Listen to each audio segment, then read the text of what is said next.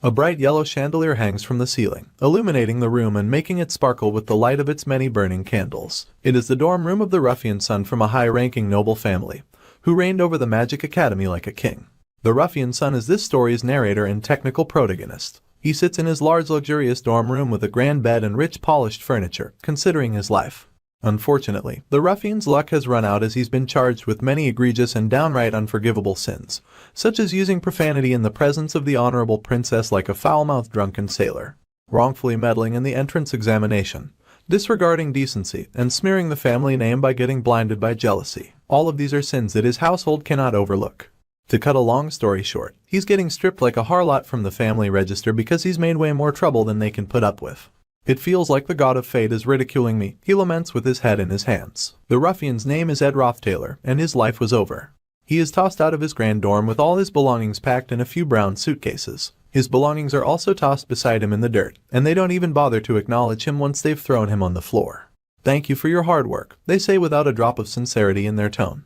Other students jeer at him when they spot him. Some students point him out in shock, and others try not to make direct eye contact like they're scared of catching a disease only he can spread. Ed has become the gossip of the academy, and some of the students wonder about the point of walking on eggshells around him. After all, he was disowned and thrown out of his dorm room, so he has no power to use against them. They likely won't even see him in the next semester. Some of the students blame him for his own misfortune. They felt he should have known better than to attempt to rig the entrance exam, and they call him a filthy noble. All these insults echo through the halls and gardens to Ed, who is left stewing on a bench with suitcases by his side while a dark, depressing aura surrounds him. Ed thinks this is all unfair, and that sort of thinking is to be expected. After all, the arrogant Ed that all the students are jeering isn't even the same person. It turns out that the reality where the magical school exists was actually a game, and our weeping protagonist entered the game while playing on his computer back home. The game was set in the magical school called Sylvania Academy and won the award of Best Game of the Year. The game, titled The Failed Swordsman of Sylvania, was his favorite game. Our boy is not too surprised about entering a game as he's familiar with this genre in the comics he reads. Usually, when someone enters a game, they end up possessing the abilities of either the main hero or the main villain. It could be someone cool like the first son of a super rich family, a genius ruffian, a young clan master, or a triple S rank hunter character who's badass and always breaks the rules. Unfortunately for our hero, he's drawn the short straw and ended up in the body of a third-rate villain, who gets kicked out of the dorms at the beginning of the game. He's not even a relevant character. His name isn't cool either, because what the fuck kind of name is Ed Roth Taylor? The developers basically designed him to fail. He's possessed the worst of characters at the worst of times, and it is truly a misfortune to land in the body of someone else just after they had messed up beyond repair. Our hero screams into the sky in protest about how unfair his situation is. He's always lived a frugal and simple life with no greed. However, the other students hear him yelling, and think the arrogant Ed is just boasting again and saying things are unfair when he's filled his life with nothing but wicked deeds. They also call him out for saying he's frugal when they know he's a shameless scumbag. That stops our boy short, and he's left gaping in embarrassment and shock. Spirit broken, he sits in humble silence as the students storm away in anger. Our boy sighs and glances to his side, and is surprised to see a status window open before him. It tells him that Ed Roth Taylor is 17, in year 2, and a male of the human race with 0 achievements. The status window also reveals that Ed is useless with a level 3 stamina and level 4 intellect. He, however, has level 7 for talent, level 7 for willpower, and a bonus level 6 for luck, so he's not entirely hopeless. However, my guy is still heavily disappointed by Ed's pathetic stats. Despite studying in the Faculty of Magic, his intellect is next to nothing, and his stamina is way too low for a noble. He figures that this is why Ed never amounted to anything more than a third-rate villain. Because even in his memories of playing the game, Ed exists as nothing but a blur. It's so bad that he can't even recall what happened to him later in the game. Suddenly, our guy is struck with enlightenment, and recalls exactly what happened to poor useless Ed Roth Taylor. In a corner of the game's ending credits, he remembers an elderly-looking man with a thin mustache, wearing a suit and crouched in the corner of the street with no shoes. The man was Ed Roth Taylor, and his ending was begging on the streets like a bum. Thinking over it logically, our hero deduces that Ed's end was no real surprise. He'd been a ruffian noble who knew nothing about the world, and was suddenly thrown into the streets. The begging bad ending aside, Ed was lucky that he'd somehow stayed alive. However, the news remained depressing for the poor guy who was now stuck living Ed's miserable life. He was so scared of the future that he turned as white as a sheet, sighing once more in disappointment. He doesn't know why he, of all people, has come to possess Ed's body, and has no idea how to find out the reason behind this mix-up. However, he picks up his suitcase, determined not to let begging become his ending. He stands with determination burning in his pale eyes as he glares ahead. He declares that he will succeed no matter what. for they say, once you've hit rock bottom, the only place to go is up. Despite being a school, Sylvania Academy is more like a city with the entire Arkan Mountains as its premises. The valley is expansive with green grass growing around the white glistening towers of the school. Our guide journeys to the undeveloped forest, northeast of the academy to escape the prying eyes of the students. He is covered in sweat and exhausted, but he makes it deep into the woods and pauses to sit on his suitcase after walking for half a day. Amazingly, he manages to lug both suitcases out of there by himself since Ed is not exactly the most built noble there is. Since he's been disowned and is now the disgrace of the school, there's plenty of time for him to ponder the next step to take, even though his odds aren't looking good. Back in the game, Ed getting disowned was the extreme starting part of the scenario. Though he was disowned, Ed was not expelled. And that part is extremely important, because Sylvania Academy is a top-notch learning facility. Just graduating from Sylvania is sure to get a student a guaranteed and secure future. Thanks to our hero obsessing over the game so much, he can now use the intel of a 5-time dedicated player of the game to its fullest. He still has a chance of success so long as he graduates quietly, then he can acquire a soft, comfortable life, a life even more awesome than the one he left in the past world. So, his obvious goal is graduation. He scratches out that word in the sand, dreams of towers of golden coins flashing in his mind. However, to achieve this newfound dream of his, he first needs to tackle a few issues, the first of which is the steep tuition fees. As someone disowned and kicked to the curb, he has absolutely no money to pay his way through school, and it's not like he's talented enough to get a scholarship either. The good news is the current semester has already been paid for by his wealthy noble family, so he can use the time he has left to achieve a scholarship for the next semester. However, Ed's stats are still looking ridiculous and downright depressing, but our boy is not about to give up just yet, even though he thinks he'd be lucky not to flunk out with those bad stats. He decides he'll worry about tuition later and instead focus on more pressing matters like how he's going to survive now that he's gotten his ass kicked out of the dorms. The things he needs now are food, clothes, and shelter. He snaps open his luxurious suitcase to take a peek at what he has to work with for around the next week to avoid turning into a bum. He finds in his suitcase a collection of showy clothing with no extra stats or powers, ceremonial daggers that are just as useless, and even the more useless ornamental cup. It's not looking good, but at least he has clothes. The problem now is having no place to stay or food to eat, and Ed's awful reputation is not going to make it easy to achieve either. He sits on the floor to ponder the issue, which makes him look like a bum in practice. Since he can't return to the dorm that he was kicked out of, he decides to stick in the woods for the time being. There is at least a clean stream nearby, and that accounts for water. Our boy has 10 days until school starts, so he's going to use that time to whip into shape. Ed starts by practicing the magic move Wind Blade. He uses it to send blades of wind whipping around the forest until he's exhausted. Fortunately, he can use spells, but using spells only made him hungrier, and he's exhausted just from using wind blades to cut down a few tree trunks. He decides the spell is not that useful. He is now frustrated that he got kicked out without at least getting some food. Then, he wonders if getting hungry after using magic is a thing in this world. Because after using magic, he is so hungry that sweat starts dripping down his brow. Suddenly, he remembers something that his grandfather told him when he was young. When barley was scarce while his grandfather was a child, he said they'd eat tree bark in the back mountains. And so, Ed stares dubiously at the barks of the trees he cut down. Unfortunately, he is desperate enough to try it. Within minutes, he's using ignition to boil up the bark of a tree inside the ceremonial cup. Anything edible is good enough for him to try to fight off the hunger. He is so hungry that he convinces himself the tree bark looks like chicken breast. Excited, he stuffs the wood in his mouth and chews with high hopes. As expected, his hopes plummet and he ends up spitting the entire thing out. Humans might be omnivores, but there's a limit. Day 3 in the forest comes around, and Ed is starting to look like a starved, reanimated corpse. He sends his hate to his grandpa for his useless advice.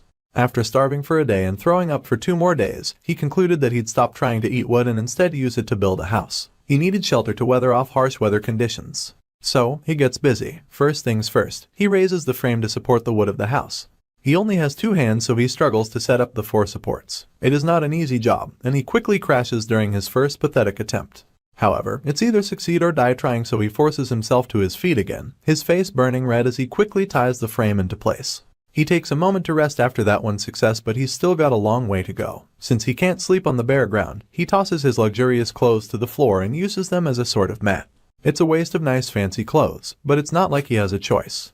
The next day comes, and he successfully crafts a tent made of wood, which he's extremely proud of. The status window suddenly becomes active, and informs him that his crafting proficiency has increased, since he crafted the basic wood shelter to completion. He is now a novice craftsman with level 4 in handiness, level 1 in design, and level 1 in gathering ability. Ed would be so much more impressed if he wasn't dying of starvation. He does realize though that he missed out on his talents because he was a noble, so he never found out that he's more talented with his hands than he is with magic. So, my guy utilizes that handiness and creates a simple harpoon, a ceremonial dagger strapped to a well-shaped tree trunk. He harnesses his newly crafted weapon like a madman, determined to find something to eat. 2 days on an empty stomach with excessive physical labor has been bad for him. Only desperation keeps him going as he madly jabs at the water in a wild attempt to catch fish. He successfully catches 2 and he roasts them over a fire with the ignition spell. A week until school starts and he finally tastes food, so it's no wonder that his eyes are finally sparkling with joy. He just has to hold out as he is right now. If he can manage to hold out until then he'll be able to get through school without much trouble. However, he was so busy eating that he forgot something important, and nearly choked on the fish when someone appeared before him. A beautiful girl with long blonde hair and shiny golden eyes. It looks like in his quest for survival, my guy had completely forgotten about the main characters of the story. But of all the people, he had not expected to run into this particular individual. She is the disciplinarian and strict Princess Fiona, and she's the one who got Ed Roth Taylor kicked out of the dorms. The issue is that Ed Roth Taylor is a villain who appears as soon as a player starts the game. Using his status as a noble, he hits on the main character's childhood friend only to end up being beaten up and punished for it. However, Ed's vengeful heart is not sated, and he goes on to use his noble influence to adjust the main character's entrance exam for Sylvania Academy. Unfortunately, he immediately gets caught by a girl who came to take the entrance exam while hiding her identity. That girl was Fiona Elias Cole, and she was their empire's 3rd princess. With her insight ability, she can detect the target's lies and conspiracies. Pathetic Ed Roth Taylor was caught in a sad state, gritting his teeth and making excuses, but all of his lies were exposed by Fiona and he was chased out of the dorms. Everyone at the academy of course hated Ed Roth Taylor, but he was doomed when he met the one person that he shouldn't have met the most. Now, my guy was unfortunate to have met her again while wearing Ed Roth Taylor's body. She is furious to see him, her arms crossing as she immediately deduces that he's up to no good. "What are you doing here?" she demands, furious to learn that he was not immediately expelled. Ed explains that he's still a student even if he was chased from the dorms. However, the princess is not having it, and she demands that he leave. She cannot stand to see a shameless person like him around the school, which would be valid if he was still the scumbag Ed Roth Taylor, but he's a completely different person inside. However, Fiona doesn't know this and she's determined to talk to the academic department and personally request for his expulsion. He's in big trouble now. She will demand that he get expelled for the crime of committing a dishonorable act as a student of the academy and for the crime of setting up a fellow student in an attempt to block their path to a better future. Yet, all Ed can think of is his precious food burning away on the fire. However, he also recognizes that his life is in a crisis now that the princess has come around to make threats because she really does have the power to get him expelled. If that's the case, then he's going to get serious. The sun will set soon, he says, his face darkening as he steps towards her, questioning why a royal like herself isn't currently being accompanied by any guards. He turns the tables around and jeers at a noble princess coming to an isolated forest alone. However, Fiona refuses to be threatened and raises her hands in battle as she's not scared of him, even if she doesn't have her escorts. Still, our hero denies trying to threaten her and suddenly gets on his knees, claiming with a bright smile that he's just trying to thank her. This confuses Fiona and she activates her skill of insight. She is shocked to find that there is truth to his words and no lies are detected. Ed notes that she looks surprised. The Roth Taylor family that he belongs to is famous and influential, but they use that name to exploit the citizens and do human experiments for research into eternal life. To the main character, it is a trash family that is destined to be destroyed and all the members of the family will be imprisoned and executed in the future. However, thanks to Ed getting disowned, our hero will never have to suffer that fate. The fish he caught is now completely burnt and he may be cold and hungry, but he decides that is better than dying. In the long run, it's a good thing that he got disowned and it puts a bright smile on his face. He decides he will have to convince Fiona without lying, or he'll get expelled, and then it's game over at any chance of living a peaceful and happy life. Looking at the timeline, he deduces that it's about a week before the school starts, and he ponders on why the princess would be in the forest. She has come without any escort, and she's come wearing simple clothing, which makes him realize that she is completing the class placement test. Professor Glass' class placement test is a test to find magic beads hidden in the forest. It is a vicious test, and he knows the noble Princess Fiona would be aiming for the best class, which is Class A. She rebukes him for trying to flatter her, and brings up getting him expelled again. However, Ed interjects and says that without his help, she will never be able to enter Class A. He also adds that if his words are lies, then she can have him expelled. He tells her that if she goes to the lake in the southeast of the forest, there will be a small grassy island. There, she will find a giant tree in the middle of that island, called Merylda's Guardian Tree, where she shall find the present that he left. Fiona follows his directions and is mystified to find the golden bead hidden exactly where he said it would be. She cannot understand it. She knew Ed Roth Taylor to be a liar and a charlatan. However, the Ed she just encountered was different. She is at a loss for words as she stares at the bead. The class placement test officially ends and the professor asks them all to take out the beads they have acquired. Some of the students show up with a bunch of ridiculous beads of different colors. Some have even returned with fruits and eggs. Professor Glass tells those students that they will start from Class F.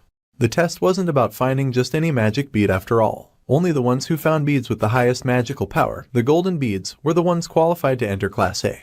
Only 3 students found the golden beads. It was Ziggs, a rough boy with red eyeliner and green eyes. Lortell, a redhead hottie with green eyes and a cat-like smile. And lastly, the one who found a bead at the guardian tree of Merelda that had unusually high magic power. The person that found the last bead would be recognized as top of the class, and it looks like the princess is ready to accept that title.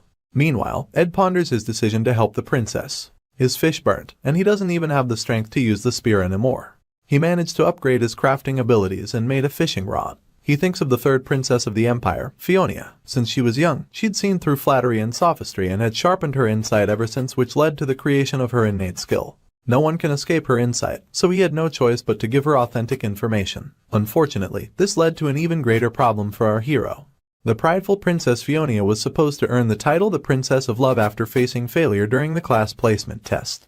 However, if Fiona, who has great influence over the early scenario, finds the golden bead and enters Class A, the scenario of the original story collapses.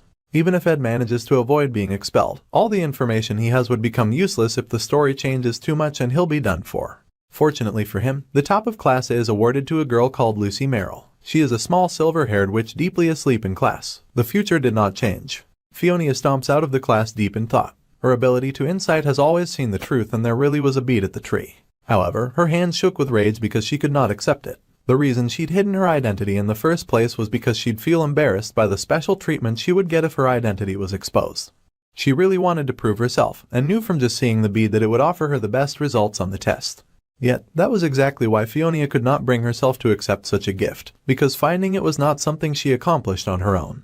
The title Princess of Love that she would receive in the future was one she wanted to gain only by walking the righteous path. So, with her head down, she turned away from the opportunity before her. Ed threw bait at the princess, knowing it would not matter if it were a truth or a lie. Even if Ed Roth Taylor believed that the princess would fail the test, she had confidence in succeeding and rubbing it in his face. However, that confidence crumbled when she was unable to find another bead, which meant that our hero had never lied to her since she was unable to enter Class A without the item he'd directed her to. The princess punched the wall in a rage, since this meant she had to keep her end of the deal and could not get him expelled. However, she swore to keep her eyes on him. Meanwhile, Ed celebrates finally catching a fish even bigger than the sardines he caught last time. He now lives in a place where he has to start running from early in the morning to get to school on time, as there is no means of transporting himself back and forth from his wooden tent to the school. But then again, he is willing to make the effort and races back to school, overjoyed to have returned to the splendor and joy of the Sylvania Academy. The school opening ceremony begins, and the announcers say it is nice to see that the students have made progress before starting the new semester. The announcer tells them to enjoy the food prepared while they listen. As the announcer continued to speak, Ed heard the sweet whispers from his haters that welcomed him back to school. Nobody looked happy to see him back in school. They wondered how he had the face to come to the opening ceremony, and they wondered why he even came back in the first place. However, he doesn't care as he once more gets the chance to eat rich flavored meat, and he proceeds to eat many plates of it like a pig. His goal is graduation, and he doesn't care how many shocked stares he gets. Still, the side characters keep whispering about his disgrace and his manners. Some even admit that he feels a bit different. That's when a group of girls whisper about desserts being made by the head chef of Offles Hall, and they hurry over to the table where it's being served. A pretty girl with long brown pigtail braids and a bow in her hair remarks that it's strange somehow that Ed Roth Taylor feels like a different person. Meanwhile, our hero is out here, simply wishing for nothing unusual to happen. Moving on, a big blue sky brightens another brand new day at Sylvania Academy. It is the first day of school and a new semester. A welcome speech is given to the new students in a grand hall, with the speaker stating their excitement at seeing the students in a new and improved form. It looks like the speaker also looks forward to seeing Sylvania Academy whip them into shape to become functional members that society can be proud of. However, things are not going peaky for everyone, for on the first day of school, our protagonist Ed finds himself in the dean's office. He almost didn't even start the school year because he almost got expelled on the first day of school. Ed had not expected Fiona to tell the dean about him, especially after their little encounter in the forest. Fortunately, the dean was a rather happy fella, and Ed was surprised that the cranky old man spoke with a smile on his face the entire time. He reasons that Fiona must not have said anything bad about him. Since he barely managed to avoid expulsion, he's decided to be a bit more careful and breathes a sigh of relief. With a look of determination on his face, he is prepared to ensure that the story doesn't stray from the original because his peaceful, comfortable life depends on it. Thanks to the life skills he honed for survival, he's achieved the combat abilities of a novice fighter, with his speciality being the bow, but he's only level 1 at it. He also did some magic training appropriate for a student of the Faculty of Magic. To get the best combination of survival skills and magic training, there was no better weapon than a bow. He used these combined skills to hunt down games to eat. As his life skills become more proficient and he becomes better at making good quality arrows, he'll soon be able to cast spirit or magic formulas to the arrows. For now, he'll just hunt down rabbits and keep practicing because spirit formulas are still currently outside what he can achieve. In the middle of his hunt, Ed pauses when he sees an enchanting beauty seated underneath a tree, her hair flowing in the wind. It is the pigtailed brunette, and she sits reading a book, with a pile of books on the floor before her. This beautiful lady is Janica Failover. She is in her second year just like Ed, except that she is also top of the class and a genius spirit sorcerer, unlike Ed. The beauty glances up, her ruby eyes sparkling with beauty. She spots Ed and remarks that he is the amusing guy Merylda was talking about, Merylda being the name of the tree. Surprisingly, though she's heard of him, Janica is actually happy to see him and jovially introduces herself. He is shocked that she immediately leaps into his personal space with a bright, happy smile on her face. She asks if he is surprised that she knows all about him like some kind of creepy stalker. She explains that this forest is the territory of Merylda, a high-ranking spirit, and it turns out that Merylda is a huge gossip. She has told Janice so much about Ed. Ed is shocked that the master of the forest even has that much free time to talk about him to strangers. Janica laughs and explains that Merylda is kind of nosy, like that wasn't already clear. Merylda has her attention all over the place, so it makes sense that she'd know about an unwanted visitor. Ed is just hurt that he's classified as unwanted in his newfound home. Then again, he did kill a lot of animals and cut down so many trees, but just thinking about it makes him feel kind of depressed, and Janica realizes the awkwardness she caused with her tactless statement. She quickly tells Ed not to sweat the small stuff since it's the natural order of things for creatures in the forest to catch and eat each other. Merylda is not bothered by things like that, so Ed has no reason to worry. Ed is a little touched and blushes when he notes that even the huge wild forest master has a tender heart.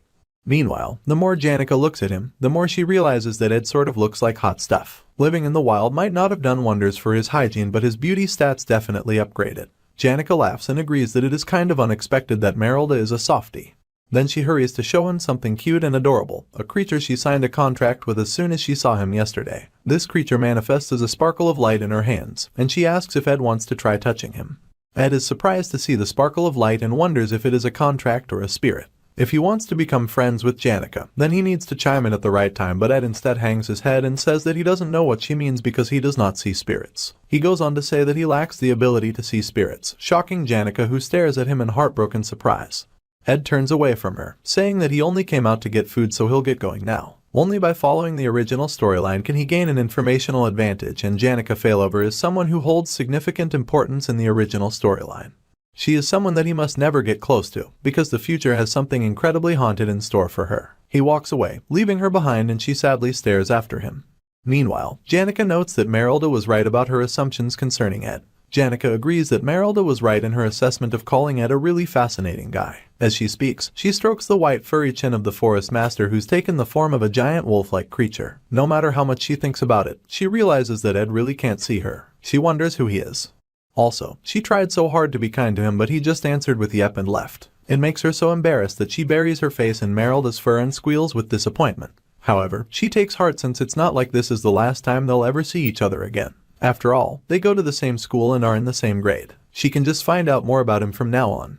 The distance between Ed's shelter and the student area was not close at all. It was in fact a whole treasure map's journey from point A to point B. Ed barely made it in time for school even when he left at dawn and ran at full speed. Just commuting to school is something ridiculous that increases his stats, so at least it is worth doing.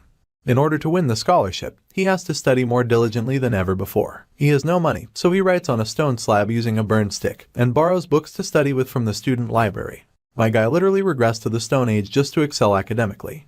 On his way home, he washes the sweat from his clothes in the stream. One would think that would conclude his daily chores, but he's just getting started. Life as a broke student isn't easy, and he has to check if he still has any firewood, drinking water, and jerky for his next day's lunch. Due to this extra chore, he only gets 4 hours of sleep. However, doing all this is not what bothers him the most. What bothers him the most is that the entire time he's struggling, Janica keeps following him and keeps a close eye on him like he's her amusing circus monkey.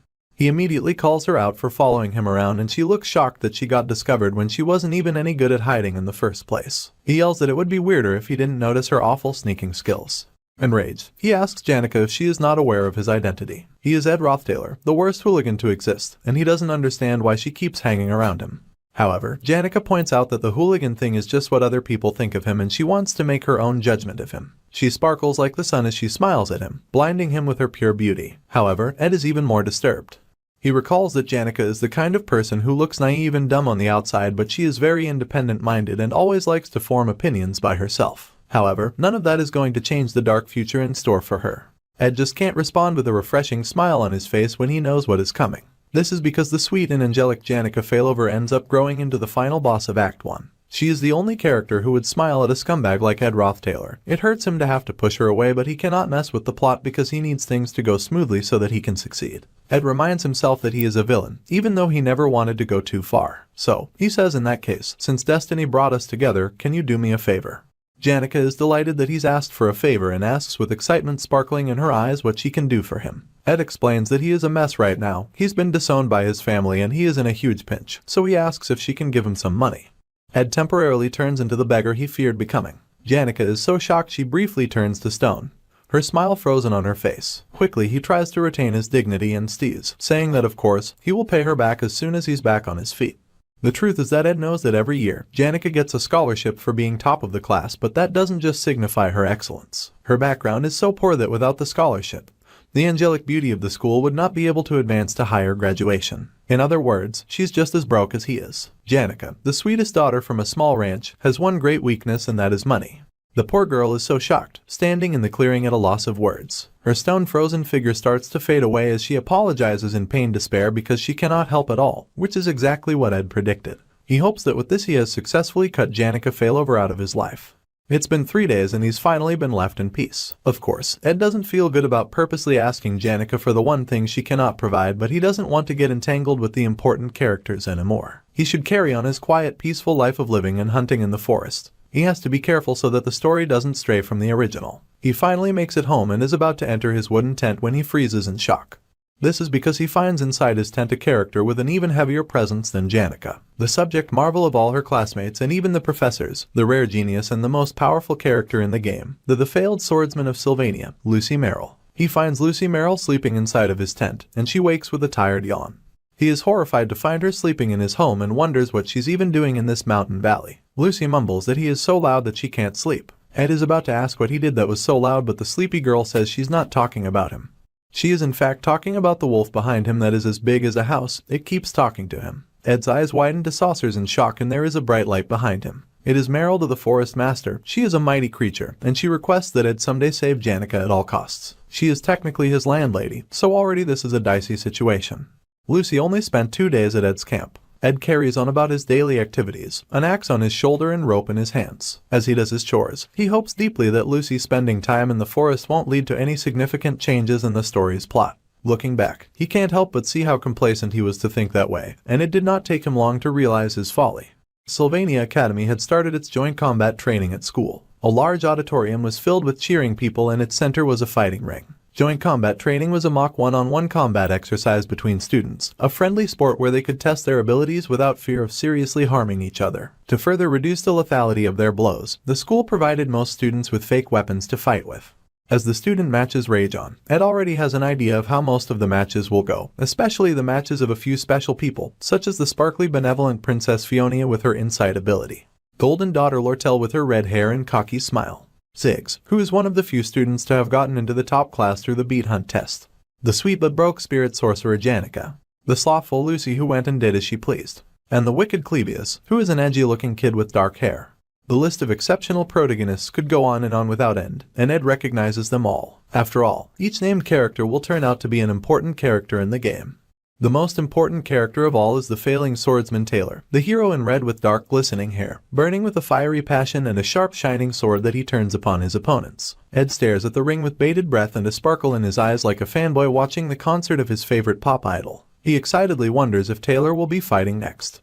He already knows the results, so he didn't pay too much attention to any of the other matches.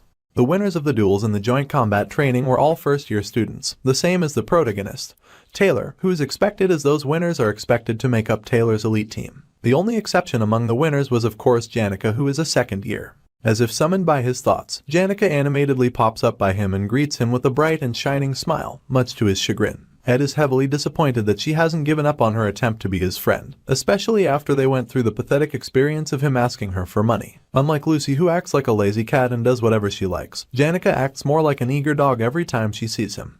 With excitement, Janica informs him that the list of matches is out. However, Ed is not really interested in the list, crossing his arms and turning away so he can focus on what is happening in the ring instead. However, Janica is not discouraged and she excitedly questions his disinterest. She thought that he would at least be curious to know who he would be fighting. Her statement stops Ed short. He freezes in terror and horror and realization as a cold sweat runs down his face. He had not expected that he'd have to fight as well, but that was his own foolish mistake. Ed had forgotten that by the time of the joint combat training, Ed Roth Taylor had already been expelled. However, Ed had prevented that from happening, so now he would of course have to take part in the joint combat training and he would have to fight another student. With apprehension in his eyes, he scans the list in Janica's hand to find out who is going to be his opponent. Meanwhile, in the ring, the protagonist, Taylor, stands proud and determined with his fist beating against his chest. Taylor promises to perform to the best of his ability. Ed immediately forgets all about who he has to fight, now that his inner fanboy has activated. A smile comes upon his lips as he decides his opponent does not matter right now, since he must pay attention to Taylor. Ed just wants to watch Taylor's fight because they have a deep connection, even if Taylor doesn't know it.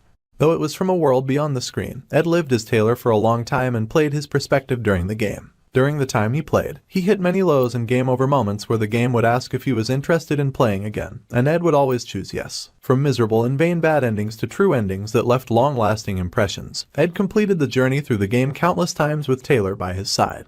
Among the countless routes, there wasn't a single route that was not arduous and difficult. Taylor would sometimes get beat up and covered in various battle bruises with his face in a grimace, burdened by the difficulties of his path. In this new life, Ed and Taylor are now separate and Ed has to take care of himself to protect himself from a bad ending. However, he still plans to energetically and wholeheartedly cheer for Taylor. Ed wishes Taylor great success, because Taylor's success will keep the game predictable and help to guarantee a peaceful future for Ed. Ed gets so touched thinking about it, that his eyes sparkle with heartfelt tears. Suddenly, he notices the big black speakers blaring beside him, repeating an announcement over and over. The announcer is searching for the student named Lucy Merrill. The speaker announces that Lucy has to come to the arena as soon as she's ready for the practice match. Glancing around the auditorium, Ed does not see Lucy and he wonders where she went.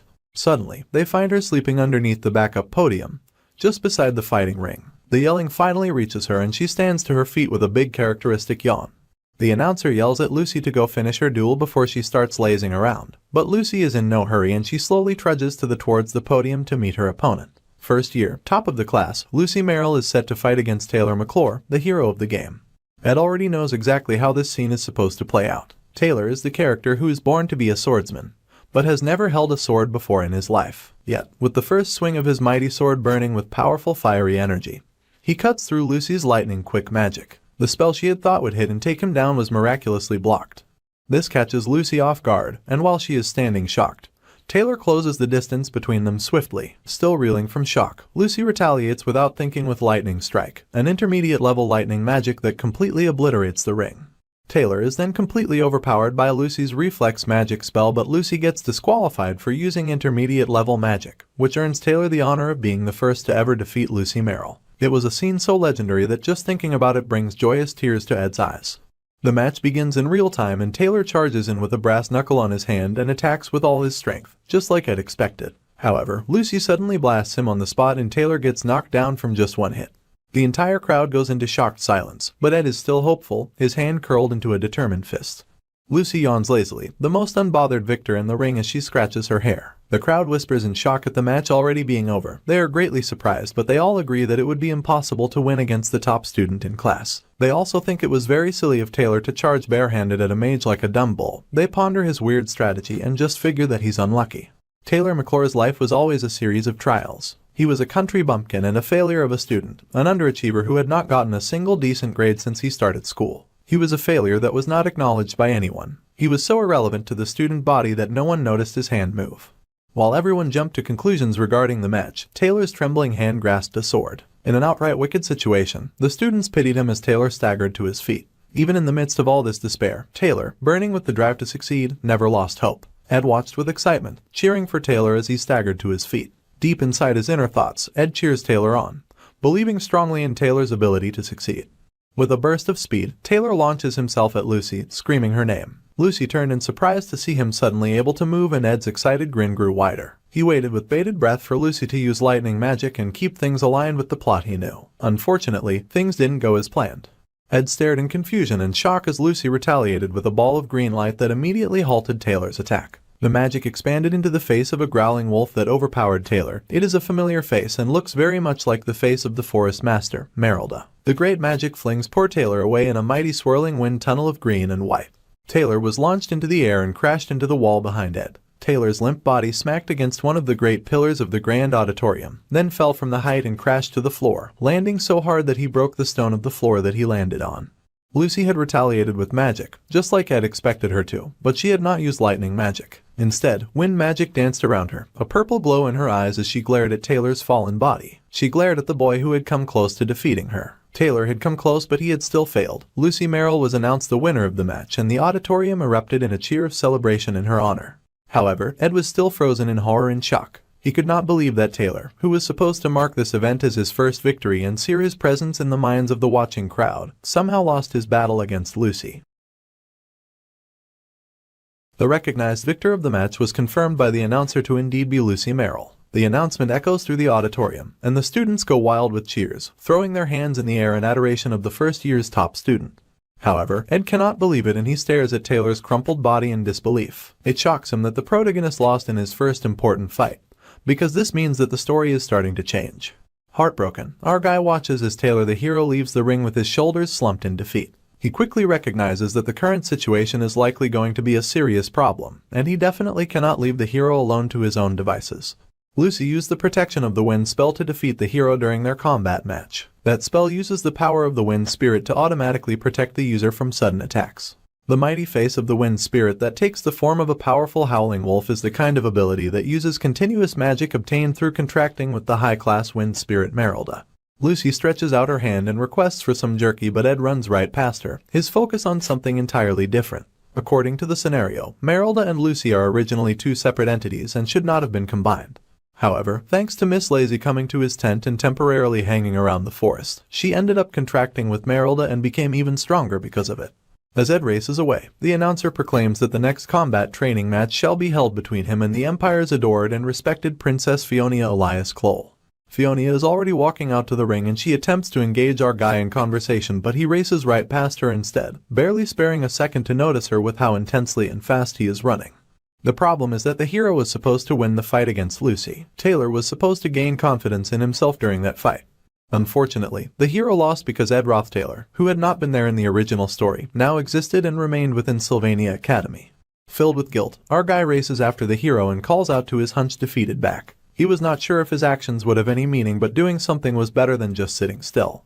Ed then shouted encouraging words, telling Taylor that his efforts would surely pay off. He told the hero not to feel down and that there was nothing to be embarrassed about. Our guy is not doing any of this because he is a selfless angel. It is because deep down inside he realizes that if the hero's heart gets broken, then he will be forced to work hard in the end at fixing things that Taylor was supposed to handle. So, he floods the hero with toxic positivity and tells him to walk with pride because he did good. Our guy screams with so much energy and passion that his face goes purple. Ed knows that there are sure to be more hardships that will occur at Sylvania Academy, but the hero is the one built to face and overcome these hardships, not him.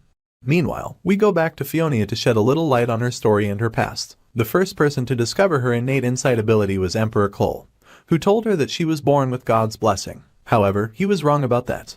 The life of a royal was the kind riddled with endless intrigue and conspiracy. From within that dark abyss, the golden light that was Fiona developed the insight sense by herself as a means of self-protection. That is why she is always confident. The princess could always find an ugly abyss swirling deep inside the eyes of the imperial family that looked up to her. Even when she saw through them, the Princess of Love lived as if she did not know of their wicked hearts. Now, back to the present, she faces Ed during the joint combat training. He solemnly asks Fiona to go easy on him, and she also asks him to also go easy on her. While they brace themselves in preparation for the match ahead, the other students whisper about Ed's behavior before the match and how he rushed to yell at poor defeated Taylor. They all think that our guy is surprisingly persistent in his evil, and feel wowed that he put in so much effort to make fun of someone who wasn't even able to do anything. They figured that he probably wanted to look like a nice guy by cheering for the person he'd been caught bullying. They also agreed that such an idea is disturbing, and some of the other students laugh at Ed for being that kind of person from the start. Fiona closes her eyes deep in thought. The truth is that she believes the words of the jeering students are correct. Ed Roth Taylor has always been the type of person who used his noble-born position to embarrass his juniors, and when things did not work out the way he planned, he was then caught in the shameless, disgusting act of altering the test results. Ed Roth Taylor was a predictable eyesore. That was what he was like in the past. However, now he started acting different. The memory of him kneeling before her and offering her the chance to win the golden bead flashes in her mind. She wonders if she truly knows all there is to know about Ed Roth Taylor. Earlier, our guy did indeed race away to yell at Taylor, but there had been desperation shining in his eyes, and that was not an act. The announcer declared that the combat would begin, and all the students cheered. Before they start fighting, Fiona tells him that he confuses her, which surprises Ed. She will come to a conclusion about him using this duel between them. Fiona informs Ed that she has begun her attack. She shoots just one ball of water at Ed, starting with one just to test him. She knows that the magic he uses is wind and fire, so she wonders how he will now react to her water ball. In a dramatic battle as a finale, she plans on getting rid of that mysterious man haunting her heart. However, to her ultimate disappointment, the water ball smacks Ed right in the chest and he takes a dramatic hit. Fiona is dumbstruck with confusion as Ed rather dramatically hits the ground like he was mowed down by an asteroid. Ed declares his silent defeat. Fiona is outraged, of course. The noble princess who could not accept a freely given bead during a hunting game would hardly be thrilled about a freely given win. She knows that he saw the trajectory of the water ball and yet chose not to block it. The student body throws back their heads and laughs at how pathetic Ed is. They think his battle went even worse than Taylor's. Ed was acting all cool earlier, but he ended up knocked down with just one hit. The students also cheer for the princess with adoration in their eyes, agreeing that watching the princess fight and win was refreshing. Ed bows his thanks to Fiona and says that he learnt a lot. However, Fiona is well aware that she's the butt of this stupid joke. She only fired one shot and Ed would have learnt absolutely nothing from a battle so brief it can't even be called a fight. She then realizes that Ed has never once made eye contact with her through the entire fight. This must mean Ed is lying, and that further aggravates her. Princess Fiona Elias Cole is announced the victor and, predictably, the whole crowd cheers. Fiona is outraged, but Ed races out of the grand auditorium as soon as his duel is over.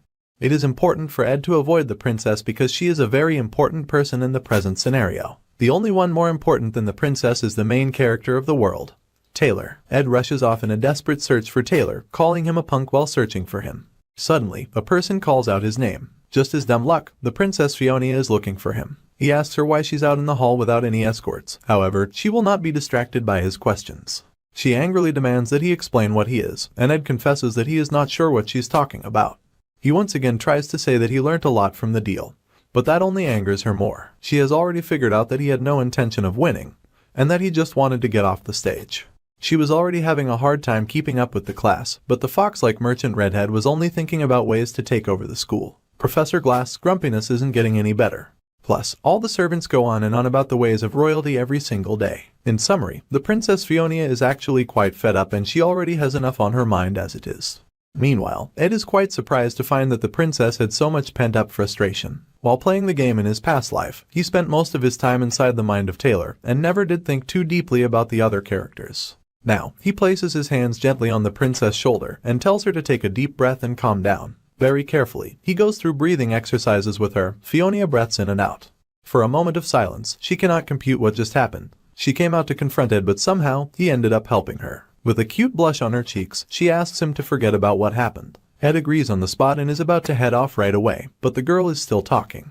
She confesses that she has a bad habit of only asking blunt questions, because she feels like she's constantly trying to guess and predict what is going on in people's thoughts due to living in the palace so long. Ed couldn't care less, and he so desperately wants to leave to find Taylor. However, Fiona must get her question answered first, so she asks him bluntly. She asks if he tried to cut ties with his family because he knew of their dark side. She demands to know if the reason he picked on Taylor was because he needed a reason to be expelled from the family. Ed can't help the cold sweat that slides down his face at her super sharp deduction. Although it is mostly wrong, the thought of the Roth Taylor family having a dark side was correct. However, he can't just openly admit that. So, Ed avoids eye contact and denies everything. It is too early for Fiona to know about that anyway. She can look that far into the future. Still, the girl is shocked by his blatant lie and dismissal. She demands to know why he was cheering and supporting the person who he was trying to get expelled. She asks if he never even disliked Taylor from the start. All those questions were very blunt and to the point.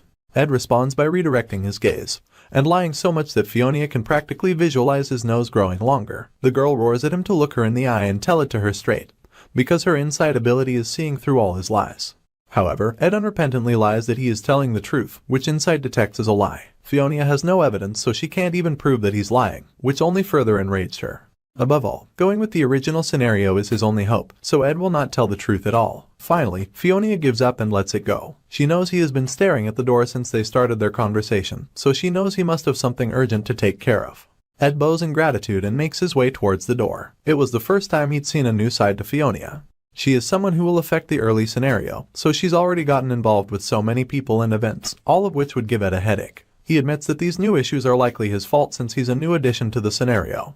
His burdens are nothing compared to the burden that the princess carries, so he pauses for a moment. Ed tells her that it is important to pay attention to complicated politics, but she should also relax a bit. After all, Sylvania Academy is not like the palace where she has to worry about every little thing. Fiona lived her life trying to see through everyone's lies, but it was the first time that someone else saw right through her. Ed rushed away immediately, still in a desperate search for Taylor. If Taylor gives up on his story, then Ed's comfortable life would be in jeopardy, the whole world might even end. So of course, our guy is relieved when he finally finds the main character sitting by himself with his broken wooden sword in hand. However, now that he's found Taylor, Ed has no idea what to say. Surprisingly, before he can speak, a girl shows up, standing defensively in front of Taylor with her arms spread. She declares that Ed Roth Taylor shall no longer bother her friend, as he's already done enough damage. Ed slowly recognizes her as Ayla, the main heroine, and basically Taylor's beloved childhood friend whom he'll protect throughout the game. Ayla fiercely remains blocking Ed's path to Taylor. She tells Ed that her man is already having a hard time, without him showing up and making things even more difficult for him. She yells that he does not need to harass him anymore. Taylor finally gets to his feet and notes his surprise that Ed is somehow still in the school. Ed meanwhile is shocked to see that the main character has revived. As the hero, Taylor's fighting spirit is the kind that never falters no matter how strong his opponent is.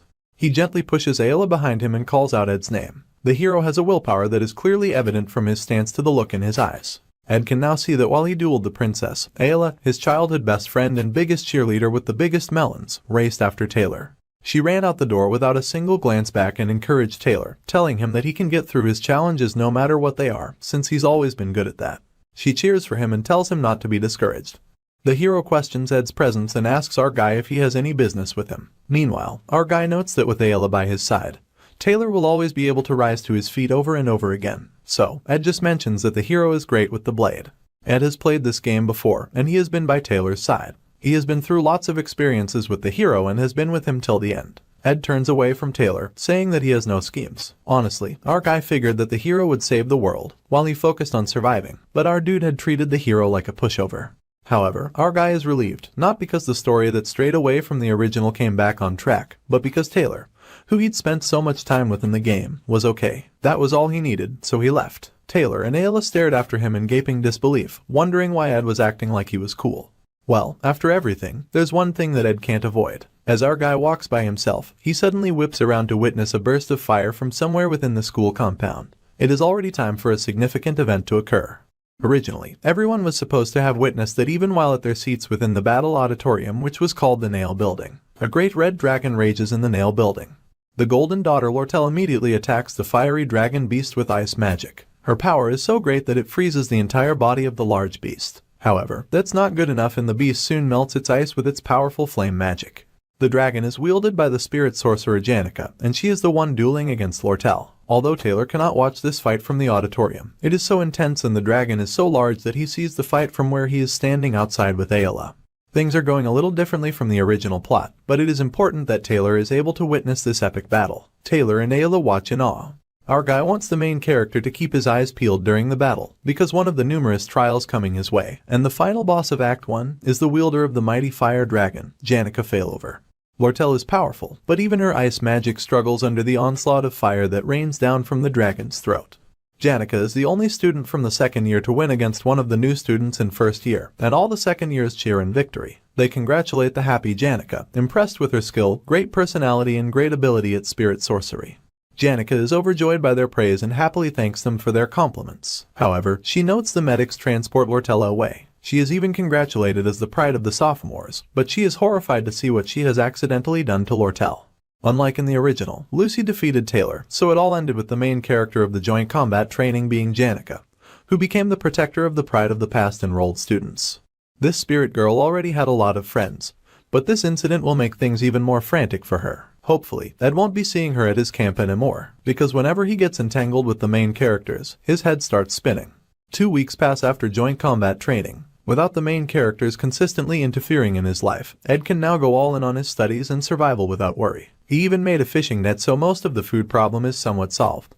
He also managed to upgrade his stats. His stamina, intellect, talent, and willpower upgrade. His body is even starting to shape up with well-defined muscles because his stamina stats are increasing.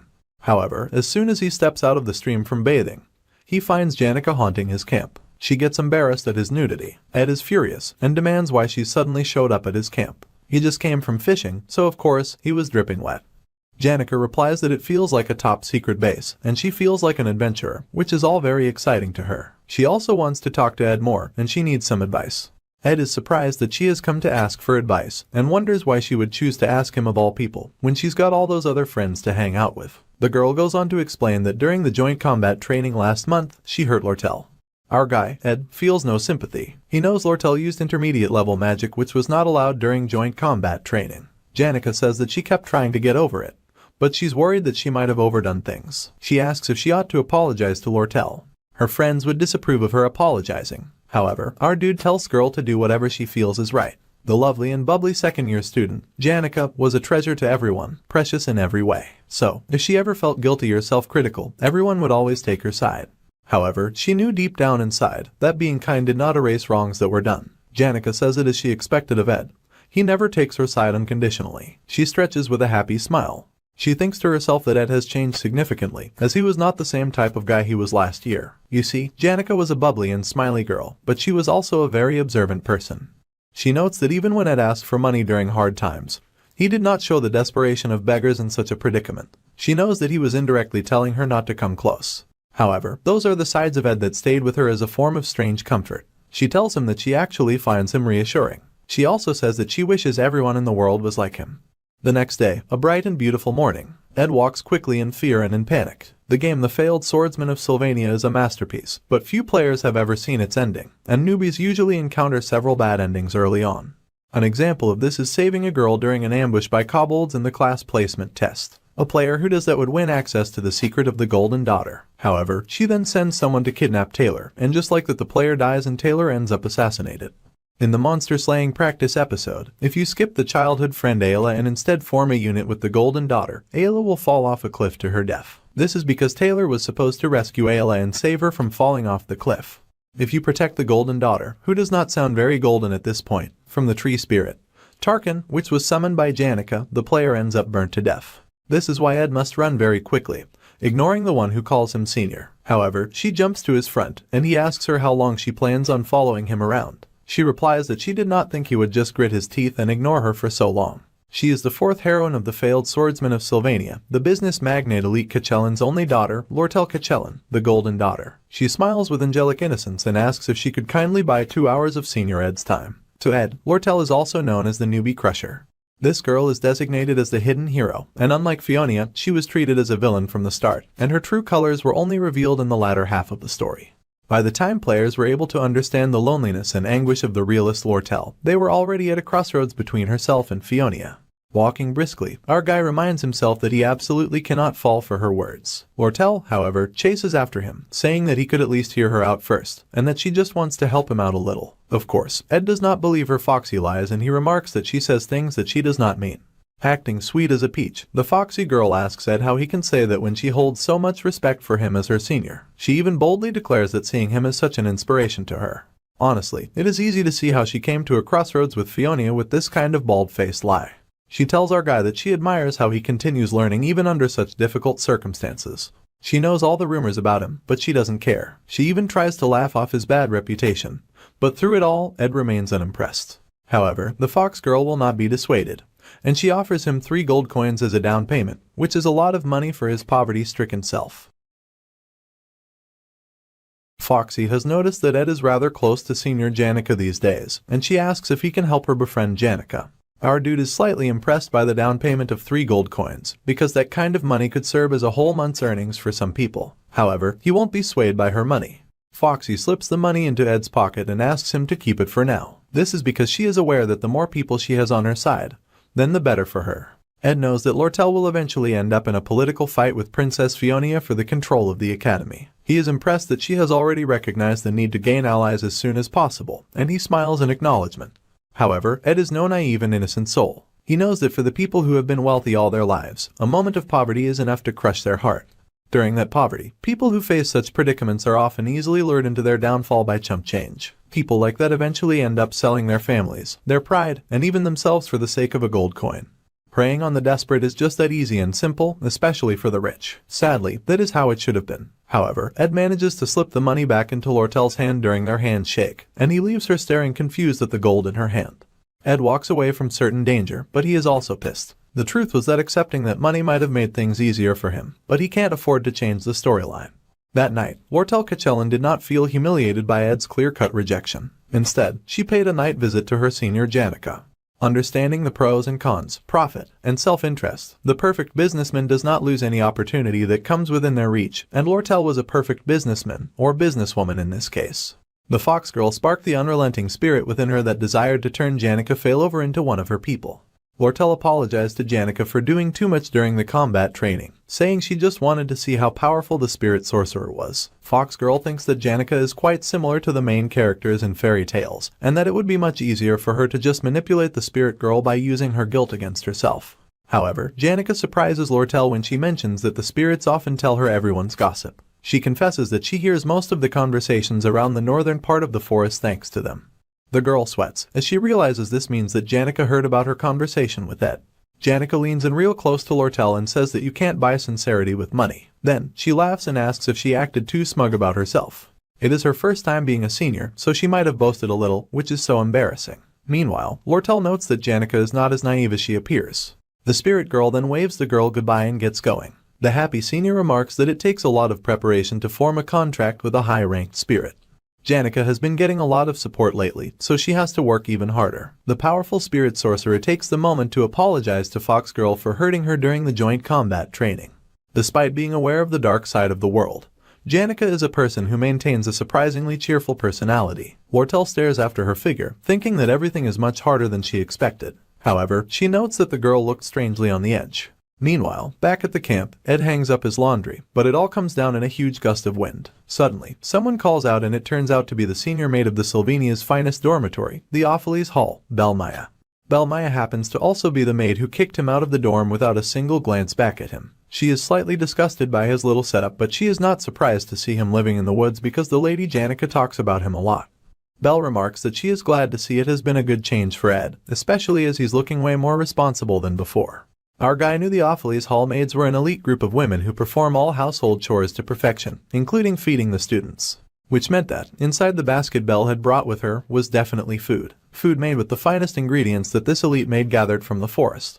Ed thinks very deeply of the events where Belmaya could impact the main plot. While he is lost in the deep thoughts, Belle tells him that he does not need to be so respectful. She also mentions that he can also talk down to her just like he did while residing in Offles. However, Ed immediately turns down the offer, which genuinely surprises Belle. She has never known Ed Roth Taylor to give up the opportunity to ridicule someone else.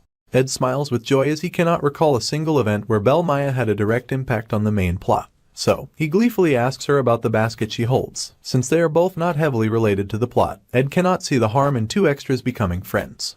He heard about the explanations of various edible berries, mushrooms, and herbs from Belmaya. Ed also crafts a basket just like hers, and his crafting abilities get even better. He crafts a fish framing net and installs it into the water. He also has plenty of game with their meat drying in the sun. With this, Ed has plenty of meat and fish. His dietary needs are almost solved. He still only has the fire and wind magic, using 2 basic spells. However, he used them so many times that he reached his aim proficiency of level 10 without even noticing. He used his magic so much while chopping firewood or cooking that it increased his survival rate drastically. A proof of his growth is that he gets done with his work and the sun hasn't even set, so he gets to watch the beautiful sunset. Being honest, he is truly having fun with this quiet camp life. Suddenly, he notices a spark in the sky like a distant star, but it is way too early for the stars to be shining that bright. Ed was having fun, right until something fell from the sky and crash landed in his camp, raising a huge cloud of dust. His precious wonderful camp got destroyed. Someone coughs in the cloud of dust and it clears to reveal Lucy in a simple dress like a nightgown. She remarks that something nearly killed her, but Ed is so dumbfounded to find Lucy of all people in his house. Lucy coughs out in the crater that she made, mumbling about how that fall just about killed her. Meanwhile, our dude is justifiably upset considering she almost killed him. He also worried about what could have been fatal to the most powerful mage. Lucy reveals that her attacker was Maya, and Ed looks at her with heavy disbelief on his face. Lucy explains that she ditched class, which is something she does often, but she noted that Maya was moody for some reason. It was so sudden that Lucy teleported out of there in fear, and she wrecked Ed's camp for no good reason. The world's most powerful mage then asks our dude if he has any jerky, but he just smacks her on the head and yells at her. Surprisingly, that actually hurts Lucy and she rubs her head in pain. Ed then realizes that Lucy is not using any protective spells. Lucy explains sulkily that she ran out of all her magic. Ed takes the opportunity to enact merciless punishment on her for destroying his precious house. It is about time that our guy gets a better and sturdier wooden house, so he visits the library to figure out how to make one. He checks out books that provide him with information such as materials for planning and other necessities. All that is left is for him to find the method of smoothing the wood and finishing the roof. Closing time in the library comes around, and a pink-haired girl with long wavy pigtails tells Ed that it is closing time. She notices he is studying hard and she remarks that it is nice to see someone study so diligently, because it really boosts her motivation to study as well. Her name is Elka Islin and she is a first year. Ed introduces himself to her as Ed Roth Taylor and the girl freezes in shock. Ed is not too surprised at her reaction because of his soiled reputation. However, to Ed's shock, Elka replies that he is extremely different from what the rumors said. He even read books that are hard for her to understand in a few days. The students say that Ed acts all arrogant, but they have no idea what he really is like. She laughs and says that rumors are not to be trusted after all. Ed is so dumbfounded that all he can do is thank Elka for her support. She is about to leave when suddenly, an oppressive presence shakes through the library. Elka looks up in shock as the books come crashing down from the shelves. This reminds Ed of the final chapter of Act 1 from the game, which was called the Glascin Showdown. A bright purple light shoots up from the school to the sky like a massive laser beam. At 11:30, the temporary camp in front of the student center is where most of the students gathered thanks to the efforts of Taylor and his friends. It had only been 2 hours after the unprecedented disaster. Ayla looks up into the sky, saying she recognizes the light from a book on spirit magic. The light is formed by a summoning rune which is used to summon the highest-ranked spirit of darkness, Glascin. Even Fiona has to acknowledge this as bad news. She knows only one person with a high enough spirit connection level to summon that many spirits. Their likely enemy can be none other than the second-year top student, Janica Failover. If Ayla is right about what is being summoned, then the barrier around the students will only buy some time. Taylor announces that if Glascin is summoned, then there will only be more casualties. The students need to head inside the student center where they can be safe. The captain of the guard, Claire, says that people outside the barrier will surely notice in no time and help them out.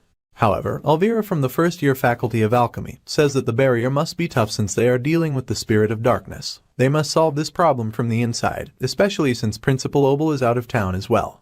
However, Clebury's Nortendale from the combat faculty is heavily against this idea, and he shakes in fear at the thought of having to deal with that loathsome beast. He explains that they will have to get through the intermediate-level spirits hanging around outside the barrier and subdue the spirit boss as well. To do that, they will need to enter the building and take down Janica. Not only that, but there's high-ranking spirits inside the building as well. 2 tall, powerful, and heavily muscled high-ranked spirits guard the inside. They are the high-ranked Berserk Fire Spirit, Tarkin, and the high-ranked Spirit of Darkness, Velosfer. Clebius panics and screams that it is a suicide mission, and he refuses to partake in it. Meanwhile, Lortell is awestruck that Janica could do all this on her own. Even for a second-year student, she thinks Janica is way too powerful. Ayla explains that most of it is Velosfer's power being used. Their senior Janica is merely a medium manifesting that ultimate power. Spirits of darkness are the natural enemies of a spirit sorcerer. They take control of the spirit sorcerer and puppet them into doing their dark bidding. The reason all spirit sorcerers feel the same sort of repulsion is because they end up becoming the prey of the spirits of darkness. Right now, poor Janica is suffering the same fate. However, how she, the most remarkable student in spirit studies, managed to command Velosfer is not known to anyone. Ziggs reminds everyone that this conversation is not what is important at the moment. They all turn to the noble Princess Fiona, who has started to sweat buckets from all this responsibility dropped on her shoulders. All the students wait patiently for their beautiful and wise princess to tell them what to do. Fiona recalls that Ed remarked on her heavy burden, and asked her why she did not have any peace of mind. She wishes that peace could be that easy for her to attain. Fiona declares that they will enter the building after an hour. However, she has no desire to put the students in danger, so the only ones entering the building will be her guard who is named Claire, and every top student of each year in class.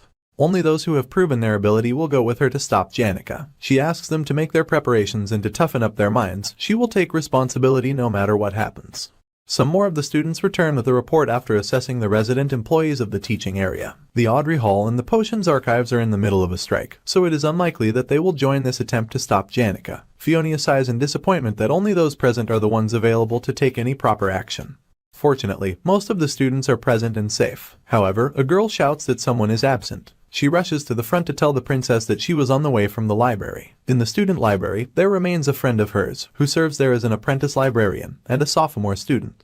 Fiona is surprised to hear this and asks for the names of the missing students. The girl shouts that the apprentice's name is Elka Islin. Ziggs is horrified to hear this. Ziggs cannot bear the thought of Elka in danger, and he immediately tries to run off and rescue her, because Elka is powerless to defend herself. Lortell tells him to calm down, since the student library is really far away. She says they need to prioritize subduing the cause of this problem, so they have to first stop Janica. Fiona also blocks his path, agreeing with Lortell. Fiona adds that there is a second year in the student library, so they need to believe that the second year will definitely protect Elka. Ziggs finds it hard to debate their logic. Fiona then asks about the other student, and the girl who brought the news seems hesitant. Ziggs rushes at her, shaking her and demanding that she reveal what she is hiding. So, the girl finally reveals that the other student is none other than Ed Roth Taylor, the infamous first-year bully. She cries that he was sitting in the library till really late in the night. She was so annoyed that she ended up leaving him to Elka, especially since everyone knows the kind of scummy guy that he is. Elka is not the kind to care about rumors like that. But no one at all is reassured by the thought of Ed Roth Taylor. In fact, they all despise him.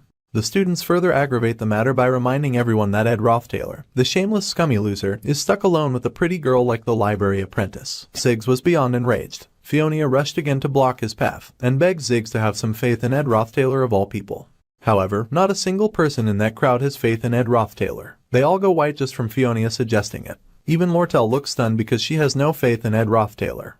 Ziggs's face becomes a dark thunder cloud. He looks like he can become a second final boss if they do not step out of his way. He blasts through the barrier without hesitation, hoping to save Elka from the evil spirits and from Ed Roth Taylor.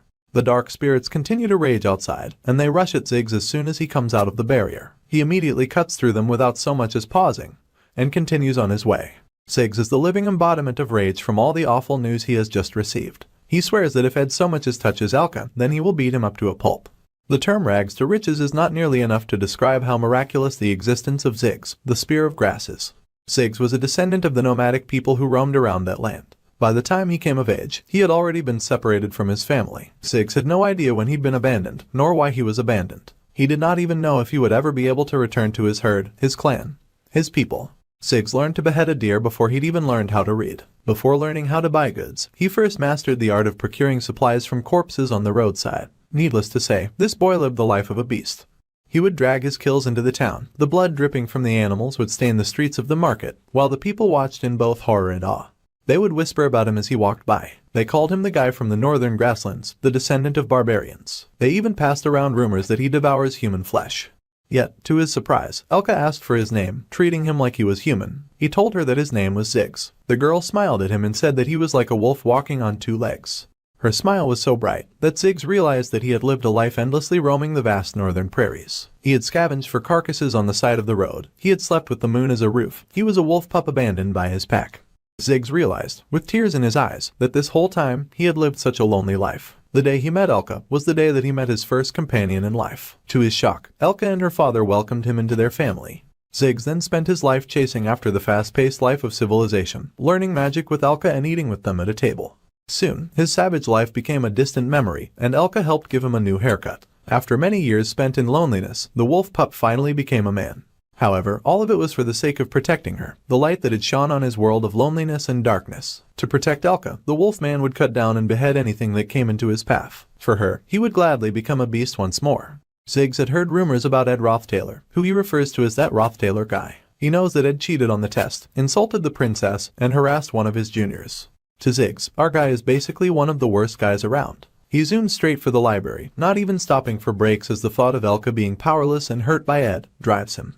It does not take long for the Wolfman to find Ed. Ed asks who he is, but Ziggs has no time for introductions. He grabs Ed by the collar and demands that Ed tell him where Elka is. Ed does not break his nonchalant expression when he informs Ziggs that Elka is in the reading room of floor 3. Ziggs tosses him away and zooms off without a moment's hesitation. Desperate to reunite with his beloved Elka, he throws open the door, asking loudly if she is okay, and he finds her sleeping with Ed's jacket on her body. She is sleeping so peacefully that he shakes with relief. He is grateful and rubs his head with his hand.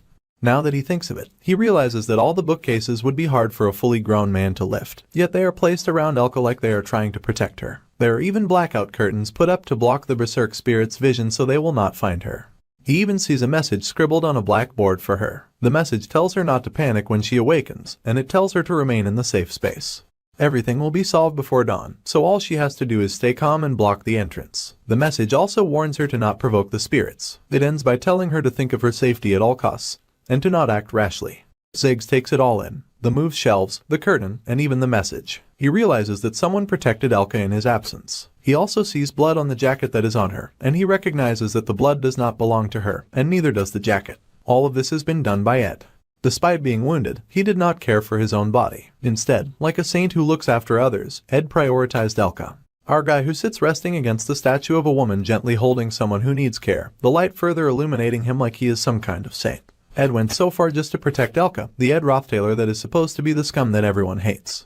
Just 3 hours ago, when the library began to shake, Ed managed to heave Elka over his shoulders and catch the shelf that would have crushed them. Thankfully, he does a bit of strength training on a regular basis, so he was able to prevent disaster from striking. Judging by the summoning rune, this is the start of the Glascin showdown. He looked out the window at the laser from the sky, and then just closed the curtains like the lazy jerk that he is, because he is sure Taylor will take care of it. He shouldn't even look at that place because it is flooded with the storyline's key characters. In a little while, the berserk low-rank spirits would surely come swarming into the library. He blocks the entrance so that the berserk spirits don't come in. He also uses the chance to create a perfect shelter and places Elka there. After his hard work is done, Ed plans on eating the beef jerky he brought, and to do research all night long, especially since the library will now be open indefinitely until the Janica situation is handled. Suddenly, he recalls that Janica's strong command of spirit understanding and spirit connection are the reason she is so powerful. Those two stats grow the more she interacts with spirits, and Janica happily talks to any and every spirit. Since meeting spirits itself is a domain of her talent, for Ed who can't even see spirits, raising his spirit stat is close to impossible. However, he is surprised that Janica is shooting materialized spirits, which means he is able to see them. This gives him the opportunity to grow his own combat abilities by fighting the spirits, an opportunity that Ed happily takes advantage of. He steps out of his perfect barrier and spends a good long time duking it out with the materialized spirits. He ends up boosting his ignition powers to level 12, his spirit connection to level 7, and his spirit understanding to level 7. If he had reached a sum of 15 levels for spirit connection and spirit understanding, then he might have been able to form a spirit contract. However, he pushed himself to the limit, so he will have to rest for now.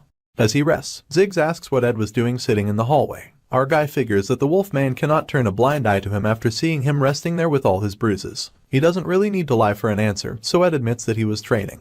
However, Ziggs does not even slightly believe our dude. The Wolfman tells Ed that he finally understands the kind of person that is. With the sincerest look on his face, he bows to Ed and says that he truly owes him a big favor and calls him Senior Ed. The Wolfman promises that when the time comes, he will repay this debt to Ed at any cost. Ed realizes that Elka was Ziggs' lover. She was barely important enough to make an appearance in the setting, so he completely forgot about her, since he's such a dedicated Taylor fanboy. However, Ziggs is Taylor's friend who trusted Taylor from the beginning to the end of the storyline. The Wolfman is extremely important to the storyline. Looking at the situation, Ed confirms that Ziggs left the student center and came running to the library to save Elka. Since he has confirmed Elka's safety, he must hurry to go do what he's supposed to do and help the others to stop Janica. Ed tells him to return to the student center and help Taylor. He adds that as long as Ziggs does what Taylor says, then everything will work out. Ziggs is surprised and asks if our dude is actually about the Taylor McClure that he knows. After all, the Wolfman has no idea why Ed thinks so highly of Taylor, especially when he's never even talked to him. Ed says that it is less about regarding him highly and more about a compatibility issue, especially since the shell of the high-rank fire spirit, Tarkin, can only be harmed by Taylor's element/ability. In Act 1, Scene 9, Taylor learns one of his key moves, element/. To win this scenario, it is a necessary skill. As long as the guy uses that skill, he can win. Ziggs thanks our guy for the advice with another bow. Our dude dismisses him, telling him that he does not have time for messing around, and that he should move quickly. Meanwhile, Ed will rest in the library. He has given the Wolfman a huge piece of advice, so he hopes things unfold just like in the original story. This is when our hero realizes that Ziggs and Taylor are surprisingly not yet friends. The Wolfman barely even thinks of the hero. In the game's Act 1, Scene 9, during the end of semester assessment, the hero suffers one-sidedly in a duel between the Wolfmen, but he learns the element slash and cuts through the Wolfman's magic. That's when the two acknowledge each other and become friends. However, the final chapter of Act 1 is happening a month earlier than it did during the original story. This means that Act 1, Scene 9 did not even get a chance to happen. This is why Wolfman is not yet close friends with the hero, and the hero has not learned the super important element slash. This means that right now, not a single person in the raid team can deal any damage to Tarkin. Our hero is absolutely horrified to realize that the whole plot is already falling apart, and the strike team is sure to lose against Tarkin at this rate. Back at the student center and the raid team's base, the Wolfman apologizes for the delay. He promises to make sure to pay for his wrongdoings. However, Fiona tells him to forget about it. Even if the Wolfman was around, they would have lost regardless. The entire raid team is covered in blood and bruises. They already attempted the raid and their first invasion attempt failed horribly. Claire, the guard, remarks that if they want to re-invade, it would be better to get more reinforcements. Seriously, because the professors who are adults should be contributing heavily during this attack, instead of leaving it to a gathering of students. Claire says he will join the next raid as soon as the pain in his leg subsides. Fiona tells her guard that it is alright, and that he should rest at the base, especially since he can't even walk properly. He tells her that if she really cares, she should rescind her order. However, she refuses to, saying that she also has a heart. Fortunately, their retreat was successful, but her guard is now out of the squad. Plebius, the top student of the first-year combat faculty, also got injured. Fiona cannot see a way out of this difficult predicament. She tells them that they have to do their best to eliminate Tarkin with the people they have.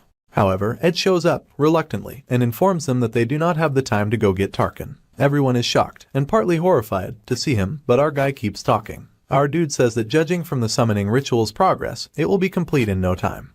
Interfering with the plot is the last thing he wants to do. But he has no choice. If everyone dies in a second failed raid attempt, he will never get the peaceful ending he so badly desires. So, he tells them to split the raid team in two, and that he will take charge of one side. His existence has already changed the story way too much. From now on, Ed Roth Taylor will intervene in the storyline. Everyone is shocked to see Ed Roth Taylor not only show up, but also take charge of the situation. Plebius yells at him, and yells that our guy is treating this as a joke. But right away, the Wolfman halts Plebius' outburst, saying that they should at least hear him out first. Ed explains that they must get through the fire spirit, Tarkin, that Janica summoned. They also need to deal with the spirit of darkness, Velosfer, who has overpowered the spirit sorcerer. However, as everyone already learnt during the fight against the beast, it is hard to deal damage to him because of his shell. This is why it is no longer necessary for them to go against the beast. Once one team gets Tarkin's attention, the other can enter the combat training grounds and subdue the suppressed Janica. Ed figures they switch their plan from a head-on attack to a classic bait and switch using two groups. One will serve as the luring group that distracts the beast, and the other will serve as the subduing group. Once they've gotten past the beast, they can directly confront Janica. However, Lortell is against this awful idea. They have never faced anything the beast before in combat practice, and they only manage to retreat out of pure luck. If the luring group fails to capture Tarkin's attention, then the subduing group will end up chased by the beast. If anything goes wrong, the luring group could get completely wiped out, or worse, the subduing group finds themselves facing the two high-rank spirits at once. The plan is too risky.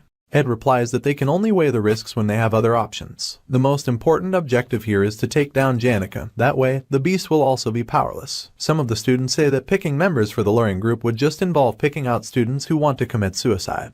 However, Taylor, our sweet and brave protagonist, offers to be a part of the luring group. Our guy, of course, immediately shoots down that offer. The hero does not have time to play hide and seek with the beast when they need him facing down the big boy villains with his mighty sword powers. The hero insists that he is quick, and that he will gladly sacrifice himself. Of course, Ed is not having it. He shoves Taylor to the side, telling him that he is mistaken. They are not picking sacrificial lambs, and they will not split exactly in half either. Ed says that Plebius and Lortell are enough to make up the luring group with him included. The three of them will distract Tarkin. Of course, Plebius and Foxy are horrified to hear this news, and Plebius protests loudly, saying that he does not want to die. Foxgirl also respectfully declines. However, Ed insists that this is the only way for them to defeat Tarkin. Plebius and Lortell loudly protest, and our guy is visibly annoyed since they do not have much time before Janica completes the ritual. Fiona finally speaks up. Her command is that they will go with Ed's idea and divide the raid into two groups. Taylor, Fiona, Elvira, Ayla, and Ziggs shall form the group that subdues Janica. Meanwhile, Plebius, Foxy, and our guy shall be the group that lures Janica's high-rank spirit Tarkin. Lastly, her final command will be short because they are running out of time. She tells the members of the raid teams not to die at any cost. Inside the nail hall corridor, Tarkin stalks. Lortell asks Ed how he is going to stall for time when his opponent is a fire lizard. Ed replies that she should just do as he tells her. If things go according to plan, then they will definitely win. With those words, he, Lortell, and Clebius charge. Ed is familiar with Clebius the Gloomy from the game. Clebius is a gloomy person who is very fearful and lacks confidence, which contrasts with his actual powerful skills. Despite his negative attitude, Clebius is the top student among the freshmen of the combat faculty, so Ed reassures Mr. Gloom that he will be able to do it. Clebius is surprised that Ed is full of confidence, though he thinks Ed is a brat. He came all the way with Ed because he was convinced by the princess' firm attitude. He is worried, but since he is not alone, he feels that he might be able to muster up some courage. With a little hope in his heart, Clebius smiles. Tarkin has finally noticed them, and he is not pleased. The fire spirit roars out his displeasure, and Mr. Gloom shakes in fear at the might of the high-rank spirit. Clebius asks how he is supposed to lure Tarkin. However, when he looks behind him, he sees that Ed and Lortell are missing, and he has been left alone. Both Tarkin and Clebius are shocked at the empty space behind him. They are frozen in dumbstruck silence. Mr. Gloom feels the oppressive force of the fire spirit looming behind him, and he starts sweating buckets. He breaks out into a terrified run, screaming in despair about Ed tricking him. He curses and screams his hate as he runs around, avoiding getting hurt by Tarkin. Meanwhile, Lortell stands outside and takes a deep breath. She recalls that back in the hall, as soon as Clebius started running towards Tarkin, our guy told her to leave. He said that now that they had driven Clebius to Nail Hall's corridor, their part of the plan was done. He even believes that Clebius might be able to defeat Tarkin. Lortell smiled foxily and asked our guy if he was going to sacrifice Clebius in the end. She tells him it is not a bad idea, but he won't be able to evade the moral criticism that comes with that action. However, Ed responds that it is not a sacrifice. Mr. Gloom, despite how he looks, is a top student, and he is very resilient. He will not lose to Tarkin that easily. Also, Ed tells Foxgirl that the most important role will be hers. That is why she now stands outside the Nail Hall, outside the combat training grounds. He puts her in charge of securing the entry path for the subduing group, and landing a critical hit on Tarkin. She is amused as she channels her energy outside the hall. She decides that she should not jump to conclusions about Ed just after listening to rumors. Our guy told her that he is sure everyone will hesitate and doubt themselves, but he knows they are good at this stuff. Just as Ed said, the Fox Girl's magic activates and she successfully blows open a giant-sized hole in the wall of the Nail Hall. Her power blasts through the wall and brings it crumbling down in rubble by her feet.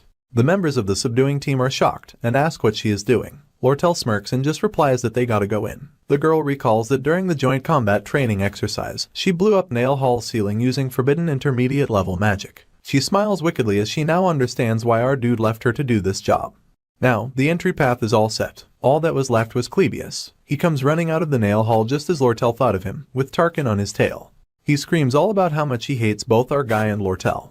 Even if the plan is successful and the raid party makes it inside without encountering Tarkin, she and Clebius will still have to deal with Tarkin, since it will run around. Going against Tarkin in the student plaza means there will be no escape. Mr. Gloom is also getting anxious and pleads for Lortell to save him as he runs towards her. She recalls another conversation with Ed, when she had questioned his plan to kill Tarkin. Our guy explained that the high-ranked Tarkin could not run away. The only way to defeat him is to apprehend him. Thanks to Tarkin's shell, no attacks will work on him anyway. They already saw this during the practice match between Janica and Lortell, and Ed graciously reminds the Fox Girl that she lost that fight. Not a single raid member could even lay a scratch on Tarkin. Ed holds up a small pouch and tells Lortell that they can use what is inside to deal with Tarkin's shell. All she has to do is get ready by gathering mana. While Lortell and Clebius are handling the beast, Ed does some running on his own. The girl completely freezes Tarkin from top to bottom. It is true that without Elemental Slash there is no one in the raid party that can break through Tarkin's shell. The beast quickly breaks out of the ice, roaring in rage. At the same time, our guy kicks open a door, because what they need is overwhelming firepower. Behind the door, he finds Lazy Lucy, who had been sleeping for God knows how long. There are very few people who attempt to clear all of the additional achievement conditions that are necessary to beat this part of the game, which is likely because there are a lot of conditions to meet. However, Ed has done it countless times, and he knows exactly where to find the right kind of weapon for each scenario. In this case, that weapon is Lucy. He hauls the sleeping and lazy bum onto his shoulder. Lucy mumbles about just wanting to take a nap, while Ed barely holds back his fury. He does not even understand how she is napping in the middle of all this disaster. Also, she's been sleeping for such a long time that it hardly counts as a nap anymore. Miss Lazy had nowhere to sleep, because the shelter had been destroyed, thanks to her asteroid panic. So, Lucy went to the rooftop where she usually naps. She had been sleeping that entire time because she had to be excluded from the storyline. Belmaya was irritated because Janica wasn't in good shape. So, Lucy ran away, used up all of her magic, and fell asleep.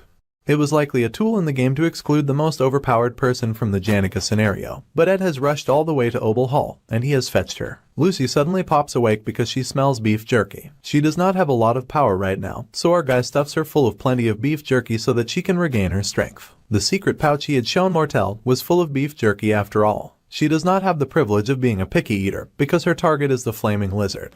Our dude is not sure if he will get the distance right, but there's no need to worry about that. He did a lot of throwing in the military. That's right, he does not have time to run all the way back to Nail Hall, because he is not going to make it in time to help Clebius and Lortell. So, he is just going to fling Lucy from the roof of Offles Hall. Now, that Tarkin has been lured out into the grounds, it is the perfect strategy to defeat him. Our hero screams for everyone to get down as he flings Lucy, and she flies through the air like a homing missile. It is just in time too, because the beast has broken out of his ice prison, and he is preparing to charge Clebius and Lortell. Lucy flies between Tarkin, cutting off his path to the other two present. Then, she explodes like a firecracker. She activates high-rank electrokinesis, divine punishment. The light she emits is so bright that she might as well have transformed into a nuclear weapon. Her explosion is so powerful that she nearly wipes out Clebius and Lortell along with Tarkin. She just manages to throw up a shield over herself and Clebius in time. Even our guy has to hold on to the railings for dear life, because the force of Lucy's explosion nearly blew him away.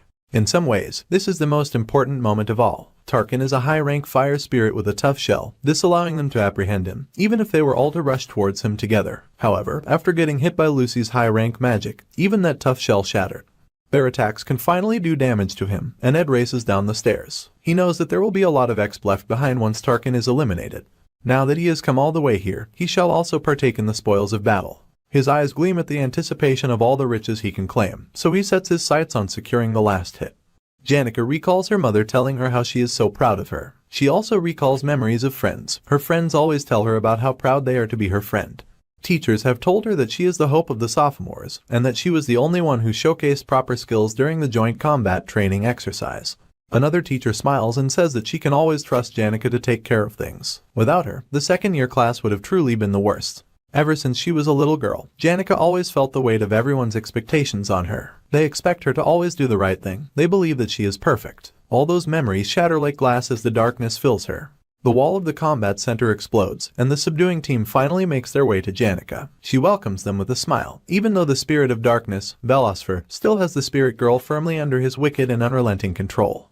Meanwhile, Ed is quite sure that the scenario will end by the break of dawn. Fortunately, he has not arrived late, and he gets to Nail Hall in time to see that Clebius is still running, and Tarkin is still breathing fire all over the place. Ed notices that Lucy is missing and asks about her whereabouts. However, Lortell replies that Lucy is somewhere nearby, rolling around in a corner, typical Lucy. However, our guy thinks it would be great if Lucy finished things off till the end, but the fox girl is not sure Miss Lazy has the energy to do anything like that.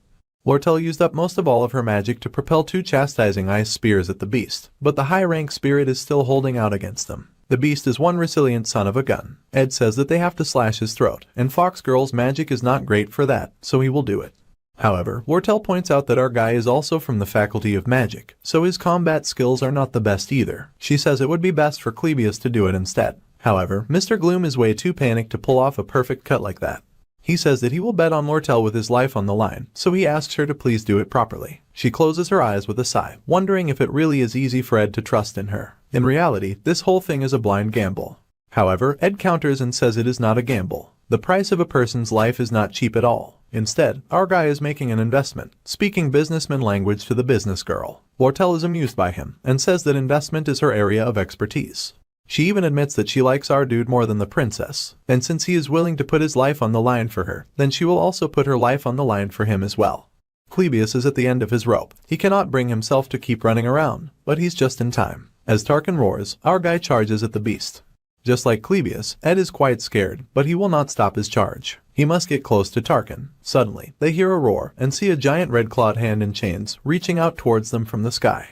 Ed recognizes the hand, knowing it is Glascin. That means that Taylor's party has entered the last phase, and things are going well. Unfortunately, a scene like that could cause a huge distraction.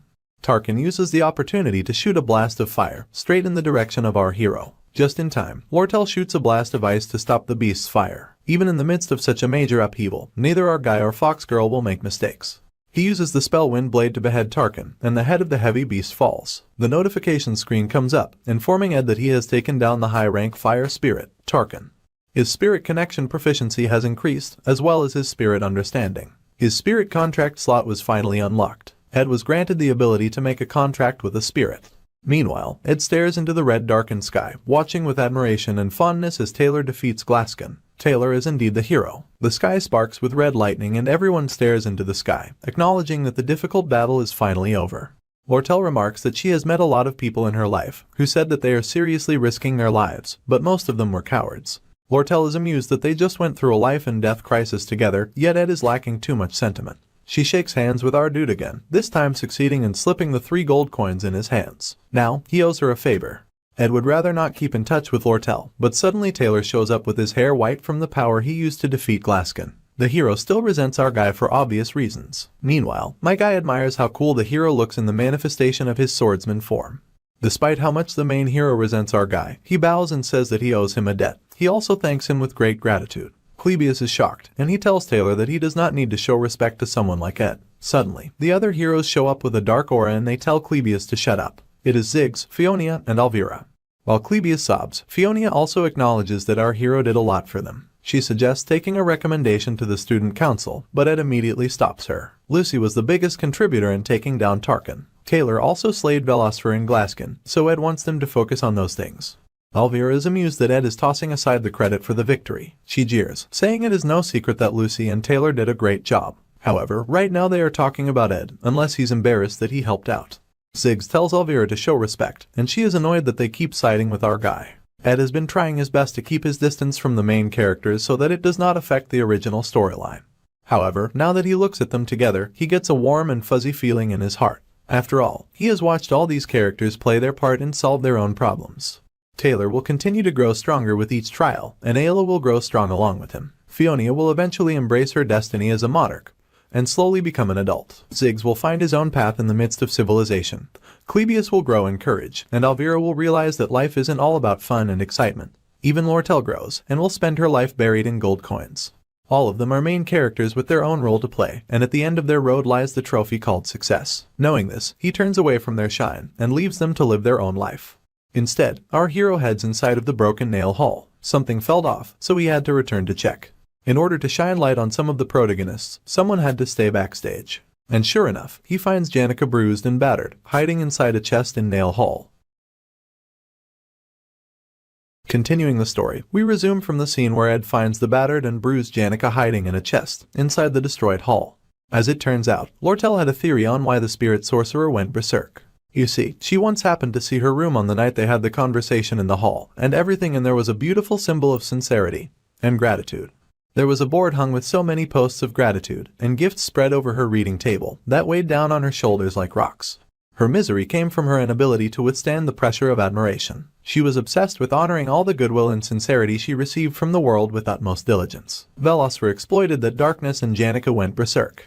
The spirit sorcerer became the hero of the joint combat training due to Lucy defeating Taylor. Merylda and Lucy formed a contract, which was why Taylor got defeated in one blow. Miss Lazy formed the contract because she frequently visited the Forest of the North, and that was because he had built the perfect place for napping in there.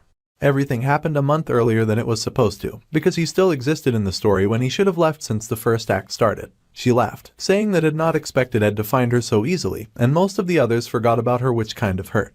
After wreaking havoc on such a magnificent stage for everyone to see, she is now in the backseat since everything is over. She would have preferred to hide a little longer, since she is about to ugly cry. Ed recalls Merylda's message to him to save Janica. It feels like he was asked to save her from ending up as the villain at the end of Act 1.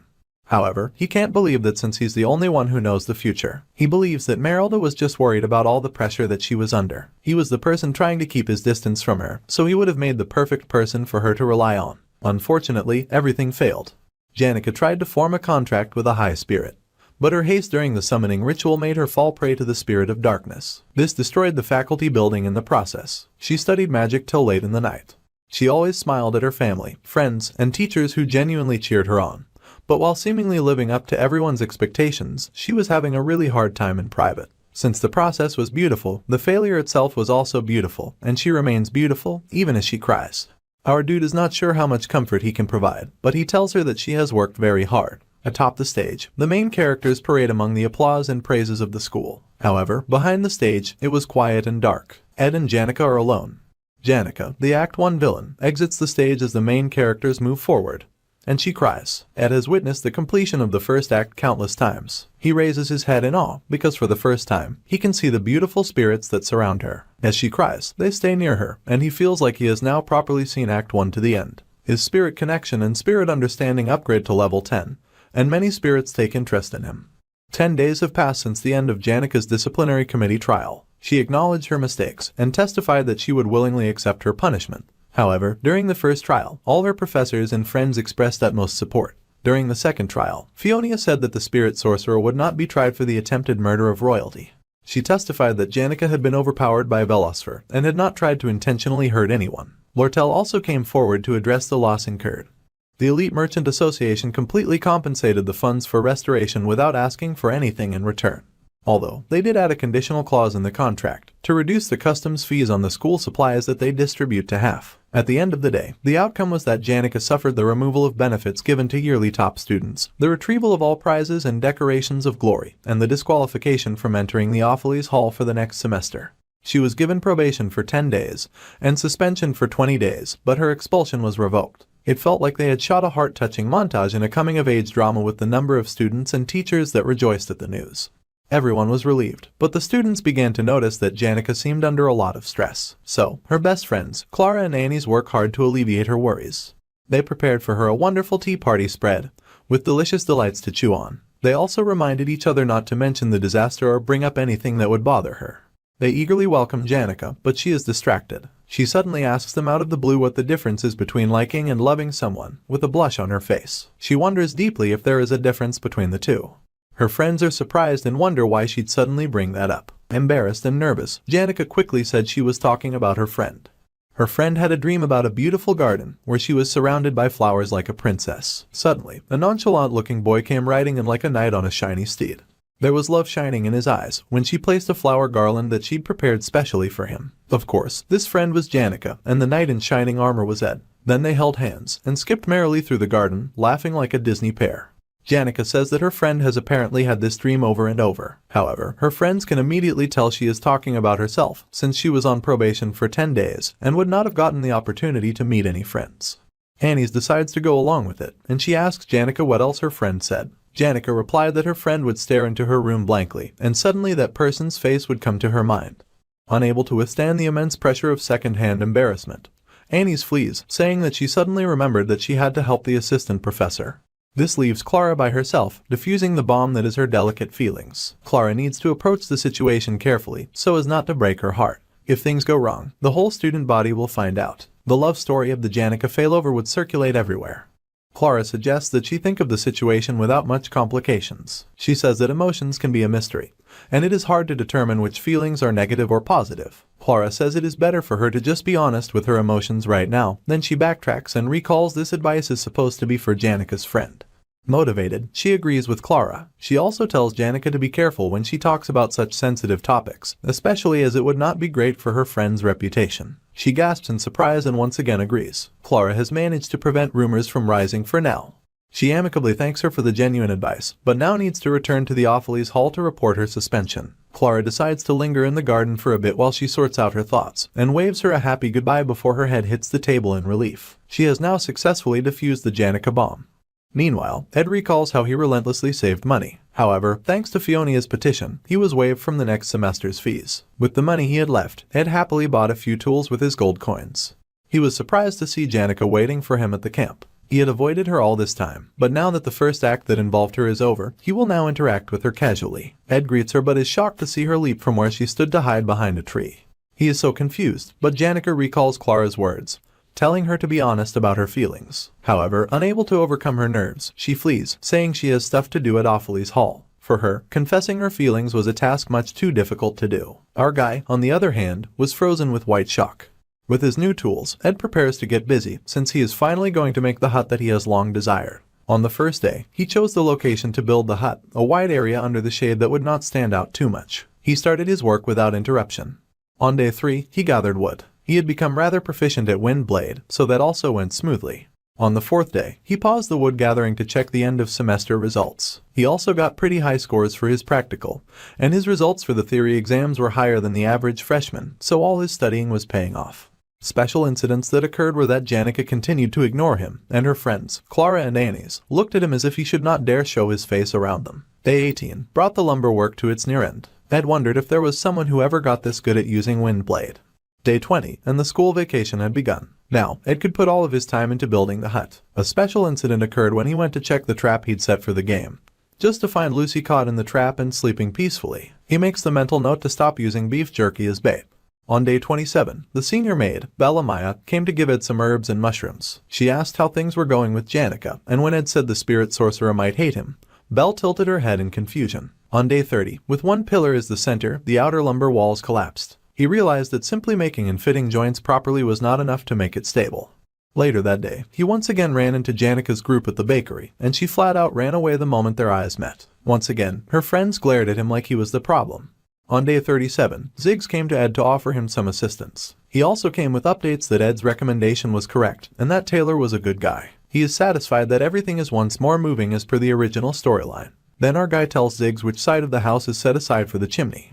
Ed marks the wood as the days pass. On day 45, he can sit in the house. Neither the flooring nor the walls are tacked. There's not a single piece of furniture either. It is just a hut made of crude logs of wood. However, there are outer walls and a ceiling too. If he shuts the door completely, insects can't get in. He smiles in satisfaction as his log hut is completed and his proficiency in creation once more increases. Finally, after many days of hard work, he has a home. As he rests in his log house, Janica watches, her hands curled and her cheeks flushed. Now that our guy is finally done with the walls, flooring and fireplace, all that's left is for him to put up a good fence. Then create a storage for the firewood and any extra additions. To his annoyance, he finds Lucy napping on the roof of his house. Suddenly, Janica musters up the courage to say hi. Belle had earlier informed her that she'd seen Ed building a remarkable house in the woods. The talented maid compliments his craftsmanship, and further adds that it would be a great idea to look inside, pushing the shy spirit sorcerer to go check it out. So, Janica shows up and loudly voices her curiosity about the house and how natural her curiosity is. It's only a recent build, but she loudly compliments it. When Ed asks if the spirits told her about it, she blushes since the spirits were only interested in filling her in on how hot and steamy he looked while he put that house together. So, she lies that she hasn't been talking to them much. Ed invites her inside. As Miss Lazy sleeps deeply on the roof, the spirit sorcerer gasps in amazement at all that our guy built by himself. While they sit by the fire, they talk and gist for a while, and she confesses that she owes Princess and Foxy a huge debt for letting her borrow money for tuition. He tells her that if she cannot pay them back, then she should not burden herself with it. The incident happened because she let herself get burdened with unnecessary responsibility. Everyone invested in her, but she still moved to the outdated Dex Hall because she wanted to owe them less. She now shares a room with 8 or more students who would probably envy her. In the end, the vicious cycle has not ended, so he tells her that she can drop by and visit him at any time. She is overjoyed at his offer and also says he can share any of his burdens with her. She promises to help at all costs. The second semester was approaching soon, which would mean the start of Act 2. The Sage-sealed grimoire, a little worn-out book, would end up causing a huge storm that would devour the entire academy. Lortell is at the center of it, noting that the book smells of money. Regardless, Ed thanks Janica for her offer, but he knows he won't be sharing his problems with her. Mostly because the problems that affect the school will be joyfully handled by the hero and the other main characters. Our guy will happily cheer for them from the sidelines. On a dark and stormy night, Act 2, Offles Hall's occupation begins. The honor students at Offles Hall are almost guaranteed a life like nobles. They get the first choice of class seats, freedom during meals, special maids, and many other sweet perks. One day, a heavy rain fell around the time of returning to school after vacation, and carriages and boats were provided only to the students returning to Offles Hall. Students who could not make it were given the option of relaxing for a few days. However, the inferior students from Dex Hall had to trudge through the downpour, as failure to get there on time would be met with a deduction of points. This, of course, made them frustrated and angry enough to explode into a riot in front of Offles Hall. All of this played out due to the hands of a familiar foxy merchant. Lortell had gotten in touch with the representative for the inferior students in advance. Discontent was already through the roof. All they needed was a justification. Willain, who was adept at provoking and manipulating people with his words, would serve as a trigger for the rest. The justification became the clear discriminatory treatment of regular students who had to return to school on time despite the downpour. A proposal was drawn, suggesting a proactive change in the deadline for return, supported by acknowledging the unfair favoritism for Offles Hall students. Offles Hall's head maid and a part of the Academy's Administration Review Division were already on Lortell's side. They fervently supported Lortell's proposal. It got to the point that it did not matter whether the Academy accepted the proposal or not. Just the thought of needing to discuss the matter was enough to infuriate the inferior students. They amplified the entire controversy into a large vocal issue. Offles Hall is adorned with art pieces donated by noble and affluent families. Even the walls, carpets, and hardwood furniture were crafted by artisans. The more damage to assets, the better. While the rioting students were at it, it would be best if they completely destroyed part of the Offles Hall. The more they run amok, the more of a critical hit it will be to the finances of the Academy, which is already in a predicament due to the Glascin incident. As the negotiations for the Sage-sealed grimoire were currently underway, it granted the Elite Merchant Association a distinct advantage. The Sage-sealed grimoire is like the heart of Sylvania, yet people are willing to offer even their own hearts in times of desperation, which is exactly what Lortell is hoping for as she watches the rain come down. There is not a single ray of light in the gloomy sky, and it reminds her of the time she spent in the slums while wearing shabby rags. She can't help but mock herself for feeling relieved at the darkness the rains bring, because Sylvania Academy was too bright for her liking. The image of herself lying in utter darkness covered in dirt is more vivid to her. The traces of conspiracy on top of her desk are proof that she has lived a life of never showing the slightest sincerity, and always betraying and suspecting others while desperately struggling to survive. While doing all that, she still frantically searches for her own kind, even in Sylvania, which is full of bright and radiating people. There must be someone among them who would acknowledge the disgusting life of a gutter rat covered in filth. She was lonely. However, her true self would never change. She makes it through the miserable reality, always taking the same stance. She was the dark curtain that covered the gloomy reality behind the stage at all times, which is why gamers call her the hidden villain. The raging students protested loudly and angrily. In the original storyline, the Offles Hall occupation incident is a story of how the main character stops the inferior students who were provoked by Lortell. There are middle bosses from the 1st to the 5th floor of Offles Hall, who interrupt the main character and help the inferior students.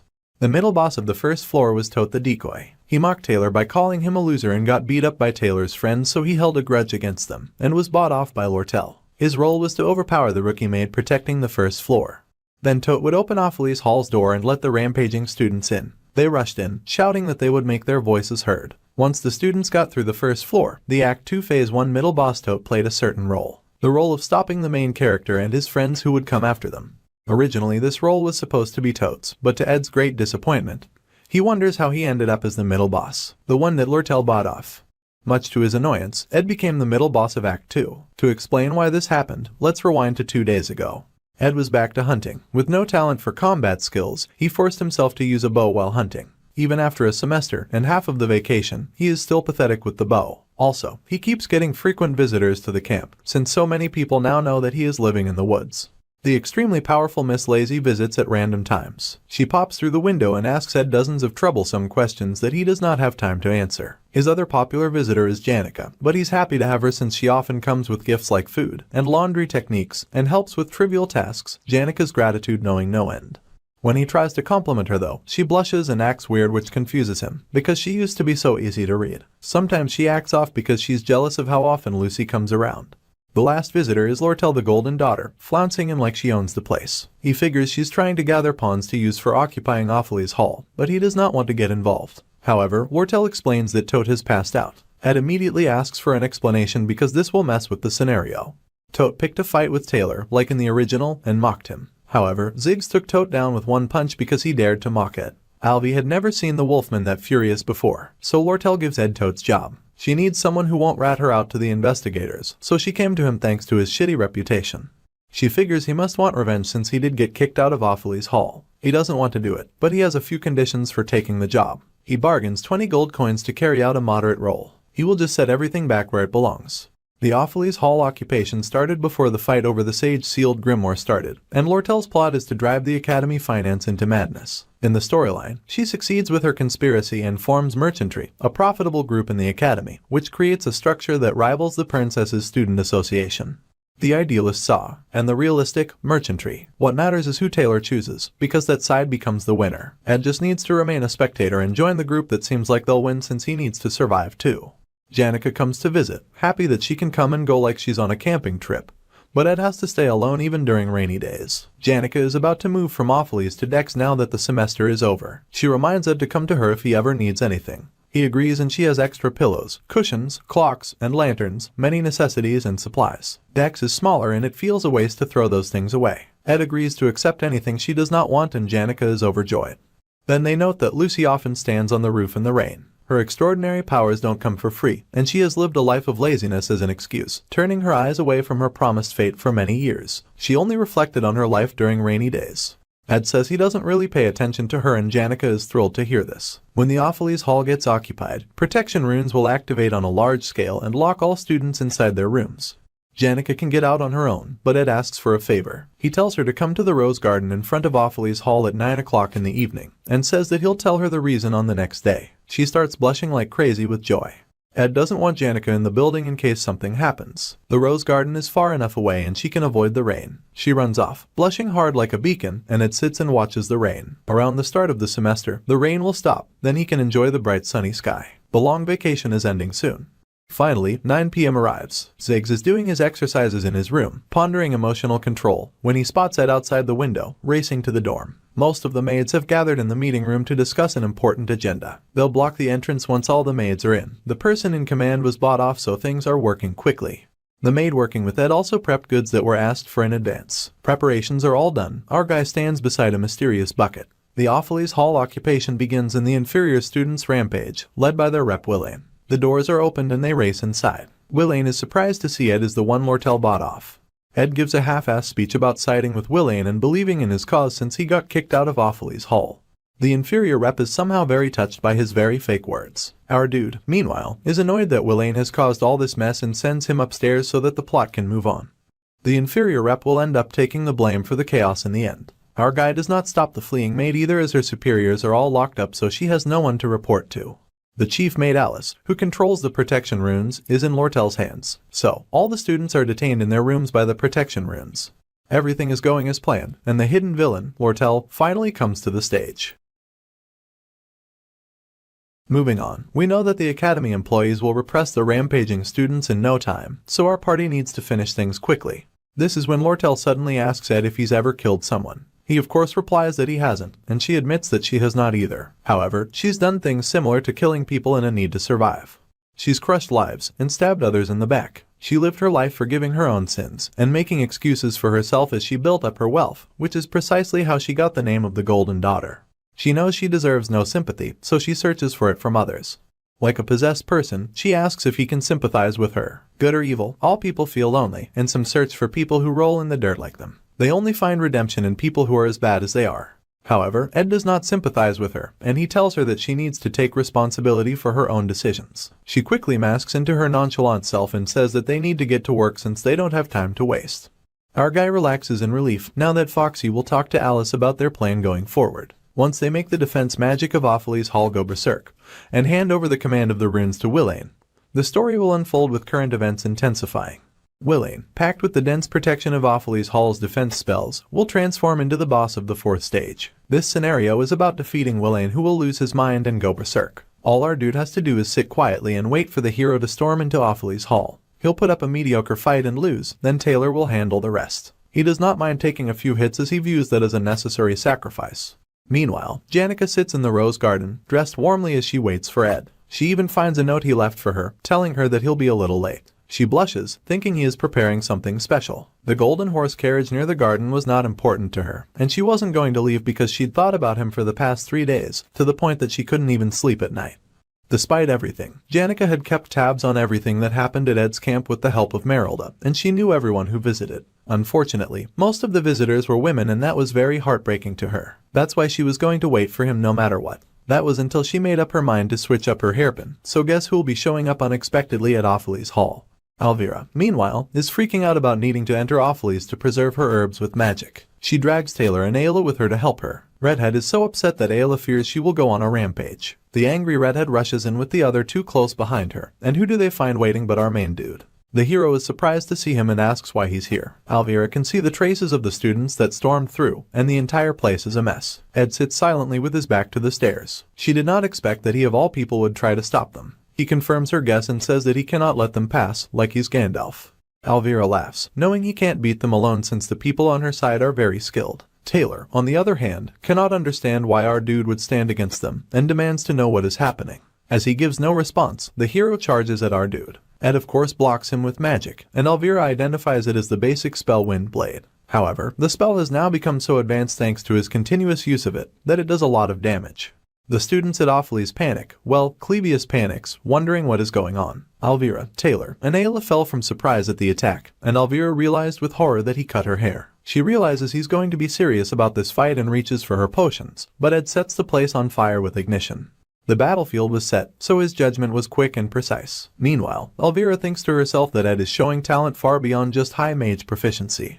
As the alchemy faculty's top student, Elvira represents their main forces. However, the biggest flaw of alchemy is that, without relying on magic tools or elixirs, their raw combat power is close to zero. Most alchemy students carry a magic ring or necklace with them. But Elvira had never thought a genius like her would need that kind of thing. Rookie mistake, because it seems Ed knew that as well. He dropped the chandelier and used the opening to cast Firewall, just to separate Elvira from her bag. However, she wonders why he went for the strap instead of destroying her bag and its precious contents. She is not out of options yet, and she cast a fire-resistant formula, amplified its strength, and made it go berserk. Meanwhile, Ayla hurriedly sought out a spell to put out the fire.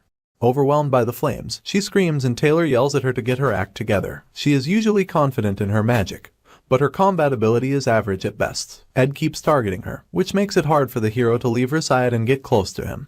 Elvira, however, is ready to make an opening for the hero to have a shot at knocking down our guy. Her berserk fire-resistant bunny launches at our dude, and the hero follows behind, determined to put a stop to Ed. The alchemist redhead loves Taylor's energy, and wraps herself in a cloth, launching into the fire to Ayla's shock. She manages to get to her bag of potions. It's game on now. Ed throws Wind Blade at her, but she flings at him a chemical reagent prepared by dicing up unique flowers and mushrooms. This chemical works by controlling the release of magic and temporarily subduing the products that result from magic formulas.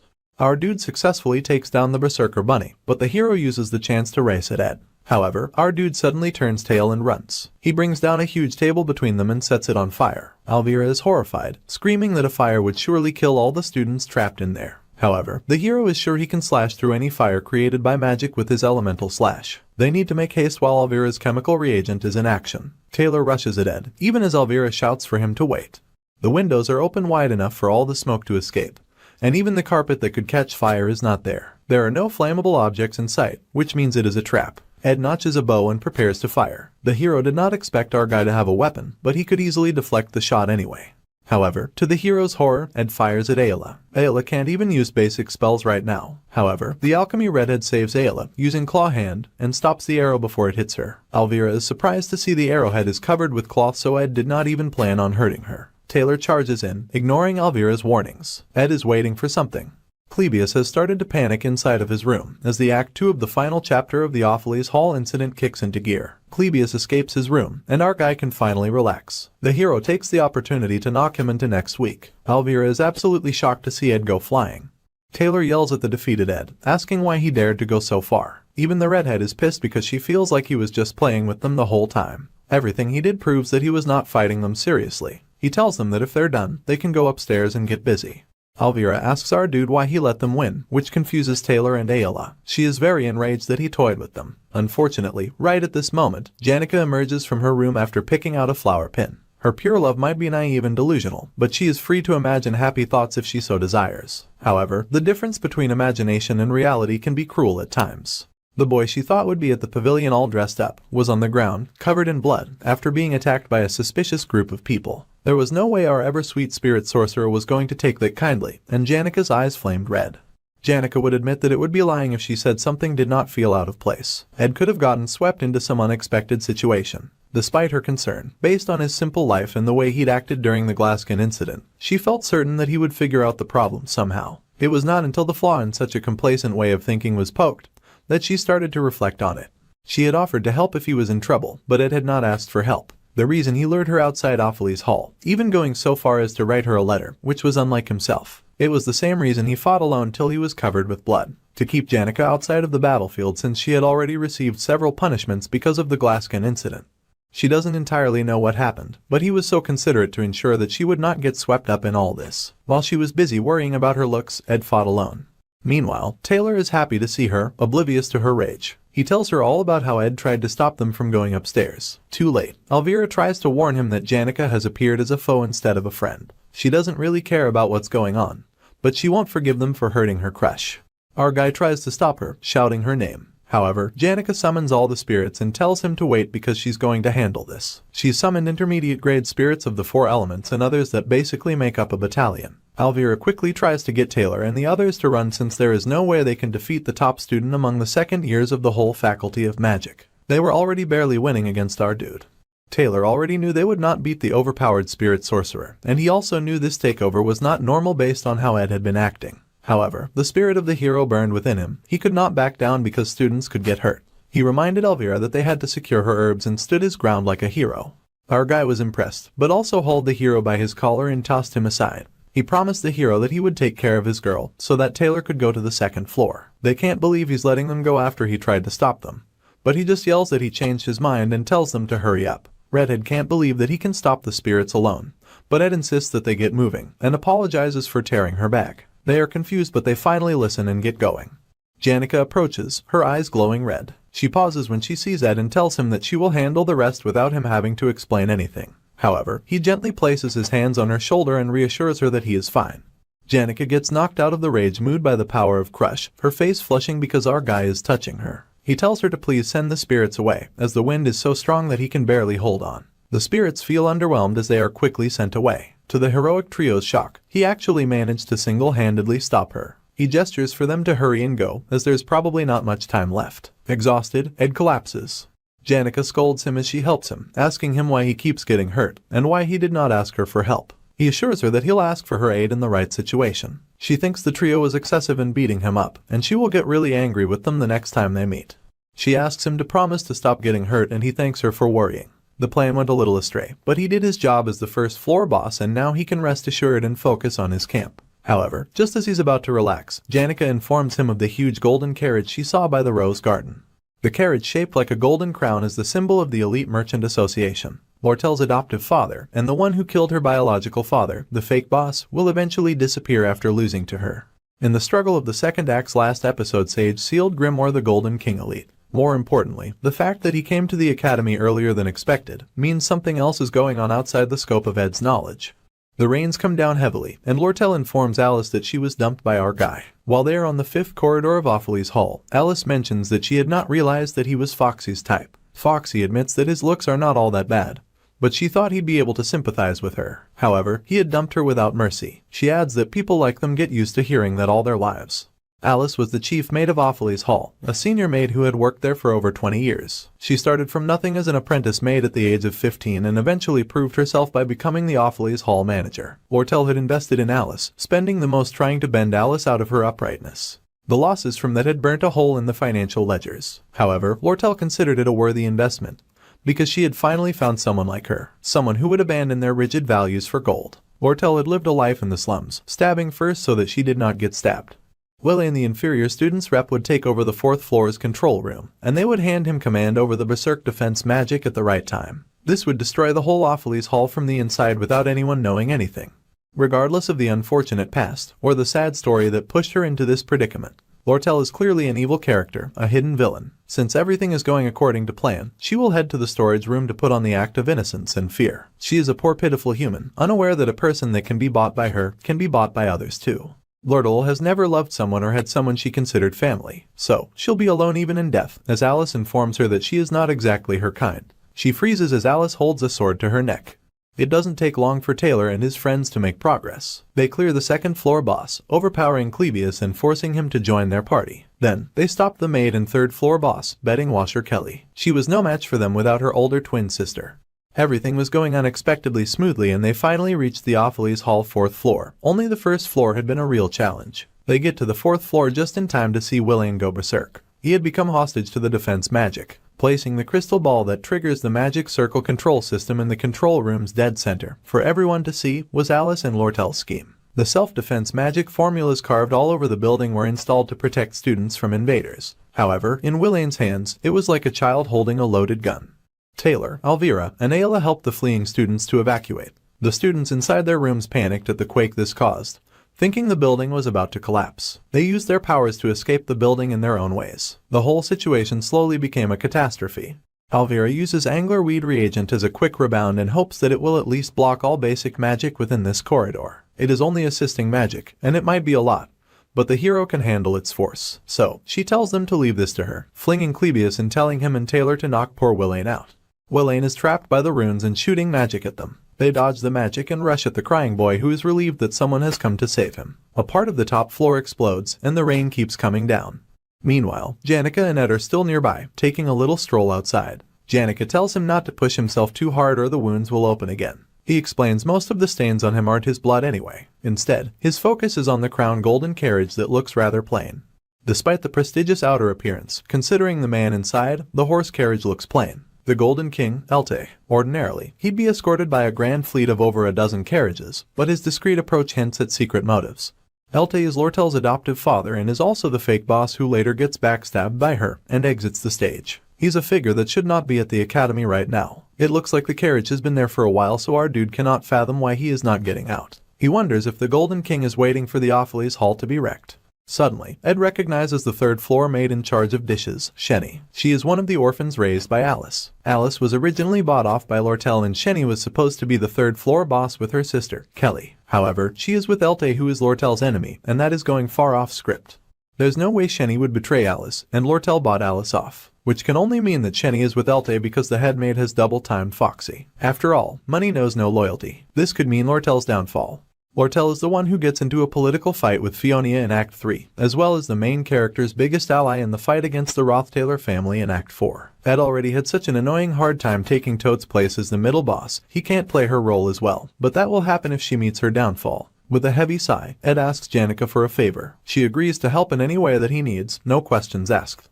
Elte Kachellan, the Golden King and honorable president of the Elte Merchantry. Lortell appears to others like she is following his orders since he is her adopted father. However, she is in fact plotting to betray him and take over the Elte merchants. She knows all about how he killed her biological parents, and coaxed the business magnates and directors of the Elte Merchantry to oust him. Also, the negotiations to purchase the sage-sealed grimoire were just an excuse to draw him out into the Sylvania Academy, and a bait to take him by surprise so that he can't react in time to the crisis back at the Elte Merchantry's headquarters. Certain factors led to him finding out about this betrayal, and now he has received a letter from someone who holds the confidential document that can prove Lortell's plot. That someone is Alice. Lady Lortell offered her a huge amount of gold coins. Unless she is offered more gold than that, she will side with her. She's lost her sight and most of her hearing due to an accident. This will be her last year as the chief maid. She is in a predicament, and the only human who knows the truth about the Fox Lady. Depending on her choice, things will change dramatically for the better or worse. The paper attached to the letter she sent has the names of the institutions that she has been secretly managing all this time. The amount of gold coins delivered to these institutions will determine her actions. She trusts the Golden King to make the correct judgment. Alice tells Lortell not to dare move as her father will arrive at Offles Hall soon. She didn't expect her to suddenly look shocked and sad since she thought she was more level-headed.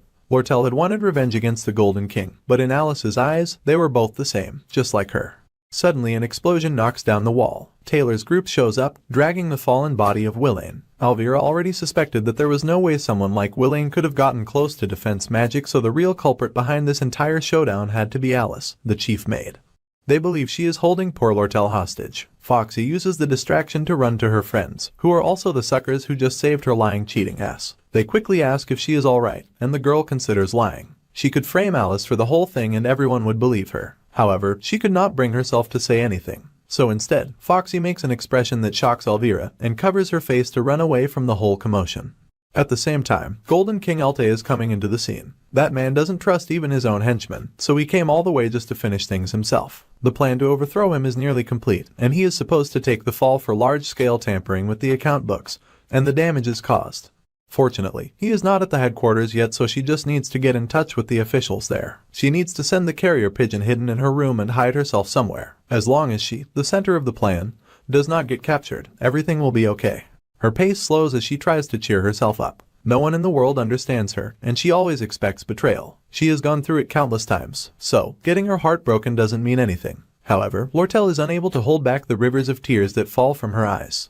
Crying doesn't suit her, so she keeps walking. She has to do what she can right now, so she runs. She has to get to her room before Elte does. Everything will be fine as soon as she sends the carrier pigeon. At the same time, on the first floor, the man of the hour appears in the wrecked main hall. He spots a student in the hall and tells them to evacuate. However, this student is our guy and he tells him that due to the risk of collapse, they're not allowing anyone inside the building for safety reasons. He is back in his Gandalf arc and he will not let them pass until faculty and staff arrive.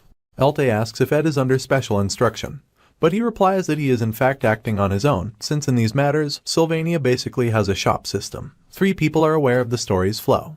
Lortell, who seeks to take revenge for her childhood and empty the seat for the merchantry's president, and Elte, who is determined to thwart her plans and purchase the sage-sealed grimoire.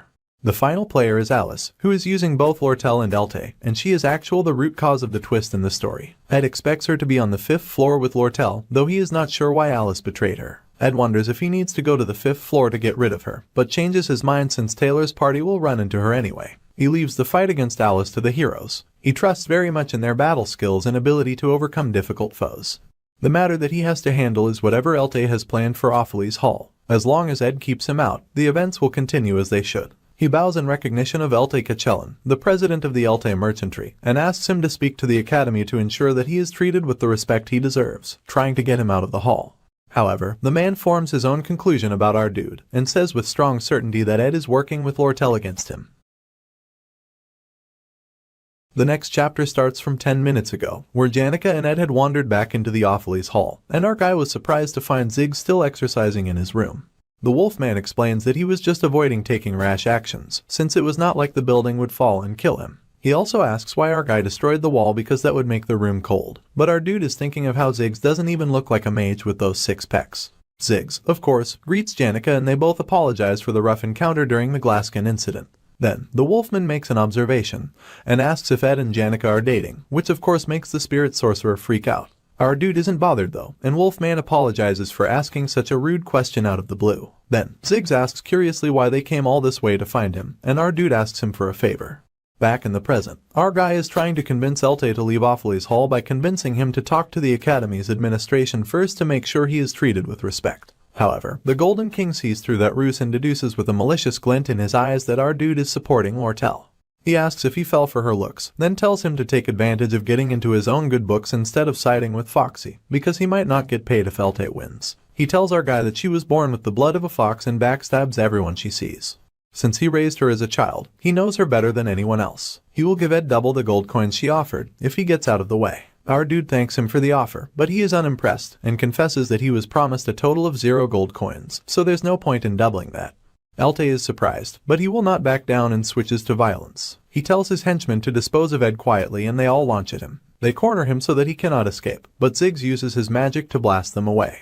Ed leaves Ziggs and Janica to deal with them, saying he'll come back after he checks out a situation. They happily do his favor and fight the henchmen and Elte. The Golden King tells the henchmen not to hold back while fighting them and the battle begins.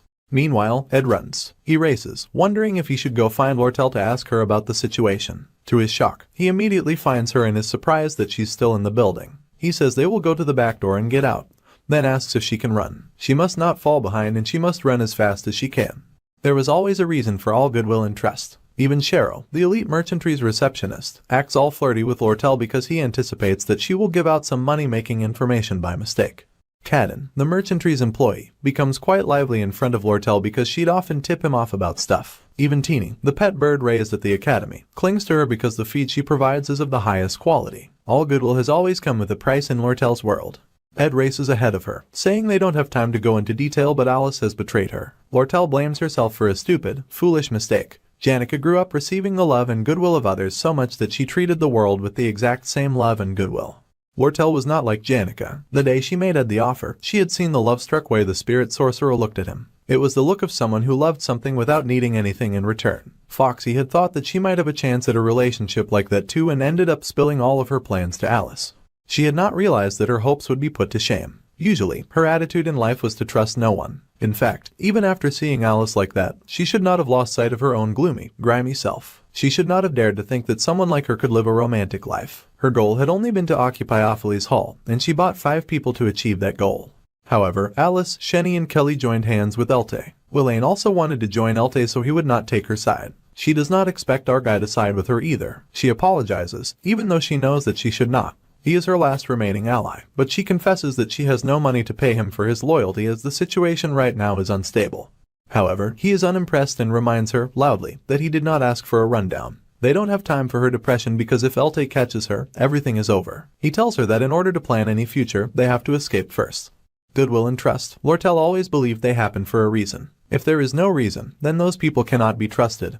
That is how she learnt to live her life. She explains that the merchantry headquarters plan to rig the market prices. After the massive hunt of the monsters in the eastern mountains last summer, the price of armor fell. Then they purchased and monopolized all the armor and traded them internally. So, in short, the plan is manipulative trading. For that plan, her father needed money urgently, so he found someone who would buy the sage-sealed grimoire at a good price. He sent her to Sylvania to steal the book. Ed now understands the plan. In manipulative trading, merchants A, B, and C monopolize a cheap product in the market and artificially increase its price by trading among each other. It's a classic method of price manipulation. Since the product's price continuously rises at an unbelievable rate, people will believe it will soon be unaffordable. They will then hurry and buy the product. If they sell the products they've gathered at this moment, they can make a ridiculous amount of profit. However, such manipulative trading is founded on trust. If merchants B and C sell the product without merchant A's knowledge, the price would instantly fall. Merchant A, who desperately sold off their bonds in order to mass buy the product and monopolize it, would suffer bankruptcy. In this scenario, Elte is merchant A, and he would be put in a difficult situation where he could lose his powers because of the sudden huge loss. For this plan, Lortell bought off countless others that were related to merchants B and C for many years. Only when Elte is absent from his position at headquarters can the 6 big merchants she bought off have the rights to sale transferred to them. She was going to use the Offles Hall occupation to burn a hole in the Academy's finances, which increases the chance of success in the negotiation talks for the purchase of the grimoire. That would bring Elte out of headquarters and force him to get the money he needs. Then Lortell can use the chance to sell off the armor at the headquarters. Lortell is shocked that Ed knows so much. He also deduces that she just needs to send a message to the merchant's headquarters to sell the armor. She has a carrier pigeon in her room. It is her direct line of communication with her forces inside the headquarters. She wins as long as she sends that pigeon to the headquarters and stays hidden till the sale is done. However, her father is expecting that as well. She is sure that he is planning to capture her and make the traders on the inside confess about the plan. However, Ed tells her to listen. From this point onwards, she must hide and leave the rest to him. If he was in Elte's place, he would have people stand at the 2 bridges that lead to the Arkan Mountains. They'll definitely try to track them down. Lortell needs to talk to the horsemen in the quarters and send the empty carriage to the Arkan Mountains. The horsemen should then leave the carriage at a suitable spot and run away from there. That way, they'll think she is on the outskirts of the Arkan Mountains. Ed then tells Lortell to go to the incomplete hut in the forest in the north. She just needs to hold out there for 3 days. He will send the pigeon in her room to the headquarters. A simple message will make her allies take care of the complex matters. He shakes her and tells her that someone is guarding the back door, so he will take care of the outside and run to her room. She just has to wait till he's gotten rid of the guard, and then escape to the quarters. Like a long-time ally merchant, he perfectly and harmoniously made a move and handled matters without wasting any time. Lortell actually believes she can trust him and leave things to him. He asks why she is so out of it and she replies that she understands what she has to do. It might even work, but she asks him why he is even helping her. He sighed heavily with a groan and just said that he felt like he should. Then he walks away. She sits heavily on the floor, thinking that something is loud. The loud is not the last fight between Alice and Taylor and his friends. It is also not the fight from the first floor either. The close and loud sound was her own heartbeat as tears fell from her eyes. Ed pops out and finds Shenny the dishwasher guarding the door with a weapon in hand. He calls her bland as the supposed last obstacle. Now this painstaking attempted takeover will reach its end. All of Offles Hall's runes went to the one with the command. The swordsman who could hold her own in front of the combat faculty students, and an intermediate magic user without a single flaw, the chief maid Alice. Despite all that, she could not defeat Taylor McClure because he was the main character. Act 2, Scene 3, Conquest of Chief Maid Alice, the final battle begun. Meanwhile, Ed faces off against Shenny. He is almost out of mana, but he's got 2 or 3 more basic spells left in him. Shenny charges at him lightning fast with her sword in hand. He manages to dodge her first attack, knowing that she would aim to stab his leg. He already knew her pattern of fighting, as well as the scope for prediction preceding her reaction speed. He catches her hand before she can pull out one of the daggers strapped to her thigh. The privilege of the twin sisters, blessed by the same star from birth, is called ability sharing. Once per day, they are granted the ability to share a skill with their twin. Shenny chooses low-level telekinesis magic and sends the daggers flying at Ed. Shenny feels smug at first, but gapes in shock at him standing before her, unfazed, with a few daggers embedded in him. He knows that the borrowed abilities are not refined. The wounds from the flying blades are not deep. He pulls out the daggers from his wound and tosses them aside. He kicks away her weapons and pins her down, telling her that it's over. Shenny screams that she cannot disappoint her mistress Alice, and she struggles underneath his hold. However, he informs her that her dear mistress will lose. The dishwasher screams in her defense, saying Alice has endured so much pain and fought so many battles. She has also saved so many orphans. To be honest, he does not know much about Alice. The game did not go into an in-depth analysis of Alice's background. All it covered was her fight against Taylor. Shenny explains she only got her job thanks to her mistress' sacrifice. She would never have been able to earn money for herself. She wouldn't even be alive if not for her. Ed fights against the guilt and says that is none of his business. He still feels the same after hearing the story. Shenny cries with hatred and eventually passes out. He does not know the stories of any of the extras, so he can't do anything about people he does not know. There are already way too many stories that will never come to light. All the losses faced from the Offles Hall incident far outweigh the time Alice spent rescuing orphans. People who decide their course of action based on such philosophies are the ones with lives worth living at the moment. However, his course of action and ultimate goal has not changed from when he first possessed this body. He will survive, no matter what. After incapacitating Shenny, Ed acquired a new skill, pain endurance. Ed sneaks into Lortell's room and briefly admires the luxurious room. Everything is arranged neatly, it suits Lortell's tastes. Quickly, he writes the letter informing the merchants that Elte is in Sylvania and it will take at least 3 days for him to return. All the acquired gear is to be sold. He sends the carrier pigeon flying its way through the rain and the night sky. Bruised and battered, Ed stumbles back to his camp. He hopes his wounds will heal soon. If not for the help of Ziggs, Janica, and many others, Lortell would have been captured by Elte and her downfall would have been swift. The carriage Lortell hired would likely be speeding out of the Arkan Mountains. Elte has no choice but to chase it. Even if the coachman is captured, it would already be too late to stop the carrier pigeon. If all goes according to plan, he would find Foxy waiting at the hut. However, he spots her before he's even reached the hut. He thinks at first that she has come to greet him, until he realizes that she's holding a knife. He reminded himself that the person he'd chosen to trust was the backstabbing golden daughter. With Elte gone, Alice must now rely on Lortell, which means Shenny and Kelly will side with her. Wayne can be bought just like last time, but he is a variable that can't be bought with money. This means that Lortell might be unable to trust him. If she just gets rid of him in this remote part of the woods, her perfect crime will be a success. She would use and dispose of any human. That was her true villainous nature. He has to use his brain if he wants to survive this encounter, but he is too weak. Lortell swings her knife, but she only cuts off a piece of cloth and uses it to bandage Ed's hand. She asks why he got so hurt and offers to help him. The rain stops, so she built a bonfire. She brings him inside so that they can warm themselves together. Ed asks her if everything went according to plan, and Lortell proudly responds that the horseman promised to draw as much attention as possible, even if he had to put his life on the line. He wonders if she threatened the man's family to make the horseman that loyal. If the plan goes well, she will have power over the Elte Merchant Association. He would have much to benefit since she owes him a great deal, and asks if that cheers him up. However, Ed barely reacts, and she smiles. She adds that she will never forget what he did for her, but he just tells her to hand over the 20 gold as earlier promised.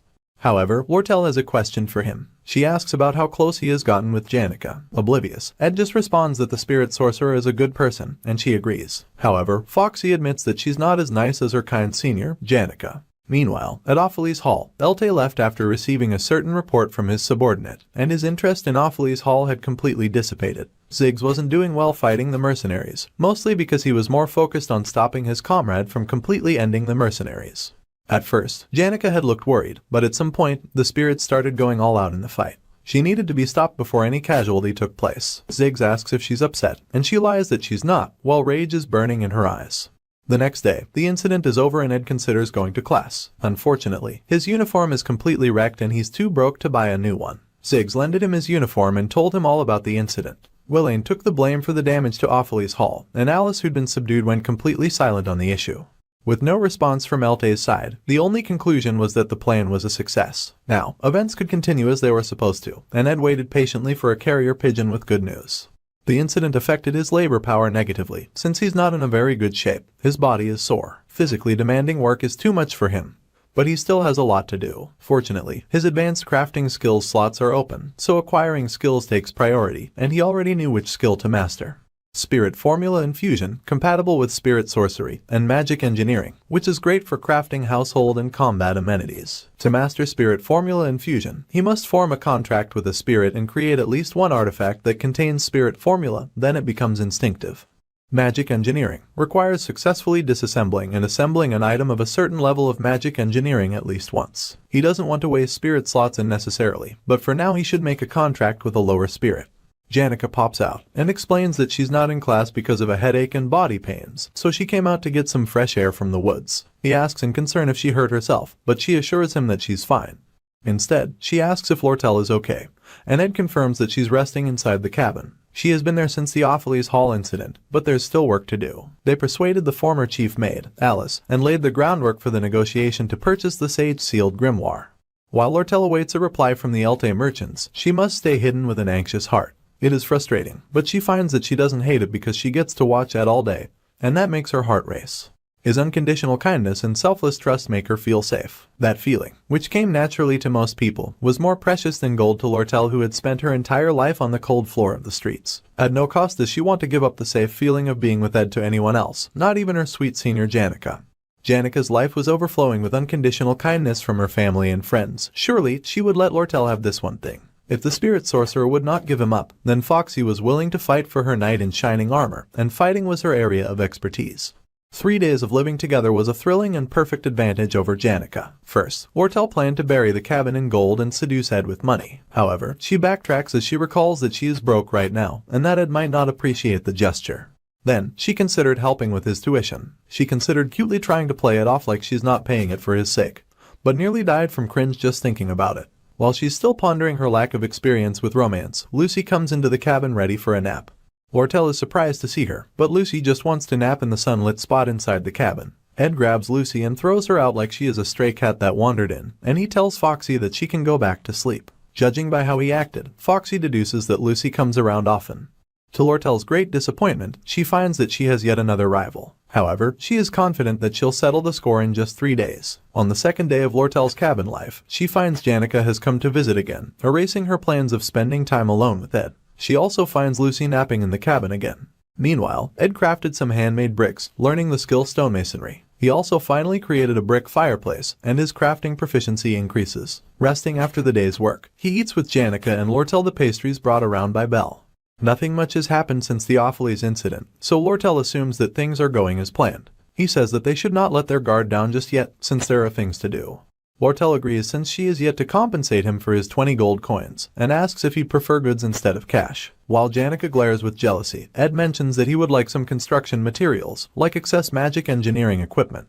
Lortell promises to check the inventory and tell him if they have any spares, but she'll also try to remember since she has most of the inventory memorized. Then, Ed asks Janica for a favor. He wants her to teach him how to form a spirit contract with a lower spirit.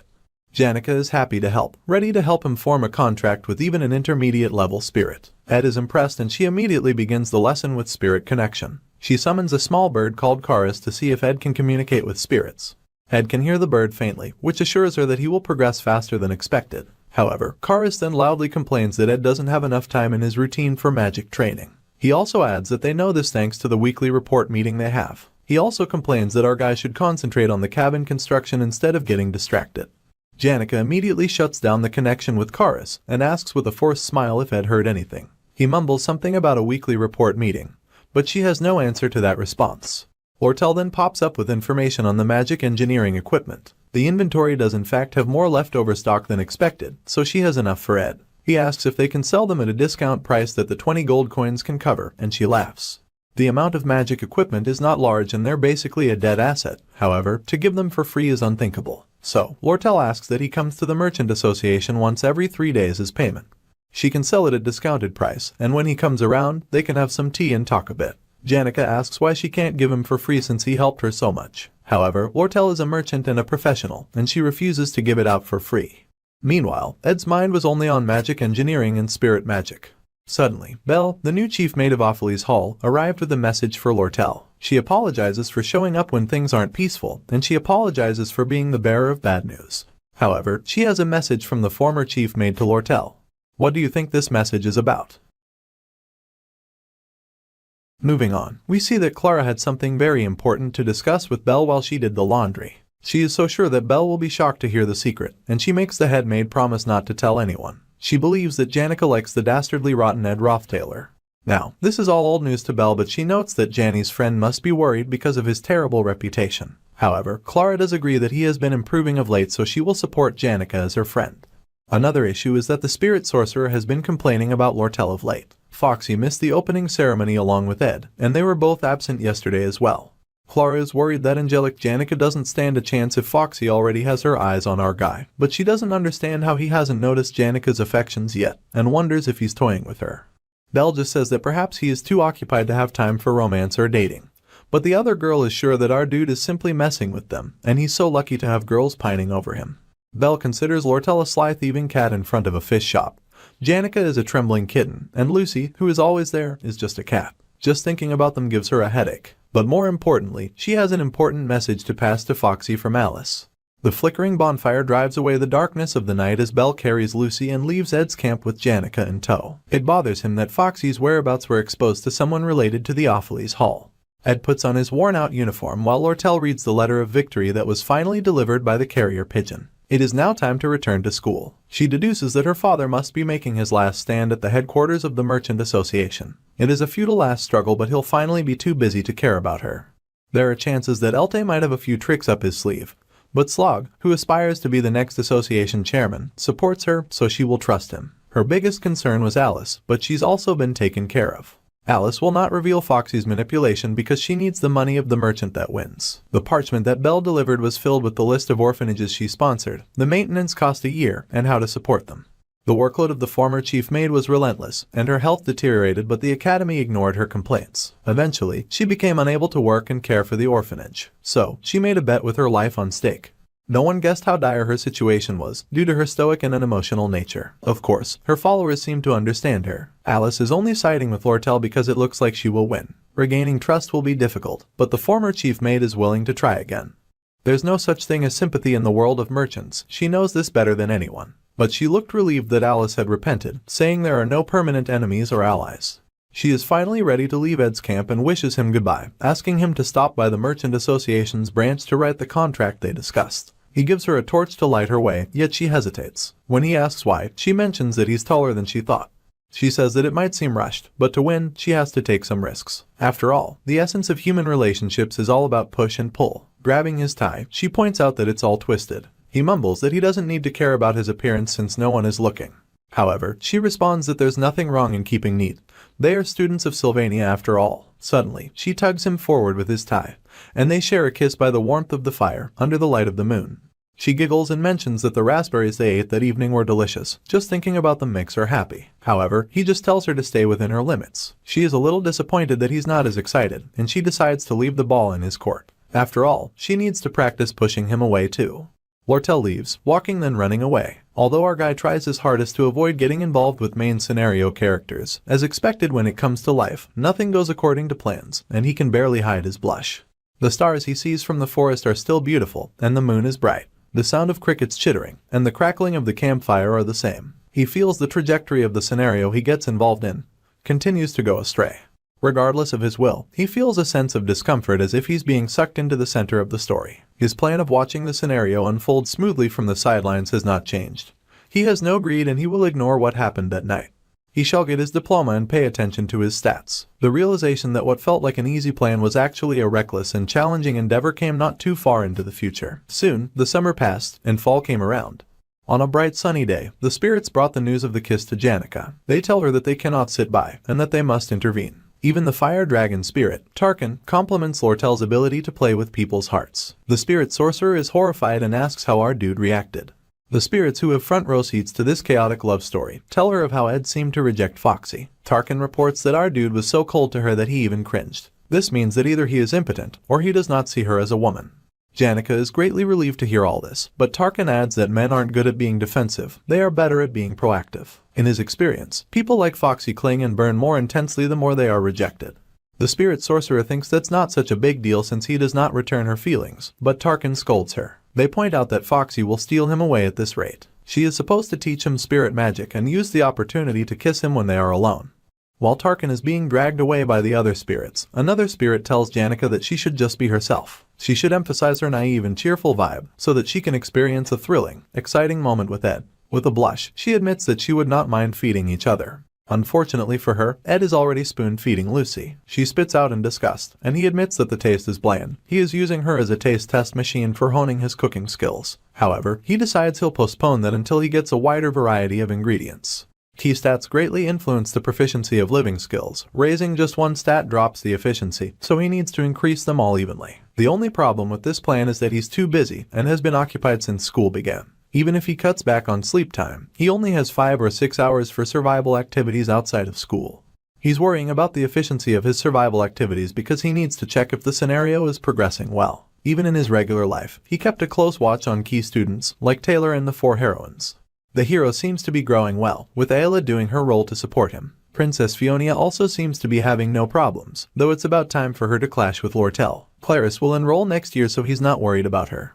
Instead, he watches the Golden Daughter like he's walking on thin ice. With Elte's early dismissal, it is uncertain how this will affect how she acts. It seems her plan to get her hands on the sage-sealed grimoire remains unchanged.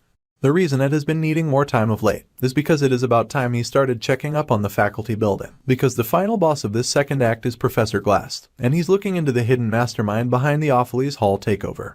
Assistant Professor Claire Elfin is the one to report her suspicions concerning a hidden mastermind. He believes strongly in her good intuition, but tells her to be careful not to miss the important stuff, like the thesis on divine science that he asked her to find. She shakily promises to find it by the next morning.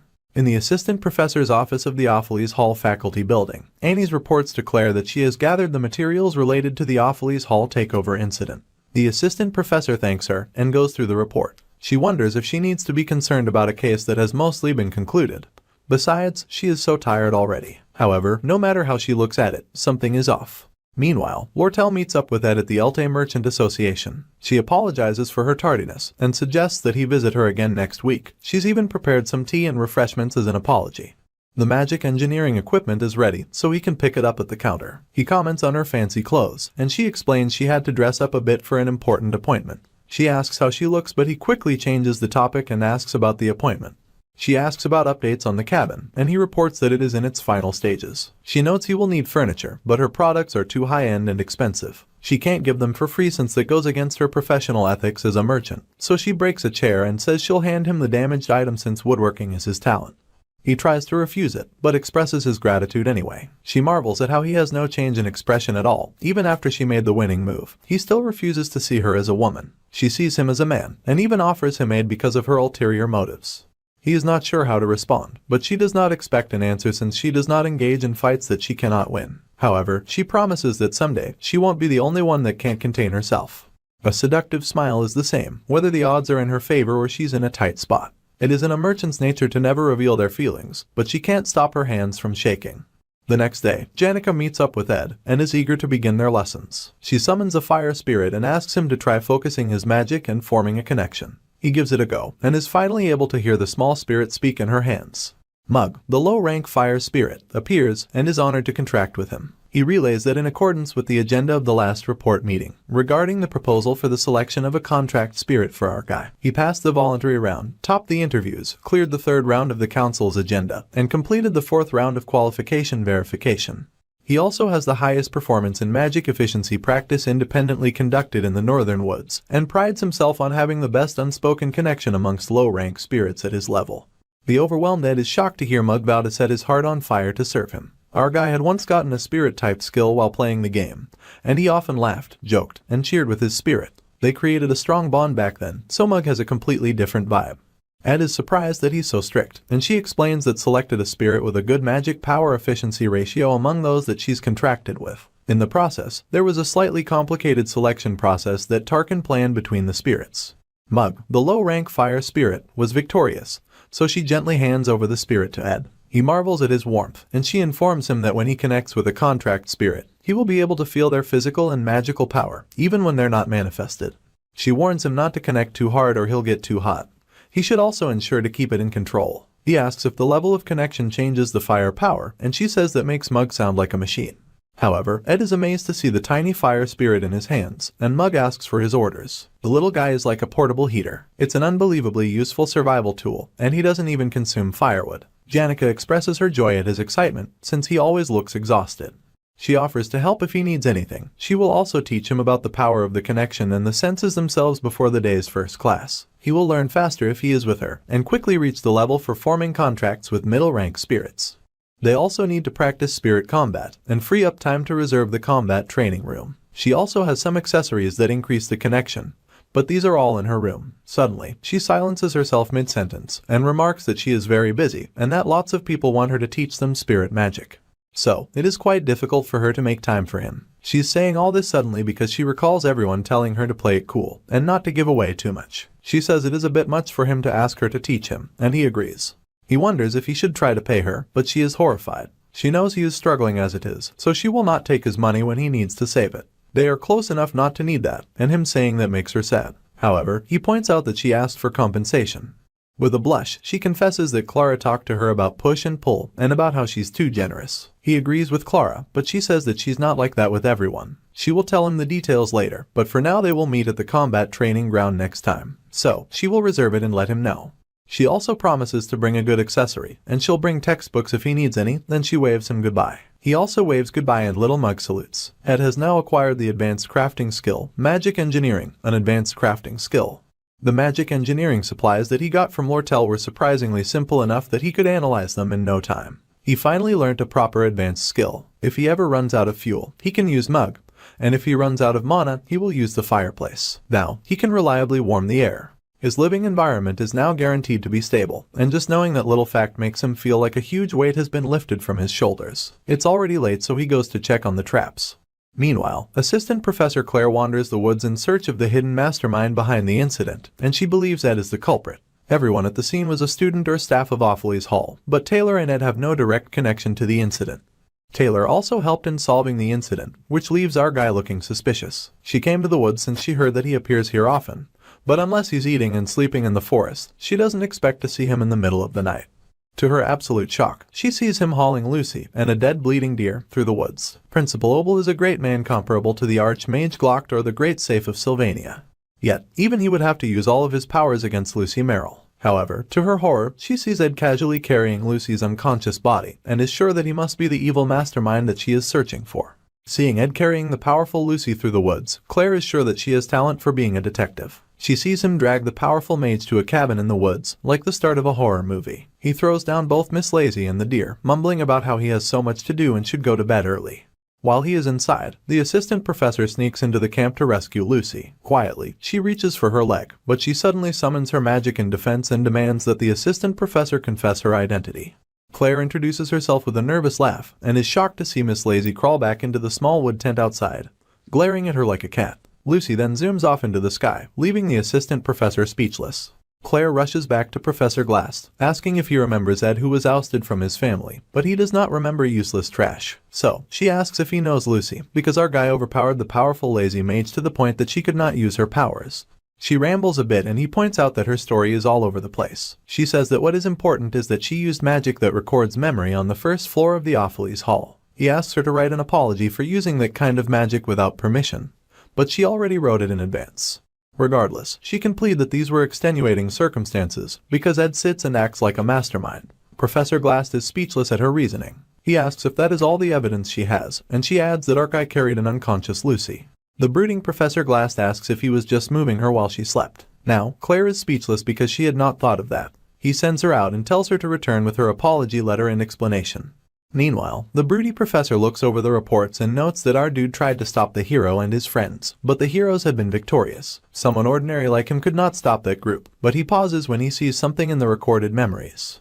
Meanwhile, our dude crafts again and successfully creates the ceremonial dagger, Explosion. It is the dagger he had ever since he started living on his own, and now he's been able to engrave it and turn it into something useful. Mug cheers him on and compliments his craft, saying that the more it is used, the more efficient it becomes. He is proud of Ed for advancing again in skill and sings songs of praises in his honor. Ed, however, feels awkward and stops Mug by pulling on his wing. The low-rank spirit cries about not knowing what he did, and our dude finally tells Mug to drop the formalities. Low-ranking spirits elevate their status through contracts with spirit sorcerers, so he understands why they are pleased to have a contract with a strong sorcerer like Janica.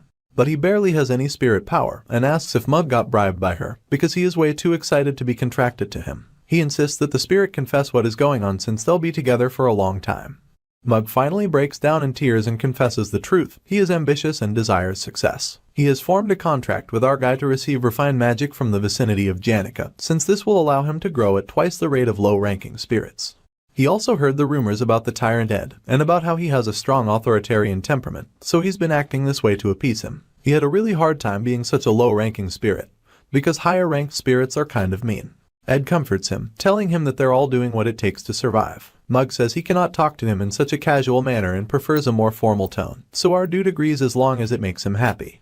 His combat skills are still making slow progress, but his physical stamina has greatly increased, now that he is no longer inferior to the average adult mage. The storage is stocked with meat, vegetables, spices and such, and he no longer needs to sleep outdoors while hungry. He can easily master the classes with simple memorizing and sequence theories with enough time and effort. Reducing sleep and repeatedly practicing will forcibly cram the information into his head, since it has nothing to do with talent.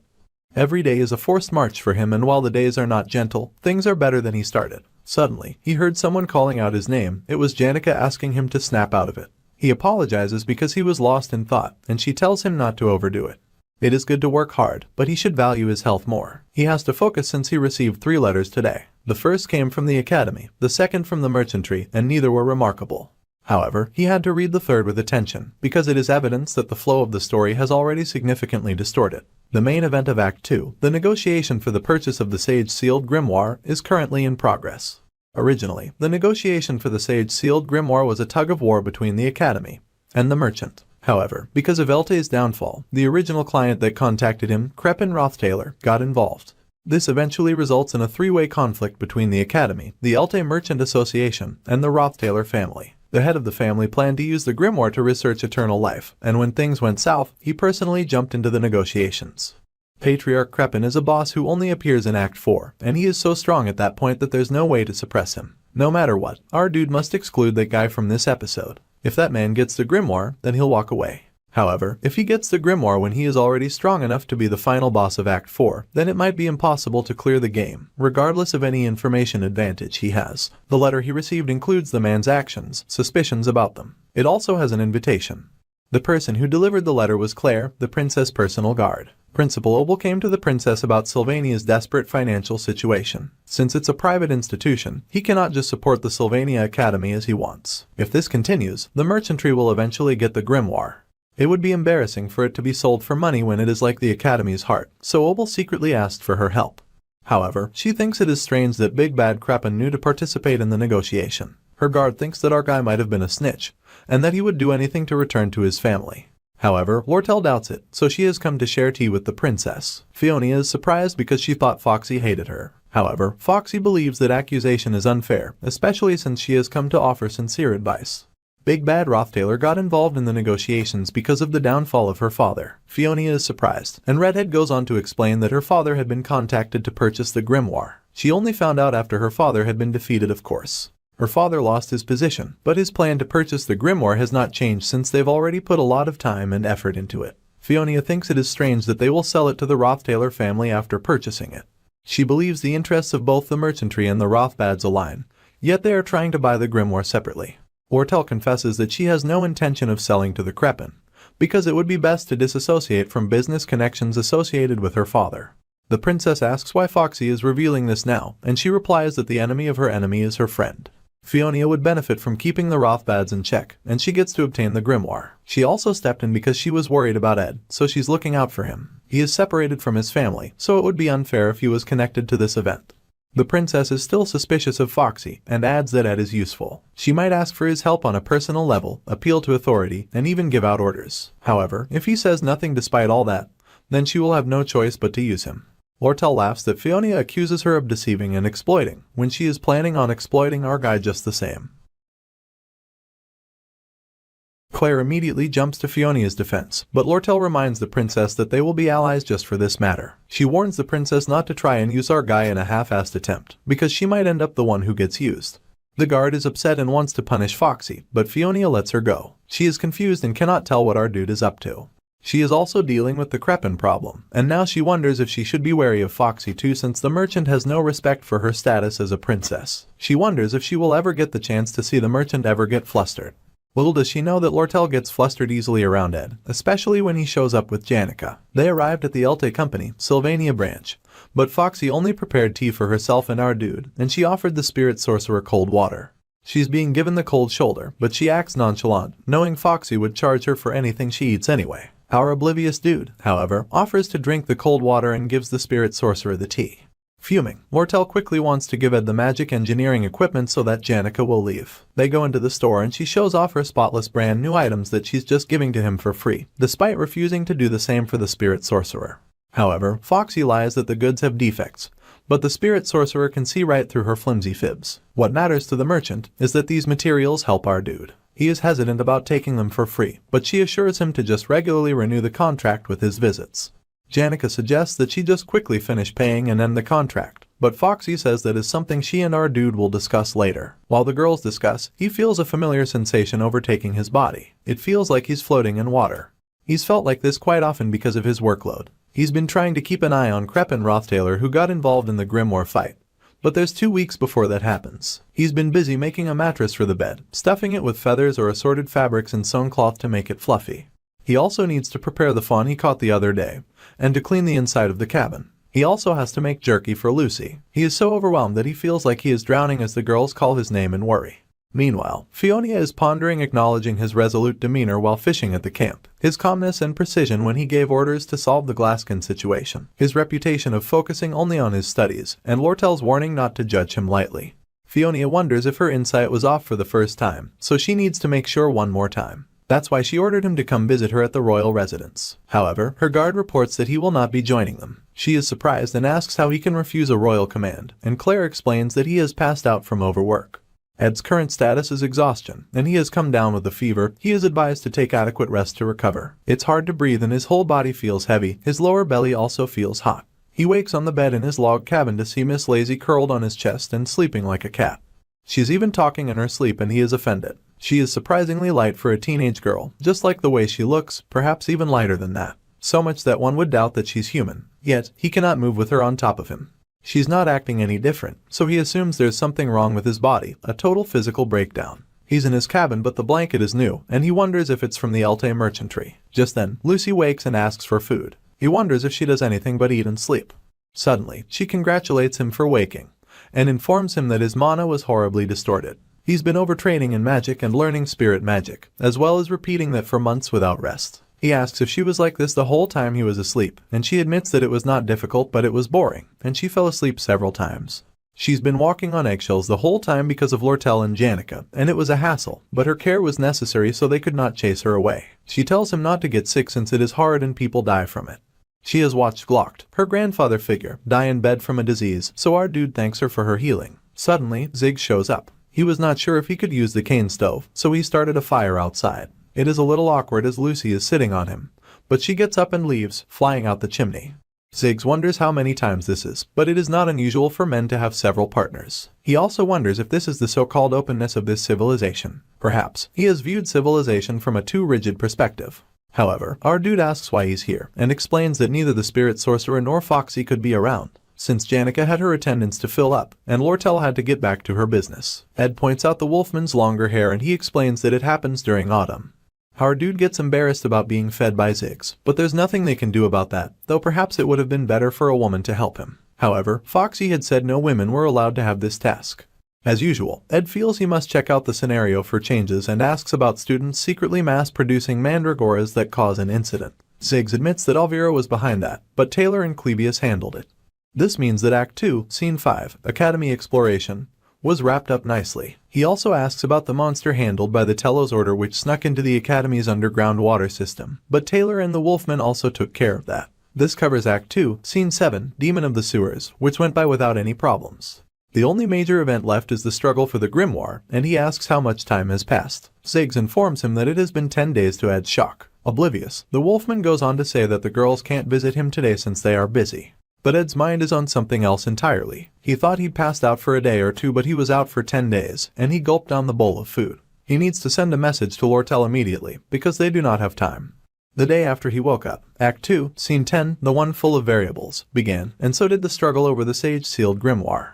The ones involved are the Princess Fiona Kloll, the representative of the Elte merchantry's leader, Lortell Kachellan, and the man who strayed from the original storyline, patriarch of the Duke family, and the final boss of Act 4, Ed Roth Taylor.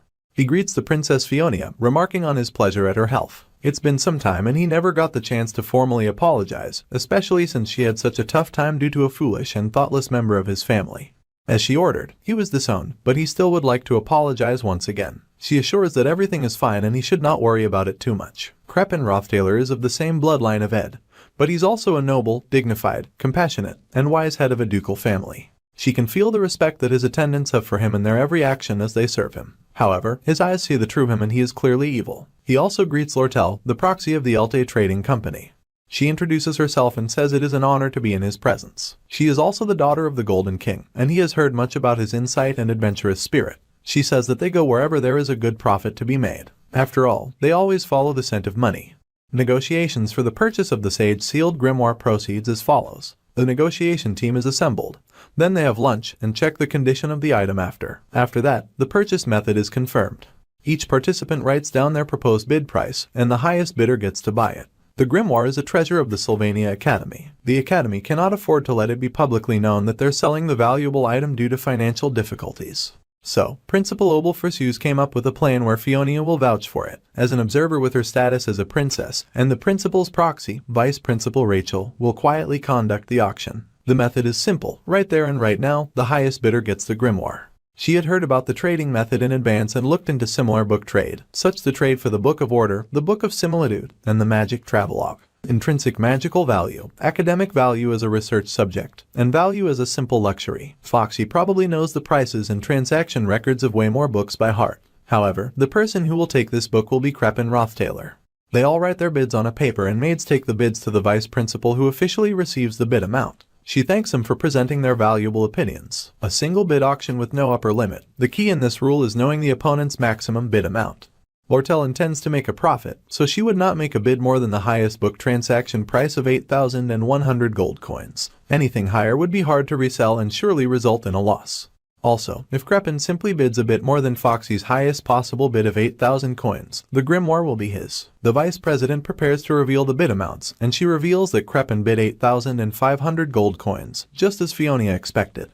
The Roth Taylor patriarch is not someone who would visit the academy, just to make a profit from books transactions. The important question is why he wants it enough to pay such a large amount. Then, Lortell's bid is announced, and it is revealed that she bid 9,400 coins, much to Fiona's shock.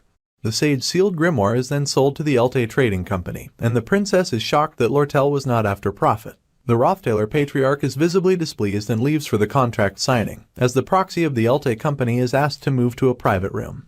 The princess cannot guess at Foxy's real goal, but wonders if her goal from the beginning was just to stop the grimoire from falling into the hands of Crepin. Though, she is not the type to act out of justice, and even if she did, the fact that he is evil and that his intentions are dark is something only the princess can guess.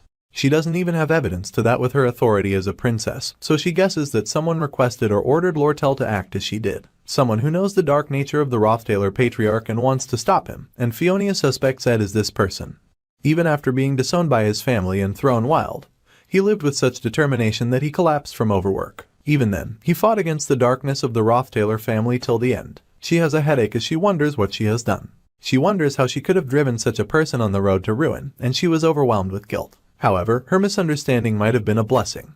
Meanwhile, Lortell looks over the contract she's obtained that details the buyer, the seller, and the transaction amount. She knows that if she resells the grimoire to Duke Crepin, then the least amount she can buy it back is 8,500 coins. The difference would be 900 coins considering what she paid for it. She had lied about not planning to resell it to Duke Crepin, and looking through the letters she received from our guy, he has promised her anything as long as she purchases the grimoire. He has made a mistake saying that to a merchant, because she plans to collect big time. To her, a free pass with him for just 900 coins is a bargain.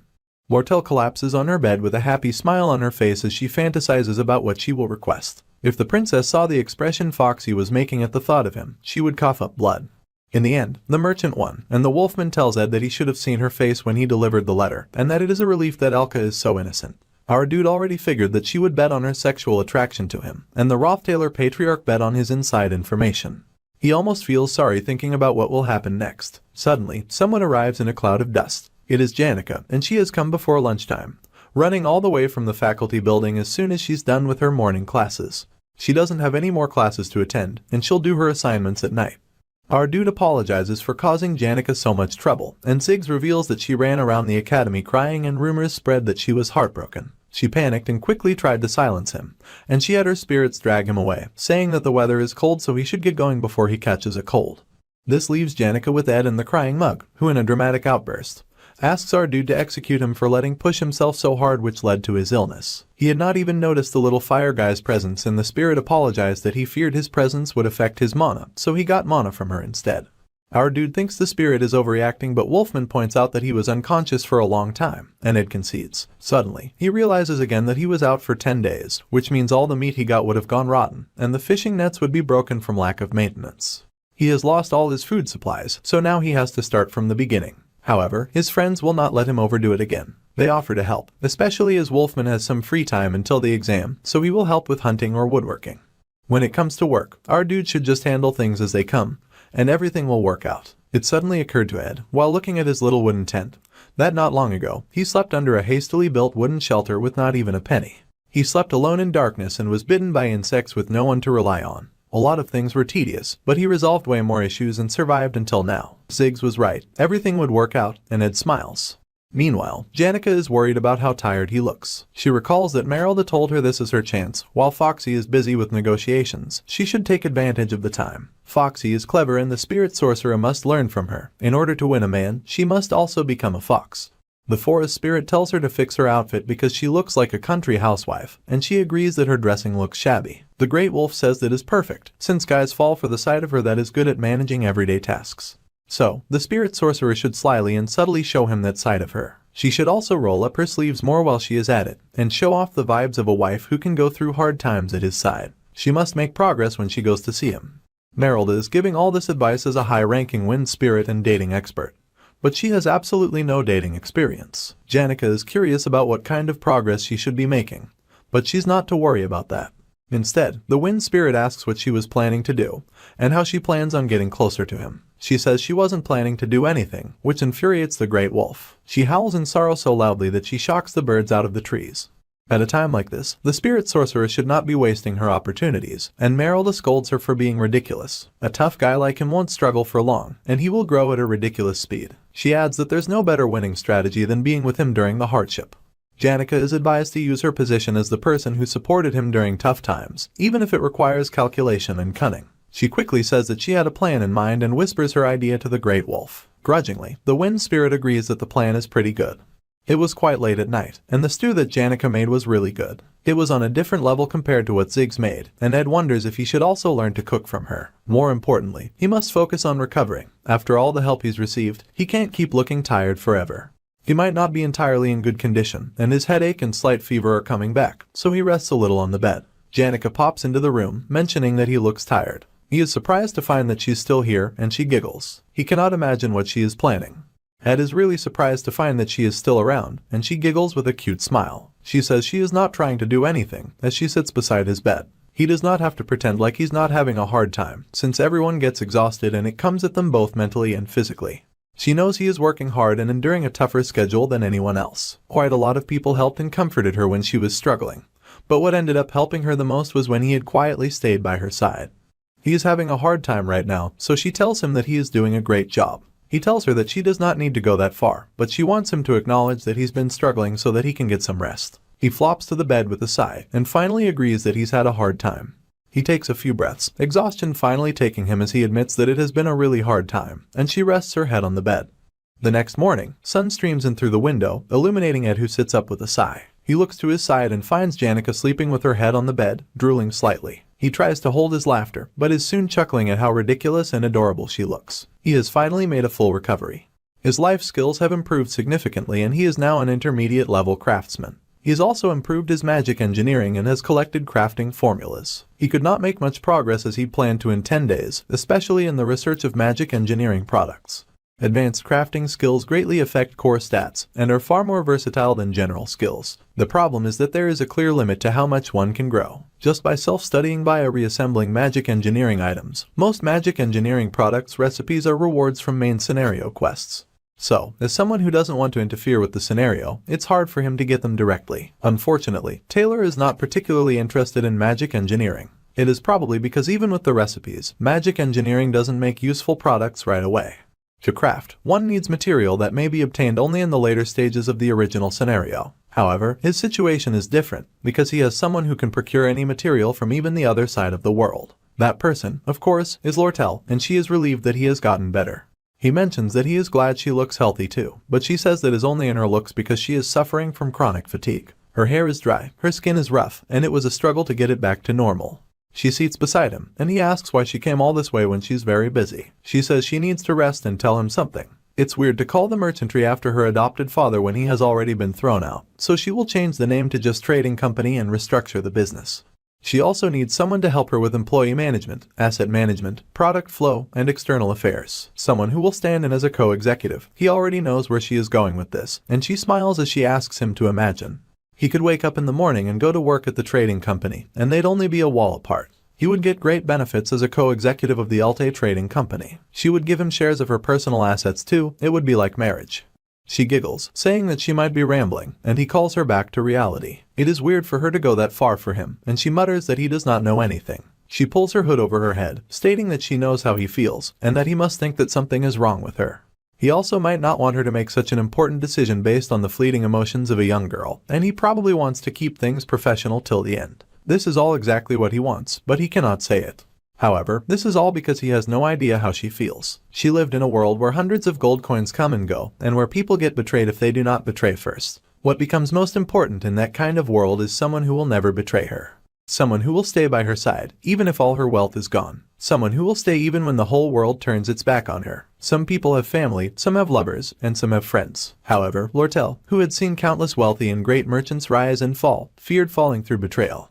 No more, no less, she asks if he can stay by her side. He stares at her in awe and tells her to at least say that without fighting to hold in laughter. She can barely stop herself and laughs that her words did not work. She thinks it's a shame because she almost had him, and he points out that her change in tone gave her away.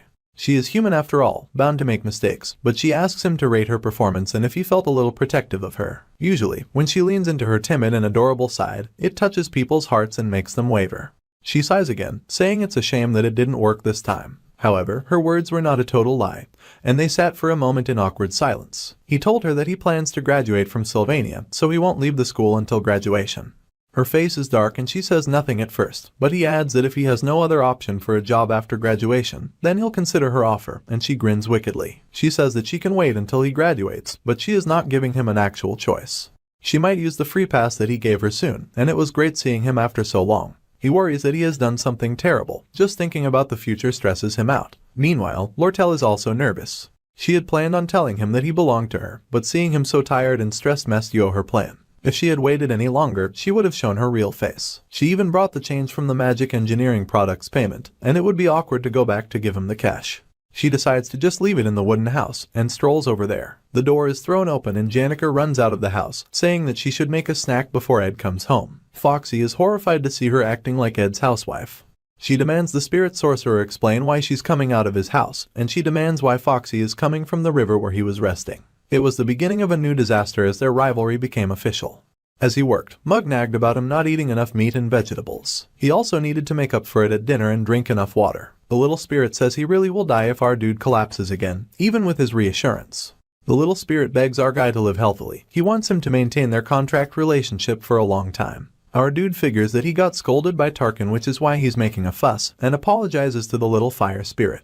Thanks to Ziggs and Janica, he now has enough firewood.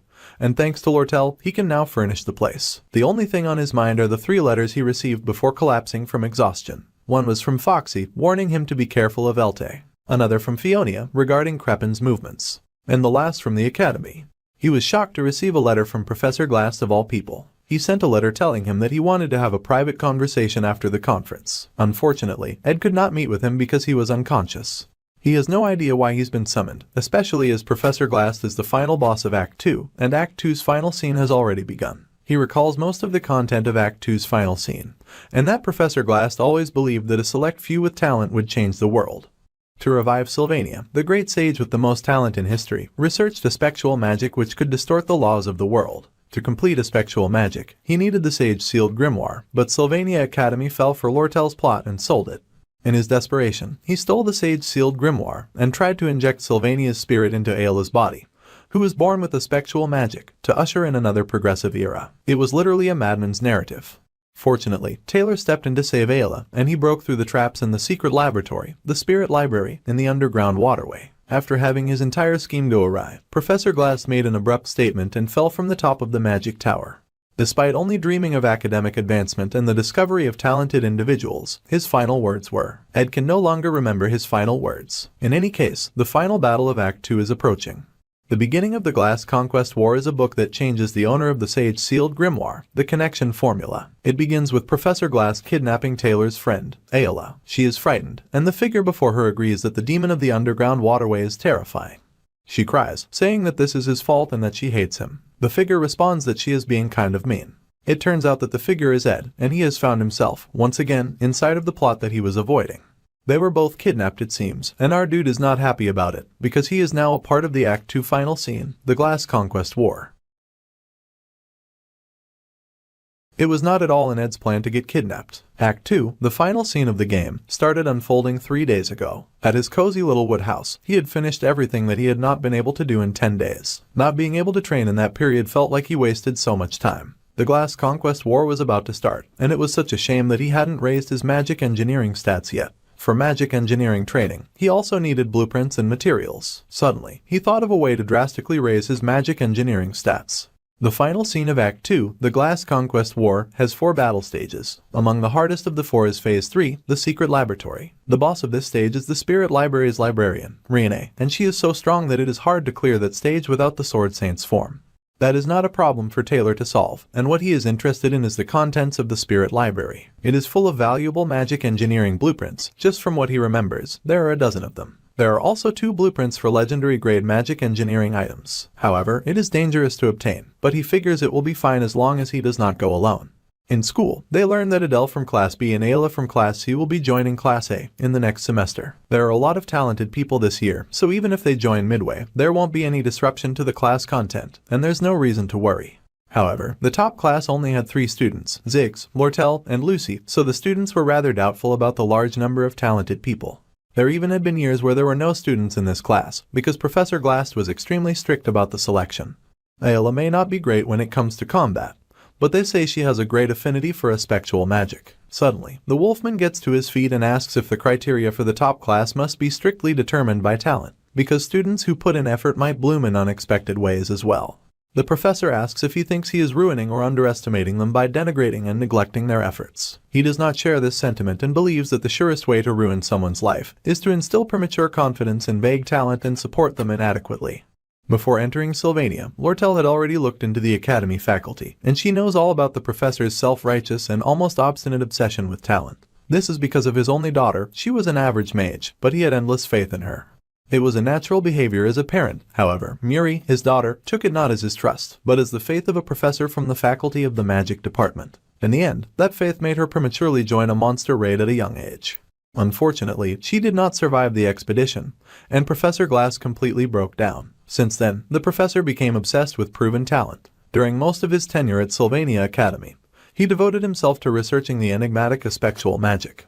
If you know his past, you can understand what he is pursuing is not spectral magic, but its creator. Hailed as the most talented in history, the greatest sage, Sylvania, a powerful woman with flowing silver hair. He's probably bringing Ayla into the top class for his research on spectral magic. Suddenly, the professor calls her name, but changes his mind and tells her not to bother. His face looks more emaciated than before, and he tells her that he'll call her separately since it is not related to the lesson.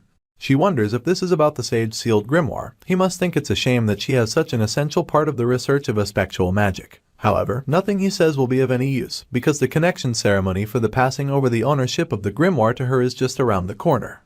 The Sage Sealed Grimoire's connection ceremony is about to start, and all lessons are dismissed. It was a close call, but Ed had completed the plan, and the core of the operation he had developed was to follow right behind.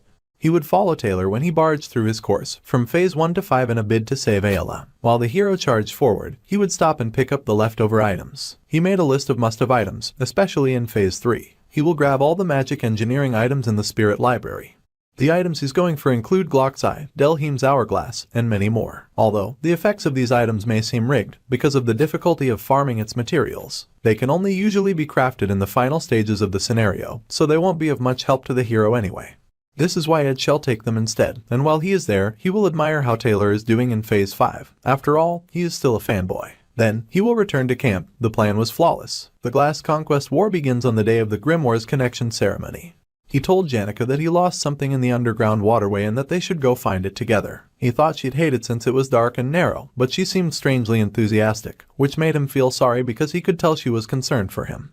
With a friend great at combat, his plan was perfect. However, the assistant Professor Claire informed Ed that Professor Glass was calling for him. He had heard that the assistant professor had recently visited the cabin, and wondered if this was the issue she had come to talk about. The connection ceremony was the next day, and the professor must be very busy, so Ed wondered why he was being summoned. He did not respond to the last call since he was passed out, so he will respond to this one. He figures it must be important. However, when he shows up at the office, he is shocked to see Ayla waiting there too. She looks anxious and wonders why her reaction is a bit much when he hasn't even done anything to her. Even if it's been over 10 months, it makes sense if she still has bad blood with Ed Roth Taylor. After all, he did shoot arrows at her that one time. More importantly, he wonders why she is here when she is supposed to be kidnapped when the Glass Conquest War starts the next day. Then, he worries in horror about why he was called. He is starting to get a horrifying guess at what is going on. He flings the papers before him and sees that they are research records, notes, and grimoires. Nothing is indicating a change in the future he knows of. The only connection to Ed Roth Taylor found in the office is the form submitted during Claire's investigation of the Offles Hall incident. He wonders if the assistant professor reported what she had observed about him. If so, then Professor Glass might have figured out what he did in Offles Hall. However, that has nothing to do with the current incident. Suddenly, his eyes widen, and he whips around with a dagger drawn in defense while Ayla shrieks. The door flies open, and the professor stands before them. She races to him, fearing that our dude has a dagger. The professor's eyes widen and he casts a large magic circle. He casts a spectral magic, and uses the time prison to lock her in place. He turns the same magic on Ed, stealing the dagger away from him. However, to his absolute shock, Ed unleashes Mug and the fire spirit attacks, shocking Professor Glass. An explosion of fire stops Ed from getting snatched, and the professor comments that he was quick to catch on to what was going on. His response is also exceptionally smooth, and he asks if he scanned all his research materials in that short time. However, the professor finds it strange that just scanning a few documents would inform our guy of his intentions. He asks if there is a reason the professor is trying to restrain him, when he only needs Ayla's affinity with a spectral magic. Our guy mentions that the professor has achieved his goal, so there is no need to restrain him, and he won't tell anyone what he has seen. The professor admits that he has a goal, and he's doing it for his own sake, so he should not think too harshly of him. Ed would at least like some explanation, as this is all too much. How can he just vaguely say that he shouldn't think harshly of him? Then he thinks over the words again, and realizes it makes sense. Even if he manages to escape from this place, the professor would not leave him alone, and that would disrupt the scenario. Besides, if he is kidnapped, he will be locked up with Ayla in the secret lab, which is like getting a direct bus to Phase 3. He wonders if he should just let the professor kidnap him. The professor is curious when Ed calmly steps out. He asks if he has decided to step back, or if he's come up with a plan. Seeing that he is not fighting, the professor says it is not such a bad deal for him either and instantly kidnaps him. Papers fly everywhere as the professor walks to him. His assistant professor was suspicious of our guy before, since he was academically successful while living a life in the wilderness. It was like he lived 48 hours in a day, and he could not imagine the effort our hero exerts. He pointed out that she used to think he was a secret mastermind, but she did not expect his academic record to be so good. The professor had seen him in combat in the Crystal Ball, and he had noticed his knack for combat was extraordinary. It was, however, the approach of a weak person, to analyze the opponent thoroughly and use all available means to win. A product of effort, and not that of talent. Our dude's expression showed no hint of unease while getting kidnapped, and it reminded him of something that he had lost in the past. The daughter who had said that she would bring honor to his name through her achievements. Ed reminded him of her and her memory. The professor was so deep in thought that he did not notice Mug sneak out of our dude's clothes and zoom out through the window. The little fire spirit flew quickly and far, flying right for the little wood cabin, where Janica was cooking and waiting for Ed, thinking that he was running late. A new chapter begins from this point on, and we do a little bit of catching up as we witness a writer bring his magic travelogue of the southern continent to an end. As he traveled the world, he realized that there were many magical truths that he had yet to discover, and that his title of the Archmage felt underserved. His late master Sylvania, who passed away at a young age, remains in his memory as a beautiful woman. Looking back now, those years where he felt lacking were indeed full of ups and downs. The sorrow that gnawed at his heart on the day that he lost his master accumulated over time and now remains as an old reflection. In his long life, longing pushes its way forward. The writer is revealed as Lucy's grandfather, and he thinks of how sometimes regrets over what was lost paralyze his rationality. There are times when he has the urge to shatter the natural principles of the world and twist the truth just to see her face one more time. Unfortunately, what is lost, and those who have lost must become stronger. So, he tells Lucy to be strong, for she has become the full stop of his life, and she sits beside his deathbed with a book in her hands. He dedicates the last sentence of this book to her. She cries as she holds the magic travelogue of the southern continent. Glocked, excerpt. Present day, and Lucy is sunning on Ed's roof, thinking of how she misses her grandfather. More than anyone, Glocked acknowledged and accepted death and waited serenely. So, the girl had no choice but to let him go. She wondered if there would come a day when the pain of loss healed completely without leaving a scar. The only thing that temporarily helps her forget that longing is the satisfaction of a pouch of jerky she has. However, she is now out of jerky, so she looks around and sees Janica at the camp, receiving news from Mug. The more the spirit sorcerer listens, the more thunderous she becomes. Even Lucy gets curious about that behavior and wonders what is going on. At the Tricks Hall, main conference room, the clandestine connection transfer ceremony of the Sage's grimoire. Scholars looking to sell and merchants looking to buy gather around. Only the elite members of both groups gathered. Among them, attention was drawn to the leaders of each group. Lortell Kachellan, the acting head of the Elte Company, and Obel Fresius, the headmaster of Sylvania Academy. She is surprised to see he is around the same age and has a similar image to Ed Roth Taylor, but compared to him, he is different to a strange degree. After the negotiations to buy the grimoire were over, the Roth Taylor patriarch came to find her, and he requested that she hand over the grimoire. She was surprised at his audacious request. That was the plan from the start, so she was not planning on being discreet. However, the amount that would justify going back on the lie she had told the princess was 12,000 coins. It was a rather exorbitant price, but he accepted the deal without hesitation.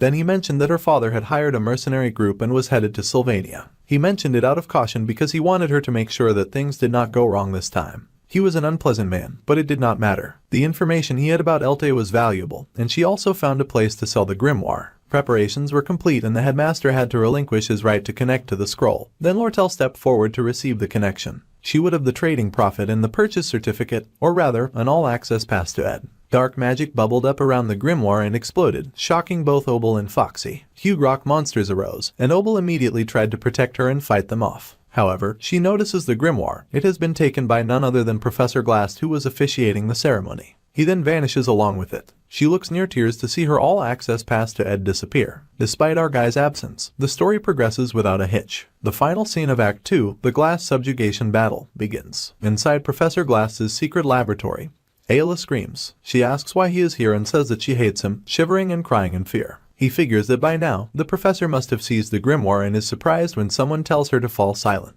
If she keeps yelling, the monster of the underground waterway might wake up. It is Coombe, a researcher of aspectual studies, and he says that they should consider themselves lucky that the professor asked him not to use them for his experiments, because they are important people. Ed mumbles if that is so, and Coombe is unnerved by how calm he is about the situation. Anyway, he shall closely monitor the prisoners while reviewing the research materials, so they must not entertain foolish thoughts. There is nothing for more to do now. Our dude will now wait for Taylor to bring the subjugation squad and cause a ruckus. By then, the library that the hero passed through will already be devastated without any hindrance. This will give him the opportunity to sweep up all the replica magic engineering recipes from the magic books. His operation will be complete. He would not have to do anything important or get rid of anyone. The only thing bothering him now is how easy it all seems, which is pricing at his conscience a bit.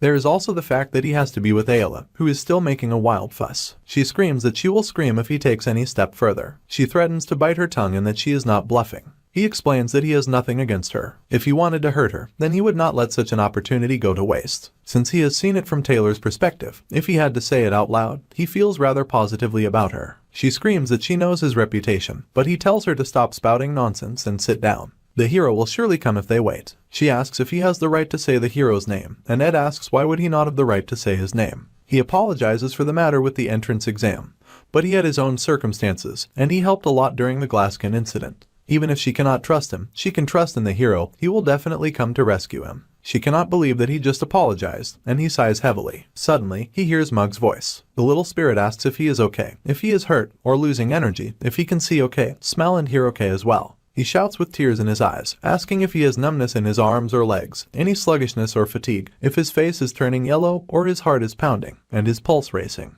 The little spirit followed the magic reactions, and found that his spirit connection level was pretty good, but it took some time to detect him. He also apologizes profusely for not showing up sooner. Ed rubs his head fondly and asks where he has been all this time, and also congratulates him on his good job. Ayla is surprised to see a spirit, and that he can control spirits, because he used to be terrible at basic magic. He rudely says that it is none of her business since he finally has a proper partner to talk to. She believes the spirit can send a rescue request to the outside, and get the message to a staff member or a professor with strong spirit connection. However, there is no need for him to do something like that. Mug also reassures him that he has been thoroughly trained in emergency reporting systems more than anyone. It took him half a day to avoid the eyes of numerous monsters and the golem researchers to get here, so it must have been 2 days from then. However, he recalls how beautiful Janica's enraged face was, and her cold fury when she heard the news. Not only that, but Lucy was also interested in the news, and the spirit sorcerer thought to ask the Vixen merchant for help, which would be like having 1,000,000 troops on their side. Mug reassures him that one way or another, they will be rescued, so all they have to do is stay calm and wait. Meanwhile, Ed is furious because the story has now been altered too much by too many people knowing of his capture. The poor spirit cannot understand why he is making such an angry face. With anger, he grabs Mug's head and flings him with rage out of the cell. Ed then announces to researcher Coom that he has changed his mind and that he does not want to stay trapped, and that he must get out.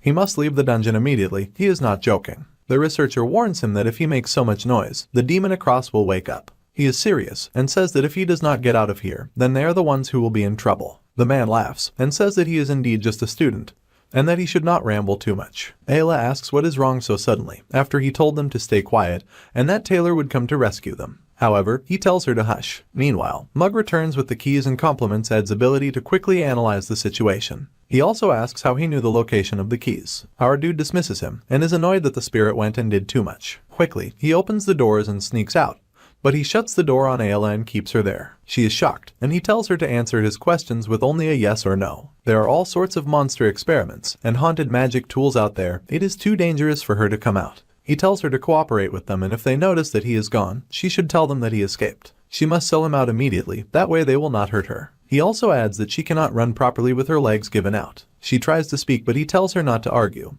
and to reply with yes or no. She is hesitant at first, with fear in her eyes, but she replies with a yes. He is satisfied and tells her to stay quiet and still, then he runs away, saying that he will handle it. New twists inevitably find their way, and he can recall the raid bulletin board from the game, explaining the requirements for the final chapter boss of Act 2. He can handle the minor variables one way or another. His stats have increased enough already, so he can solve most problems by using the information advantage. However, there are bound to be variables that he cannot handle on his own. If Janica or Lortell join, then somehow he can manage. However, even game freaks and veterans who had invested hundreds of hours could not find a solution to the completely unbeatable enemy that would arise if Lucy joined the fray. When she joined, it led to a bad ending. This never happens unless someone deliberately tries to make it happen, so he did not bother with it in the game. But this is a definite bad ending triggered by specific conditions, which involve the professor meeting Lucy. No matter what happens, he has to stop her from coming here. The scene changes here once again, and we see that someone calls out to Ziggs during his daily exercise, and it's none other than Taylor. Looks like the hero has rushed over to ask for help, and he needs to rescue Ayla. Phase 1, the glass chase, has begun. The hero lost track of the professor after he escaped from Trix Hall, so he requested help from the Wolfman, which is as the story goes in the game.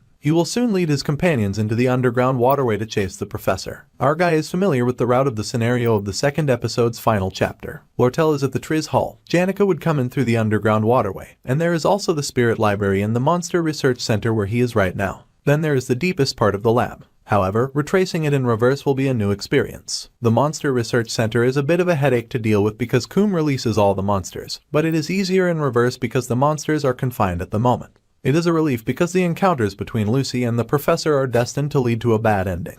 He must hurry to prevent it. The problem is that the Spirit Library is guarded. It is guarded by Riene, the librarian, and a banshee. He is familiar with her patrol pattern, so fighting her is not the issue. The problem is that she is someone who will grant the hero a valuable experience. In the later stages, there will be enemies that cannot be defeated without Taylor's swordsman form, so if he does not train well enough, the future scenarios will be harder to clear. He is supposed to progress the most during this arc, and he is to meet the ones who will help him learn essential skills which are critical, such as the revived demon of the underground waterway, and Rihanna, who will give him the most experience. So, he will just take only the necessary magical tools for the route and sneak out. He snatches the Column C thunderclap generator and the one-way light dimmer. He will definitely come back when this is over, because it would be a waste to leave all those magical items behind.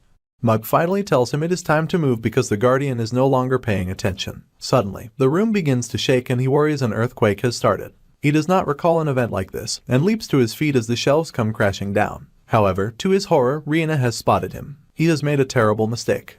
30 minutes before the earthquake, the rock monsters run amok, scaring faculty members. They raise their giant fists to attack, but Lortell uses her magic and freezes them in place. She appears from behind the monster, complaining that if the deal had not been done so quietly, then Sylvania Academy's reputation would have surely been ruined.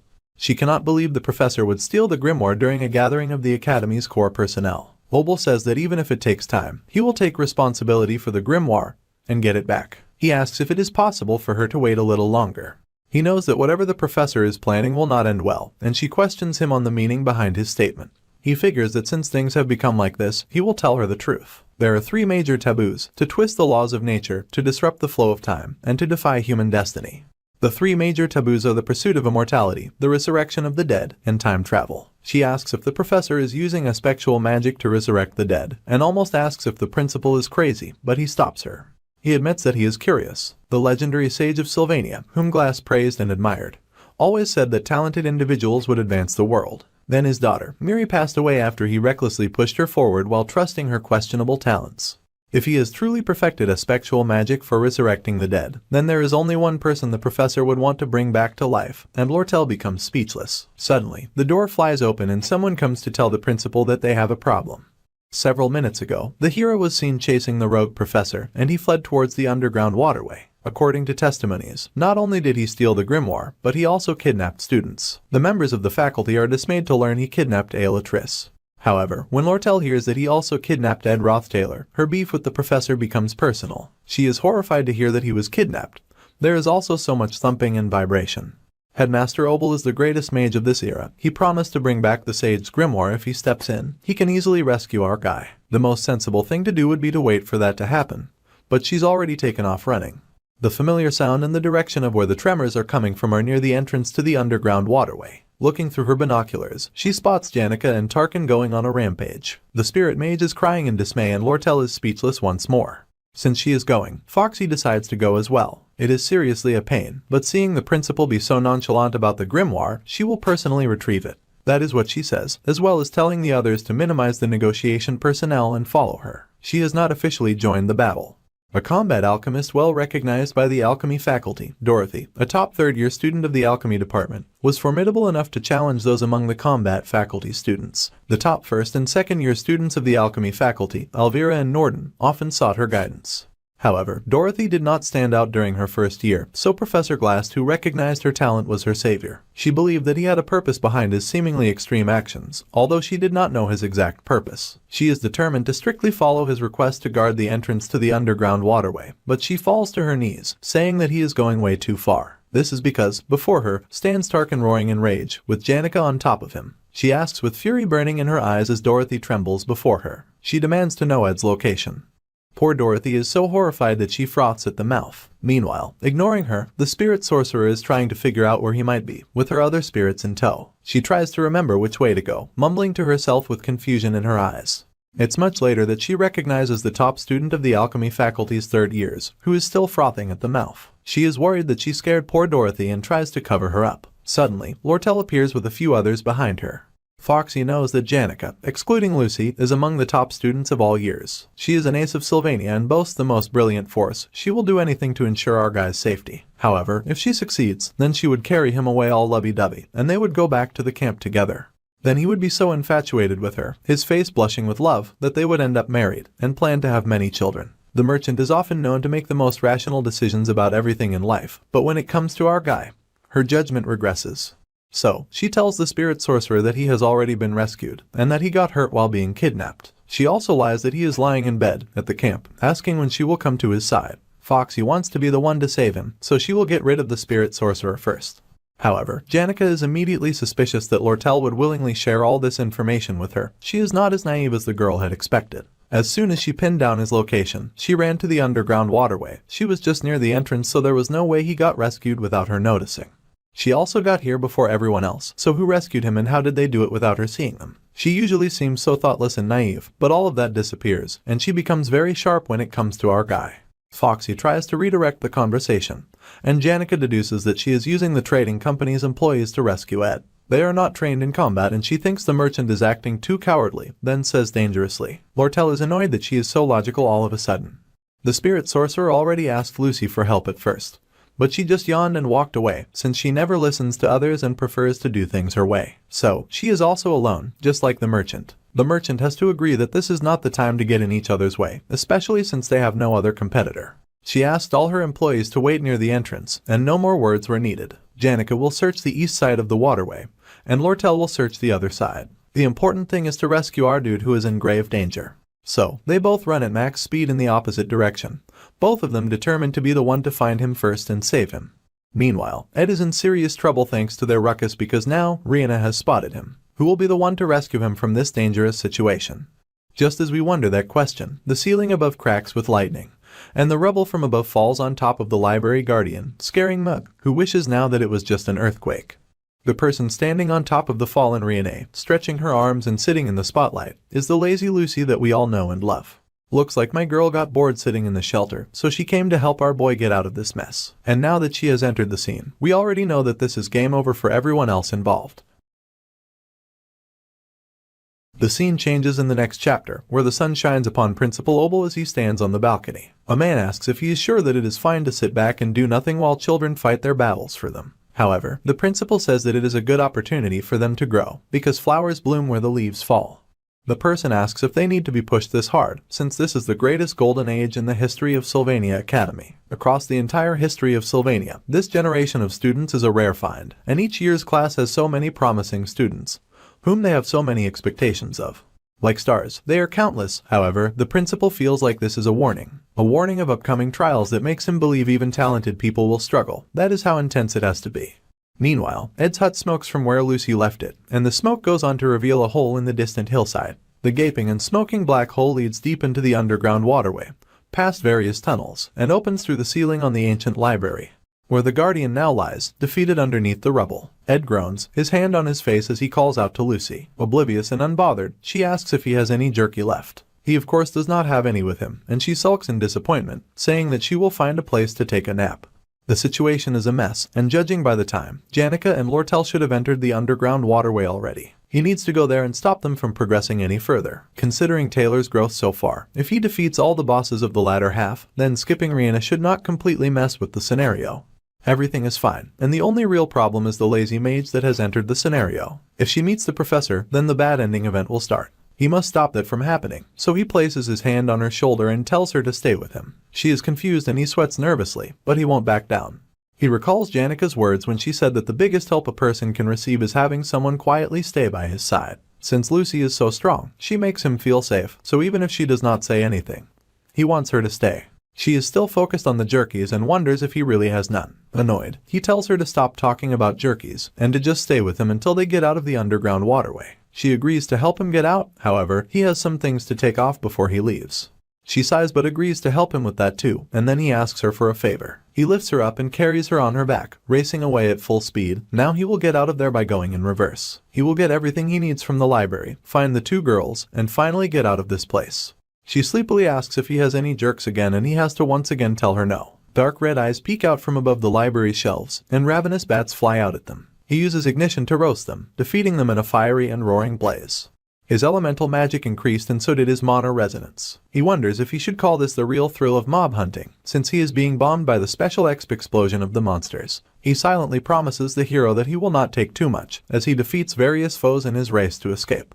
There is a concealment spell cast somewhere around there, the magic resonance and unique insight that Professor Glass acknowledged. Unlike Janica, who specializes in spirit connection, Lortell was quickly finding the way. She acknowledges that this is not the time to exchange sweet words, and suddenly she realizes something. Right now, she genuinely wanted to help another person with pure intentions, without the bargain of getting anything back in return. She felt a glimpse of a new kind of relationship that couldn't be bought with money, and her heart swelled again. She acknowledges it as the same feeling as before. The sound she hears is from somewhere close. Her heart is beating fast once more, and her face flushes pink. Then suddenly, the wall in front of her explodes, and Ed appears. He greets her with a surprised face, while she simply stares back at him in utter confusion.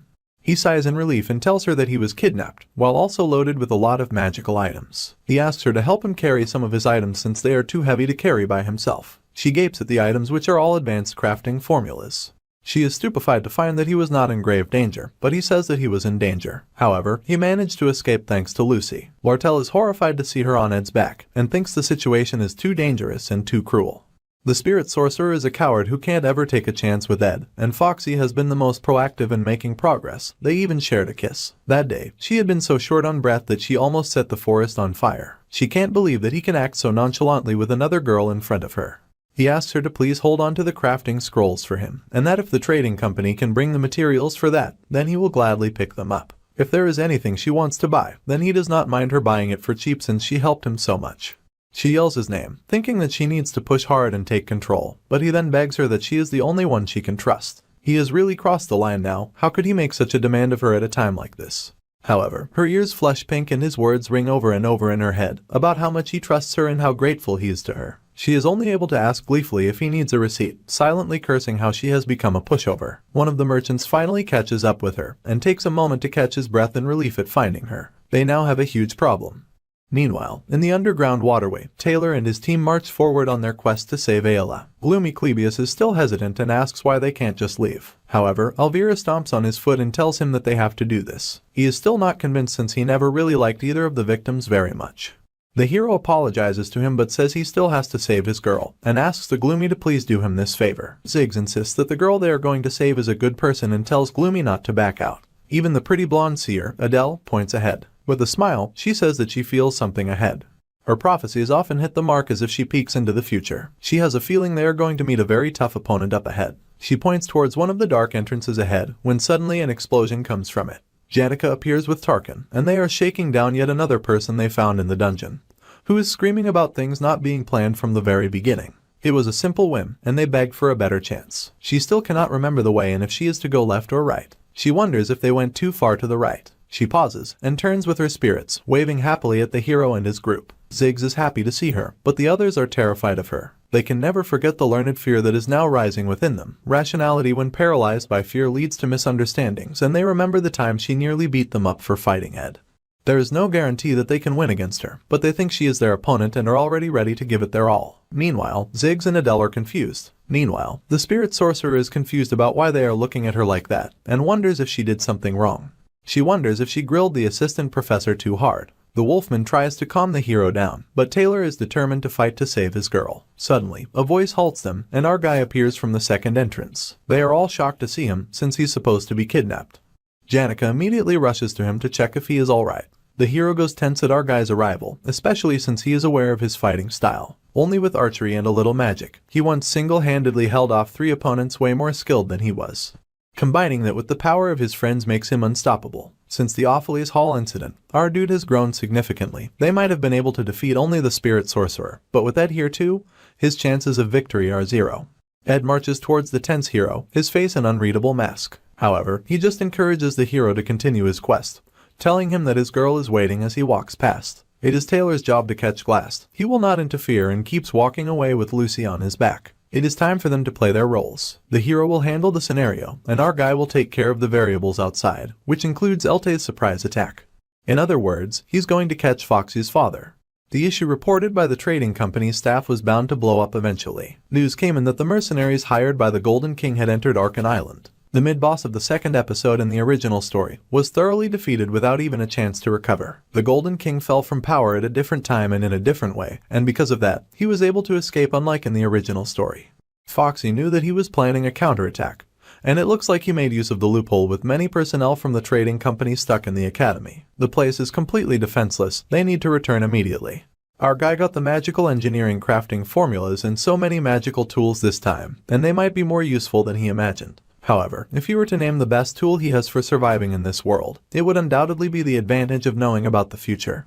The scenario unfolding now is the final part of episode 2, and the glass subjugation battle is nearing its end. The plan to have the storyline unfold as per the original story is still the same. If the Golden King is the mid-boss of episode 2, then he will of course attack in episode 2 just like in the original story.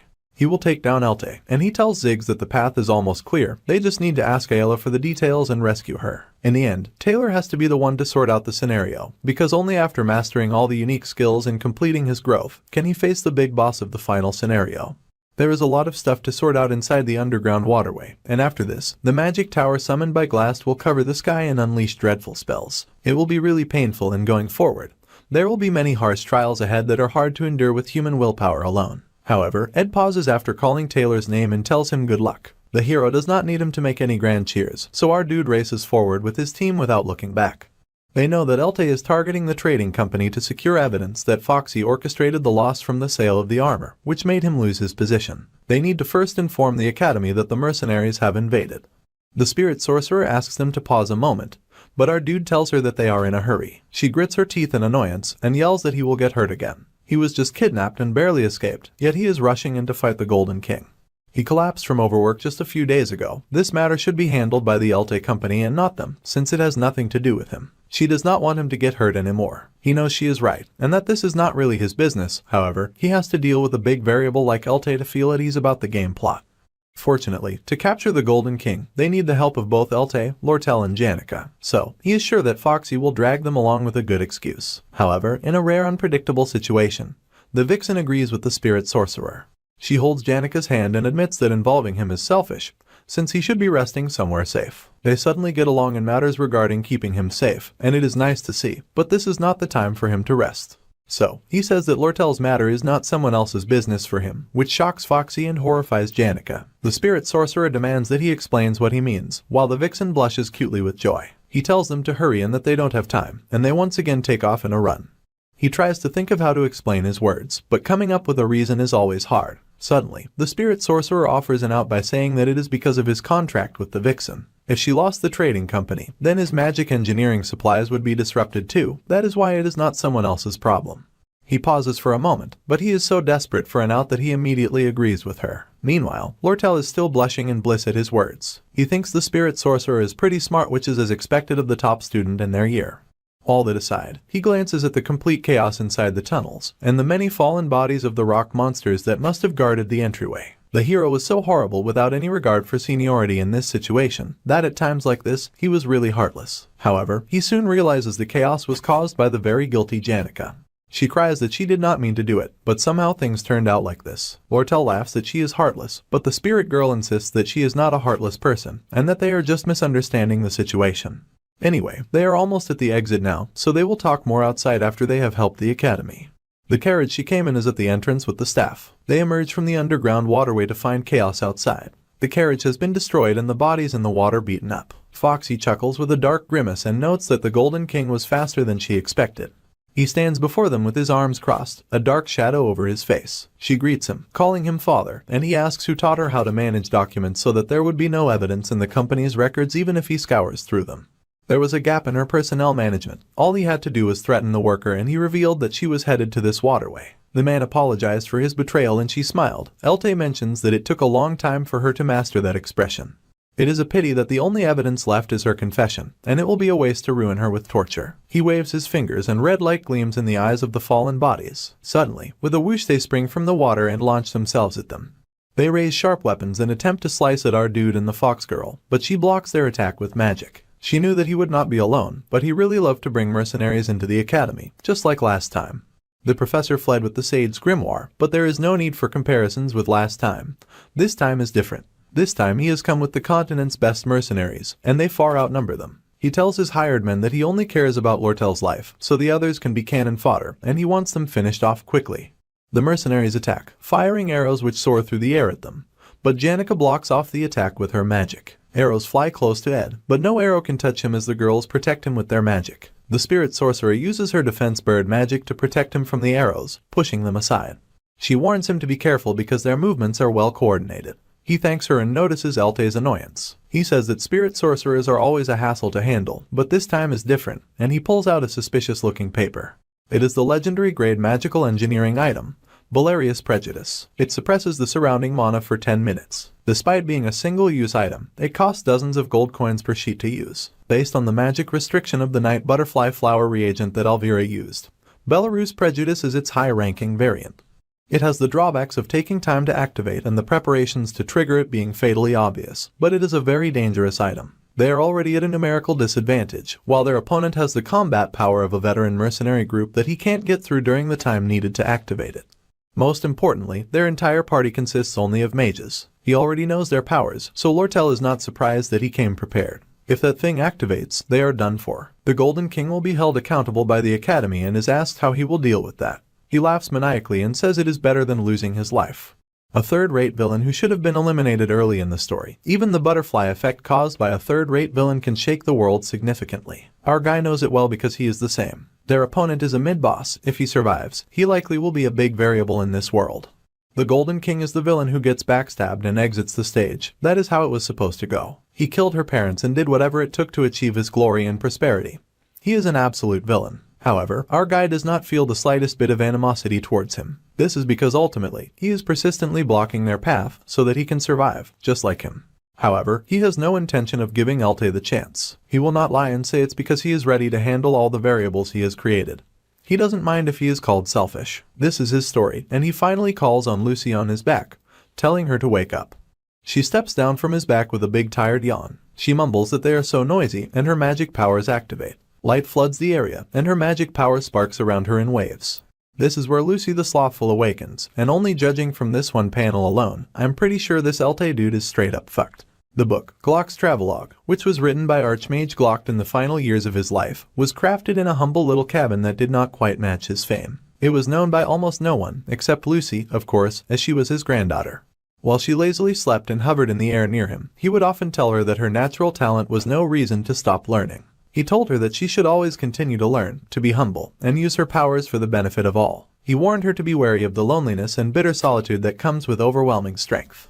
At the blank look on her face, he pauses his lecture and finally asks her to promise him 3 things, and she listens curiously to his request. The first promise is that she will not kill anyone. The second is that she will avoid anything that might stain her hand with blood, even by accident. And the third promise is that she will live the life of a student during her time at Sylvania.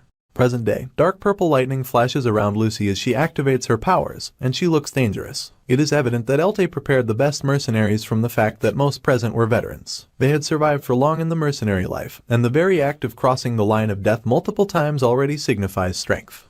They had honed an instinctive sense of situational awareness, and their quick responses had become second nature. Right now, those very instincts screamed at them to halt their fight immediately. Elte screamed at them to keep fighting, but they weren't about to do that against magic that surpassed their understanding. However, most of the relatively young mercenaries do not have this survival instinct, and they rush at Lucy with their weapons raised. She shoots them a cold bored stare. Despite being a mage, she does not use magic very often. Just the flick of her finger renders maximum damage to the charging mercenary and sends the mercenary flying. She does not use magic because she can simply use the physical force generated from the overwhelming compression of mana coming from her. Simply put, she doesn't need to use magic when she can just use violence, and the eyes of her opponents widen in fear. Seeing the table turning, Elte checks how much time he's got before he can activate something. He just needs a little more time. However, she locates him and identifies him as the leader, so she will just have to take him down.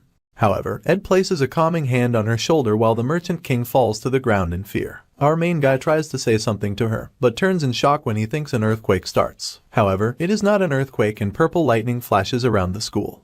On a night when the 7 brightest stars align in a straight line and are visible, Professor Glass's advanced aspectual magic distorts the laws of nature. Thus begins the descent of the magical realm, and purple magical light floods the area.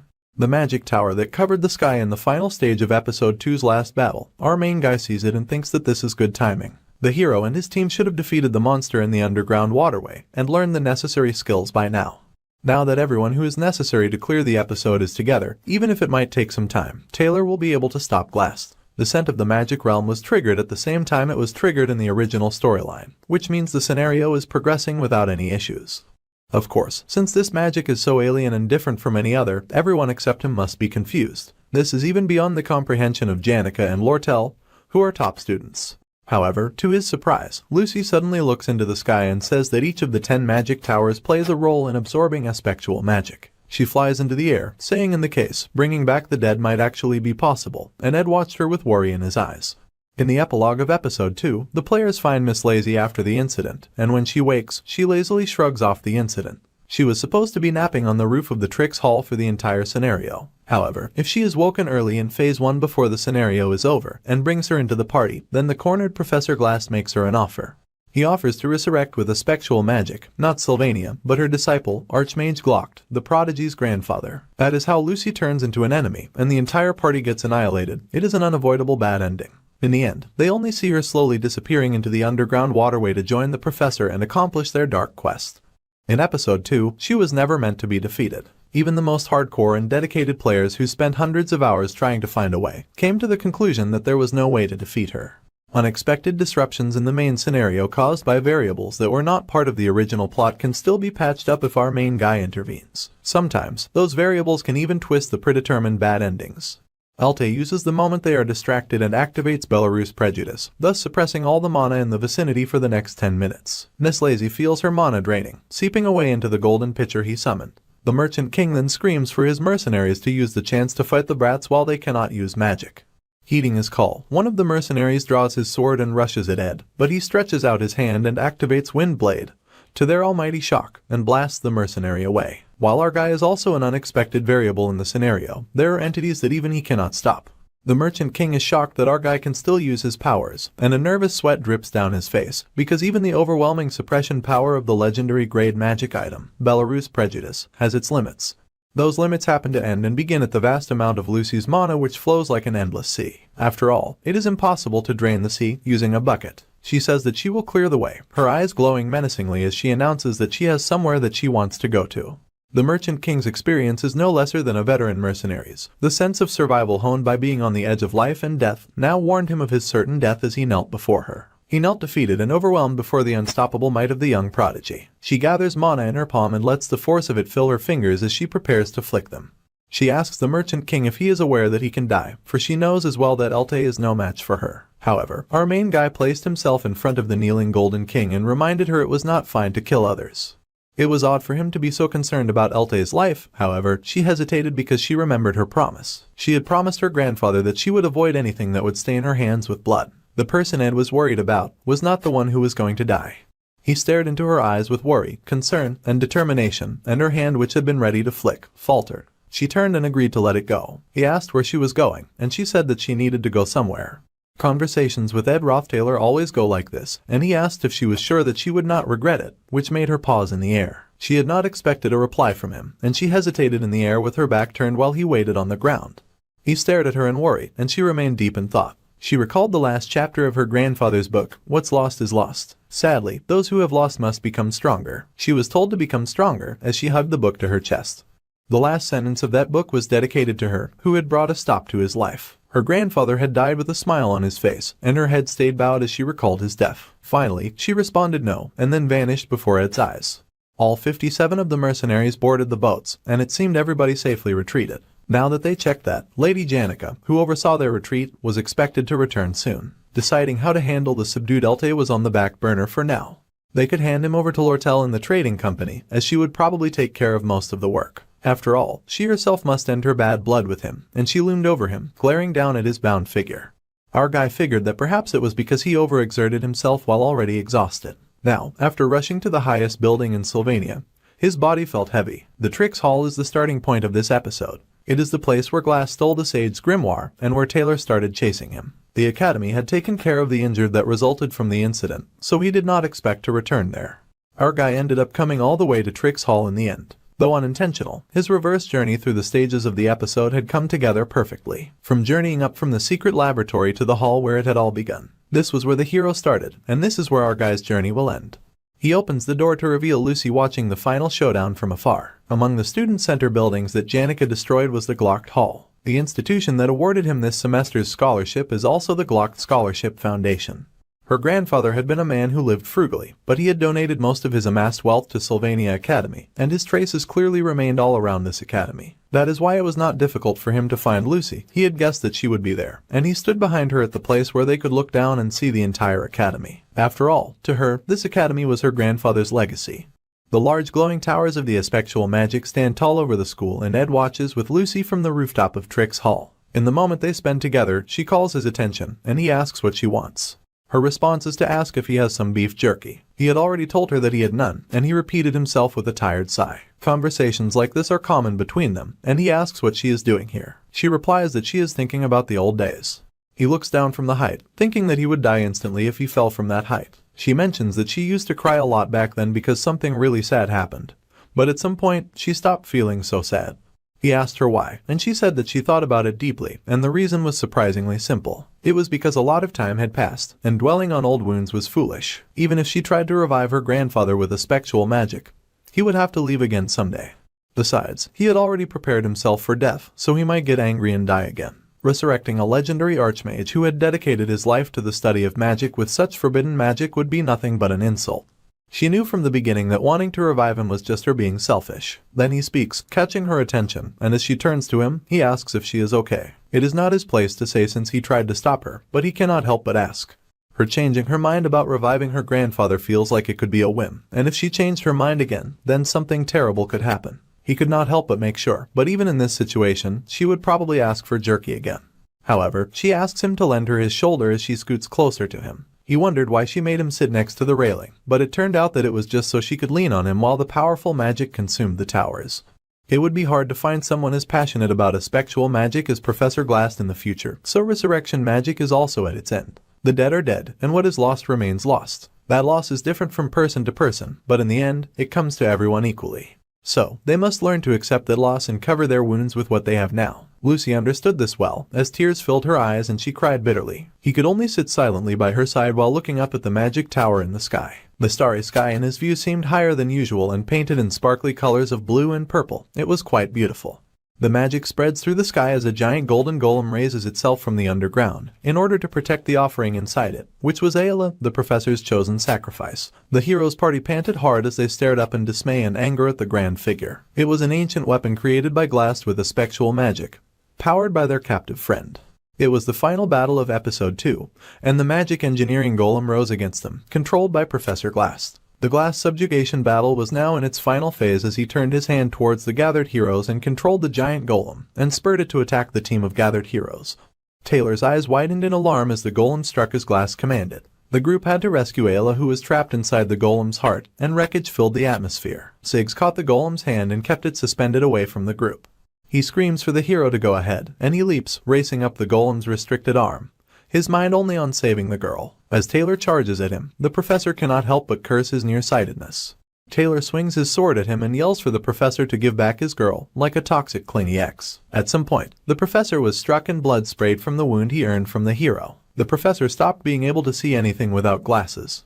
His eyes widened as he acknowledged that life as a teacher was bound to be static. His days were almost always the same, sitting at the large desk in his personal lab, reading ancient grimoires, analyzing aspectual magic as the books on his desk started to pile up. He was also involved in managing academic curriculums and reviewing materials to teach students. As he kept doing that, the scenery outside the window continued to change. It was snowing when a first-year elemental studies student kept coming to his personal study. She said that she wanted to study intermediate magic and advance. It was raining when the youngest professor who caused trouble always came begging for forgiveness, flustered with tears in her eyes. The wind was blowing strongly when the highest-ranking dean out on business stopped by for his usual cup of tea. Even after he became the principal, that did not change. As the weather kept changing and people came and went, Professor Glass sat in the same place, buried in his work, thinking that the painful memories would eventually disappear as well, but they never went away. In the present day, he spits blood and his body trembles from the force of channeling the power of the grimoire to subdue the hero's attack. He manages to blast Taylor away with magic. He activates aspectual magic, small-scale time travel, and heals himself.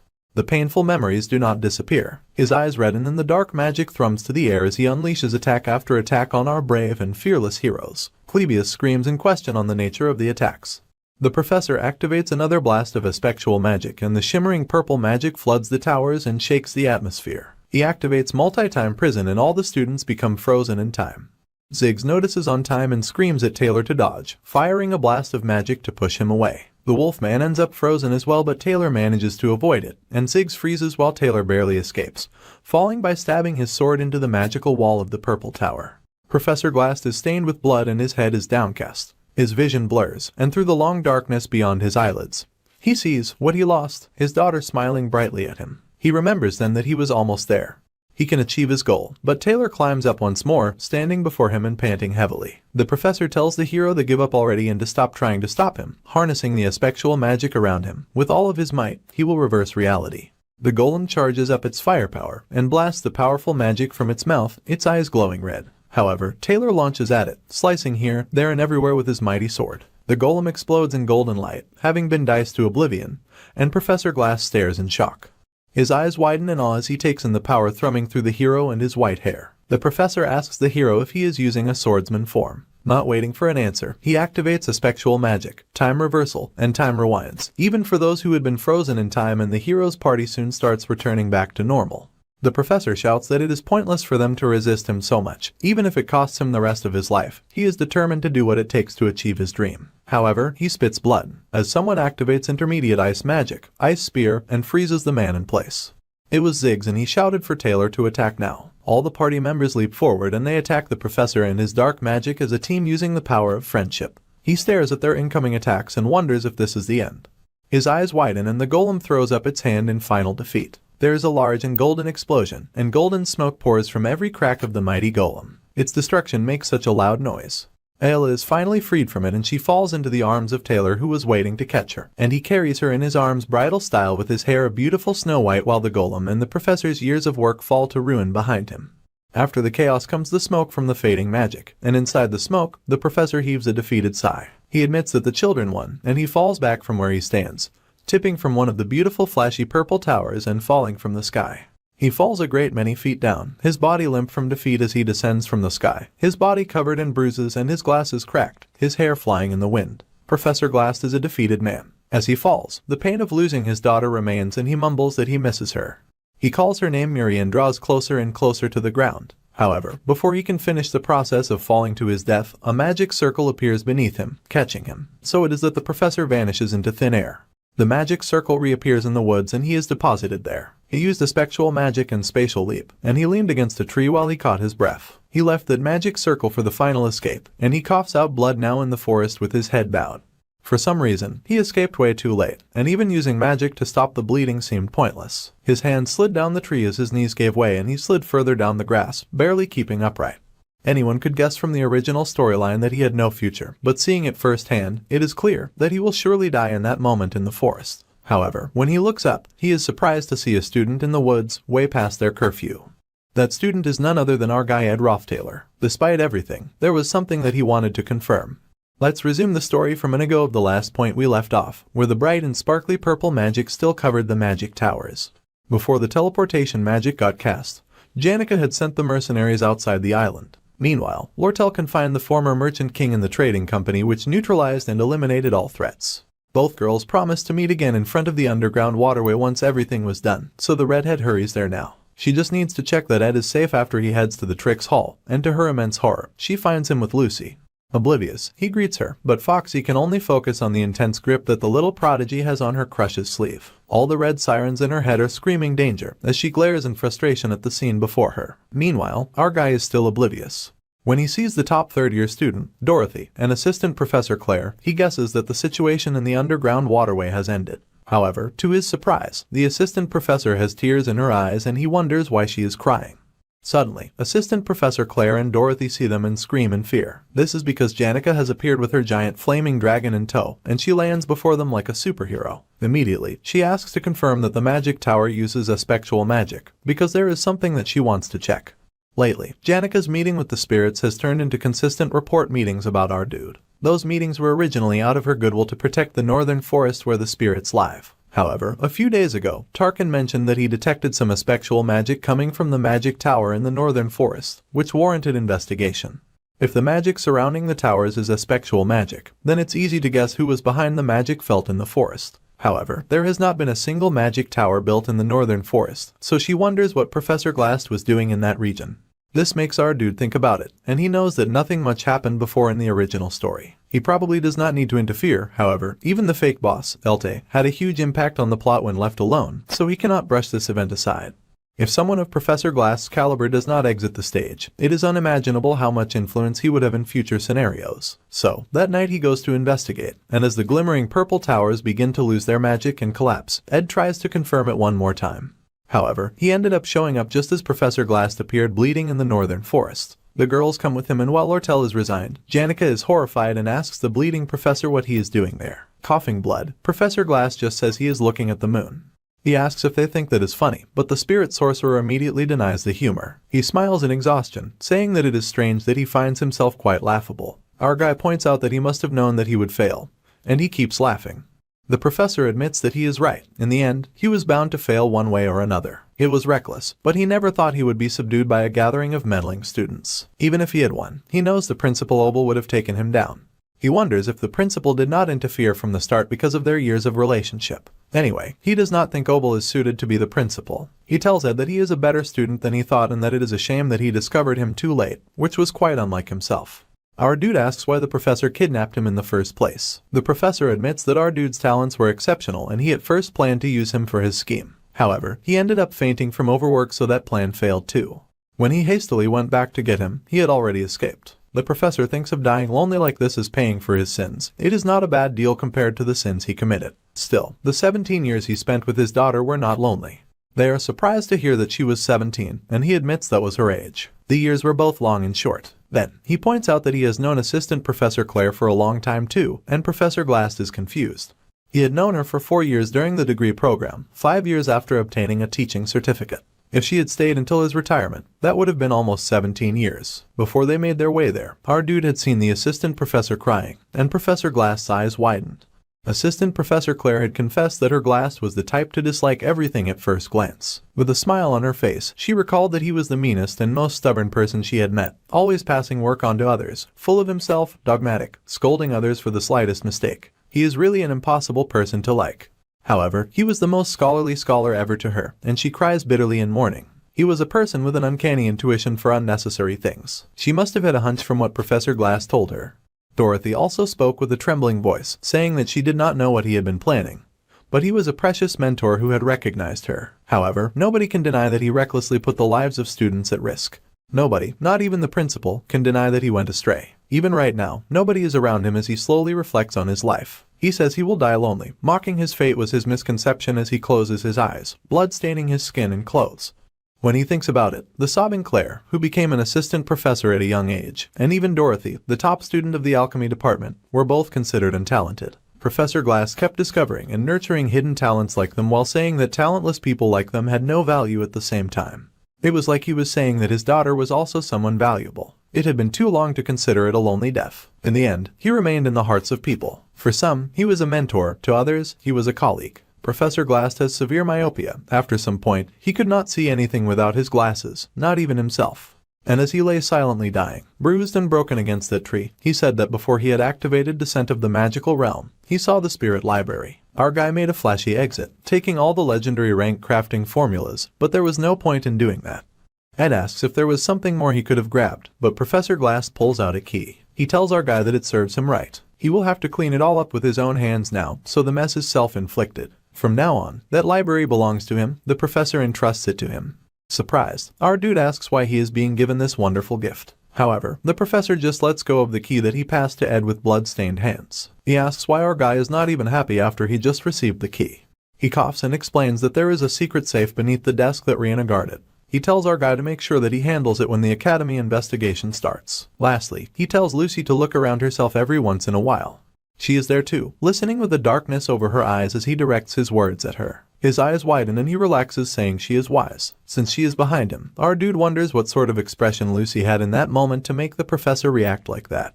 Unfortunately, he cannot see from his position, but her hold on his clothes tightens as Professor Glass finally slips away into the next world, his soul leaving his body. Through Glass, who closed his eyes as though he was simply falling asleep, our guy could only infer. The corpse lying peacefully under the moonlit Zelkova tree made it look as if he were in a deep sleep with happy dreams and a smile on his face. They stayed together and watched for a while. The next day, he finds himself brought before some of the school dean. He points out that he got involved in the Glascin incident, the Offles Hall occupation, and now the theft of the sage-sealed grimoire. He was there at every site, and he had terrible luck. Ed faces the interrogation squarely, knowing that he has done nothing wrong. After getting scolded all through the night, it is the dean's turn to scold him. He points out that Ed does not know why he was kidnapped by Professor Glass, but he escaped when he got the chance and sought help. During that process, he met up with Taylor's group.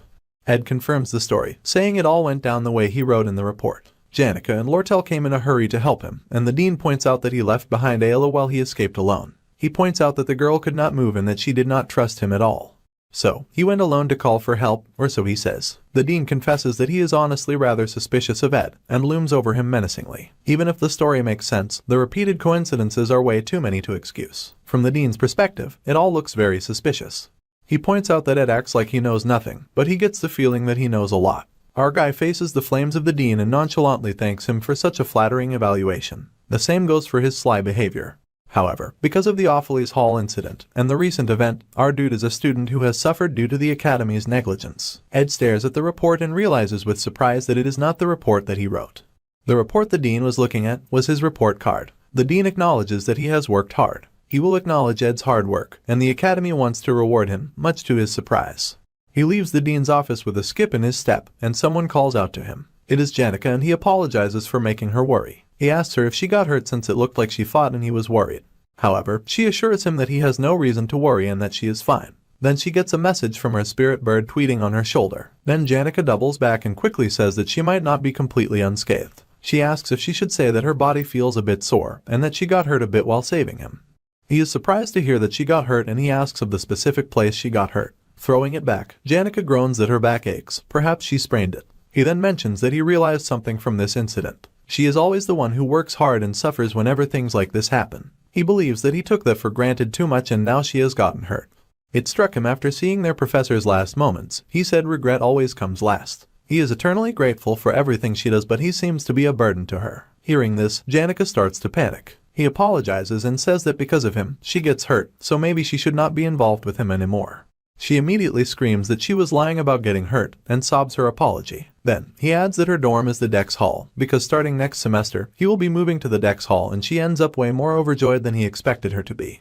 A lot happened, but it was wrapped up quickly. Episode 2 ended pretty neatly too, and he could say it is all finished now. The dean told him to end his lonely life as a wanderer and to return to normal life as a normal student because he deserved it. He is allowed to move into the academy dormitory, so now he will leave his log house behind. Personally, he wanted to set up some fences, grow some annual edible plants, and reinforce the hut a bit. But it all feels a bit futile now. His camp life is over and he goes into the house for what should be one of the last times. But just as he opens the door, he hears a huge crash as someone lands right outside his hut. It is Lucy in a sleeping gown and she looks dazed. Someone wonders if it is going to rain. They are in the middle of a forest, with small hills in the distance. That someone is Lucy, and she notes that she is not in Orkan Island. Instead, she is in the northern Ramelin mountain range. She wonders why she is dreaming of her childhood right now. Since she is dreaming of old times anyway, she decides to go see her grandfather's face. When she enters his house, she finds the insides covered in cobwebs and rotting away. He sits at the familiar place on his chair, but he has become a dark shadow instead of a welcoming presence. He raises his head at her presence, turning towards her as his skeletal form screams in rage, demanding why she did not save him when she had the chance. He asks why she looked the other way, and she realizes that she is having a nightmare. She closes her eyes and takes a deep breath, then opens her eyes to find herself waking up in her dorm, with a maid asking her to prepare for school now that she has woken up. She says nothing at first while the maid waits for her reaction. Suddenly, she activates high-level spatial magic and the maid has to shield her eyes as Lucy suddenly blasts away. For some reason, she felt the urge to go to the northern forest right away. She landed on our guy's roof just in time to see him return from school. She felt an inexplicable sense of relief just seeing him, and she wondered happily if it was going to rain. However, his eyes widen in horror when she hears him say that his camping life is over, and she plummets from the roof to the ground. Ed recalls a lecture that cats are always unpredictable, and they never play along like people want them to. When a person thinks they have gotten close and tries to pet them, they act aloof and expensive. But when you lose interest and get busy, they get clingy. Cats are always like that, so the best way to control them is to lose interest. So, he turns away and heads inside without paying her any attention. The professor goes on to say that anyone who wants to have a cat-type spirit familiar should just stop giving them attention and act indifferent. Surprisingly, they'll end up coming to you first. The female students laugh, saying this is harder than dating.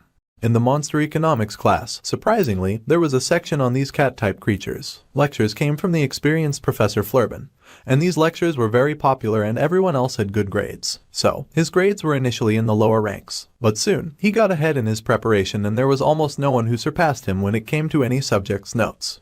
The lecture ended on the topic of cat spirits for the day, and Ed packed up his notes. However, he was suddenly called to the teacher's office, to his surprise. He is asked if he knows about the Academy's scholarship program. Ed says it is a system where a person contributes to academic tasks in exchange for a discount on tuition. The teacher acknowledges that he knows it well, and that the opportunity is a good opportunity for him. Ed asks what he would do for the program, and the professor responds with various academic tasks.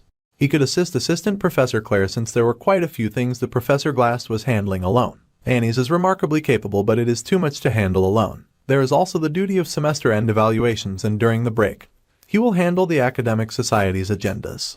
At the end of the break, he could handle the freshman class assignment test too, and he tells him not to be too strict with the freshmen. Our dude thinks about it and realizes that guy will also be there. Meanwhile, Lortell assesses the grimoire that has rightfully been returned to her. She can definitely sense the magic resonance is extremely high, and she mumbles a few things as she studies the magical item. However, she wonders if it is really okay to sell such a powerful item to creepy Crepin. The fact that our dude made such a desperate request means that he did not want the creep to have the grimoire in the first place.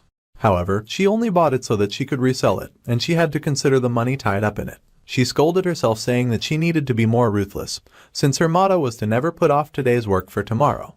She recalls that Ed promised to do anything for her as long as she got the Sage's grimoire purchase, and her cheeks heated up once again. So, she pulls out paper and gets to work writing. They get a special winter break class notice, and she wonders who will conduct the class without Professor Glass. She laments her busy schedule, but is thrilled that she does not have to worry about the camp anymore. It is the end of the semester, so she is not the only one that is busy. Janice and Ed must both be occupied, and Lucy, well, she thinks there probably won't be any immediately noticeable changes. However, her hand falters as she writes and sweat drips down her head. She wonders why she feels so uneasy. Meanwhile, back at the camp, the lazy prodigy points out that they are running out of firewood. Our guy turns in surprise and she says that he mentioned they would be short of firewood when winter comes. She sulks while eating beef jerky. He admits that is true. She also asks why he has not been hunting lately, and he wonders why she is suddenly saying something productive. It is not a surprise though, and he has been neglecting camp management on purpose. He is thinking about going to the Dex Hall. If that happened, he would not see her as much and maybe scenarios would unfold with more stability. Just then, Janica arrives, greeting them cheerfully as she rushes over, saying that classes must be over. He agrees that Professor Marie's late afternoon class got cancelled, so he came to the woods to rest. She says they won't be able to stay at the camp once winter break starts, so she has got to come here as much as possible while she still has the chance. She really enjoyed spending time at camp, but thinking that this was going to be over made her feel a bit sad, and Lucy listened closely while munching on jerky. The spirit sorcerer says that she really liked the camp. She adds that it is really unfortunate that she won't be able to hang out there anymore, but his environment is important too. If he decides to move to the Dex Hall, then he should make sure to call her. She says all happy and flowery while he thinks things over. She promises to help if he has anything that he needs, and since he has a lot to do. She goes on to say that most of their classmates are in Dex Hall. They will see each other more and maybe eat early, and she can show him around on his first day, so she will meet up in the morning, also in the study rooms. If he has trouble finding people to use them with, he can call her. Meanwhile, Ed studies the key he was given and figures it is time to unblock the secret vault in the library that Professor Glass mentioned. Then Janica presents him with an application form for Dex Hall, and warns him that if he applies late there is a chance that he will miss out, so it is better to fill out the form early and then think about it.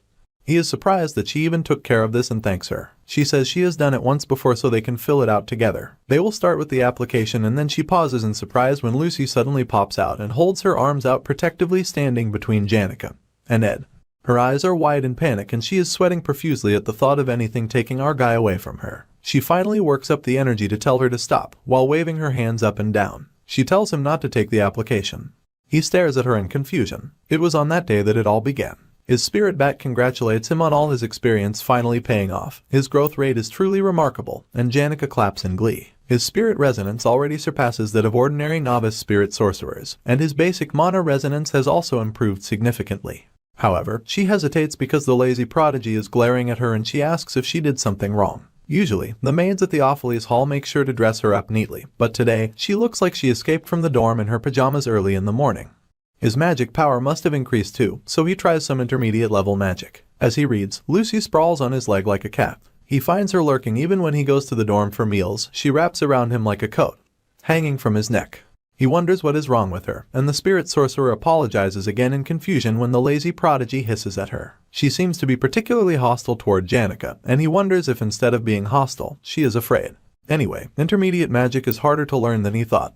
Even after practicing all day, he still has not mastered the basics. Then suddenly, Lucy asks what he is going to do if she leaves. He says there is somewhere he needs to go.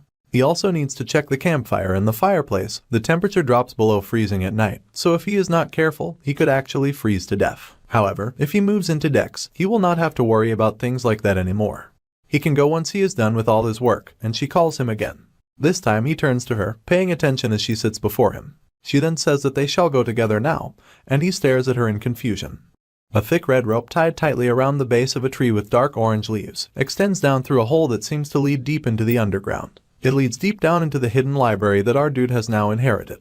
As he descends carefully, using the rope that he tied round his midsection, he asks Miss Lazy why she accompanied him to such a place. She hops into the space, not even looking at him, as she remarks that she could have helped him get down with her magic. He sighed as his foot finally touched the ground and told her to forget it. He needed to make sure that he was able to come down and get back up by himself anyway. Since he will not be able to take all of it at once, he will need to come to the library a few more times. He pushes aside the dust as he moves the broken furniture about, and takes a moment to marvel that a hidden secret safe is in a place like this. He ponders on how the professor held on to the key till the very end, and wonders why. When he unlocks the safe, a huge gust of wind hits them, and Lucy staggers back, grabbing her hat so it does not fly off. Even our dude has trouble keeping his balance. Then his eyes widen when he sees what is hidden inside. It is late at night when they finally start crawling out of the hole, and the tree is bathed in the light of the moon as our guy mumbles that they will soon be outside. It was almost time for Foxy to send the magic engineering item materials he asked for.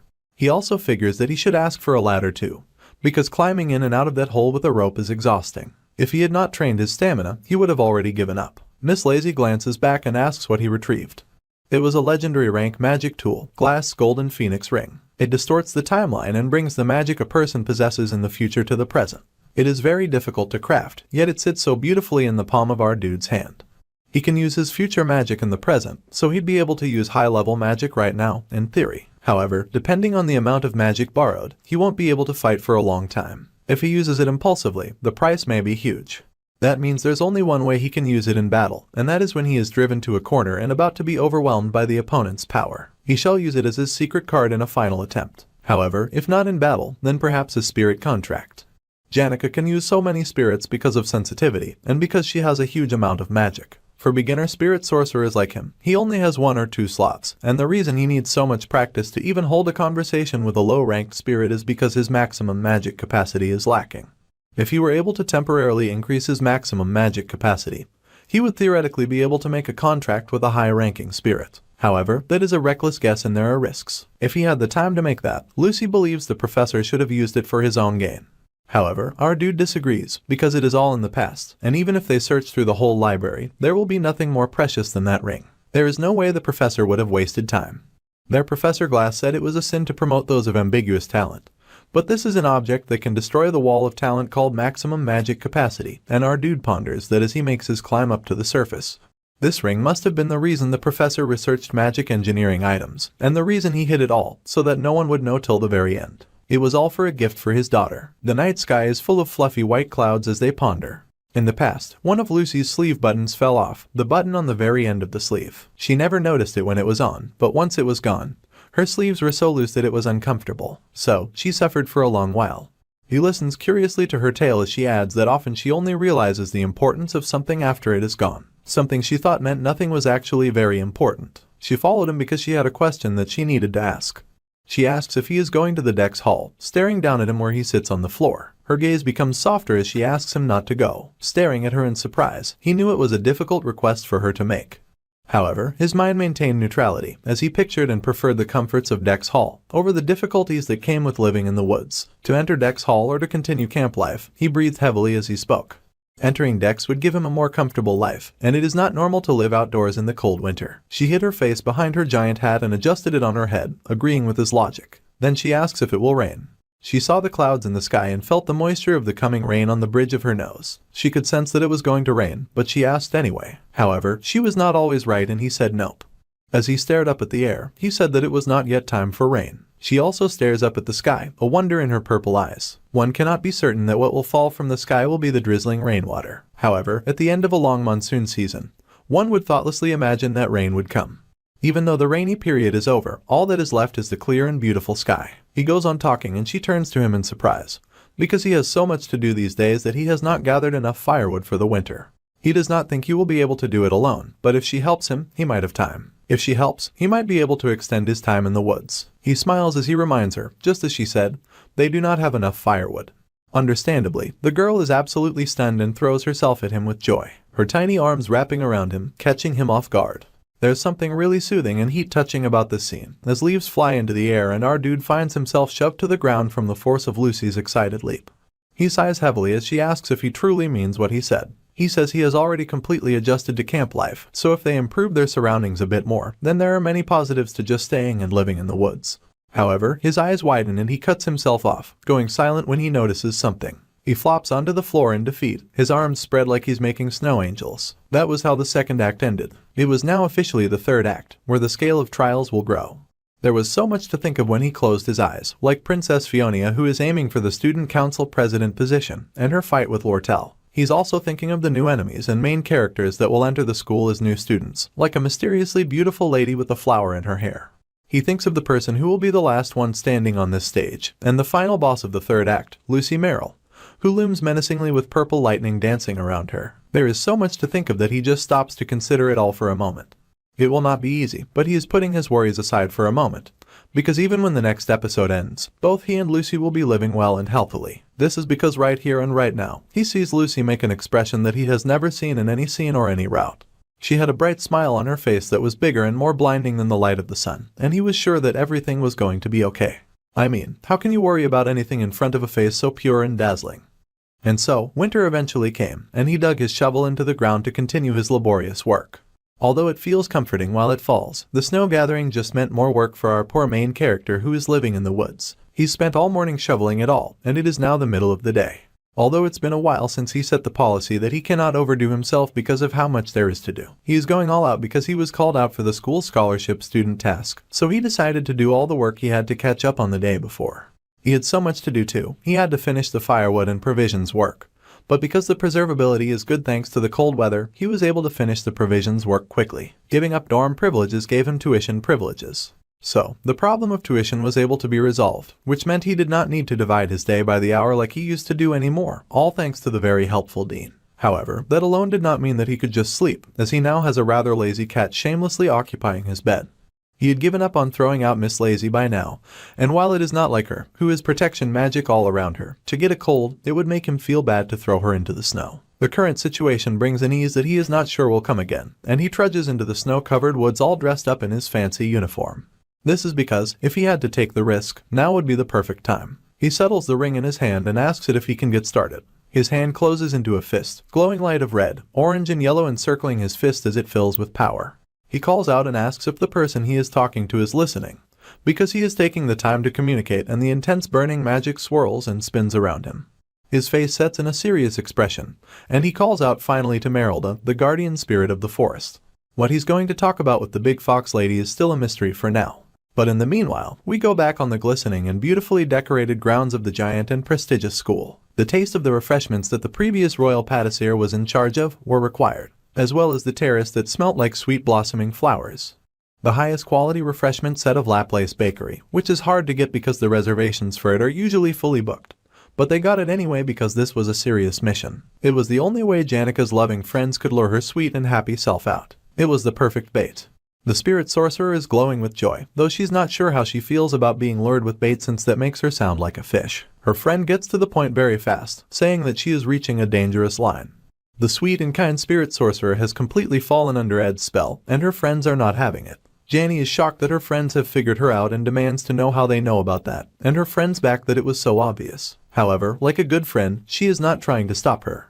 At first, she felt like she had lost her country, but after her assessment of our dude changed, she decided to accept the situation that had occurred. However, the problem was that the spirit sorcerer's heart pounded so fast every time she saw her crush that she could not even speak when he was around.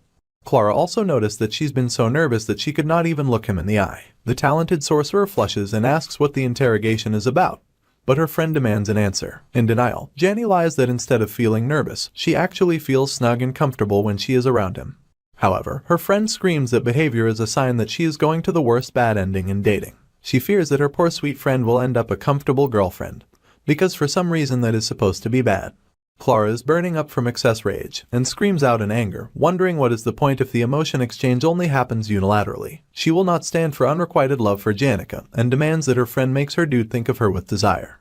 A relationship that involves her liking him and following him around is a follower relationship, and even the spirits are glad to hear someone lay it on thick to their beloved spirit sorcerer. It is winter break now and her friend needs to see some seriousness from her.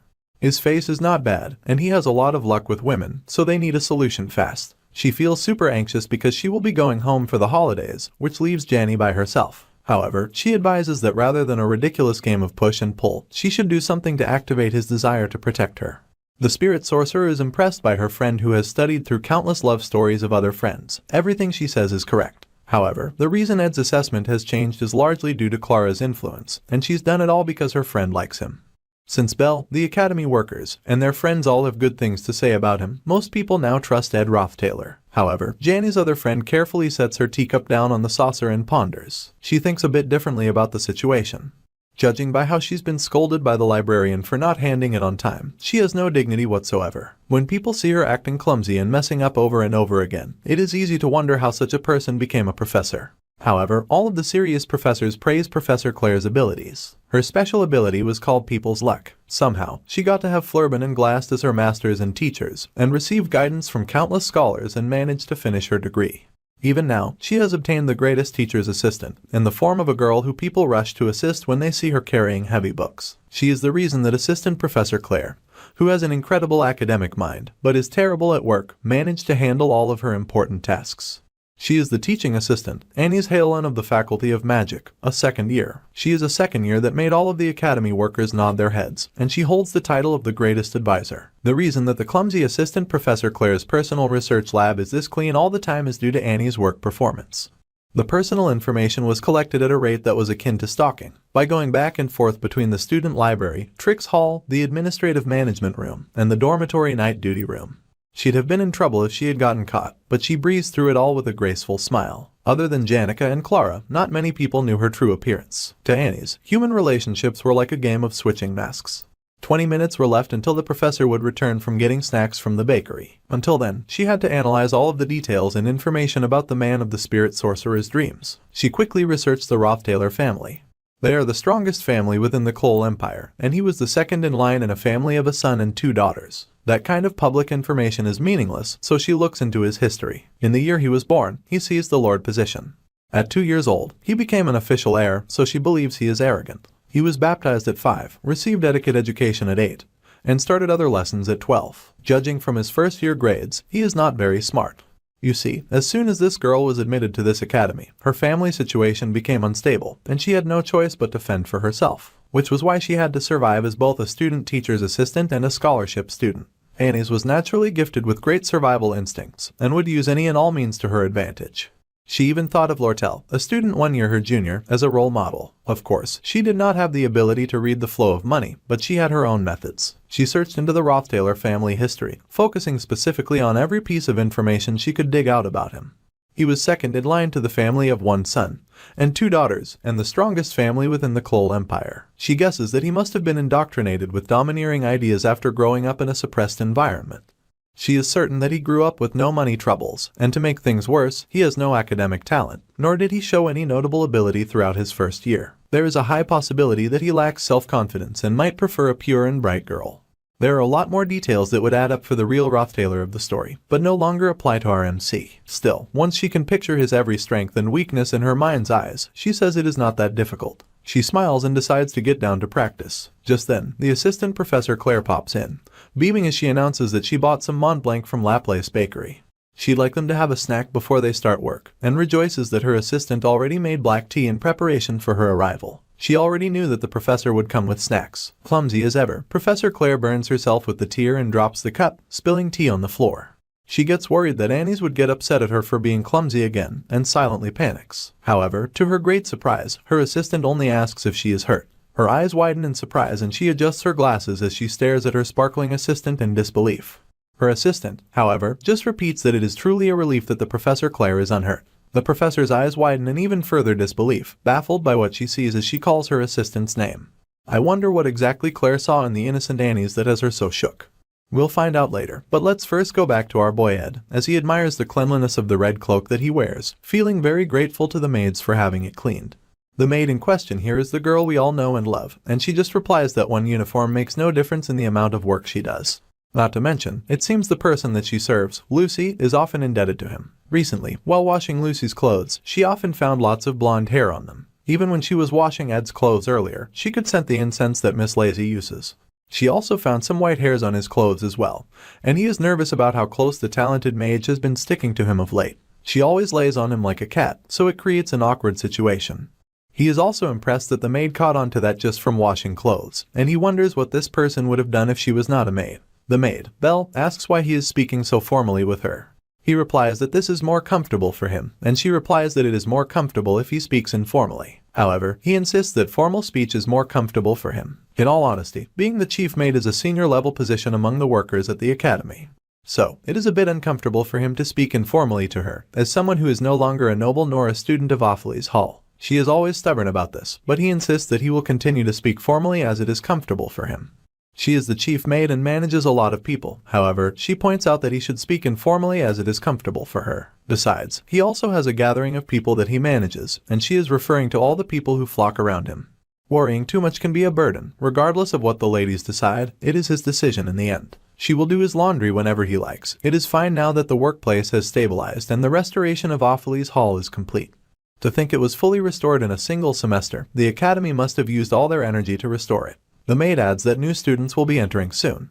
Of the 7 students who they will be attending to from this break onwards, one of them has already requested to move in and is in the process of packing in. He is surprised and asks about them. He guesses that person must be Ed Roth Taylor. Things have gotten juicy as he thinks of a girl with long waves of golden hair and a ribbon behind her back. Bell notes that he is aware, and he sighs to himself because it seems that break will be annoying. After all, his younger sister is coming soon.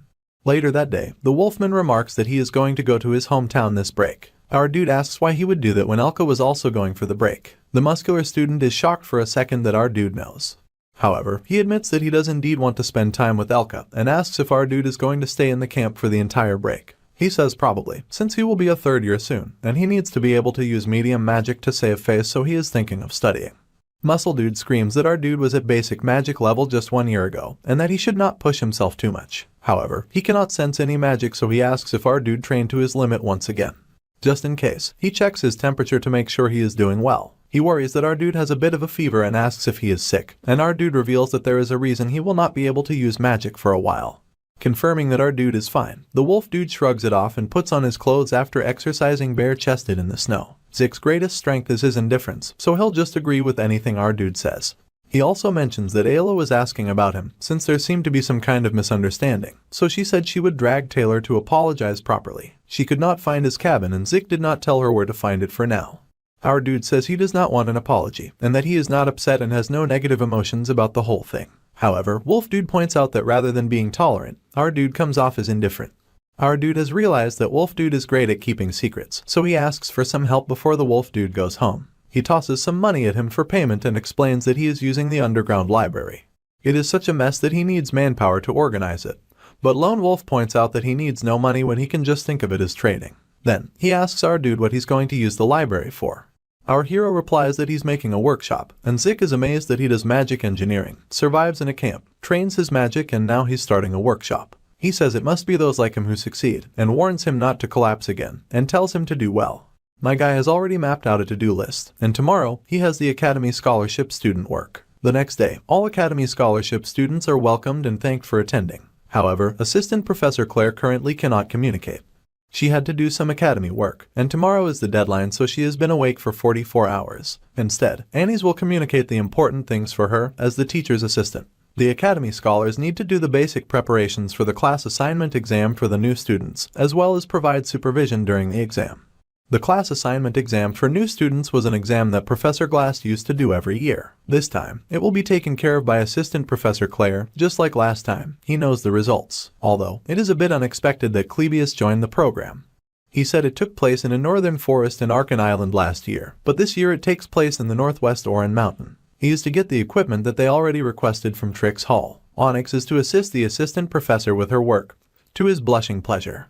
Ed stands nonchalantly in the corner, unaware that Annie's believes there is something that both Clara and Janica are overlooking. There are too many girls near our dude and he looks like a player, so working with him as a scholarship student is a good opportunity to test him.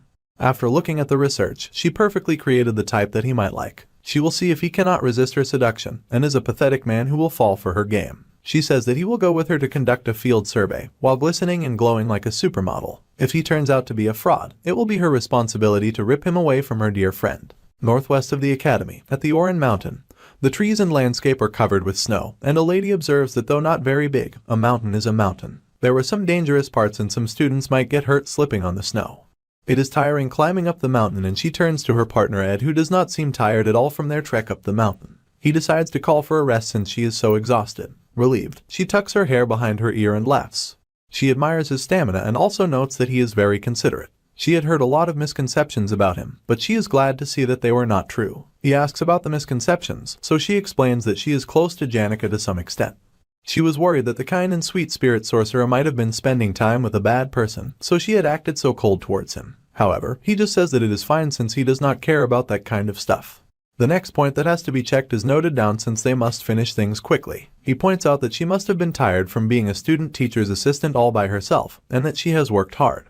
She acknowledges her hard work, but says that everything is fine since he is here now, and smiles at him. Of course, the other two people are plenty helpful, but she feels supported by her side. She apologizes for bringing up a hurtful topic, but asks about him being excommunicated from his family. She was the same, and she narrates how her family became unstable as soon as she entered school, but she wanted to continue with the school so she endured on her own. She takes a moment to breathe and the wind whips through her hair as she adds that she felt alone for a miserably long winter.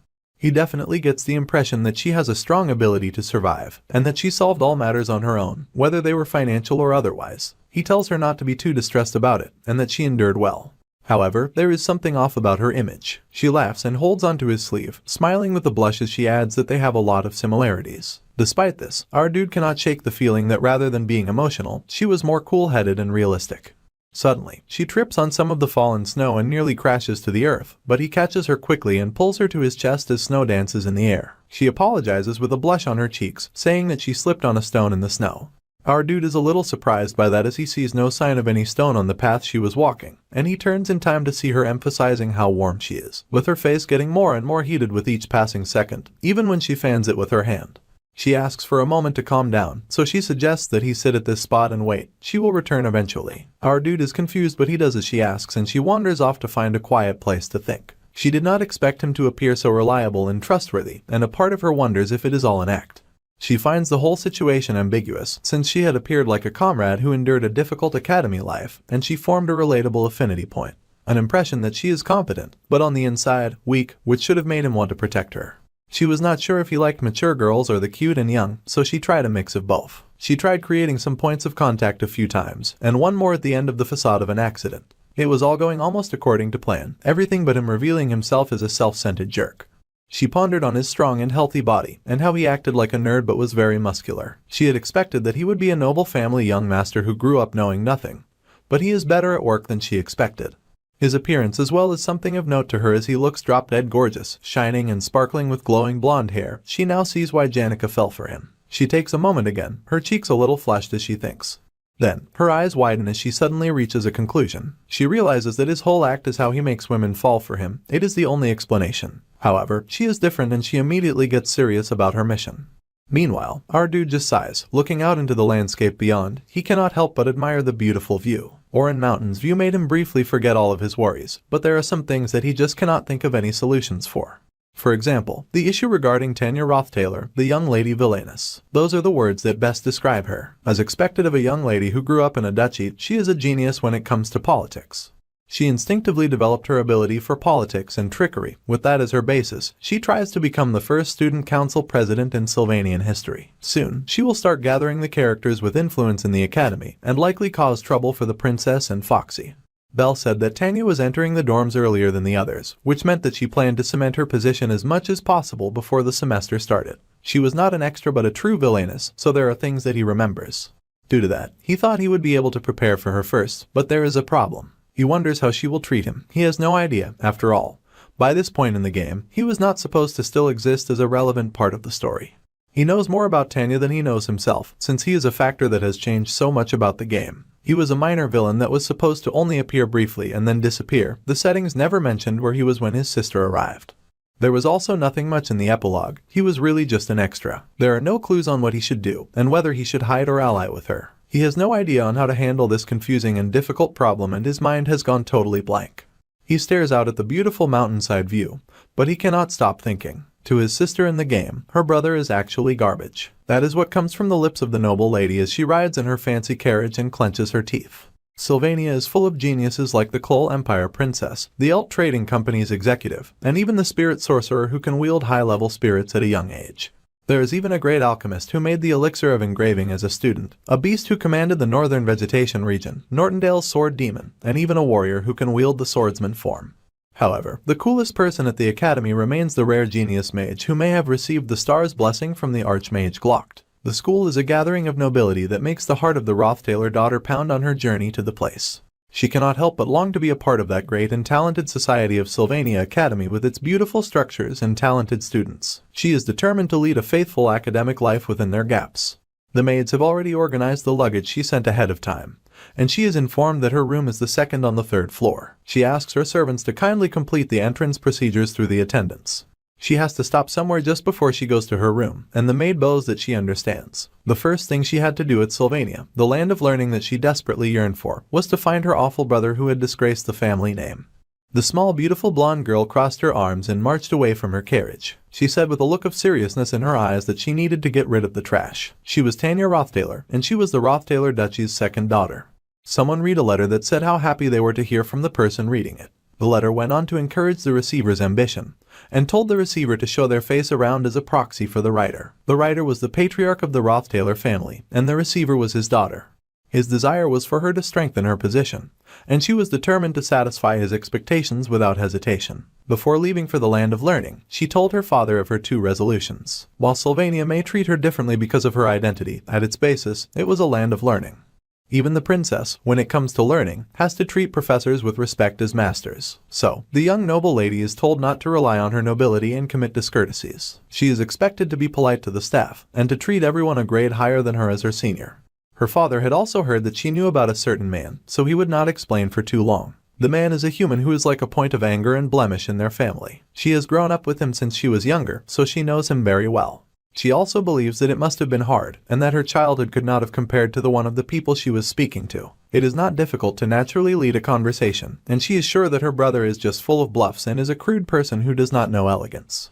She shuns him and thinks that a human like him sat in the position of heir to the family just because he was older. He has no perseverance, so he barely started before giving up. But his pride is high, so he will never acknowledge his incompetence. Just because he had the slightest bit of manor resonance, he acted all high and mighty as if he had become an archmage, and when he barely managed to get into Sylvania, she was at a loss for words. Well, only a few years passed for him to cause incidents and get himself into this situation, so she felt better. The person she is conversing with remarks in her amusement at her bold statements, and the young noble lady goes on to say that she is sure her conversation partner must have already noticed all these things about her brother. With this opportunity, she was hoping to win the person's alliance, yet there is something off about the conversation they are having and she hesitates. She wonders why it has turned from a conversation to her being the only one talking. She recalled that her father warned her to be careful when meeting people that he introduces her to. She was told to respect them, especially when it came to negotiations and deals. The person he wanted her to meet was someone who could not be taken lightly. He had met her from the sage-sealed grimoire business, and he was sure that meeting her would be a great experience for his daughter, but there was something that he had forgotten to mention. He had just wished his daughter luck, and now it looked like she was going to need it.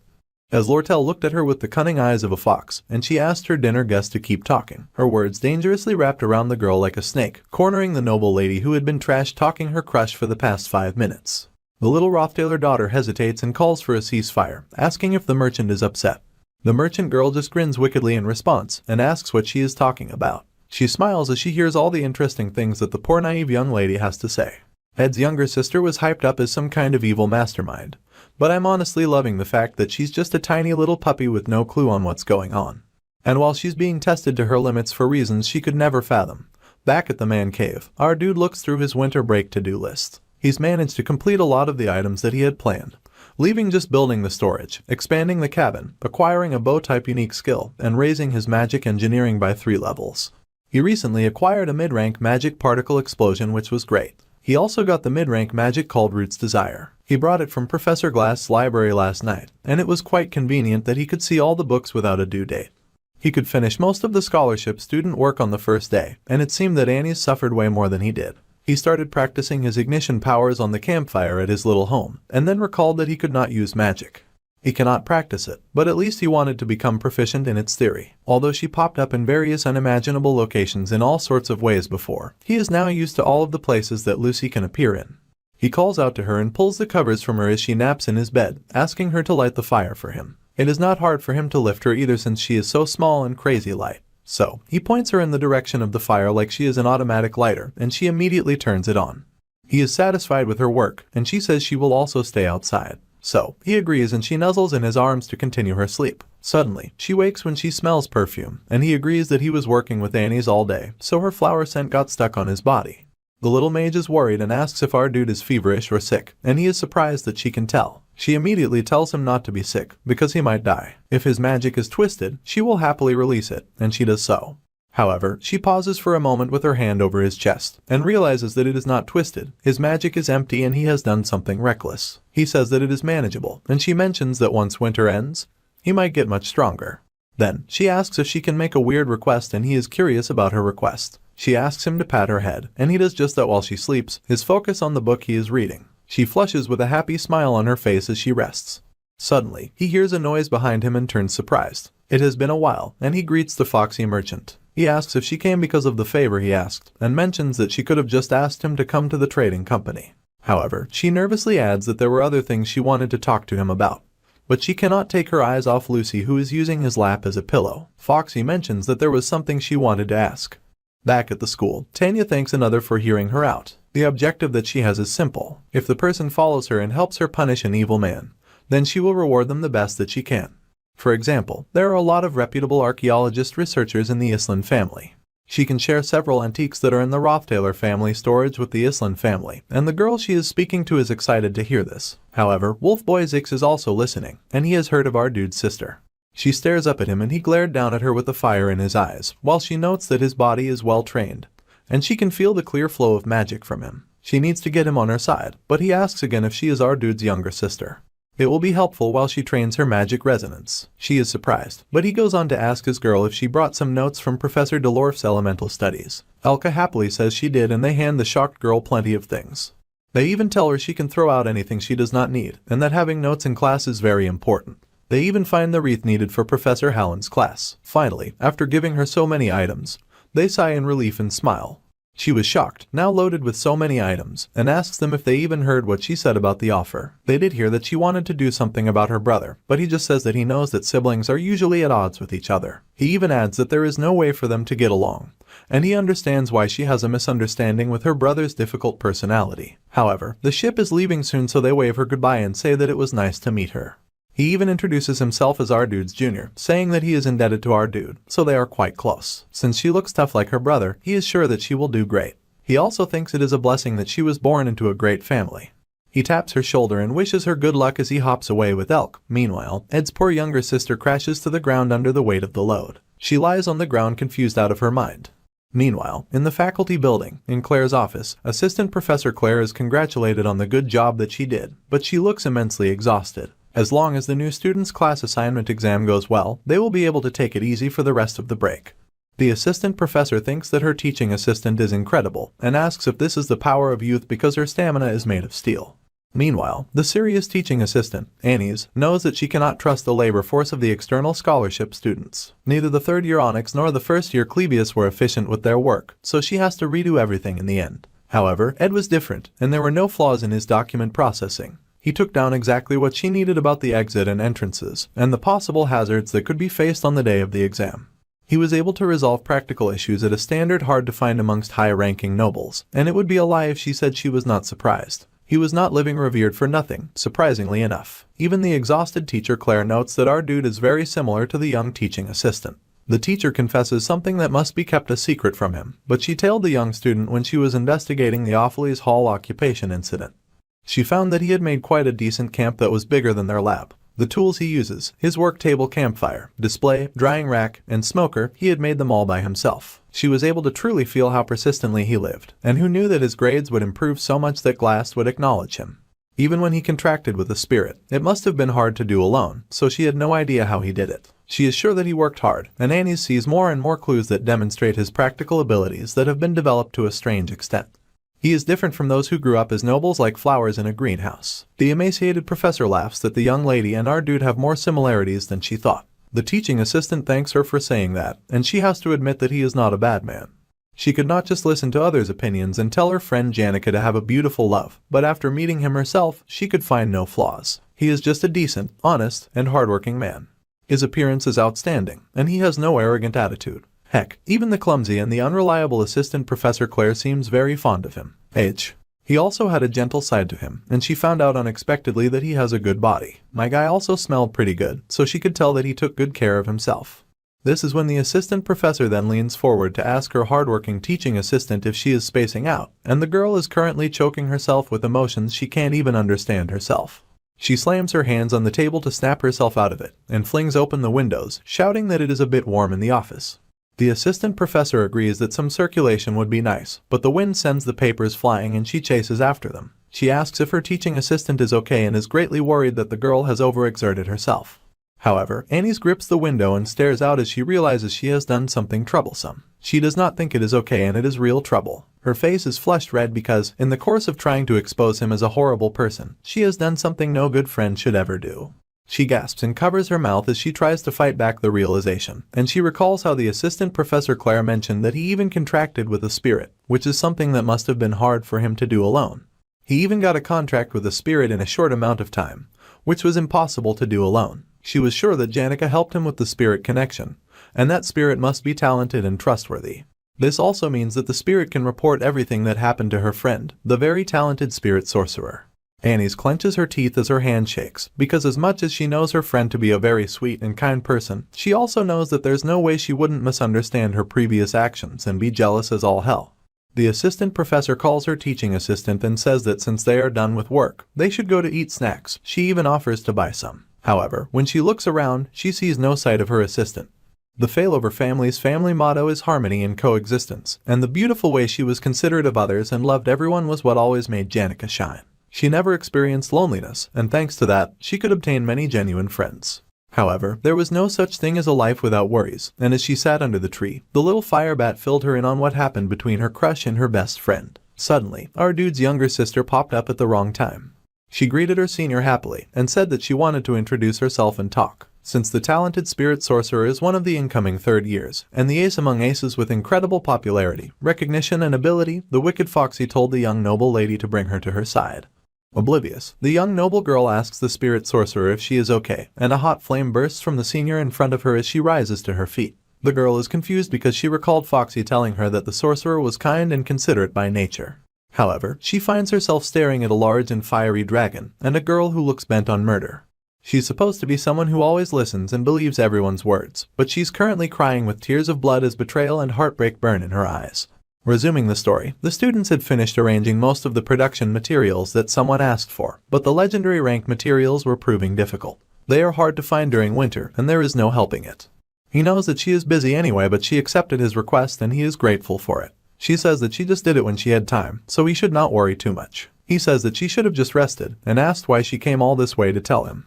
It was not even that close, but she smiles and says that he need not worry since she came to rest. The Mon was smiling, and only traces of the moon that was once as round as a wheel remained. Time had flown by in an instant after living in chaos. Even the river was hibernating in the winter, so of course, tranquility found everyone equally. However, the way people accepted that was different for each person. Although, these were trying times when he had to protect his body from the winter's bitter cold. He had a winter break to-do list all prepped and ready to go, and it was a busy time where he had to adapt to survive. For those who had transcended such things, winter felt quiet like walking down a still path. Winter had that kind of magical power.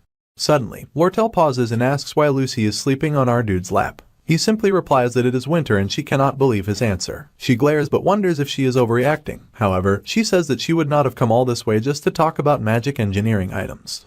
So, he asks if there is something else she would like to mention. She grins wickedly and smirks that he is acting like he does not know. He acknowledges that she won the grimoire, and she beams that she did. She pulled out the letter, blushing with joy as she recalls his promise to do anything for her as long as she bid for the sage-sealed grimoire. It was a merchant's virtue to get their money's worth, and he worried about just how much she would demand from him. She grinned and said that she could not ask of a favor that would burden him too much or would be too hard for him to carry out. Instead, she asks him to pick her side. It was about time for the third act, and the opposition between Princess Fiona and Lortell would officially begin. Foxy was sensing this and was beginning her politics and strategizing. The benevolent Princess Fiona Elias Cole was the fated enemy of Lortell, and according to the scenario, she would rise to the position of the Student Council President, take control of the Academy and raise her power. With that power, she would become the main character who would dig up the darkness of the Roth Taylor family in the fourth act. Foxy grinned that there may be a moment where every person in this academy would have to choose a side between A and B, and when that time came, she wanted him to choose her. That was all she wanted, and he thought back to the competition between the princess and the merchant, and how the main character would decide the winner. It was not him anyway, so he did not think taking her side would be that meaningful. However, she just smirked that his reputation was getting a bit better in the academy. However, his support would not bring about a meaningful result since he was just a student.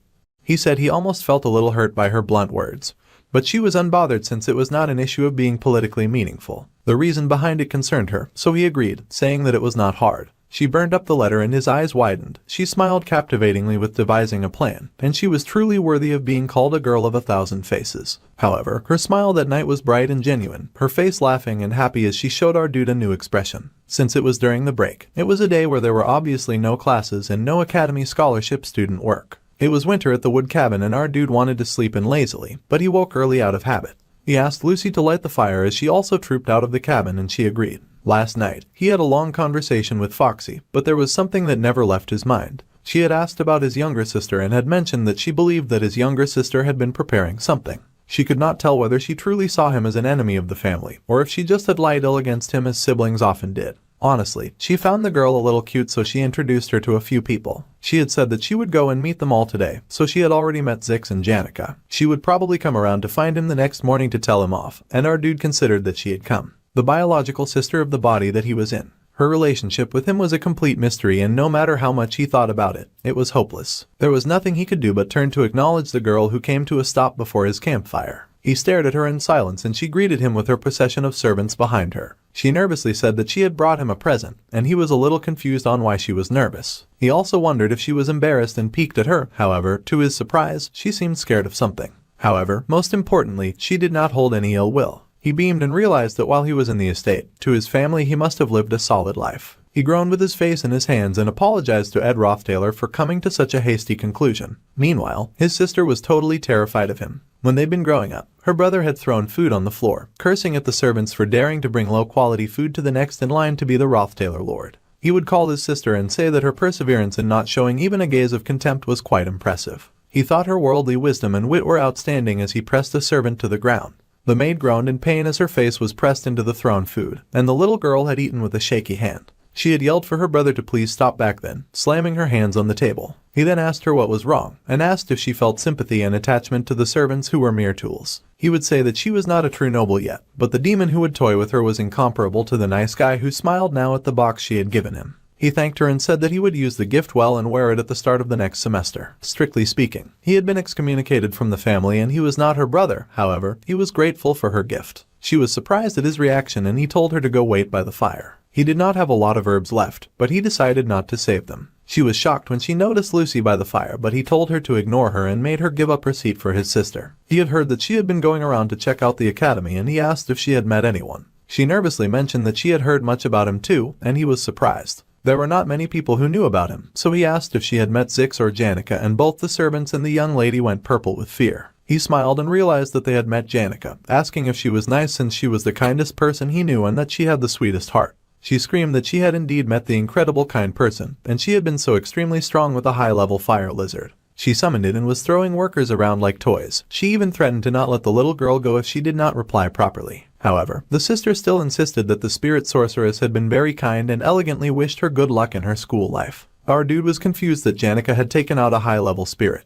But the little girl screamed that she did not and that she had just made that up in her imagination. She said that it was just in the rumors that she had such a spirit and that she made the whole story up. However, our dude sighs as he knew something was strange. In his memories of the game, Tanya had never been so awkward. This kind of behavior was expected of someone who had a negative inclination towards Ed Roth Taylor. So, he called her name and said that he was living to the best of his abilities right now, so he did not want her to look at him so negatively. He was paying the prince and living as someone who had been excommunicated, and he had been pathetic while living at the estate. As he hands her a drink, he says that he is sure that there is a lot that cannot be taken back now. However, he apologizes to her, and he smiles, saying that he knows that she wants to be student council president, and he will cheer her on. He admits that he will not be much help, but he knows how hard she always works. So, he tells her good luck. He says this, but he knows that his sister will not become the president, because she is a villain who is there to help Princess Fiona. The girl in question is sweating buckets from fear and disbelief, while our dude goes on thinking that since she is the first blood relative that he has met, no matter what she does, he feels especially attached to her. Judging from her expression of utter fear and horror, he has no idea how their relationship will go. Later, back at school, someone huffs and pants, saying that they almost lost their mind for a second.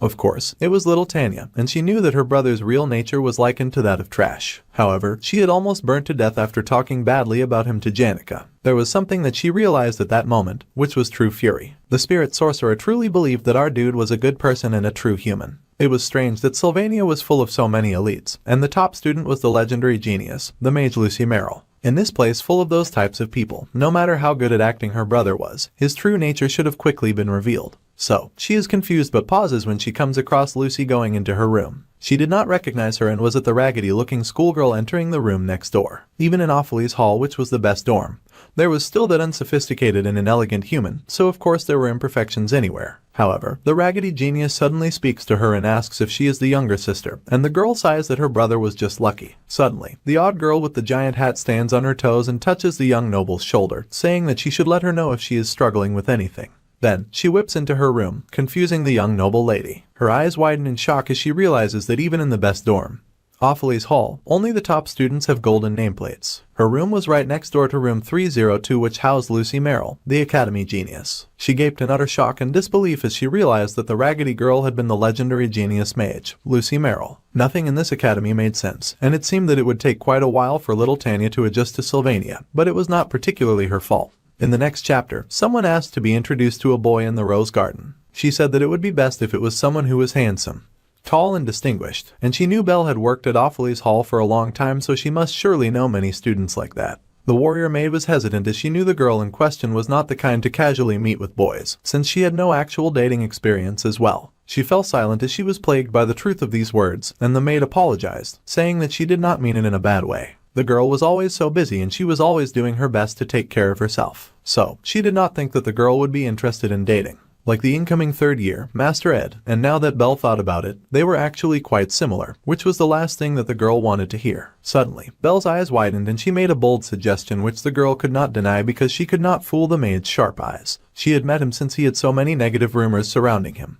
But they had so many more similarities than she had thought, and their conversations flowed well. He had been thoughtful and considerate, and the maid figured out that the intelligent girl had feelings for the young lad. She groaned but acknowledged it. She did indeed feel a bit attracted to him. If anything, this was supposed to be good news. If he was a good enough person for her to see his appeal, then he was good enough for Janica. This would not be a problem as long as she got rid of her feelings. However, the maid called to the Lady Annie's, but the lady went on, saying that like a malignant tumor, it was a relief that they found it in its early stages. It was not like he was the only man in the world, and as long as she found another boy to replace him and make it known that they were dating, then things would be alright. Which made the maid realize that the Lady Janica knew that her best friend was in love with her crush. The maid said that intending to find another boy to replace him was incredibly disrespectful to the boy she chose, and even if it was her, she never thought that Annie's would be this inconsiderate to another. She can't date someone new just because she wants to think that her feelings are elsewhere. To be honest, the lady admits that while passing through the teacher's wing yesterday, she had run into Janica. They could not even greet each other, so they just left and everything had felt so awkward. The spirit sorcerer's expression had looked so very dark. Next year, during the class assignment exam, she has to supervise the exam with our dude, and she shakes because she feels so sorry towards her friend that she doesn't know what she will do. However, the warrior maid says that it might not be that big of a deal. The situation might actually be better, and the intelligent teacher's assistant is confused. The maid explains that the Lady Janica was always kind and genuine to others, and as her friends, the two always protected her so that she would not get hurt. However, the problem was that way too many people viewed the spirit sorcerer as perfect and it put too much pressure on her. The maid said that perhaps their attitude was not so good, and now things would get better. She had been taken aback at first, but when she thinks about how she talked to her and trusted her, she felt grateful. Sometimes, it was more charming to show an imperfect side, and it was kind of like a desire to protect. The boy strangely had a lot of good luck with women, and a solution needed to be found soon. For example, instead of doing ridiculous push and pull, she recalled that they had advised Janica to do things that activated his desire to protect. Looking back on it now, Annie's head began to clear up and she was finally able to organize her thoughts after Belle encouraged her not to feel guilty. After that, she thought of Janica, and could not help but smile. It was obvious where Janica would go when she was confused and having a hard time, and at the cabin in the woods, Ed showed up and asked when she got there. He needed to slowly collect materials to construct the storage, and he wanted to expand the storage and have a big living room space. Judging from his winter plans, he needed to hurry, but he paused on seeing her curled up with her head lowered at the fireplace. He stared in silence for a moment, then he poured out some tea and handed her a cup, saying that it was snowing again. There was already a lot of snow on the ground, but it seemed that it would snow at least every 2 days. He said that if she had any concerns, she could speak. She hesitated, that she apologized because she could not speak. He then said that she did not have to speak, and she turned to him in surprise as he wrapped her up in his winter coat. He forgot sometimes, but her academy life was also pretty difficult. She kind of seemed like a small animal backed into a corner, so it was hard to just brush her off. He sighed and acknowledged the cold as winter continued. It was a cold that was hard to endure with just a blanket and a fire. Still, spring was slowly approaching and they cuddled together by the warmth of the flames. There were a lot of times that father, the patriarch of the Roth Taylor family, left because of business in the palace. However, the Roth Taylor residence was always peaceful. Unfortunately, after the heir and oldest daughter, Arwen Roth Taylor, died, a new heir dominated and changed everything. Ed Roth Taylor, some wondered what kind of person he was. There was a saying that if one wanted to see who someone truly was, they had to see them with power. That pathetic piece of trash acted as if the whole world belonged to him. Just because he had a bit of power as the heir, he had acted up all the time and had laughed at his younger sister. He had asked her what she could do even if she looked at him with eyes of hatred, and that she could not kill him. He laughed as he picked a knife from the floor, saying that his elder sister had left the world, which was great for him. Now, if he died, she would become the heir and he would scream at her. He would shove a knife into his sister's hand and demand that she stabs him. She would watch him with fear in her eyes and he would ask her to hurry and hurt him. She often fell to her knees and let the knife drop to the floor, and then he would laugh even louder. That had been her everyday life back then, and in a moment, it would get hard to breathe. He would once again look down at her with those eyes of disgust and she would live suppressed by that gaze for half of her life. Although he would not hit her, as they were born from the same blood, in a situation where she could not save the family nor the people of the estate, she had lived like a spiritless being. She had lived as if she was dead, in a life of misery and sorrow. Finally, an opportunity came for her, and she had heard that her brother had finally been excommunicated. He was gone and all she had to do was prove herself. The upcoming student council president elections were her one and only chance, and that was her first plan. She was going to use the class assignment exam to her advantage, and the day finally arrived for the new students to engage in the class assignment. Annie's cried out for our dude to stay away, averting her gaze bashfully as she said that smell, gaze, nor energy would work on her, so he had to stay away. He was very confused, but he figured that she was very smart and must have a solid reason for acting so odd. The assistant teacher Claire grinned and said that she had explained all of the details and that it was time for them to go up and prepare for the exam now. It was time for episode 3 of The Failed Swordsman of Sylvania, the new student's class assignment. Unlike the exam in the Northern Forest before, the class assignment would take place on Oran Mountain, and in Professor Glass's absence, Assistant Professor Claire was in charge of the exam, so there were quite a few differences. The difference in the exam when it came to hidden magic marbles on the mountain was that instead of it being difficult to find magic marbles, there were easy to find magic stones. Not only were those not particularly hidden, but there were not many differences in points based on them. It was an exam where anyone could go for the class as long as they found one and put it on the altar of substitution. It sounded easy at first, but she was still the disciple of that strict master, and she believed that the students still needed to at least be good to qualify for a class. They would fight and defeat countless monsters and wild animals, and only the students who could survive would become a class. It was an absurdly difficult level. It was also called the Oran Mountain Survival Exam of Hell. In the end, there were no new students who became the class in Sylvania Academy this year. Of course, that was the original scenario, and the scenario where no one makes it to a class was directly related to an important scenario for later on, which is why he needed things to stay on track. That was why he decided not to particularly comment on the assistant professor's difficult choice, although he would write a written apology later on. The reason he felt comfortable was that even though it was a diabolical survival exam, none of the new students became casualties. Since they will be fighting imaginary monsters based on the magic engineering item, they will set up a vision disc, which summons the apparitions of low-level monsters and beasts. Their work ended after setting up the disc and prepping for safety. The purple vision disc was the most important, and from what he knew, the reason no one made the class was because of the disc. Although it was commendable that she was taking care of them on her own because they are important objects, it still looked like she was going through a lot. He offered to help her carry the object if it was too heavy since she kept getting left behind. She groaned but thanked him because it had been too heavy to carry on her own. He reached out his hand, shining like a flashing knight in shining armor, and her breath was stolen. Quickly, she changed her mind and screamed at him in horror. She slipped and he cried for her to watch out, and he managed to catch her before she fell. She held her breath as their faces came a bit too close, and she let go of the disc. His eyes widened in horror, telling her that it was dangerous, but it was already too late, and the disc went rolling down the hill. The most important purple disc, fortunately, got caught by someone who raised it high and yelled at them to be more careful. He yelled that they would be stranded if the disc broke, and our dude let out a sigh of relief, thinking it was as expected of a top student. The scenario almost got messed up before the semester even began. Suddenly a crack appeared in the disc. In Clebia's hand, the entire purple disc shattered, and they stared in shock as the shattered pieces fell to the ground. For a moment, they were all speechless and could only stare dumbfounded now that the disc was gone. Clebius asked what they would do now, and our dude just let go of the girl he caught. As she screamed, he sighed that things had indeed been going way too smoothly. Last year, during the joint combat training, the failing student, Taylor, picked up a sword for the first time, beat Lucy and received attention. However, the scenario ended up going wrong, and led to Janica's hastened explosion path. The joint combat training this year was also important as well, and the elite first years full of talent got to request combat training matches against the generations who had already become renowned. Once the matches began, the first years began to go on a rampage, making the term training useless as they made use of any method or means to win. However, every one of them lost to Taylor alone, and he threw them around so they lay gaping and defeated around him, with bright sparks over them. The hero had only gotten stronger throughout the year and he'd become known to everyone. The Saintess Claris, who had been hiding her identity, fixed her gaze on Taylor, and the act ended. It was emotional to see the hero's growth, and the fourth-generation hero, the Saintess, and the hero's relationship was very important. They needed her power for the third act, Lucy's showdown, and for what came after that as well. She was a very important character, so this event had to go according to the scenario. That meant that the elite first-year students had to go crazy as planned.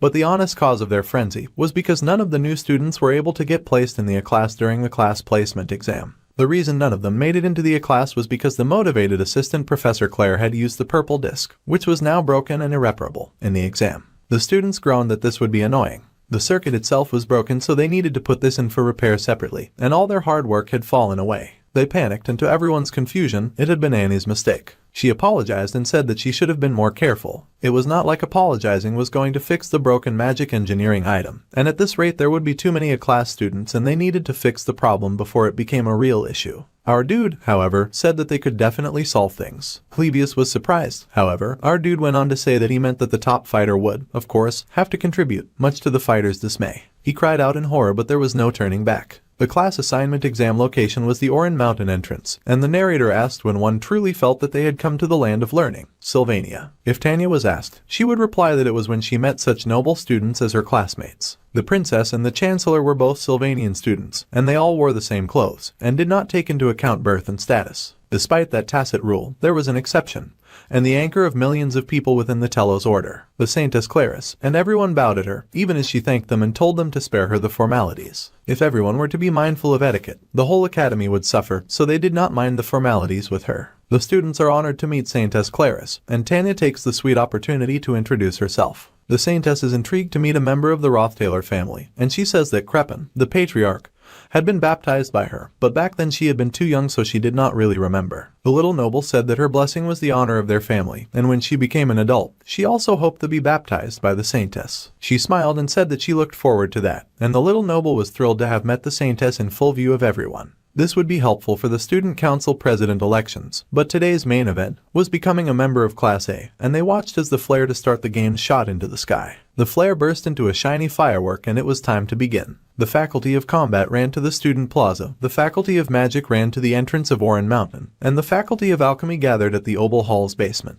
The location and contents of the exam were different depending on the faculty, but the goal was the same. That was getting into the A-class, a full exemption from tuition, the right to enter Offles Hall, free use of student welfare facilities, and the fame of being in a class. The prize came with everything a student would desire, and soon a student found a stone. He grinned that he could join the class as long as he put it on the altar faster than the others. However, someone raced past him and told him to run instead of talking. The redhead yelled for Joseph to stop, but the one called Joseph just ran faster. All of the new students were staring at the summit, which was their goal. There were too many red stones lying around, and she was sure that putting it on the altar was not all there is to it. There must be some kind of device to make it harder. Instead of wasting her stamina, she planned to stay on her guard and go slowly. Suddenly, she heard a scream and her eyes widened. She saw a student fall to their knees, and was surprised to see the student take her shoes off. She wondered if the student slipped and asked if she had hurt her leg. The student then looked up and said that was not the problem, and that she had just wanted to step on the snow with her bare feet, and she laughed that it is so cold. For a moment, the noble is shocked and speechless. The girl kept blushing and laughing, saying that it was logical, and it was on her wish list. She just never imagined how soft snow would be. Her eyes and her attitude are off, which makes our girl guess that there is something wrong with her. She believes that the girl hurt her head as soon as she started the exam, and that it was very unfortunate. She introduced herself and said that they seemed to be classmates. The girl somehow got excited on hearing her last name, and said that she had heard that those in her family were amazing with a high status. The little noble hesitantly said that not all of them were like that, because she low-key hated to get lumped in a group with Ed. She muttered that no matter how high status a family was, if it existed for a long time, then the family could also end up with absurd and shitty scoundrels as well. He seemed to have reformed when she saw him at the camp, but she could not tell who is the true Ed Roth Taylor between him and the mad person that she knew. The fear that had been ingrained in her would not just disappear. The other girl went on talking, saying that she did not think the noble was that kind of person and that she was from a noble family while she was from the countryside, so she should be respectful to the noble. Tanya said that it was fine, this was Sylvania and status did not matter. The girl was surprised, but she blushed with happiness and agreed that it was indeed Sylvania. She introduced herself as Kyliech, and she was from a small city-state called Terranea Principality in the east. She did not know much about the world, but she apologized in advance in case she did anything strange. She was not used to places like this. Tanya asked if they could please speak informally since they were classmates, and the other girl happily agreed. The noble then said that they had to hurry since this was an exam, and the other girl agreed. She however laughed that she was not very concerned about marks since getting into the A class would bring her a lot of unwanted attention, and that was the lady's final straw. She could not believe the little country girl had replied to everything. The girl grabbed the noble's hand and said that since she was not interested in the exam, then she would help her and then they could get closer. She pulled her along, much to the noble lady's shock. The country girl laughed that it was her first time having a friend her age, and the noble yelled that she was only letting it go because it was her, but she'd really appreciate it if her new friend got it together. If it was the princess or the saintess, she would be in big trouble. The country girl asked if that was so, but the noble sighed and said that she would also be in trouble. Then, she told the girl to not mind and that they might as well continue their journey. 30 minutes after the beginning of the exam, the redhead swore that he would be the first at the summit, and he struggled through the difficult climb with a determined grin on his face. He said that no matter how good Joseph was, he had way more stamina. He paused for a moment to catch his breath, thinking that he had been running too much when a monster appeared before him. He gets attacked as it screams at him to just die, and he screams in pain. He wonders what the heck just popped out and scared him, and the other guy was panting as well. His hands shook, saying this technique was dirty, cheap, pathetic, and unbecoming of a senior, but as he stared at his shaking fist, Clebius realized that this was way easier than he expected. He had cried that he had been set up like this yet again, but our dude had assured him that he would not work alone this time. Sure enough, there were multiple explosions on the mountain. Clebius and Annie's would block the students from coming to the altar from halfway up. If the first years could get past them, then they were worthy of a class. Annie's felt it was her responsibility to partake in this since she put them in this situation, so she was going to do her best. Oinks, since he was good at flight magic, was in charge of safety. The documents to report the change in the exam contents could be done quickly by the assistant professor, so she had to go down and write them up by the time the exam was done. She had grown, but it could be done if she sacrificed sleep. The professor was in charge of documents, Oinks was in charge of safety, Clebius was in charge of the southern entrance, and she was in charge of the northern entrance. So then the intelligent teaching assistant asked what our dude was going to do. Our dude just muttered that he would be here, standing right at the altar and blocking the way. The assistant professor was concerned since he could not feel magic properly at the moment, and she asked if he would be okay. He just mumbled that he had something in mind, so he sat there while the chaos continued all over the mountain with fighters shouting for their opponents to die. He thought that all was going well and he got to work fixing the vision purple disc with his crafting magic. The vision disc was difficult to completely fix, and his magic had not even returned yet. However, he pulled out the magic stone which had a large amount of magic inside. The stones being used in the exam were of extremely high quality, and if he used the altar, it would take a while, but he could continuously recharge his magic. His fire spirit happily cheered him on and he smiled now that he could see him. Our dude still could not hear what he was saying yet, but he was happy. Annie's and Clebius were good for buying time, and he had enough magic stones for the process. His goal at the end of the day was to not let a single person pass the exam. He sighed and then called for the first-year students to come to him because his preparations were complete. Many of the first-year students had collapsed in the snow, exhausted from the one-sided beatdown they had gotten from their seniors. The only ones left standing at this point were the noble lady and her new friend. The beast they had been fighting admitted that he was a bit tired, but he was not in a very good mood. So, he planned to end things quickly. That is right. The beast they faced was none other than their senior Clebius, and the girls screamed at seeing him standing above them and looking larger than life. An explosion sounded behind the angry second year and he turned in surprise to see that there was trouble at the northern entrance. However, the explosion was not Annie's magic and she was in charge of guarding that area, so he worried that she might be having some trouble. The girls took the moment to run while he was distracted and he gasped, yelling at them to stay put. Although Annie's, the top teaching assistant, was talented enough to be considered a specialist in the practical and academic field, in the fighting field she was just a bit above average in her year. Of course, she was not an easy opponent for the first years. However, Annie's had met her match in the student she faced. He was Joseph Whitefeltz, and he seemed to be on a completely different level with his shiny purple magic and shiny purple hair. Unlike his sister, who needed to work her ass off in order to become the top alchemy student, Joseph Purple was the youngest to reach the status of Magic Society researcher and can freely use mid-rank magic. In other words, young Purple was a genius, and the lazy-eyed blessed kid was the leading top student candidate. He told Annie's that there was no need to be so upset since he was sure that she had her own field in which she was talented. It just happened that fighting was not one of them. However, she growled that he was mistaken. The lady was not upset that she was bad at fighting. That was something she already knew. So, she asked the boy to just keep moving and Purple said that he understood and headed off. Our genius girl clenched her fist because everything had been going perfectly without a flaw. However, she had ended up making things difficult by breaking the magic engineering item. She could not even think of an alternative plan and our dude had to lead the situation again of all people. Our dude had not gotten annoyed once and he had led the conversation in a constructive manner. Yet, she had lost to a new student and could not block the northern entrance to the altar. The genius girl was frustrated, but more than the feeling of defeat or resentment, she felt the most angry and frustrated at herself, because she kept thinking of the trustworthy face of our dude who had resolved the situation in whatever way possible. Our dude raised his head to greet his first guest, and he asked the students if they were aware of the rules of the exam. All the student had to do was put their magic stone on the altar, but he would not let them do it so easily. Joseph Purple strolled in, barely paying attention to our dude, and Purple mumbled that the exam method was kind of strange. If Purple succeeded in defeating our dude and offering the magic stone, then he wondered who the students who came after him would fight against.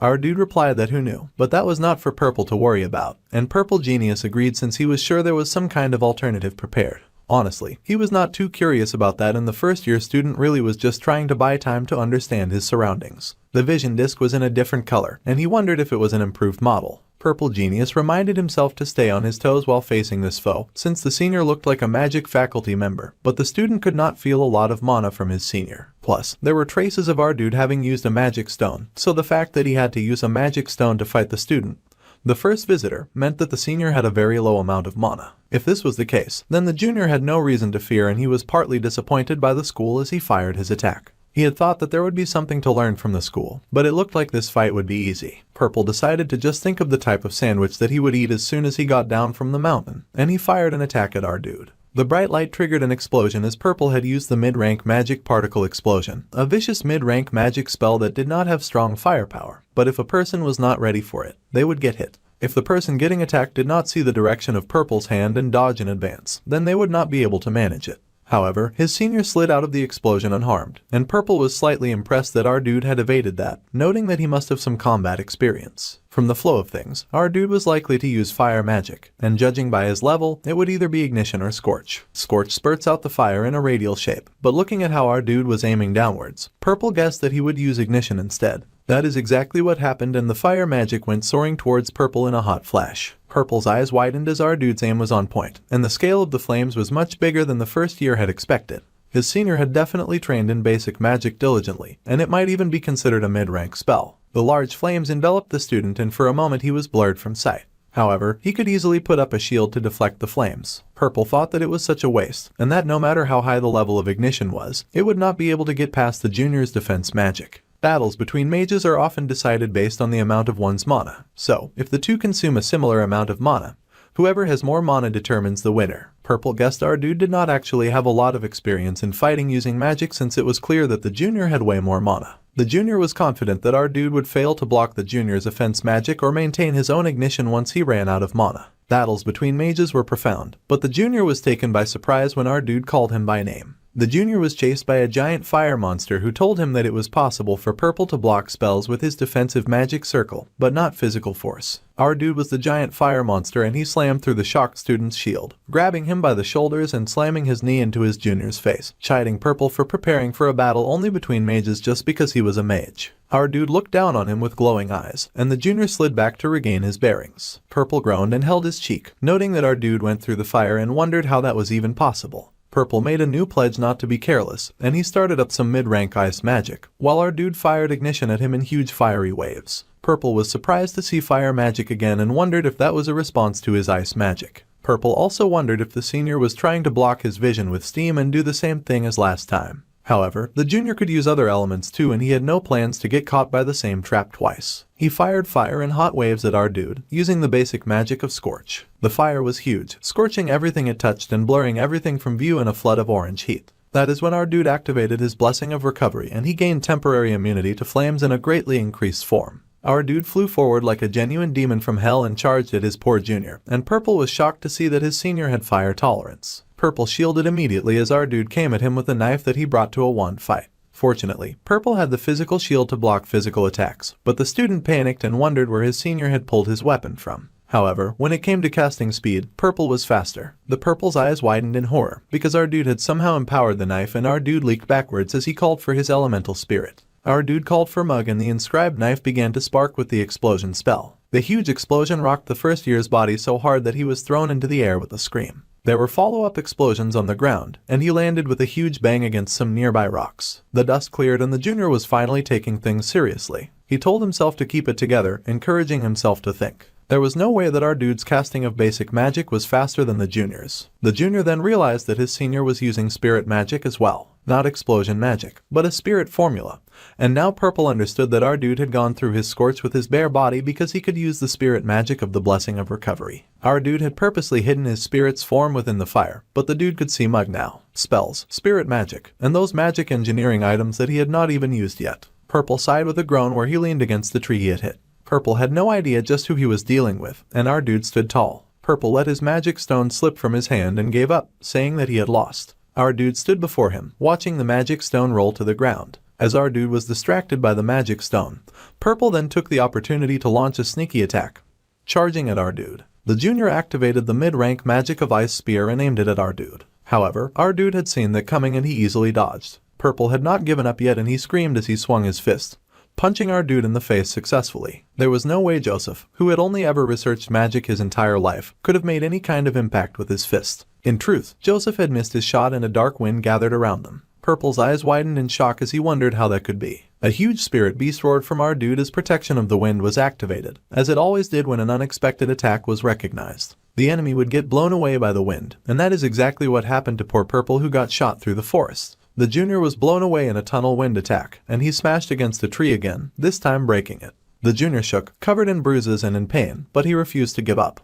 He pointed a finger charged with magic, breathing heavily. Then, he collapsed in exhaustion before our dude and the magic stone shattered. Joseph accepted his defeat and admitted his loss, this time for real. Our dude mumbled that Purple had done a job and that his ending was amazing. It was a wonderful decision and the junior had landed a blow. Then, the junior asked for our dude's name, and our dude took his seat at the centerpiece where he had been waiting before. He told the junior that his name was Ed Roth Taylor. Our dude left the defeated student to Onyx to carry away for treatment. Meanwhile, somewhere else inside a carriage, Zix was asked why he had joined the magic faculty. The wolf boy was surprised to be asked the question, but his girl insisted that he would have been the top student if he had joined the alchemy or the combat faculties. She felt uncomfortable that he had given up several benefits because of her. Zix smirked and said that he did not put much value on being the top student, and maybe he would have been a top student in alchemy, but not in the combat faculty. This was of course because of the incoming second years. The top student in the combat facility was Clebius Nortondale, who had just finally gotten knocked down. The top combat student was dazed, wondering what had just knocked him down. Someone rushed over to ask if he was okay,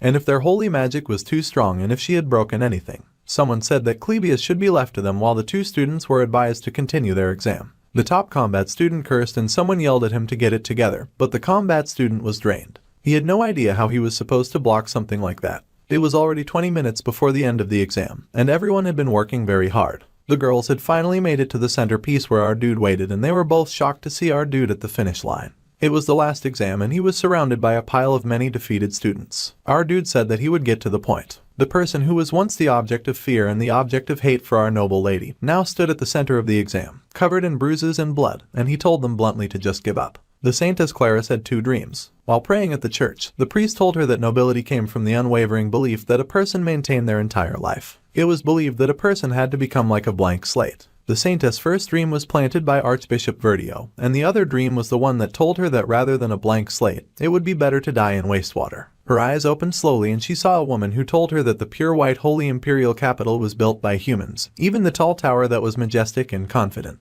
The woman sang that the tower was just a mere sandcastle in front of the Ramelin Mountains' gray rocks and stones, the green fog of the Denkin wetlands, and the golden field of the imperial capital of Clolan, the emerald fields of the land of farming called Pulan, and the opalescent smoke of the land of alchemy called Crete, the red roofs of the commerce city called Oldek, the turquoise intelligence of the land of scholars of Sylvania, past the Dresde desert's reddish sand ocean are the purple shadows of the lawless Cohelton. The singer sang about how the pure white was just a very small portion of nature's beautiful colors. The singer had been the one in charge of the holy fire, Adele, and after leaving the order, she called herself a romantic. Although it was unclear how she moved from building to building. When the world went to sleep, the romantic would often sing a song at Clarice's window. The dream that the Saintess had dreamt at night was of the outside world that her only friend whispered to her about while looking at the stars. A life where one would take classes normally, and make friends normally, and love normally. It sounded like a place where one could feel a sense of nobility, rather than countless prayers from believers who revered the romantic. The romantic believed that a hug from someone a person loved would be much more valuable. She had smiled as brightly as the moon falling over her, and after leaving the order, Adele had joined Sylvania. When vacation came, she would go around the world like she does now. After the beautiful blonde left, Clarice went back to the places that the romantic had spoken of in her dreams every night. At the end of it, the Saintess would share a deep hug with someone, and they left together on the path she had taken alone. The journey was full of many colors which sharply contrasted with her life which had been simply pure and white. It was the most outrageous imaginative thought that the Saintess could have, but the priest told her to always ensure that she was careful and to never reveal her true identity. The priest told the Saintess that she had to carry that magic engineering item with her at all times. Since she always had the holy magic's blessing, he was not that worried, but the Saintess had smiled that she seemed like such a different person, so no one would suspect it. Still, Verdio reminded her that there was nothing bad about careful. Coming to the academy with the order's arrangement was a natural method of deviating, and nobody paid close attention to Clarice, who sat on a wooden bench by the faculty building street. That alone made her feel satisfied and made her breath shallow. There was no one who revered her or bowed their heads to her, at least, not a single person in Sylvania, and she fooled around happily with the noble lady that she had befriended. Who would bother thinking of Kylie as the Saintess? There was only one person, and our dude told them both to give up with a glare in his eyes, but he instantly recognized the Saintess. The noble lady was shocked to see that the last exam was her big brother, and the Saintess was surprised to find that they had already met her friend's brother. Our dude apologized and he asked them to kindly turn back. But if they insisted on fighting, then he would face them and harsh winds would blow right at them. The girls cried out as they nearly got blown away by the great big gust of wind. The noble lady felt that this level of magic was surely impossible even for students who had trained in spirit magic their entire lives. The magic our dude was using was way more advanced than even a graduated student's level. Even currently active spirit sorcerers were called veterans if they could handle 5 or 6 mid-rank spirits, but our dude was out here channeling a high-level spirit and throwing all of her power at them at full blast. It was incredible. The Saintess with a bob panicked and said that she would give up, and she asked her friend to think rationally. The noble lady realized that her friend was right. A high-level spirit and the trauma of facing such a thing came back to the noble lady's mind once again. However, she grits her teeth in hereditary stubbornness, knowing that if she left, it meant that nothing had changed from the past that she had spent with her brother. The noble lady said that she did not know about Kylie, but she refused to give up. According to high status and rank, there was a burden and responsibility that always followed. The young lady could remember how her brother was 2 years ago, and she knew that there was a level of reality to how much he could have improved. She did not believe that someone who could not even use elementary magic could suddenly have high-level spirit magic. She was very sure that his power was definitely fake. Even if it took the form of a giant howling wolf of the wind, even if it felt so real. To eliminate the fakes, the noble lady was determined to just defeat the main foe, even as the wolf kept blowing its wind at them. Kylie cried out as the wind lifted them and the noble lady was shocked. She covered her face in surprise and fear, not understanding how this could be real. Her eyes widened as she realized that it truly was a high-level spirit that they were facing, and controlling it was her brother in the midst of the wind, battered and torn but standing firm. The two girls were thrown back and Kylie went flying while the noble lady caught herself. Kylie was amazed, noting that the person they fought was Tanya's brother. The young Saintess had a fantasy about noblemen, about them having a neat appearance, a generous smile and graceful manners. However, the young Kylie was sure of it when she heard that the person who appeared to be the complete opposite of that was the son of Roth Taylor. She was sure that our dude was a scoundrel. Even the Bob girl could feel his badness, despite not knowing anything outside of the holy imperial capital, and not being quick to catch on to things. She recalled how her new friends had said that absurd scoundrels could make it into noble families no matter how high a person's family status was. Judging by the deep hatred that Tanya had towards this scoundrel, the Saintess was sure that our dude was a bad person. So, she pushed herself to her feet and told the blonde noble to go for the main body like she had been planning to do. The Bob girl would happily play the role of the bait, since she had said before that she had a strange constitution, so she definitely would not die outside of special cases. The noble lady was of course concerned about her new friend getting seriously injured, especially since she said that she was not even interested in the exam. However, the noble had said that our dude was a really bad person, so the Bob girl could not let that slide. Besides, the noble girl was the first friend that Bob girl had made at Sylvania, and that was a huge deal to her. Normally, the Lady Tanya would have dismissed such a saying, and would have told the other girl not to say something so absurd. However, the noble lady had seen the Bob girl fight on their way up to the altar. The combat faculty senior who had come towards them scarily like a demon had been swiftly deflected by a strange glow. The noble lady suspected that her new friend had some kind of special power. What surprised the young noble the most was that her new friend, a scaredy cat, was taking the lead. The young noble wondered if her friend normally had this much bravery, but then Bob Girl started crying as she raced for our dude, which quickly answered that question. Of course, Bob Girl was afraid as she raced directly to face the giant wind wolf. The wolf sighed to see the girl coming close, however, its eyes suddenly widened with the realization, and a golden glow surrounded it, cutting its paw when it tried to attack. Bob Girl had activated the Holy Magic's Blessing, which was a mid-rank skill that was activated against any hostile being who attempted to cause harm. The wind wolf howled in supreme pain and a mighty wind blew forth through the mountain, oppressing even Bob Girl and her holy magic. She cried out as the wind blasted her, curled inside a protective golden bubble as the wind flung her around. Our dude watched exhausted and bruised, and he asked if that was all that they had. However, someone reminded him that she had not given up. It was Little Miss Noble and she launched an attack at him. It was the basic magic called him it. The blast flew right at our dude and blasted him right off his aching feet. Our guy flew into the air, and the noble lady painted as she gasped and was shocked that her brother had just disappeared into the wind. Then, the young noble noticed the vision disc and that there were arrows flying at her to the point where she was kneeling. She was shocked to see magic blue arrows coming at her, and a voice told her to stay still. Her eyes widened in shock, and she could not believe that the person who could not even wield the hilt of a sword properly suddenly knew how to use a bow. Of course, it was her brother, broken and bloodied but still fighting as he pointed the arrows at her. He said that the first arrows he had shot were a warning, and they had been arrows made out of magic. Her eyes widened in shock and she wondered if this was really her brother, Ed Roth Taylor. The girl panted, her eyes wide with fear, and she felt that it was the same as back then, with him still towering over her with his power. The noble lady closed her eyes and a tear slipped as she realized nothing had changed. No matter how hard she tried, and no matter how hard she fought against it, she would always be our dude's weak younger sister, and she could not do anything. However, our dude commented on how hard she had worked. She opened her eyes in surprise and he apologized, saying there was a reason that he could not let her pass the exam. Our guy added that he could not go easy on her either just because they were related. Besides, if he had gone easy on her, he was sure that his sister would have been even more angry. As our dude spoke, he crushed the emerald gemstones in his hands as he knelt by her side. The noble lady was confused by his sudden soft tone, but our dude continued praising her, saying that it was incredible. If he were her, he would have turned around and run away. Our dude was impressed that his sister had faced him until the end, even if it was a vision. Her eyes widened in surprise as she realized that her thoughts were wrong. Our dude told his sister that he was now seeing her differently. The noble lady could also see, as our dude smiled, impressed that she had that kind of side to her as well. The noble lady was sure of it now, that something had definitely changed about her brother. Our dude smiled, saying that it was an illusion, but she had fought him to the end, and he told the teary-eyed girl that she should be proud. He also added that she was quite impressive as she cried tears of defeat. Our dude was very confused about her reaction and he wondered if not getting into a class was something worth being that sad about.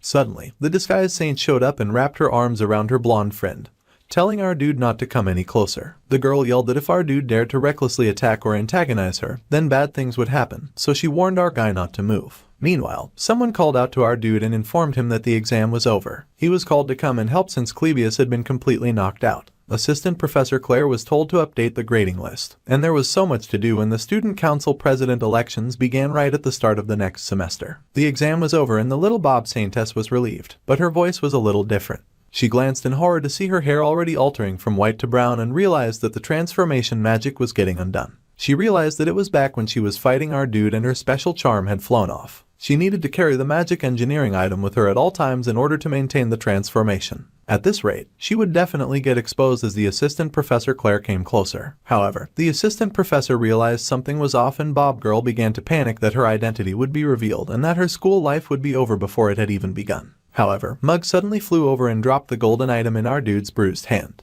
He quickly handed it to her while looking away and told her to be careful not to lose her things, almost calling her by her title. Bob Girl was shocked by our dude's kindness, and the assistant professor asked our dude why he was so hurt, but he insisted that he was fine. The class assignment exam ended, and Ed Roth Taylor had managed to successfully return everything to their intended positions in the scenario, except for one thing. He had created a great change that had created a very small and meaningless gap. That change caused two ruby-like eyes underneath the world that was turning red to focus on Ed. The Saintess realized that our dude had definitely tried to formally speak to her, but our dude had already moved on to his mates who noted that he was tired and they told him to rest for now. The others would deal with the aftermath, but our dude asked Onyx if he could support Clevius. The other said that he could and that he would be on his way immediately. As the rescue boy moved, he added that he could have sworn that he just saw the shape of a person, but he was sure that he was mistaken. Even pieces of art worth thousands could be interpreted differently and were subject to one's opinion.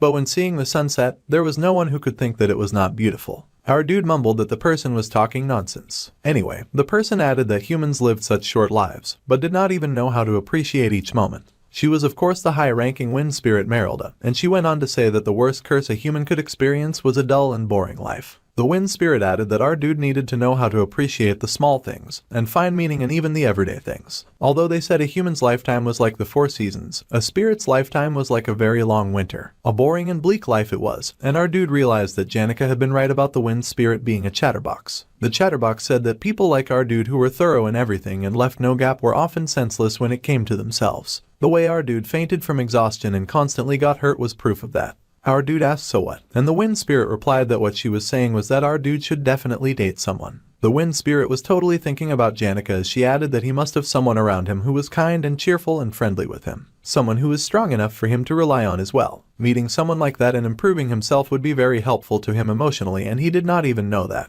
The wind spirit then asked the little fire bat if she was wrong, and the fire bat energetically agreed with her. Meanwhile, our dude knew that the wind spirit did not make a contract with Janica, and that the two were just close. However, the fire bat chimed in and said that the wind spirit's advice was the Bible among spirits, and that our dude should at least listen to what she was saying and pretend to agree. Though the wind spirit was not a big fan of the pretending part, Mug and Merylda did not exactly have a superior-subordinate relationship like the one Merylda did with Tarkin.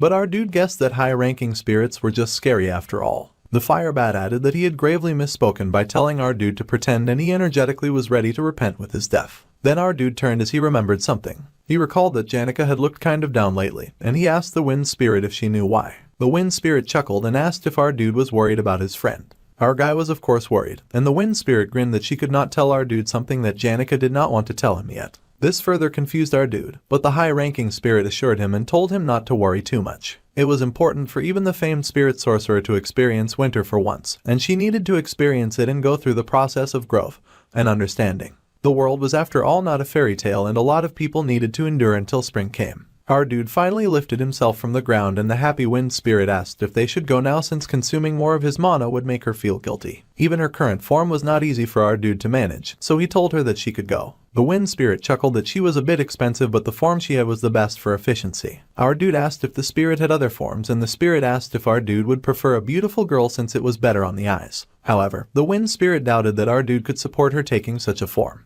Our dude agreed that it was fine, and that back when she had undergone gigantification, and now he had not noticed much of a difference in her efficiency, so he was curious. The wind spirit gasped dramatically and said that our dude could possibly not sense it because of the mana stone, and that he was still a bit dense. He groaned and gritted his teeth, and the wind spirit laughed and asked if he thought that they were handling the mana all by himself. She laughed and said that a spirit like her would not make a contract with just one person, and as our dude watched, the wind spirit bounced away into the air until she dissipated with the wind. He stared speechless, knowing that he definitely could not summon a high-level spirit with just his mana for too long. If it was not his mana, then our dude wondered who could have helped him while he had been fighting on the altar. As he descended, he realized that it was simple if he really thought about it. A person who would contract with Merylda other than him could be no other than Lucy, who had been sitting somewhere nearby. Our dude pointed out that he did not think that she had chosen a good place for a nap, but the little genius just said that she had not come for a nap when she would rather nap at the hut. So, our dude asked why she had come. She stared silently for a moment, and then replied that she did not like an empty tent. So, she had gone on a walk. Unfortunately, the end of her walk was this altar of substitution, and it was the final stage of the third act. The distrustful Saintess Claris began to suspect the order after she realized the darkness of the holy city, and then Telos' apostles came to Arkan Island to condemn Claris. Not knowing the story behind it, the Academy's character follows the Archbishop's orders. Princess Fonia's Royal Guard Army, Lortell's Mercenary Union, the Holy City's Cathedral Knights, the Academy's high-ranking employees, and also the main character's Generation's raid party, and the principal Offles Hall as well. At the end of that whole complicated mess, everyone's swords ended up pointed towards the same thing, towards the one girl trying to protect Arkan Island, following her master's final will. The renegade non-believer, regardless of what she was called, the girl had never complained. She looked down on everyone with a firm gaze, and she was the awakened Lucy Merrill. She was to defeat all of the main characters at Arkan Island, and then defeat more than half of the raid party by herself, but in the end, her stamina would run out. She would end up defeated by Taylor, who had finally learnt the final swordsman form.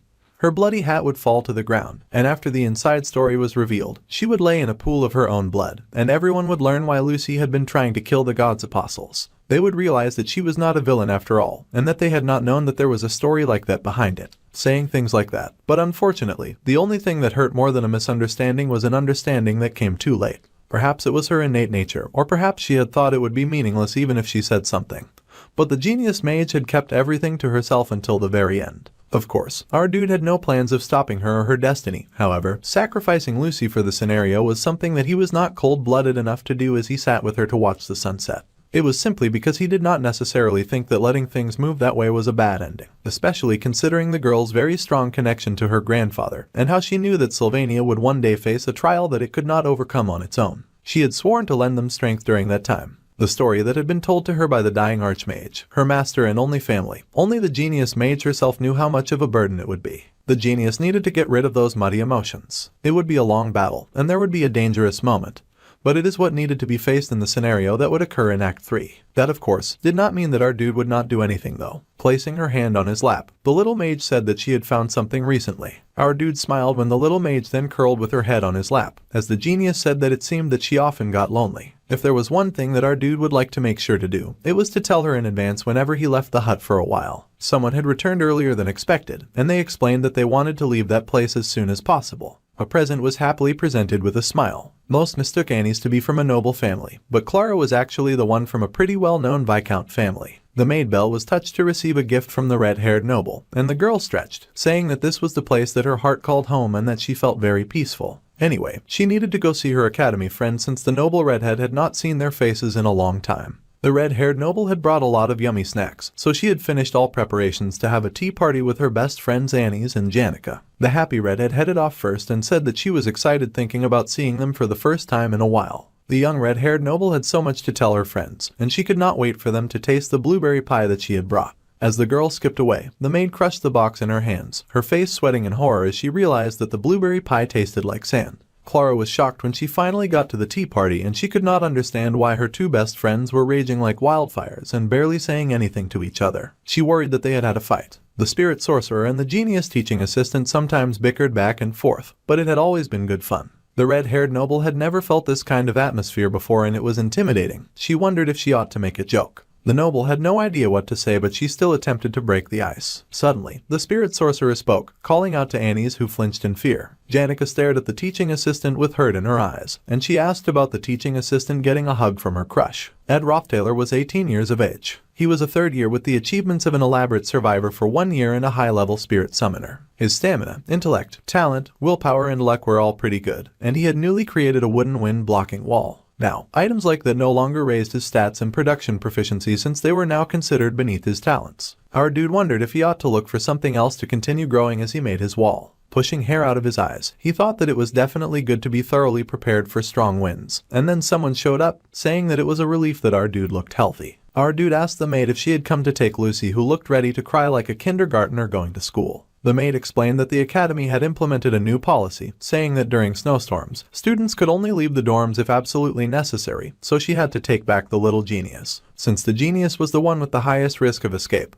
the maid thought it was best to keep an eye on the little mage, who was distraught. The maid even further explained that they planned on having a rotating lineup of surveillance staff throughout the week. Our dude perfectly understood even as the mage whined. Our dude said that he would continue to use formal speech. The maid then asked our guy if he could really make it through a week-long snowstorm in this kind of environment. The maid added that it might be presumptuous of her, but she did not think this kind of wind blocker would be enough to protect him. Our dude mumbled that he was just setting the things up to protect his supplies. He had thought that there might be an adverse effect on his hut, so he used twine to secure the roof and tied it tightly to the ground. Our guy had also already collected his hunting tools and traps, and he had put them all into the hut. During the week of the snowstorm, our dude planned on focusing on magic engineering research at the spirit library. So, our guy explained to the maid that he had another place that he would be staying at, so she did not need to worry. The maid agreed to lessen her worries since our dude was saying that, and our dude noted that the maid seemed extra worried since it must be her first time experiencing a snowstorm from an administrative position. The maid was truly worried, but she said it was because she had another worry about our dude, and the little mage had finally stopped struggling.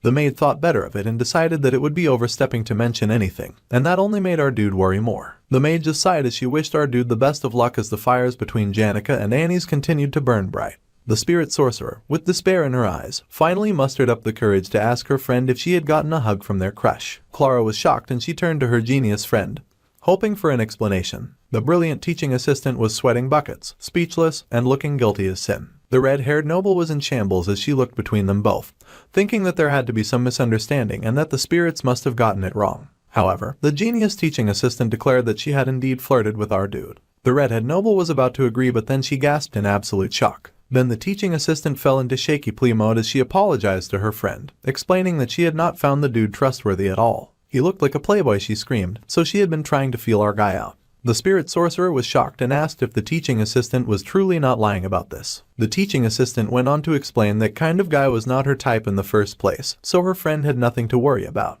Annie's laid it on thick, saying that our dude looked like a thug and was arrogant about everything, and he was always grumbling. She also added that he lived completely selfishly and she could not see why she would want someone like that. Now of course Janica was hurt about all the mean things she was saying about her crush, and that the teaching assistant did not even know our dude like that to be making all those assumptions. For a moment they just stared at each other across the table with their noble friend stuck in the middle. Then, the teaching assistant sighed and apologized for flirting with him even without talking to her friend first. She apologized sincerely to the spirit sorcerer. The spirit sorcerer looked teary and asked why her friend would even do that when she had never asked her to, and that she had been worried for so long. The poor spirit sorcerer could not even sleep at night since the teaching assistant was one of her precious friends, and she felt so betrayed by the actions of her precious friend. The spirit sorcerer also wondered if she was even in the position to feel betrayed when our dude did not even think of her. Janica cried that she had been worrying without even knowing her place, and a gentle hand was placed on her shoulder, telling the powerful sorcerer not to worry. The sorcerer was quite the special person to our dude,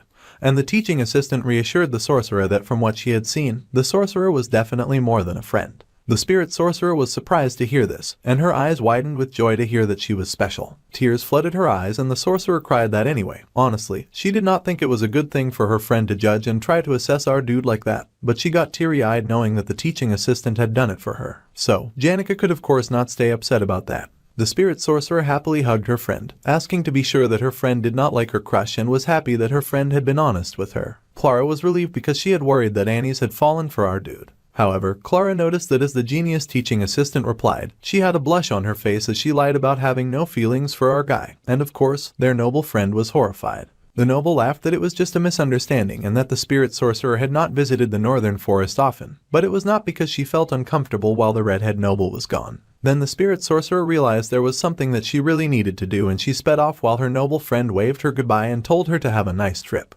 Then, the noble turned to her teaching assistant friend who quickly said that she had something in mind. The noble asked what and the teaching assistant immediately demanded that her friend introduce her to a man. Then, the teaching assistant decided that she needed something more adventurous and suggested that they break the stereotypes and she asked her noble friend if she wanted to date. Her noble friend stared at her with blank eyes and the teaching assistant felt so offended. But her friend denied it and said that she was just staring.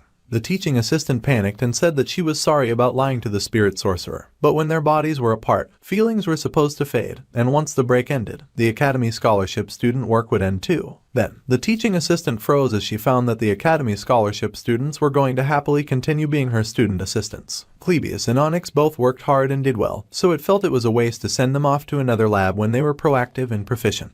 The assistant professor Claire was especially happy to hold on to our dude who was quite good at working, and as a student assistant, the boys would receive more scholarships, and it would be better to work there than in other labs. Since they worked together throughout the break, the assistant professor assumed that it would be comfortable for her teaching assistant.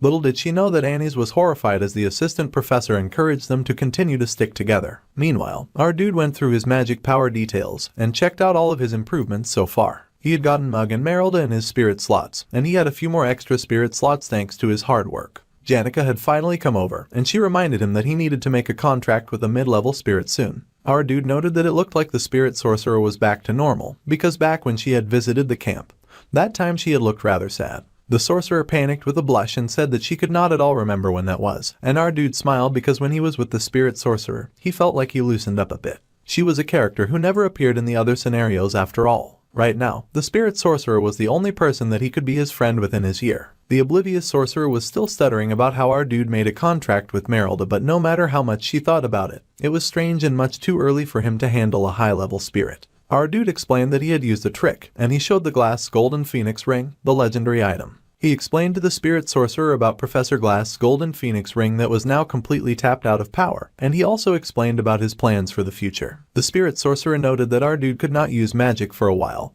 and that it would be hard for him to make a contract with a mid-level spirit for now. Our dude admitted that his magic would return when the break ended and the semester began. Still, the spirit sorcerer beamed and gave our dude a hearty congratulations. Among spirit sorcerers, they often call the day that a person made a contract with their first high-level spirit their second birthday. So, she asked if he was really planning on staying in the spirit library throughout the snowstorm. The spirit sorcerer thought that our dude was a really hard worker, and he added that she was also a really hard worker since she was top student of the year. When the snowstorm ended, there would be the student council president elections too, and since Janica was the top student of the year, she would probably get some attention. The spirit sorcerer laughed that everyone was asking, but she did not know yet, so she maintained neutrality. In the scenario, the spirit sorcerer did not particularly receive the spotlight just for being the top student of the year, and this was because, based on her personality, she respected all of the other candidates. Suddenly, the spirit sorcerer recalled that our dude's sister was also running in the elections, and he agreed that his sister was quite ambitious. The spirit sorcerer nervously mentioned that our dude seemed really close to his sister, as she recalled scaring the poor noble girl earlier. Our dude said that one could say that they were close, but he could not confidently say that since he had been excommunicated.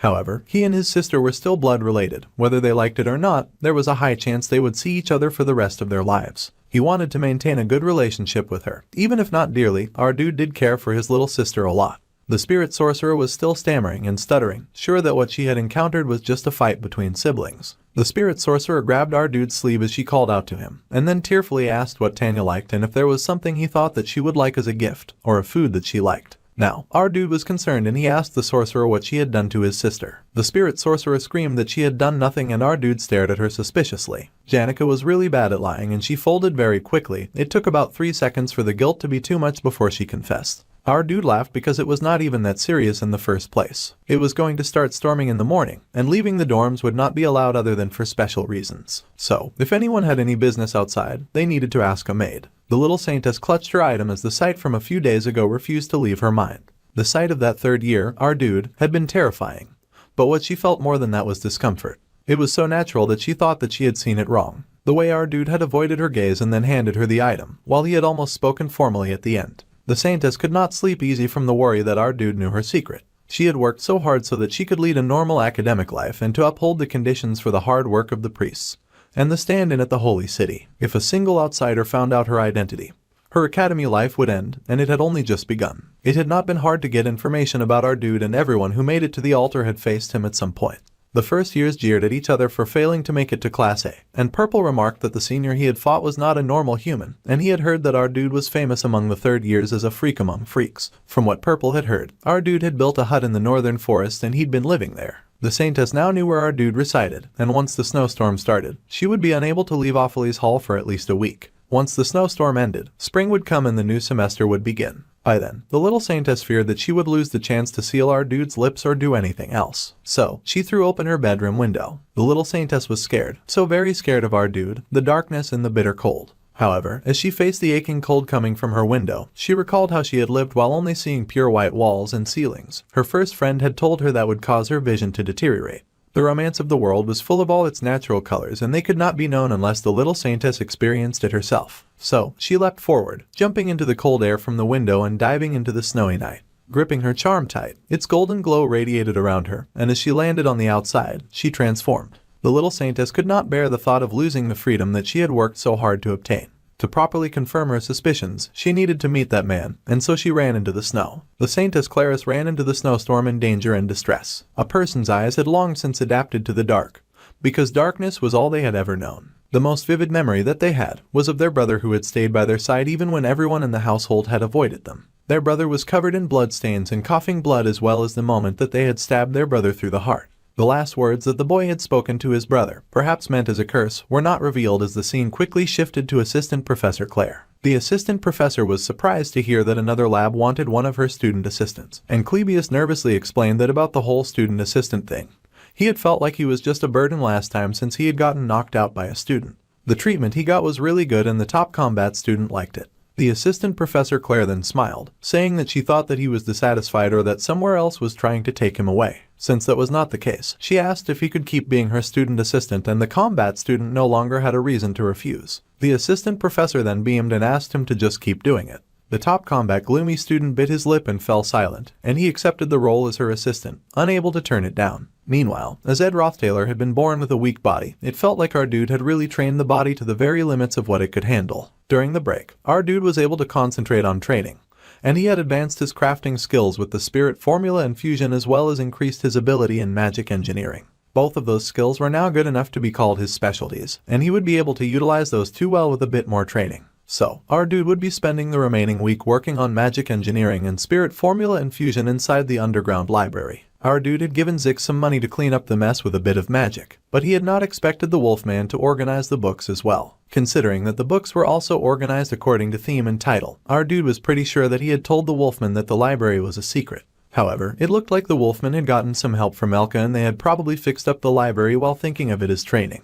Our dude made a mental note to repay them for it later, and he got started on his studying, and it was inefficient to learn hundreds of formulas. The most important thing was prioritizing and focusing. The goal was to get the legendary magic engineering item, Glock's Eyes, that would temporarily amplify the proficiency of all sensitivity abilities. Our dude would also get the legendary item called the Delheim's Hourglass, which reverted all physical states by a few seconds and removed all damage and wounds, but it also had a one-time use. Our dude's aim was to make at least one legendary magic engineering item. A weak wind emitter, echo noise generator, crystal ball, blue magic sphere, Kragel's magic ink, and light transmitting sphere. Our dude would craft these items repeatedly to raise his magic engineering skill, and once he was used to it, our dude would make other rare items. Just thinking about it brought a smile to his face. Our dude had already gone over the ingredients, and he just needed to use the tools to achieve his goal. However, our dude paused with his hand rifling through his bag, and then he paused in horror when he did not find the item he sought inside his bag. Our dude was horrified to find that he had forgotten the tools at the hut, and he had to crawl back through the snow. He figured that it was time for his body to do some work as he trudged through the snow. Living while only seeing pure white walls and ceilings caused a person's vision to deteriorate.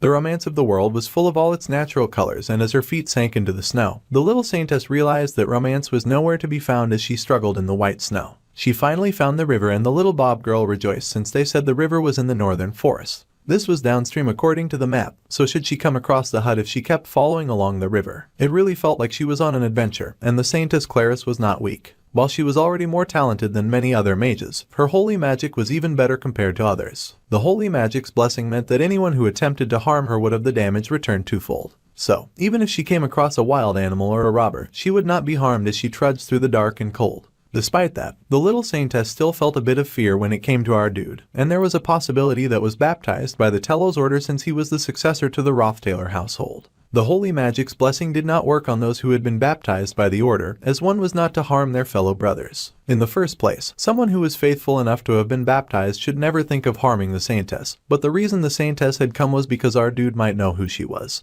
It was finally time for her to confirm her suspicions. She was sure that things would work out somehow, but she was so confused as to why the hut door was not opening.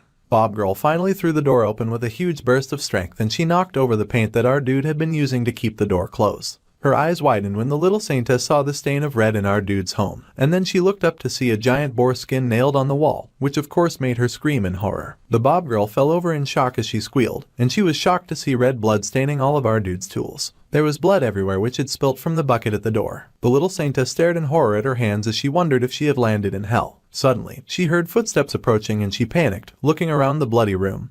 The little Saintess searched for a place to hide. The door was thrown open and snow flooded into the shed. From the outside, something covered in scarves and looking like a giant snow monster peered into the shed. The door was pushed open and the damage was taken in. The little Saintess was hidden, her hands over her mouth as she trembled in her little corner. The person reached out and touched something on the ground, and the terrified girl looked up to see the person. The stranger moved on, not seeing her as he focused on retrieving something from a box. He checked out some dangerous-looking tools, looking like a suspicious person in the dim light, and the little Saintess hiccuped from the intensity of her fear. She trembled so hard that it was a wonder that she had not been caught. Then, a hand appeared above her head and the creature peered down at her, like a monster from a horror movie, and it asked who she was. The little Saintess nearly had a heart attack, and that was when our dude finally recognized her as Kylie Etchen. He was shocked to see her and asked what she was doing in his house and why she was shaking so badly. However, Bob girl was way too shook up and she blasted holy light right at our dude in fear and terror. Holy magic nullified most of the opponent's magic and inflicted physical damage. So, our dude found himself flung back with a magnitude of power. He was launched into his things and everything scattered. There was dust everywhere from the attack, but a figure suddenly arose from the cloud of smoke. However, that was just our dude, knocked flat and bleeding in the rubble of his things. Bob girl stuttered in fear, trying to say that she had not meant to attack, and she fell to her knees in despair. Our dude had a serious blood stain and the little Saintess cried that she had killed a person. Bob girl pressed her hands together as she confessed to her dear Tellos that she had gravely sinned. She, who was supposed to live a life of purity, came before the Lord with her blood-stained hands and confessed that she had been stained with sin and that she had to burn in the depths of hell to atone for her misdeeds. However, our dude pressed his hand to her shoulder and called out to her, interrupting her prayer as he growled at her in rage, further terrifying the little Saintess, who screamed in fright.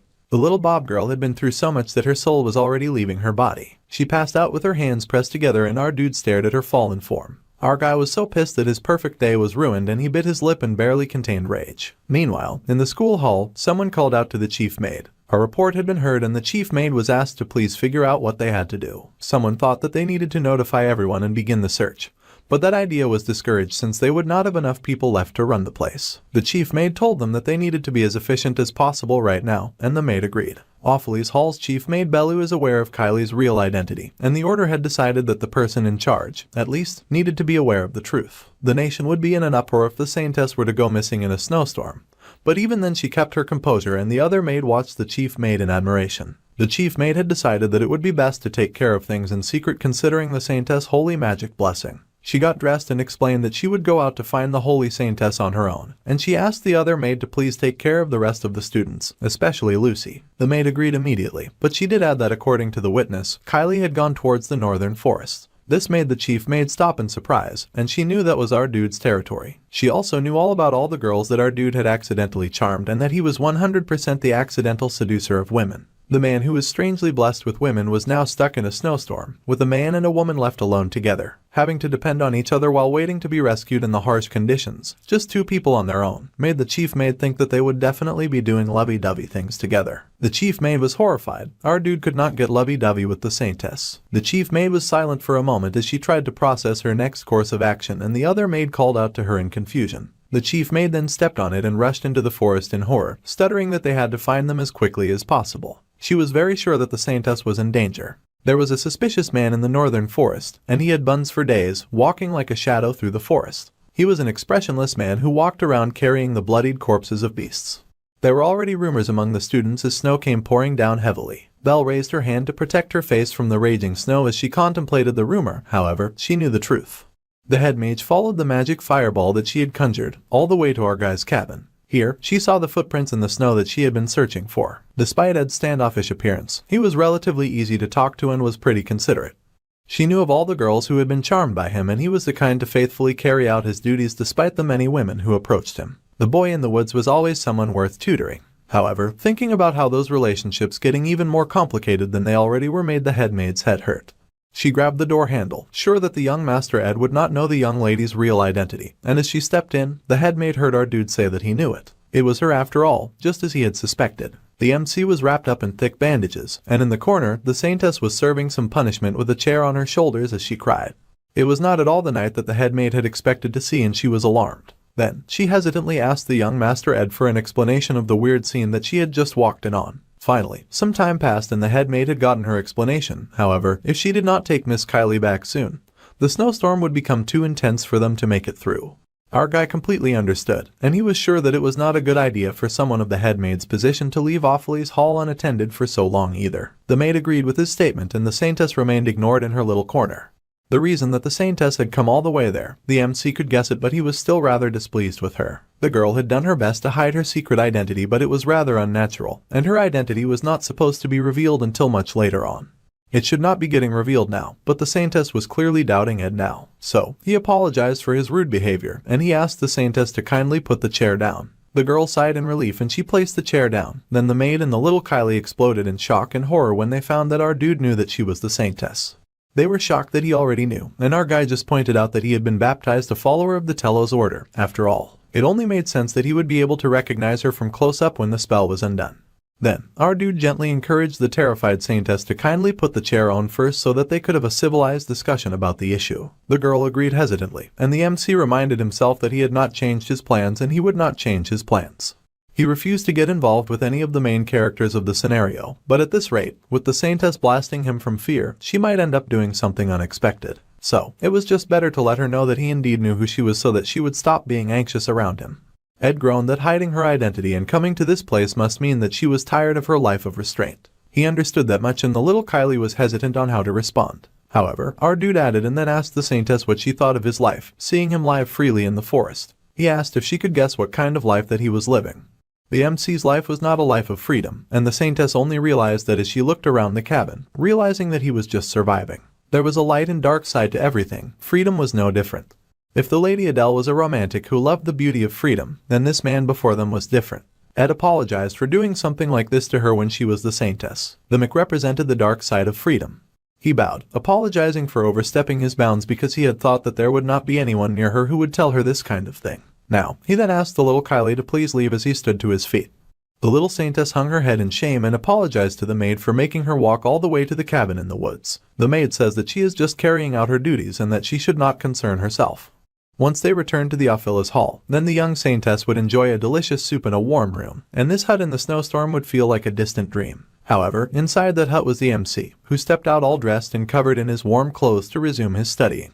The hut would still smell of blood and the harshness of reality. The Saintess had never imagined that the man who stood there halting the incoming students would be living that kind of life. Now, she thought of the romance that she had dreamt of. It was a sad thing for someone to destroy your dream of freedom. But the Saintess was certain that coming to the school to search for freedom was a good thing, and then she blushed because she hadn't met someone that she could respect. As they left with the fireball lighting the way, the head maid silently took note of the blushing girl.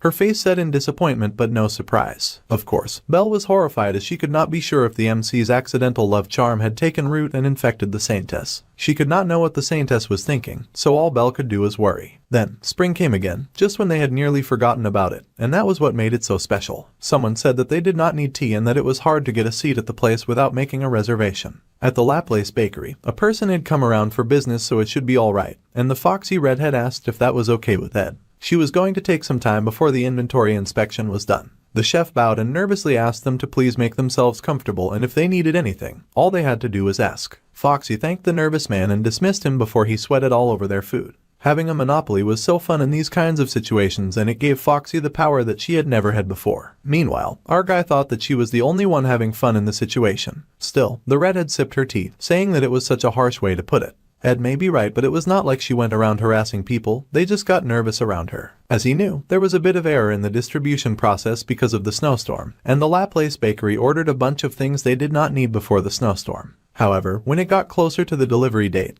they had suddenly cancelled all the orders. The MC asked if it was a deceptive order, and the rich merchant explained that she did understand since food was valuable. However, she could not praise them for trying to monopolize products that could have gone to other businesses. People needed morals and ethics, and she sipped superiorly from her cup of tea. Suddenly, the chef rushed back to beg the redhead to please change the minds of her colleagues. The chef explained that he knew that he was in the wrong.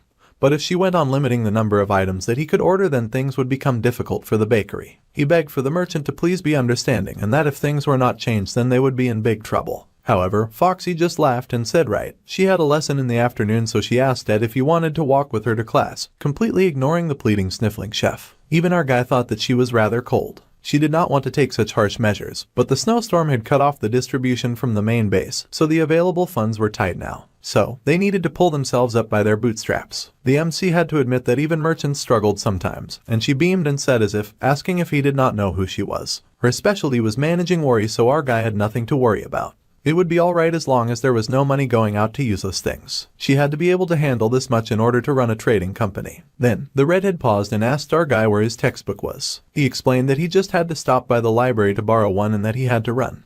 But it was good for his health. The redhead was horrified, saying that the textbook did not even cost much, and she asked why he did not just buy one. Now that she thought about it, the book was not cheap by a normal student's standards. All the textbooks used at the school were pretty pricey, and she was filled with dismay as she reached into her purse, knowing that she was on a tight budget. She nervously asked how much was the book together, and our dude appreciated it, but he rejected her attempt to buy him the book. It was almost time for the student council elections, and he guessed that she was not going to try for a position. The trading company had to come first after all, and of course, it would be best for someone who likes her to become the student council president. Then, the merchant asked Ed to try since she would not mind supporting him. However, he did not want to, and it was not like it was a guarantee that he would get that position either. The merchant sighed that it was such a shame, but she had already expected him to turn it down. Then, she suddenly suggested his sister. Our guy was surprised that Tanya had gotten brought up, and the red-headed fox grinned. She said that she did not want to have to suck up to Princess Fiona. However, our dude would not go into detail, but his sister was young. The redhead smiled and said that he already knew and that it would be hard for the young noble to become president even if all of the top students of each grade were to support her. She may be the daughter of the Roth Taylor household, but the gap was way too large. Our guy agreed mentally that Lortell was right and it made the most sense for Princess Fiona to become the president with how things were going right now. Tanya Roth Taylor is the lesser evil and with a lot of passion. She does anything she can to get one more vote.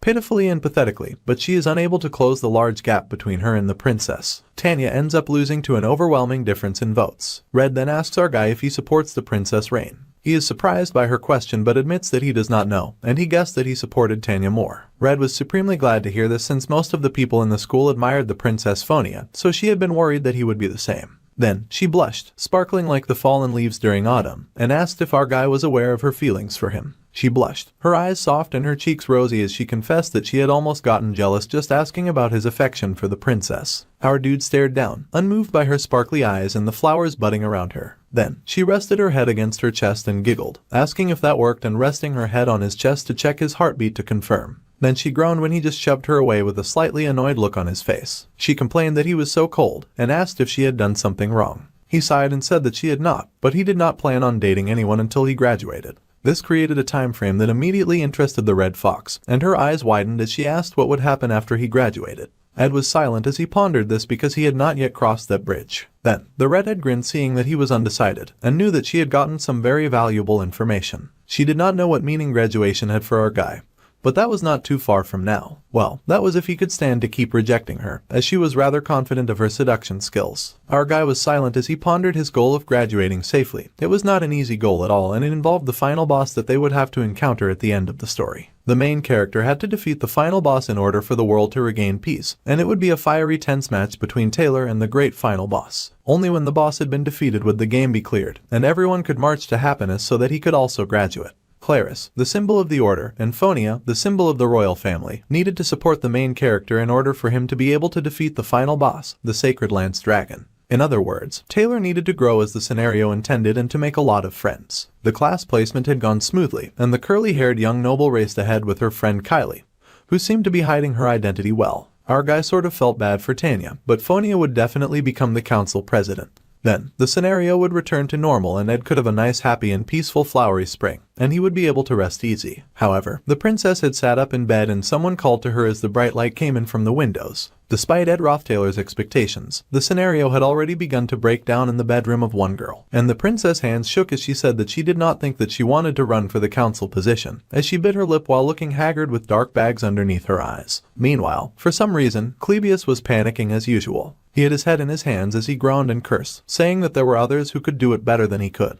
He had no idea why it had to be him from the start and he cursed his wretched life. There was a sheet of paper before him and he cursed again in dismay, asking why it had to be him. It was a duel request form. Someone had challenged the battle genius to a duel. A challenge for a duel had come about and a question had been asked on why they wanted to have a duel in the first place. Ziggs had asked why, and the person had responded that they wanted to learn from him. There was a moment of silence and then Ziggs closed his book, unimpressed by such a request, and he said he did not want a shallow reason like that. He had turned to the tall student with bulging muscles and a confident smile that stood behind him. The challenger with white hair then admitted that he wanted to prove his worth. The wolfman had then smiled, saying that the challengers had already claimed the position of top student of his year. However, that did not mean much to the student since he was just a first year. Janica was the top student of all the third years and Drake was the top of the faculty of combat. Ed was also very popular among the first-year faculty of magic for some reason. The challenger planned to have a duel against them all, and of course, there were orders to things. So the white-haired confident student had already sent in a request to Clebius, the top student of the second-year faculty of combat.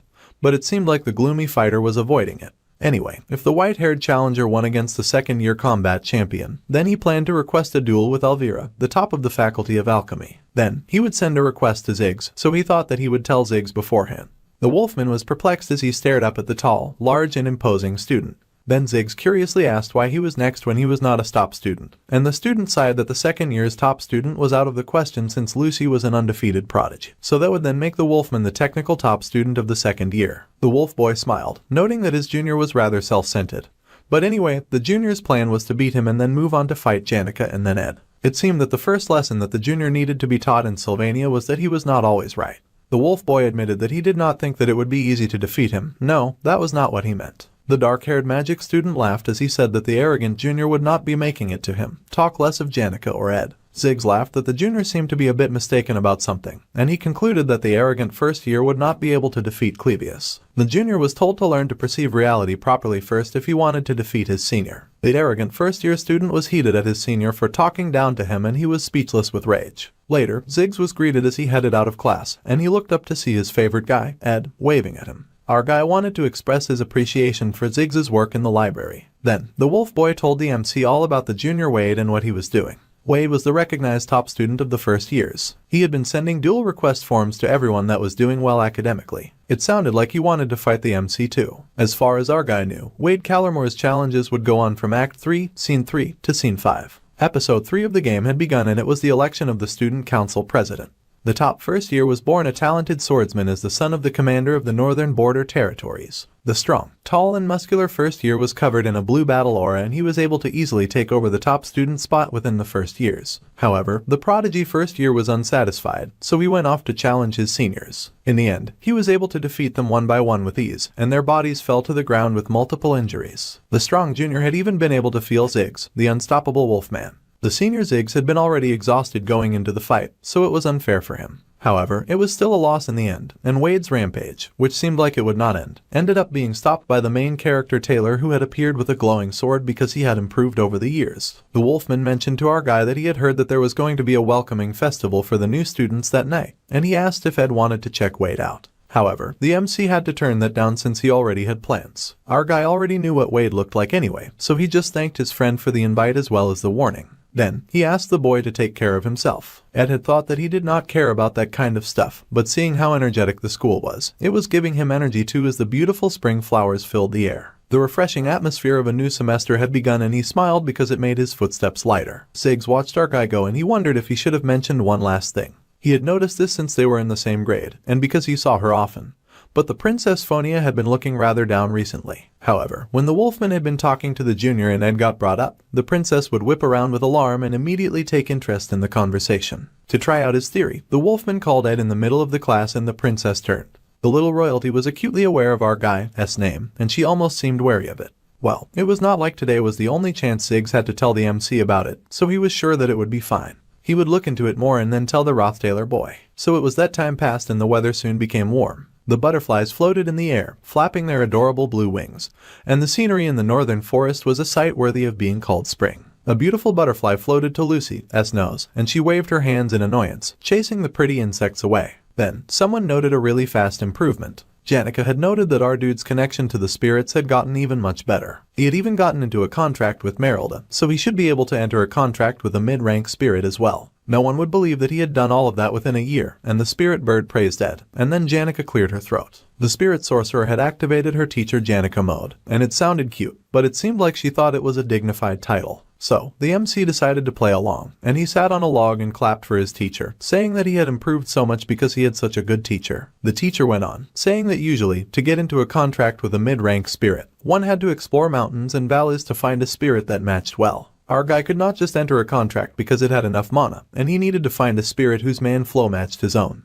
The MC noted that he had not considered anything like that when he had made a contract with Merylda though, and his teacher pointed out that this was because he happened to match well with fire and wind elements. However, if he wanted a new spirit, then it would be much better for him to look for something that was not fire or wind. Our guy had to admit that she was right. It would be convenient to find a spirit whose element he was already able to handle, but that would make it hard to respond to various kinds of situations. Ed did not need to be proficient with every element like Janica was, but it would be best for him to try to branch out. So, he hung his head and mumbled that this was going to be pretty difficult. His teacher beamed and said that this was why people thought of their mid-rank spirits as fate. There was an illustration of a spirit sorcerer in the game of the failed swordsman of Sylvania, and it evoked feelings of wandering through nature, through forests and rivers, and connections with spirits that one met through fate. The first step was the connection, and our guy closed his eyes and focused. He needed to concentrate his mana into his eyes, so he did just that. Then, his eyes snapped open and glowed blue. There, before him, he saw various spirits flying and floating in the air and on the land around him. A new world of spirits had opened up to him, and his teacher beamed as she introduced him to all of the mid-rank spirits that she had chosen.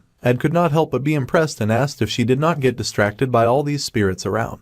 The spirit sorcerer was amazing, and the girl laughed that there was no reason for her to push them away when they all liked her. She had already talked to all of them too, and she even played around with a spirit snake on her wrist. Once again, our guy admitted that she was amazing. However, it was time for him to pick one of the many spirits that she had brought before him, and they all awaited his choice. Our dude was overwhelmed and he nervously repeated her suggestion of picking one out. A mid-rank water spirit called Pella the Pelican suddenly introduced itself and showed off its pretty blue wings. Number 2 also showed off its power while the MC's Firebat judged them as the privileged spirit to have been chosen first, despite being a lower class one. Ed could not help but judge the bat a little. Still, everything felt a little weird, and Janica deflated, worried that she had brought too many spirits and asked if they ought to do the selection at another time. Ed sighed and said that it was nothing, and the Firebat urged him to take a look at the next applicant. The MC was just majorly disappointed that he did not get to partake in his fateful meeting, and he wondered if this method was really alright.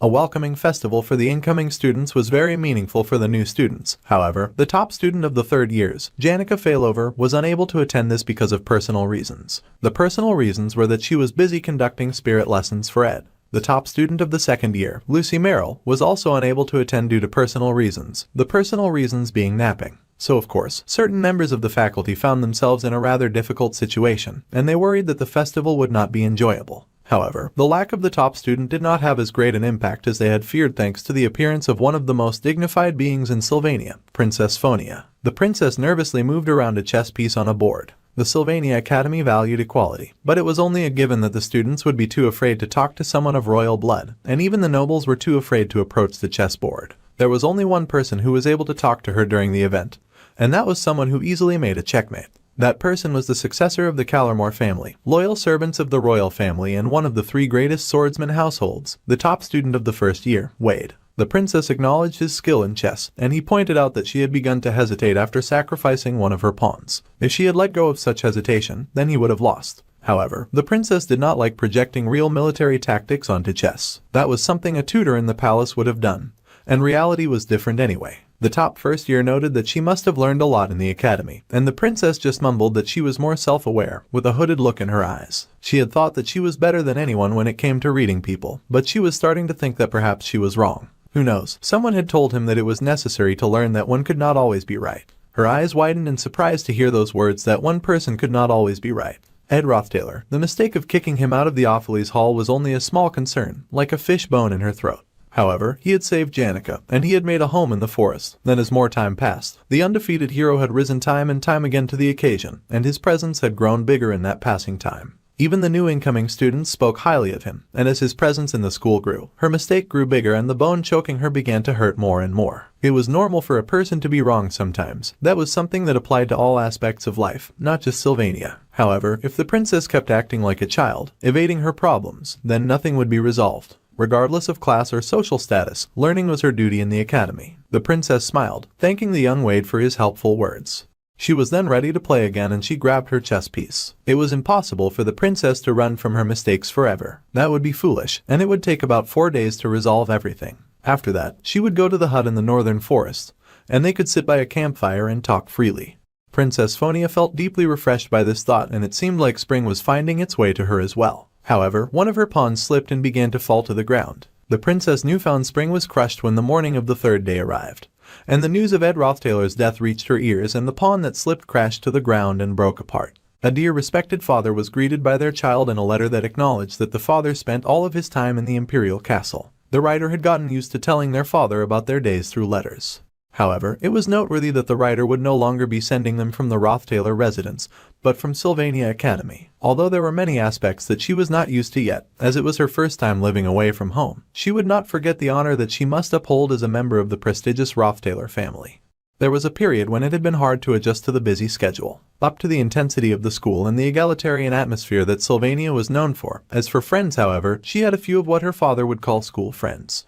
The young noble was working hard towards her goal, which he had confidently told him of before she had left home, as well as her plan to become the youngest student council president. She was a little worried, of course, because she had heard that the Princess Fiona, who was loved by the people, would be running in the elections, but she would try her best regardless. The young noble lady had also met Lortell, and although she was not much older, she gave off the feeling of being a perfect merchant. The negotiations for the purchase of the sage-sealed grimoire would begin soon, and the little lady was already wondering if it would really be okay for her to go as the family representative. The last bit of news was a little hard to mention casually, and since he had been excommunicated, she knew that the person she was about to mention had been nothing but a shame and embarrassment to their family. However, if she had to mention it, her brother did seem to have become hardworking and diligent during his stay at the academy. It was as if he had become a completely different person. Honestly, the young noble had been so young in the past that her memories were not that great, so she might have been misinterpreting it.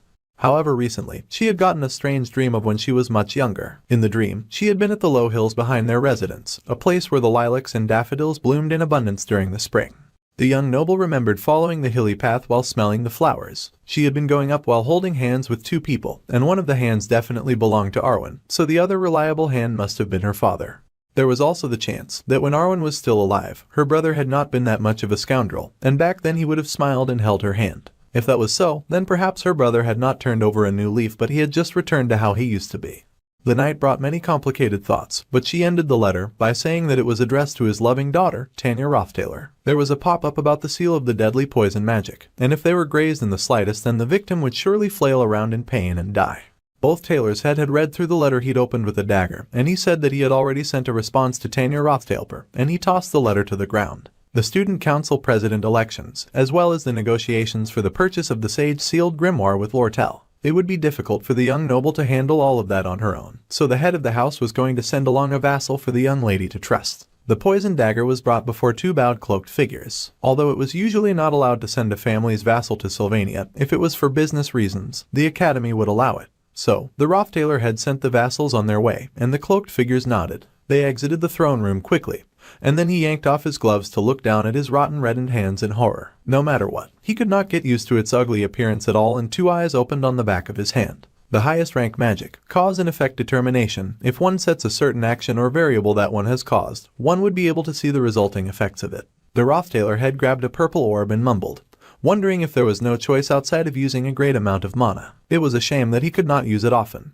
This was definitely an absolute power, and when he was ahead of an important task, he could use the source of something that had been done and confirm the inevitable result. The result of that was our dude with wide eyes being dragged to the edge of a cliff, bruised and battered in the rain as a person shoved the poison dagger through him. Ed coughed out blood in shock and alarm, and the spirit sorcerer could only watch in horror. She screamed as our dude was suddenly dropped from the top of a cliff and he plummeted, falling from a great height, blood splashing in the air as he fell. Even though she reached for him, he was too far, and the broken third ear clung to the cliff as she cried for him. She was speechless, and the heavy rain came down, soaking her hair and clothes and skin. Then, the spirit sorcerer returned with nothing but rage and malice in her eyes as she turned to the people who had done this. This did not really feel the greatest to the Roth Taylor head as he watched the whole thing unfold from the orb he held. However, to him, it was a necessary sacrifice. 3 days before Ed's death, the sun was bright and shiny over the peaceful atmosphere of Sylvania Academy. The young noble lady was checking out the progress of her attempt to take charge of the student council, but she ended up greatly intimidated by how far outranked she was. She thought it was impossible, but the president candidate approval rating investigation results showed that Princess Fiona was winning by a landslide of supporters. The princess was so popular that all of the people of the Klul Empire would have heard her name at least once. If the princess really did compete in the elections,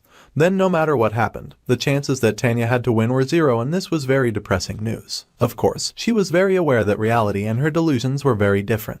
It was a shame, but she should just give up. Then, she saw Ziggs, who happily greeted her, asking if she was headed to elemental studies training. The girl was surprised to see her cheerful senior, and he asked if anything had been bothering her during her classes, and that they should have some tea together with Elka later. Ladies flocked behind the wolfman, gushing in awe since they thought that he was the strongest person in the whole academy, and they were impressed that she was talking to him. Later, the Lady Lortell told the young noble that she would probably be going to have a negotiation meeting for the grimoire trade, and she asked what time worked for the young noble. The fox lady even asked the little lady to let her know when she could, and the fox would set something up, so she really wanted the little noble to attend. More people gushed to see the Roth Taylor noble talking to the renowned merchant who was an executive of the Elt Trading Company. Even Lucy worked up some strength to say hi to Tanya, and the onlookers went wild to see that Sylvania's best genius Lucy Merrill was talking to the young noble. They could not believe that the genius girl could actually sleep. They were amazed at all the connections that the young blonde had, saying that she was totally different from normal students like them and that she was so cool. They gushed about her multiple connections, and yet she acted with dignity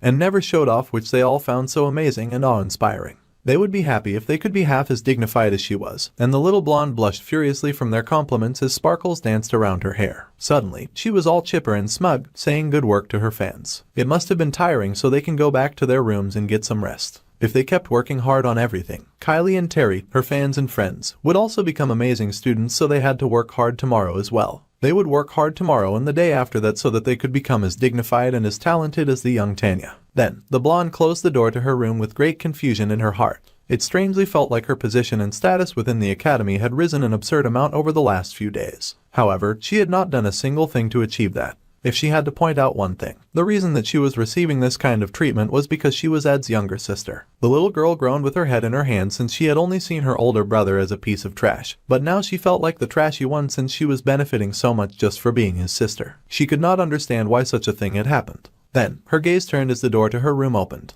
Two people had appeared at her door, grown men who greeted her and said that they were happy to see her look healthy. The young girl recognized Kadik and Nox. Her father was so considerate as to send them both, and she expressed that it was good to see them too. They had heard that she had been working hard at school, and it was a relief that they could be of help to her. The taller man with the mustache would help by collecting information regarding the market price of the grimoire purchase negotiations, and he would ask about the current funding of the trading company in order to make the negotiations go smoother. Next to Kadik, the burlier man with the black beard would work while the blonde was focusing on her studies. He would help her with the student council president elections, and with the rumors of the Princess Fiona being in the running. Then they would find information on the pledges. However, the young noble said that it was fine and that Nox did not have to do that. After all, some new information had come out that morning. Apparently, the Princess Fiona would not be running in the elections, much to the surprise of everyone who heard. Janica had heard that the Imperial Secretary made the announcement near the Imperial dorms and everyone was whispering about it. However, since it was just an announcement, that kind of information was subject to change, so our guy tried not to worry about it.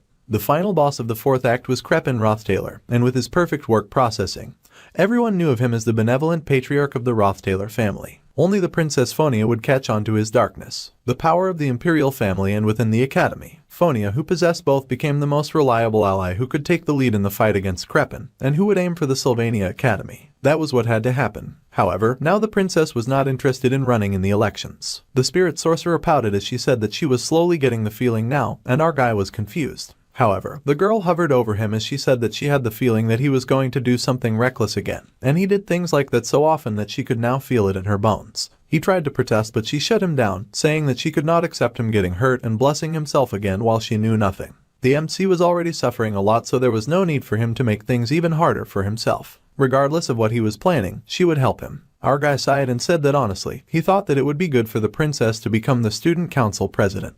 The spirit sorcerer was surprised by this verdict since the princess had been very mean to him and Tanya was his sister, so she had expected that he would support his family. However, the princess herself was stepping out of the running, so there was not much that they could do about that. It would be nice to know the reason at least. Suddenly, Zig showed up and pointed out that there were a lot of eyes and that they were both being rather scandalous in broad daylight. The two were surprised to see the wolfman, and the young lad apologized for interrupting their quality time. However, he suspected that he knew the reason that the princess was not running. The spirit sorcerer was in flames over Zig's calling them scandalous and saying that his phrasing was too much. The poor girl's face was burning red, but the wolfman ignored her flustered self and explained that the princess was like an alpha wolf who had lost her pack. Due to her making the wrong choice, her pack died, and so the alpha wolf showed no reaction despite having an arrow pointed her way. It was quite typical of Ziggs to explain this all using wolf puns, but the princess' previously bright eyes had now dulled and faded. That was what she looked like to him, as if she was in a state where she had lost her self-confidence and could not do anything. Anyway, the wolfman would stop interrupting them now and he would be on his way. He had heard that it would likely rain the next day, so he asked them to keep that in mind when they were leaving. They informed him that he was not interrupting anything, but they thanked him for the advice. The boy's animal-like senses were usually a level above a normal human's 5 senses, which meant that his instincts should be tested. The worst possibility was that Princess Fiona had completely lost all sense of hostility towards the Roth Taylor family. This immediately darkened Ed's mood and he wondered what he was going to do now. Meanwhile, Janica stayed oblivious, and she beamed that this was a nice turn of events. He was shocked to hear her say that and turned in surprise. The spirit sorceress spoke on the rain, saying that it would be the perfect environment to train water spirits since being near the ocean would be best. They had to go train a mid-rank spirit at the northern cliffs the next day. They would do that after the elemental studies class, and our guy could not help but smile at her positive attitude. He beamed brightly and thanked the bright girl, deciding that he would just do what he could do for now. Meanwhile, Lucy turned her nose to the air and she smelt the rain coming. Suddenly, her eyes widened in shock as she sensed something else, beef jerky in her mouth. The girl leapt down from the roof of Ed's hut and landed at the campfire. With a snap of her fingers, the fire was lit and our dude popped out from the bushes. It was finally spring and he strolled into the house while the powerful mages slept on her log. However, because of the rain, the MC turned back knowing that it would now be harder to go out. The rain that drizzled onto the tiny girl's body made her depressed, and if it was going to rain, then he hoped that the rain would pass quickly for her sake. Meanwhile, someone stalked into the forest, commenting on how the place looked. It was our guy, and it was his first time coming to the northern coast. His fire spirit hid within his cloak and explained that the cliff area was definitely wide and desolate, with few people, so there was not much reason to come there, and it was ridiculously far out too. However, there was no better place to train a water spirit formula, and if the small bat spirit may be worthy, he would speak boldly, as he thought that the location was an excellent choice to make a contract with the mid-rank water spirit Leica. The fire spirit was also impressed that the MC had thought of even using mana arrows with it. Suddenly, Ed asked Mug to fall silent as he felt a dark presence nearby. The dark figures said that it was an honor to meet him at last, and they greeted the young Master Ed. Our dude immediately notched his arrow and held it ready to fire. In Act 4's final chapter scene, the Crepin Showdown, third phase middle bosses, Kadic and Nox appeared for some reason. They were the vassals that were in charge of darkness within the Roth Taylor family. The veterans that had been a part of the Roth Taylor family history for their entire lives, Kadic and Nox, both looked mighty threatening, standing in the rain holding out a dagger while looking menacing. For Crepin's right-hand men who had undergone all sorts of hardship to be on Arkan Island, our guy should be happy to see their faces, but he could not say that he was. The two greeted him, saying that it was an honor to see his face again, and they called him Young Master Ed. He was surprised that they would still call him the Young Master even after he had been excommunicated, and he said that he should be thankful. They had heard about how he had been doing, and they had come under Lord Crepin's orders. These shameless adults boldly stated that their goal was to assassinate him. Our guy's eyes widened in alarm, and they added that, however, they would repent. This of course confused the young boy, who kept his weapon drawn. The two men were vassals and that had held a great deal of animosity towards the young Master Ed. This was why they had come to assassinate him, someone who had once dominated the estate as if he was a completely different person from his childhood. They would take his life with this blade engraved with the seal of deadly poison. However, the more they investigated his life and others' perceptions of him in the academy, they saw a surprising brightness that he had once possessed in his youth. He had helped many and surprisingly became well-loved and well-known in the school, and they realized that our guy had finally returned to his true self as the heir of the Roth Taylor household. We would explain everything to the Lord Crepin, and they bowed as they asked him to please become the heir once again and to make the honor of the Roth Taylor family known to the world once more. Our dude was confused that his assassins in the rain had turned from threats to apparent allies as they bowed to him. After a moment of silence, he told them both to stop messing around. Both the men had wicked grins on their faces when they raised their heads once more, smirking as they noted that he had grown much. Immediately, Kadic attacked first, releasing lightning-fast strikes at our guy. The Eagle Knight Kadic, who sent forward sword strikes of wind, and the MC just managed to dodge those fast lightning bolts of wind that came at him. Then his eyes widened as Nox had used the opportunity to get closer, wielding fire in his hand as he screamed. He was the Brown Bear Knight Nox, who used a mace of flames. Our guy groaned as he barely managed to dodge the onslaught of heat that came at him from above. Ed was standing in a rather unsafe environment, but he just managed to avoid that first attack. Raising his bow, he fought to defend himself against the people who intended to take his life, but neither Kadic nor Nox were giving him a break. A battle in bad weather conditions was trying enough for the young student, but he was also fighting experienced vassals who intended to end his life. They were the vassals that were in charge of the darkness of the Roth Taylor family. Nox growled at the young master, and Kadic asked if our guy remembered Miliana. She was the poor child who had lost vision in her eyes for his amusement one day, a maid that Ed Roth Taylor had enjoyed bullying. She had also been Nox's daughter, and he raged in angry red flames as he recalled how the second-rate villain had stepped on her and pushed her to the ground. Our dude was very unlucky to inherit rage meant for someone else's actions, and the buff vassal punched the air, intending to obliterate the MC. However, his eyes widened in surprise and the main character drawled as he recalled that such a thing had happened. However, he covered himself in a protective shield, saying that revenge was useless. Even he knew that the only thing that lay at the end of this vengeance was emptiness. The man raged, saying that was not something that he wanted to hear from a cruel creature like Ed, and he swung with the intent to kill again, smashing some part of the shield. The MC was able to dodge that attack as well, and he agreed with the angry giant. Kadic was impressed and mumbled about how much growing the young heir had done. However, it would be impossible for Ed to block Nox's mace, which was involved with fire magic. The young heir was dodging quite well for now, but if he got hit even once by that mace, he would die immediately. Even Ed was aware of that with how he grit his teeth as he dodged each attack. The whole situation was rather troublesome, and the bow that he carried would only continue to get in his way.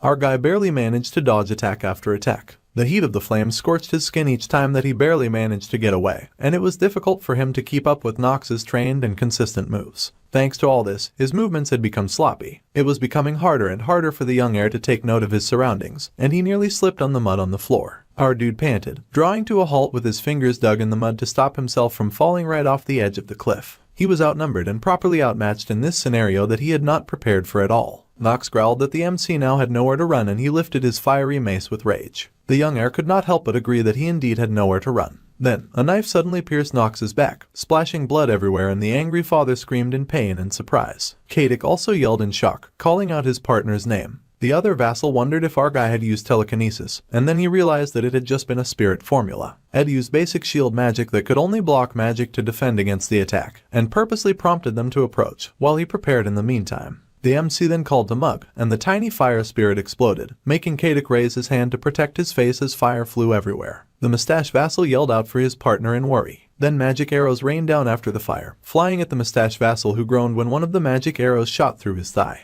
The vassal grits his teeth, wondering how their young master is now attacking them with an explosion like that. Our dude panted heavily as he fought tooth and nail for his right to live, bathed in an orange glow as he gripped his bow tie. He used the blessing of recovery and gained an increase in his temporary immunity to flames. The mustache vassals cursed and wondered just what had happened in such a short amount of time for a scoundrel like the young to get like this. However, next time, the young lad should attack his vital points instead of his lower half. Of course, there would not be a next time, and the other vassals fired his wind power at full force at the young lad. The power rushed out in waves and waves of wind, like a dancing green hurricane, and it all barreled at Ed. It rose a heavy cloud of dust that blocked out everything from view. Still, our guy remained standing, coughing heavily of course, but still standing, and he had bruises and blood all over his clothes. He stood over the fallen body of the bigger Nox, and Katic noted that the young heir had used Nox as a shield to protect his vital points. However, this was the end, and the vassal leapt at the young boy, who stared up at the incoming adult. However, behind Katic appeared a large and powerful water spirit that roared its protest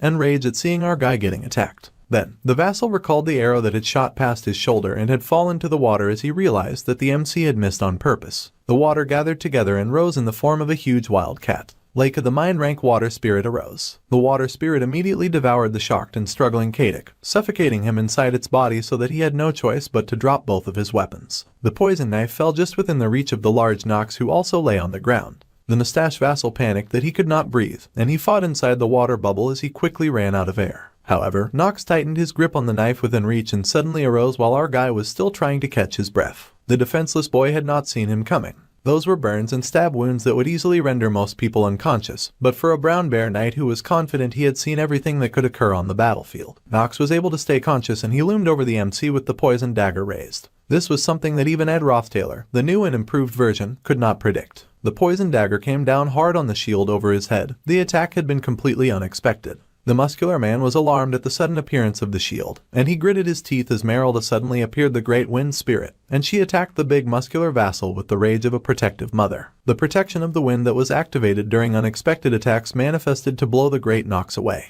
The overwhelming attack hit the man with all of the power of the wind, with the strength of an out-of-control tornado and all the rage of a powerful spirit. The wind was strong and imposing, and not even a strong wizard would have been able to withstand it. Yet, when the wind cleared, 3 shadows remained at the end of the cliff. Ed's eyes widened as water fell from his hair, as the dagger remained unmoved above his head, and Nox remained as well, covered in bruises and blood. The great wind had not been enough to throw the great man away, but it had frozen him in place. Then, the muscular fighter finally fell to his knees, and Katic fell as well. It looked like the two had been defeated by Ed's might. Katic was barely conscious as he fought to regain his breath, and Nox also looked like his brains had gotten knocked out.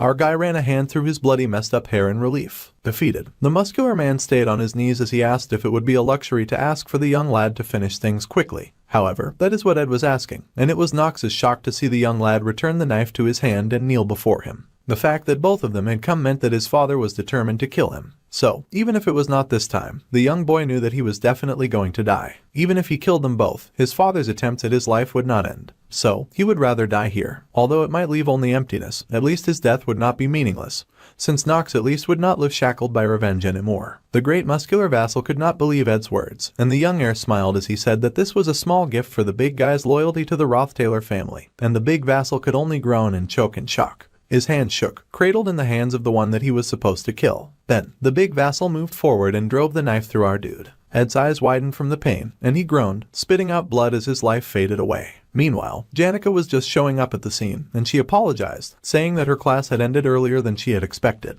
However, her eyes widened in shock to see a dagger ripped from his belly, and to see his body get kicked down from the edge of a cliff. Her crush, covered in blood and bruises, looked battered as he fell. The spirit sorcerer cried out his name, and he also choked, his hand outstretched, as he fell. She screamed and raced for him, their hands inches apart as he grabbed at the air. However, he remained too far away and he plunged, far from her reach. The spirit sorcerer called out his name in vain. The rain fell heavily over her and she was in despair as once more she had come too late to save the one man that she loved. The muscular man cursed as there were not supposed to be any witnesses. His body was already in so much pain that there was barely any chance that he would be able to fight her. Then, his eyes widened in horror when he saw a large amount of spiritual energy begin to flow from the spiritual prodigy in waves. Even a brown bear knight who was confident he had seen everything that could occur on the battlefield had things that he had never seen before. An entity even higher than a high-level spirit, the summoning ceremony of the highest-level spirit of which only one existed per element in the natural world, and the only girl who could execute it, who turned with her eyes red with a different type of bone-deep rage, as she asked the terrified veteran if he understood what he had just done.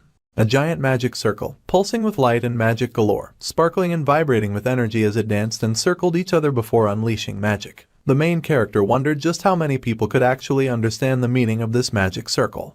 A genius spirit sorcerer who had experienced summoning the highest ranked darkness spirit, Glascin's right hand, had put everything on the line in this display of grief and fury, and the magic fell from the sky like rain.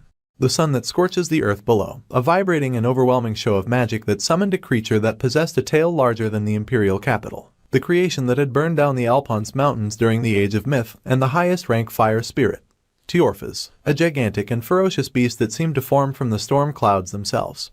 Even summoning just one of his hands would be enough to burn all of the northern forests to ashes, and his hand descended from above. There was no need to understand the giant magic circle in the sky because those who even looked upon it were hit with an unshakable truth. This truth was that once they saw what was in front of them, then they would quickly be able to understand that the great wave of magic that fell from the heavens like the birth of a great powerful and terrifying beast was nothing but absolute death. So it was that Janica turned to them with hatred burning in her eyes as she asked the shocked and terrified assassin if he understood what he had just done. The man could not speak, his face already earing off just staring at her. His entire body was consumed by the heat from the creature, and his mouth fell open in a scream of agony as his skin melted from his body. However, much to the man's surprise, something happened to save his life. A great wind arose, wrapping around him and protecting him from any further harm. It was the great wolf of the forest, and she told the man to quickly gather his wits and flee the environment. The man had to hurry and run, but the idiot was somehow still asking useless questions. However, the great wind wolf insisted that he must survive and report everything that he had seen and experienced. So, realizing this was his one chance, the man did not waste much time and picked up his fallen companion, crawling out of there immediately. However, Janica was not having it and asked the great wind wolf what exactly she thought that she was doing. Rescuing innocents was one thing, but getting in the way of her prey was unacceptable. She commanded the great wolf to move, and turned her power on her oldest friend. The wind wolf, however, did not fear the girl's approach, and the great guardian of the forest faced the spirit sorcerer head-on. The spirit sorcerer paused in confusion. The great magic still swarmed her, but her friend was not attacking, and she felt lost. The wind wolf spoke, noting how the spirit sorcerer could not recall who she was. The wolf asked the young girl to calm down for a moment and think about it. She was not the one who had summoned her. Then, Janica's red eyes of rage softened and widened in realization.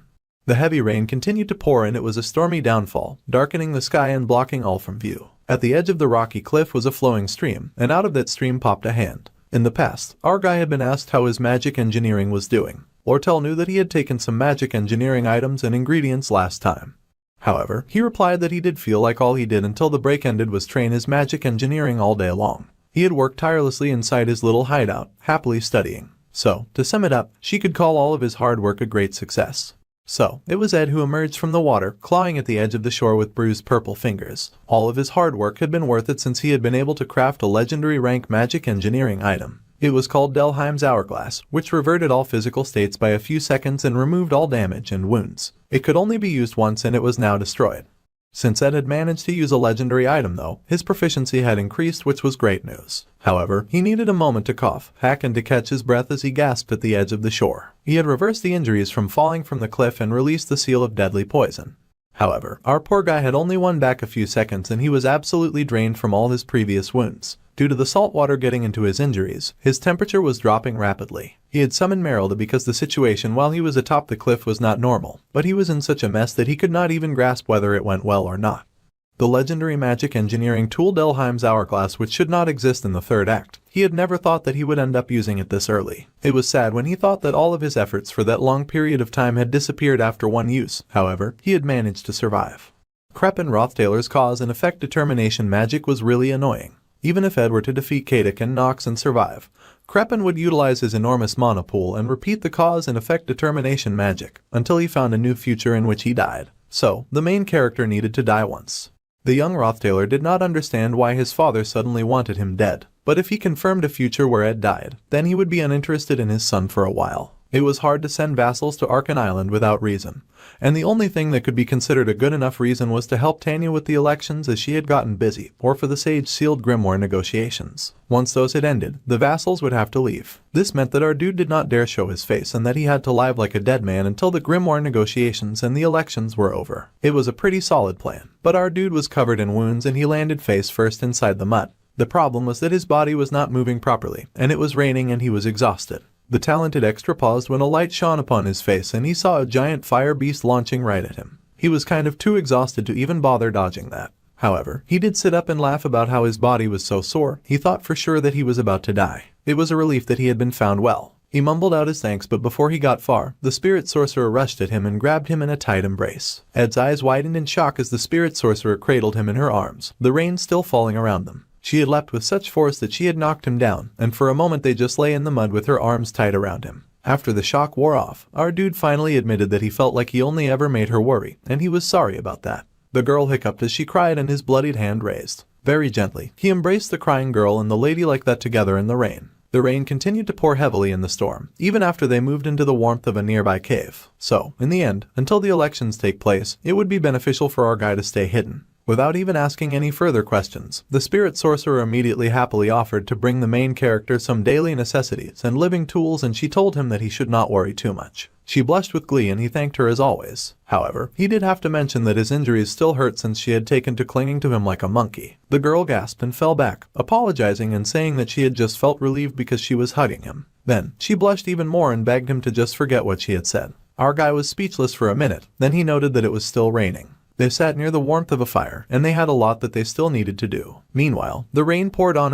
and a bit of it fell on the roof of Ed's hut. If someone were to ask what Lucy was doing so lazily, they would say that she was doing nothing, like normal. However, the little genius was actually practicing the art of waiting as she settled just outside the MC's door, with her arms wrapped around her legs. The difference was in the fact that she felt peace and not boredom. One could easily imagine the daily life of the owner of the hut. After walking through the forest grass and confirming that the campfire had gone out, he would kick the wooden reinforcements a few times and ensure that they were sturdy. Then, he heads to the drying line and puts away the laundry that's completely soaked and takes all the tools that might rust and puts them under the tent. After that, he would brush off the rain from his clothes and say hi to Lucy at the hut. Ed's daily life was ever-changing and turbulent, but in the end, he would always return to where Lucy waited for him. He would light up the lamp, sit at the desk, and begin to read a magic engineering book. While he did this, the little girl was curled up at the fire and fell asleep, while listening to the round of the rain, the fireplace, and Ed flipping the pages of his book. It was a simple life that made her feel content. However, when the little girl opened her eyes from the nap that he slipped into, she got the strange scent of mana and blood. She thought it was annoying and closed her eyes again, imagining our guy returning home and patting her head, telling her that she did a good job protecting the house all by herself. The little girl was happy with this image, but then she cracked her eyes open. With a yawn, Lucy got to her feet and decided to investigate the strange scent.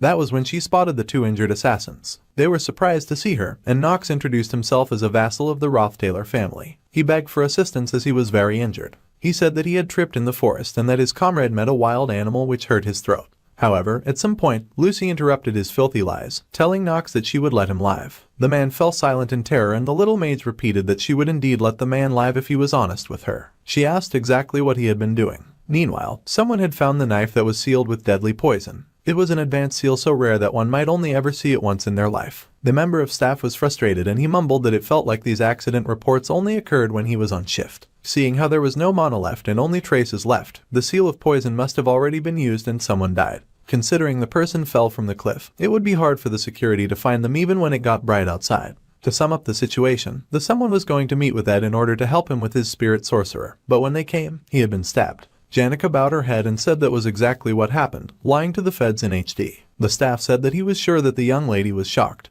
but he also asked her to try to remember clearly if she saw the culprit. The young spirit sorcerer was shaken, saying that the people had said that they were Roth Taylor's vassals named Kadik and Knox. The staff was surprised to hear that vassals of Roth Taylor were behind this. He decided that once the morning came, he would talk to the High Dean.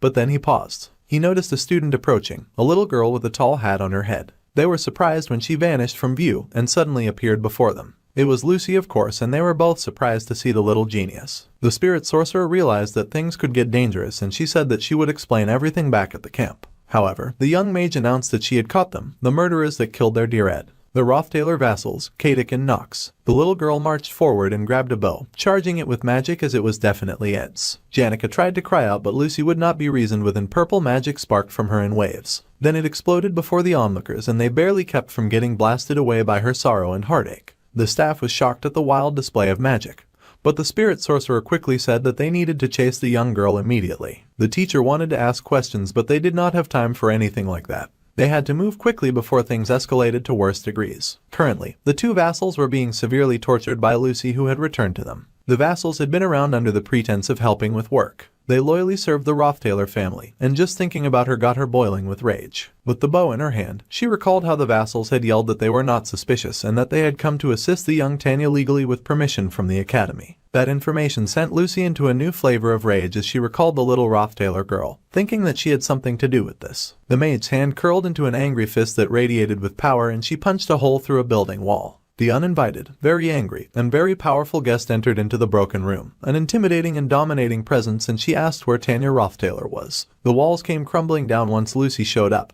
burning with anger and a thirst for vengeance. The world had taken away the one thing that she had come to hold dear, and she demanded the location of Tanya Roth Taylor. Someone called to the talented mage, and she turned with fire burning in her eyes. It was the maids of the hostel, and they were in the rain, asking what was going on with her. Their sweet lazy cutie pie had never acted like this before. A magic box was activated, and it shone with blue light burning from inside of the box. Magic circles surrounded Lucy and the two prisoners that she kept hostage, attempting to subdue her. The head maid Belle could not understand this behavior and asked the talented mage why she had embarked on a rampage. However, the girl looked at the maid with the kind of malice that had never been seen in Lucy ever before. A flash of magic, and the blue box that tried to contain her got zapped right out of Belle's hands. The maid's eyes widened when, instead of heeding their plea, the little mage made a demand. The talented, lazy mage demanded that they bring Tanya Roth Taylor to her. With darkness in her eyes, Lucy would not rest until she had seen the young Roth Taylor lady. There was a huge thunderous explosion, and the dust settled as it was acknowledged that the brief skirmish had been a good fight. However, the redhead was dissatisfied with the results, since she was currently on her knees. She muttered that her opponent sure acted arrogant just because he beat the second-year seniors. However, the silver-haired junior just smiled and praised Elvira for her hard work. Regardless, he could not yet say that he had beaten the second years. After all, he was yet to fight Ziggs. The wolf boy was not interested, and he just sighed, ignoring the big strong junior. Even if the 1-versus-1 battles were his speciality, it was still amazing that the young junior had beat Elvira, the top alchemy student. The genius Joseph was well known in the first-year magic faculty, but the silver-haired fighter was still somehow the year's top student. The heir of the renowned swordsman family of Callermore, Wade Callermore. The first years had started to believe that the fighting giant just might be able to beat Ziggs. Suddenly, the wolfman's eyes widened, and they all sensed a tremor hit the building. The students were surprised and wondered what it was. They considered that it could be an attack, and they wondered if they ought to run. The explosion was of course Lucy breaking down a part of the wall. The students immediately stopped their petty rivalry and rushed out. The top of the first years said that they had to find the head maid. However, the wolf boy immediately shut that idea down. It was already too late, and they all saw the head maid and the others frozen into stone. The time type of spectral magic, time prison, had come upon all of the maid staff, freezing them into what seemed like solid rock. In this world, there existed a genius who could witness the spectral magic that someone spent their entire life researching. This genius could also copy a spectral magic after just one look. The genius, of course, was the little lazy mage. But she was furious, and she demanded for Tanya Roth Taylor. The wolf boy was shocked to see Lucy Merrill of all people causing so much havoc. Some of the maids were still on the ground, and they were evacuating the students to safer sides of the school. Ziggs immediately tried to gather some information on what the heck was going on. The maid explained that even the head maid had fallen victim, and they had no idea what to do. If the Lady Lucy was telling the truth, then the situation was that the third-year faculty of magic student, young Ed Roth Taylor, had died. This news stopped the wolf boy in his tracks. His running halted, and he slowed to a stop. The maid explained that the assassin was a vassal of the Roth Taylor family, and Wade was surprised to hear this, asking if Ed's sister was somehow behind this. Then, they just realized that Ziggs was no longer following them. See, this fight had just become personal. So, the wolf boy told them to go on ahead first. The maid was shocked at his behavior, saying this was not the situation to be acting like this. Even Wade yelled and asked what was wrong with him. The junior asked if the wolf boy was going to try to get revenge or something and to just evacuate. However, Ziggs turned and bolted in the other direction, saying that when the time came, he would evacuate, so they could leave first without him, and he was sorry, but this was a matter he could not ignore. The burnt heavy doors were kicked down by the wolf boy, and just as he thought, 5 minutes after the first loud noise, no one had seen Tanya Roth Taylor. The girl was not in the room, and the wall had been broken down by the little mage. However, the door was locked, The only place the girl could hide in this situation was inside a chest. Sure enough, that is exactly where Ziggs found the crying girl, who shook and trembled, wondering how this could happen. All evidence pointed to the little girl, but it confused the wolf boy and he still did not understand. To be precise, thanks to Ed, Tanya's reputation and life at the academy had gotten significantly better. Although it did seem like the little noble held some ill towards her brother, it was strange for her to have orchestrated an assassination. So, the wolf boy took a moment to think rationally about the situation. He told the little girl to listen very carefully, and that she needed to answer truthfully. However, he still had some dark threat in his eyes when he asked if the girl had ordered for his friend to be assassinated. Ed's male fans were almost as scary as his female fans, and the poor girl screamed in terror, crying that she really did not do anything like that. The wolf boy could not be sure, but at this rate, the little girl was sure to die if she got caught by Lucy. Thinking about the main character being killed left the loyal fanboy feeling desolate. He could not imagine a world where our guy does not exist. However, there were too many things that he could not understand right now. It might be right for him not to interfere. However, he took off his coat and said that he would listen to the details later. For now, the little girl needed to stay hidden inside her small hiding spot. One thing was for certain, if the young noble lady went out in the square, she might die. So, Ziggs wrapped his coat around her, knowing that the little girl dying, and Lucy getting blood on her hands, would never be what Ed would have wanted. So, the wolf boy was willing to sacrifice himself to hold the little mage off for now. Suddenly, someone appeared and asked Ziggs if he could not read the room. Wade had reappeared, saying that there was no need to try the impossible.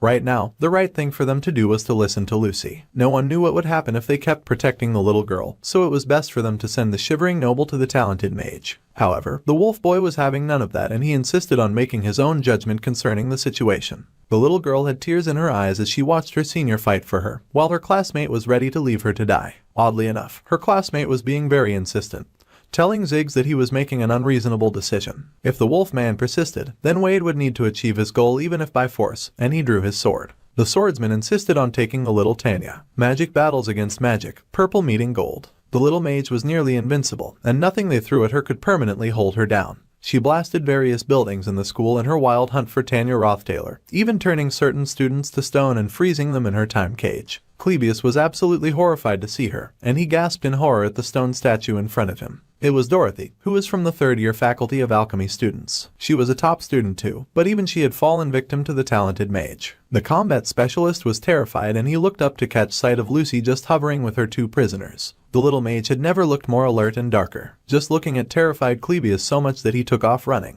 He could not imagine why something like this was happening, and he had not come to Sylvania to experience crazy plots back to back. There was no such thing as peace in Clebius' life, and he was having the absolute worst time. He cried as he ran, closing his eyes as well, which led to him tripping over a small stone on the floor. Clebius went crashing face first into the mud. For a hot moment, the little combat kid just lay there a while and pretended that he was one with the dirt. If something like Lucy suddenly appeared, of course, such a thing would scare him. The young student swears that he hates this situation. Suddenly someone showed up and mocked him for being idiotic, saying that they could not believe that the dark-haired boy was lying down in a place like this. The dark-haired combat student raised his eyes in surprise to see the alchemy genius, Elvira. She pointed out that the black-haired boy had just been sparring just a few moments ago. However, the combat student whines that he used up all of his reagents while he was sparring, so he would have to go to the lab to get more. The only people who could stop that monster called Lucy right now were the top students. In terms of time, they needed to hold out for at least 30 minutes before the academy workers arrived. It looked like Clebius' legs had given up.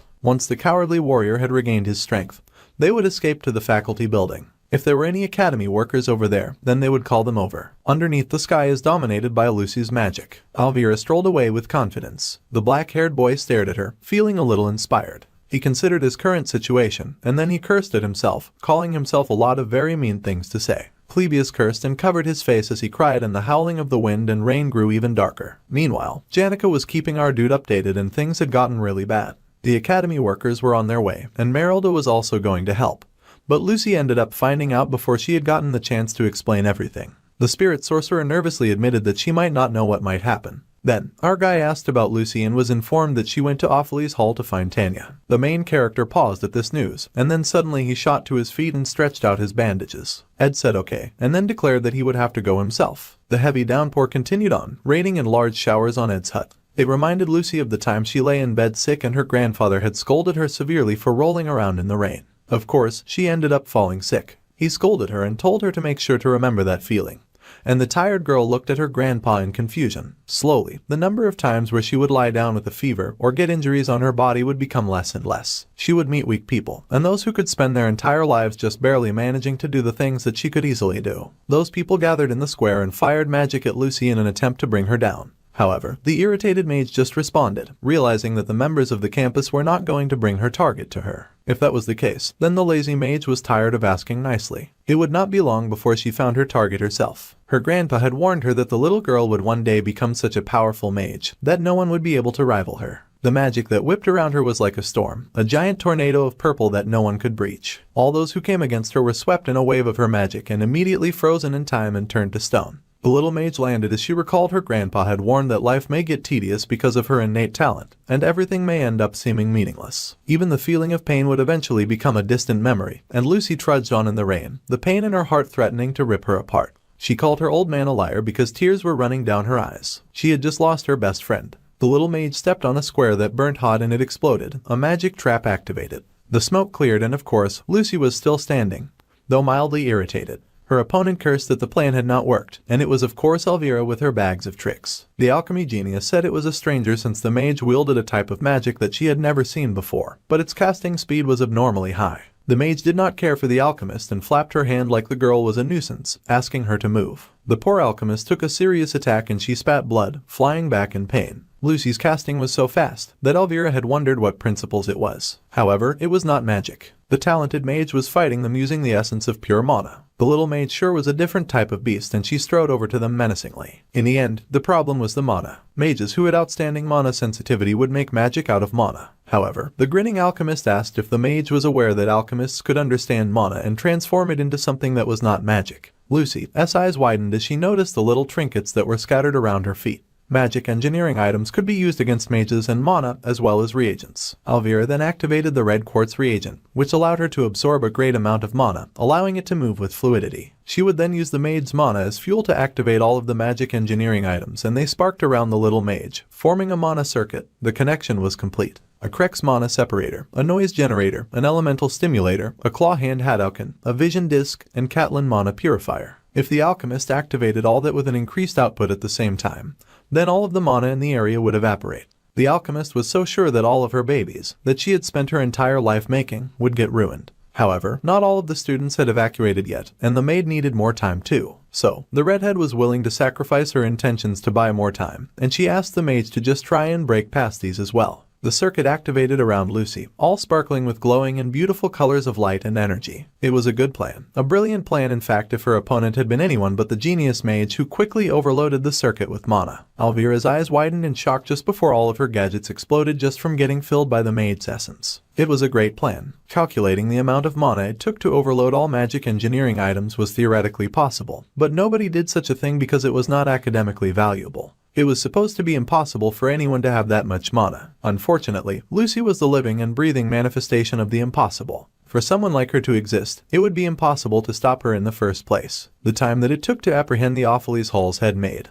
Belmaya, the 4th-year top magic faculty student, Tressiana Bloomliver, the 4th-year top alchemy faculty student, Dorothy Whitefelts, and the 14 high-class maids, and the 2nd-year top alchemy faculty student Alivra was just 3 minutes. Lucy stared at their fallen bodies without a care and she walked past them. However, the redhead was not through and she grabbed the ankle of the little mage. Elvira warned the mage of the regret that was to come if she did not stop now. The mage could have just sent the entire Offles Hall flying with the amount of mana that she had. The fact that she had done all this instead must be because she also thought that Ed would not have wanted this either. Her words halted the little mage in her tracks because she knew those words to be true. Carnage, violence, destruction, their good friend would not want anything like that done in his name. However, the purple magic bubbled in her hand as she said that was something that she would decide after she had met Tanya. Suddenly, something crashed into the little mage from above, though it did not hit her thanks to her shields that worked all the time. The new attacker was a crazy person who was completely out of his mind, and his whole body was trembling. But he would not let Lucy get past him. Of course, they both knew that he would not last very long against the talented mage and they sat in silence for a second. Lucy then casually activated her magic again and immediately shot Clebius down. The time that it took to apprehend the 2nd-year top combat faculty student Clebius was just 1 second. The little mage even had the audacity to look slightly bored about it. Meanwhile, Wade the Pest was still being annoying and insistent on fighting Ziggs in order to achieve his goal, even by force. The young swordsman demanded for Tanya, and the terrified girl peeked from the closet in fear. Ziggs kicked up a nearby sword and he managed to dodge the junior's first attack. Spinning around, he made his own thrust at Wade, who quickly blocked the charge. The junior swordsman was shocked that the wolf boy could so easily display the Island family's swordsmanship. It was too much of a difficult and drastic change to say that.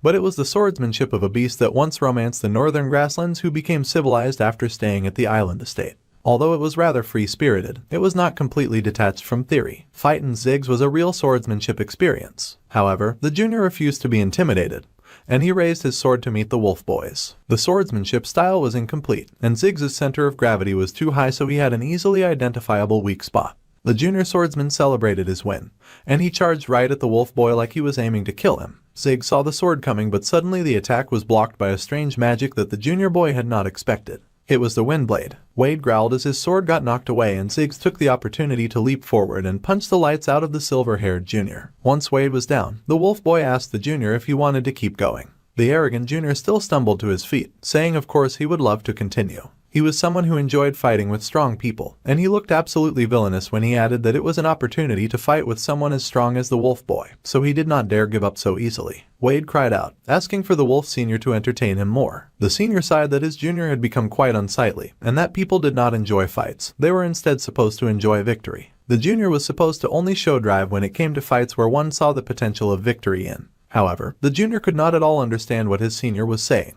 If the junior truly wanted to fight someone strong, then he would not have chosen Ziggs out of the magic faculty second year. He was not the magic faculty's top student. After all, that was Lucy. The junior stumbled at that accusation, but the wolf boy cut him off, saying that if he was done looking for an excuse, then that was all the junior would amount to as a coward. The junior was so taken off guard that he squeaked when Ziggs knocked his sword down. His eyes were wide in shock as the wolf senior now looked at him like a wolf looking at prey. The tip of his sword was just underneath Wade's neck, and he'd probably do the world a favor if he pressed a little further, but the junior had already raised his hand in surrender. The junior asked with wide eyes what he should do against an opponent as impossible as Lucy, since fighting against her would just be foolish. The wolf boy agreed, but he also said that the young mage was Wade's limit. Suddenly, Ziggs' eyes widened and he felt a very strong and scary presence coming from behind him. Lucy had arrived. Pride is the cause of the death of more warriors than anything else in the world. Beware of those who believed that it was a virtue to charge forward courageously and pompously with full confidence in their abilities, and did not hold respect for those who put their lives on the line, over and over, in order to express themselves.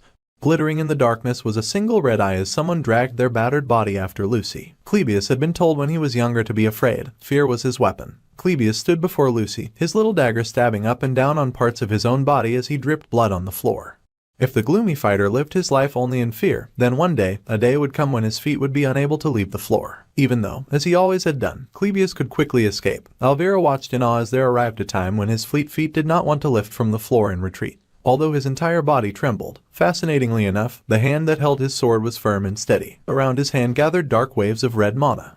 Although loss would be inevitable, his body would still strive to move forward. The second-year combat student had been told by his father to remember that feeling. The feeling that would wind through his body as he stood covered in deadly mana and as his eyes turned to black against an opponent far stronger than he was, because that feeling was conviction. The combat student Clebius gripped his mighty sword, his form covered in large waves of dark red aura, giving him an almost inhuman appearance. There was a hunger in his eyes as he regarded the opponents before him, and his eyes were covered in black with red irises shining within. The onlooking Elvira could not believe that the monster before them was supposedly Clebius. The combat student now looked so different, though it was of little consequence to Lucy, who just summoned up her powers as usual. The girl had no intention of letting anyone get in her way, so she summoned up a flame pillar and shot that at her opponent.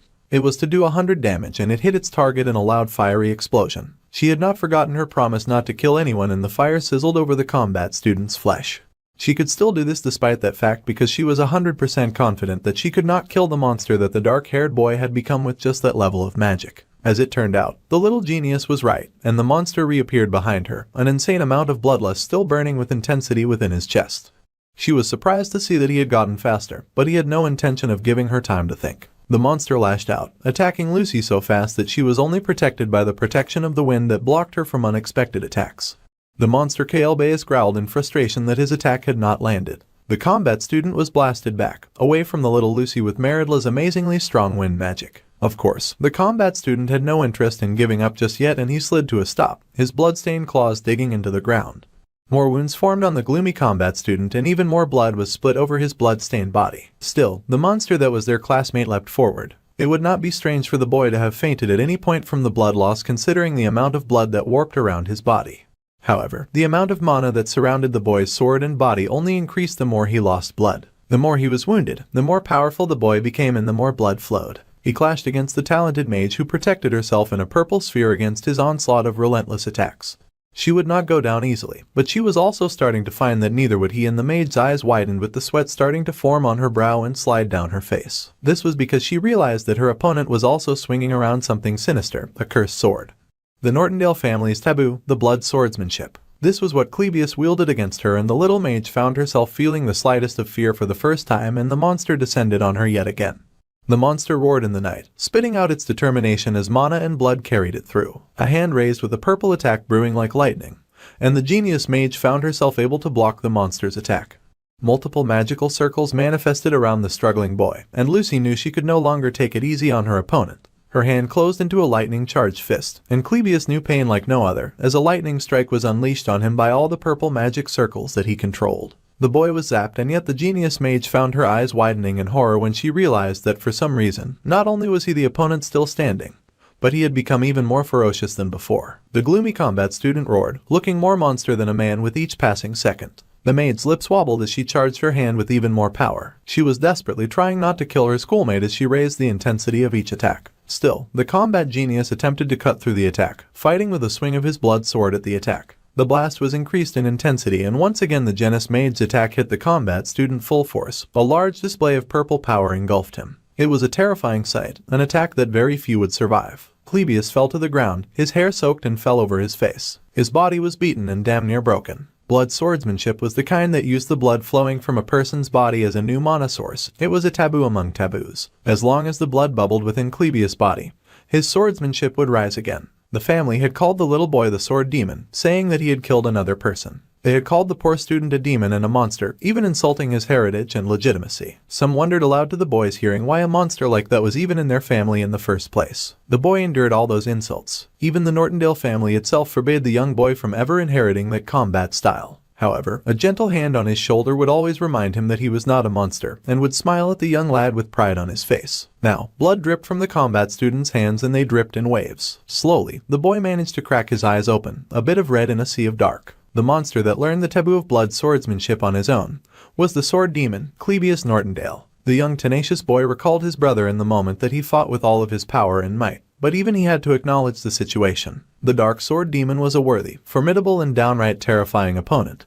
But the real monster here was the mage who lifted her hands again, shiny purple light dancing at the tip. Lucy stared at her manic opponent with determination in her eyes as she once again charged up for another strike against him. She fought like she wanted him dead, but she just wanted him to stop moving. The genius mage summoned divine punishment, and her opponent could only brace for impact. Meanwhile, Siggs was running ahead, dragging the exhausted Tanya along with him. The little noble girl huffed and panted in fear as she raced after him, and he reminded her that they were almost there. Suddenly, the wolf boy paused as he noticed something. There was someone standing at the door, smiling smugly as she informed the two that if they went through the door at the end of this hallway, they could escape. It was Lortell, the foxy merchant. She had popped out during all of the commotions, and Siggs had to pause with his sword drawn and hesitant and distressed. Foxy went on to say that there were a lot of blocked roads, so the little blonde was lucky and she should make sure to thank the wolf boy for coming with her. Then, someone called out to Lortell, knowing that she had surely heard the news about Ed, and they already knew how fond she was of him. However, the foxy redhead just smiled and said that he was not sure. The wolf boy was apprehensive, asking the redhead what he would do if the little blonde had shown up here by herself. The redhead was silent for a moment, before finally confessing that she would definitely have ripped the little girl to shreds, with a murderous look in her eyes. Siggs reminded the merchant that much would be too rash a behavior, and the redhead agreed that he was right.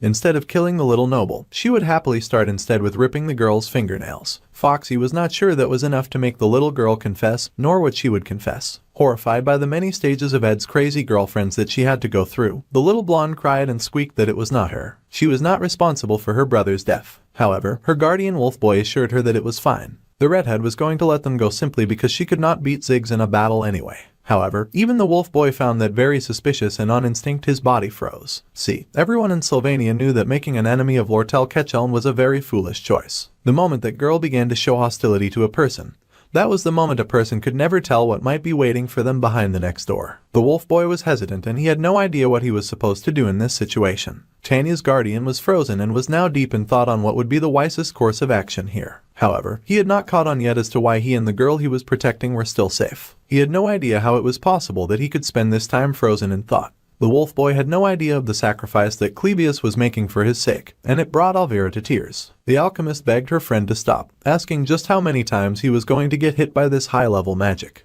The sword demon had fallen to his knees yet again, barely keeping himself upright by leaning on his sword. The boy was a tattered bleeding mess, and still, his eyes glowed with a red hue. The boy could recall a memory of someone calling his name so dearly. He had been told not to blame himself too much, and that it was the fault of the people who had wanted to test his power, not his own. His brother had told the young boy to lift his head and to not think of his powers as a curse. As far as his brother was concerned, the little Clebius was the hero that charged forward with the conviction to hold the line against an army bearing down on him like a mountain. This was the power of their progenitor, Belcus Nortondale, and it had been used to protect the family. With that power, the older brother believed that his young brother could also become a hero like him. Now, the dark-haired gloomy hero swayed, cursing as his bleeding fingers dug into the hard ground. The sword demon believed now that his brother had been wrong. Once again, Clebius channeled his blood and leapt into the fray like a man on a mission. The Nortondale family had a sword demon and said the demon raced through the night, through the rain and through the pain towards his opponent. Even if he acted like a human, once he lost rationality, his surroundings became a sea of blood. Whenever the boy lost himself and swung his sword, everybody died. An antiquated concept like morality did not apply to a monster who bathed his surroundings in blood. Once again, lightning shot at the crazed fighter, this time shining blue with a sharp electric charge as it tore through the air and tore through the sword demon as well. The boy spat blood and all his wounds bled simultaneously as he was once again hit with a strong attack. Despite that, the boy flew forward, bursting towards the genius mage and once again raising his sword. The girl found herself so focused on the monster boy that he worked hard to buy time. Once again, the monster fighter was zapped, the charge tearing through his skin and worsening his wounds. As they fought, Lucy found herself watching the boy with an unreadable expression on her face. Suddenly, her eyes widened, and her shock grew when a blade swiped close to her neck. It was the closest that anyone had ever come to her, not counting the one time that Taylor almost struck her. The combat student sliced towards the mage, displaying power that dared to defy the impossible as well as achieve the improbable. With determination shining in those red eyes, he was determined to become a hero with his power. However, those red eyes and a face stained with blood had once regarded the brother that he so dearly loved, coughing out blood. The taller boy had held his younger brother's blood-stained sword and said that it was a relief. The brother was relieved that his little brother had been the one to kill him and not someone else, since he could at least forgive Clebius. So, the brother had clutched his little boy and told his younger sibling not to blame himself for what had occurred. His older brother had died with a smile, and the combat student could not help but think that the true hero had died that day. The younger boy then started with horror in his red eyes as tears flowed down his cheeks. The hero had died at the hands of a monster. Now, the boy had stopped with his sword so close to Lucy's neck. He cursed as he had finally closed the distance and breached the gap that kept him away from Lucy. He was seconds from breaking through her defensive shield, but his whole body ached and his conscience had once again awoken. The poor boy could not go on any longer. His blood-stained hands trembled as he registered that he did not want to become a hero. The dark-haired boy's only desire was to not become a monster. With that, the boy fell forward, sword lowering in defeat, and he crashed to the ground in front of Lucy, unable to do her harm. Still, tears fell from the eyes of the boy who lay on the muddy ground. He had managed to do his part, and most of the students had been evacuated from the danger zone by the maids. Clebius had fought hard and he had fought well. So, he let his consciousness slip and his body stayed slumped before the tiny genius feet. In blood swordsmanship, the amount of mana surrounded the sword and body as one became more wounded and as more blood flowed. Ironically, the closer a person was to death, the more power they would possess. However, even that great power was insignificant in the face of Lucy. Perhaps due to the complacency of the strong, or the determination of the weak, a moment occurred that could never be repeated, and for the first time ever the little mage had been cut by an opponent in battle, a small slice on her neck. For the first time in her life, the little mage definitely could have died against an opponent. The little girl had lived her entire life as part of the strong, and her hand brushed her wound as she could never get used to the feeling of being weak. The fear of death that she had experienced for the first time made her determine that she had to kill the weak who no longer had the ability or will to fight. She feared the repeat of such an incident ever occurring again, and so she gathered a storm of power in her hands and prepared to strike the fallen sword demon. However, an arrow fired just in front of the fallen Clebius, and the broken boy groaned, cursing in surprise, taking the words right out of the tiny mage's lips. Just as he had thought, the mage found a figure standing before them both, cloaked in a hood that was tugged by the wind and the rain. The figure was an archer that they recognized well, and the dark-haired combat student cursed as something he suspected was confirmed. The cause of all this chaos was alive after all, and he looked pissed. Meanwhile, the wolfhound of the school still found himself frozen in the hallway with Tanya behind him and Lortell in his path. The young lad was unsure of what his next move should be and he ground his teeth in rage as he tried to figure it out. There was no time to waste and Lucy was almost upon them. He needed to hurry up and decide the next course of action. Then, the wolf spoke to the redhead when suddenly the window beside them exploded into a million different shards. The wolf was shocked. Even the fox was shocked. And everyone was shocked as Janica of all people came crashing in through the window. The spirit sorcerer landed right on top of the foxy merchant, wiping out the tense situation that they had all been stranded in. The spirit sorcerer was quite surprised to see Lortell there and called out to her in a casual greeting. The foxy merchant was also surprised to see the talented spirit sorcerer. Then, the spirit sorcerer proceeded to shake the rain out of her hair like a happy dog. Then, the spirit sorcerer noted Tanya and immediately pointed at the blonde, loudly declaring that she had found her, much to the girl's dismay and Ziggs's apprehension. There was silence as the four regarded each other for a moment, with the blonde noble trembling like a leaf. The foxy merchant watched the spirit sorcerer in awe, noting that she seemed fine even after hearing the news about Ed, which was very unlike Janica. This made the smart merchant feel suspicious immediately. The merchant thought perhaps the sorcerer had gone crazy, and if not, there was one other option. The spirit sorcerer was hesitant as she mumbled that she was misinterpreting the situation. However, the wolf Merylda appeared beside her and said that if anything, the spirit sorcerer had arrived right on time. Ed had also arrived right on time and he clutched his bow with his might as he stood in the rain, standing before Lucy. He was alive all that time and Clebius cursed to see him. The combat student took a moment to cough blood and the MC regarded him, asking if that was really the gloomy combat student that he knew. The gloomy dark-haired boy groaned that he was aware of what he looked like. He had gotten very beaten up, and he knew that all that fighting was for nothing and that he would never be able to even reach the talented mage's toes, even if he put his life on the line. He should have run away and he fell face forward into the puddle in front of him. However, the combat boy laughed that he was not the only idiot. All those people who were now frozen in stone were weak and definitely would not be able to stop her. Yet they had still come this way to try and somehow stop the rampaging Lucy. Nobody asked Elvira to either, but she had to sacrifice the things that he worked on her entire life without hesitation just to stop the tiny mage. It would have been more comfortable for Clebius if his brother had just given up everything like the others, but instead, he believed that even while being destroyed, his younger brother could become something like a hero. The gloomy boy sniffled and cried in pain, wondering why his big brother would not just let him run away. Even in death the brilliant boy haunted him. Despite all that, Clebius still could not even win and he was shaken by so much regret and pain. It was all wrong again and it all felt so meaningless, but a scarred hand was gently placed on the boy's trembling shoulder. Ed had walked forward to comfort, thanking both Elvira and the combat boy. Their efforts had not been meaningless and they were truly valuable. Even Elvira could not believe what she was seeing as our guy turned away from her. Even as he slumped by her side, the combat boy could not help but curse at Ed, calling him a loser and an insect, sobbing and saying that he knew. The alchemist noticed the combat student slipping and she yelled for him to get it together. The boy had slumped to the floor. Ed's words, deep inside his heart, were not empty and he was truly shocked. He had a full understanding of all of the main characters in the academy, but he never thought that anyone would have the ability to do this, not even himself. The rain continued to pour over the three figures, and it had taken at least 10 minutes to evacuate everyone and for Ed to arrive at the scene.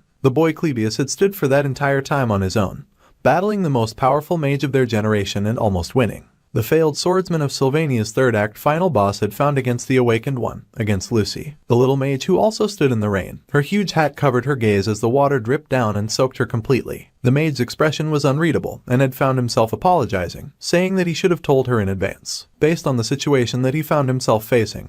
He had just had to die. However, he was also in an extreme situation where his life had been at risk, so he did not have the time to reach out to her. The MC had not been able to prepare anything in advance and he was sorry that he had not been able to let her know. However, he was interrupted as that giant hat flew right to the talented mage's head. The genius mage, who always seemed so untouchable and strong, suddenly felt so small in his arms as she grabbed his cloak tight. The little girl shook as she held him, telling him that he had thought that he was dead. However, he reassured her that he was still there. His scarred hands held her little shoulders as he told her to look clearly at him. He was right there, and he held her tight in his arms. The two embraced in the rain as few onlookers watched, and all was well once more. After entering civilization, Ziggs was confident that nothing would ever cause him to feel fear again. However, facing the spirit Merylda, who regarded them and announced that she had found Tanya, and that she had been looking for the little girl, along with Janica and Lortell, was a whole different ballgame. Ziggs had found himself in a very difficult situation, and these two already were not in their right minds because of the news of Ed's death. If so, he was not sure how the situation would end.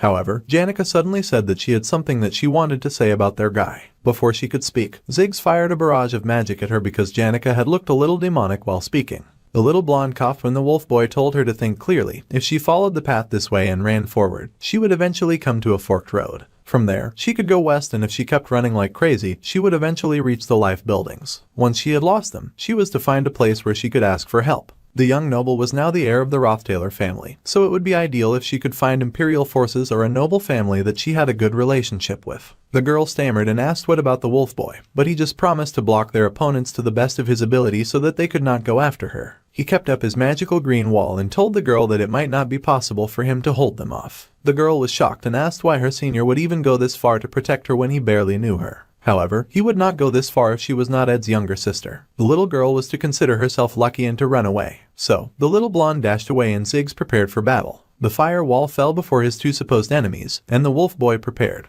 He was sure that the two would not hear him out no matter what he said now, and he completely understood why they were upset. After all, he also had someone that he loved so greatly, and the girls sighed as they regarded him. Janica had just finished briefing Lortell and she was confused at the wolf boy's words. The wolf boy knew that just the thought of losing the person that he loved hurt so much that he could not stand it. He was sure that the spirit sorcerer's entire body was burning in fury and she had no choice but to feel that way. After all, Ed was the person that she loved and she loved him more than anyone else. Janica had never been more exposed as he went on to say that he knew how serious and precious her love towards the MC was. He knew all about the passionate love and feelings that she had towards their guy who lived in the woods, and that he would remain in her heart in whatever way and become a part of her. However, his tirade ended when she blasted him with embarrassing magic. The magic was so intense it blew out of the building wall. The smoke lingered after the fire had died out, and Ziggs lay fallen to the floor, smoking and everything. Suddenly someone poked him with a stick and yelled that he was not dead. It was Janica, and she had just been trying to tell the stubborn and stupid wolf that Ed was not dead. Their beloved third year was alive, and the poor wolf groaned for her to stop assaulting him with the stick. The moon was high in the sky and someone stood in the rain. Spring rain was falling as blood coated the ground.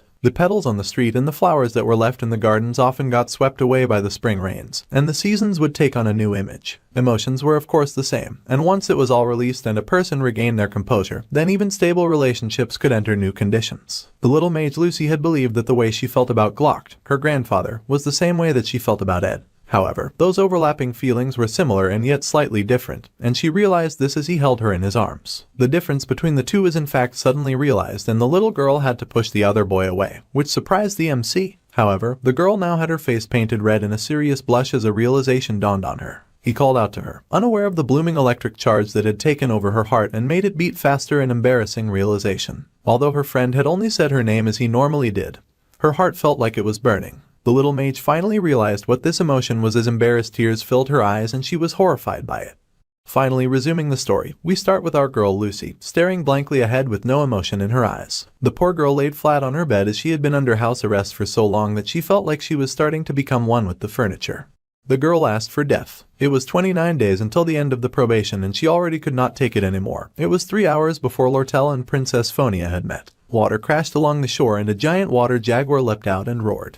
A knife was raised to counter the jaguar's razor-sharp teeth, and Ed, with his shirt open for some lean muscular view, was in wet combat with the wild spirit animal. Water danced around them as they fought, hitting the ground with a loud splash.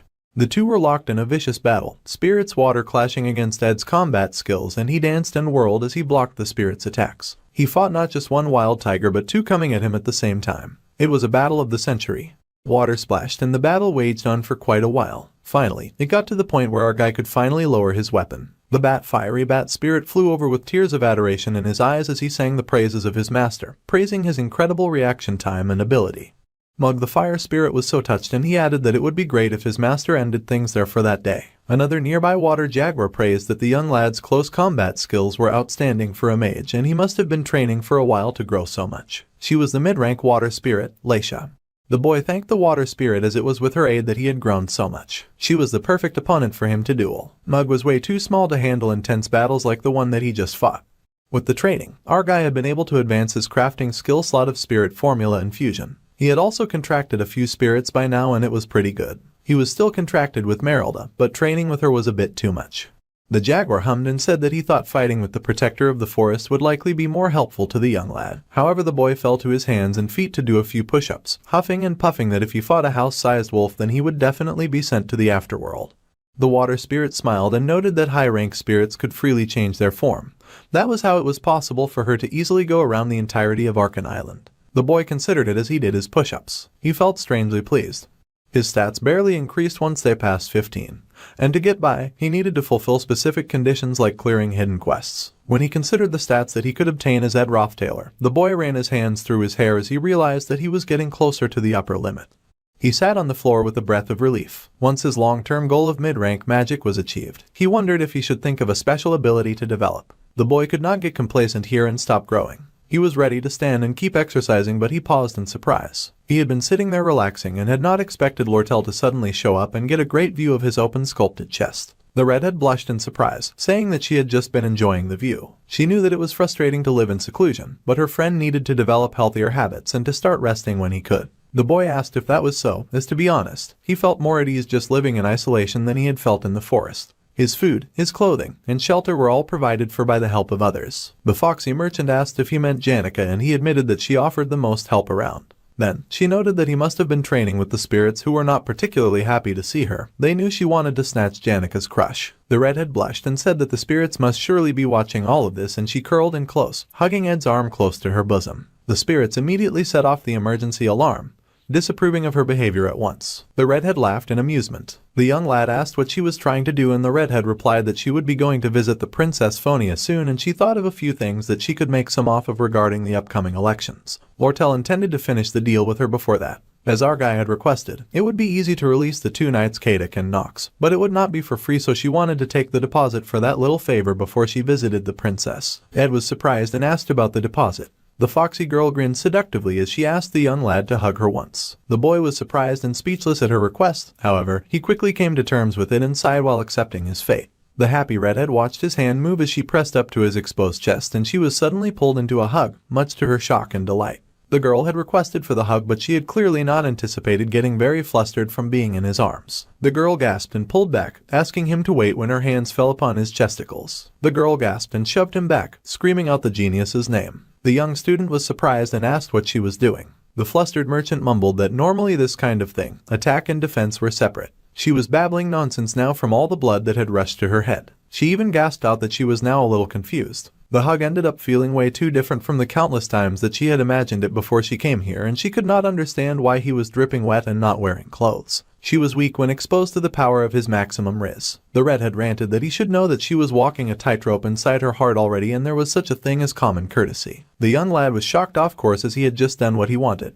The girl admitted that was true, but she rested her head against his chest and asked that he hug her a bit more slowly this time. To be honest, she had come because she wanted a response in advance. She asked if he remembered what she had asked. Lortell had once asked Ed to take her side, and she knew that he was up to something, so she tightened her hold around him. She worried that she would have a lot of enemies soon, but even if the entire school became her enemy, she wanted the main character at least to remain her ally. It was her one request that she made while hiding her face away from him and the world in the darkness of a cave. Later that evening, the princess asked why the sneaky fox girl had come looking for her. Smirking, Lortell replied that she had just wanted to ask why the princess was hiding the little Roth Taylor noble. She recalled Ziggs had given the girl guidelines on how to find a place where she could ask for help. After Ed's death and disownment, Tanya was now the Roth Taylor heir, so it would be ideal if she could find imperial forces or a noble family that she had a relationship with to help her. Tanya, who headed towards the life buildings, would most likely end up in the princess' care. The fact that the academy did not know her whereabouts made it clear. The princess then scowled and asked the merchant why she had come out to find Tanya in the first place, and although the princess is good at masking her expressions, the merchant giggled because the royal lady was right in her palms. The foxy redhead smiled and asked what the princess would do if she told her that she had business with the little noble. As the princess was aware, the redhead was opportunistic and petty. Although the fox merchant acted weak to those who she could not dare touch, she was cruel to those weaker than she was. The princess knew this all very well. The Roth Taylor family had enough power that even the royal family could not recklessly touch them, so the princess was not sure whether their heir, Tanya, was truly weaker than the merchant.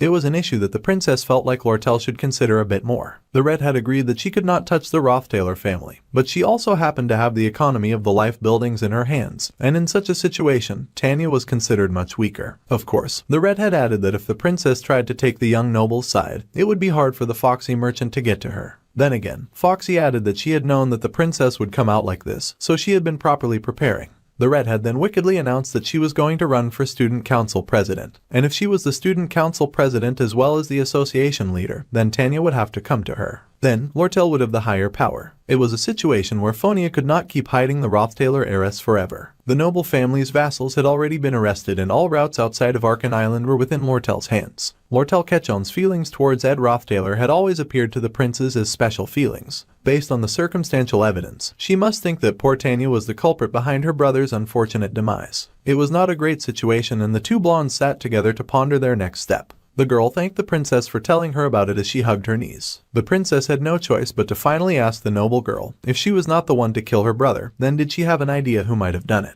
The little noble girl stared at the floor and then she suddenly announced that it was her, much to the princess' bewildered shock. The reason Kadak and Nox came to Sylvania in the first place was under the pretext to assist her with the elections, and the one who gave the order was the patriarch of Roth Taylor, Crepin Roth Taylor. The little girl knew that their father did not care about Ed and the reason he suddenly made this extreme choice was probably because she mentioned her brother within her letter to him. The one who had ended up causing her brother's dreadful ending ended up being her after all, and the little girl began to cry once more. The princess told the sobbing girl that it was not a crime. But the Roth Taylor noble sobbed that she could not just stay like this. Once again Fonia was surprised to hear this and she asked if the girl had some kind of plan. In the land of learning Sylvania, Ed did not give up and showed her how much a person can change as long as they are alive. There was only one way for the little noble to survive and she wiped the tears from her eyes. She needed to find out the truth behind her brother's murder. The little girl was determined to run in the student council president election. The princess reminded the young girl that it would not be easy as she was already currently a suspect in the murder of her own family member. The little girl knew that it would not be easy, but when considering those who had helped her while she had been backed into this corner, and for her brother's sake, she could not continue to sit and do nothing. So, the princess made the decision to publicly support the girl, much to her surprise. Tanya turned to the princess, asking why Fonia would go so far. Even the princess was unsure why she was fighting so hard for the little noble girl. Well, the princess patted the girl's hands and explained that she also had a debt that he could not pay back to Ed Roth Taylor. With a dazzling smile, the princess made her pledge. The next day, the sun shone bright over the town and the assistants in the Merchants Guild informed Lortell that they had gathered all of the related submitted documents. The worker asked the redhead if she truly was going to run in the elections. They had obtained information that Tanya would also be running and there were rumors that the Princess Fonia would be supporting her too. This news made the foxy girl smile. Since the little noble girl was suspected to have murdered her brother, many did not think that she would receive much support. However, the association leader Lortell was doing most of the work herself and she was losing a lot of sleep. Her workers were worried about her. The association leader's secretary Liema was especially very worried. She asked if her boss truly thought it was possible to be the association leader and the student council president. The redhead reminded her secretary to only ask necessary questions and the girl panicked and apologized, saying that she would submit the documents to the academy immediately. The redhead took a deep breath after her secretary left. The student council president elections at Sylvania Academy would begin with Ed Roth Taylor dead. Lortell laughed at the silly question that her secretary had asked and the secretary would find out very soon about the twisted scenario that was urgently passing by with every minute. And second in Lortell's hands. Meanwhile, deep inside of the dungeons, the Roth Taylor vassals were locked away and one of them cursed in regret of their very pathetic fate. The man guessed that Duke Crepin's judgment was indeed correct. Even though he was not fully developed on a technical level, to have that ability to respond and that level of battle proficiency meant that if the young Ed had lived, he could have been a great threat to the Roth Taylor family. That was something that could not go unchecked. The other vassal agreed that this judgment was true, and it was not just the boy's abilities that were outstanding. The spirit sorcerer who summoned a spirit with the resolve to burn through all of her mana, and the mage who resolved to take revenge without hesitation in the name of the disowned boy. Judging from how the orange-haired boy was able to build deep relationships with such powerful people, the young boy's potential could not have been predicted. They were aware of what a terrible human the delinquent heir of the Roth Taylor family was, but still, they were curious about why the patriarch would order them to assassinate him. However, they could now make a cautious guess about why. It was now a possibility that the young lad, with that much ability, had thought of opposing the patriarch and feigned lunacy after being named heir in order to run away to Sylvania. The child could have been raising his forces within the school, but it was pointless to think of that possibility now. A guard then stood and said that was correct. The most important thing now was that the two vassals left this place and reported to their patriarch. The two were shocked, but the guard told them not to worry. It was just that there were those who would benefit from the confusion of the two vassals escaping. That is why the figure in armor was helping them out. The two men were speechless, but the guard just smiled and introduced himself as Dune with jangling keys in his hands. He was a mere decoy of the Elp Trading Company. Meanwhile, still stuck in confinement, thoughts of Ed and Jerky kept swimming around in little Lucy's head. She sighed and mumbled to Belle. However, the maid reminded the little that she had 24 days and 3 hours left in confinement. The tiny mage was speechless for a moment at this announcement. Then she cried for the maid to kill her, and the maid sparkled as she said that she still could not do that. She even apologized to the poor wailing girl who was forced to stay put as the construction around the broken hostel went on. A beautiful lady with long silvery hair walked past everyone, her hair dancing as she walked. All who saw her thought she was gorgeous and that she had a very fascinating aura. Her shiny silver hair that glowed in the light was attractive to everyone. Suddenly, the girl disappeared right before their eyes. She seemed to be around the age of a student, but she was not in uniform, so the Saintess in disguise really wondered who that beautiful damsel was. There was still so much that the brunette did not know, and since there was lots to learn, she was determined to live each day to its fullest. The girl got all pumped and excited, as she knew there would never be another time like this in her whole life. The girl fell silent for a moment at those very depressing words. Then, she sighed heavily as she stared at the pamphlet in her hands. She had thought that she would be able to meet Tanya immediately after Offles Hall was retaken,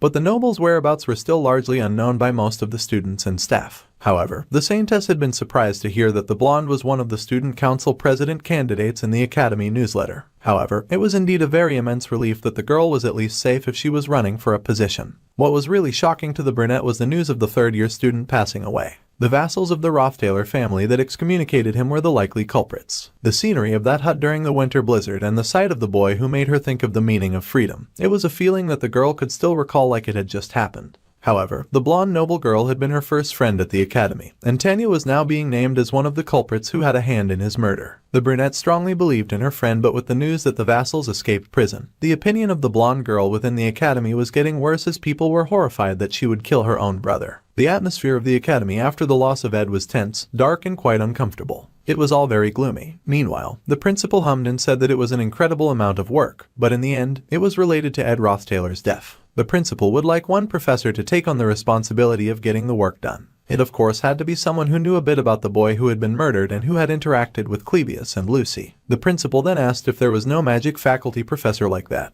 However, there was one assistant professor available for the job. So it was that the poor assistant professor Claire was chosen for this duty, and the poor lady was absolutely exhausted. She looked like all of her life had been drained from her, and she wondered when they suddenly got so much work. Ed had been so helpful in the office. The assistant professor groaned and sighed that people really took life for granted, and she looked so depressed. Clebius mumbled his agreement, not wanting to say too much because he knew that the boy was not dead. The emaciated-looking assistant professor glanced around the office, and she noticed that Annie's as well had also stopped talking.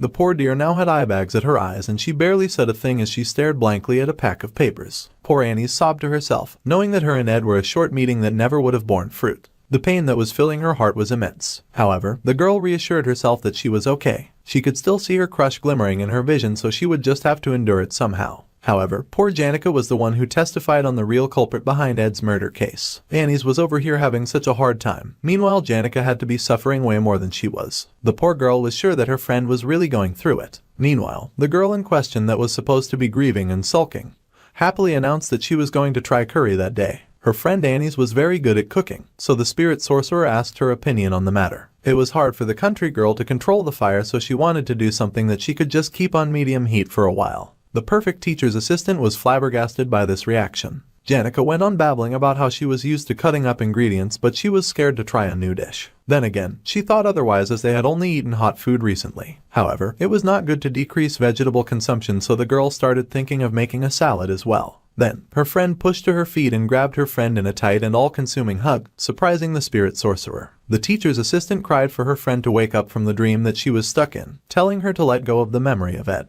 He was dead, and the spirit sorcerer had to accept it now. The spirit sorcerer was stunned as she patted the girl's head. Then she recalled she had to pretend that Ed was dead, so she just comforted her friend and shushed the spirit that called her out on her behavior. Meanwhile, Ed was busy fetching some water back at the cave. He was fully clothed this time. Tanya had finally returned to the academy on her own, and she had apparently been hiding at the royal dorms. However, it seemed that she was actively cooperating with the investigation to prove her innocence. Princess Fiona had also decided to officially support Tanya, so some of the girls' support had returned because they trusted the princess. Janica happily gave Ed an update on all that had happened while happily washing his clothes. There were way more people from the academy who were supporting Lortell, of course. Lots of people energetically cheered her on as the economic president and the president of the common people. The candidate registration was not even over yet, but the energy had completely shifted over to her. However, Janica's hands shook as she had heard from the spirits all about what had occurred when the red-headed fox had come to the cave. Ed was shocked speechless as he had not expected her to mention that. The spirit sorcerer laughed high and loud, saying that she knew that it was none of her business, but at this rate something would happen. Their conversation was interrupted by someone saying that Lortell would become the student council president. Ziggs had come because of his promise with Ed, but it seemed that Janica was here as well. They were all very surprised to see him. The boy sighed and said that it did not matter if Lortell became the president.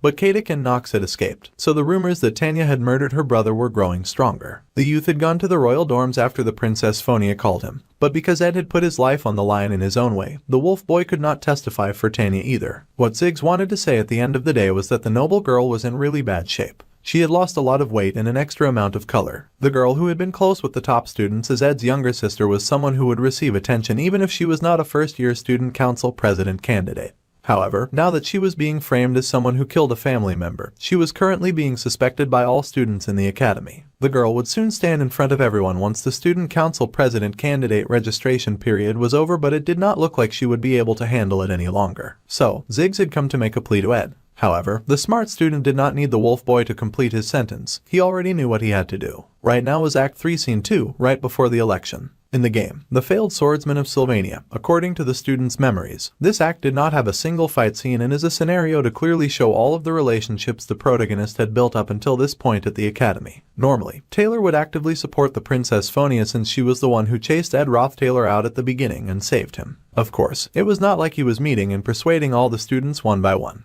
because the top students in each year had a large influence on the students. So, in the game, Taylor would go to convince the top students who he already had a relationship with. Lucy did not vote because she was lazy. Janica wanted to give everyone a vote. The first year Wade remained on the princess side, and the fourth year Dorothy supported Tanya. Those four were the ones that could not be convinced. However, the ones who could be convinced were the two top students from each year, making a total of 8 people. In the elections, as long as a person can get 5 of these 8 on their side, then victory is possible. Winning the elections like this, Princess Fiona became the president and Taylor obtains the necessary power of the royal family, who would become his biggest supporting force until the end. In the fourth act, he especially needs the royal family's power to go against Crepin Roth Taylor, as well as during the battle against the final boss. Maintaining the flow in a scenario like this was a matter of life and death. Although at a small scale, it could be a weapon for a person's own gains, and it was the most assured way of guaranteeing survival in the great trials ahead. Although the smaller aspects had changed a lot, Ed needed to make sure that the overall flow for the future was consistent. Princess Fiona had to become the student council president. If he just did like this, the opinion about Tanya would continue to get worse, and in order to prevent Lortell from winning, Princess Fiona might actually decide to run. It might be better to secretly let the princess know that he was alive and then convince her to run for the presidency seat, and then convince all of the top students that he had connections with to stir up the pot. Regardless, until the registration period was over, there were still a lot of ways to turn the princess into a candidate. So, Ed pushed to his feet, but then he paused as he considered his poor little sister. The girl who was supposed to become a one-time villain who would disappear later had now become a murderer because of Ed Roth Taylor. Thanks to her brother's disappearance, the poor girl was now experiencing an overwhelming ordeal that was not originally in the scenario. The boy now had to choose between his sister and the scenario. He seemed worried to Ziggs, who was watching him, and the first-year student admitted that it was a shame. The wolf boy asked if the boy wanted to cancel the day's plans. However, Ed said that it was fine. They were going to begin, and Ziggs smiled. First, the smart student needed to confirm the results of training all this time, and he had something that he wanted to check as well. When he had a lot on his mind, it was good to get his body moving.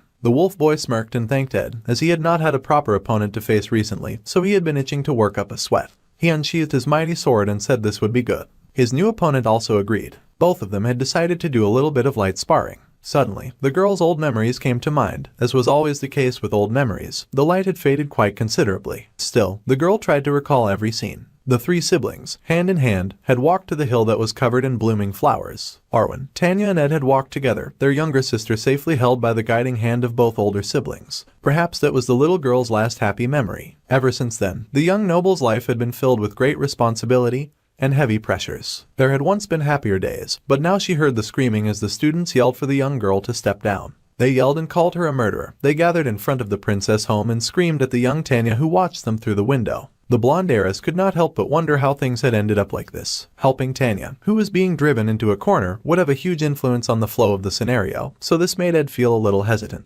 Even more so with the way things had already been twisted, with many things still having unknown causes. Now, the smart student faced off against the wolf boy, and Ziggs got ready to begin, raising his heavy sword to the sky. Other than Lucy, Ziggs Ethelstein was the strongest second year who was a comrade to Taylor until the end. However, due to the exhaustion and incompatibility, he should have lost to Wade in the scenario. The boy swung his mighty sword, announcing his attack as he charged at Ed. The swing created a harsh arc that zoomed across the earth as Ziggs summoned the first sword. It was a small detail, but it still bothered the smart student, so he decided to check. The slash came soaring towards him, so he raised his dagger to deflect it. Above all, the boy had to see how much he, the person who had changed the most from the original scenario, had gotten stronger. With that, the main character stretched out his hand and activated the basic defensive magic to block magical attacks. Ed's eyes widened in shock, for Ziggs was almost right on top of him, swinging his sword in close range. The outcast had underestimated how fast the second-year student would be. He wondered how on earth the wolf boy was moving that fast. However, with the wolf boy moving that quickly, it would be difficult for him to dodge a certain type of attack. With that, the smart student slid back, much to the surprise of his opponent. Ed had dropped his dagger right in front of Ziggs, and with that, the student summoned his fire spirit mug. There was a huge explosion that sent fire shooting high. The smart student was alarmed by the intensity of the flames, and just as he suspected, the wolf boy suddenly emerged like he was leaping backwards in time. The orange-haired boy had never seen such unnatural movements before. The boy rushed forward and grabbed his dagger as he blocked the strike of his opponent in realization. The main character swiped in an arch that had the mage boy leaping back, and the MC realized that Ziggs was using telekinesis magic to move his own body during the battle. No matter how much of a grasp he had on his own magic and physical abilities, those were not movements that could be replicated. What the wolf boy was doing now was out of this world. A person should also need a battle sense of this that surpasses simple theory, and the wolf boy possessed battle experience in waves. The dark-haired boy then turned the ice spear towards the main character using the mid-rank magic, and our guy raised his hand to block the attack. Ed barely managed to dodge as he realized that Ziggs was now attacking with no mercy. He wondered if his opponent had really assumed that he could dodge such a wild attack. In reality, the MC was barely keeping up with all the wild attacks. However, the sudden ice wall was an obvious diversion, a strategic move to activate greater magic to buy time for a larger spell. The orange-haired boy commented that he thought that this was supposed to be a light spar. However, his opponent replied that he had also thought this would be a light spar, but then Ed unleashed bombs on him and he was just responding in kind. The wolf boy had been planning on using a single blade, but he thought now that practice should be a bit more like the real thing. With that line of thinking, he activated his very powerful and supercharged advanced mana armament with a grin on his face. The battle raged on between the two boys in the mix of fiery orange explosions and blue magic. Janica seemed to notice the spar and then giggled to herself, wondering if it was okay to put carrots in the curry. She was so busy in her little housewife fantasy of hoping her crush did not dislike carrots that she was barely paying attention to the fighting happening down below. She was sure her sweet and darling crush would be hungry once the duel ended, so she had to hurry up and make the grub as soon as possible. The clash and the crashing went on as the two boys fought with a mix of magic and strength, the landscape cracking and trembling in their wake. The main character started looking strained as he fought against the wolf boy, panic in his eyes as he barely kept up with the talented top of the class. There was a huge blast and the MC fell back with the blue shards scattering around him. However, Ed was not done just yet, and he pulled out his blue water arrow with determination burning in his eyes. He fired, powering the shot with mana, and it flew sailing away from the boy to slam against the shield that Ziggs had put up. Mana armament, as the name suggested, was the type to create armaments out of the user's mana. Most mages did not need to arm themselves in such a diverse way, so there was no reason for them to use this difficult high-rank magic. Therefore, as the solo mage who could use all types of weapons without limitations, this was Ziggs' unique magic. The main character faced this special magic head-on, firing arrow after arrow at the wolf boy, and each shot curved in a delicate arc through the air while the dark-haired boy charged still for his opponent. The two were locked in what almost looked like a death match, with their eyes burning with the drive for victory, and the orange-haired kid groaned when he saw the wolf boy was using telekinesis again. The movements could not be followed nor predicted, and Ziggs was coming for him at his blind spot. The MC's eyes widened with shock, and the blessing of the wind activated immediately, formed to deal with unexpected attacks. The enemy was to be blown away by the wind, and the wolf boy found himself wrapped in a volcanic torrent of air. The boy groaned as he was blown away far from Ed, and growled as he suffered lacerations from the wind's harsh protective temper. The boy managed to still land on his feet, sliding to a halt some distance away from Ed. Ziggs slid to stop on a particularly soggy piece of wet ground, and the water activated immediately, much to the boy's surprise as he wondered when Ed had the time to set such a thing up. The outcast noble rushed to the opportunity to manifest a waterhead, and the wolf boy found himself transported to a world of clouds and water. Soon, the waters around him began to bubble and jerk and toss, and soon it took up the form of a grand and mighty beast, roaring out at him. However, the wolf boy was unmoved as the jaguar water spirit rose behind him. He growled and turned swiftly, dodging the water attack and stomping hard on the puddle. However, something still arced overhead, and the wolf boy's eyes widened as Ed suddenly appeared and nearly blasted his face with a ball of fire. It was mid-rank magic, particle explosion, and it did go off, throwing the boy into the distance. As the main character had expected, Ziggs was strong, and he had relearned that as his heavy breaths fell, exhausted from dueling with the boy. If the younger boy had learned mana armament, Then he had gotten just as strong as expected for the scenario. At this rate, Taylor's party would never have a problem facing enemies. Suddenly, Ed found his thoughts interrupted with shock and horror when saw the second-year student was still standing. The dark-haired boy coughed out that it was just as he thought. He thought that his senior was incredible. Though covered in blood, bruised and battered, Ziggs pushed to his feet and said with glowing dangerous eyes that he just could not let his guard down. The boy stepped forward and suddenly declared that he would now get serious in their fight against each other, smiling like a behemoth from the underworld. The boy then activated convergence before Ed could protest and gathered mana in one place. The third year was horrified and he sent Laisha to block the damage. The water spirit charged with her scary fangs open in a roar, but Ziggs' even scarier magic tore through everything. It was only the beginning of the third act, but the ability that Zik was showing now during this duel was considered the maximum expected for the coming scenario.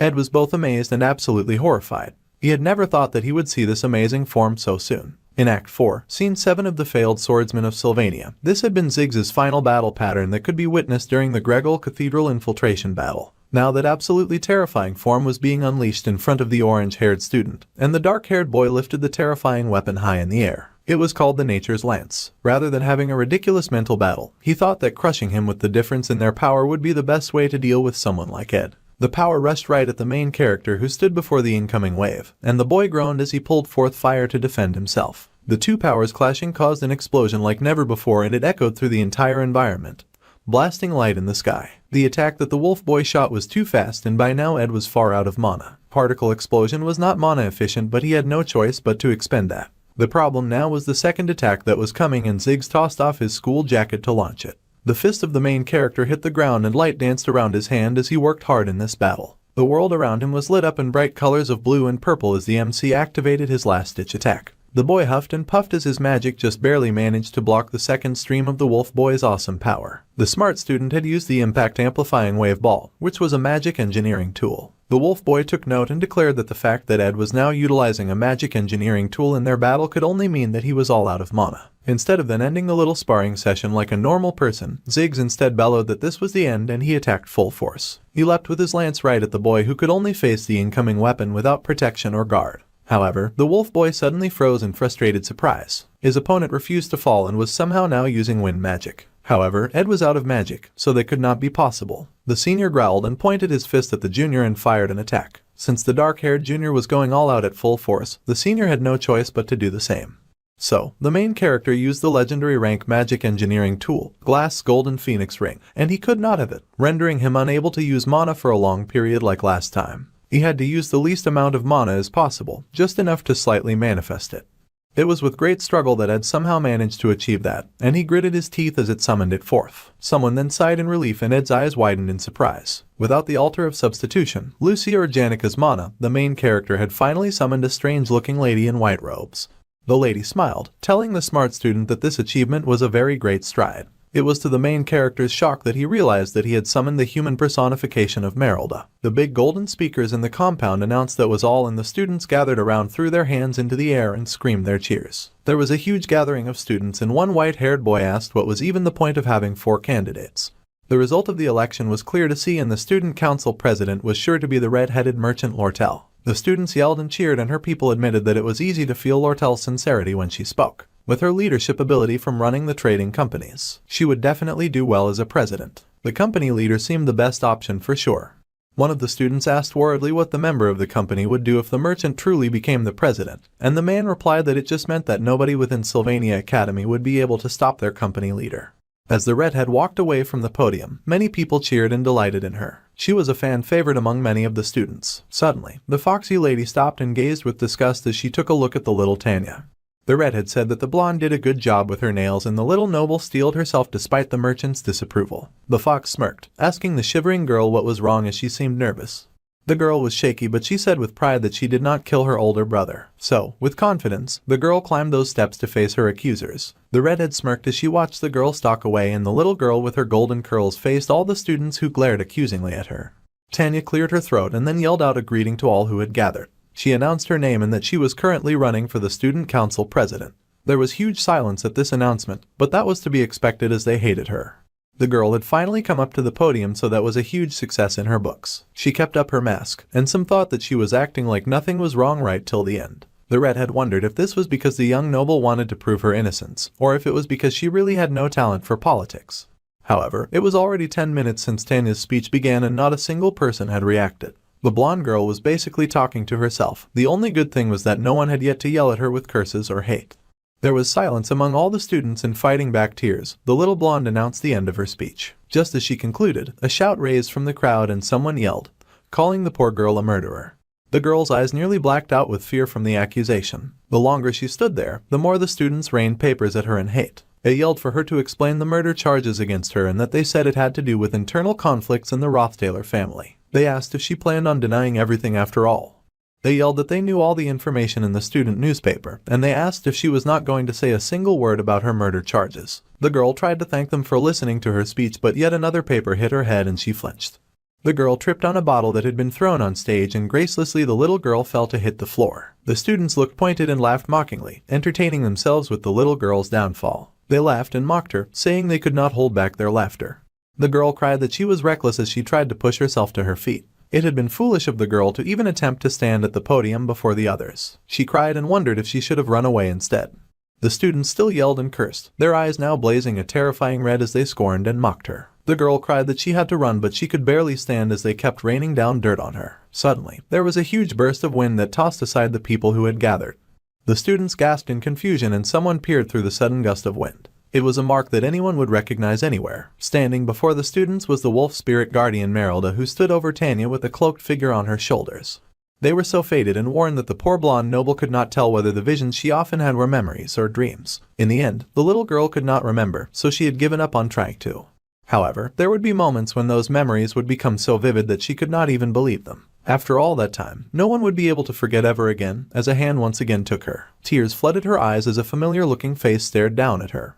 The familiar stranger whispered that there were a lot of things to explain, but for now, they had to resolve the current situation. Several days before Ed appeared on the podium, the wind spirit in her human form had congratulated the boy, saying that he had made a great stride. He was shocked to see her, of course, and she smiled that his magical power efficiency had gotten much better. Of course, there were still restrictions on what he could do, however, this much was enough. He had used updraft, which raised everything around him into the air and restricted freedom of movement. Ziggs was blown backwards and he screamed as he wrestled with the powerful wind. Ed thought that it was strange and watched as the poor magical student came crashing down to the floor. The smart student thought quickly, assuming that Ziggs's growth at this point in the plot was maxed out. The amount of magic power the main character had used was not a large amount by any means, but he had already completely exhausted his reserves. The spirit explained to the boy that the efficiency was good, but she sighed that she did not want that particular form. Using every possible magic technique available to him, and with Merelda using a cheat-level secret technique, the result should be Ed's victory. Meanwhile, Merelda was still whining and growling about how she hated the small mouth and the lack of fur, and the loss of her tail made it hard for her to keep her balance. Suddenly, the spirit's eyes widened and green power surged from Ed as he charged with the intent to win. The lady was shocked and alarmed, noting that it was really hard to move with this form. The main character showed no mercy and very shamelessly hit the lady with his magical glowing green ball. Magic danced near Ed's fleshy neck. However, it came to a stop as Ziggs had suddenly appeared, pushing forward to defend the wind spirit but stopping shy of slicing our guy's head off. After a beat, the main character raised his hands in defeat, soaked and covered in sweat and blood. The boy admitted that he had learnt something that day. Ziggs could not believe that Ed had trained himself this much in barely a year. Merelda was still pretty upset at the sudden attack while the wolf boy was struggling to catch his breath. Ziggs had grown stronger, even more so than in the scenario, and Ed wondered why his calculations were so wrong.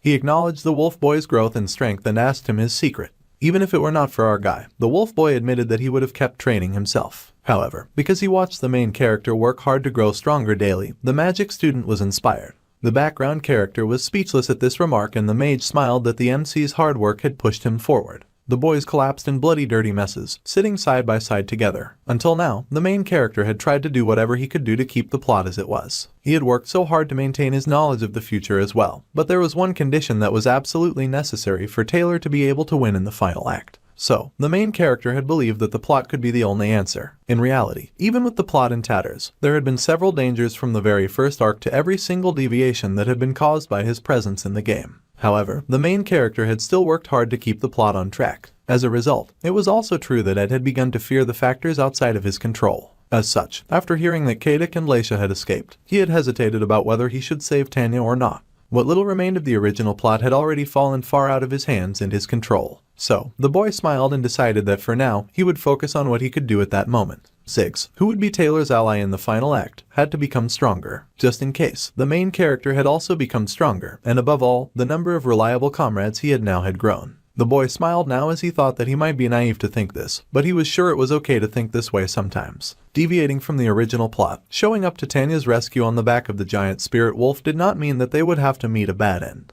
The students were astounded to suddenly see Merylda, and many of them started to flee the scene. However, someone yelled for everyone to calm down. It was a cocky purple-haired student and he grinned, saying that he had seen that high-rank spirit before. That is when the other students started paying attention and they realized that they recognized Merylda. There was hardly anyone that could handle that particular strong spirit. Many students had taken elemental studies before, so they knew that person could be no one else but Ed Roth Taylor. Every student was absolutely shocked to see the boy suddenly appear as he yanked the cloak off his head and held his little sister close. Both siblings stood near the podium and everyone cheered in shock to see that the boy was alive. The main character then grabbed the microphone and greeted all the students gathered. He introduced himself and then revealed that he was not at all murdered by Tanya Roth Taylor. Lortell smirked as it was all going according to plan. To start with, the boy supported his sister more than anyone else. Besides, Janica, the third-year top student, Lucy, the second top student, and the Imperial Princess Fiona had already declared their support. Also supporting Tanya was the Combat Faculty's top student Clebius and the Alchemy Faculty's top student Elvira. There was also the second-year top student Ziggs, the first-year Magic Faculty top student Joseph, and the first-year General top student Wade in support of the little Roth Taylor girl. Winning over their votes should not be too difficult. However, before thinking about all the pros and cons, the recently revived student made a request. As a member of Tanya's family and someone who had always supported her, he wished for the little girl's vision to be conveyed properly as the poor child was already in tears. Finally, Ed could feel at ease because he had cleared up the difficult situation in front of the many watching students. So, that was the situation. Upon being stabbed with a knife bearing deadly poison, the young boy had used Delheim's hourglass to survive. After that, he then survived alone in a cave and he was found and rescued by Janica Failover. Immediately after that, he ran to the podium where Tanya Roth Taylor was giving her speech and defended her. That was Ed's whole story. The main character with heavy bags under his eyes admitted this was the entire story. The teacher that he reported to thought deeply about the situation, saying that it seemed the investigation was wrapping up and this was really the last one. The young lad had stopped counting the number of interrogations after he hit the double digits as every teacher wanted to know what had happened. The boy was so sick of this, he could not believe that it was finally over. Suddenly, the last teacher spoke, addressing the Magic Faculty's third-year student, Ed Roth Taylor. Unfortunately, the very last person who would interrogate him turned out to be the principal himself. The principal, Offles, asked the boy to enter. The principal had read all of the investigation data concerning this very delicate case, and noted that the young boy had truly suffered a lot. The principal would like to apologize for the Academy's lack of security, which allowed these terrible things to happen to Ed and caused him to experience such hardships. The boy, however, assured the principal that the assassins had likely prepared this attack quite calculatedly and meticulously, so it would have been difficult to prevent, even with higher security measures. The principal thanked the boy for saying that and downed a cup of his tea like one would chug a cup of alcohol. It had been a very long day for the principal and he slammed his cup on the table as he was not sure if all of what Ed had said was quite true. It all seemed very contrived. From the timing, it almost seemed as if the young boy had waited for Kadik and Knox to escape before making his reappearance. There was no way the principal was buying Ed's excuse. He had not run this school for years for nothing. Plus, it seemed Ed had waited for the assassins to deliver the news of his death to the one who had sent them, before being relieved and revealing himself to the rest of the student population. The principal was too smart for his own good. The older man did not know how the internal conflicts within a noble family like the Roth Taylors worked, nor did he plan on looking into it. However, he was someone who managed the academy and he needed to report to the royal family about everything that happened. If he were to report that the boy had come back alive, then the Roth Taylor family, who is a major force behind the royal family, would also find out that the young boy was alive, in a way that was slightly different from what the young man had intended. He was sure. Ed indeed was sweating about this prospect. The young lad then suggested that the principal postpone his report until later, and the principal asked if there was a reason that he should take such a risk. The main character was sure that the man had already guessed, but the one who had planned the young boy's death was none other than the patriarch of the Roth Taylor family, and the actual authority behind the royal family, his father, Crepin Roth Taylor. The boy huffed and said that he was not interested in business outside of the academy, and the boy was speechless. Then, he hurried to explain that the noble family that they spoke of was pivotal to the royal family, and they would want this to pass by quietly without receiving any news. If it became an issue later on, it was okay if the principal reported it. The boy continued to make his defense when the principal suddenly silenced him by calling his name. The principal said that from what he could see, the boy's grades had increased significantly and his reputation among the students had rebounded impressively. Even his sister's future looked rather promising and the boy had a good reputation among all the top students as well. It was almost as if the boy had suddenly become a different person, and these words chilled the young student to the bone. It was hard to come up with a counter-argument when the principal was right. As the man had always said, Sylvania was always on the side of the students, even more so for students as capable as Ed. Slamming down the report, the principal extended a hand with a smile, after nearly giving Ed a heart attack. The principal said that he would see the boy later and he would remember his name. It seemed that the principal Obel had caught on to the entire situation, and even so, he was overlooking this. Thanks to that, the fact that the main character was alive would not be exposed outside of the academy. Thanks to Ed finally showing up, Tanya's popularity had massively boomed once again, to the point that the young Saintess explained to visiting guest students that the noble's schedule was finished for that day, so the other students were not allowed to bother her and the noble would not be accepting wrongful gifts. The poor guy with the gift slunk away sadly, and the main character wondered if it was really okay to have the Saintess act as a bodyguard for his sister. Suddenly, someone called that they were waiting. They had been shocked when they heard that the boy had been called by the principal. Of course, the speaker was none other than the boy's little sister, and the boy admitted that he had heard that it was basically confirmed that Tanya would be elected. He gave her an early congratulations as her day to shine had finally come. The girl beamed and laughed, saying that she could not be at ease just yet. Her innocence had been proven, and 8 of the 12 top students, the majority within the 3 faculties and 4 years, supported Tanya. However, the reason that Tanya, who was once hated, could receive such an overwhelming amount of votes, the most decisive reason that is, was Lortell's collapse. The fox merchant had made it seem like it was a one-on-one fight between her and Tanya. When she did that, the other minor candidates ended up forgotten. Thus, it became a two-way fight between the two of them. At the perfect timing, when both Lortell and Tanya had similar levels of support, an article was released for all the students to see. It stated that Lortell had been embezzling the trading company's funds and threatening their clients. In the end, amidst the disgrace, she stepped down from the race. In the end, only Tanya's supporters remained and she was basically winning by a landslide. Thanks to the election and the investigation, the siblings had barely had any time to talk to each other. There would be many opportunities for them to talk. However, what the little girl really wanted to do was to express her gratitude. The boy pointed out that she had said that enough times when he had first showed up, and she basically bent over backwards crying her thanks on the day of her speech. The girl protested that it was back then and it did not count. The girl sighed and then called her brother. A question like the one she was going to ask might seem offensive, and it did not seem good, so she was going to hold it in. But she could not bear to go without the answer any longer, so she had a question for him. During his announcement at the election, she asked why he had taken her side like that. If he was hiding, he did not have to step out and reveal himself there. His doing it like that made it seem like he just could not stand the injustice that she was experiencing or something like that. That was what she had thought at least, and her brother looked at her with a difficult expression. He admitted that was exactly why he did it, and it made her heart clench. They were family, he added, so of course he had to take her side, and he smiled at her with pride. The girl beamed with tears beading in her eyes. Well, she was the student council president now, so she planned on doing her work professionally. However, it was okay to be a little biased towards her brother. After all, she was human too. She beamed and asked her brother to tell her even if she was in danger. If possible, she would help him out as much as she could. He smiled as she walked away, a fondness sparkling in his eyes as she left. Ed smiled brightly, but his smile dissipated when he heard someone mockingly repeating his words. He glanced over and spotted Lortell, who giggled and said it must be nice to be family. The girl was cloaked in red with a teasing smile, and the boy asked how long she had been there. The girl grinned and replied that she'd been there since he started saying embarrassing things to his sister. The rumors she had been hearing lately had been crazy, and he worried about her safety and health. The girl whipped off her cloak with a bright smile, laughing in amusement as she said that it all went according to plan. The incident that confirmed Tanya's election was the scandal about the trading company's embezzlement and abuse against its clients. However, those scandals had been purposely publicized by Lortell. She had purposefully made it a two-way fight against Tanya in order to erase the existence of the other candidates. The foxy merchant went to the princess to show her hostility against the young Roth Taylor in order to get the girl to run for president.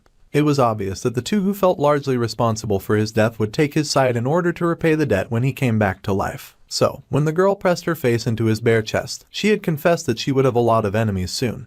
But even if the entire school went against her, she wanted him to at least remain her ally. The main character had of course already decided to save Tanya when the redhead told him her plan. It was his fight with Ziggs that got rid of any hesitation left in his mind. It was not a lie when he said that he saved his sister because she was family, but it would be a lie to say that he did not consider her usefulness. What would soon approach in the fourth act was the fight with the Roth Taylor family, and he was already an enemy of that family. Tanya, his sister, could work as an insider, and she was the best connection to have for obtaining information and launching smokescreen operations. However, the darkness within human relations was something that only those who knew had to have known. For example, a girl who had only lived while calculating gains and losses since she was young. The foxy girl laughed that she was quite notorious within the academy these days, and since Tanya also did not look upon her too favorably, she would have to leave things to the main character for a while. The boy sighed, mentioning that she seemed to have a bad habit of taking hold of and shaking up everything about her. The redhead was guilty as charged, but she laughed that it was just an occupational disease, and that she also got shaken at times. Then, the boy asked if the girl was really okay. She had to endure a lot just to help him and he was worried about her. Lortell smiled, saying that it was not like the rumors would make her lose money or anything like that.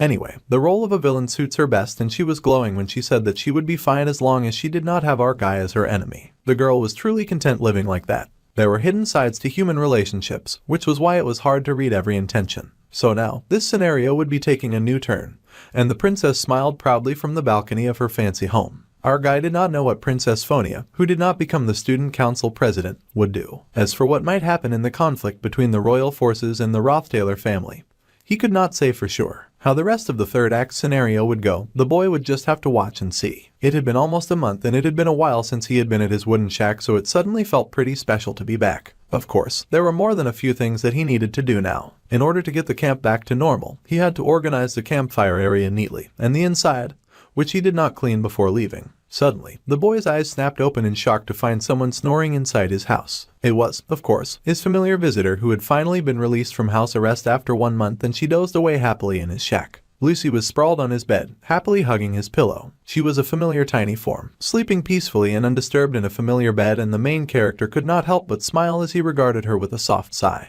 He dusted some books and settled on a chair, doing some light reading while the girl rested. It was best that he just rested for now, so he placed the book over his face and dozed off. Soon, he was snoring away, and he rested as he had finally returned to the camp. The news of Tanya's appointment as student council president was announced 3 days later. Meanwhile, the talented third-year spirit sorcerer was told that she would be graded, and a gorgeous teacher said that she would be happy to give the girl bonus marks. She was the spirit studies senior professor, Melina. Of course, on an academic level, they could not quite compare the young spirit sorcerer to a professor yet, but she could freely handle high-ranking spirits at her young age. When it came to the intuitive aspects, Janica was among the best even among currently active spirit sorcerers. Still, the humble girl was flustered and asked why she had been chosen. There would soon be joint combat training. As the senior, she was to show some dignity. The girl admitted that she did not particularly have a desire to show dignity. The professor sighed, saying that she did not really expect something like dignity from the humble girl, but she was still the top student in the year and the greatest spirit sorcerer in the academy. Yet, she was always smiling around in lessons as if she was the happiest person in the world.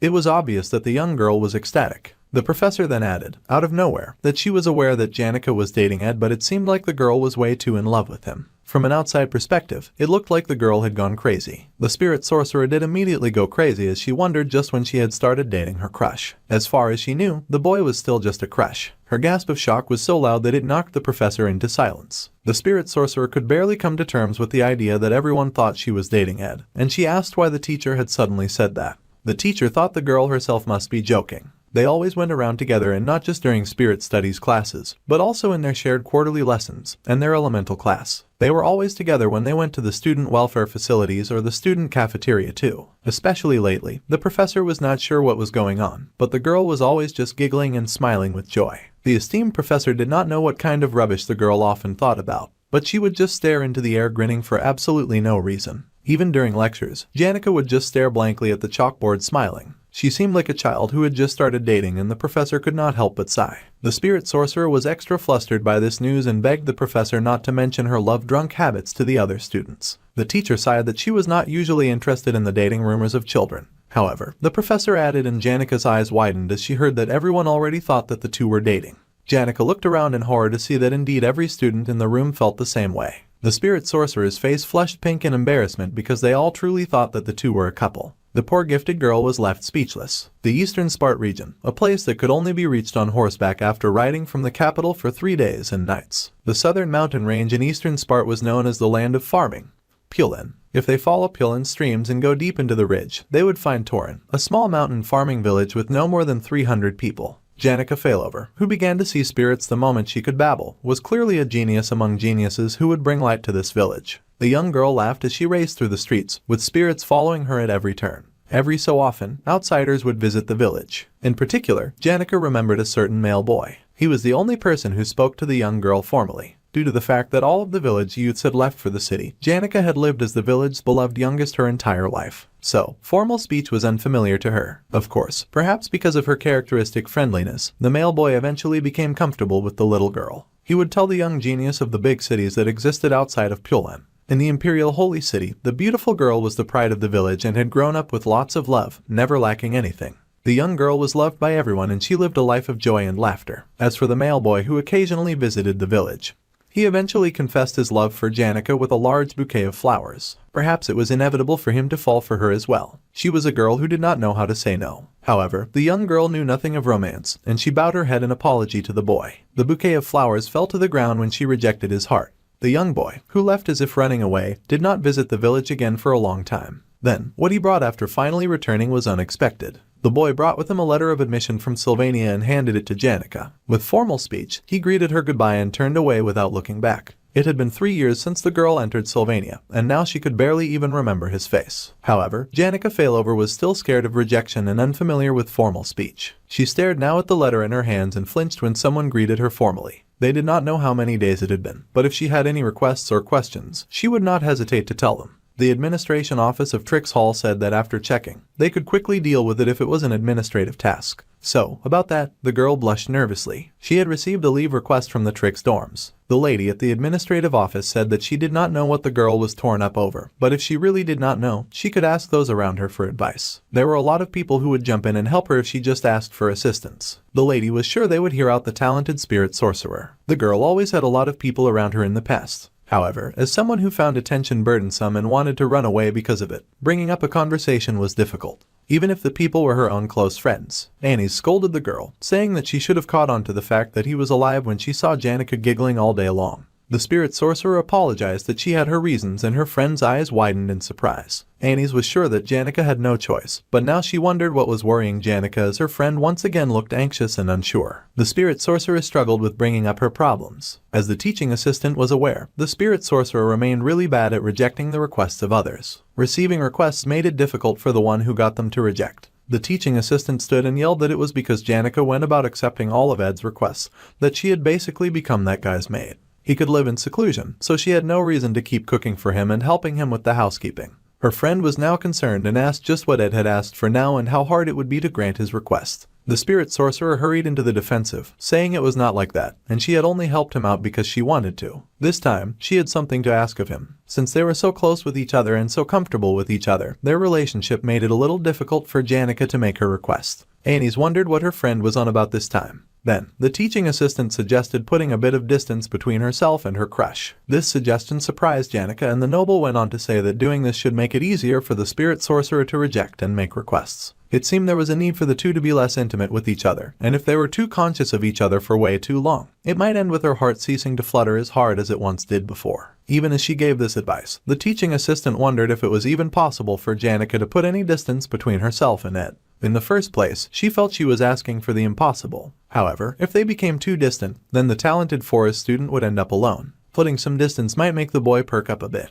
The girl was barely finished talking when the spirit sorcerer suddenly energetically voiced her thanks, much to her friend's surprise. The sparkling girl thought that it was a good idea, so she would get going now. This was met with absolute shock from her friend. Before the teaching assistant could process what was happening, Janica was wishing her goodbye and skipping away, much to the girl's shock. Annie's finger dropped slowly in confusion and now she panicked, worrying about if she had given her friend really bad advice. She panicked and wondered what she had done. Meanwhile, our guy was going over his skills as usual. His magical engineering crafting skill had once again improved significantly and he had collected a lot of crafting formulas. Making all of them was physically impossible, but the item that he wanted the most was the thunderstruck 1,000-year-old wooden cane. The crafting formula for the item itself was pretty simple, but it was still a cane with a very high force rank. It had the ability to amplify the sensitivity of spirits of all attributes and amplify the mana efficiency of spirit magic. The reason the main character understood this cane was because the ingredients were very difficult to obtain. The branch needed for the cane was not just from a normal tree, and he needed a branch from a tree that had lived for over 1,000 years and had been struck by thunder. Even though it was an item that came into the protagonist's inventory as a quest reward for the final chapter of the third act, in reality, the material was not something that could be found or bought. The 1,000-year-old trees may not be common, but there were at least a few of them in the northern forest. The issue right now was thunder, and Ed glanced behind him with a bored expression on his face. The sun was shining so brightly that Lucy was dozing under the sun like a cat. There was no sign of thunder anywhere. Then the boy called Lucy, who grimaced slightly in her sleep. The girl cracked an eye open and looked toward the person who dared disturb her sleep. Ed's face was hovering over her all of a sudden, very up close and personal. The little mage was so shocked that she flew up into the tree like a frightened cat. The boy was a little surprised by this reaction as it was not the first time he had woken her from sleep, so he did not know why she was acting so shocked. Then, he figured it was rude either way and apologized for surprising Lucy, who was blushing up a storm. The girl panted for her dear life, shocked by the sudden scare. Then she said it was fine for him to speak from there, it was okay, she could hear him. Still a little concerned, Ed said that it was fine and there was no rush so they could talk much later. After all, it was time for him to get going. Once he was gone, the girl fell from the tree. Later that day, Janica popped into the woods, greeting Ed with a smile, and the boy greeted her, noting that she had arrived a bit late. The girl laughed and pointed out that she was just 10 minutes late. The boy had expected her to take the easy way and asked if something had happened during her journey to him. However, the girl just smiled proudly, beaming like a little lantern. She said she had no reason to be late and that she was just late because she wanted to be. This was what the girl believed putting distance was about. Ed saw nothing wrong with it and said that it was normal, especially considering how busy the other girl was. He thanked her for coming all that way to help him with sensitivity training. Then, he asked if she wanted some tea, which greatly surprised the girl. Then she beamed with joy, thanking him. Then she realized that even if she was putting distance, her talented crush was making no effort to put any distance between them. Later that evening, they focused on training and the spirit sorcerer stared in awe that Ed was getting very skilled at handling spirits now. It had not even been that long, so she was very impressed. It would take some more time with Merylda, but now that his understanding of even Mug the fire spirit had increased, then it would barely take any mana. She was glad that Mug had such high compatibility with her crush. The fire spirit was also happy and cried from the barrage of compliments that he was getting. The little demon happily promised to work harder. Suddenly, someone greeted them and the main character paused when he saw Elle had come to pick up Lucy as usual. The head maid greeted them, saying that the vice principal Rachel said that she needed the year's top student. The maid bowed, saying that she was fairly surprised to hear of the MC's death and she was relieved to see that he was alive and well. The boy apologized with a bow for making her worry. Unfortunately, with his circumstances, it could not be helped. Then the two exchanged a moment of electric glares that surprised the spirit sorcerer. The maid then asked the boy if he knew that it was a virtue for maids to always consider themselves from a lower position. The boy said that he still refused to speak to the head maid informally. Still glaring, the head maid mentioned that she would be going off now. After all, maids had to be thorough with their work after all, especially on the issue of speaking informally or formally. The boy said he understood, however, he would continue to speak to her formally. The maid glared with the heat of 1,000 suns and the spirit sorcerer was shocked as she had never seen Belle look like that before. She did not know that Ed and the head maid often had a battle of wits. Then, the girl recalled that she was supposed to be putting a distance between herself and Ed to prevent their relationship from becoming something awkward that involved a battle of wits and formal speech. The head maid turned to the spirit sorcerer and said that she was also worried about the lady Janica after she went to Dex Hall and it was great to see her in good health. The happy girl beamed and said that living alongside her friends was not bad at all. In any case, the maid had to go and prepare for her inspection, so she squished Lucy close to her chest and said that she had to make the talented mage more presentable. With that, Belle wished them goodbye. The two happily waved them goodbye, with the spirit sorcerer telling them to take good care of themselves. The head maid also wished them success with their studies. As the other two left, the humble girl called to her crush, and she asked if they should try formally speaking to each other as well. The boy was confused about this request and wondered why they suddenly had to speak formally with each other. The girl explained that rather than just speaking formally, since it had not been that long since they had met, even though an entire school year had passed, she suggested that it was not like it was awkward. But talking in a manner where they respected and maintained courtesy towards each other sounded like a good idea. The boy was speechless for a hot minute, and she grabbed his shirt in a small pinch, saying that she just wanted to try it out once. The material of his shirt stretched thin over his giant bulking pectorals, and the boy was surprised at her request. However, if she insisted, he was willing to try it out. So, he agreed to her request. The Dex Hall's curfew was closed so they could just walk back and forth a few times, and then he would send her off. They had just started walking when Janica initiated formal talk, greeting him by calling him sir. The language was so strange coming from her that the main character froze in place. This was not a time prison, but the boy turned hesitantly with concern to stare at his friend. This situation made it really hard for his voice to come out, and his friend nervously twirled her hair and played with her fingers. It felt like the girl's emotions were infectious after all. He did not know why on earth she was feeling so embarrassed, or why her cheeks had flushed so pink. However, her anxiety was also making him nervous for some reason. 3 minutes later, they both found themselves back at the first and they both tried to start the conversation at the same time. They fell silent and she said never mind after their very awkward start. Then there was a longer stretch of awkward silence. Even though they'd had moments when the silence was suffocating before, this situation made the boy several times more nervous than those. He had thought their relationship was like that of family, but now things had gotten very awkward and he did not know what to do. The problem was that even though she proposed it, the poor spirit sorcerer had not expected the atmosphere to become even worse, and she was beetroot red. They both wanted this odd atmosphere to go away soon, but they also had no idea what to say. Still, the boy tried again to start a conversation when the girl suddenly leapt to her feet. The spirit sorcerer suddenly gasped like time had gone really quickly and her curfew was almost up. She bowed, thanking him for the day, and then she took off, saying that she would see him tomorrow. Ed stared in shock at the empty space that she had left behind when she zoomed off in a flash. The poor guy was so confused, and then he held his face in embarrassment, nearly spitting blood when he thought whether he's going to have to force this awkward interaction in the future as well. Ed was reading. One of his more favorite hobbies was reading, and it was nice to take a nice time in the forest and flip through a book in the peace and the quiet of the woods. The peace did not last long, as Merylda then asked if he was going to continue the awkward mutual respect formal speech play with Janica. The boy sighed and asked why the spirit was even asking that when she saw everything that had happened. The forest spirit smiled, in her human form this time. She was not so free to the point that she could follow them all the way to the academy, so she was curious about what was going on in the time when she could not watch them, and she was wondering if anything interesting happened in class. It was the same yesterday. He had waved casually at Janica in the halls and she had panicked like a startled deer. It was strangely uncomfortable. It was possible that she was expressing her underlying stress in a unique way. The boy had not thought much of it at first, but now he wondered if something was up with her. The forest spirit chuckled, saying that she's been hearing he was clearly worried about her. The blonde did not even deny it. Of course, he was worried about his friend. The forest spirit then grinned wolfishly. Moving on, the boy asked if he could snap a couple of branches off the tree he was resting on. He wanted to make a thunderstruck 1,000-year-old wooden cane. The spirit gasped and asked if Ed was trying to make another tool. Here she was, wondering if he was too distracted thinking about Janica, but as usual, Ed was always busy.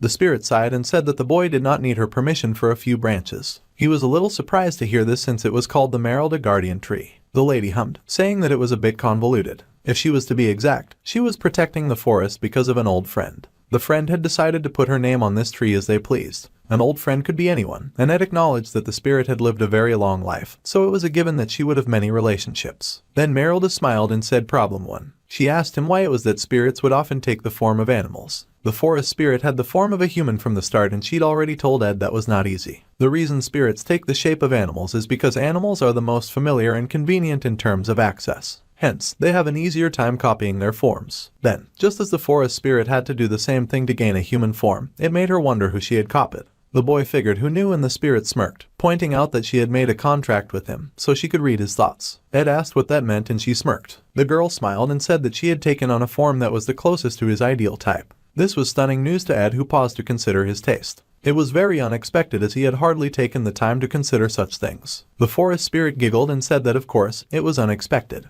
After all, she had just lied. The student was speechless, then he asked if she was joking. The forest spirit giggled, saying that reading his thoughts was not plausible and transformation was a very difficult kind of magic, so she could not just copy anyone. Merylda had lived for a very long time, so long to the point that Sylvania Academy's rises and falls simply seemed cute to her. The beautiful spirit was ancient. She had met a child back when Arkan Island was uninhabited before the academy was established. The girl did not dress fancy and she was always easygoing. The appearance that the spirit wore now was designed after that girl. She was the most special and unique person that the spirit had ever met. The main character had started putting pieces together and he asked about the identity of the girl. Infusing mana into this guardian tree and using it as an energy source, the girl established the school and had Merylda protect the forest. That lady cloaked in white with power flowing off her in waves. This was not a relationship that could be learned in the game. Now, he knew how the forest spirit and the school were connected. The unparalleled mage and scholar, the great sage Sylvania. In the dark of the night, the light of the fire kept the circle of Ed's house warm. The young lad was peeling an apple when someone familiar greeted him. It was Janica, and she nervously said hello. He also politely greeted her with an internal sigh. He then asked if she wanted some apples, correcting his speech to be a bit more formal. They were still doing their dance of formal speech and keeping an awkward distance. They sat on separate logs by the fire, both saying nothing for a while. Then he asked her to pass her plate and the spirit sorcerer held it out without making any eye contact. It was awkward as they both ate their apples in silence, the sorcerer nibbling on hers while the main character went on saying nothing. Neither of them knew what to do about the situation. He would prefer that they either speak formally or not. They needed to make up their minds about that and then stick with it. The spirit sorcerer was shaking and Ed noticed her trembling. The blonde then asked if she was okay, asking if she was hurt somewhere. The girl sighed and said that she just thought it would be difficult to say this while looking at him. So, she tucked her head between her arms. She called her friend the young Master Ed, and admitted that there was something she would like to ask, though it was a question that might sound really strange. So, the spirit sorcerer just wanted him to hear her out until the end before replying. Please. The boy sighed in relief and figured that no matter what, regardless of what he looked like now, he was an adult. If it was something she was having such difficulty bringing up, then he hoped he would not be taken aback and just listen. Then, with her face flushed a brilliant bright pink, Janica asked what he would think of her leaving Dex Hall to come live with him at the camp in the woods. The blonde stared at her with the most unreadable serious expression she had ever seen, and he somehow managed to cut his finger at her question. The girl screamed in horror as blood gushed from his hand, squealing and asking if he was okay. The boy didn't even seem able to process the pain as he was still pondering what she'd just said. The light of the campfire was warm. Whether it was living outside or fighting, since he had lived like this for 1 year, the boy thought that by now he could fend off any situation smoothly. However, it was a relief that he cut his finger. It gave him time to organize his thoughts. Now that his finger was bandaged, the main character could tackle the girl's question. First, this was probably something she expected him to say anyway, but he would still address it. While he wondered if there was any purpose in saying this outright, Ed admitted that he thought of Janica as someone who was incredibly kind and sincere. She blushed as he went on to say that he was sure it was not just him who thought of her like that. However, he just so happened to like her a lot. Janica saw stars at this confession and her face heated quickly. Unaware of the spirit sorcerer flaming up beside him, Ed went on to say that he felt the need to express the fact that he was a man. The main character wanted his friend to listen carefully. He did not know how she thought of herself, but she had quite a lovely charm, and she was very beautiful. Bro was just spitting out compliments like they were air grenades, oblivious to the effect that he was having on poor Janica. While he could stay considerate and gentle at the moment, Ed admitted that he did not know what may happen if they lived under the same roof. The poor girl was under attack and begged for some mercy so she could catch her breath. The boy went on, oblivious to her struggles, saying that if he was to be precise, men in general were similar in some ways, and he was thankful that she trusted him. The spirit sorcerer could not take it anymore and interrupted the boy, saying that still, if it was him, then she was okay with it. This left the boy speechless with a strawberry blush on his cheeks. It was finally happening. Someone had caught Ed by surprise and was making him blush. Janica was so shocked by her own words that she was also left blushing and speechless. For a moment, the two just stared at each other, looking completely stupefied. For a while, it felt as if the spirit sorcerer and the main character were balancing on the tightrope of a strange boundary. The boy lowered his head as he stood, a dark shadow surrounding him as the girl called out with worry. Speaking in a polite manner without rhyme or reason made things feel both familiar and unfamiliar. After the arduous and grueling student council president election, and just when he felt at ease and a sense of freedom after returning to camp, Janica's sudden proposal of cohabitation came out of nowhere to Ed. The girl was flushed like a little tomato and panicking at his sudden silence. She was unsure if she could endure this or restrain herself now. The situation was practically urging her, enticing her to let go of her rationality, and this was the result. Her friend called out her name, however, and then settled down beside her on the same log. Out of care and kindness, Ed then asked if the spirit sorcerer was going through something difficult. The girl was surprised by this question. Usually, whenever something unexpected happened, there would be a reason behind it. Considering how the spirit sorcerer was saying something like this out of the blue, the main character then had to consider if there was a factor behind the scenes that he did not know about. The girl was in disbelief at how someone so smart could also be so very stupid. She smiled in amusement and laughed at Ed, saying that there was nothing that he did not know. The girl sighed, admitting that she must have wanted to run away. See, she missed the days back when she had a single room in Offles Hall. Now she wondered if she sounded like an idiot. From the beginning, the talented spirit sorcerer, who even went berserk because of the pressure of everyone's eyes, living in the normal dorms of Dex Hall was no easy task. For an entire year, she endured everyone's relentless gaze, forcing herself to smile kindly in response. The camp had been like a refuge for the girl, so she guessed that she wanted to escape there if it was possible. She was sure that it must have been burdensome for him to hear her silly request, and she was backing out already. It was not something that would get resolved by escaping, and it would just be a burden to her crush. Still, Janica had wanted to ask just once. She laughed at herself and the youth sighed in relief. He admitted that it was definitely burdensome, and the girl's eyes flooded with pain to hear these words. However, the blonde also added that the issue of it being a burden to him was completely unrelated. The spirit sorcerer was surprised to hear this, so the blonde explained that life was about being a burden to others while carrying the burden of others. Of course, he really thought the burden was not worth carrying. Next time, he would just make a burdensome request back. That was all. It was not like they were only going to know each other for a short while, so it was not an issue that could be solved by give and take. Their friendship was going to last a long time. Bro was just talking without considering the meaning behind his words, and the girl blushed to hear this. Ed still thought it was a bit much for them to live under the same roof. However, he would happily build another hut nearby for her. The girl was elated to hear this. The boy had thought that the girl would jump up and down in joy, knowing her personality. However, the girl's reaction was much different from what he had expected. The talented spirit sorcerer threw herself at the main character, her arms wrapping firmly around him as she thanked him for his kindness. The boy smiled as he noted that she was no longer speaking formally anymore. The girl hiccuped as she sobbed softly, and his calloused fingers rubbed the strands of her hair gently. The spirit sorcerer seemed to try creating some distance, but she had ultimately failed. Though, what would have really changed if she had succeeded? Janica was the type of girl who would always step up to help when someone needed it. While the MC was sure that her kind actions would not ever get fully repaid, if someone like that was on the floor and cry, then no matter how much the relationship sourced, one would not be able to resist and would put a hand on her shoulder to comfort her. The next day, bright and early in the morning, the boy stretched as he got up from bed. He had said it easily, but building another hut would not be an easy feat. He had to prepare for lessons and create the cane quickly as well. Plus, he had lost sleep trying to think of how he would change around his schedule. Suddenly the blonde froze. He opened the door to a spirit greeting him and acknowledging that he was awake. It was the fire dragon spirit that often followed Janica around, and the dragon smiled, saying that he needed advice as he had no experience in building huts. Many other spirits had also gathered, of course, each of them with construction hats as they gathered around many building materials. The dragon greeted the stupefied boy, noting that Ed looked tired.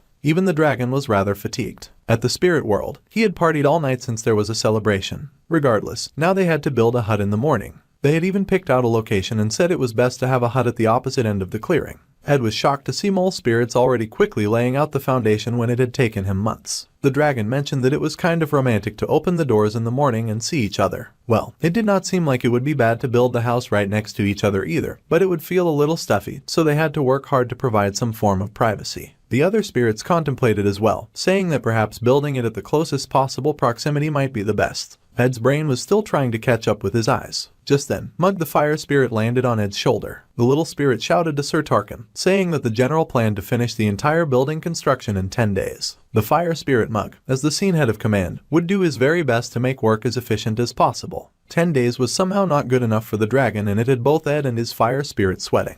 The little fire spirit explained that after considering the lower rank spirits' rotation shifts and breaks, that was the most plausible time frame. Of course, there was definitely a possibility of lessening that time, depending on the progress of the work. The dragon raged that back in his day, it was normal to carry the spirit sorcerer for 3 days straight, hiking through snowy mountains for a week, and battle the very next day without a problem. Now, in these days, there were even more spirit sorcerers, so it was easier to form contracts. He thought that the lower rank spirits were taking it easy, resting well, eating well, and working on their own comfortable terms. He asked just when they would have a phase shift and reach the mid-rank at this rate, sounding like a very disappointed grandparent. Mug panicked and said that he would have to adjust the plans as much as possible and finish it in 1 week. The dragon stormed off, saying that he had work to do and he would then be off to do the work. The little bat spirit cried out that the house would be done in 5 days, so the dragon should kindly endure it, even if things became a bit noisy. The main character then turned to his spirit and asked how he planned to erect a house in 5 days when it had taken him several months. Poor Mug said that if Tarkin asked them to speed up, then they just had to speed up. He didn't have a choice. Now Ed felt bad for getting Mug into this sort of awkward situation. The main character sighed as he fetched out his tools, but it was a relief that his busy schedule got resolved. Now, he had the time to make the thunderstruck 1,000-year-old wooden cane. There were a lot of things that made the youth want to repay the kind spirit sorcerer. Giving her a place in the camp was not enough. Despite her having many canes from her friends and family, and his own uncertainty about whether or not she would like it considering that she used an oak cane, Ed still hoped as he carved the branch that he had taken from the tree. He worked really hard with a smile on his face, hoping that Janice would like it. Meanwhile, Lucy could not sleep. The little talented mage stared ahead, angry at all of the ruckus that was going on at Ed's camp. The spirits marched all through the camp, making so much noise as they worked to complete their building project. The construction work that lasted all day long was a huge contributory factor to her lack of sleep. The girl gritted her teeth and glared at the workers, but the true cause of her dissatisfaction was Janica happily sitting on a pile of logs and kicking her feet in bliss. The spirit sorcerer noticed the little mage and happily called out to her with a smile on her face. Janica always greeted the talented mage warmly, but the two already had a battle of wits before. Although the spirit sorcerer was bad at expressing things that were unpleasant, she could not lose, and she smiled haughtily down at Lucy. The girl was practically glowing as she stared at her rival, her nose in the air in delight as she announced that she would be living in the woods now. That was unacceptable to the mage, who yanked at her hat with great displeasure. Meanwhile, Ed was oblivious to the battle of wits happening on his property. The boy had borrowed a bunch of elemental magic books, and he hefted the pile of them in his arms. This was because he thought that he should learn some new magic, and he'd taken some from the faculty building in the eastern square. The young lad wanted to learn more about particle explosion. Although particle explosion had good practical use, its firepower was that of low-level magic at best. He recalled how Zix had said that he thought just crushing Ed with the difference in their power would be the best way to win against someone like him. This made the main character consider firepower. He stepped out into the square and then noticed a lone figure happily thrumming on the guitar in her hands. The holy firekeeper, the romantic, and the prophet, Adele Saris. The happy and beautiful blonde, with flowers in her hair, strummed her guitar with a peaceful smile on her face. Although she appeared regularly since the first act as Taylor's comrade, she does not appear often in the game. The romantic does not have many points of contact with Ed either, so he tried to hurry past her. Unfortunately, she suddenly calls him by name and notes that he seems busy today as well. This makes the boy freeze and wonder why on earth the famed romantic is speaking to him. The lady smiled, saying that she had heard much from Taylor and Ayla, and they seemed to have complex emotions about the former background villain. The boy said it really was none of his business, though he was a bit curious about Taylor. From what he had heard from Zix, the protagonist had been growing stronger and doing well. At this rate, his sword skills would continue to grow and the protagonist would be able to easily pass through the joint combat training without an issue. That was great news to Ed.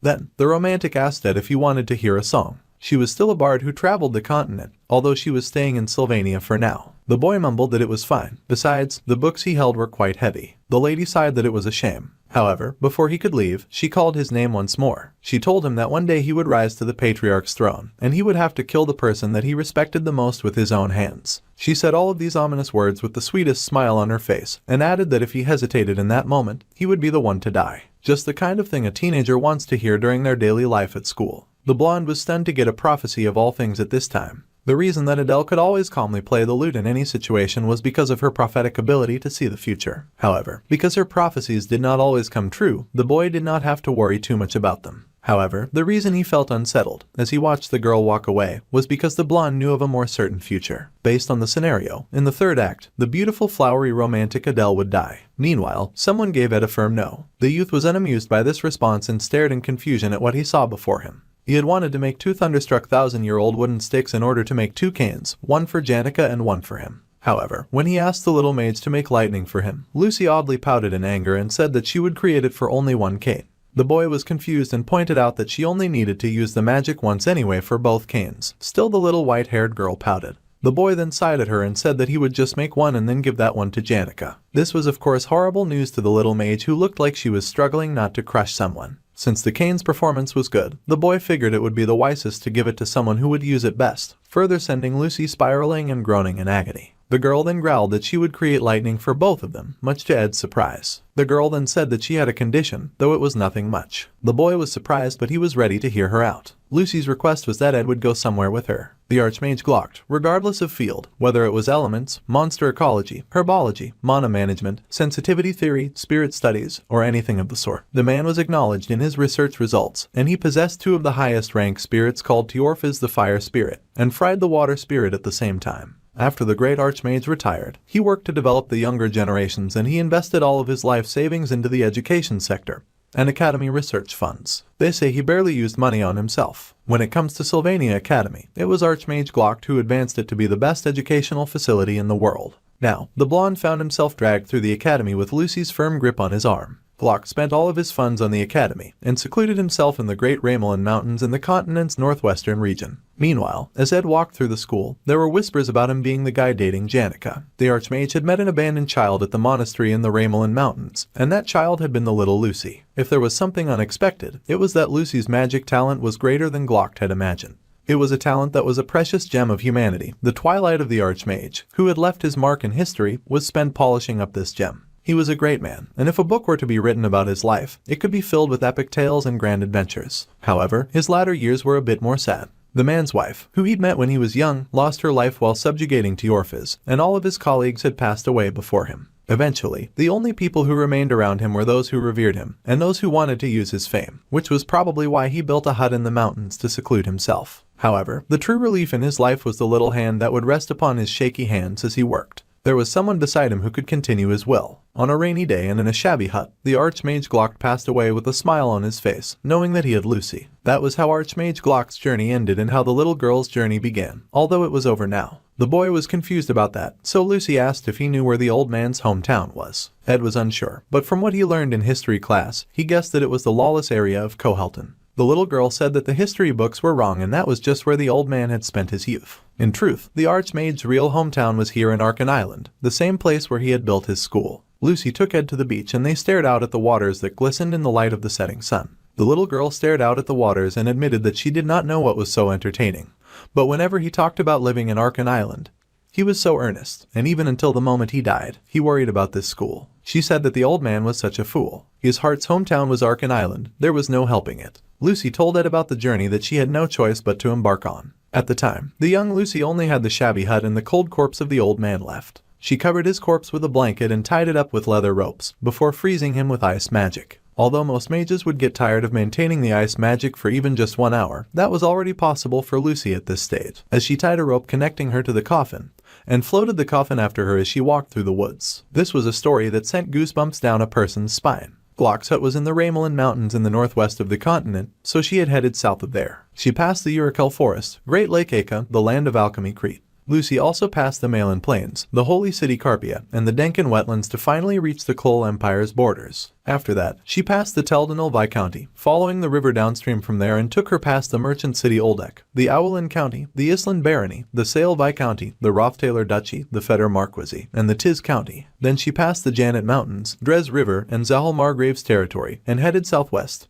passing by Cranpel Forest. After opening a world map, you'd have to draw a straight line with a quill for some time before you could reach Mexis Bridge that connects to Arkan Island. That journey she set forth on while using magic to maintain her master's corpse, and even using it to move her own body, had taken her 3 months, and she had gotten a bit lost. It took the little mage a week to just find that. The boy was speechless as he stared forward. She was pointing to something that looked rather dark and shadowy. According to that old man's records, this was the place where the Archmage and the great sage taught each other and trained. This was where her journey ended. Before them was a makeshift grave with a long staff stuck out of it, with many flowers decorating the grave marker. Near the grave was a small collection of books, including the introduction to a spectral magic written, of course, by Glock Elderveen. The boy was surprised to see the book. Glock's travelogue of southern views, which included his thoughts of magic within the southern continent, sold for 7,000 golden coins. That was more money than the main character had ever had since coming to that world. That was not even one of history's greatest books. His posthumous book, which included his analysis of a spectral magic, must have a worth that Ed could not even calculate.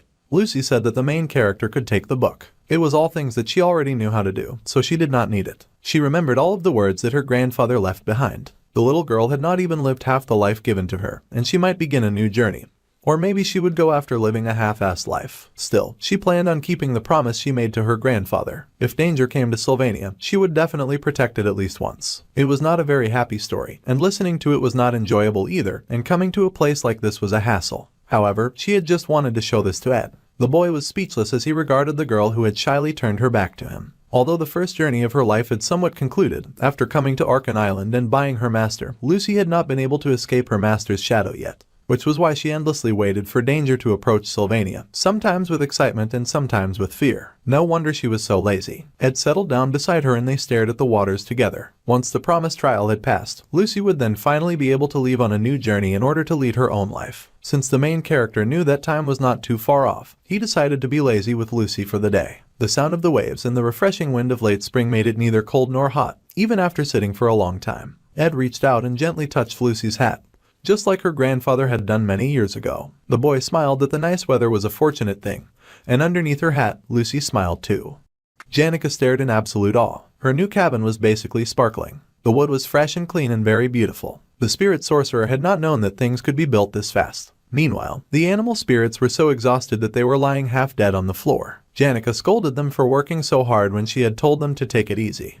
The poor fire spirit mug tried to explain that Tarkin would in no way accept the work taking longer, but then he just gave up and mumbled about how he could ascend now. The exhausted fire spirit wished Janica to have a happy camp life, and he said that would be enough for them. That was all that the poor overworked spirits needed. They then proceeded to really ascend right before their eyes, and the girl happily waved as they wished away, thanking them for their help.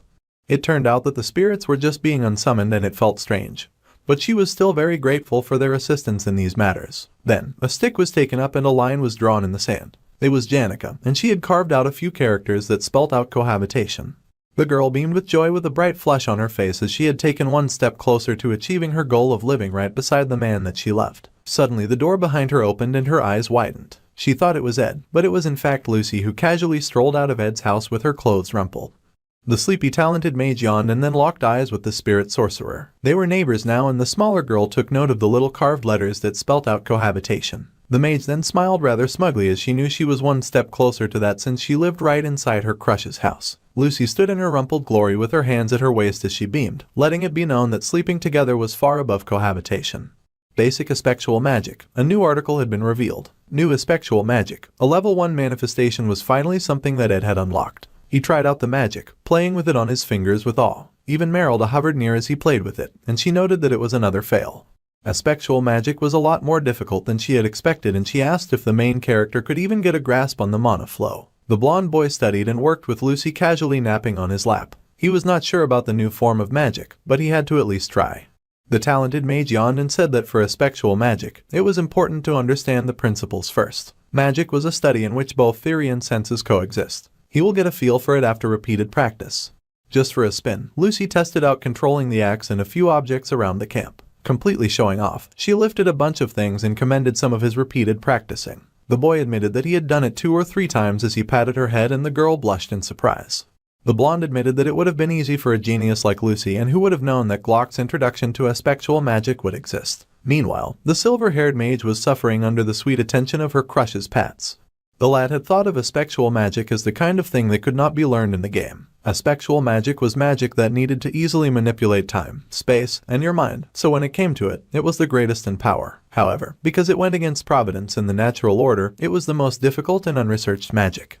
Apart from the danger, it was hard to understand. Lucy had learned it using her intuition, so it would be difficult for her to teach. She had tried a few times and used it as easily as breathing. It would have been great if he had Professor Glass, since the mage had been an actual experienced teacher who was versed in aspectual magic. Yeah, if the professor was still alive, then he would have been a great teacher, and the blonde sighed in regret. Suddenly, someone noted that there was yet another woman. Ed looked up in surprise as the newcomer said that even if the blonde had large aspirations as a man, who knew what kind of hell he would really face at this rate? It was Ziggs, and the wolf boy was so shocked that he had dropped his present to the floor. The boy had noticed Merylda and had dismissed her immediately with a drab look on his face. The forest spirit wept as she was having so much fun reading. The wolf boy apologized then for jumping to conclusions. He had not realized that the other woman was the spirit from last time. Then the blonde asked why Ziggs had visited. The boy had brought the old magic books that had asked for that needed to be scrapped. The main character asked the wolf boy to pass on his thanks to Elka. He needed to start from the basics, so borrowing them each would be annoying. It must have been heavy, so the blonde thanked the boy once more. Ed was just thinking that he ought to do something to thank Ziggs, but the wolf boy insisted that it was fine. However, if the blonde really insisted, then he could help the wolf boy out with doing some student council work. The wolf boy was flattered, but because of the previous incident with Tanya, the student council president now trusted him a lot. She seemed to want to put other people she trusted near her. So, the boy was asking if the blonde would like to work as part of the student council. Ed wondered if it was okay to be so half-assed about its formation, and the wolf boy insisted that it was not half-assed. Since this was the first time in Sylvanian history that a first year had become the student council president, Tanya was planning on making the cabinet the best that it could be. The lady from the Kyril County in the 3rd year and 4th year top student Deke had already joined.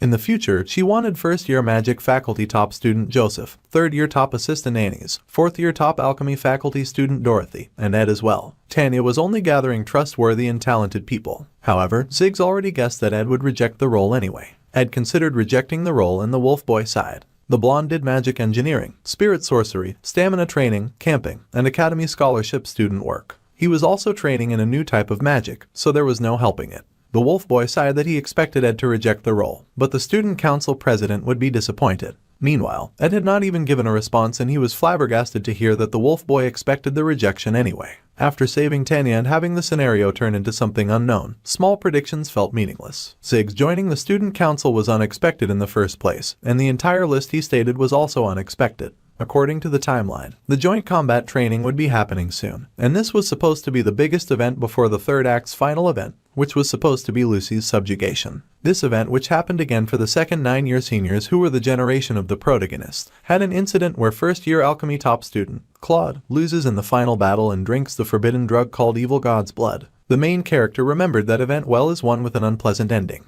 However, the scenario was now far out of Ed's hands. Whether it flowed as he knew it or flowed in a completely new direction, it was all unknown. Meanwhile, a cart with intricately designed wheels rolled on the road. It was in fact a mighty chariot. Unless mages spent all night casting weight lightning magic, this was a giant carriage that could never move. The might of the forces guarding him was like that of an army, so the holy city's citizens saw this grand approaching carriage and called it the Wheeled Palace. Due to the resources being used becoming a waste, this palace did not often go far from the holy imperial capital, and it had just 2 people sitting at the top. It was further than one of the men expected, and he laughed that it was a relief that they could see the Saintess situation coming all this way. The first man was the Archbishop Verdio, and the second person thanked Verdio for planning a visit to the nearby noble territories as it made the planning perfect. The bigger man with the fancy garments was the Holy Pope Eldine. The Pope smiled, feeling quite pleased that they would be at Sylvania soon. Since the Holy Pope would be visiting, there must be no problems with the preparations. There was so much to do and everyone was working to make sure that everything would be spick and span. Tanya worried that the Holy Pope Eldine, who ruled the Holy City Carpia, and the Archbishop Verdio,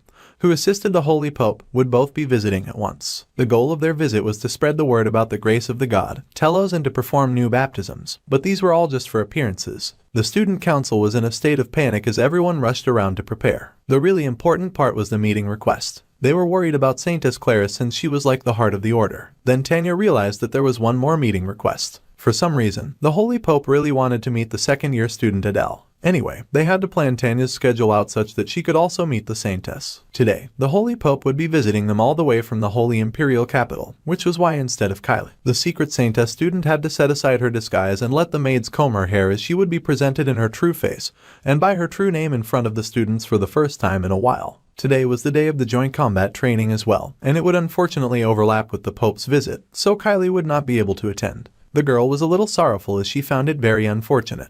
She had been looking forward to interacting with the other grades after all. The sulky girl did not want to return to the Holy Imperial Capital, and student life was like a dream, and she had not even been able to meet the person that she was supposed to meet yet. The girl who was in charge of the Holy Fire and always stared off into the open world, the wandering minstrel Adele. The little Saintess had taken many walks on paths where she would bump into second years, but because Adele was such a person who was in and out of places, it was hard to see her even in the school. The Saintess really wanted to hurry and meet her. The stories of the exam that she had with her friend, and the hut that she went to find in the dead of the night during a storm. The Saintess, who had only ever listened, wanted so badly to share these stories with her friend now that she finally had stories to tell. The silver-haired girl was solemn as she knew that she could not tell the Archbishop about all of this. She could not speak of how the top students of the school had stormed through the dorms and destroyed them. She could also not speak about a fallen noble getting swept up in a murder case. If Verdio, who had always emphasized a pure life, heard about these incidents, the poor old man would be horrified. The girl was sure that he would make her leave the academy at once. It was always hard to refuse the words of the Archbishop, and it was not because he was the master of the mind reading.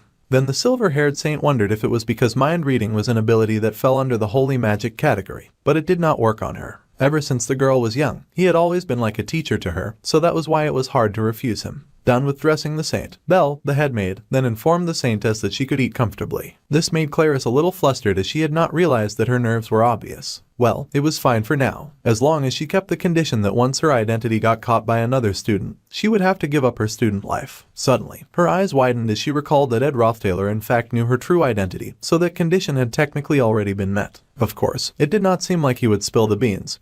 But what would she do if her snoopy grandpa Verdio happened to meet the young noble? The Saintess panicked at the thought of Verdio somehow finding out that the blonde noble knew of her true identity through mind reading. Meanwhile, Belle was casually asking if the silver-haired girl would like a cup of tea. The girl was trembling and dismissed the tea as her mind wandered to dark thoughts. However, she did have one request, and the Saintess asked the maid to help her prepare to go out. The maid pointed out that they did not have much time, but she did wonder where Clarice suddenly wanted to go in such a hurry. Then the pure maiden uttered the forbidden words, making it clear that she wanted to see Ed Roth Taylor, and that she thought that she would calm down if she met him. Clarice said this with the sweetest look on her face, adding that she needed to meet him right away, as quickly as possible, and the maid was stunned to hear this. Belle did not know why, but as she thought of the boy's track record in making ladies turn into blushing and crying messes, the last thing she wanted was for Ed and the Saintess to meet. Meanwhile, the joint combat training match list was out for the students, and they all gathered around in awe to figure out who they had been matched to fight against. Janica sighed that she did not have any challengers for the joint combat training, and Ed asked if she had anyone that she would want to challenge. In truth, the spirit sorcerer thought that sounded a little arrogant. The joint combat training had begun like last year's. It was an exam where students fight each other and have the results reflected in their grades. The fact that lower grades fought with higher grades was also the same, and the only thing that had really changed from last year was the rule that a person could not challenge an opponent through a duel request. According to the current scenario, there were no first years in class at that moment. As a result, they were eager to somehow win against the second year. Since there were many strong characters in the protagonist's year, the first year and the second year matches would be worth watching. However, not many are interested in the third and fourth year matches, so the third and fourth years were busy lounging around and trying to figure out what to eat for dinner. Ed had some leftover meat that he had bought from Lortell in restaurant, so he wondered if they should just add some salt and cook that. Among the third years that Janica and he belonged to, there were not many strong people. Last year, other than Janica beating Lortell, there had been no other who had been able to defeat their junior. So, the fourth year should be able to challenge anyone and easily win. On the other hand, those that were strong often ended up not receiving any challenges. The spirit sorcerer was happily doting on her man, pointing out that he kept reading the book that Lucy had given him. Ed mumbled that it was an important book and he thought that he would only be reading this for now. Seeing how the blonde noble was not receiving any challenges, he wondered if he was also considered strong now. Although there was a way to challenge someone first, given Janica's personality, that would be asking for too much. The pink-haired spirit sorcerer pouted while the blonde noble reasoned that he needed to stay low. Just then, a guard yelled out for the students to make way and a carriage moved through the school carrying the Saintess. Ed was surprised to see the Saintess carriage approach, and he recalled that he needed to take note of just how much the scenario had changed. First of all, it was strange for Clarice to move around at this time. After all, the Saintess preferred to keep her appearances to a minimum and only before a select few. The girl would not be participating in the joint combat training because it overlapped with the Holy Pope's visit, and the boy wondered if the Pope's visit had somehow gotten delayed. The Mick was busy pondering what variable had been big enough to change the Pope's arrival, and he wondered what could have changed. That is also when the boy suddenly noticed that the Saintess was in fact making a beeline for their table. The pure maiden that sparkled like the sun smiled and said that she had planned to send a letter, but she wanted to hurry and meet him, so she had decided to just come. Then she smiled like a bright angel and greeted Ed by name. The Saintess spoke quickly, saying that she could not stay long,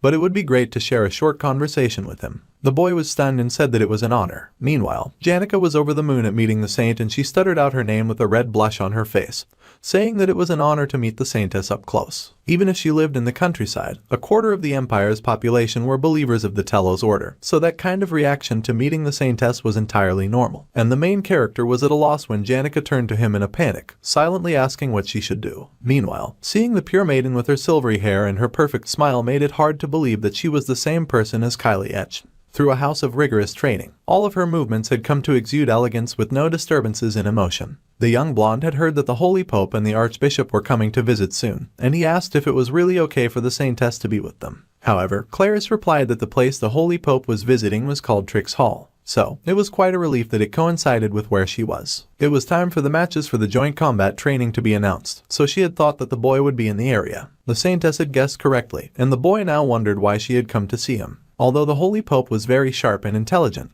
the Archbishop video was also quite intelligent. It made her wonder if he was the kind to be able to read minds or something. The Saintess was being rather on the nose when it came to protecting her secret. She emphasized that the way the Archbishop seemed to be able to see exactly what a person was thinking was so fascinating, and it must be a type of holy magic even. The number of hints that she was dropping were atrocious, and she mentioned that there were rumors that the Archbishop somehow had the ability to see everyone's thoughts. Ed was rather stupefied at this blatant and nearly shameless attempt to tell him about Verito's mind-reading powers. It took him a moment, but he finally put the pieces together and his eyes widened in realization. The Saintess had come all this way to have this unnatural conversation to warn him of the Archbishop's odd and very unique ability to read thoughts. The saint was worried that he would somehow find out that the boy was aware of her identity. That capable Archbishop was indeed very incredible, and the blonde admitted that there was no way that such a man would ever meet with someone like him when he had such a lowly fallen status. The Saintess was surprised to hear this, and Ed admitted that he would be busy partaking in the joint combat training, so he would probably never meet this capable man. Clarice was beyond thrilled to hear this, and she found herself relaxing in relief that the one who knew her secret would never meet the Archbishop. Suddenly, Janica spoke up, nervously playing with her pigtails, and she asked if the Saintess had really come all this way just to see her man. The Saintess was a little surprised by the question, and her oblivious behind agreed that this was exactly why she had come. The spirit sorcerer could not stand that while the Saintess had been nervous about seeing the Holy Pope, she had brought a carriage all the way here just to see Ed. The spirit sorcerer had started looking rather dangerous, so Clarice nervously tried to explain that she was a human too, so it was natural that she would get nervous as well. In the Saintess' attempt to explain why she had come to see the fallen noble, she stumbled and stuttered and stopped making any sense with any of her sentences. Finally, with shaky hands, she just admitted that she had been a little nervous, and she blushed that she had just wanted to see him. She guessed that made sense. Suddenly the Saintess leapt to her feet and ran away, saying that she could not spend too much time with them when the Holy Pope would be arriving soon. So, she just took off as the guards called out after her in concern. Everyone watched as the Saintess suddenly leapt into her carriage, and the carriage zoomed off with immense speed, gone as quickly as it had come. Then everyone suddenly turned their questioning gaze on Ed, evaporating every chance that he had to not stand out. The boy groaned as he was now having a massive headache. Whether the girl came to him as Clarice or Kylie, she was still very hard to spend time with. Meanwhile, the joint training match had begun, and many students cheered as two people stepped into the ring. There was talk of how Ed had not sent any challenge requests either, but there were rumors about how the third year was pretty strong among some of the new students. Of course, they guessed that the blonde was just considered strong among those third-year weaklings. The blonde looked in great despair as he regarded his opponent's shining and dangerous weapon, a large battle axe. His opponent grinned, telling the lad to prepare himself. For the first and second year matches, there was a rule that they could not use mid-rank magic or sharpened blades. However, it was completely different for the upper grades. The giant of a student laughed like a pirate from the Grand Lion and said that he would make it clear before the match. The fourth-year combat student, and the rank 2 student in his faculty, was called Kordek, and he was a man who never let his guard down against his juniors. Kordek made it known that he was Kordek Valadirk. Some of the students were alarmed. They knew that people could not use sharpened weapons because they had the ability to kill, but a blunt weapon could cause so much serious damage. Lots of people were terrified at the very thought of having to go against the fourth-year combat student. So, the announcer made it known that the third-year Ed Roth Taylor would now be battling the fourth-year Kordek Valadirk, and the crowd went wild with cheers and excitement. The battle was given the leave to begin, and Kordek leapt, immediately swinging his giant axe with a wicked glint in his eyes. The combat student laughed wickedly, saying that his body was just heating up. He would never go easy just because it's a mock duel, and he laughed, saying that if the blonde had started to feel the fear coursing through his body, then it was still not too late. However, the blonde just scoffed in major annoyance, and he raised his hand, blasting fire magic. The scorch hit the axe attack, blocking the axe from making contact with the third-year student. The main character used the mid-rank magic, particle explosion, and the fourth-year squealed as he took a face full of ire. The fourth-year coughed inside the cloud of smoke, wincing in pain as he wondered what kind of mage would react with that much speed. The fourth-year grit his teeth in pain as he considers the third year. Until last year, there had been nothing much, but now he sees his opponent summoning both fire and water spirits while he is still down. Kordek could not believe what he was facing, and he wondered just where a monster like Ed had even come from. The explosion of both fire and water was immense, nearly covering the whole stage as the combat fourth year was bombarded with attacks. The watching students gulped in awe and intimidation. It had taken about 5 seconds for the fallen blonde noble to thoroughly deal with the laughing and boasting fourth-year combat student.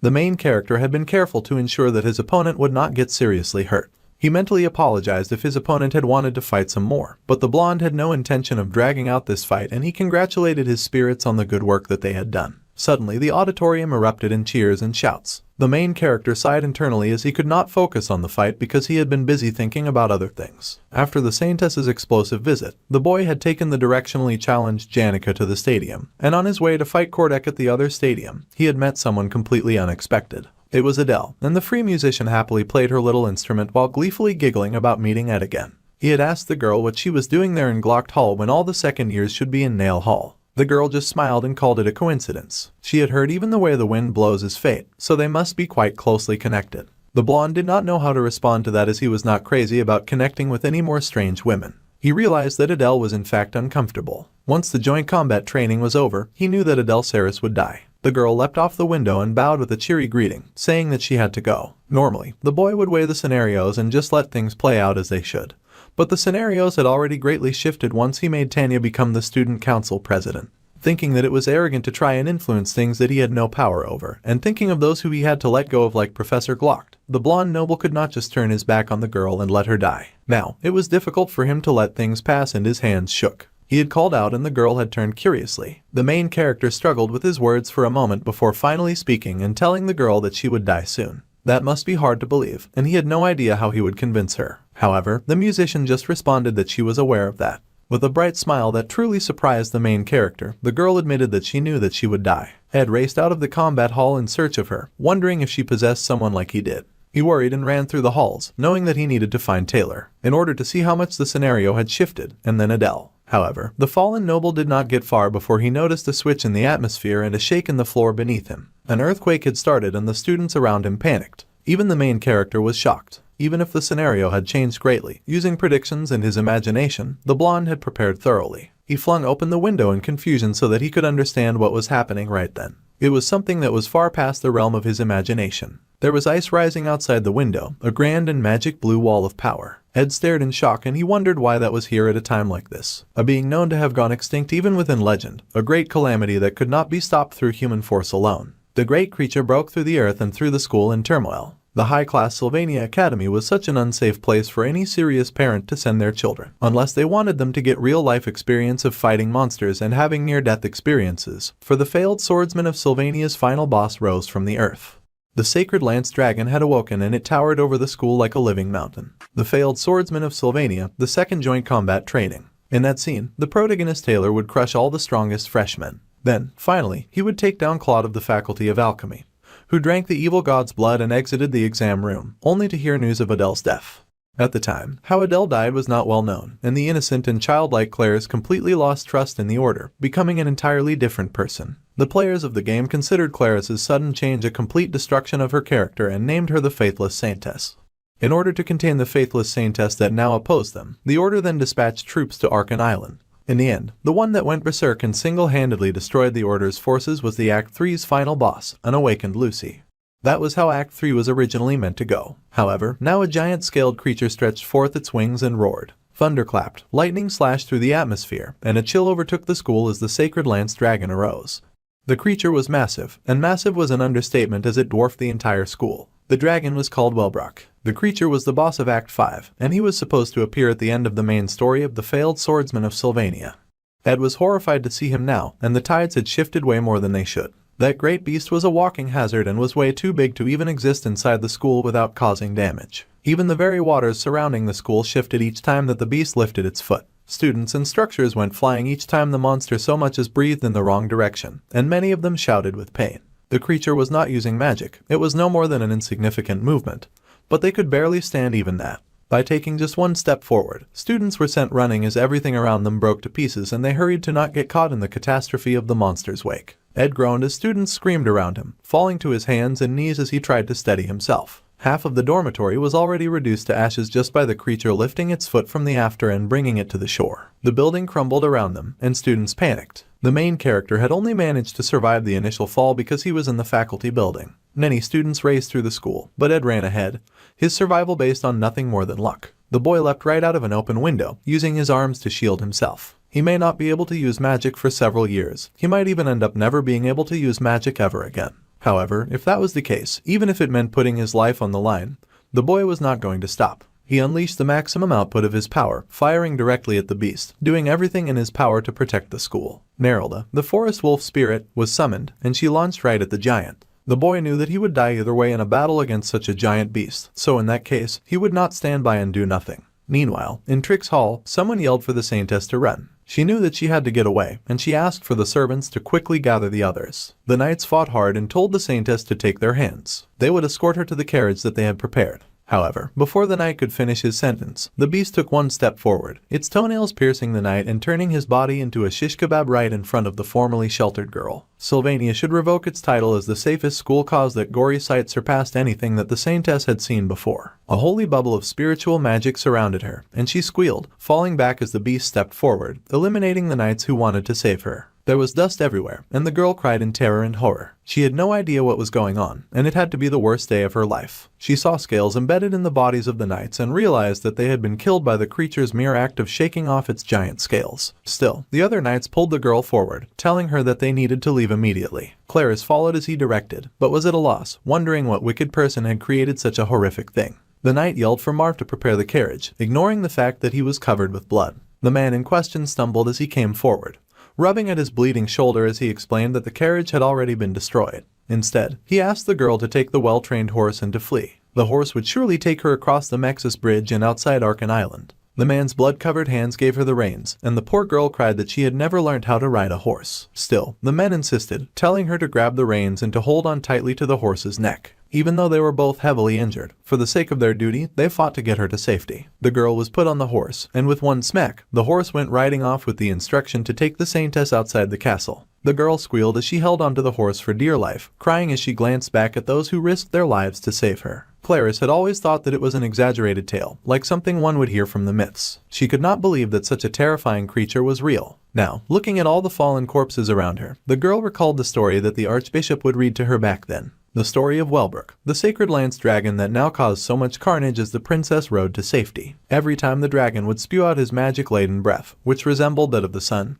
everything beneath him would cease to exist. Above her, the dragon charged up its lightning that sparkled with the dangerous blue lightning flame, electrifying and lighting up everything it touched, and then releasing it to the people who suffered below. The Saintess cried out as the lightning fell, but someone suddenly activated the large-scale magic nullification barrier. This intense magic barrier collided with the dragon's electric fire. The Saintess stares up at the beautiful barrier in amazement, shocked to find herself unharmed. The barrier had been cast over the school, and the girl could look up now at the one who cast it with awe. That was the great Principal Offles, finally defending his school, and the man cursed that even high-rank magic could only deflect its breath. Even the principal recognized that the sacred lance dragon had awoken much too early, but the dragon did not seem to care about its sleep schedule and it lashed out anyway, its large claw fighting against the barrier that Obel had set up. The man growled, saying that the beast was not even going to give him the time to imprison it. It seemed the dragon knew it was about to get sent back to jail, and it wanted no part in that. The chains of providence were then activated using the highest ranked telekinesis magic. These purple chains wrapped around the giant blue lizard.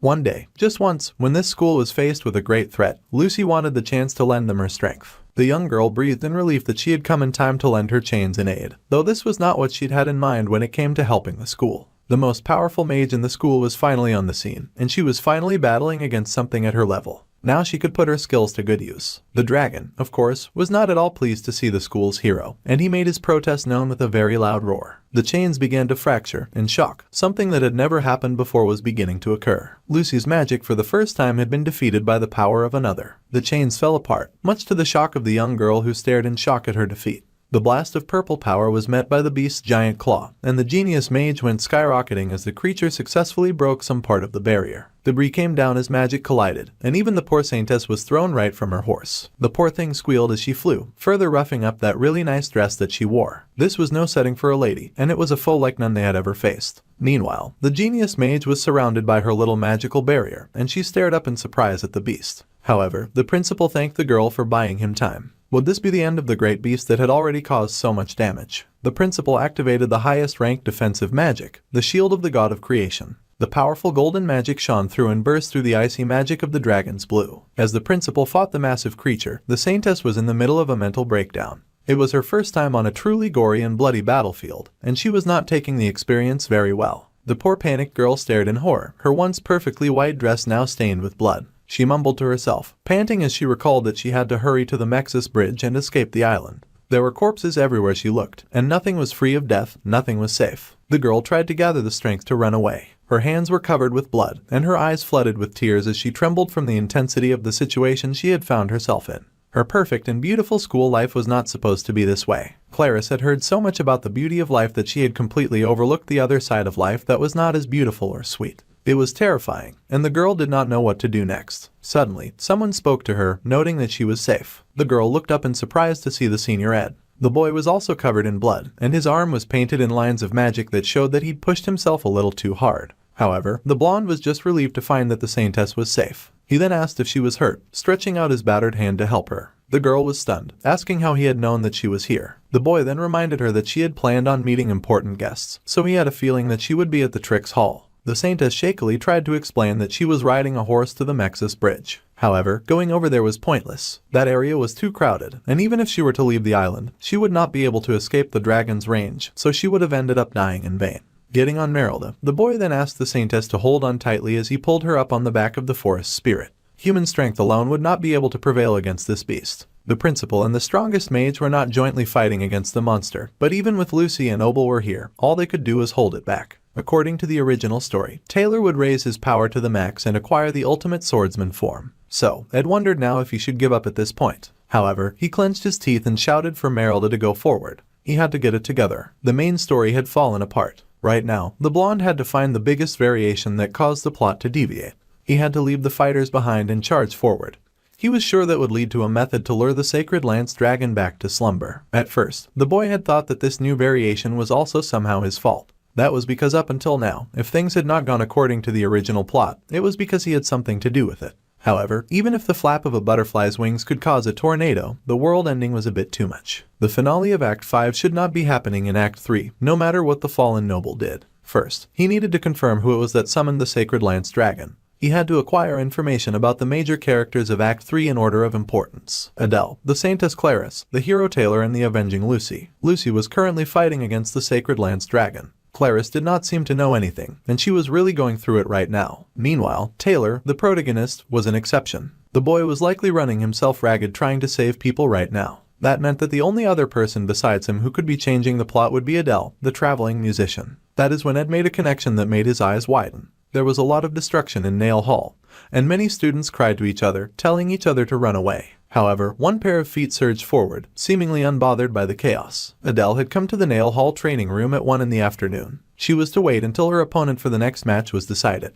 The girl had received that note from her challenger, Clarice. However, the combat training had been cancelled due to a sudden change in the Saintess plans. The musician thought it was a shame that they could not meet. However, the musician smiled that fate would have them meet one day. Darkly, she added that it had always been that way. The game's final boss, Wellbrock, suddenly awoke in the middle of Act 3. Fighting against that ferocious beast was impossible, and instead, there was a possibility of sealing him away if Ed could somehow find the reason for his awakening. Taking a look at the prominent characters of Act 3, it could not be Lucy or Taylor causing the shift in narration. It also was not Clarice. The only real difference in the story could be caused by Adele, the traveling musician of love, who was supposed to die in the current arc. Her attitude had been rather calm, even though she knew of her upcoming death. If our blonde MC was able to find her, he was sure that the truth would then be revealed. For now, he needed to take the poor traumatized Saintess to a safe place and to hurry and find Adele. However, the boy did not have much time, and he hurried away quickly on the mighty Wind Wolf. They had finally arrived at a safe place, and that is where he quickly deposited the Saintess, as the magical barrier protecting the Offles Hall was still active. It was best for the young Saintess to stay there and to wait a while. Suddenly, the blonde realized that the barrier was indeed active, but the first attack stage was a bombardment of Wellbrock's scales and the barrier had failed to block that.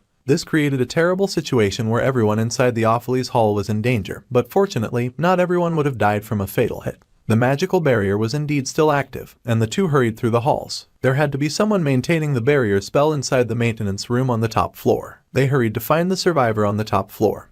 And the young student was horrified to find the pierced form of Miss Bell, the head maid and manager of Offles Hall. The Saintess wanted to hurry to use holy magic and save the injured maiden.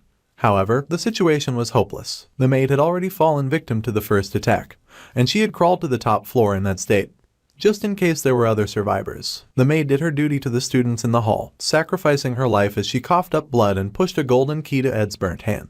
In this moment, the injured maid would likely say something about simply doing what she had to do. A small tear slid down the maiden's eyes, and the Saintess sobbed in pain and horror, wondering how such a thing could happen. The ever-diligent and trustworthy Belle closed her eyes, and the main character's eyes darkened. Clarice was in denial. She could not accept that the head maid would not be all right, and the boy gritted his teeth, grabbing the girl and pulling her along. Belle was the first time that Ed had failed to save someone. They had to do what they had to do. First, since there was high-level magic active in her room, as long as it was not directly attacked, it should be safe. The Saintess had to keep a strong heart, and he would go out to figure out how to solve the situation. Clarice panicked, saying that it was too dangerous outside. However, he yelled at the sheltered girl to look out of the window. If they left things like this, then things would only get worse for everyone else. The boy's eyes then widened as he did indeed look outside the window, and he saw before him a marvelous sight. Aspectual magic was being used, formed in a beautiful bright blue. It was no normal aspectual magic circle either. The boy immediately raced to the shelves and started tossing books, surprising the Saintess, who was still trying to keep up with everything happening around her. The boy was sure that what he searched for would be in this room, and he read through all the titles of the books as he tossed them aside. Finally, he found Glock's Introduction to Aspectual Magic. The sacred lance dragon was suddenly resurrected, Adele disappeared, and Clarice knew nothing. The situation required a lot of deep and critical thinking. Finally, the aspectual magic circle had materialized in the skies above. This was neither Obel nor Lucy's method, and it was a method of application that the boy had never seen before. The great dragon prepared to shoot yet another massive fireball from its giant throat. The fire descended, fortunately blocked by the barrier that the principal and the powerful mage prodigy were maintaining. The principal struggled against the great beast, knowing that he would be unable to block it all, and he panicked to see the fireball shooting off in the wrong direction. Finally, Ed understood the situation. It had all been twisted from the beginning. This was not part of the original story. The Saintess asked her senior if he had figured something out, when suddenly Offles Hall was bathed in a bright blue light. The fireball was coming down, and they saw it sparkling and glowing bright outside the window. What a beautiful sight to witness as the end drew near. Clarice cried as the light approached, her hands raised to protect herself. The light was blinding, washing over the two shocked students, heat coming down on them in waves and burning pulses, and the destruction that it caused was legendary. The Offles Hall that had barely managed to survive was consumed in heavy silvery blue flames, and the sound of the explosion making contact with the building was both beautiful and deafening.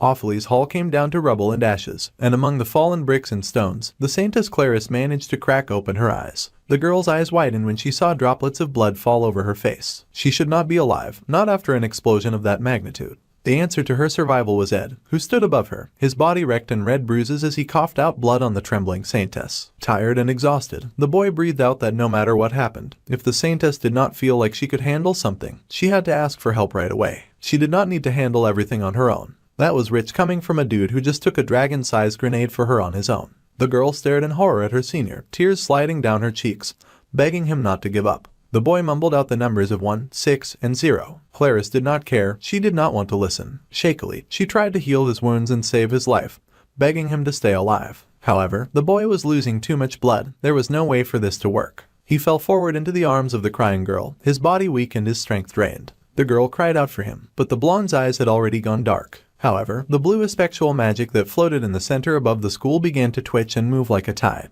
The magical field around it expanded and grew to a great dynamic height, and the Saintess cried as she held the boy in her arms. She did not understand why so many people had lost their lives just to protect her. Even her precious senior had sacrificed to keep her safe. She begged him not to die, holding his body in his arms and praying for him to survive. The girl cried and apologized, wishing that she had been more, that she could have done something significant to help. There was a moment of dark depression, when suddenly the Saintess' eyes snapped open. The girl sat there with her eyes red from tears, and she stared in wonder and shock. She was seated once more at the tea party with Ed, with her guards keeping the people from getting close to her. It was mere minutes before the disaster struck the school. The students mumbled just like they had done in the past, asking why the Saintess had come. Clarice was speechless, wondering what was going on. Janica was busy blushing about the Saintess, just like before, and Ed was also clueless, asking what the Saintess had come to speak about. The girl suddenly leapt across the table in a very not saint-like manner, and she grabbed the boy by the shirt in shock, staring at him as she fought back tears. She even tore open his shirt. The girl was not here to play. The boy was horrified, though. Sure enough, as she stared at his naked abs, she saw that his body was not harmed and he did not have any of the injuries that she had expected to find.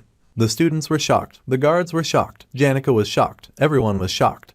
And Clarice was busy being shocked for a completely different reason. The spirit sorcerer immediately protested the Saintess' rough handling of her crush right in front of her, especially in broad daylight. However, the beautiful girl with long silver hair suddenly leapt back with an unreadable expression on her face. The girl took shaky deep breaths, and she wondered if everything that had happened had just been a dream. A terrible nightmare or a premonition. It had felt so real, and tears gathered in her eyes as she recalled holding her senior's dead body and watching the light die from his eyes. She had seen Belle die, and she had experienced that fear like it had been real. She could even see the marks of Ed's bloody hands on her skin. Tears gathered and Clarice shook as she realized that she had come back to the past. That morning, Clarice remembered that she had briefly conversed with Senior Ed in order to prevent him from meeting Vertio, the mind reader. It all played out like a movie that she had watched before. She had then gone to the Trix Hall, and while she had been waiting for the Pope, sipping tea and looking pretty, a huge rumble had echoed through the school, shaking the very foundation. The dragon spread its wings, roaring out in the night with a great cry. The girl had stared in horror at this majestic beast, and she realized that she was going to die. Spikes rained down, debris of the building piercing through the men that guarded her and bringing death all around her. She remembered her knights falling and the floor getting painted red. Everyone had fallen one by one in order to save her. Even the boy Ed had fallen into her arms. Now she was back at the beginning, knowing that everyone was fated to die. At this rate, everyone would truly die.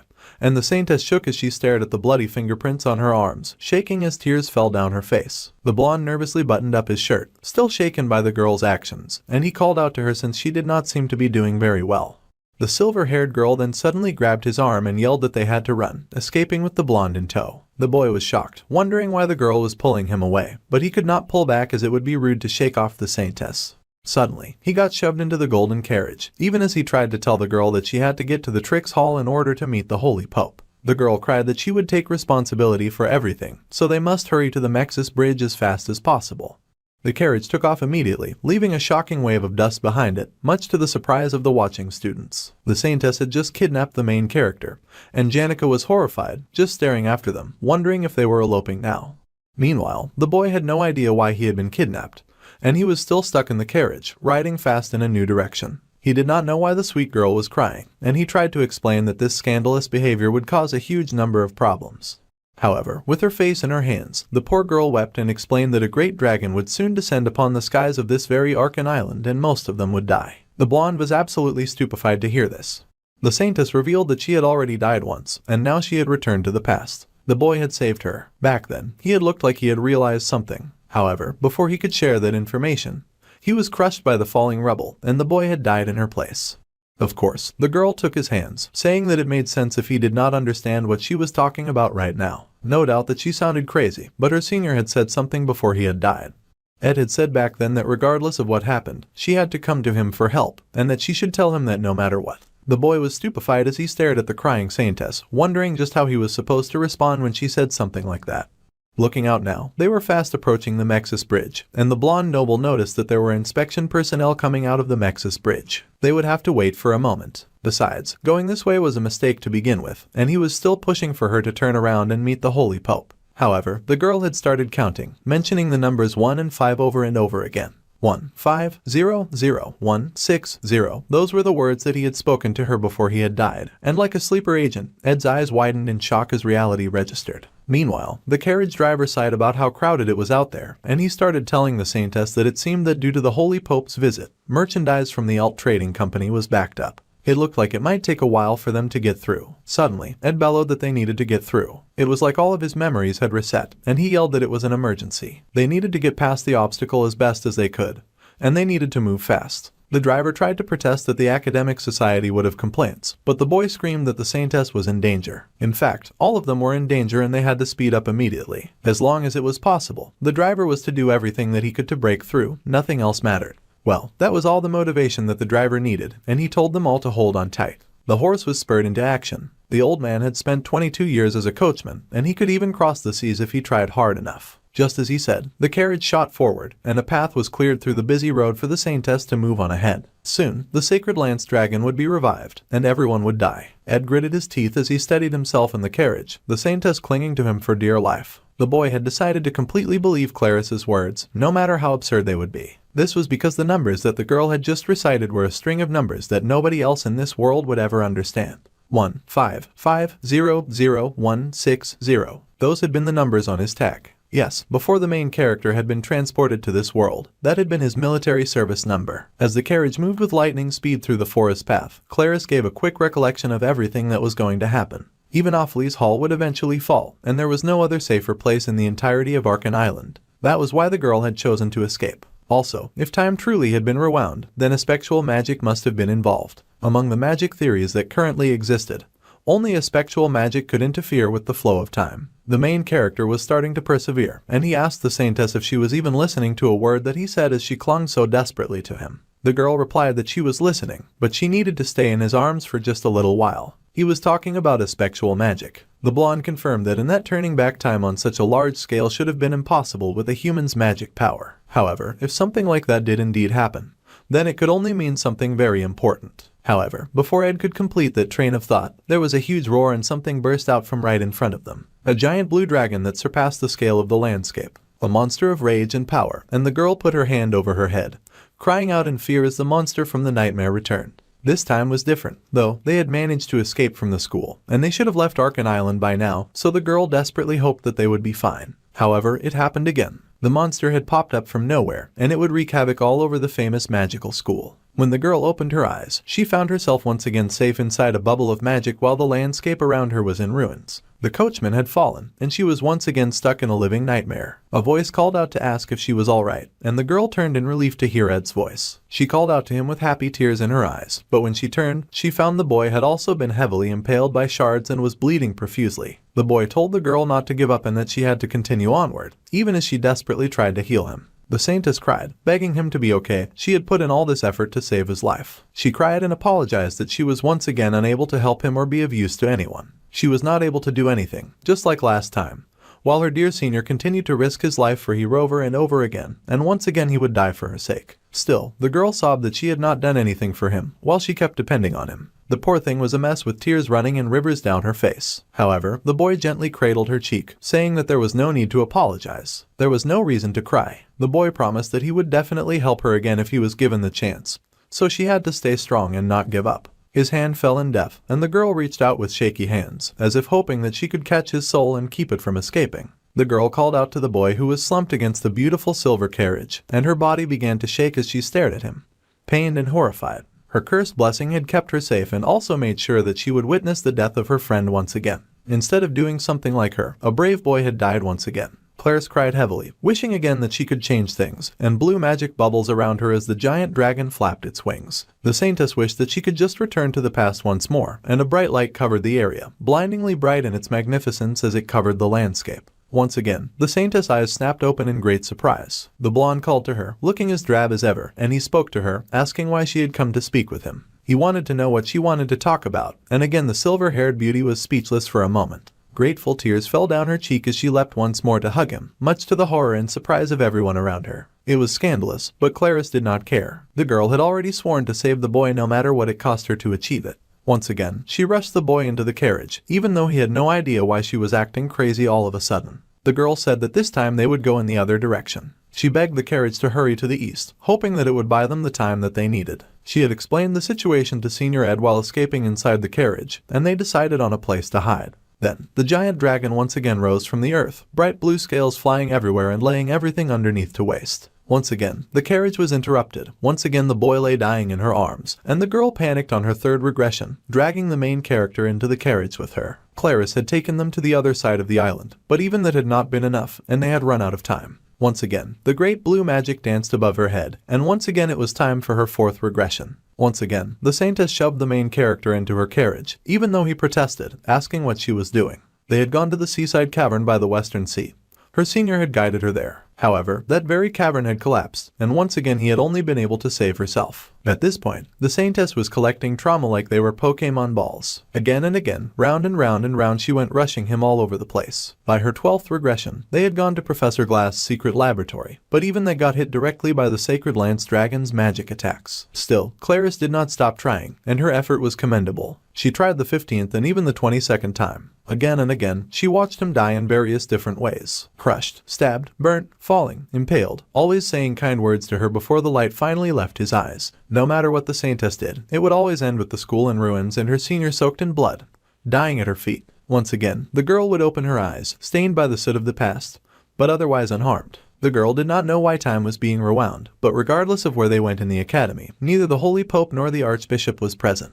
Above all, wherever they ran to, Ed Roth Taylor would always somehow die. The main character looked at the crying girl with concern in his eyes. They had repeated this day dozens of times, but the boy would always save her and die in her place. She had seen it happen over and over again, and Clarice was tired of it. She recited the numbers as usual, but did not know what she was supposed to do now. Once again, they were at the Mexus Bridge, waiting for the inspection officials, and the girl accepted her fate. She was sure that her senior would yell out the window for the carriage to speed up. However, the blonde instead called for the carriage to stop. The boy got off, and he also told the Saintess to come down. He did not know how many times she had tried to stop this disaster. However, he did know one thing. She needed to rest. The beautiful Saintess did not understand why the main character had stopped the carriage in such a dire situation, as this was her first time experiencing this. However, the boy smiled and said that he knew a couple of people worth asking for help from. Something had changed, and it was time to stop doing this on their own. The beautiful Saintess was shocked at this new change in attitude.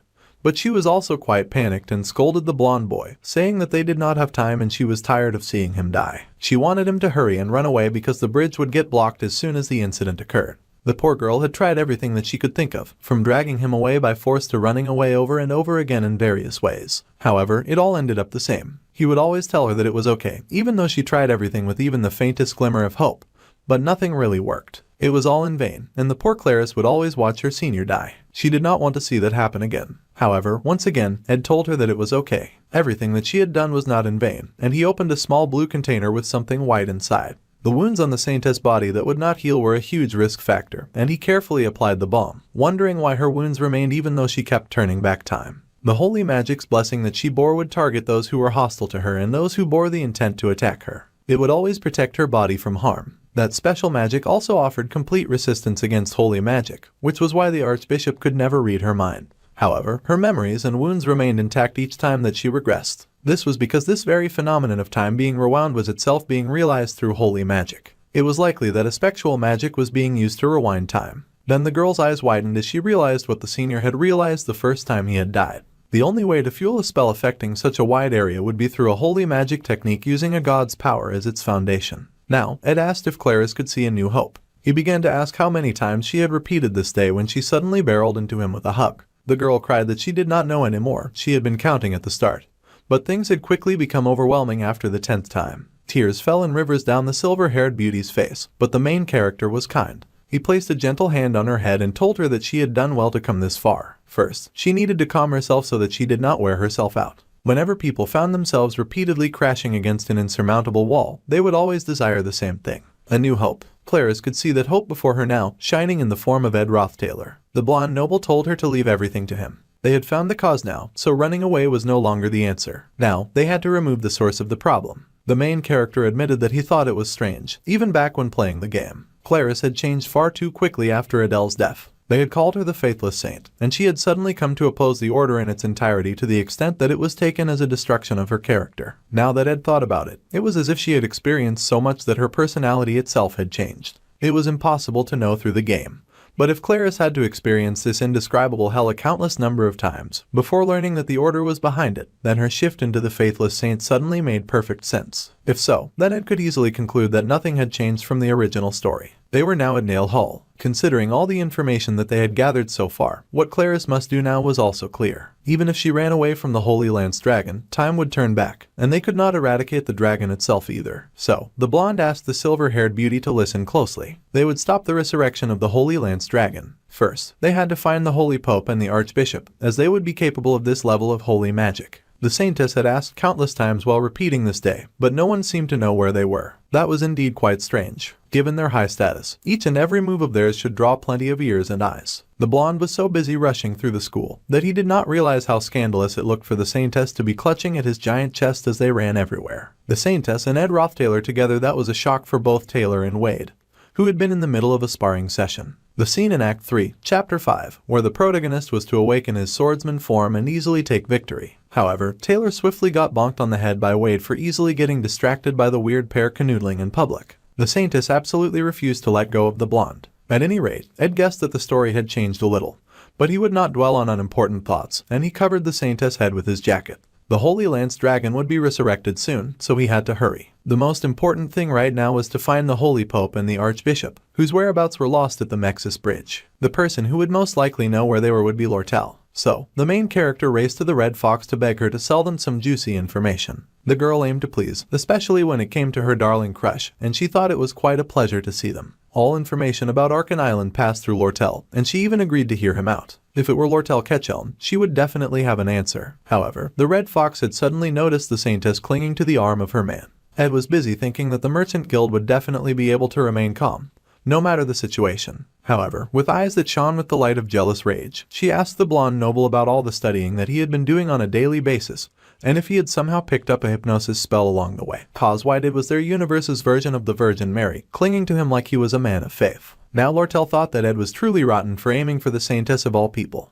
He quickly cleared up the air in the conversation, saying that he needed to find someone at that moment. See, Ed needed to find them before the joint combat training at the latest. He would pay however much money that the merchant required for the information. The merchant was absolutely speechless and stupefied. She almost looked offended that he was willing to do anything to help that girl on his arm and wanted to know what was going on. Later, near the Mexis Bridge, at the carriage depot, Lortell, the acting company leader, was contacted. As she ordered, her worker had gathered all the witness information from near the Mexis bridge, and now the redhead wanted to discuss the price. She even planned on charging a bit extra that day. First off, the boy had said that this was an emergency, so she had withdrawn from her last spar and accompanied him. She could understand him, since this is just how he was. However, seeing how the Saintess had changed so suddenly, to the point of nearly crying from separation anxiety just because he could not see him, Lortell failed to understand what exactly was going on. The redhead was waiting for her last spar, and it had taken quite a while for them to get to her. The joint combat training would be coming to an end soon, and the redhead asked what that was about. The main character admired the foxy merchant's ability to maintain a calm demeanor no matter the situation, and she excelled in making rational judgments and acting according to them. The lady was surprised and asked why the blonde was saying all of this all of a sudden. The main character figured that the foxy girl shone the most in emergency situations, so no matter what happened, he wanted her to stay calm and to believe in what he had to say. The redhead now recalled that the blonde had said that they were out of time, and the Saintess remained inside the carriage. They were out of time, which was why it was so important for Ed to say this now. The eyes of the foxy merchant widened, and the ground began to shake. The carriage shook and the horses were startled, screaming as the ground began to slip away beneath the people's feet. There was a large explosion like never before, and from the ground, a great blue dragon rose. People screamed as they were impaled with flying scales, crying out as they fell left and right. The main character wrapped his arms around the red-headed girl as the chaos resounded around them. The girl's eyes widened in shock and horror. The great lance dragon was forever an amazing sight, a wing that spanned even greater than the tallest building in the academy and a presence that shook the very earth as it pulled itself from the ground. Magic scales flung from the body and lightning sparked the sky in multiple colors of blues and purples. The great dragon was huge, powerful, terrifying, and very, very ugly, towering over the school like a living and breathing natural disaster. Just its existence uprooted the foundation of the academy, and many buildings collapsed like a pack of cards. The redhead winced, wondering what on earth was going on. Her eyes cracked open, and she saw her crush stained with blood, protecting her body with hers. Her eyes flooded with tears, horrified to see her crush suffering so much. But he just stared at her with determination in his eyes and asked how much she would charge for the information that he wanted. The girl was speechless. There was a scale embedded in his back, and there was a moment where she tried to catch her breath as water ran down her cheeks. Then, the redhead merchant could not help but smile. Compared to her life, it looked like she would have to pay him back instead, since he had risked so much to keep her alive. Ed said that he did not need anything as he took the information from her. It was a rather lucrative deal. According to the 13 witness testimonies, the Holy Pope and the Archbishop had used a concealment rune and went down isolated roads while accompanied by troops. Their destination had been the academic cathedral within the faculty building, and Ed studied the note with a serious expression on his face. He glanced at the carriages and was not so surprised when a hand burst through the metal, punching the door right off. Clarice called out for him and rushed right at him, crying and sobbing for him not to die. She panicked because he was bleeding and she was being so shameless that even Lortell had to avert her eyes for a moment. Then, the redhead scolded the panicked Saintess, saying that they had to move immediately. It looked like at least one horse was still barely capable of moving. It was greatly wounded, but it would reach the faculty building with a stroke of luck. They had to hurry, so they quickly hopped onto the horse. Ed grabbed the reins, but the redhead noted that even with a saddle, carrying 2 people would be tough for the horse. Ed and the Saintess had to go, so the foxy merchant had to be left behind. She looked very conflicted, and the blonde tried to explain the situation. But Lortell just pushed the Saintess on the horse. The redhead was sure that her crush must have a reason, and she smiled, saying that she would believe in him. The boy thanked her, promising to repay her debt later. However, she would no longer wait for later, and the foxy merchant leapt to collect her debt in the form of a kiss. The Saintess was shocked to see them canoodling right in front of her, and then she flinched when she noticed the merchant was giving her eyes of threat and death. It seemed that their second kiss was initiated by her once again. Well, she did need to buy insurance after all. Ed wanted to say more to her, but the girl smacked the horse and sent them off. While they rode off, the redhead was sure to mention to Clarice that there was a proper order about things in the real world. If she continued to cling to a product that someone else had already claimed, then things would get quite messy. The redhead waved as they rode away, keeping up the appearance of confidence, before her arm slowly lowered. Around her were the bodies of the dead, and she reassured herself that she was not confusing things. The calamitous reign of the Holy Lance Dragon should have ended 300 years ago. So, the red-headed fox made herself put on a smile, even as the hooked fatal foot of the great dragon hovered over her head. With death approaching, Lortell reminded herself that he who laughed in the face of danger would find themselves the victor in the end. In this rewind, the monster had once again begun its attack, and Ed raced furiously ahead, saddled on the horse with the Saintess clinging tightly to his back as Lucy, and the principal tried to fight off the monster as always. The blonde noble reminded the Saintess to take to heart what he had told her. She was concerned and thought that there was no way that he was not scared. The lady was sure that the boy would surely want to run away as well. She had no idea how he was so steadfast as he raced ahead despite the havoc being wreaked around them. The horse screamed as it was hit by the falling debris, and the poor creature collapsed. Before they fell, the main character grabbed the Saintess, and the two leapt off the creature, hitting the ground with his back to protect the girl in his arms. The boy coughed and struggled for a moment, and the girl, as well, clung to him in fear. She gasped when she opened her eyes to see him bleeding, but the boy brushed it off, saying that he had been hurt far worse than this more than a few times before. The lady was amazed, wondering how he was so strong. More importantly, they had finally arrived at the Academy Cathedral, which just so happened to be exactly where they had been trying to go. Within the long history and grand scale of the Holy Imperial Capital, the cathedral members were revered as the greatest of holy sorcerers. The warriors were strong enough that, were they to be gathered together, even Lucy would have a hard time fending them off. Those warriors were also loyal to the point of always being prepared to lay down their lives for Telos. An honorable title held by only 8 people, and one of such warriors leapt from above and landed before them, his white cloak flapping at his back and spreading like pure white wings. The apostles of Telos were truly a formidable bunch. The Saintess stepped up and stuttered as she asked the apostle before her to kindly step away from the entrance in that instant. The apostles' only weakness was their religious devotion, and they would gladly give up their lives at the Saintess' word. However, the apostle before them apologized because he could not follow her order. He was following the commands of his holiday, the Holy Pope Eldine. The orders were simple, no one was to pass. This was for the sake of even the Saintess. However, Ed did not have the patience to listen to any of this nonsense while his friends were dying around him. Instantly, he pulled his blade, nearly blinding the apostle, but the apostle was no slouch, and he quickly deflected the attack. The boy yelled that they had to break through no matter what, but the apostle insisted that they could not pass. An impact-amplifying wave ball was tossed at the apostle, and then an explosion went off as the Saintess ran forward, safe inside her little golden bubble of protection. The apostle was blasted back and was then attacked by the main character's powerful wind blade. The apostle once again was able to deflect that attack, but his distraction had given room for the Saintess to get inside. Then, the Guardian turned to the main character, asking exactly who he was. The boy was clearly overexerting himself, and he had already lost a lot of blood. It would be best if Ed just gave up already, but suddenly the apostle's words were frozen. A vast aura of magic bubbled around Ed, flooding the area with an eerie blue light. The boy's hands curled into a fist before the apostle, and he growled that he was not finished yet. He charged up his magical arrow and prepared to shoot. The apostle responded by unlocking his own magic, charging his being with the holy body awakening magic. With his lance at the ready, the holy apostle was ready to strike, though he regretted that he might have to kill the boy before him.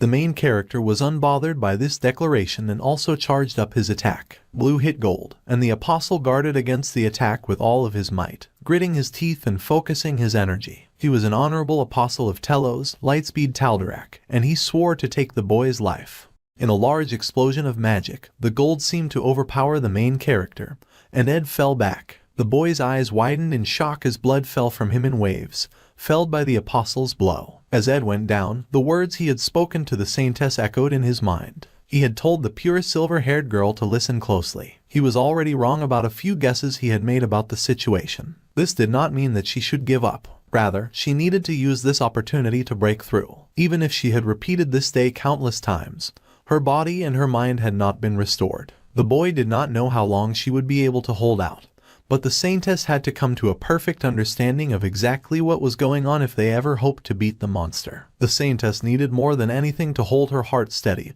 and not to give in to despair, even if anything happened to him. The boy was now spitting blood as he held tight to the apostle before him. He needed the Saintess to give it her everything while he put everything on the line to buy her time. He would force himself to stand no matter how much he bled and no matter how much the apostle attacked, raining blows on him so that his condition worsened. If time were to rewind once more, then this time, they had to finish everything perfectly. Of course, this did not mean that Ed would go down without a fight. The apostle got angrier and angrier that the boy refused to fall, and he launched yet another attack, which activated one of Ed's emergency powers. Merylda was summoned, and the mighty jaws of the Wind Wolf found the apostle that the main character fought against. The boy was run through with the Guardian's sword, but the Guardian's eyes widened as those jaws closed around him, bathing the area in blood. Then the blonde noble fell to his knees, barely able to stay alive. The forest spirit scolded him, saying that he should have summoned her from the beginning. However, the main character knew that they would have surely lost. The apostle would have his guard up, and he was too fast and strong for them to beat in an even match. The Wind Wolf was still worried, telling the boy to keep it together. And, surely, he was trying his best. Blood ran over his eyes from his forehead, and he coughed up even more blood, staring ahead as the cathedral before them flooded with golden light. It seemed that the Saintess had finally been successful. That was such a relief. The spirit called out the boy's name as he started to fade away, his head drooping, his body tired. Meanwhile, inside the cathedral, the Saintess had come to a giant locked door, and she screamed for it to be opened. The door was locked, but she had been to this area plenty of times before. Past this door was a large corridor, and past it was a sacred chamber. It was sacred, so, surely, she would be able to access it. Channeling her strength, the pure Saintess pushed her powers into the door. There was a loud explosion as the door fell apart, and she panted heavily as she pushed forward. However, her eyes widened in horror when she noticed something. There was blood dripping to the floor, and she stared ahead to see a familiar ponytail covered in blood. It was Adele who stumbled forward with blood dripping from her head to her toes. The Saintess grabbed the love of her life, calling out to the girl that she admired so much. The pure girl asked what had happened and who had done this to the beautiful musician. The musician smiled, saying that the Saintess had come sooner than expected. Cleric was confused, not understanding what the musician meant. However, the musician turned away, saying there was no need to come back again. That was when Lays noticed a holy blessing. For that one mark, the holy power of the Archbishop, the 6 bishops, the 8 apostles, and the Holy Pope must be gathered in their entirety, and there was only one person who could have this holy blessing inscribed on their body. That person was the Saintess. Now Clarice stared stupefied as Adele was elevated in the church, and power flooded her. She would not understand how this happened, but the musician said that there was not much time left. She smiled, saying that it would all be over soon, so Clarice should just wait a little longer. Of course, the silver-haired girl could not accept this, demanding that the musician explain what was going on.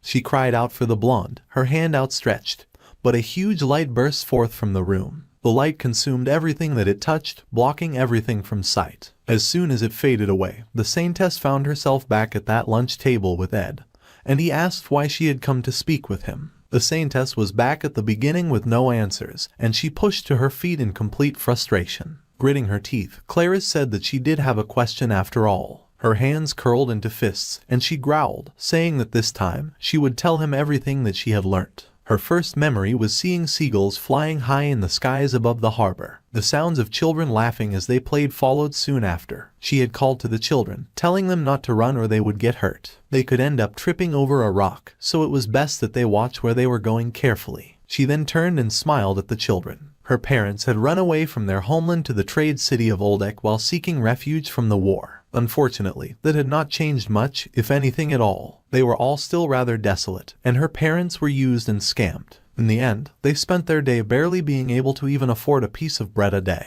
The little girl had one day settled down to a very nice meal of sandwiches, cookies and milk, and her father called to her. He said that he had something to take care of, so he would be back soon. All she had to do was to just wait here for him. The girl had agreed, and her father had turned around, leaving her sitting on that bench by herself. He had glanced back just once, staring for a moment like he wanted to rethink his decision. But with a groan of pain, he turned and left. The girl sat and ate a luxurious sandwich that she would never have been able to eat normally. Strangely enough, tasted of nothing at all as she watched her father walk away, barely concealing the tears that he cried. After sitting by the seaside for a bit, the girl stood. The children had not listened to her advice, and just as she had predicted, one of them had fallen. Still, the bright-eyed girl forged ahead, not slightly glum or withdrawn. She had become an orphan, so she headed to the Deldaros orphanage. The sole virtue in the trade city of Oldek was faith. This applied even to the children who worked hard and did all sorts of manual labor. The orphanage, which received support from the Telos order, was still on the better side. The reason being that, because they were considered servants of God, the children were able to rest when they were made to pray in the chapel. After picking up a loot case aside at the dock, the light girl had learnt to play hymns on it. This allowed her to spend even more time at the church, distancing her just a little from the strenuous labor. Then one day, the Archbishop Verdio was congratulated on his entry into the Holy Imperial Capital. The people rushed to pay double the offerings that they paid to the merchants if he would just let them into the Holy Imperial Capital. The Archbishop had laughed that there was no need for that, joyfully greeting all those around him as he accepted their offerings. An accidental shift in where he had been standing knocked down a candle in the church, and a fire was started, much to everyone's dismay. However, someone suddenly tossed water over the fire that had appeared, drenching the Archbishop thoroughly. The surprised man turned in shock, staring at the little girl who was just happy that she had stopped the altar room from catching fire. The girl had prepared buckets and buckets in advance, like she had known precisely what would happen.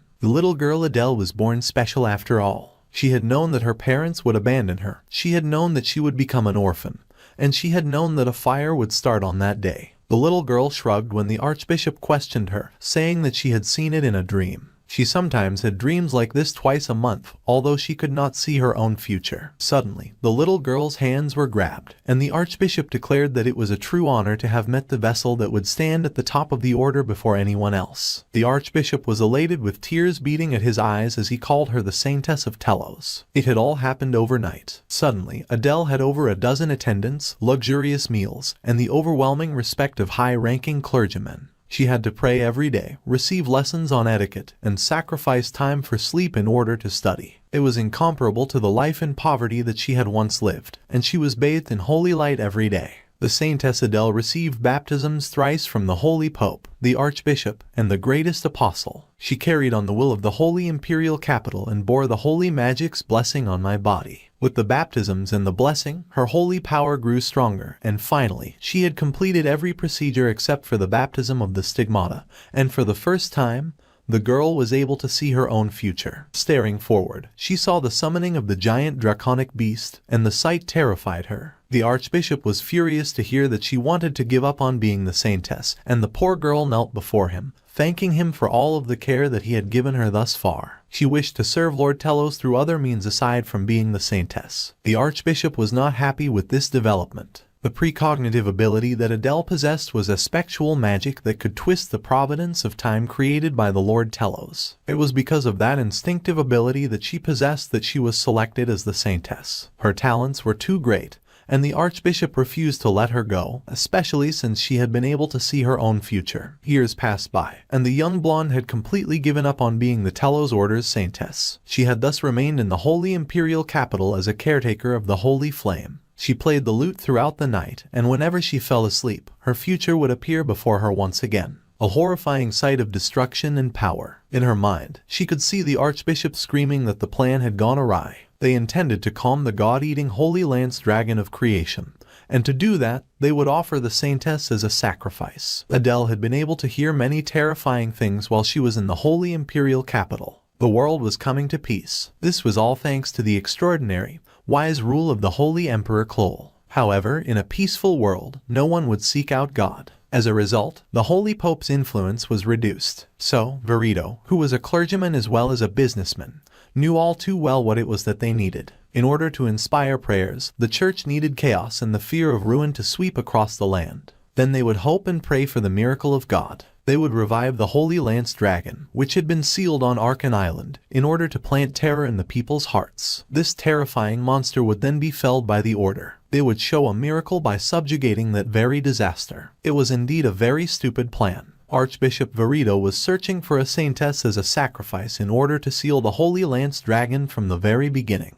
That sacrifice was supposed to be poor Adele, and she saw her future covered in blood as she gave up her life for the Archbishop's selfish power grab plan. The girl had thought that by running away, she had stopped that future from ever occurring. However, several years later, the image remained the same. The girl they had selected as the new sacrifice was not as talented as the golden musician was at a spectral magic. However, Clarice was still a young girl with an incredible gift for holy magic. Her countenance and grace, her intelligence and personality, anyone looking at her would think that she was born to be the Saintess. That girl would come to her window and ask Adele what she had to do to live a pure life. That question nagged deep into the blonde's heart. She was filled with the urge to warn the silver-haired girl. The blonde had run away, so now this young girl would take her place. The blonde's struggle to survive would now lead to Clarice's death. This was why the blonde had smiled and said that she would rather die in the sewers than live as a blank, pure white canvas. With every song that she sang to the new Saintess, she encouraged her to run away. She wanted the new girl to desire the outside world and to flee from the honey trap that the Archbishop had put her in. Adele sang of golden fields and golden cities, urging Clarice to run away over and over again. As long as the girl went anywhere but the church, then everything would be fine. Adele sang and drew closer, begging deep in her heart as she sang of knowledge and scholarly lands. More than anything, she also wanted Clarice to run away from her fate. Every night, the blonde would sing of freedom and romanticism, hoping that the silver-haired girl would run away. However, guilt would stab into her heart every time she saw the young girl smile, because she knew that all of this was nothing more than lies and pure hypocrisy. Early one morning, Adele ran away again. She could no longer take the guilt that stabbed into her heart. In this way, she had become a wandering minstrel. Her final destination had been Sylvania Academy. The girl stumbled through the school, soaked in blood, and people gathered around her in concern, calling out to her and asking if she was okay. Obviously, the girl was not okay. At first, she had not understood the timing of the Holy Lance Dragon's revival. Now, though, she was aware of precisely when and how everything would take place. When she made her way into the chapel, the third apostle of Telos, Taldarak, would speak. He would tell her that outsiders are forbidden from entering. Then, she would roll up her sleeves and show him the mark on her arm. The girl would take advantage of the man's surprise to enter the chapel. Inside the chapel, the apostles of Telos would be waiting in battle formation. In order to awaken the Holy Lance Dragon, there would be a chest containing a necklace bearing Wellbrock's fang. She would then try countless times to convince Verdio and the apostles, but they would not listen to her. Seeing how they had not brought over the Saintess Clarice from Trix Hall, they must have assumed that the stories of the Holy Lance Dragon were no more than exaggerated fairy tales. A true display of arrogance, for once they summoned the mighty, horrendous beast, they would be hit with true terror. They would quickly send someone to Trix Hall, seeking for the Saintess to save them. They needed to sacrifice a Saintess in order to feed the Holy Lance Dragon a great amount of holy power to sate its hunger. The sacrificial circle inscribed on the floor of the chapel would put Wellbrock to sleep by sacrificing the Saintess' life. Then everything would come to an end. The blonde musician fell to her knees at the center of the circle, and she channeled her powers into a glowing blue pendant, praying even as she grunted in pain. The girl tried to convince herself that everything was fine. Although her life may have been meaningless, it was not as though it amounted to nothing. It may have all been built on lies, but she had seen the light in Clarice's eyes. However, what the girl could not have predicted was that the blessing of her holy magic would protect her body from the necklace. The aspectual magic within her was activated and pushed to its limits when she made contact with the magic circle. Aspectual magic used holy magic as its fuel to wrap itself around the world's flow of time. Again and again and again. The blonde had been surprised that Clarice was able to burst in last time, but she did not have much holy power left. Now, she just had to repeat this process 1 or 2 more times. It would be over after 1 or 2 more deaths, though it was so exhausting to die over and over again. Once she had used up all of her holy power, even these loops would come to an end. So, Adele pushed forward, dripping blood with each step she took towards the chapel. Finally, her long struggle would be over. However, a hand came before she could reach the chapel, and the blonde girl looked up in surprise to see Ed. The boy was sweating as he had clearly moved as fast as he could to get there, and he asked the girl if she preferred water or orange juice. The archbishop was as unrepentant as ever, refusing to accept that they would be unable to stop the Holy Lance Dragon.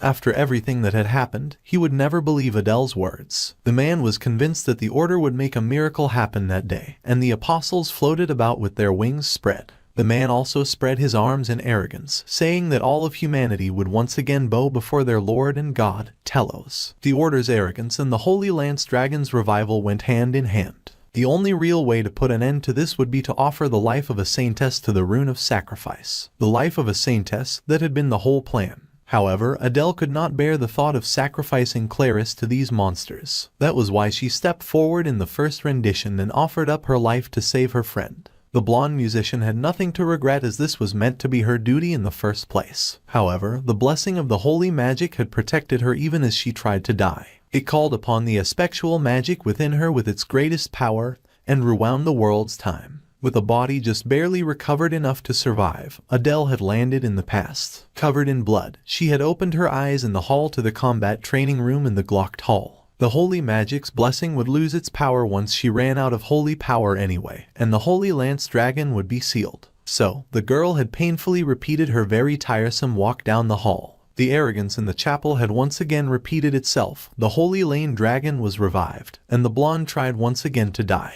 In the worship hall, after everyone had left to find Clarice, the blonde had placed herself in the rune of sacrifice. Once again, Adele had tried to die. Once again, she was spat back in that hall. Again and again and again, like clockwork spun and powered by the mad need to protect Clarice's life, Adele would return to the rune of sacrifice and try to save the world all on her own. This was her punishment, and she should never have tried to pass on her duties to someone else. She should have embraced her future and her death. That was what she thought. Thinking about it that way made it all a bit easier. This circle of repetition would not last forever. There was a limit to holy power after all. So, Adele once more picked up her bloody lute and dragged herself to the chapel. She had given up on convincing Verdio by now. If it was impossible to stop him, then this time, the moment she entered the cathedral, she would throw herself into the rune of sacrifice without any hesitation. She would stop the revival of the Holy Lance Dragon from the get-go and make sure none of the terrible things would ever come to pass. The girl was almost there when she had fallen into Ed's arms, and she stared in confusion, wondering why that man was there. The blonde noble helped the poor girl to a seat nearby. Adele still tried to explain, saying that there was something that she needed to do at that moment. However, Ed just offered her a glass and told her squarely that she was going to die soon. The blonde was shocked as she stared at the noble boy, and her eyes widened as she remembered Ed Roth Taylor. At the very beginning, before this circle had started, they had met in the hall. He had appeared in front of her just once,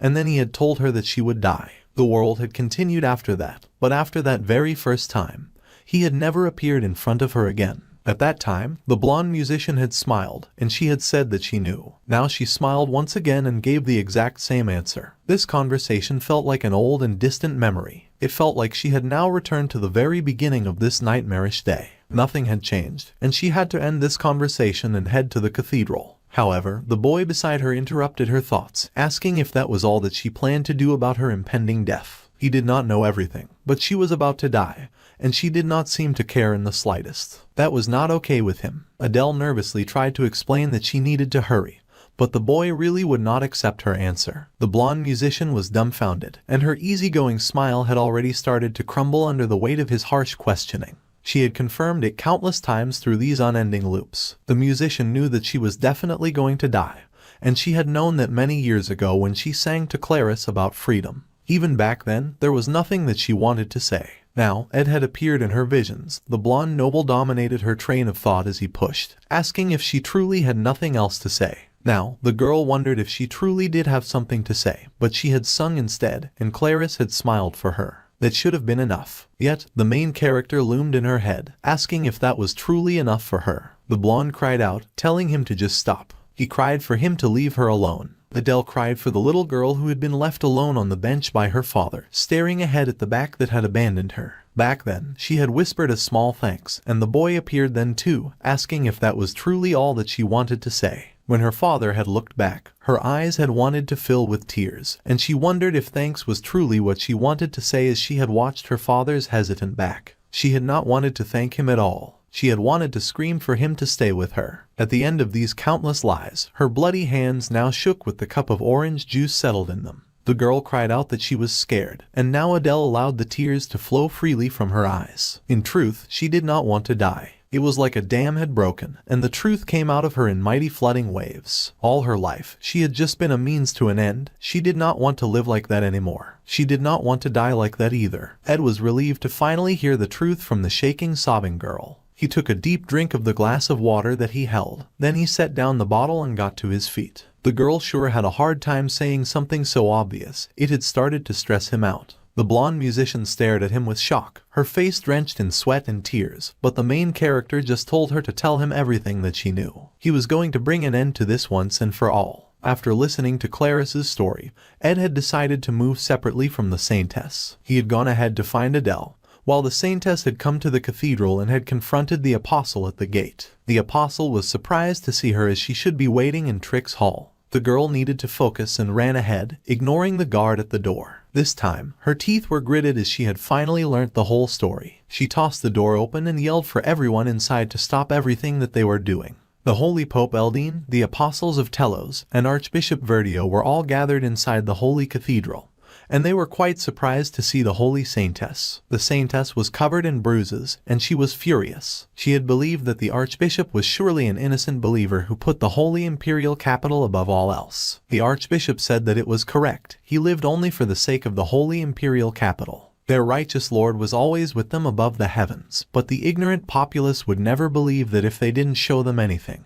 The Saintess angrily then asked if that was why. The man planned to kill the Holy Lance Dragon and spread the grace. Claris was horrified to hear this, and they were all busy underestimating the Holy Lance Dragon. They could at least consider the possibility of failure. However, the Saintess' eyes widened in shock when she realized that from the very beginning, the Archbishop had planned this all along. This man had truly intended to use her life as insurance to make sure that they would not fail. Now Claris knew the truth, and the wicked Archbishop said that it was merely an insurance that would only come to pass if things did not go well. However, the wicked man was sure that everything would be fine. The truth was not pretty at all, which was why Ed was now rushing to the chapel alone with Adele in tow. To put things briefly, for a long time now, the order had been facing declining finances, so that was why the Archbishop revived the Holy Lance Dragon, so that they could make a show of taking it down and thus strengthen the people's faith and the order's power. Archbishop Verdio was like this even as a normal priest, and he was always focused on growing the congregation and enriching the holy imperial capital's storehouses. That was how the Archbishop proved his faith. The boy asked if she had tried to dissuade the Archbishop, and she said that she had. As someone who had run away from the holy imperial capital, she had lost all trust, but he would not listen to anyone else anyway. The man would simply use force to make others comply. He had brought with him a force that could win against anyone after all, the Apostles of Telos. They were the greatest armed forces in the holy imperial capital, capable of fending off even an army. The Archbishop apologized in a dismissive way as Claris stared in horror. She had just realized that the man that she trusted was a fraud, and he told her that it would not take very long, so he would like for Het to stay asleep for a while. Considering the strength of the apostles, the bloodied musician sighed that there was nothing that could be done. However, she was surprised when Ed suddenly scooped her up and kept on running. Force was really the least of his concerns right now. After all, a high-ranking electric magic suddenly struck the chapel from above like an almighty laser beam. It cut right through the roof of the chapel and created a giant hole, shocking the Archbishop Verdio. The man was furious, demanding who had shown up at this time, asking if they did not fear the Lord Telos. The one person with arrogance enough to defy the gods easily replied that she did not fear Telos at all. In fact, she easily knocked the apostles down from the sky and took her rightful place as Queen of Levitation. The other apostles were overwhelmed by her might, as she took a graceful landing on the chapel floor. Lucy was here, and she declared that she was in fact an atheist. With an explosive landing that shattered the roof of the church and laid waste to the apostles that stood in her way, Lucy declared that she had never been much of a believer. However, she did believe that those who had sinned definitely deserved to be punished for it, and her eyes flamed with purple malice. The Archbishop was not having it, and he yelled, asking why she would call him a sinner. However, the powerful mage did not have time to answer his questions, and she tossed one of the winged apostles into the wall so casually. It was engraved in both the temple and in their laws. A swell of magic gathered in Lucy's hand as power flamed around her. She stared into the eyes of the shocked and terrified man, accusing him of the sin of arrogance. The Archbishop yelled in outrage, asking the gifted mage what exactly she thought that she was doing. The girl had truly turned from the grace of their Lord Telos, and he once again cast out the apostles to do the fighting for him. Lord forbid he try to defend himself with his own hands. Fortunately for him, the apostles of Telos were truly zealous, and they charged ahead. Their determination was not wavered by the sight of their fallen colleagues, and they rushed to fight Lucy with all of their might. Reuben led the charge, meeting the powerful mage first, and he raised his mighty sword to bring her down and stop her onslaught of attacks. As Telos willed, he would fight to his last breath. Lucy did not serve a particular god, but she had her own will and determination. A flick of her fingers sent magic dancing in the air, and the poor apostle was roasted by her attack. He screamed in pain as the mage's purple aura flooded him. Reuben could barely stand, holding himself up with his sword after her attack. Fortunately, he did not have to worry about that because the lightspeed apostle Taldarak then chose that moment to make his appearance. Taldarak was furious that Lucy would come into their sacred ground and taint their holy chapel. He raised his weapon that glowed golden like many of the holy apostles, and he swore to be her end. The apostle flew at her with his lance poised to strike, but Lucy was unbothered by his approach. When it came to this battle, it would never be a matter of speed. The talented girl, beloved and feared by all, activated her spatial leap and zapped away from where she had been standing, shocking the charging apostle. The girl had the power to manipulate space itself, and within seconds, she was behind him. Another lazy flick of her fingers, and Taldarak was zapped as well, screaming in agony as her magic consumed him. The apostle put on a brave fight, but the pain he felt when faced with the might of the talented mage's magic was indescribable. The archbishop was horrified to see his best fighters fall. The apostles of Telos were each individually hailed as some of the strongest people in the nation, and yet they were getting batted around by a teenage girl who had not even completed high school. Not even 6 of them were enough to stand against her might. The archbishop could not believe it, and he wondered how this could even be possible. His eyes widened as he realized that he had an even more important question to answer. He wondered how the girl had even known to attack this place. In order to raise the authority of the order, they had planned to revive the Holy Lance Dragon and strike it down. Their very stupid idea was to take place on the stage that was Arkan Island, which was filled with lots of students and innocent lives to save. They could not afford any part of this plan leaking. However, the plan had failed, and the archbishop grabbed his magical box, instantly shutting it. They needed to secure a path to retreat, and their priority now was to protect His Holiness, the Holy Pope Eldine. Lucy scowled to see the man running away, as she had no intention of letting him escape. With a wave of her hand, the powerful mage activated Time Prison, the chronistic aspectual magic. The bishop squealed in horror, crying for Brother Taldarak to come save him like he was some damsel in distress. It was frankly embarrassing. Fortunately for that guy, the Apostle Taldarak was really dedicated, because he popped out at the call of the bishop. All of this was for the sake of their Lord Telos. The Apostle spread his holy wings and withstood the onslaught of magical power waves, protecting the archbishop as he made his desperate, cowardly escape. The cowardly man was not done calling for help, and he yelled for Cleve to snatch the Saintess. The man did exactly that and snatched up Clarice, hauling the girl over his shoulder. The girl cried for him to unhand her, but of course, the archbishop ranked fairly higher than the Saintess. They had to bring the necklace, which was physical evidence, and the witness, who was the Saintess, with them, so that no word of their evil and dastardly plan would ever get out. If they pressured the academy while using the Holy Pope's authority,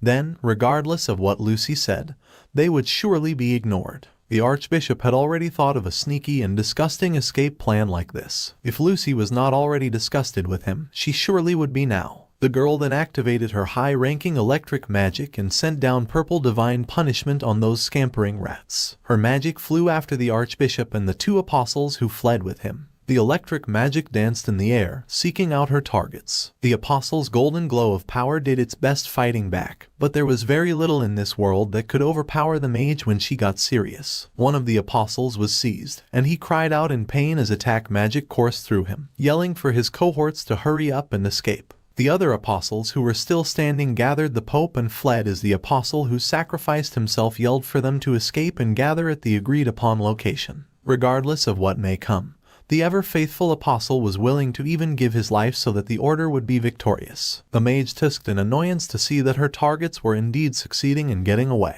The archbishop was an evil man, but he was certainly resilient. The apostle warned that even if they ran away like this, they would eventually be caught. The archbishop did not really mind. Even if it was only for a moment, they planned on destroying the evidence and retrieving the Saintess. Once they had informed the academy of this act of violence, then they would surely get justice. That was when a voice-activated ignition was introduced. The archbishop's eyes widened in horror as flames consumed the temple and the path that would lead them to escape. The beautiful swirling pool of fire radiated intense heat, and the ever-faithful Taldarak protected his cowardly religious leader behind his mighty wings that charred in the flames. Even the apostle could not understand how mere basic magic could burn so powerfully. Then he froze when a blade was suddenly pointed so close that it could pierce his eyes. Taldarak leapt backwards immediately, swinging his blade in a wide swing to push back the blade. The blade danced before him as it activated its spirit formula of explosion. The large explosion could be seen from quite a distance in the school, and the students were alarmed and in awe to see such a large explosion. They wondered what on earth was going on as the explosion had come from the direction of the academy chapel. A figure stepped out of the inkai gray soot that danced in the air, and the cowardly archbishop sprang forward, fleeing quickly, abandoning the apostle who sacrificed his strength for him. Ed was not about to let that villain escape so easily. Commanding his bat fire spirit to follow him, Ed charged after that evil man.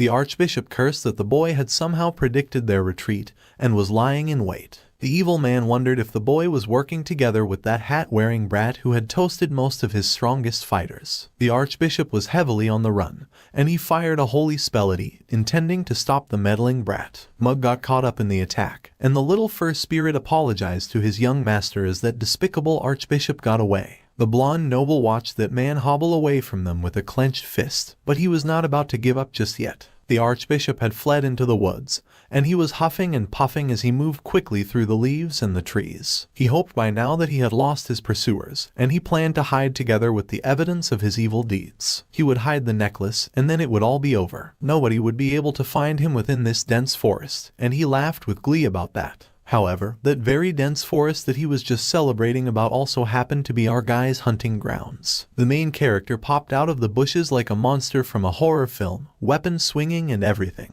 With a dark and threatening look on his face, Ed demanded that the bishop hand over the necklace. The boy very disrespectfully grabbed that wicked religious leader by the ponytail and yanked, toppling that horrid old man to the ground. The two fell off a steep hill, and they continued rolling on the ground as they fought. The Archbishop fought to get away while Ed fought to hold on tight to the evil man. Now the Archbishop was looking a tad more devilish than before with his hair down. Seeing that the blonde was aware of the necklace, it looked like the boy knew everything. In fact, the wicked man could not guess that Ed had been the one to send the little pest of a mage that had broken down the church. However, the Archbishop was determined not to lose at this point. Fortunately, Ed had no intention of losing either. He caught the wicked man off guard, flipping them so that he would be on top. This triggered the Archbishop to fire at the boy in fear, and the main character sustained damage to his shoulder from the blast of holy magic. It was painful, but not as agonizing as the pain the Archbishop felt when Ed could finally sink his dagger into him. The man screamed in agony. It was satisfying after all the horrible things he'd done. Still, that wicked man clung tightly to his box, so tightly he held on to his beliefs. Ed was not having it. He demanded that the Archbishop let go immediately. The boy had been warned that the Archbishop Verdio was strong. Even without the apostles of Telos at his side, the man would not be easy to subdue. They were fast running out of time if they wanted to stop the revival of the Holy Lance Dragon. The boy needed the man to give up on his evil plan. Besides, their enemy had been planning this evil work for a really long time. Even if he got the talented mage's help, there was a high chance that they would end up failing. It would be nice if they could just turn back time once more in order to get more information. But Adele was also running out of time, and she had sustained multiple injuries. However, the tired blonde musician suddenly reassured the boy that it was fine. Smiling like a sacrificial saint, she said that it was fine if they failed. She was sure that she could still turn back time a few more times. The boy gritted his teeth, enraged by the sweet lie she had said to ease his worries. He was not going to let that happen. Her powers were nearly exhausted, and it would not be strange if she were to drop dead any second now. They had no time to hesitate, so he stabbed the old priest bloody like he was a full-fledged criminal. The main character had never gone this hard into attack mode since the story started. Finally, the tired old man had to let go of the box, and Ed grabbed it. Panting heavily, the blonde opened the box and revealed the magical power that could restore the evil dragon. To his horror, he found that power was still flowing, even though he did not understand why. The evil Archbishop looked like a madman when he declared that the dragon would surely soon be resurrected. The apostles were taken down, so only the Saintess could stop the evil now. Then all would have to know and adore the greatness of their Lord Telos. Despite all of their efforts, it had come to this. The boy stared in horror as that pendant rose and shone, glowing blue. That power shot into the sky, and with despair, the boy understood that the Holy Lance Dragon would soon revive. Now, he understood everything. In order to prevent the Holy Lance Dragon's seal from being undone, he had to subdue the Archbishop and take the necklace outside of the island. The problem was that nobody would remember this. All of their memories would be wiped as soon as time was rewound, if time was even rewound. Ed refused to accept that. He had to relay this information somehow. Adele would need to sacrifice herself once again. But even if they succeeded in turning back time, if he could not pass on this very important information, then they would fail again in exactly the same way. The boy coughed blood as the earth shook and the monster began to rise. Despite being faced with her true feelings, despite the fact that the blonde girl had cried that she did not want to die, In the end, once again, he was too late. Suddenly, someone appeared on scarred bare feet, scolding him and saying that it did not matter if he was a little late. Lucy had appeared, the brilliant and wonderful savior Lucy. The boy coughed when he saw her, struggling to say that he needed to relay his words fast. If she told the words to Adele or Clarice, it was fine either way, since he was soon about to die. However, the girl just held on to the blonde's hand, much to his surprise. He tried to urge her to relay that very important message. However, Lucy said no. It was a life or death situation, and Ed was begging the little mage to hurry and contact either of the two saintesses. It could be Adele or Clarice. Either one of them would easily remember what had to be said, so he wanted the little mage to hurry. However, Lucy held onto his hand and blankly turned down his request without any remorse. This answer was shocking to Ed and he stared at her in confusion. However, the little mage explained that she did not have to carry this message. If all she had to do was relay the message to either the Saintess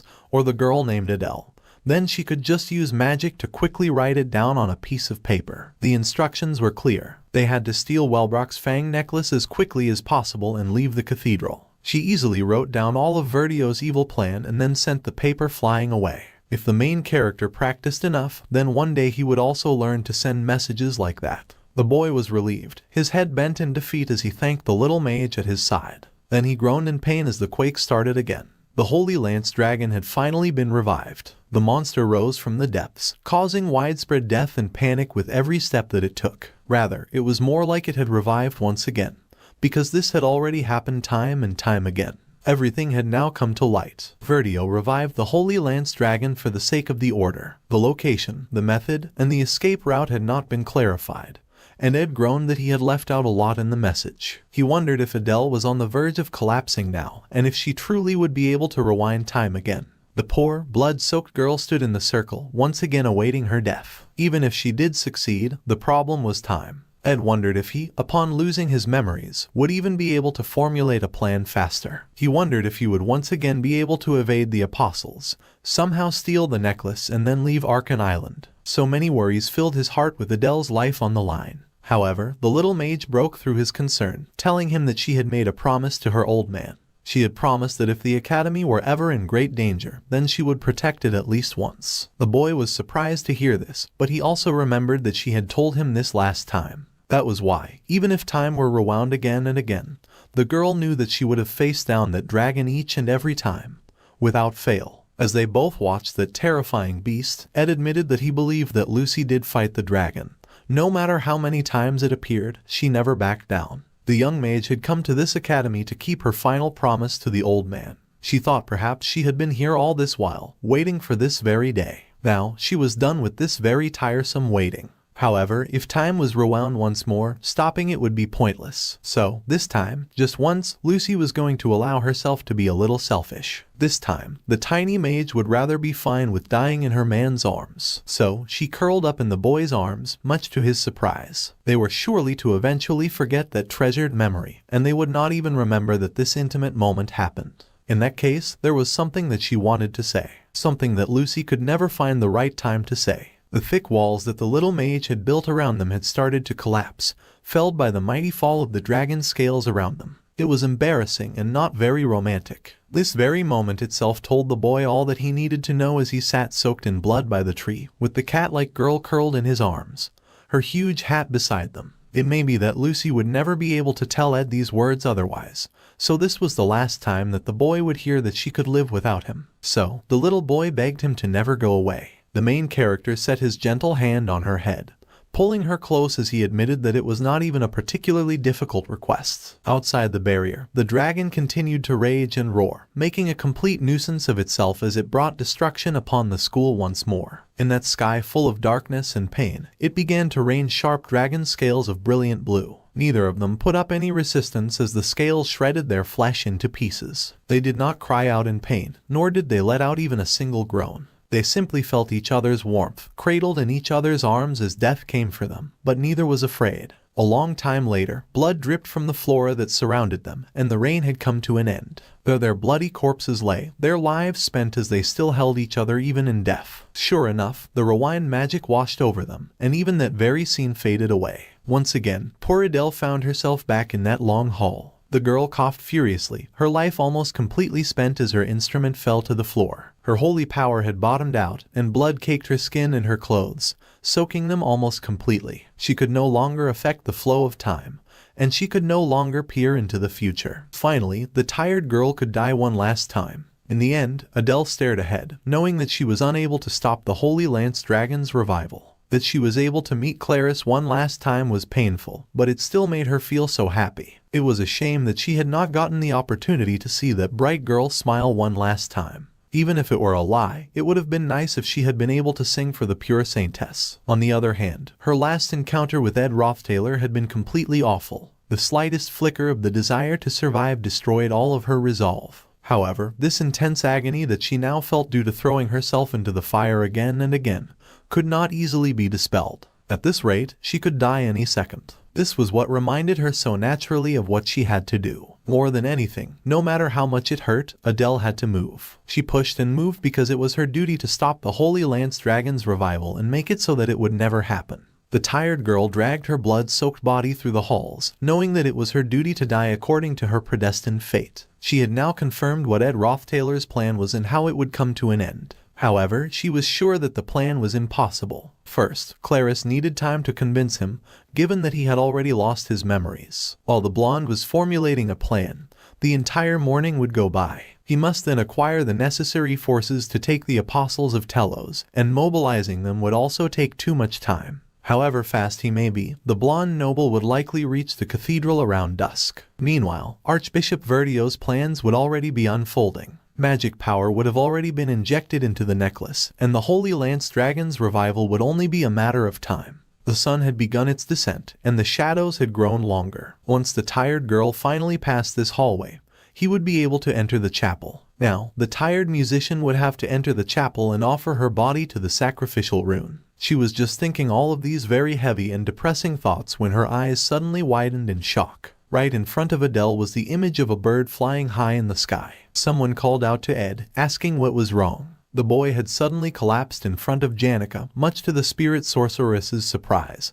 and she desperately asked if he was okay. His book on effectual magic had fallen to the floor, and his head ached terribly. Those who had developed a resistance to effectual magic would not be affected by it completely. Adele's magic to rewind time was a combination of effectual magic and holy magic. The blessing of that holy magic offered resistance to holy magic, and as a result, Clarice maintained her memories across time. Perhaps it was because Adele had lost her strength, or perhaps because the blonde was researching effectual magic that his head ached him so. Somehow, immediately prior to his regression, the effectual magic within his body resisted Adele's effectual magic, and as a result, his eyes widened in horror as the memories of many past deaths flooded into his mind. His memories and experiences did not disappear into time, and the boy screamed as the memory of each death that he suffered hit him, and it hit him hard. The boy felt like he was going crazy, and he bit his lip in agony. The Saintess and Janica stood over him, Clarice flooding him with her holy healing magic. Suddenly, the boy grabbed the hand of the Saintess, knowing that they had absolutely no time to waste. Soon, the Holy Lance Dragon would revive,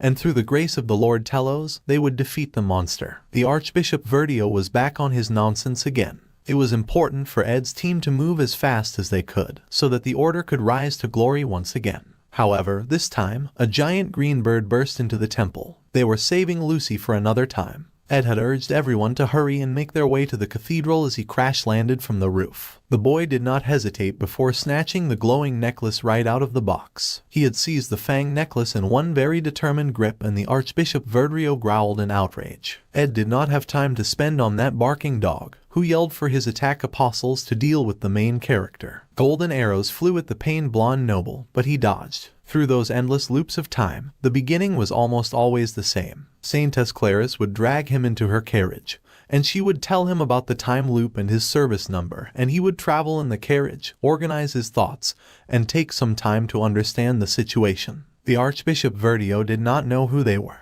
but he thought that they were truly foolish if they believed that they could win against the holy apostles of Telos. Ed couldn't care less. He had realized that he had been wasting time when the answer had always been beside him. Those golden arrows came raining down, but they did not touch him. A hand gripped tightly a beautiful glowing green staff, and with a swing of her hand, a protective bird stood over Ed, protecting him from all harm. There was something faster than the carriage by his side the entire time, and someone far stronger than he was. Someone who could help him in this ridiculous situation without any explanation required. His true soulmate, the girl who would rage 1,000 storms at his request. Janica Failover had always been beside him, and without hesitation, she called out to her man so they could kick some villain butts. The brilliant spirit bird flapped its great green wings, blowing strong winds all through the holy building as Janica stood on top of it, a spirit-bending wizard.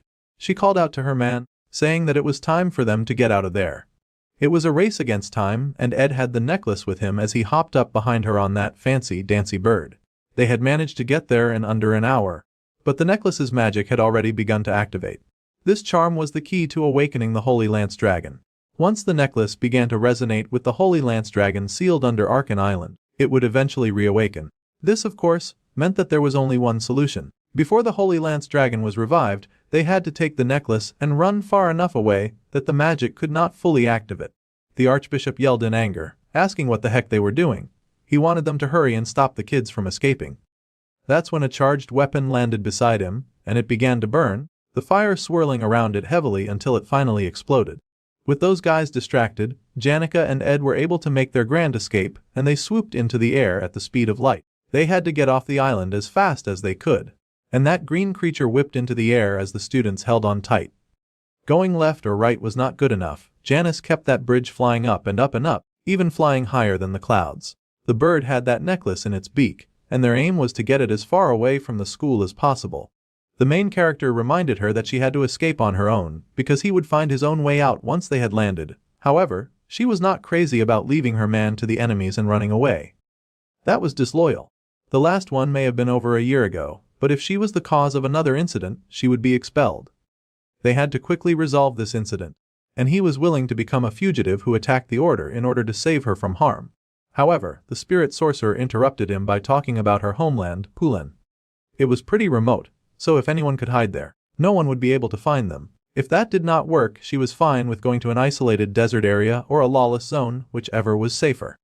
Ed was surprised that she was already thinking that far. However, she held tight to the arms that held her, saying that it was not his place to go about suffering alone. He had been suffering by himself all this time, and he looked surprised, wondering how she even knew that. It was easy for the spirit sorcerer to tell just by looking at his face. If the boy was going to be expelled, then she was fine with being expelled together. It might be more bearable if they both shared the consequences. Even if they were treated as fugitives, she wanted them to bear that fate together. That pink-haired lover girl turned to her man and promised to never ever allow him to suffer alone. The boy was overwhelmed, staring at her in speechless awe. He then turned back with gritted teeth as he noticed something.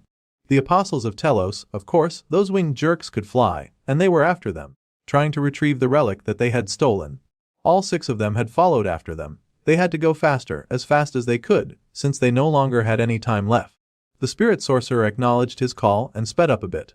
Meanwhile, inside of the burnt church, the fanatical archbishop stood there coughing and hacking in the fog and the smoke. Just then, the Saintess Clarice pulled up, shocking the archbishop silly. The girl was panting as she had rushed over there as fast as she could. Before they had split, Ed had told her that there was something that only she could do. She was surprised to hear that, but he reminded her that she knew everything that had happened as well as how everything would end. So, while the main character did everything he could to stop the Holy Lance Dragon's revival, she should do what she could to stop the Archbishop Verdio. So, the Saintess strolled into the church, and the Archbishop mumbled about the situation being complicated now. However, he still had some hope.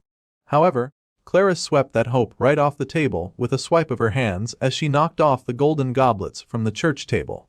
The Archbishop was cunning and fanatical enough that he was willing to do anything for his beliefs. He would attempt to use the order to cover up everything that had transpired. In order to stop him, the Saintess had to do one key thing. So, she yelled at those present, asking how long they would simply stand by and watch. She had, more than anything, to win over the Holy Pope. So she screamed at the Holy Pope and begged him to excommunicate the Archbishop Verdio at once. As the chase in the air continued, Clebius and his red-headed alchemist were walking down below, just casually talking about the upcoming battle between Taylor and Wade.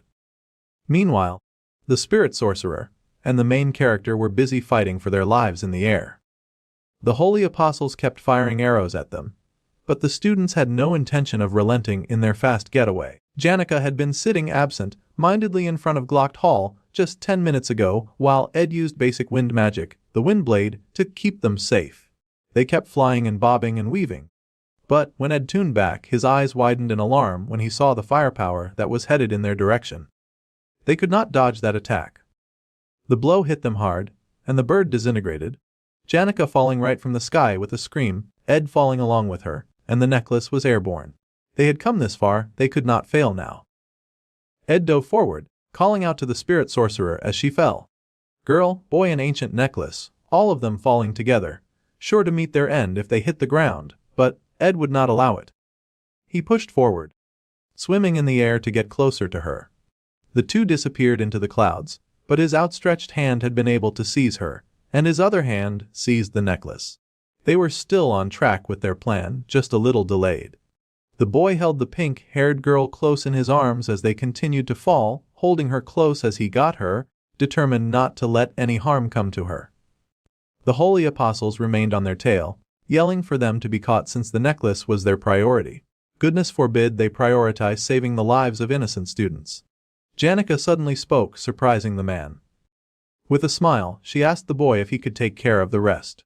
He was confused and a little terrified by her question, but suddenly she pushed away from him, falling free in the air as she plummeted away from him. The girl, with a bright smile and shining eyes, told the main character that she truly believed in him. Thanks to that, she would do what she had to do.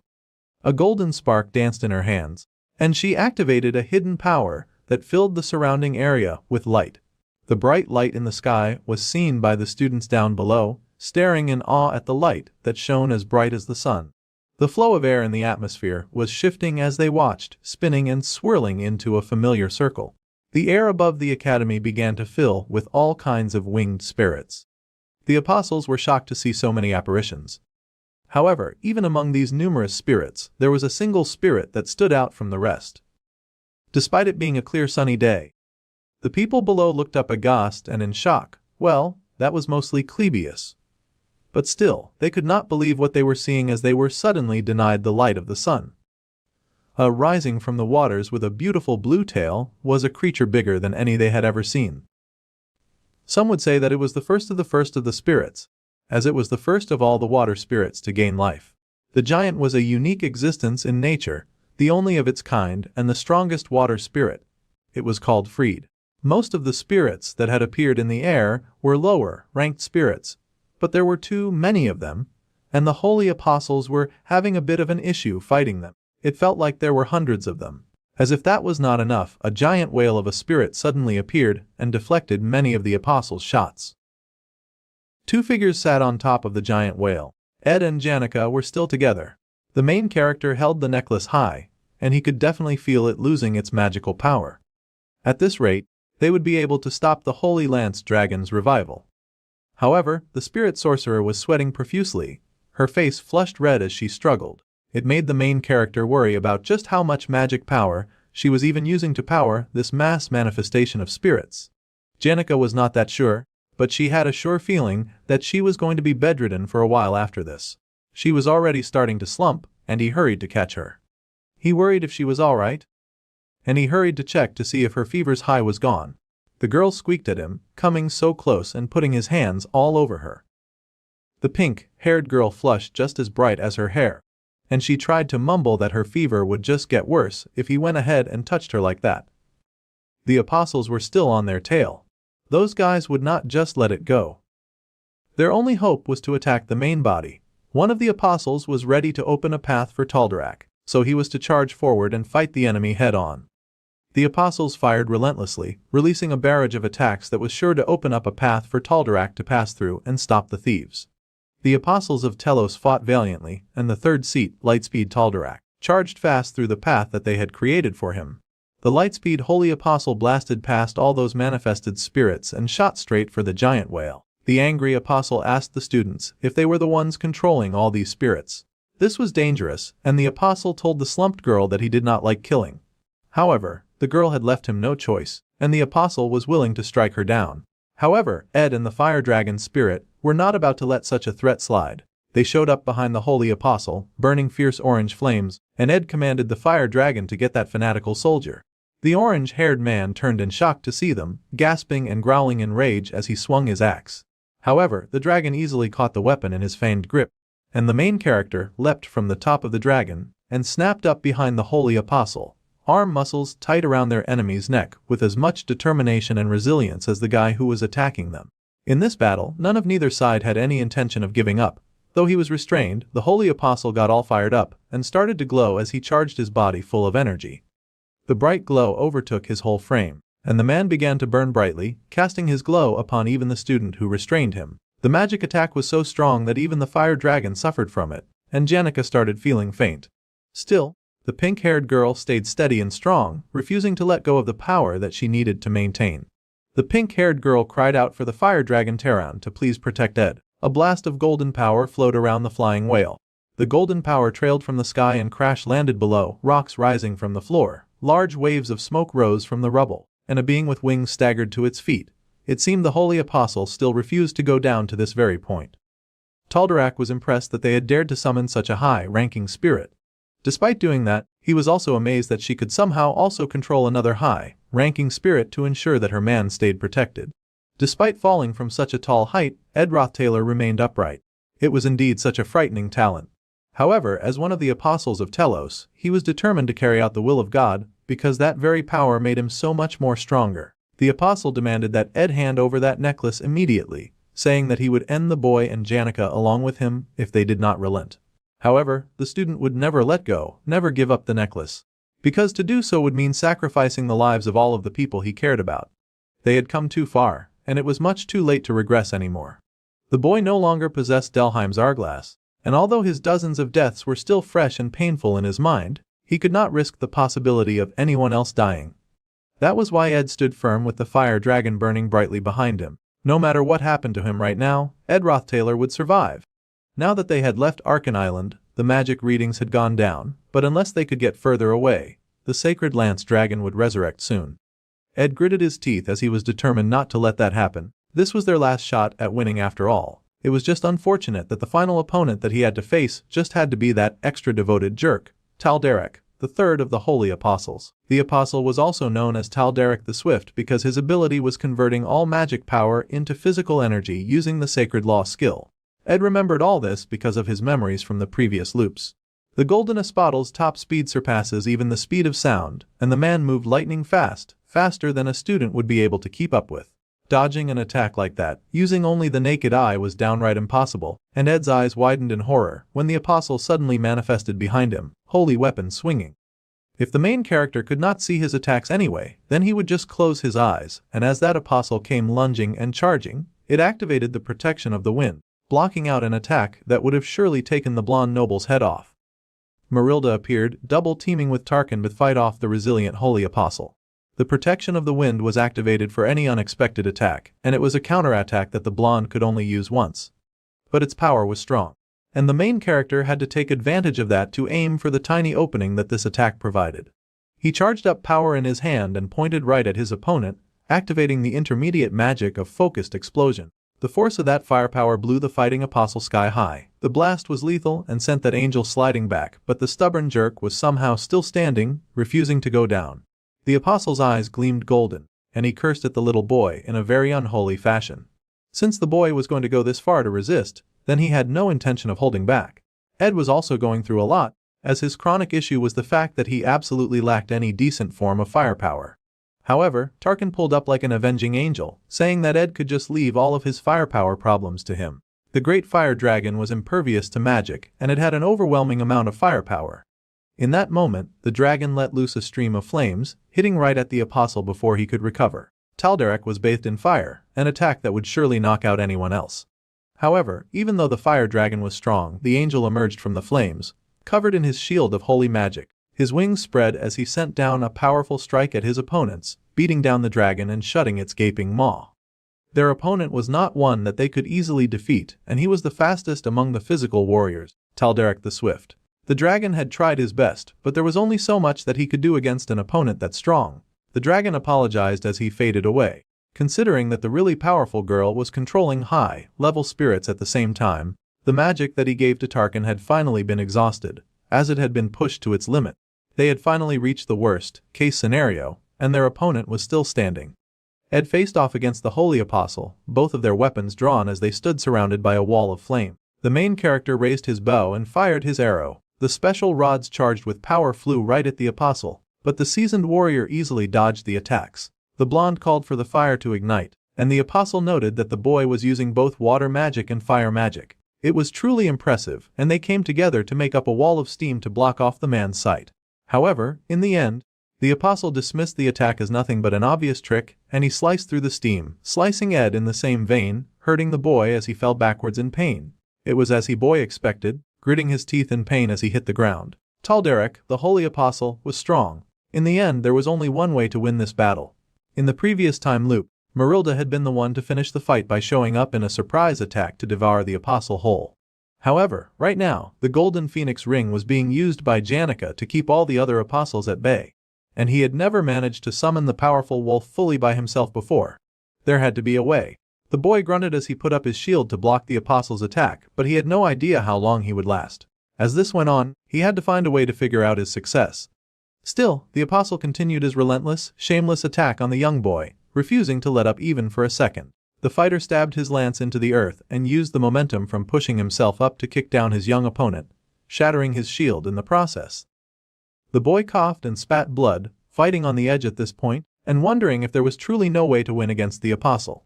The boy crashed to the ground, his clothes in tatters, his face bleeding, his body as he fought to catch his breath. The apostle landed before the boy, declaring that his end had come, and he swung his weapon with the power of holy violence. That familiar sensation was now returning to Ed, pushing its way into his brain as he stared at the man about to kill him. That sensation was death, and it had come for him once more, just like it had repeatedly for every time that they had repeated this day. The memories of dying again and again flooded into him, and those memories turned out to be a total cheat code to boost up his spiritual understanding. One by one, each spiritual factor began to go up, and it increased in a resounding chorus until the realization dawned on Ed. As death approached, the boy was unafraid, and the apostle froze when he realized something. Whether it was divine magic or spirit resonance, the way to learn magic was no different.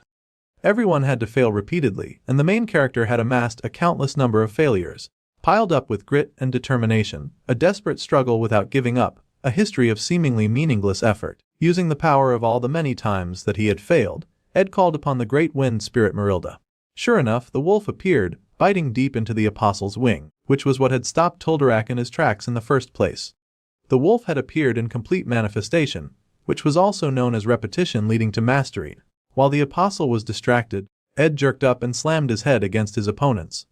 And he apostle growled and coughed, spitting blood in rage. It made sense that no one could do it well from the start, and they would never know if it would even work out. However, failure did not matter, and Ed knew this as the battle against the apostle raged on. Nothing was truly different, everyone fought to survive for their own reasons, just to keep themselves alive. Now the apostle found himself surrounded by every spirit that Ed owned, overwhelmed and enraged he was by this realization. However, the blonde had him cornered now, and he raised his weapon like an executioner. There were countless people in this world who struggled desperately just to hang on to their lives. And the boy brought down the glowing blue arrow, stabbing right through the apostle's chest. The man trembled as the spirit arrow sank through him. Struggle was a part of life, and the blonde knew firsthand about struggle as he beat that arrow deep into Tal'Darik's chest. He beat his opponent so hard that his fist turned into a bloody mess. Struggle was a part of life, and so was twisting and strangling a person's body with clenched teeth. Only then could a person truly gain life.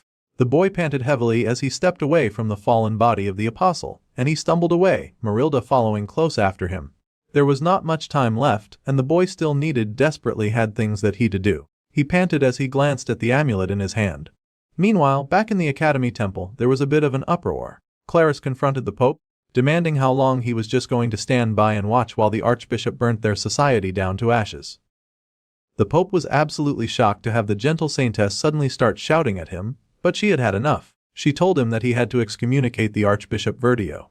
The Pope was shocked by this declaration, and even more conflicted when the Archbishop called out to him, saying that the Pope should not believe the Saintess who knew nothing. After all, they were all trying to achieve the future of the Church. However, Claris shut him down by bringing up the fact that he meant to use Velbrock's necklace to revive the sacred lance dragon, and then he planned to have the apostles defeat it. She knew all about that plan, and both the Pope and the Archbishop were shocked. The girl then informed those jerks that they had already tried countless times to hunt down the sacred lance dragon, but had the Church ever succeeded in slaying it? His plan was destined to fail. She then revealed that she had repeated the same time where they would fail countless times, and she showed her bruised hands as proof. She knew that they would fail, that was why she was standing there before them. The Archbishop saw that the Saintess was trying to get rid of him once and for all, and that evil snake instantly tried to weasel his way right back into the Pope's heart. He told the old man not to believe the words of a young girl who knew nothing about the awesomeness of their brilliant plans. After all, what they were trying to do was to preserve the future of the Holy Order. However, Clarice would not sit back and watch him talk down to her. She knew everything about their nefarious plan to use Wellbrock's necklace to revive the Holy Lance Dragon, and then they would have the apostles defeat him. Now both the Pope and the Archbishop were so shocked to hear that the young girl was so knowledgeable. They could not believe that she knew all this. Despite countless attempts to subjugate the Holy Lance Dragon, they had never once succeeded in the very stupid plan that they hatched to restore glory to their order. The only thing that they would achieve was bloodshed, sorrow, and a lot of death. The Archbishop, of course, could not stand to hear that his plan was always destined to fail. Clarice knew this well because she was standing in front of them, simply because they had already failed time and time again. She had repeated the same moment over and over again, and she had her bruised and scarred hands to show as proof. In the end, the only remaining option was to offer the Saintess to the rune of sacrifice to save their pathetic lives. Confronted with the true horror of their plan, the Archbishop and Pope stumbled over defending their actions. However, the Saintess would not stand for their blubbering and madness. She told them that if it was truly the will of the god Telos, she would gladly offer up her life. However, she also knew that their wicked plan would cost the lives of countless innocent people who did not deserve to die. If the order became the reason for such mad destruction, in a school full of students of all places, then no one would ever trust the order again. The truth was something that no one would ever know, yet she was already aware of their plans. If she was to die for the sake of their evil plot, the person who had brought her to that place, Ed Roth Taylor, and the person that she had come all this way to save, the musician Saintess Adele, would sing the song of truth, and it would echo across the entire continent, completely ruining the image of the Temple of Telos forever. It was not just the Saintess that was at stake now, as she swore that the entire world would come to distrust the order of Telos. The Archbishop Verdio refused to listen, and he focused only on the fact that the people that she mentioned were likely still within Arkan Island. The Saintess distrusted the order, but they could use the authority of the Holy Pope right away to get the evil plan back in motion. However, the Pope stopped him right there. For decades, the old man had remained the Holy Pope, unable to choose between doctrine and reality. He had lived the life of a pathetic coward, and whenever someone stepped forward, he was a pitiful old man who would simply follow behind, doing anything he could for the temple that he loved and served.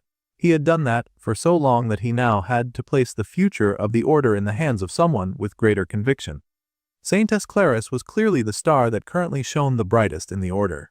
He would happily follow her will from now on, and the Pope and the Saintess found solidarity between each other. The Saintess then glared at Verdio, telling the evil old man that his plan never succeeded.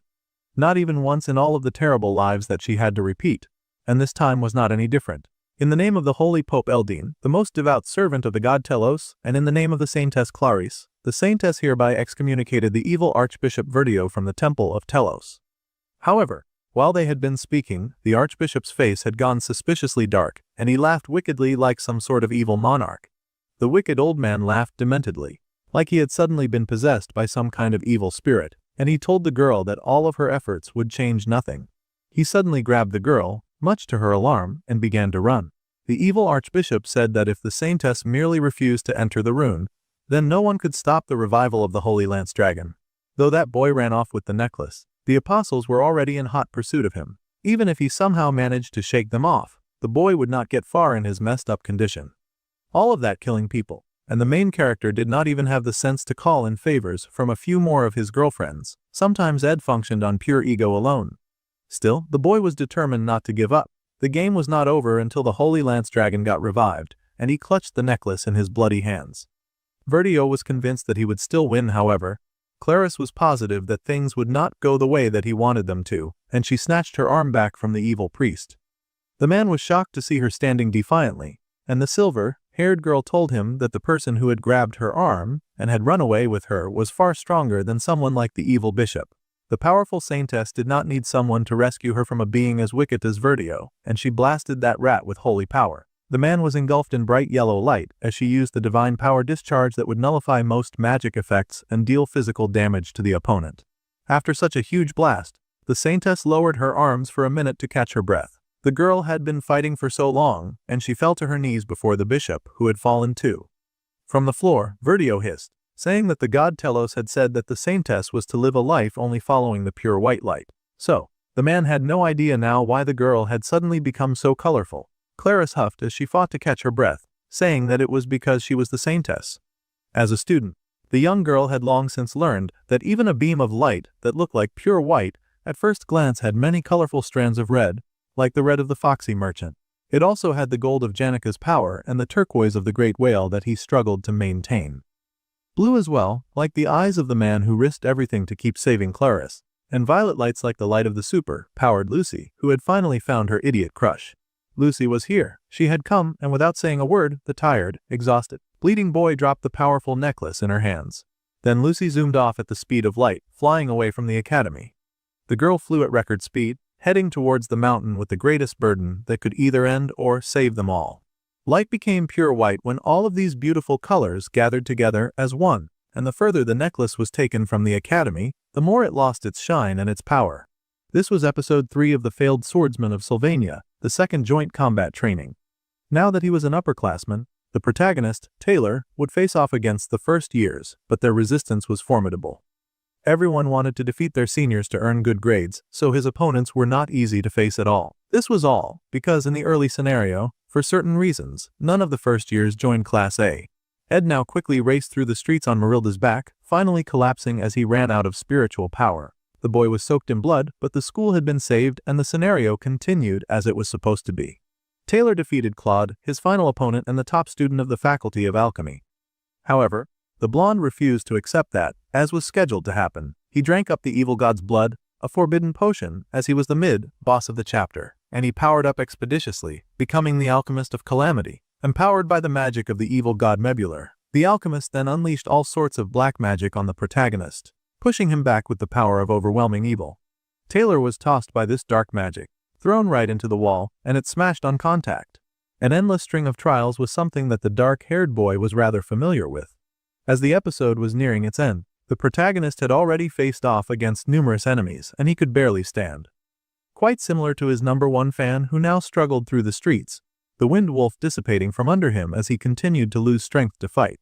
Still, the blonde pushed to his feet, struggling to keep moving, because no matter how hard the trial that Taylor faced, the scenario would continue and the boy would keep fighting. The dark-haired protagonist flew forward, swinging his weapon of justice, and he attacked that black magic head-on, slicing and dicing it as he wanted. The possessed alchemist watched in shock as the determined protagonist came closer. Using elemental flash of the raging golden storms, Taylor sliced through the blackness of his opponent's heart and scattered the evil of the black magician in the wind. The protagonist's elemental slash had now evolved and could cut through all elements, even darkness itself. The slash was so powerful and overwhelming that the force of that golden light could be seen from miles away. Ed saw it as he dragged his bloody body through the school. In the original scenario, this was how episode 3, the second joint combat training, would end. The protagonist's foe fell as he left the stage. Taylor, once a laughingstock of the army for being a failed swordsman, was now a fully recognized powerhouse and acknowledged by all of his peers. The students now happily celebrated Taylor, and so did the faculty and comrades alike. The boy held up his shining sword, stained from the efforts of battle but standing strong and resilient, just like the protagonist himself. The boy's name was now etched into everyone's eyes and memories. However, the joy would not last for long. As Taylor exited the testing arena, his eyes would widen, and he would then receive the news of a comrade's death. The bard and prophet, Adele, who marched to the temple to sit in the summoning circle and die for the final time. Adele Saris was to die. During that time, how the bard had died had not been clearly described. Now, in the present day, the girl gave up as she fell towards the summoning circle, willing to end her life like this. Originally, Adele was a character meant to exit the story in this way.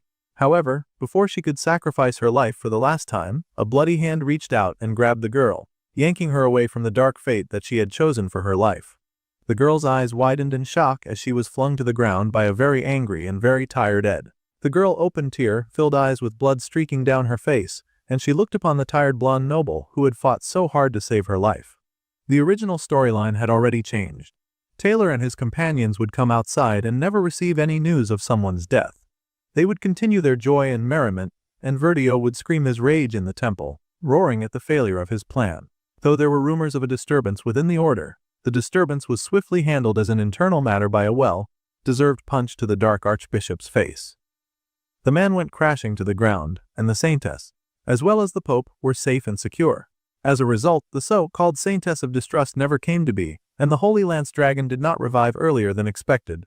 The summoning necklace sank into the depths of the sea, to be forgotten until later. With the Saintess of Distrust erased, the Order's army never descended on Arkan Island, and the rampaging boss of Episode 3, Awakened Lucy, would never appear, so the talented mage would not have to die a tragic death. Perhaps even more had happened now than in the original scenario. The mage now stared ahead at the setting sun, her face flushing red as she recalled how she had clung to her crush in one of her past lives. Little Lucy looked out into the sun and mumbled about how much she wanted beef jerky. Despite all that had happened so far, the academy would remain peaceful, and everyone would be okay. 2 days had passed after that very unfortunate incident, and there was a knock on the door as someone called to check to see if Janica was feeling better. The spirit sorcerer panicked when she heard her crush's voice, telling him not to come in yet because she was trying to wash up. Still, she could not really see well yet.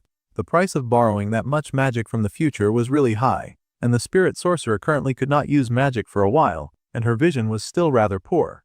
The supreme rank spirit Freed, who stopped the 5 apostles, apparently crashed into the forest outside of Arkan Island. Janica, who fainted after that overwhelming feat, woke to find herself in a cabin, though she does not know how.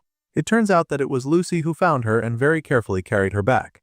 Turns out that she could be soft with the other girl after all.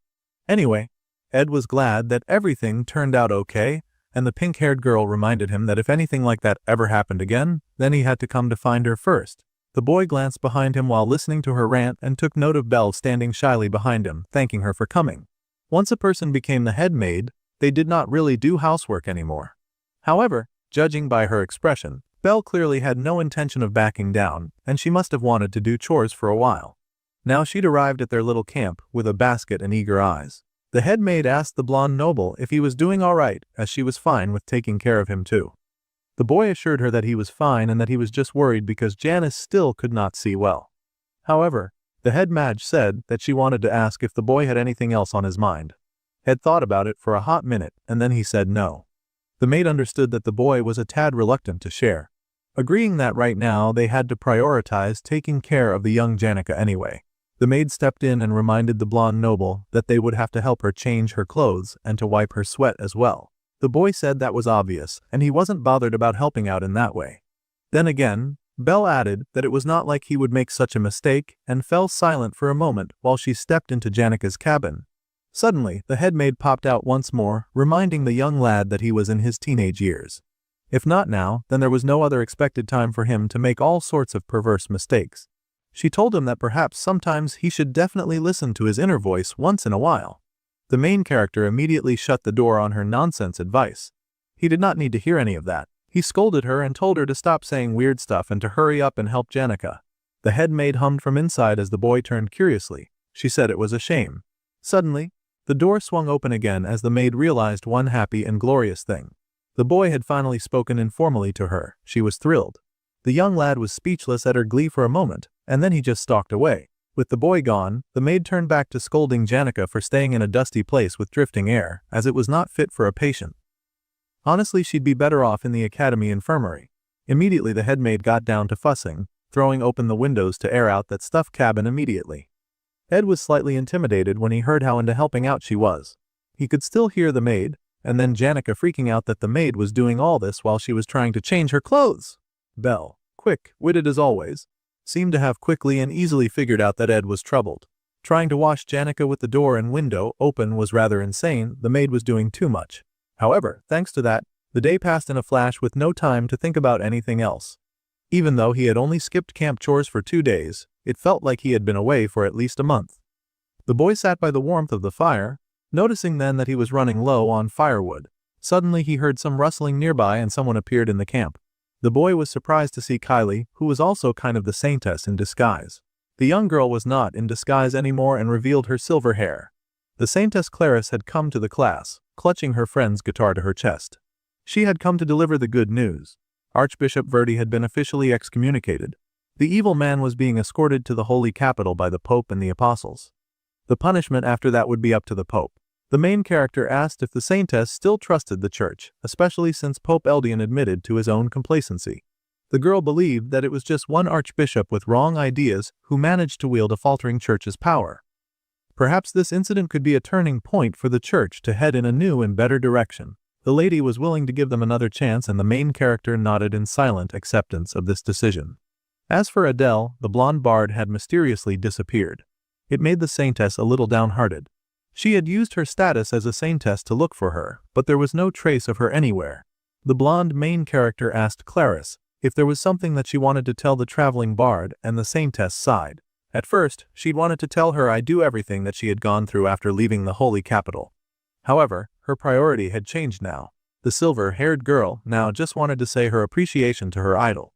With a blush on her face, the silver-haired girl decided to leave her guitar by her side since Adele had been everywhere already and might choose this camp as her next stop. The Saintess then stood as Ed escorted her off the campsite. The girl asked the main character if he would be staying at this camp over the summer break, and he admitted that he did not really have anywhere else to go. Then the Saintess shyly requested a small favor. With a blush on her cheeks, she asked if her senior could possibly treat her like a junior from now on and not a saint. The boy said that's how he's always treated her, and when he was with Kylie, it came naturally anyway. That was true, but the girl smiled as what she meant was that if the boy ever needed help, she was more than happy to help and he should not hesitate to ask her for assistance. The Saintess could not promise to repay all of his kindness, but she did swear to do all that she could. The main character was silent as he watched the silver-haired girl walk away, and he stayed there until she disappeared into the distance. Finally, someone said that it was time for her to get going. After all, if she stayed any longer, she would bump into Clarice again. Ed asked if she'd be okay, and lo and behold, the tired bard was in fact hiding out in his house. It seemed every girl had been in there at this point, and the bard laughed that her holy magic and divine power had not yet returned. However, she could move around now. The main character asked if it truly was fine for her to leave like this without seeing Clarice, maybe saying a few goodbyes, but the bard said that it was fine. She did not have any songs left to sing for her, perhaps because she could tell that she did not have the guts to lie to her anymore. Now that Adele thought about it, it was all a lie from the start.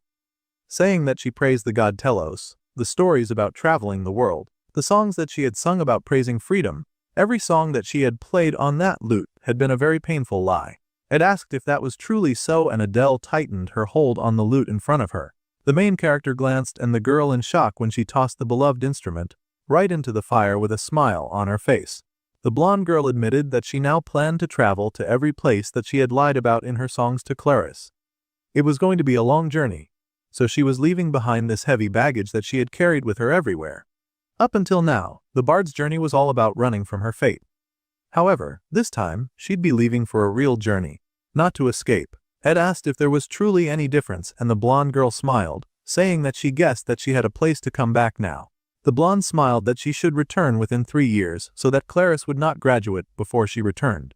When her journey was over, she wanted to come back and play a new song that she wrote. The main character looked a little forlorn as he said that he would help her choose the perfect wood for a new instrument when she returned. The girl laughed and said that she'd better return in 2 years than if she was supposed to catch his graduation. One last thing, before she left, the blonde noble then asked if this was truly the end, and for a moment, the girl's smile disappeared from her face. She had lost both her magic and divine power, which meant that she could no longer see the future. The future that she could predict would end that day, and now she would have to go to a place that she had never dreamed of. She would start a new journey, knowing nothing about what would come next, and she would not be able to do anything by following the predetermined scenario. As the boy spoke, he imagined all of the dark things that could possibly happen in the future and all the terrible things that had already happened. Going forward, the bard might face a future even more terrible than she could imagine, and she would never know what was ahead. So, Ed wanted to know if that did not scare her. The girl was silent as she considered the boy's words, her arms folded as the fire crackled between them. Finally, she admitted that she was indeed scared. However, her hand tightened on the bag over her shoulder, and the girl smiled bright as a sun. She found this new life that she was about to live so very exciting. So much had changed in Ed's life. Just now, he had spoken to a girl who should have died in the original story. He was not talking about the scenario, but a moment of choice carved out by limited time. The boy had been forced to choose between leaving Arkan Island to prevent the resurrection of the Sacred Lance Dragon, or risking it all to save Adele. At that moment, the boy had chosen to stop the Sacred Lance Dragon resurrection. In other words, he had chosen to sacrifice Adele. If the blonde bard's holy power had weakened, and if Lucy had not kept her memories like he had, then the boy would have surely abandoned Adele for his own survival. That was a very haunting truth, but it was also the kind of person that he was. In time of war, it was the nature of people to hide behind the excuse of survival.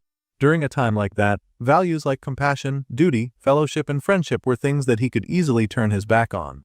The memory flashed to a time of war, a soldier with a gas mask crying tears as he gunned down his enemies. Looking back, Ed was not very proud of the life that he had lived before, and there was a shadow over his eyes. Suddenly, sandaled feet stepped out to join him as he now faced summer break.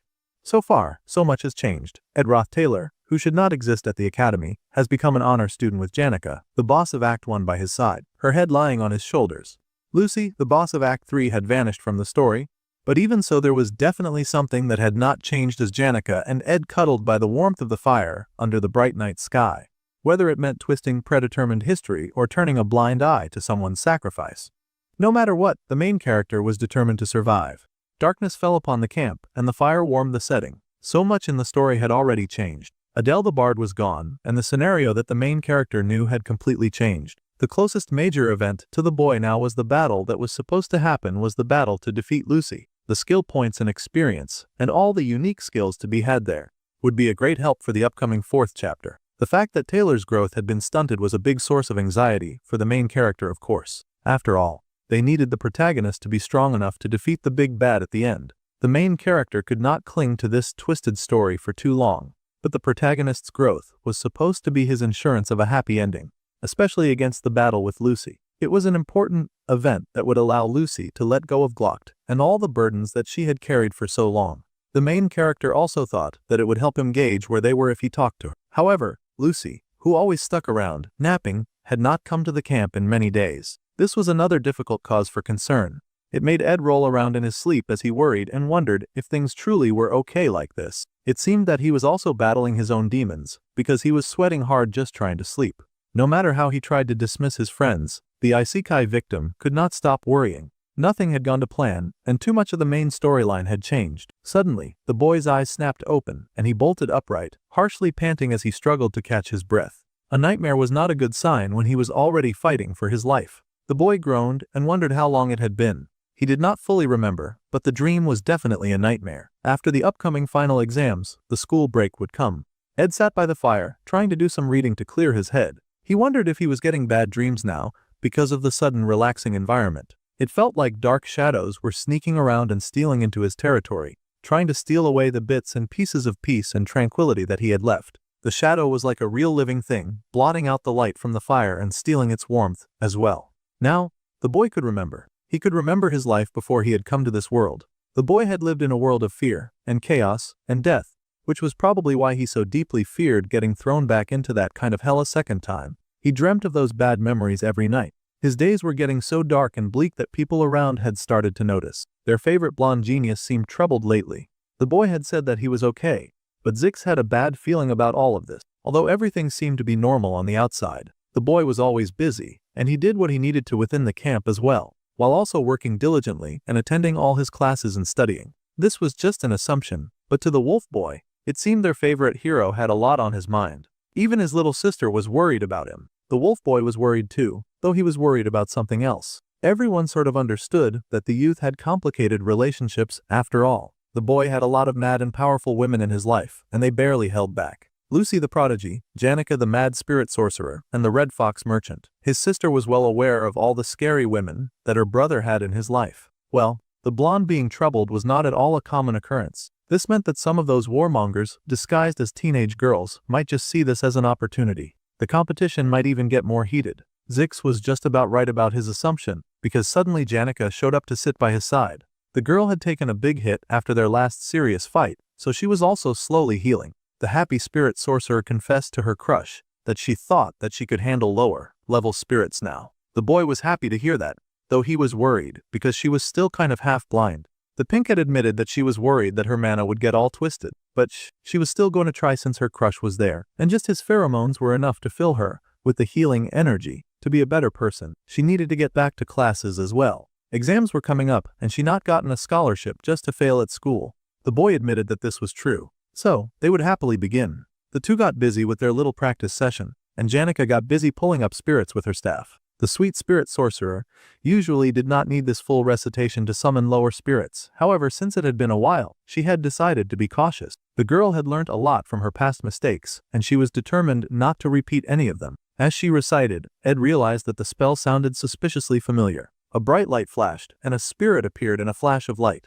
It was the boy's very familiar bat bodyguard, and he was thrilled to be back. The girl was lightheaded just from that small summoning spell. The situation really was serious if that was enough to throw her off balance for a bit.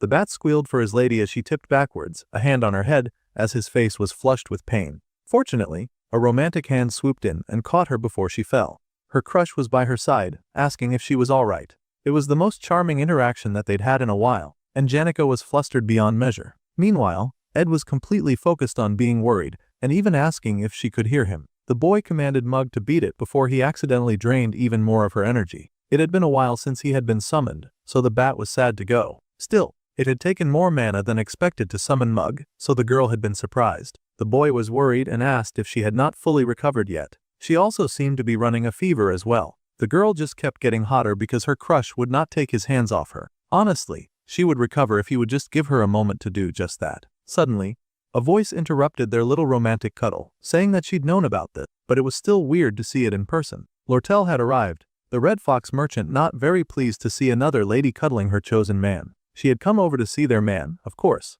because they could all tell that he was struggling through post-traumatic stress disorder. The girl had even prepared herself for what she would see when she came, but clearly she did not shield her heart enough. There was a nice, bright and shiny new house erected right beside Ed's. The rumors were really true, and Janica had moved into the neighborhood like she was making her territory. The fox merchant could not believe her shamelessness. Instantly, Lortell demanded an explanation for why this happened, though she was not even sure that she wanted to know. Janica recognized the fox merchant's voice because that was unfortunately all she could work with these days, as she was still trying to recover. Summoning that whale had really sucked the life out of her. The fox merchant greeted the spirit sorcerer, and then the Pinkett smiled.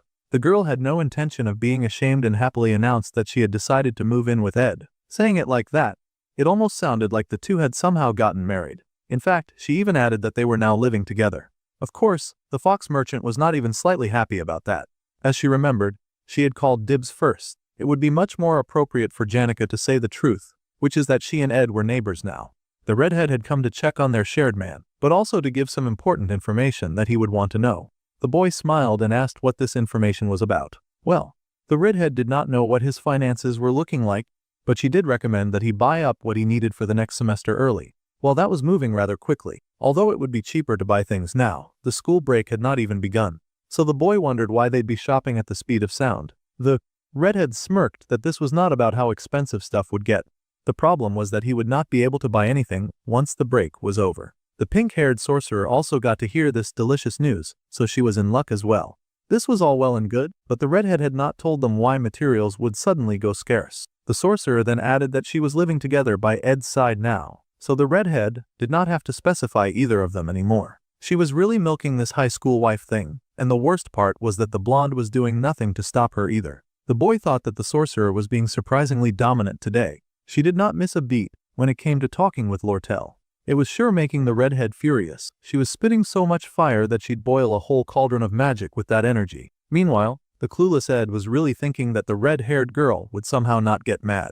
Barely a second passed by before Lortell barked out a curse at Janica's behavior. Well, the redhead had seen enough, so she waved her hand and said that she would be going back for the day. However, this little forest camo that they had was really quite nice. The air was great, and there was even a stream nearby. The redhead stood there, basking in the glow of such wonderful nature, and she sighed, seeing why Lucy came out to nap there all the time. Now, Janica's sight had not yet fully returned, and she was not crazy about the reminder. However, she did see a certain image very clearly. Lortell's grinning and smirking face as she talked about this place where they lived. The red-haired merchant was smiling. That was never a good sign. Well, the morning bells rang for the next day, and they heard that the Lady Lortell had left a message. Apparently, the lady had offered to find the housemistress, Belle, a replacement, asking if she wanted a new job.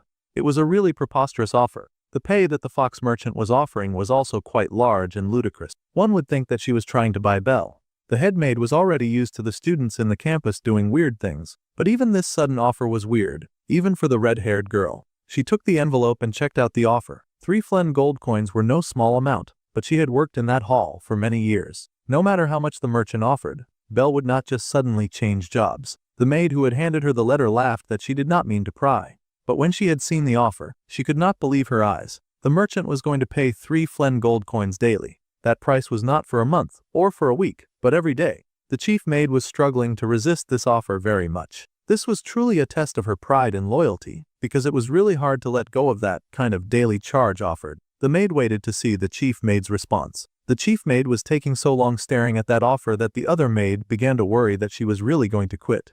Meanwhile, back at the camp, Ed was working really hard on his stuff as usual. His crafting skills had gotten better with practice, and he wiped the sweat from his brow as he worked. Suddenly, he got a visitor who had been sent there by the Lady Lortell.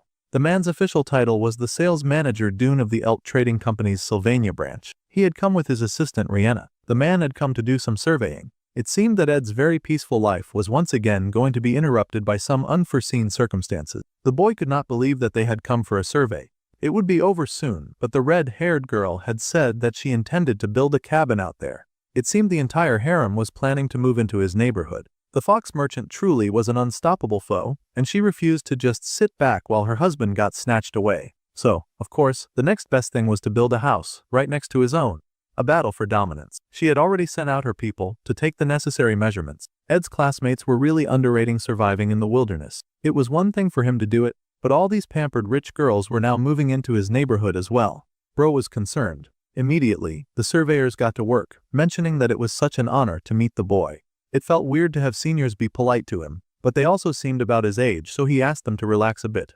There was no need to be so formal. As far as those two were concerned, the blonde boy was their employer's special someone, so of course they did not dare to talk to him so casually, and it was never bad to suck up a little so that they could get benefits. Besides, they did not think that they would get to meet him that often anyway, so there was no need to act too friendly. Their sweet Lady Lortell did not really like to send her employees out into the sticks, either. This surprised the young genius, and he asked if there was a reason why. Well, the man said that their boss happened to be very aware of the vast difference between her personality at work and her personality when she existed anywhere near the genius blonde. She acted way too much like her age whenever she was around the young genius, which made their boss very embarrassed. Valid reasons to not let her employees hang around her whenever she was at school, especially because when she was at work, the frosty fox merchant was like a cold-hearted ice demon with iron flowing through her veins. Ed could not help but mention that it really sounded like the loud-mouthed surveyor really lacked some respect for his employer. The man just laughed and said that calling his boss an ice demon was, in fact, a compliment. Either way, if there was anything that they could help the young lad with, their company was happy to assist, especially if it was something that the boy did not deem quite fit to discuss with the lady directly. All the genius had to do was call for Dune. Just to show off some of his skills, Dune the surveyor pulled out a fancy-looking bottle and showed off a drink that cost about 1 gold coin, even in the old black markets. It was quite strong, so it was best not to give it to anyone who did not drink. Anyone who drank that really suspicious and foreboding substance would get really drunk. For instance, Rena had taken a single sip, and she had ended up in a rather embarrassing position that the surveyor was way too fine with talking about. Truly, this loud-mouthed worker would say absolutely anything, it seemed. His assistant had to run back and beg him to shut up, especially about humiliating moments like that. The boy thought that the man thought way too highly of him. The main character still collected that very foreboding drink though. Dune smirked and mentioned that, on the contrary, he thought that the woodland genius was underestimating himself. They were done with their measurements, so they left the suspicious drink with Ed, and then bid him a nice farewell. The young main character just sighed after they left, wondering what on earth they were talking about. Meanwhile, at the Claven store, people were going about their daily business, and someone seemed to be inspecting something inside the store. According to the crafty redhead, the boy was advised to buy things ahead of the semester. He could make most things himself already, thanks to his growth in his crafting skills, so he should mostly buy consumables to help him make them. However, glancing behind him, he wondered why he had been followed to the store. It was yet another of his admirers, and this time it was the hesitant Annis, who also happened to be Janica's friend. The girl sighed and immediately spat out a script that she had probably rehearsed about how she had come out to buy a couple of things and had not expected to see him there. It was such a coincidence. Also, he had not come by the lab recently, and they worried that he was very busy. Plus, she had heard about what happened to Janica and how she was seriously hurt and injured. Well, the girl was quite surprised when her friend had suddenly announced that she would be living at Ed's camp, but it seemed like she was settling in quite well. and she was sure that the boy was also going through a lot. Anis was fully aware of his situation, so she had explained it to their professor as well, and they all wanted him to take care of himself since Clibius and Onyx were picking up the slack, and they were good at getting work done. Besides, the boy needed scholarships to make life easier after all. She sure had said a lot. The boy barely had any more questions to ask, so he just thanked her after a moment of silence. Just like that, the nerdy girl was ready to get going and run away. But unfortunately for her, she hit a snag and bumped into something. Her things fell from her hands, but it was fine, because the blonde swooped in to catch them. Our guy told her to be a bit more careful with that nonchalant look on his face. However, now that he looked at her bag of ingredients, it was all sorts of rotten food, and it looked like spinach that she had dug up herself. She even had moldy bread. Ed almost felt bad for saving all of that junk. He did not ask too many questions and just handed the package back to her. The girl sighed that he could look. It was not like she was buying anything special anyway. It did not matter, and there was no reason for her to try to impress him. Even if she was poor, she was not ashamed of it. Though as she said all that, she could not even look him in the eye. It was kind of funny that she would say that, considering the fact that he was pretty poor, too. The girl was so upset about the situation that tears burned in her eyes. Finally, the poor girl could not take it anymore, and she sank to her knees, wishing death to come quickly since that would be easier than having to deal with something this embarrassing. She even apologized for the situation. Anis Helion was a commoner who was more noble than most nobles. The girl was smart and diligent, able to think for herself and great at problem solving. However, her family went bankrupt as soon as she entered the academy, forcing her to work too. The boy had thought that she would be having a hard time, but it seemed she was having things even worse than he was, and he lived in a camp that he built by himself. Somehow, the girl bought a cookie for him, and he thanked her, though it almost felt wrong to take stuff from her when she was clearly struggling. Though it would be much more rude to not take it at all. The girl had been sharing a bakery membership with Clara, though the main character felt like he could have gotten by without knowing this fact. Still, at least it was helping the nervous nerd to calm down. The girl mumbled about how there was a new professor coming in to replace the Professor Glascin, who had committed a fancy suicide during one of the past arcs. It was thanks to that guy that Ed had been able to grow his magical engineering though. The genius girl had come to buy some supplies to prepare for the new professor, since they were low on them. It also seemed like the boy had been doing a lot of shopping as well. The boy admitted that he did not buy a lot, and he had just heard that the price of school supplies was going to rise soon. Anis admitted that she checked prices every day, and it looked like everything was 10% more expensive than last month. The boy was surprised that she was even checking every day. Well, the girl had slowly gotten over her embarrassment, so she yelled at him for asking like she was doing too much. However, he assured her that though it sounded weird, he thought that the two of them were quite similar. After all, they were both pretty smart and equally as broke. If they got sick, they would not be able to work,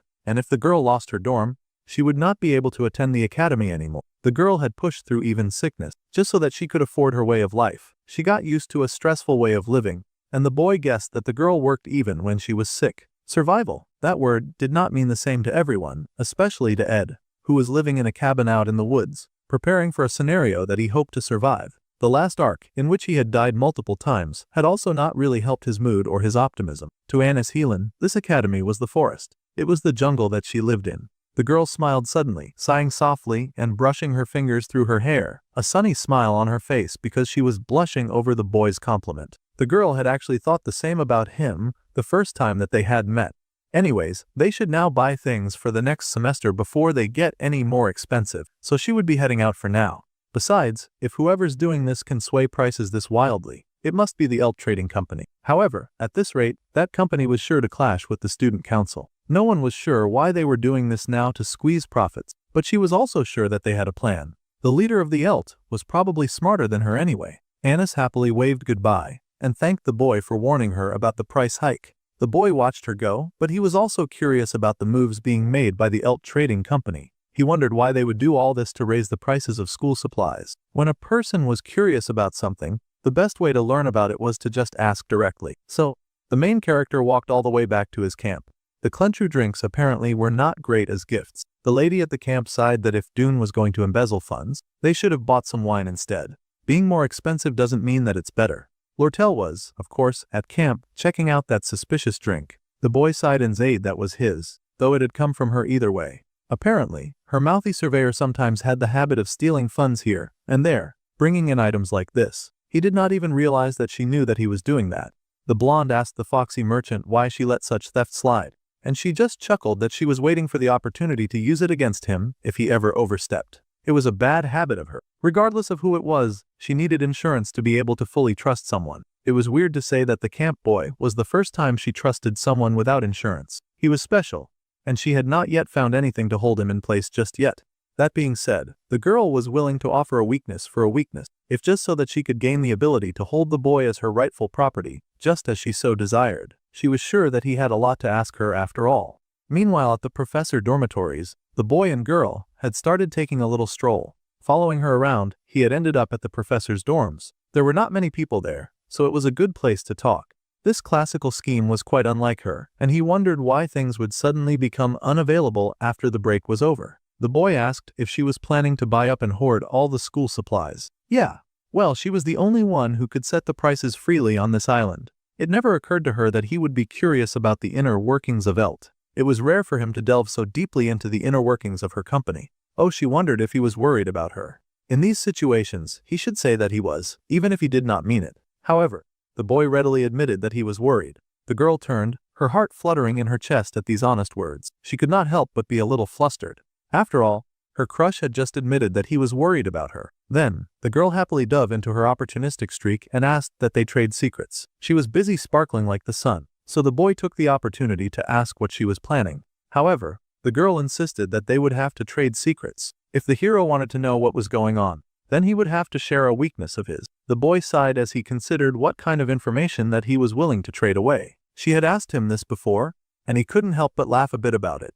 In the past, when she had been facing some troubles, Lortell had asked if he had killed someone. The boy had said that he had not done such a thing. Now, he once again referenced that question. All those years in military service were about to pay off. The girl laughed when she called up that memory, as the question now sounded very foolish to her. Well, the boy admitted that he had lied to her. Back in the past, and even now in this new world, when he had faced that one faithful apostle, Ed Roth Taylor had killed someone before. In fact, he had killed countless number of people. That was his secret.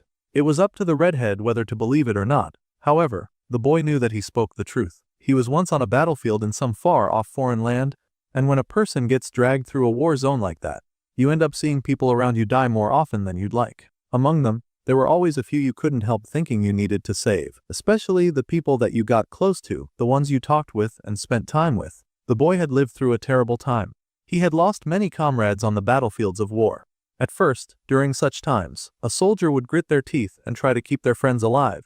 Even when they knew that they were going to collapse from exhaustion, they still would haul a badly wounded man on their backs and sprint straight through the middle of the battlefield. They could also cling to a comrade who was fading away, bawling their eyes out as they watched them breathe their last. Eventually, though, a soldier stopped doing it. A part of their brains and hearts would go numb, because they were too busy trying to survive, so as not to die. So as not to lose themselves the same way they had lost their friends. Even though it tore the soldier up on the inside at first, eventually, one day, they would realize that they had gone numb. Even the deaths of those closest to you don't hurt as much anymore, just because you have your hands full trying to survive. When a person was drunk on survival mode and instinct, and they kept themselves sensitive and sharp, surviving was the only thing on their minds. However, once they left the battlefield and ended up in a situation where there was no one there trying to hurt them, and if by chance they even managed to prevent the death of a friend and save someone, just like they had always wanted to, then the one question that they had tried so hard to ignore comes flooding back. A question that haunted every soldier eventually. The question of how things would have gone if they had not looked away from someone who needed help. Then maybe they could have saved them. That was why the war nightmares came flooding back.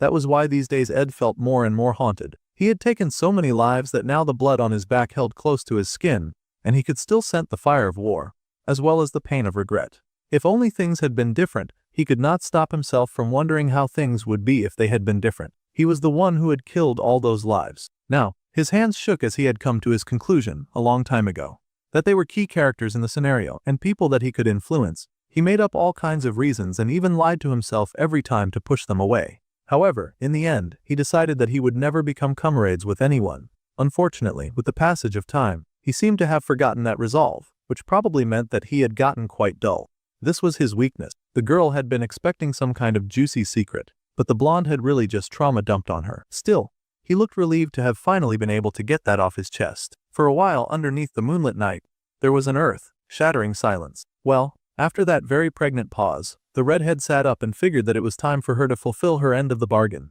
He had asked why she was buying up the school supplies and books. Well, the lady had received a report that a little rat had slipped into the trading company. Now that was rather interesting. This was a process of flushing out that rat. For the past few days, the inventory counts for school supplies and books in the warehouse have not been matching. That would obviously mean that some greedy ingrate is going into her warehouse to siphon her property. That sort of loser behavior was completely unacceptable. The hero went for the most obvious option, instantly suspecting Dune since he was known to embezzle funds. Lortell shut down that idea. Dune was a loudmouth, but he was not bold, and he only ever indulged in small luxuries and never went beyond that. The person she was hunting was far more malicious. When the prices rise, they would likely sell before they did and run. That was when they would catch the rat that was trying to sabotage her. Plus, she would probably end up killing someone again. The boy looked horrified, which was rich considering the very cold confession that he had just made. Back then, they had said something like this. When she asked if he had ever killed someone, the girl had admittedly never killed anyone with her own hands, but if she could count the killing of the people that she had failed to save, then just like him, she had probably killed a lot of people too. Something that the redhead girl had hoped to be a bit more flirtatious had turned into a really deep topic, but it was great that they both had someone that they could talk to about this with. The redhead was mostly the type of person who looked away from people and only judged them by the numbers in her accounting ledger. She was the golden daughter with a tight noose around her neck. For a long time, she had also pushed herself forward by believing strongly that everyone was like that. A merchant who recognized a child's talent and bribed her biological parents to make her his adopted daughter. Poor parents who lived off a day's worth of begging, eating rotten bread in the corner of the slums. In the end, they did not even realize that they would be killed to keep information from leaking while selling their daughter away. Her parents had truly been pitiful people. All of them must be accomplices. The girl then asked the main character if he knew just how much money that her parents had got from selling her. They got 3 Flen gold coins. That was how much that she was worth. It felt just like yesterday that she was a girl sold off for 3 gold coins. The girl now held those coins fondly in her hand as she smiled. Now she was someone who could designate 3 gold coins as a daily wage just to scout someone that she liked. It was really funny. Still, 3 gold coins a day was kind of a lot after all. She was sure the person she was trying to recruit would refuse, but that was fine too.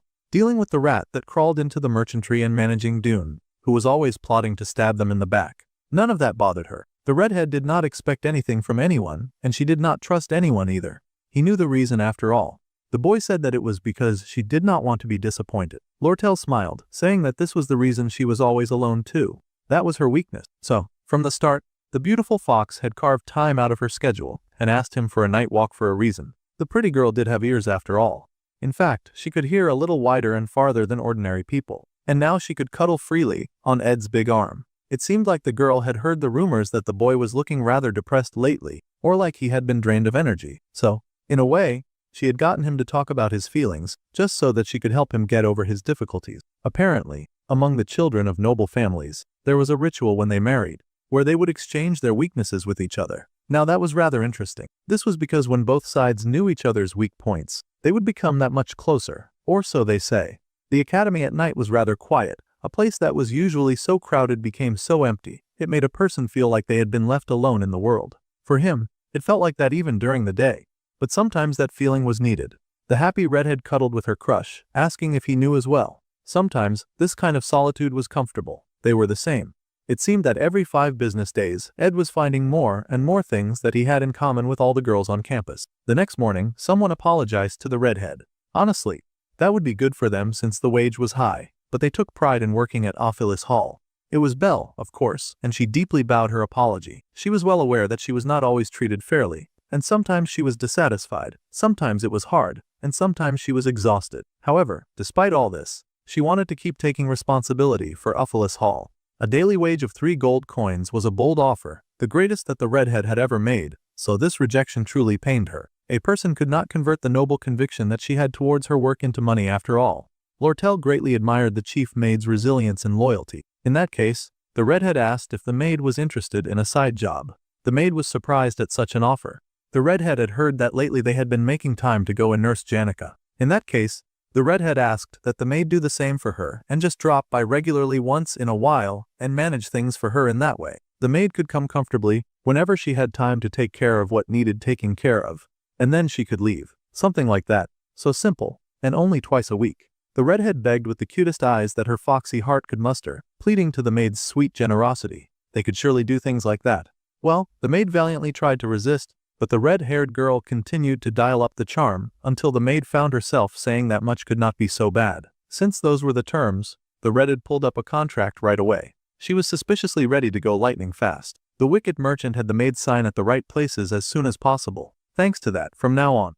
The redhead smiled and told her to please take care of her villa and the nearby camp. The maid would see her at the camp. With that, the door was suddenly slammed in her face. Ti suddenly felt like poor Belle had just sold away her human rights. She had taken up a side job for 1 gold coin. The fox even had the contract ready to go from the start.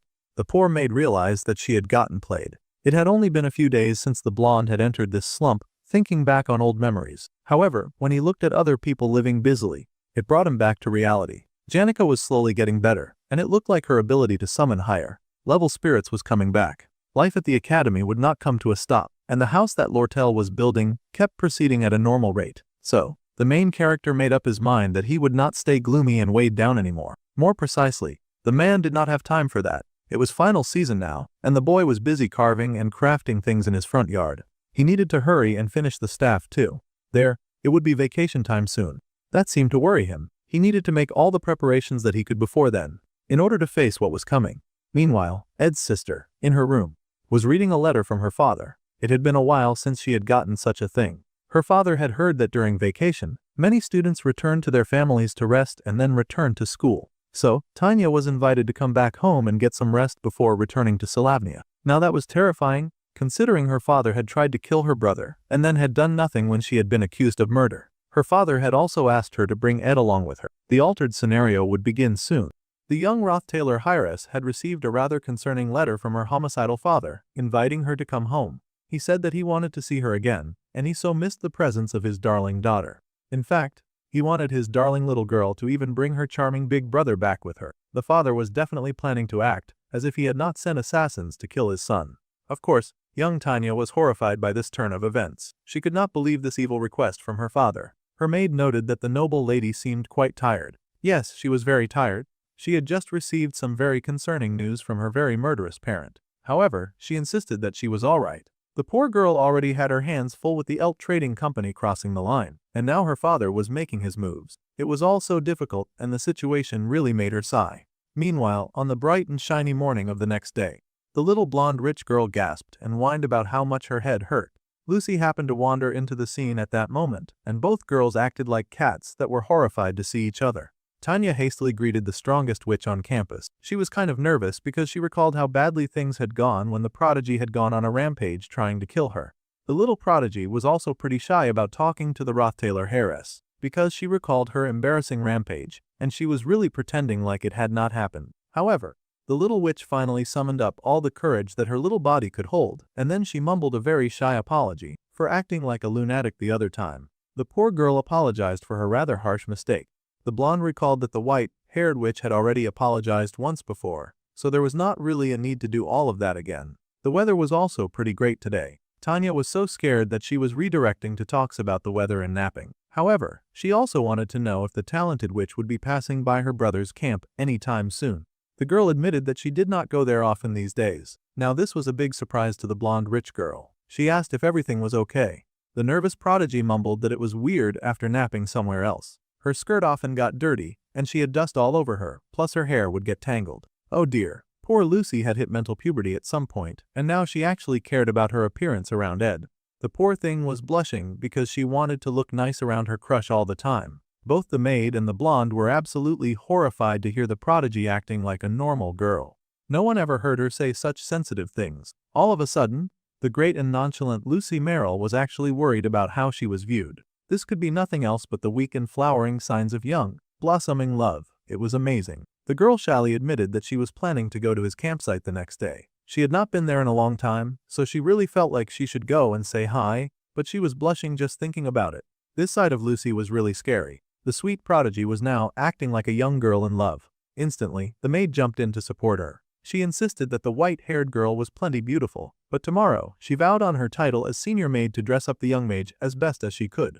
Offles Hall, senior maid, and her primary duty to assist students. Her secondary duty was, of course, love advice. She knew everything about who loved whom. The white-haired witch looked a little nervous about the situation. Meanwhile, it was a nice and peaceful day at the camp. The sun was shining, the woods smelled nice, and the birds were resting and chilling. Suddenly, a dark form of aura filled the forest, and the bird was concerned. It wondered what was going on. The dark aura seemed to be coming from Janica. Ah, the poor bird had settled on the wood that Lortell was using to build her new and invasive cabin in the woods. Obviously, Janica was not thrilled about this at all. That little red demon had gone ahead to build her own house, right next to Ed's house, just as Janica had moved into the neighborhood. The fight between these two for the main character's heart was as endless as it was passionate. The spirit sorcerer was glaring at the wood in the way of her joy. Suddenly, a bright summoning stole her attention, and spirit energy moved and danced in the gathering of the forest camp. Out of the spirit energy popped out a familiar-looking white-haired young woman in white clothes. Of course, it was just the guardian of the forest, dressed as the one human that she respected. The lady happily asked how her little students were doing. Ed remembered that it was a strain for the spirit to summon herself in human form, especially after the huge fight that all the spirits were still recovering from. The human form was not easy, but Marilda could make an exception. The thunderstruck 1,000-year-old wooden cane had been created from a 1,000-year-old tree struck by lightning and processed with various spells to increase the efficiency of the spirit sensitivity. It had the power to amplify the sensitivity of spirits and amplified the mana efficiency of spirit magic. It also allowed all spirit formulas to be used regardless of spirit sensitivity if a contract was formed. The mana efficiency when using high-rank wind spirit Marilda had improved, the area of blessing of wind had improved, and the spirit formula had greatly improved. Our dude had worked really hard to develop this staff, and he knew that it was the right choice to make this. The pink-haired spirit sorcerer stared in awe at the amazing staff, gasping because she had never seen a staff made from magical engineering before. Then, the blonde asked if she was interested in trying it out. Of course, Janica was excited to try. She was just a little worried since she had not yet fully recovered. She was not sure that she would be able to test the material properly. However, she was indeed going to try her best. The girl focused all of her magic, prepping herself as the power flooded her system. Spirit magic gathered around her like blue wind circling her form. The girl was amazed at how much energy she could muster and make dance around her. This staff was not just efficient, but it also felt like the mana was just naturally flowing through her body. She had become a proper spirit conduit. Her crush took the time to remind her that her spirit sensitivity was high, so it made sense that she felt that way. The happy Pinkett beamed and said that those would really improve the power of her spirits. It was amazing, and it was no wonder people loved magic engineering. It was a very useful skill. Now that she was done checking it out, the girl happily handed the staff back to her crush, but he was not having it. Janica was confused for a second, so he decided to clarify. He informed her that it was hers now. The girl was surprised, but the boy insisted. After all, he had worked very hard to make this staff for her. Her crush had used his special skill to craft a special weapon for the sake of the girl, who always stood at his side without hesitation. He owed her a lot, especially for the time when he had pretended to die. He was sorry that he was not able to thank her properly until now. The girl was surprised, thinking it would be better if Ed used it. The boy sighed and said that he was going to make another one anyway, so she did not need to worry about it. The first one that he had made was for her, though. The boy then turned when he noticed that the spirit sorcerer was fidgeting. She had not realized that another one would get made. Like a matching pair, kind of like the kind of thing that couples carried around. Obviously, the girl couldn't help but be thrilled by this information, jiggling, blushing, and being the sweetest peach in the enchanted forest. Janica happily said that she would use it well. The girl was practically glowing when she thanked her sweet crush for giving her this magnificent gift. The boy stared in awe at how beautiful the girl looked. Poor bro was locked so deep inside survival mode that he did not even recognize what a cute girl was anymore. However, this time the blonde maid could not help but smile. This time, he was sure that he had made the right choice. Meanwhile, back in school, a new poster had gone up and all of the students were horrified to see the news. The students were gathered around the notification about the final exams. The final seasons had begun. Exams had started, and all the students wondered who would be at the top. It really depended on the subject, but for now, our guy did not need to worry about both the written and field exam. However, this only applies to middle and upper students. The written exam maxes out at 100, but the field exam has no max limit. This meant that the top students at each class would always maintain their place with their field exam scores. This applied especially to Wade, the top of the first year as well. The boy did not even need to mention Lucy, who would always be at the top of the second year. So, if anyone wanted top marks, what mattered the most was the field exam. Of course, the top scorer of the third grade was the sweetest spirit sorcerer, Janica Faylover.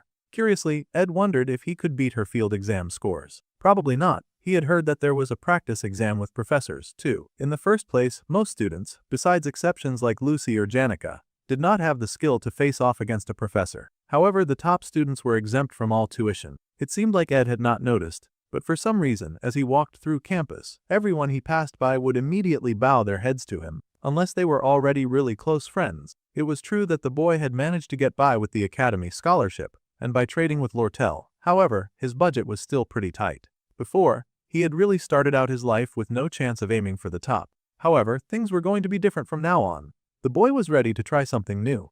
He was going to try to go for top of his class. In the student council room, the young guy was taken to meet the student council president. Of course, that was none other than his sister. He thanked the young lady who had guided him, and the girl screamed that it was her honor. She had been really shy about leading him through the school because the boy was so popular, even though he did not seem to notice at all. Tanya was still thinking about that horrible homicidal letter that she had received from her father. Even if he had not mentioned that he was plotting murder, no one expected anything less from such a cruel man. The man knew that Ed was alive, and he wanted his son to come home. The father wanted to take advantage of the fact that the public's opinion of his son had improved and his magic skills had heightened. He would no longer face the consequences of insulting the princess. He wished to accept his son now as a member of the Roth Taylor family once again. As a family, and his father, the evil man, would like to offer his son one last chance. After losing Arwen, the man said that he did not wish to repeat the same thing again. No matter how one looked at it, it totally sounded like a threat.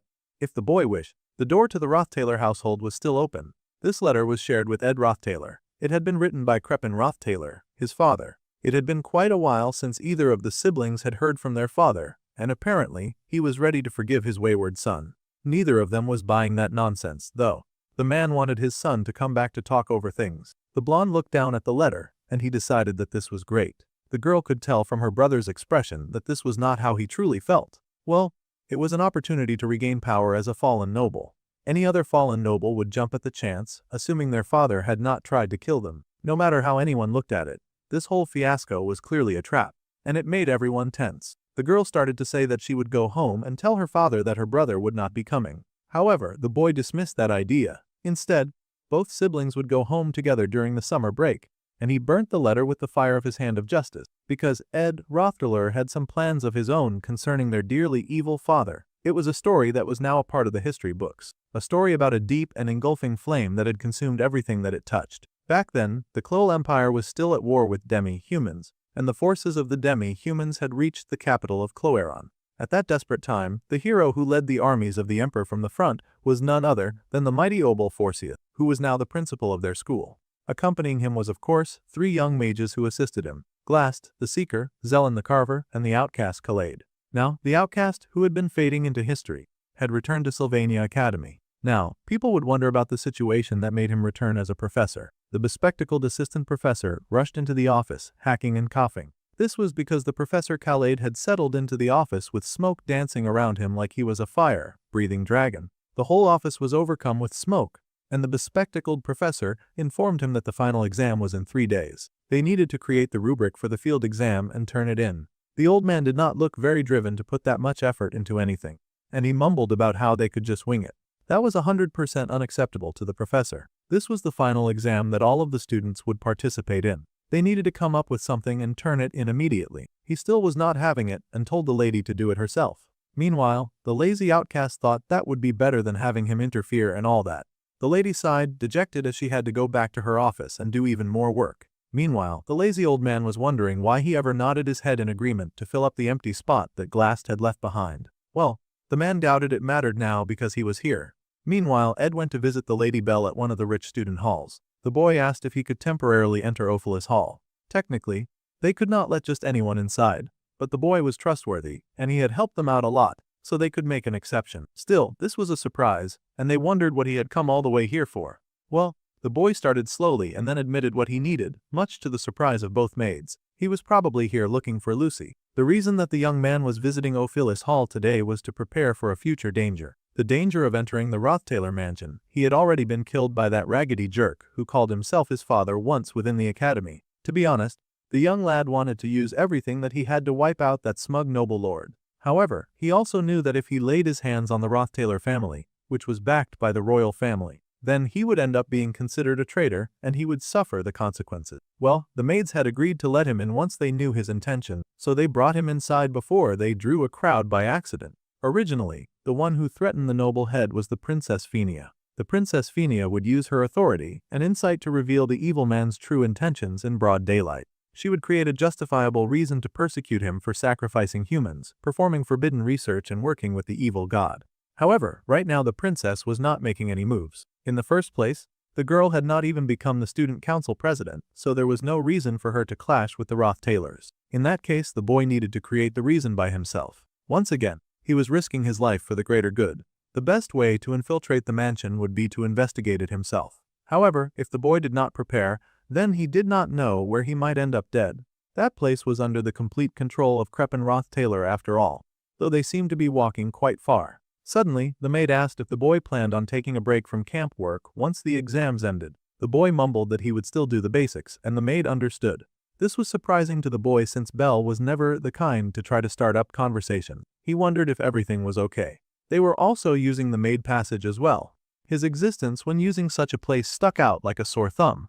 Even if they took the long way, it looked like the lady was trying to take the boy through a more discreet path, so that the students who knew that he had been kicked out would not take notice. Then, she asked him to climb carefully up the stairs. Ed thought it was very thoughtful of her to make sure that his presence did not cause a problem in the hall. However, the boy could not help but wonder why they were moving around so slowly if they truly wanted to be discreet. Belle insisted that she had a very important question and that it was very important, though she looked very much like she was coming up with this very important question on the spot.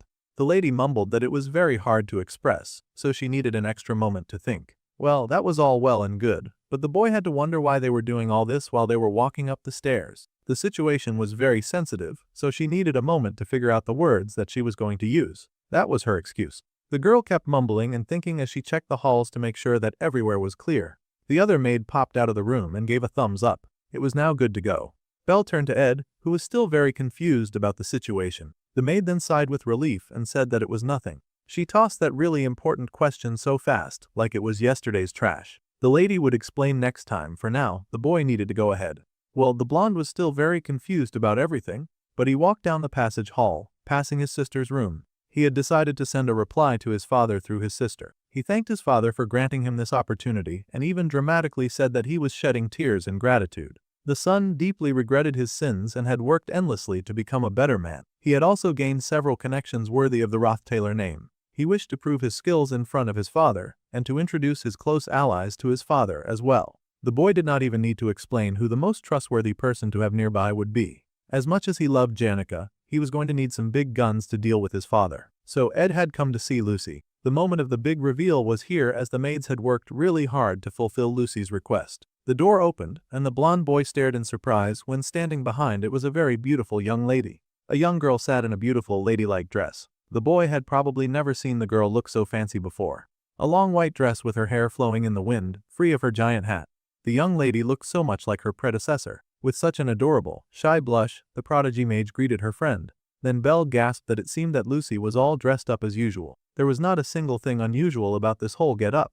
The boy was surprised. The girl had not been to the camp recently, and he asked if she had been busy of late. She was probably dodging him because she still very much remembered that kiss that they had shared. The girl blushed that she had not been busy, and he walked around the room, taking in the nice and clean environment. The girl seemed completely different from when she was at camp. So, this was how she usually was. That was the completely wrong impression. She had only gotten fancy because it was him.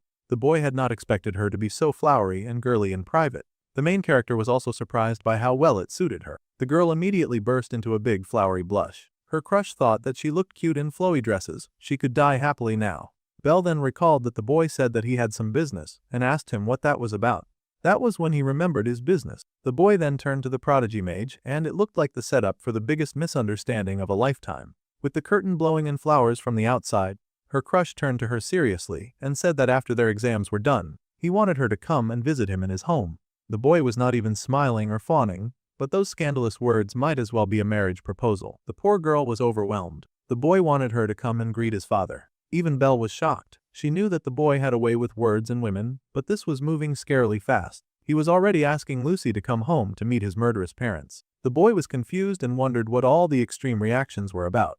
He just needed a bodyguard for the risk that he was about to take. And look, why was great at kicking ass, that was why he chose her. Well, the boy seemed to realize that his request was indeed phrased a little strangely, but he would explain in detail what the deal was. The young main character was going to risk his life by going home, and since it would be a journey back to the Roth Taylors, and it would take up time, he did not intend to ask for this favor for free. The boy was only telling her all this because he trusted her. Lucy listened to all of this with way less enthusiasm than she had before. She was probably disappointed that it was not a marriage proposal after all. Her crush seemed to have some kind of big plan to dethrone Crepin Roth Taylor. The boy was worried because this was an intense act of rebellion, both against his family and against the empire. However, he no longer intended to allow his father to remain as the leader of the Roth Taylors. Well, the little mage happened to also have beef with Crepin for nearly deleting her man, so she asked if the aim of this exercise was vengeance. The boy was silent as he considered the answer to that question. He had not thought very deeply about that before. Then, the boy admitted that he just wanted to survive. Being the hero, he was not after complicated things like that.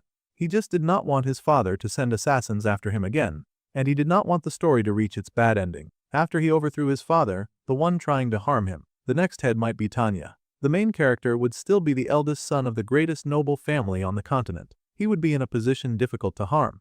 The boy was willing to do anything for her once he was in that position. That was a very bold promise for someone who did not realize that marriage was on Lucy's itinerary. The blonde was just asking for the girl to invest in him. The mage considered this, lounging in her chair as she listened. The girl then sighed that she was not the type to invest in things. She was a mage, not a businessman after all. As the boy knew, she was not the kind who was interested in power either. However, what she was really interested in was whether or not she had kept her promise with the old man. The boy was surprised to be asked such a deep question so suddenly. Once again wearing her trademark hat, Lucy tossed open the window and stared out into the beloved school that her grandfather had made, asking if the danger had truly passed, and if she had fulfilled her promise. The girl wondered what she should be thinking about for the rest of her life. She was the type who had no interest in power, and if she helped the boy, it would be because she wanted to help him, that was all. Even so, she could not do it for free, so Ed asked what she needed. Still, the little mage was hesitant. What she feared was that after she kept her promise and cast away all her burdens, she would have nothing left. So, she stepped towards the boy and asked him to help her so that she would not be consumed by that emptiness. The boy asked how he could do that, and a big wind fluttered, casting an adorable light on the two as the little mage held out her tiny pinky finger in search of a promise. She wanted to find a reason to live, and she wanted the boy to help her do it. The big curtains fluttered in the wind, and they both stared at each other for a moment. It was funny that she was asking him, considering the fact that he lived in survival mode almost every day. The girl's words were stern and truthful, and it was just her usual face. The prodigy was not crying or smiling, however. If he did not make her this promise here, he wondered what kind of expression she would make. The boy was silent at first, and then a big blush came upon the mage's face when he did indeed tie his pinky to her. He could pretend to be a playboy all he wanted, but he really needed her protection after all. So, he gave her a pinky promise with a serious expression on his face, and the girl had to control her emotion. She did not succeed because within seconds, she tossed herself at him in a big and very satisfied hug. A promise had been made, and she was thrilled about it. The boy had no way of truly understanding how much this promise meant to Lucy. However, as he gently returned the hug, the little girl said nothing else in that moment for quite some time. The written exam was about to begin. Everyone was gathered in the hall, and that was the time that the blonde main character decided to tell Janica that they would be enemies. For now, anyway. The girl was horrified to hear this, of course, asking what she had done wrong. The boy explained that it was nothing serious. They just happened to be in the same grade, and taking exams together was all. He wanted to try his best to be the top student this time. Since the day that he awakened in this world as the stuck-up noble of the Roth Taylor family, his entire ambition had been focused on graduating and survival. In order to do any of that, he needed to afford the massive tuition. Thanks to the Glock Foundation scholarship and the cash from trading with Lortell, the boy had been able to hang on, but he was not sure if he would be able to last till graduation. However, once he became a top student, then he would be completely exempt from tuition. It would be a great way to round up the year. Before, the boy was simply nowhere near capable of aiming for it. But now that it was within his reach, of course, the main character wanted to try. Janica laughed now that she understood what he was going for, beaming with encouragement and saying that she did not dare let her guard down or he would truly surpass her. Most third years outside of Janica were pretty average. They were just slowly looking through their exam papers as the questions got handed out. They could not compare to the spirit sorcerer's innate talent, but the boy sort of came out slightly ahead in memorization of heavy subjects like history and magic engineering. The pink-haired sorcerer beamed and threatened that she would not let the boy take over so easily. People from her hometown were really proud of the fact that she was the top student. The boy considered this news, but it was time to focus on the final exams. They had finally begun. After the first day of the final exams, the elemental studies written exams were over. There seemed to be someone going through it after the intense exam. Anis explained that Professor Khaled had been called over to replace the Professor Glast. However, poor assistant Professor Claire was still stuck doing everything. The poor lady had been forced to write and grade the written exam questions in 3 days, all by herself. She had been like this ever since, passed out on the floor, looking like she was close to death. Clebius somehow also looked half dead too, and the poor boy groaned, because he worried that he had gotten the questions from the basic swordsmanship textbook wrong. It made him feel so very stupid after all, and he was not a fan of that. The combat genius had been like that since the written exam. Suddenly, someone barged in, asking Clebius how long he was going to stay so depressed. He could make up for it in the field exam, so he had to stand up and get to work. It was the second year, the top alchemy student and Clebius's unofficial girlfriend, Elvira Aniston, the wild alchemist. They were quite surprised to see her, and the girl explained that she wanted to get the elemental resistance potion formulae that she developed looked over by some of the professors. So, she had come all the way here just to find poor assistant Professor Claire half passed out. The others admitted that she had picked out the worst time. The assistant professor was currently sleeping with her eyes open right now. The combat genius was still worrying about his situation though, and he groaned that at this rate, he was going to lose the top spot. And he whined about how Ed probably thought that he was worthless, too. The alchemist yelled at him to stop his whining and to stop saying things like that to his senior. He was looking way too pathetic right now. Clebius yelled that Elvira was always looking down on him anyway, and she jumped him. Ignoring the chaos in the background, Anis shyly asked Ed if he had done well in his exams since he looked rather happy. The boy admitted that he had done all right. In the first place, he had never stopped studying ever since he came here. Based on their marks until now, Janica was slightly ahead. If the boy wanted to really push ahead with the remaining subjects, then he also needed to focus on the elemental studies field exam.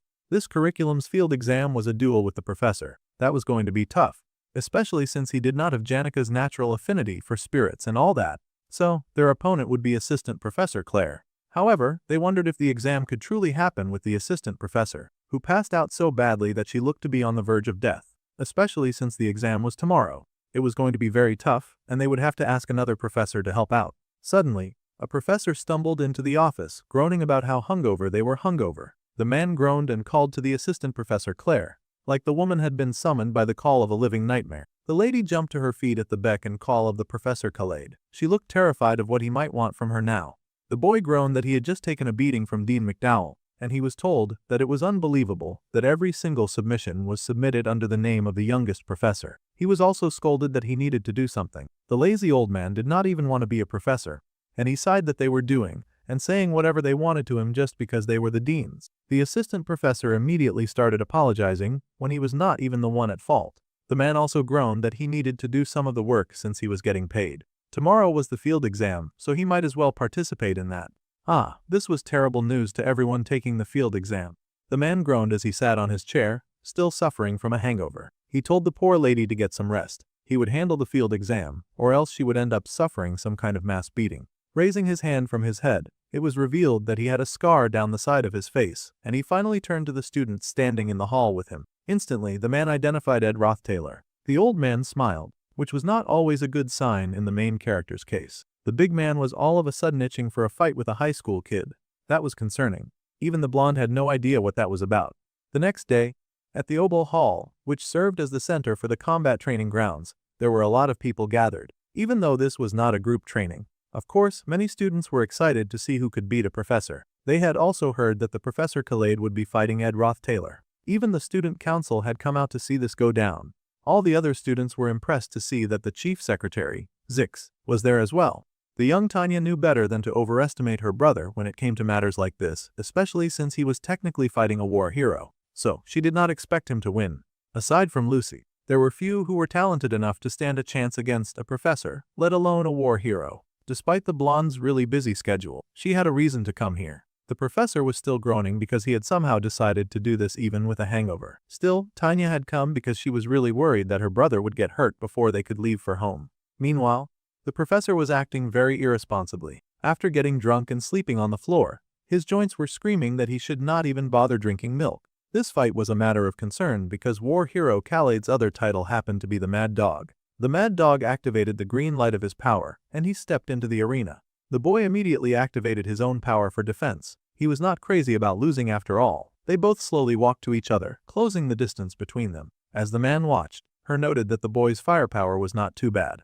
Then the man seemed to close his eyes, his body sparking as his energy increased. Ed was tense as the man began to spark, increasing the intensity of his own attack. This was not going to end well. The man was casting an incantation. What the professor was suddenly out of nowhere was not even basic magic. Bro was going ahead to use a mid-rank lightning magic, the one called the Flash. It looked like he had turned his body into a giant lightning bolt. The bright light from the power enveloped the whole hall, and many of the students suffered temporary blindness from just how big the light was. Even Ed had to draw back, suddenly blinded, because he could not see where to land his tack. The professor laughed at that, praising the student for his good reaction time as he had suddenly and very quickly closed the space between the two of them. Suddenly, the teacher was very up close and personal, invading the boy's space as he activated the basic impact spell, the one called Magic Shockwave. Ed instantly activated the basic defense spell to counter it while also summoning up the basic fire spell of ignition. Their magic clashed in the middle, going bar for bar, heat for heat.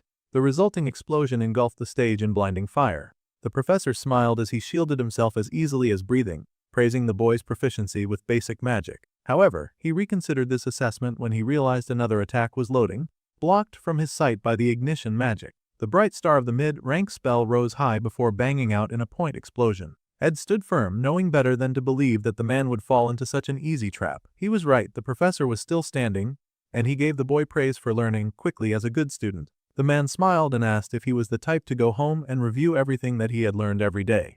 Well, Ed truly was that type, but the mad dog was now ready to go deeper into more complex topics. Water bullet and ignition were activated at the same time, two powers of two different elements. They were going to get through the material quickly.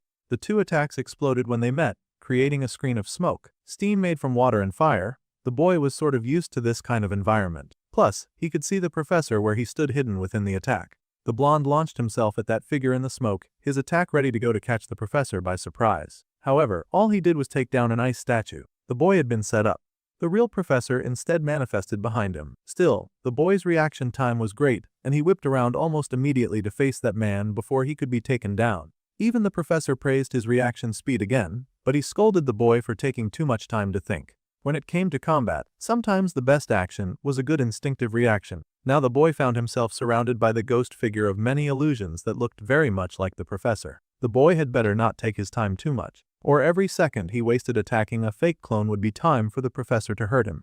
Even if he removed the steam with wind blades, more steam would just take its place. His opponent had a clear advantage in magical ability, so he wondered if he needed to find the real Professor Khaled among all of these. However, that would not be necessary. Wasting time sniffing out the professor would put him at a disadvantage. All of the professors within his line of vision were surely fake ice sculpture. The real one would likely be hiding behind the dummies and silently aiming at him. If that was so, then the boy activated his magic power, impressing the professor as each and every one of those dummies got eradicated to shreds right in front of him.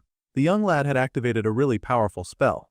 It was the basic effectual magic of forced concentration. Ed snapped out of his murderous attack and realized that he had activated Dispel, blowing away his problems and his enemies. However, before he could switch tactics, the professor activated the Wind Blade. Narrowly, the main character dodged that formidable attack, groaning as he got tossed back. The boy hit the floor, collapsing in pain. Slowly, the professor walked over, assessing the youth on the floor, and he asked the boy what he was doing. He wondered if the boy was consciously trying to use only elemental magic. The boy shrugged off his dirty jacket, asking if that was so obvious. This was an elemental studies exam after all. He wanted to pass by using the right magic. Tanya gasped in worry, but Zik smiled because he was used to this kind of stubbornness from Ed. The professor laughed that the young student was a funny kid.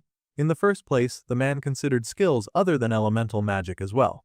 The boy asked if that was allowed, and the man asked if he was worried that he would be injured. Actually, the boy was still worried because this was an elemental studies exam. The man countered that elemental magic was the basis of all combat magic. It was not simply about using elemental magic, but it was about combining various fields of magic with elemental magic to use them in unison. That was what elemental studies truly sought to teach. Well, now the blonde boy sort of understood. However, the professor countered his own words by saying that ramble is what Glass would have said, but he was very different. Professor Khaled wanted his student to do whatever he could to stop his attacks. If the boy was still standing on his feet after 10 minutes, then the boy would get a perfect score. The man truly was a mad dog. Everything was on fire. The war was over, and the reign of the Emperor Cloel continued. The Guardian Obel and the 3 war heroes set out for Sylvania Academy. They all took up teaching roles to train the next generation. It was the self-study period, and the dark new teacher sat in front of the room like a foreboding presence. The man chuckled darkly, wondering what exactly he could teach the budding youth. To these sheltered children, survival training was basically abuse, and he hardly ever got the chance to go all out since coming to the academy. He could not force those young brats to train their mana sensitivity all night, and he could not teach them how to kill or how to survive. Just sitting at the desk gave him flashbacks of times like that during the Hard War, and the teacher would open his eyes to find that his desk had frozen over.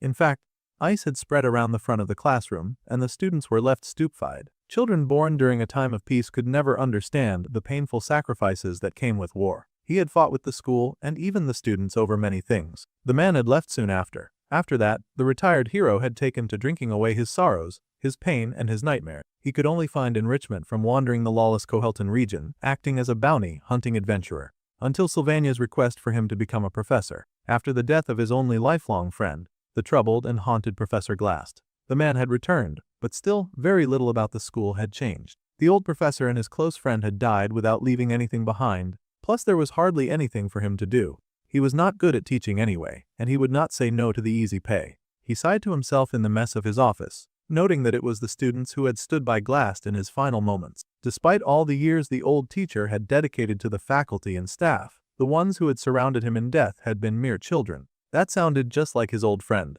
The teaching assistant, Claire, was the one to pass on this information. Professor Glass was quite fond of one of those students, apparently, and then the old war hero had heard a name from the greenhorn professor. Back then, he had innocently asked the teaching assistant for the name, not realizing that it would change everything. The student had to do whatever he could to stop this. If the boy was still standing on his 2 legs after 10 minutes, then he was going to get a perfect score. He was all fired up, magic bursting from his palm and surrounding his being as he pointed his large hand at Ed Roth Taylor, the boy he seemed to despise more than anything. However, as he launched his attack, ice burst forth, heading straight for his eyes. A dynamic attack that quickly got cut off by the older man's own power. It was nice for the student to try, but he was 100 years too young to try to take his teacher by surprise attack. Still, the old guy was kind of impressed. The student had taken the time, even between such a brutal fight, to conjure up a mana bow and fire arrows of mana at it. This student would not slow down for him, even for a minute. The blonde noble really had no respect for the elderly. Since the moment they had begun talking, that mana bow had been loaded. Elemental students were not even his speciality, and yet the boy was applying every tool available just to beat his teacher. An admirable effort. The main character activated the manifestation of Waterhead, a spirit formula that burst up like a spring of powerful water. Now the teacher found himself reassessing and wondering if this kid was some kind of spirit sorcerer to have access to so much power.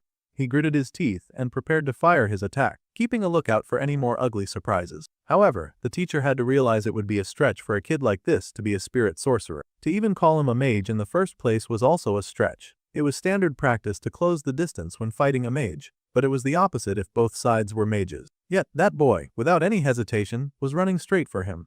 Ed launched like a man on a mission, diving straight for his teacher. As soon as the main character realized that fighting with magic was disadvantageous to him, he had switched up his approach immediately. For such a talent to only be using elemental magic, he was practically fighting with his limbs tied together. This realization brought a big smile to the teacher's face. It had been a while since he'd battled a kid with this much audacity. Of course, however, this was nothing special on the battlefield. No matter how knowledgeable the kid was, he had never faced a real war. Not like the old teacher had, where living and dying could be determined by a simple mistake. The man, however, paused when he noticed something else. At this range, that boy was still coming close and charging up a magical, roaring attack in his hand. That blonde student had gone mad, and he seemed just about ready to do whatever it took to win. The magic in his hand burned and twisted, glowing a hot pink as the basic effectual magic was activated. It was forced concentration. The two fighters clashed so close together, using close combat as they also activated spells at the same time. That child really meant business because he had no qualms pulling out a dagger in the middle of a teacher versus student fight. It was starting to become clear that this wild kid was more than just one of those spoiled rich brats in his academy, especially with the way he would have clearly stabbed his teacher in the face if the man did not put up a force field. The boy's reactions were quick, and the teacher laughed. He recalled effectual magic being one of Ed's many interesting little talents, his heart excited to see what would come next. The boy then summoned Mug, and his little spirit bat infused the dagger, transforming it into a special kind of weapon that ground even harder against the teacher's force field. The man's eyes widened as the explosion activated, and so much dust hit the ceiling. The result was, of course, a loud kaboom that raised dust and debris, a cloud of smoke blocking everything from view. The teacher just narrowly avoided getting caught up in that little death blast, and he slid back, steadying himself with his hand on the floor. That kid was truly something, and the man could not stop his grin. The boy could summon a mid-rank spirit as well. Now he really looked like a spirit sorcerer. It was becoming clear as the battle went on that the student before him was clearly past the level of the students gathered around. That had sobered him right up. For years he had to deal with the dull weeks, dull nights, and dull every day of his life that did not involve fighting and rushing around. It had been with great reluctance that he had even dragged his boots to this skill. However, the solution to the teacher's boredom now appeared to be standing before him. Since the battle had raged on and they had come this far, once again the teacher activated the magic in the palm of his hand, and everything gleamed with golden light. They would keep going to the end. That was how much fun he was having. Meanwhile, Ed was over here fighting for his life. Sure, he was not a slacker, and he had actually unlocked many talents while saving lives at the academy, but he was a student fighting a veteran, and it seemed the main character was starting to understand that his opponent was a crazy person. The teacher admitted that he did not really know about the cleanup, and with the great charge that kept growing in his hand, it was also very likely that he might have to write an incident report. Bro was really saying all of that casually, like his opponent was not a student. The Roth Taylor Harris was, of course, horrified to see what was going down. She had heard that the man was a mad dog, but she had not realized just how mad he could get. Bro was using high-ranking electric magic against a student. It was absolutely shameless behavior. That charge hit the clouds, stole Zeus' thunder, and was now journeying all the way back to Sylvania just to beat the main character. The sky thundered with dark clouds as this sacred and terrifying magic was activated, and the whole school lit up with the dangerous magic light of that golden death ray. Within seconds that bolt had landed, and rocks flew across the whole stadium. The teacher had activated divine punishment, the thunderous kind. An even bigger kaboom then echoed through the hall, lighting up the place like a firework. There was rubble flying in a dark storm of fire clouds. The old teacher coughed as he cleared his lungs of smoke, wondering if he had overdone it this time.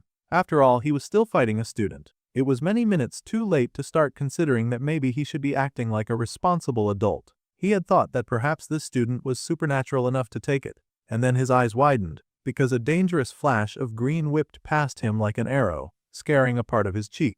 The professor couldn't help but laugh. Not only had this crazy, unbelievable supposedly high school kid withstood that thunderous attack, though he looked a real mess, blessing from various cuts and covered in dust. Thanks to the almighty power of overwhelming plot armor, the boy bounced up to his feet and was once again very ready to fight. Yes, now the man could see why Glass took an interest in this kid. This monster in the shape of a child that looked at him like a tiger on the hunt. While still clearly being a young tiger cub, he looked like a demon surrounded by the mad flames. The teacher himself looked like a dark butler from the pits of hell. They were two alike, two monsters forged by the bitterness of the dark taste of war, and the man knew that he was looking into the eyes of someone who had faced death countless times before. That fire in his eyes was something that could only be seen in those who had experienced that pain and loss. The teacher beckoned for the student to come to him, and the boy heeded his call. He had summoned the mighty wind wolf, Marilda, and the big giant readied an attack to launch at the teacher. This was a battle between two veterans of war.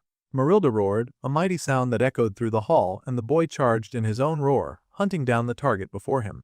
The teacher stood at the ready, taking his attacks and blocking them with his fist. He welcomed the charge, welcomed the violence and madness of that young high school boy. Soon there was a huge tower of ice formed to block out the attack.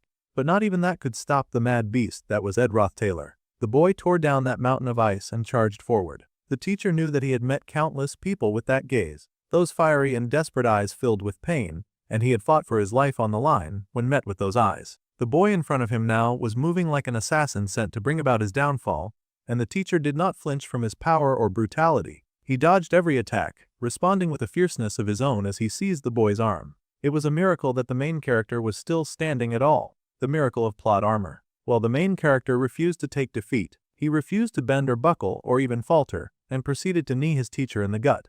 It had been a while since Ed acted like a little brat, and the teacher was just about pissed with his attitude. He summoned power at a point-blank range, a dangerous place to fire at a student. A point explosion went off, and the kid was blasted backward. They were both fighting like murderers. That child was roasted in the flames, or it seemed like he was. Suddenly, a determined hand pushed forward, reaching out like the old man held the secrets to the elixir of life, because that boy had no intention of letting him go. He grabbed that man's coat like he was going to make him burn with him. It seemed the youth still had the blessing of recovery that granted him temporary immunity to flames. He picked up his fancy staff and prepped another attack, the gem in the middle sparking with power. They were both explosion nerds because that was exactly what Ed set off next. The teacher grinned when he saw the attack coming, and again there was a huge blast, pushing the man back on the stage. The boy activated the explosion in the blessing of the wind, which took care of unexpected attacks. This surprised the main character because he had not expected the blessing of the wind. Looking back, he wondered what could have made it activate when he was facing his opponent.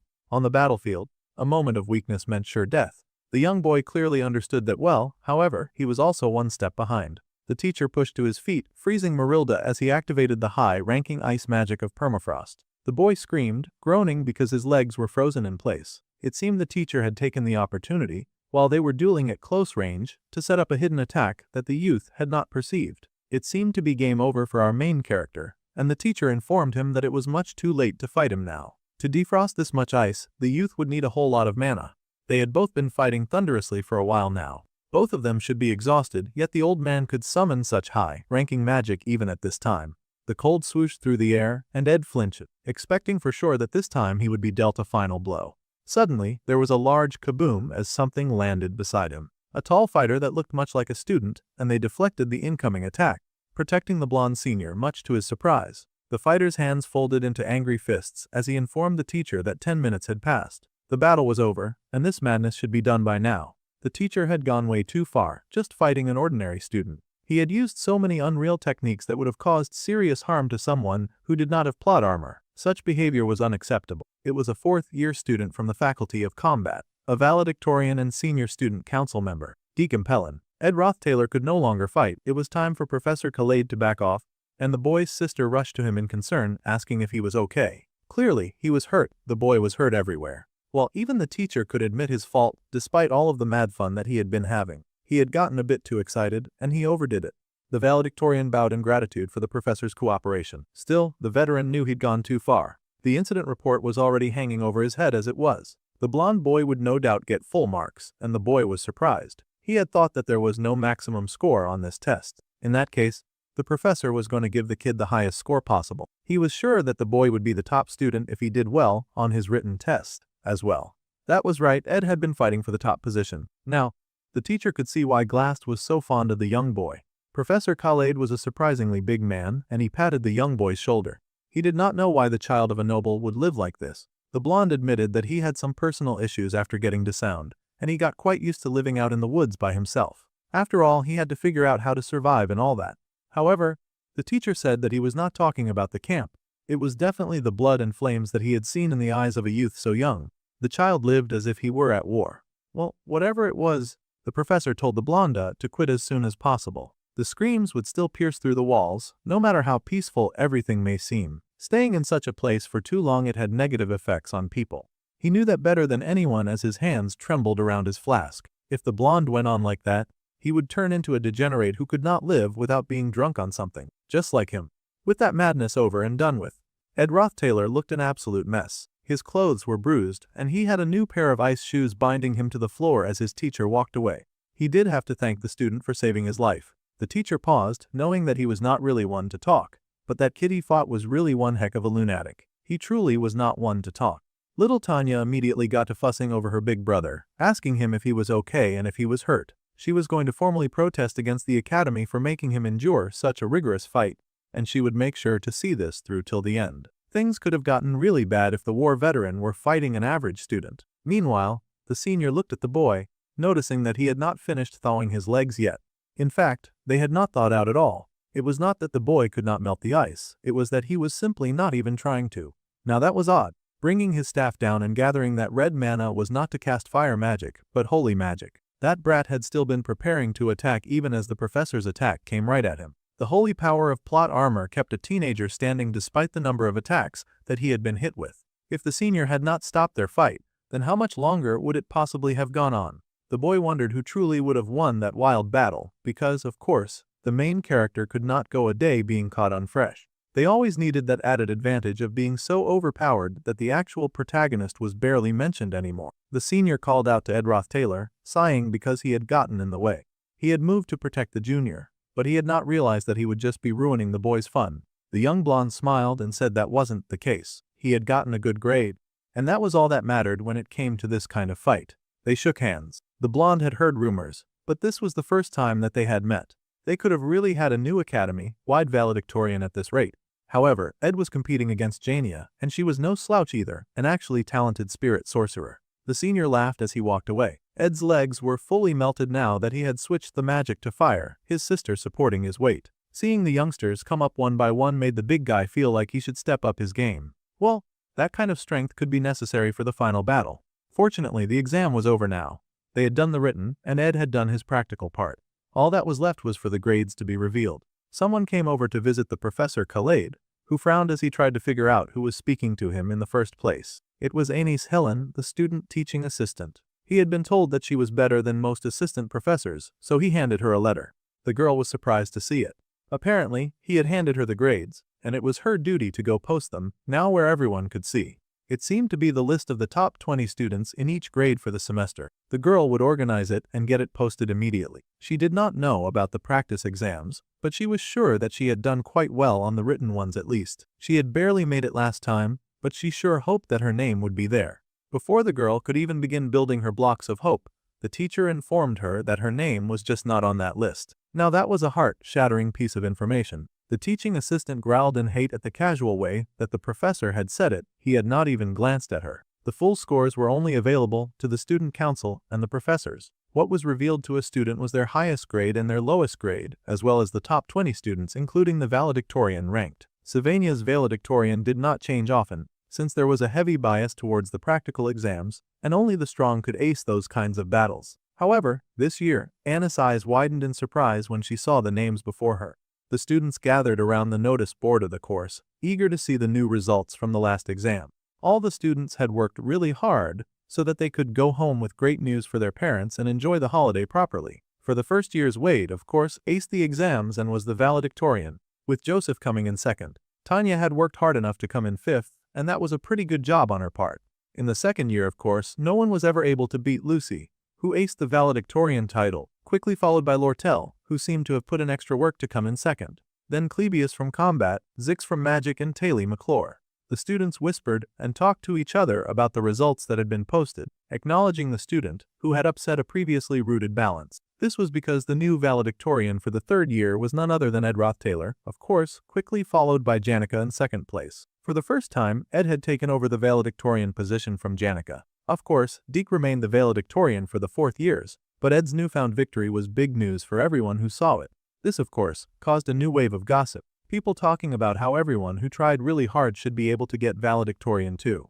The blonde boy was just satisfied with the results. It had taken a year and 7 months of really hard work. A year and 7 months of consistent studying and work, and some would say that this was a lot to have achieved in such a short time. Others would say that he had done well to hang on for all this time. Either way, what was important was the result, and he had become the valedictorian for the 3rd year. Now, rather than busting his ass to pay for the next semester, he could spend more time preparing for upcoming threats, like the real one that was brewing in his father's house. Basically, his chance of survival had increased drastically. He was sure that the emotion that he was feeling was just relief. However, looking at the scoreboard and seeing all of the efforts of his hard work bearing such beautiful fruits, it made a strong feeling well up inside of his chest, and Ed shook with emotion. Someone called the noble's name, and he turned to see Janica happily waving and congratulating his win. The pink-haired girl was delighted. She was in second place now, but she was still thrilled that he had won in the end. The boy stared at her, his face full of emotion, when he suddenly grabbed her hand, surprising this girl. Immediately, the boy dragged her away, and she wondered what was going on. He needed to talk to her about something, so they needed to go to somewhere with fewer ears. Once they were alone, the spirit sorcerer was flustered, wondering what on earth her crush had to say to her in a private place. The written exams. When the boy had looked at the scores, he had gotten a high 95, but the spirit sorcerer had surprisingly gotten a 30. A painfully low score for their repeat valedictorian. It did not make sense to him, so he asked the pink-haired beauty if she had bombed that exam on purpose. She had totally let him have what he wanted. The girl panicked, asking if it was that obvious. Of course, it was obvious when she scored as low as a 30 for goodness sake. What was she thinking? She knew that she could not receive the scholarship anyway, thanks to the disciplinary action from before. Plus she was no longer living in the dorms, so she really had nothing to lose by not making valedictorian. The sweet girl wanted to help her crush achieve his dreams. Plus, she had also been afraid of the expectations that people place on her. Having thought about it, she had thought that it was okay for her not to be at the top anymore. A little loss was not going to hurt her, and she was still in second place. It was not like his grades were not suitable to be valedictorian, so he should not be worried. It had just seemed best if he won instead. However, the boy was worried, and he laughed emptily, thanking the girl for her efforts in a very dry way.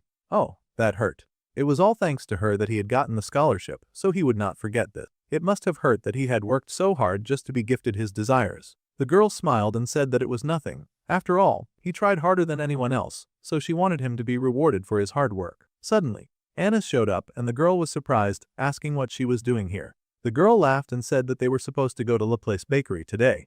Her, Janica and Clara were supposed to celebrate classes being over. The Pinkett was always forgetting stuff like this. This surprised the spirit sorcerer. Saying a very quick and hasty hello to Ed, the teaching assistant grabbed her friend and basically bolted out of the scene and away from her one-sided feelings. She would be borrowing Janica for a bit, since it looked like she had forgotten about their very important outing. The boy watched them go, his spirits dampened with a tired sigh. The sun was starting to set on the horizon when Annis sat her friend down for a very serious conversation. With a pained sigh, Annis informed the spirit sorcerer that she had messed up big time even. Sure, the girl had not meant anything bad by it, and she had likely just wanted the best for Ed, especially since she liked him so much. The teaching assistant had, of course, seen Ed's scores. Even if the girl had gotten a perfect score on the written exam, Ed would have ended up on top, especially with the practical test. The spirit sorcerer was relieved to hear this, especially since her friend had tried so hard to become valedictorian. However, she was not seeing the problem that she had caused. Ed did not make it to the top because Janica had failed on purpose. His victory felt empty now, handed to him after all of the hard work that he had put in.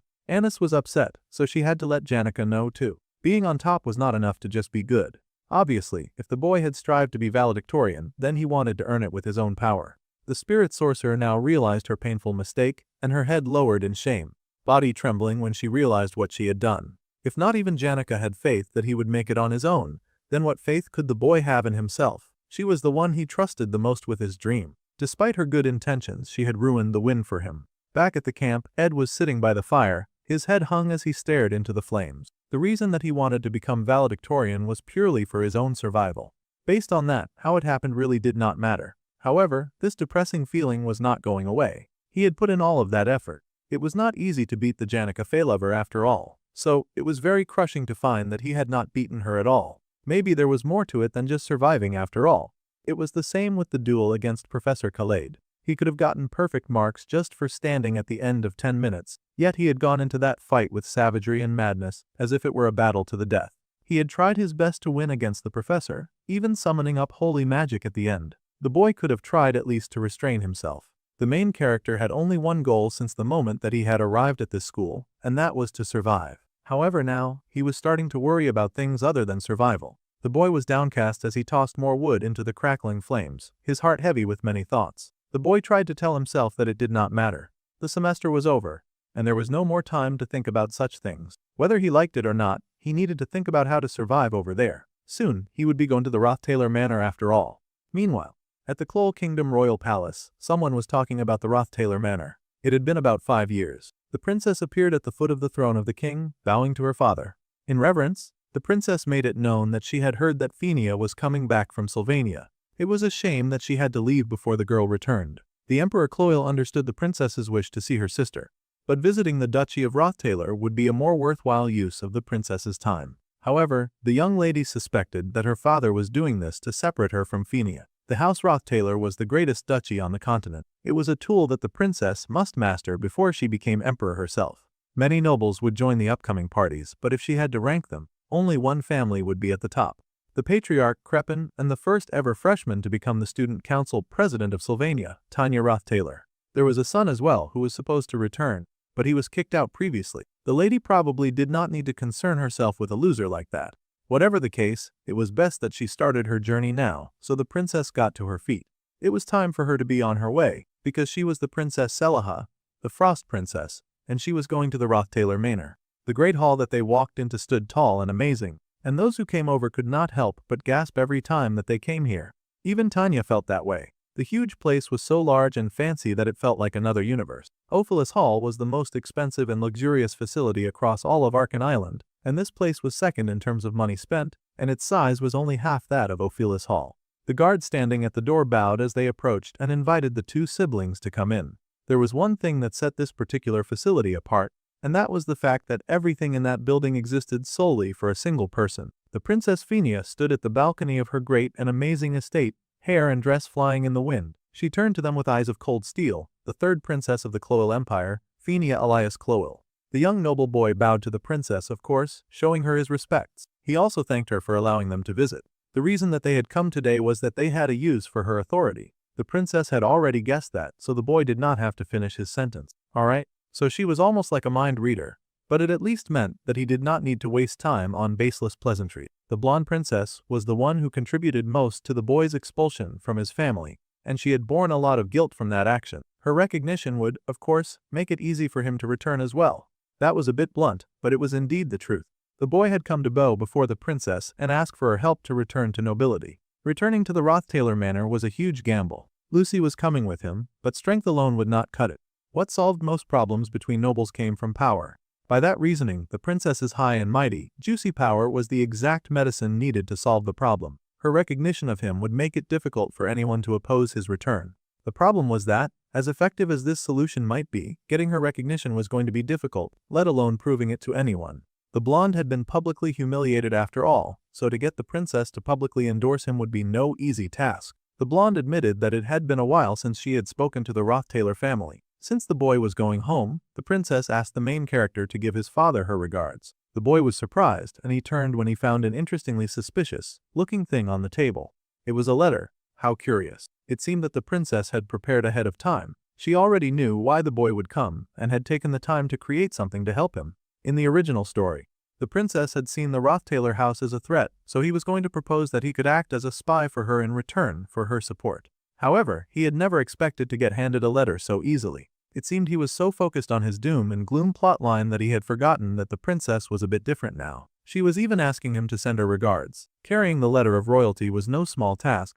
It even had the stamp and everything. More than anything, the meaning behind this letter weighed heavily, and this letter was not sealed with wax. This was a huge sign of trust that there would be no tampering with the letter. All of these positive signs were messing with the main character's head. He had not expected the princess to trust him that much. He had come prepared to negotiate with him. However, the pretty princess just smiled. This was a symbol, and she said softly that this was all right. The symbol signified complete trust of the courier by the sender, and her warm smile was a huge contrast to the cold expression that she had worn before. The sun was setting on the horizon, and Ed prepared for his journey. He would see off in 2 days. He prepared the camo for his absence, of course. He had to finish up his food since he did not have a lot of magical stores. Then he needed to clean up his room and store up any backups around the house just in case he needed them. He had also recovered the traps laid across the forest, oiled them, and stored them away. He locked the cabin gates shut as well.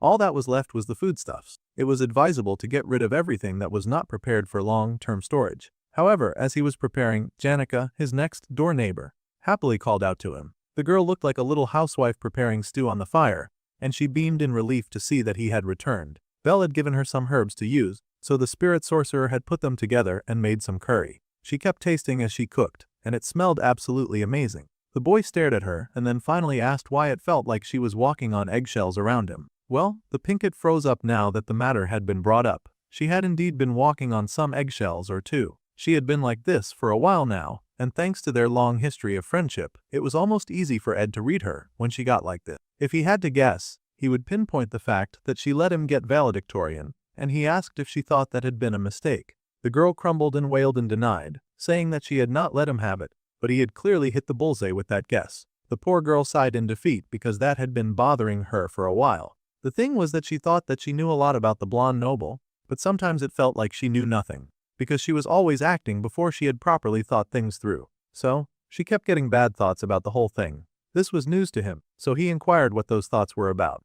The truth was that the spirit sorcerer worried that the boy actually hated her for always doing too much. Now that was a huge leap. The kind of people who ended up on the top sometimes made mistakes through their excessively considerate acts. Janica would surely have experienced something like that in the past. The boy told her that she was worrying over nothing. It was impossible to completely understand a person after all. But he would tell her this. Nobody in the academy knew more about her than he did. Now those were some cute romantic words to say.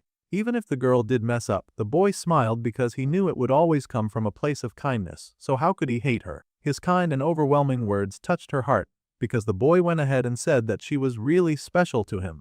The arrow of Cupid smacked Janica right in the chest again because it was everything that she wanted to hear and more. The poor girl was reduced to tears almost immediately. She wailed about why he did not just do something bad to her. He did not even say anything bad to her about how she messed up, and he hardly ever asked her for favors. He was so nice to her all the time that sometimes the sweet girl felt like she did not deserve it. Even if it was something difficult, she was more than happy to do a favor for him. She was not even going home this vacation. This surprised the boy, but then he realized that he could take advantage of this. In that case, he asked if the girl could take a request, and the talented Pinkett was absolutely thrilled to hear that he would be depending on her for something. She was willing to do anything for him. 2 days later, the Roth Taylors' lands were located in the heart of the empire, prime real estate.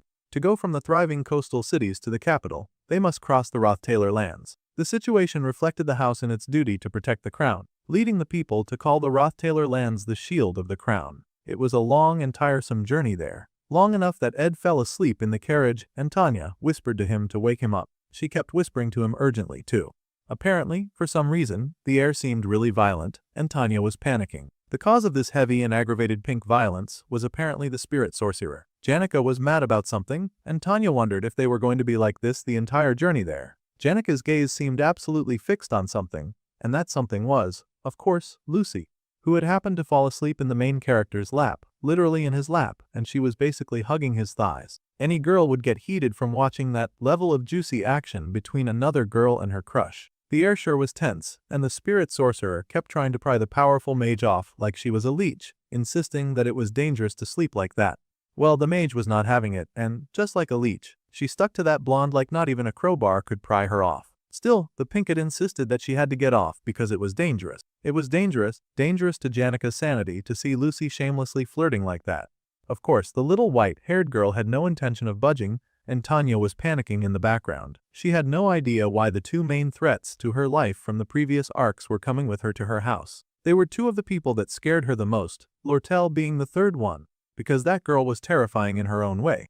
The carriage hit a bump on the road and the boy finally woke up. He must have really been deeply asleep not to notice the girl hugging his legs. Yet for some reason, because of the bump in the carriage, the scene that Ed woke up to was Lucy at the other side of the carriage, Tanya cowering in fear, and Janica hugging his legs. The poor spirit sorcerer looked just about ready to die from embarrassment. The boy wondered what on earth was going on here while he had been asleep.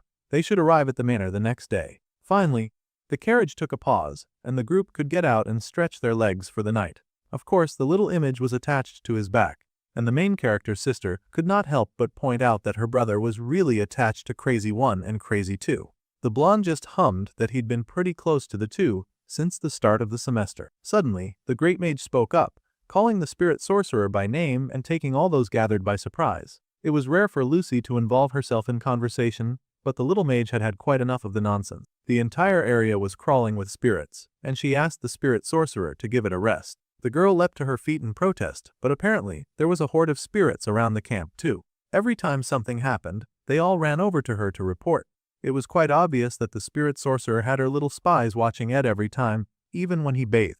It was kind of annoying to the mage that the spirit sorcerer got to have every little detail about their man's life. If she kept doing that, the boy would feel spied on for sure. The poor spirit sorcerer felt embarrassed about having this conversation, and the little blonde noble stared at her in confusion and disappointment. Her seniors were really shameless. The poor spirit sorcerer protested that the spirits were doing it on their own. Then again, she was also doing very little to stop them from doing that. The mage told her to stop acting all innocent and even accused her of being a little skimming witch. Ed sighed at the conversation and said that he did not really mind. Given his situation, it really helped with safety, too. The Pinkett was happy to use that to support her argument and pointed out that the blonde boy did not mind, though he had not expected her to get every detail of his life though. Now that turned poor Janica into a solid rock of shame. That wicked short rat even whispered more into her ear about how scheming she was. She was taking advantage of Janica's soft heart to guilt her. Lucy was the scheming one. The word scheming echoed around her like she was being stoned for treason, and the poor spirit sorcerer lost all color for a moment. The short girl even added that if she were the Pinkett, she would feel so bad that she would just disappear. Yeah, that was enough out of her, and the main character pulled her naughty ear. Now it was Lucy's turn to give it a rest. They were almost at the Roth Taylor Manor, and they needed to discuss what they were going to do when they got there. The Roth Taylor Manor was technically enemy territory after all, and no one knew better than these two. Janica, who had witnessed his attempted murder, and Lucy, who had gone mad when she had heard it happen. It was important for the entire crowd not to forget that they needed to find evidence that proved that Kripine Roth Taylor's guilt. Soon, they got to the Roth Taylor Manor. It was very likely that the old, horrid dude in charge knew that they were coming to find some dirt on him, so everyone had to be on their guard concerning this evil and wicked man. The Roth Taylor Manor had 6 visible buildings, much larger than Offles Hall. They were the exotic type of rich. It was basically an entire town rather than a single building, a place where the name Roth Taylor outweighs the might of the crown. In there, Roth Taylors outranked royalty. The butler took the boy's luggage when he arrived, and he was absolutely horrified when that luggage slipped from his hold and fell to the ground. The poor old man began to sweat, sure that he was ruined for sure. He was even too scared to raise his head. The poor man screamed his apology at the top of his lungs, going prostrate before the heirs of the Roth Taylor family. That place was run like a dictatorship, or maybe even a religion, because the Roth Taylors were treated like divine beings by their servants. No wonder the kids usually get so spoiled. The poor man cried and shook because he had just been so nervous since they had not served him in a while. To him, the son of the Roth Taylors was a high-class, terrifying individual. The man was so terrified that he had burst into songs of praise about the boy's glorious figure being so bright that the poor man could not help but make a mistake. The man was basically crying for forgiveness. The boy sighed and stopped his tirade right there. If it was too much for the servants, the boy was ready to carry his luggage himself. He would not make a fuss about a single mistake. The butler could not believe his ears, and he looked up in disbelief at the usually cold Master Ed, who had bullied and tortured many servants before. From here on out, to ensure his survival, the boy marched ahead into the Roth Taylor Manor, where his evil father was waiting. The man was sitting and man-spreading on his throne, welcoming them to the hell that was his household, and he was especially pleased to see his dear son. No matter what, to ensure his survival, Ed had to bring down the god of the Roth Taylor family. Chuantaran T. Debuot. The Roth Taylor Manor was truly a grand-looking establishment with such a high ceiling. The guests gathered before a beautiful portrait of a gorgeous blonde woman who seemed to be the Roth Taylor mother. It was actually their elder sister, Arwen. Apparently, the old brat that used to live in the main character's body had hated that portrait in the past. Now, Ed looked at it with a new light and new eyes. Arwen Roth Taylor had been the eldest among the Roth Taylor children and his older sister. She was no longer in this world, unfortunately, but he was curious about the mysteries surrounding her and why her portrait was up on that wall. It almost seemed rather intimate to hang up a portrait of their dead sister. The boy wondered if it was even capable of his father to miss any of his children, or perhaps he held a special space in his heart for the daughter who had died while he was alive. Another possibility was that his father just wanted to pay respects to a child who had been a model lady of their noble house. The young lad had so many questions concerning this situation. Suddenly, there was the sound of someone acknowledging their arrival. That could not be good.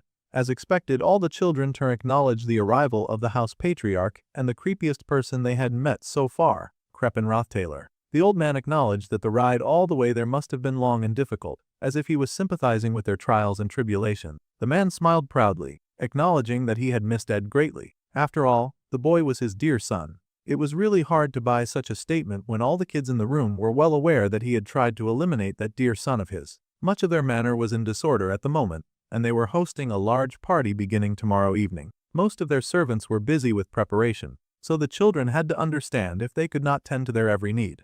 The boy did find it regrettable that they had come at such a busy time. However, the man just smiled and said that was precisely why he had wanted to see him here now. The old man wanted to show the whole world that his proud son, Ed Roth Taylor, had finally returned. Yeah, all this fatherly love was painfully suspicious. Everyone knew that this guy did not even like his kid. Then, the patriarch turned his attention to the friends who had come with him. Janica was a little startled, while Lucy seemed to be boiling. Naturally, the tiny mage kept grudges, so she was not so pleased to see the dude who had tried to hurt her man. Janica went first, blushing deeply as she introduced herself as Janica Failover. He had heard of that name before. The old man recognized the girl as a spirit sorcerer who was skilled enough to handle high-level spirits without difficulty. The little mage must, of course, be the one that his sweet daughter mentioned in her letters, the genius mage that everyone spoke of.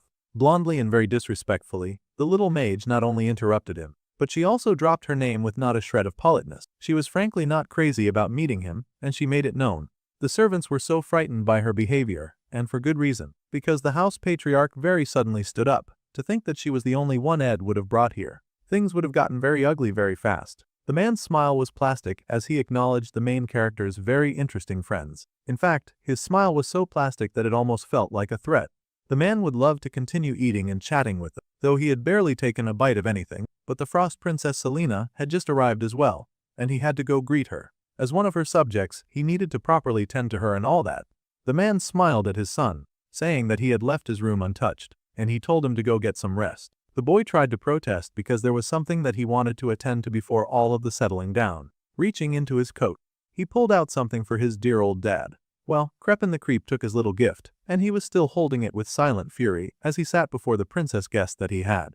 The Frost Princess seemed to melt a little in the nobleman's presence, wondering what was going on. The nobleman had received a letter with Phinea's sigil and no wax seal, displaying the utmost of trust for the one who had carried the message. This was huge to the Frost Princess. A symbol of absolute trust from Phinia was rare. Now the Frost Princess wondered if the creepy house had somehow already sided with Phinia. The man then spoke, saying that there seemed to be some kind of misunderstanding. The man explained that he was the one to receive the letter. It had not been given to him by the princess. Now this shocked little Miss Frost even more.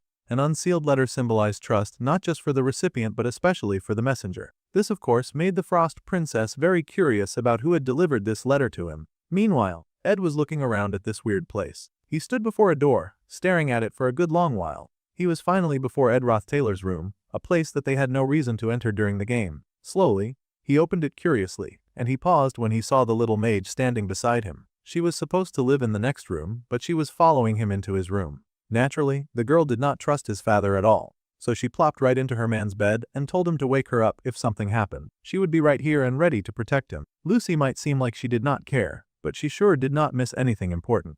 It looked like she intended to uphold her promise to keep him safe too.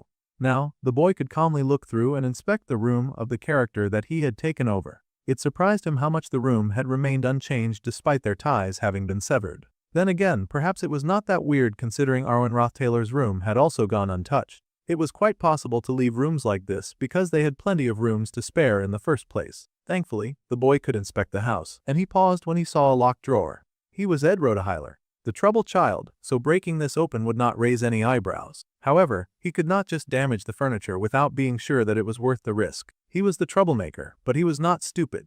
He wondered if it was even possible for him to just break the lock. Suddenly, the interior part of the drawer started to spark and dance with purple magic, and his eyes widened. It was his sweet little mage protector. Lucy had seen him eyeballs deep inside the drawer and used magic to open it for him. Thanks to her, Ed could continue his snooping, and he yanked open the drawer, surprised to see lots and lots of letters folded neatly away. This brought us to Act 1, Scene 1 of The Failed Swordsman of Sylvania. In the very first scene, the idiot W. Hoot himself disowned by insulting the main character, Taylor McClure, was none other than the low-class villain called Ed Roth Taylor. Nobody knew what had happened to this idiot who had been banished from sight early on. However, it was obvious that he lived a pitiful life. The boy had tried his best not to end up the same way as a beggar on the streets. However, everything that happened before that first scene was unknown to our main character, which meant that he would have no idea what these letters in the sealed drawer could mean. Slowly, the boy looked through the letters, shocked at the words he found inside. Someone was scared of their coming death, asking the meaning of life if it would end up cut so short. They also asked the value in life if it simply awaited its promised death. It was all very philosophical and troublesome. The person's life living in the glory of the House of Roth Taylor was short, but they intended to get their affairs in order. Their journey as members of the house would end here. It was someone going on and on about death and the fear that they would be killed. All of these were handwritten letters and they were sent to Arwen. The situation got curiouser and curiouser. This many letters could only mean that their correspondence must have run for years. Just reading these would take a sinfully long time, but that was good as well. He was going to begin memorizing what was written on here as soon as he got time. He needed to act like Ed in front of Crepin now. He could not tip his father off that he was a different person. House Bloomliver, the greatest family of magicians in the Empire, primary duel with combat magic designed to secure victories in battle. Their magical aura was dazzling and powerful, shining with magical light and power. They could summon ice projectiles and shoot them at their enemies. The greatest of course was the matriarch of House Bloomliver, Sinner Bloomliver. The House of Witches was as ferocious as wolves, their magic powerful. However, there was one thing that could blow away all of their huffing and their puffing. The witches would groan as they got blown away by such a powerful and intimidating aura, sweeping the area with such powerful and overwhelming purple flames. When faced with an overwhelming amount of mana, these witches would flinch at how their power had not even made a scratch on their opponent. The type of magic ceased to have meaning against an opponent like that, and an opponent like Lucy Merrill. It seemed the little mage was doing some sparring for some reason, though she was really sleepy and had barely put in any effort. In the Roth Taylor Central Gardens, the two could be found on the duel grounds. The Lady Witch bowed, thanking the young and talented mage for allowing this duel after they had only just arrived. Her children and Sylvania could not stop talking about the talented mage, so she wanted to see this gift for herself. The Ed Roth Taylor just chuckled that this fight was worth watching, and the creep seemed to be looking at Lucy in a new light. That couldn't be good. In fact, the man thought that his children certainly had some peculiar friends. No sooner had the mage finished that fight than she actually curled into Ed's lap to sleep like it was her bed. She was acting like such a shameless cat in public. The tiny mage was tired now, and the son informed his father that she slept a lot. She had not even been able to get any proper rest last night either. That was likely because she had been up all night guarding Ed. The noble patriarch said that he would like to speak with her during dinner if she was not too tired. It was a great battle, worthy to set the stage for their great feast. Now, the man would be leaving, and he would see them all at dinner. The guests had begun to arrive one by one. This was good news because now was the time. He would let the young girl sleep in her room for now and move while things were still chaotic. However, as he was trying to sneak around, he ran into Janica. The happy spirit sorcerer had the spirits roam around the manor just like he had asked, and there were not many people who were sensitive to spirits, so it was really easy. She kept mumbling happily and even brought up Lord Crepin's office, so he had to silence her immediately. The sweet Pinkett always meant well, but frankly, sometimes she talked way too much. The girl was surprised that her crush totally had his hand over her mouth while they were hiding in dark corners, a very exciting situation. For her anyway, Ed was focused on something else. He told the Pinkett to come into his room, and gosh, she was blushing from ear to ear about this development. The poor girl was so excited, probably assuming that they were sneaking in to do something weird and inappropriate. She was so shy about this, made worse by the fact that the boy said they did not need anyone to hear them, and no one would come into his room. Once they were inside, the girl was still blushing hopelessly, and her cheeks were bright pink. Now she was in her crush's room, and they were alone. This was rare, however. Before the boy could do anything in secret, a voice interrupted his sneaking around, and he turned in shock to see the royal frost princess, who smiled, saying this place did not seem to be ideal for a secret meeting. It was, in fact, occupied. The noble bowed immediately along with his friend, apologizing because they hadn't realized that the princess would be using his space. Princess Selaha had come for a very obvious reason as she waved Fenia's letter in his face. It was clear that she wanted an explanation. The boy was knowledgeable after all. The frost princess wanted to know if this boy planned on sitting aboard that sinking ship. Ed and Janica dropped to their knees immediately, apologizing for their discourtesy. They had no intention of insulting the princess with their behavior, and they had also not expected her to be snooping around in the blonde boy's room. The Princess Selaha was not an expected visitor, and the lady smiled, saying that they had not been discourteous at all. In fact, having a few commoner women fawn over them was a classic hobby for noble men. Now it was rather rude of her to assume that's what they were doing privately in his room, but even if it was not her business or her place to judge what he wanted to do on his own time, in his own room. The princess then said that she had no intentions to chastise him over his personal life, even though she had done just that. However, she went ahead to give some unwarranted advice about how he should not get so close to peasants, because things would get messy if they ended up carrying his child. Janica had to fight her embarrassment and tears at being insulted this much by royalty. Nonetheless, the foul princess went on about how she had seen many noblemen being dragged around by common women, and she thought that it was very ridiculous. At this point, she had said too much, and it was time for her to be quiet, because Ed was done with listening to her nonsense that she called an opinion. It was not his place to offend a princess, so he just asked her why she had come to see him. The princess sighed and decided to continue with her mission. She would not make this long. They should know after seeing her in person. But Fenia clearly thought too much, and the blue-haired princess clearly thought that her blonde younger sister was unfit to be emperor. There seemed to be some kind of animosity between the two sisters. So, raising her head and looking as haughty as ever, the blue-haired princess then stretched out her hand and asked the blonde to join her instead. It was rather forward of her to ask that of him, while knowing that he had had his sister's trust and respect. In fact, the Frost Princess was bursting with a lot of audacity from not only her actions but her words as well. The main character was the kind of guy who would not dare to lay his hands on her. He may be of the Roth Taylor family, but he could not bring himself to touch the lady. He would not be taking her outstretched hand, and he would be staying where he was on the floor. The princess laughed because he flattered her, so she would simply allow him to speak then. The lady narrowed her eyes. She was no fool, and she knew that the blonde boy must be playing some kind of game. He was refusing her without saying a lot of words. He did not move to stand by her side, and he did not take her hand. Our dude was just not interested in a request from someone that rude. The lady informed the boy that his father, Sir Crepin, was in support of him, so under him, he should choose wisely. That was more reason to not side with her because his father was an unholy freak. In fact, that was Ed's exact reason. The Frost Princess Selaha was to gain the powers of the evil god while working alongside Crepin. However, the proud and arrogant princess would eventually be devoured by Mebular after being unable to fully control its powers. It was a pathetic and rather frightfully embarrassing end for a girl so vain. Her ending was one of the worst among the characters in Act 4. So, if he had to find an excuse to refuse her, well, he had an idea. The boy said that the Emperor's close actions had led to a golden age within the Empire. This period of time required a benevolent ruler, and he did not doubt that the Princess Fiona would be able to fill that role. In just a short amount of time, he had called her not benevolent, and he had praised her sister. 2 stones in 1 sentence. The Frost Princess was furious. She growled that Fiona did not seek the throne, so he was foolish to support her. However, even if the Golden Princess did not want the golden chair, our guy was still going to support her with all of his strength and stay quietly by her side. There was no better excuse than Fiona to refuse Selaha. Sure, it would garner more animosity between the 2 sisters, but it's not like they were close friends anyway. The princess was silent, but then she stepped forward. There seemed to be a burning hatred in her being. Instead of taking her loss and moving on, she went ahead to touch the chin of a high schooler, talking about how he made her want him even more. Someone needed to call Child Protective Services. The princess smiled and said that she quite enjoyed taking things from others, and she was lucky that she was a princess, or Janica would have unleashed on her immediately. Principles were most beautiful when broken, at least, that was how the princess felt. She wished to see how deep his conviction for Fiona ran. Yeah, she was definitely a dangerous person, and our dude groaned internally. He did not really support the blonde princess, but now this situation was ballooning out of his control, and it had caused a misunderstanding. Well, Selaha admitted that there was plenty of time and this party would go on for 5 days. So, he would have more than enough time to realize what set her apart from her little sister. With that, the Frost Princess exited the room, and the 2 bowed. 2 butlers appeared from nowhere to open the door for her,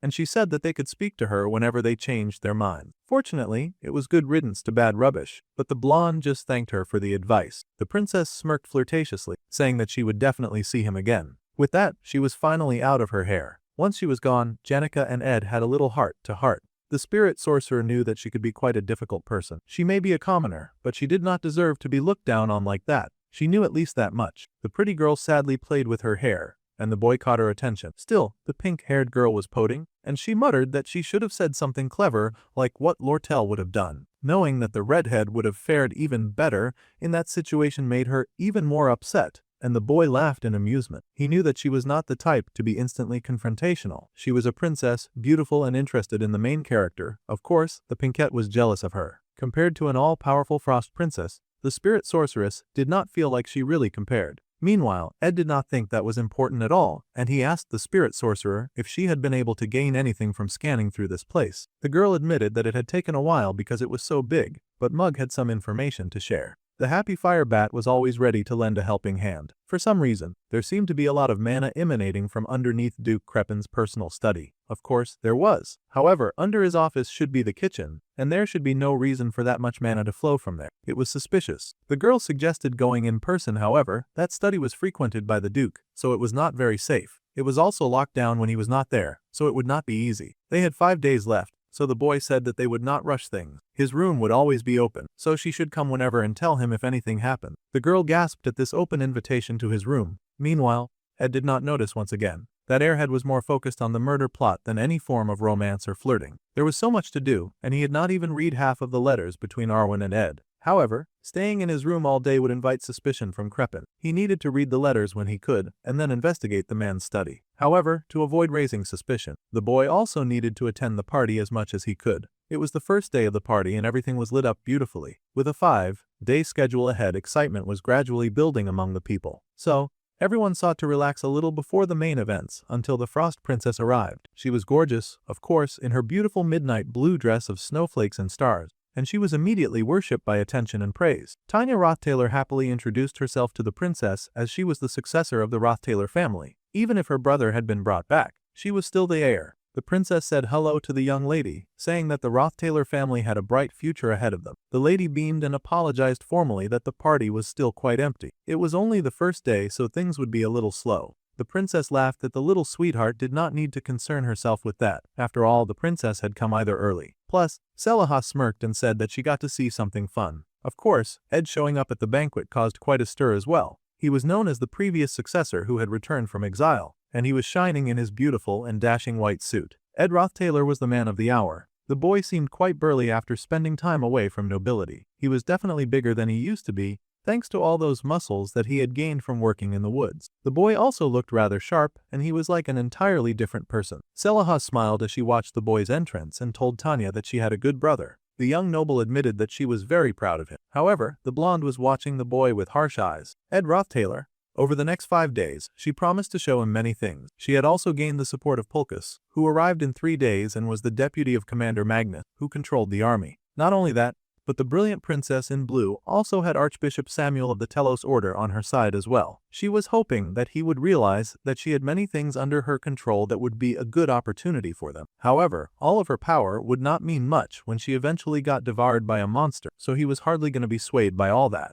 By day 2 of the party, horses trotted in with the wheeled palace of the Telos Order. It was so hilarious that they really wheeled the whole church along with them, and with it came the authority of the greatest religion on the continent. Many eyes automatically turned to the holy and powerful Saintess. Politically, her support carried immense weight, and based on who the Saintess was close to and what discussions she had, the entire political landscape could shift. In other words, just being friends with this holy being could change politics as a whole on the continent. So, Selaha, in her ambition, had made contact with the new Archbishop Samuel, a close servant of the Saintess. Freesias represent purity, innocence, and everlasting friendship. There was no better flower that represented the Saintess. It also represented the wish for friendship between the Frost Princess and the Saintess. The princess praised Dest for his amazing gift selection. She had already spoken with the Archbishop, so she would surely be the first to speak with the Saintess, and the entire room would bend to her will and ability to command holy power. Frosty could see no reason for them to approach her aggressively, and they would just leave a good impression. However, the new Archbishop, Samuel, had some troubling news. The thing was that the sweet Saintess Clarice was not here currently. The princess could not believe this. She had gone through lengths to ensure that this arrangement would be successful,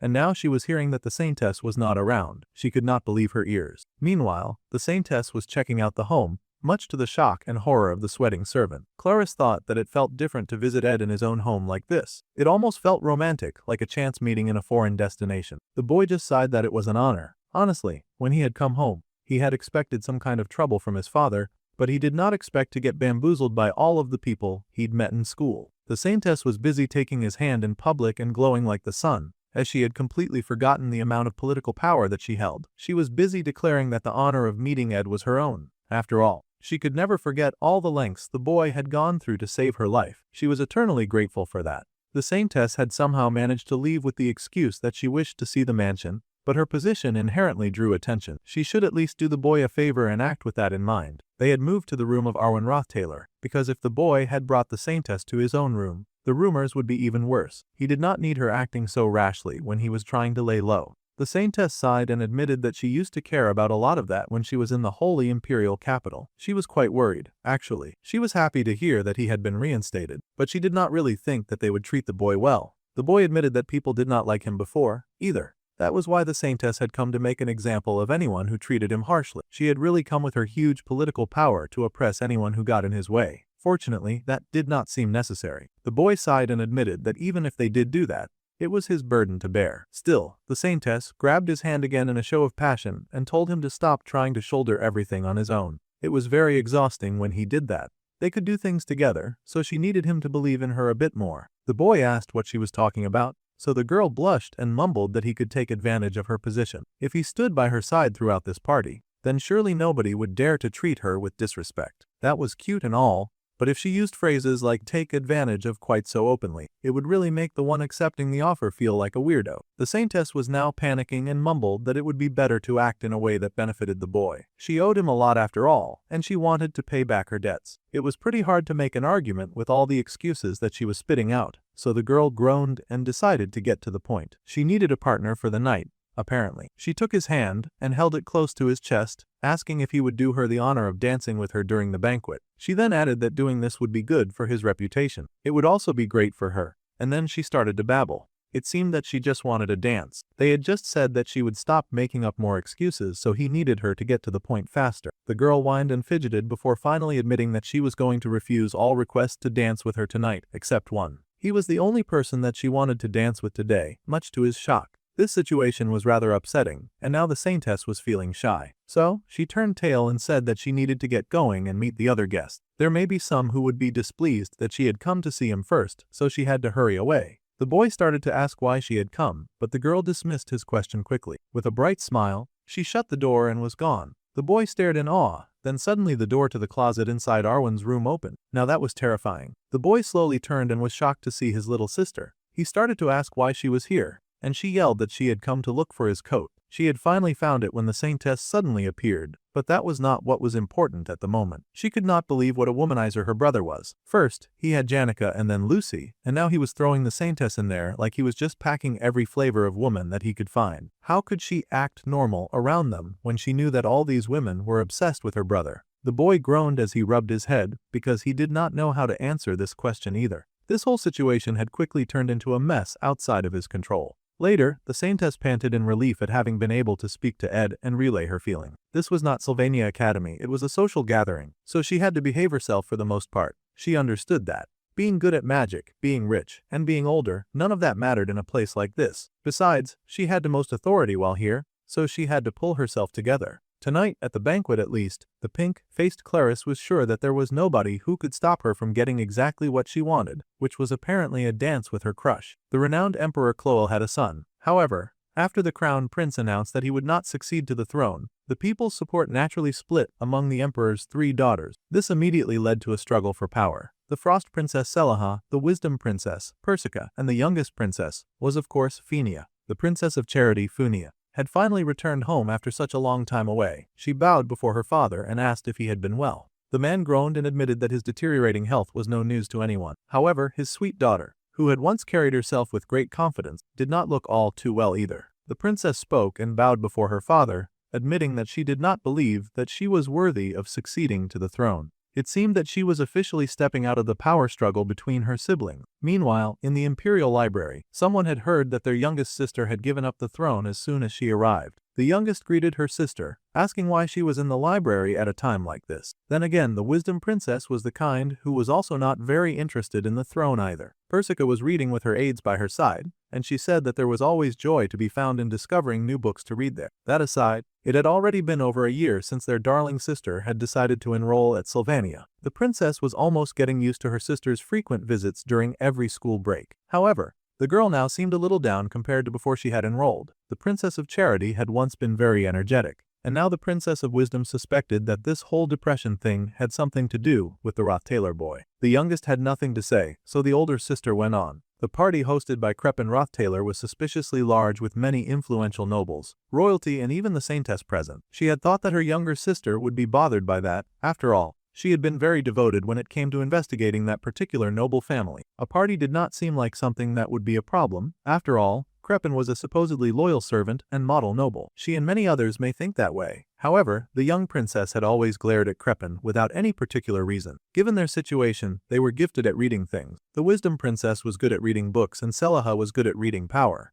As for Phinia, her power came from reading people. However, these days, the youngest princess was starting to doubt her abilities due to that one little mix-up with Ed. The source of her depression, being a Roth Taylor, was not wrong. However, it had nothing to do with Crepin Roth Taylor. The poor girl was at her wits' end when it came to Ed. She had wished to escape from this invisible power struggle and prove that she was worth more than her title. However, over the course of time that she had spent in school, it had already been a year and 6 months since she had left Arkan Island. Meanwhile, the balance of power had started to shift to the first princess, Selaha, and the throne had slipped further and further away. However, the princess had no intention of recovering any lost ground. If anything, she felt really deflated of late. That man had proven to her that her secret insight weapon was useless. In truth, the girl was judging herself rather harshly. She had no idea that the Ed from before and the person before her now were 2 completely different people. The Wisdom Princess admitted that he had not believed the Golden Princess when she said that she was not interested in the crown, but the Wisdom Princess trusted her sister's eyes. So, she had done some digging. The Wisdom Princess had unearthed some books, and they were among the books that Crepin the Creep had looked into while he volunteered to inspect the library. All of the books that he had touched were forbidden, and they contained ancient magics of myth and long-forgotten evil gods. The princess stared in shock at hearing this. Now, Persica had heard of how Phinia had gotten Crepin's son to sound,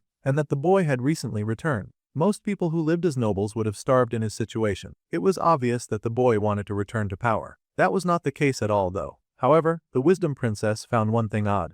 The wicked creep might have disowned his son to appease Phinia, but the question was why that old creep had reinstated his son at this point in time. This made the Princess of Charity freeze. For a year and 6 months, Ed had been living alone in the woods, fending for himself. The boy had visited him in her quarters before he had left, and he had told her something as he took her letter. The boy had admitted that he did not expect the princess to help him so easily, and he had come ready to negotiate. Now, the princess wondered if her original suspicions were right. She wondered if the boy had gotten himself to sound on purpose, because he knew something about his family that others did not. The girl was now on the track to the right thoughts. The boy had left Crepin, who was researching the evil god on purpose, and his reinstatement was him being sent back home in shackles. At this point, Phineas should also be a wisdom princess because her intuition was sharp. In that case, the negotiations that the boy had mentioned would have meant that he wished to discuss ways to fight against the darkness that loomed over the Roth Taylor family. However, she, with trust as an excuse, had sent him back into danger because she had been so unsure of her own abilities. Now the princess's hand curled into an angry fist, and she shook. Tonight marked the second day of the party, and it would go on for 2 more days. Persica sighed that she wanted to go too, but she would take an entire day and a half just to get there, and that made her give up.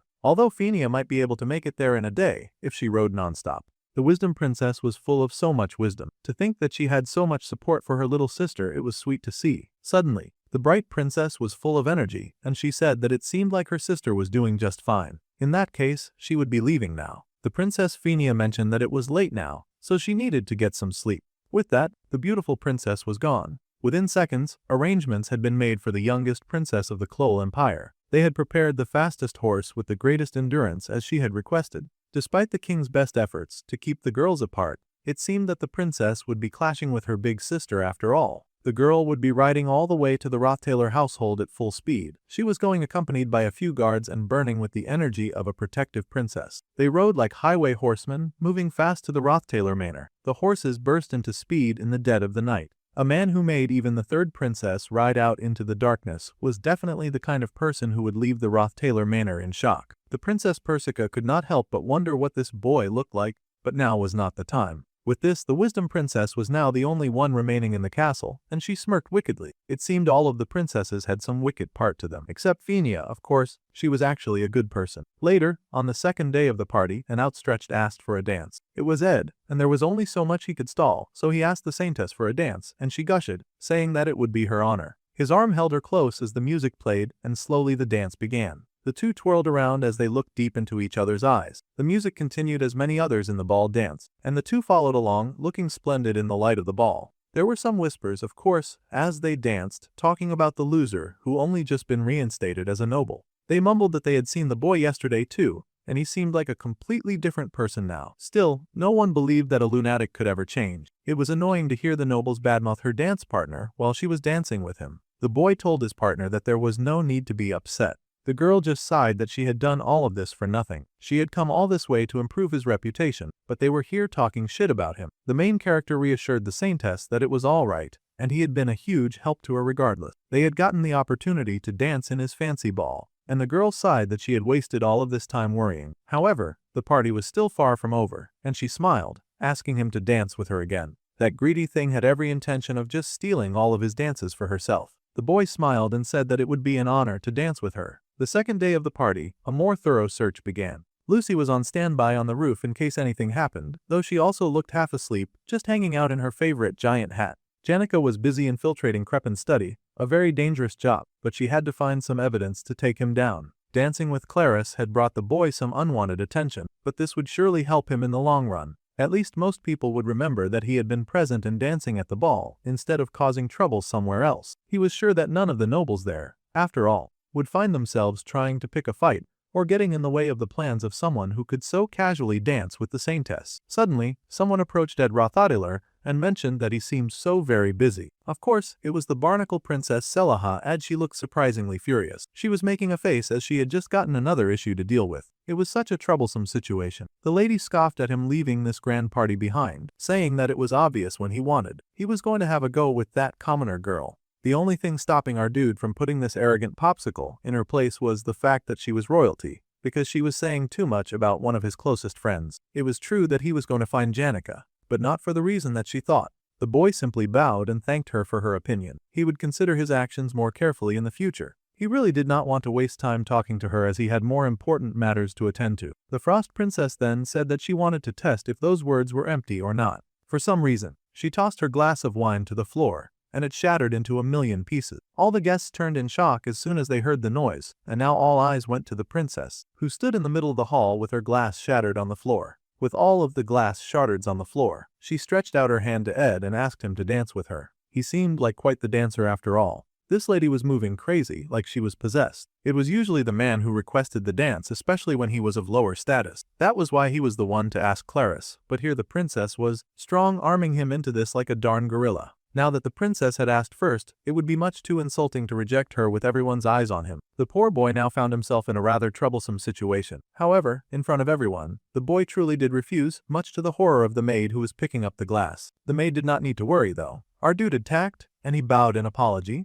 explaining that he did not dare to lead a dance with the princess. The poor boy was unwell, and it would only cause trouble for the Frost Princess's holy name. Without even waiting for her to recover, instantly the mad boy walked right out of the hall. Ed wanted absolutely none of that smoke or madness in his direction at all. The Frost Princess could not believe that child's insolence. She was getting mad and heated about this whole situation very scarily fast. One could not blame her. Miss Frosty had come to this party to cement herself as the next sovereign. However, her toes were getting stepped on consistently by that insignificant reject. She had met with the patriarch on the first day to cement her standing, and she was to meet the Saintess on the second. But that boy had gotten in the way. Not only had he snatched the honor of being the first to meet the Saintess, but he had also dared to refuse her dance and then walk away. The girl growled, wondering if that lowly flea had truly resigned himself to be her sister's dog. She would not stand for it, and she would see to it that his insolent lifespan got shortened at once. No matter what, she planned to isolate the young noble from all power. She was moving like a villainess from one of those trashy romance movies. The investor Roland was to visit on the third day,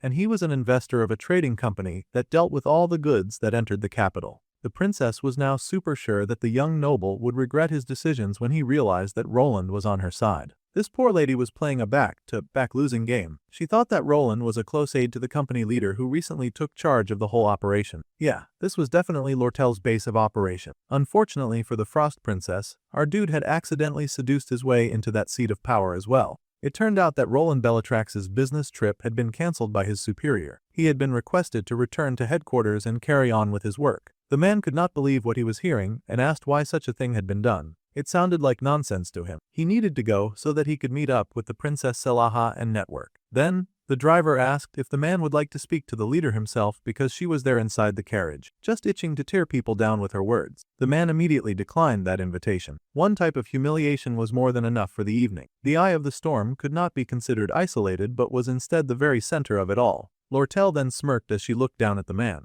The leader of the trading company seemed to have plans to be showing up at the party herself. The Saintess of Telos Order, the princess on horseback, the genius spirit sorcerer, and the legendary mage prodigy were now about to be at the same estate at the same time, all for the sake of one man. The Roth Taylor manor had 6 floors. Many servants roamed the halls as the party continued through the night. However, the number of people noticeably decreased as a person climbed up the floors. That was because the facilities were located on the lower floors, while the upper floors were generally reserved for the members of the family. The workers denied entry to all outsiders above the 3rd floor. However, they could not keep Ed away since the boy technically counted as family. Still, the guard was surprised to see him since he had already heard word that the young noble was unwell. The boy scoffed that he could take care of himself and he wanted to be left alone. Of course, those of the Roth Taylor family could enter as they wished. Probably the only ones that the guards couldn't stop were members of the royal family. The blonde noble charged forward, heading towards his father's study, which was at the end of the 4th floor. All of the windows on the 4th floor were locked, and this also meant that the man was not inside. With the party ongoing, the host, Crepin Roth Taylor, would likely be downstairs entertaining some guests. The man should not have any time for his study, which meant that all of the preparations were complete. That meant that right now, the boy could open wide one of the windows because now was the perfect time to uncover the secrets of the head of the Roth Taylor noble house. Now that they were in, Ed asked Janica how she had escaped the party. The girl explained that very few people cared when a commoner went missing from important parties, so it was easy for her to sneak in and out. The two got to work on opening a particular door in the office, and they snuck inside the room it opened to, being careful to be sure that it was safe to enter. However, they froze at the voice that greeted them. There was someone seated inside the room, saying that they had not gotten a chance to talk. The first red flag should have been the fact that they had not confirmed Crepin's whereabouts before hatching this plan. An intimidating man sat at his desk, sighing that he had been meaning to talk without other people's interference. The man of darkness sat behind his desk, chuckling wickedly as he asked them to talk. He had so many things to ask his son. Considering that he had survived that incredible challenge, he could imagine the number of things that they could talk about, so much so that he could not figure out what he wanted to speak of first. Then the man smiled and decided that he would start by asking who exactly was possessing his son's body. Now that was definitely a terrifying question. Sometimes, there was no one who knew a child better than the parent. Sometimes, that was a good thing. However, in this case, that was very bad. The boy flashed back to the time he had given his father the letter from the princess, and the man reminded the young lad that his son never called him father. In fact, his dear son happened to hate him with a passion. This was the problem with entering a story that did not expand on the lore of the side character. No matter what that boy went through after getting disowned, his son would never have changed that drastically. He could not even sense any form of restrained anger towards him. In fact, as far as Crepin was concerned, talking to the current Ed felt like he was talking to a stranger. Oh, it was a crazy plot twist when someone who was close to the person who'd been replaced noticed that there was something wrong, especially when the one who notices is such a major villain. The stranger looking at him right now looked indifferent, so of course the man could tell. The boy standing before him was definitely not Ed Roth Taylor. In fact, the man looked so pissed by this charade that it sent chills down the spines of the two children. The head of the noble family crushed something in his hand so violently, and dark green magic filled the room. Immediately, Janica whipped out her spirit sorcerer staff because they had to stay on high alert. The man paused as the magic circled the room, noticing yet another thing. The spirit sorcerer stood firm, summoning her servants to do battle with this dark man. It was starting to look like the final battle would be happening sooner rather than later, because they were having a head-to-head against a very dangerous man. The man was impressed that the pink-haired girl was able to summon 3 intermediate spirits almost instantly. The girl could easily handle high-level spirits, too, but he guessed that she was not trying to bring the building down after all. It seemed that she was worried about the people below. Well, that was rather cute to the villain because he had no such worries, cares, or conscience. This was a shrewd man willing to do whatever it took to win. The spirit sorcerer, Janica Failover, was strong, but she was clearly way too soft to stand up to him. It was quite unfortunate that those intermediate spirits would not be enough. Saying this, the man unleashed the flood of attacks at the two children, thick green chains strangling the spirits and doing away with them. The spirits were in pain, but they still had the time to apologize for their failures. Such sweet things they were.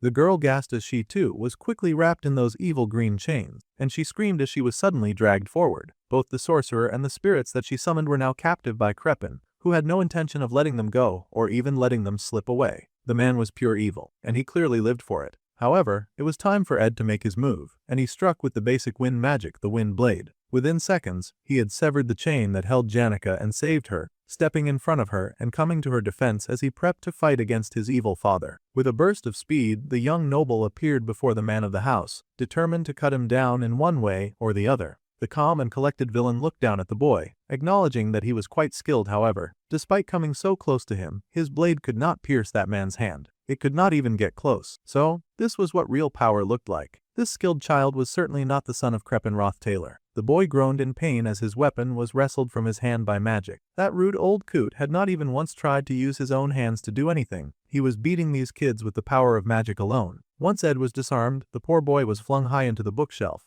and all the books around him went flying. Once again, the man asked who this person was possessing his son's body. Suddenly, the man's eyes widened when he saw the fire knife flying straight for his neck. The noble dodged, managing to move back in time to get a bloody scratch on a different part of his body. The main character caught that flying knife, growling that he may not be the man's son. However, he was Ed Roth Taylor. He identified by no other name except from Ed Roth Taylor. The wicked man laughed, saying that the boy spoke nonsense. Now he was getting into the big guns and drew his sword. Even if it was nonsense, the truth was the truth. And the main character had no intention of going by any other name. He had worked too hard and come too far to be anyone else but Ed Roth Taylor, and with this determination, he charged forward at the wicked man. As he raced forward, he signaled for Janica to do what needed to be done. The spirit sorcerer understood the command, and she got ready to unleash as well with a huge spirit behind her. The entire study was a mess of battle with Ed's short sword against the man's long sword. Materials flew around the study, carried by the power and the dance of wind magic. The dust rose within the study, and the boss of the fourth act, Crepin Roth Taylor, had begun his deadly battle.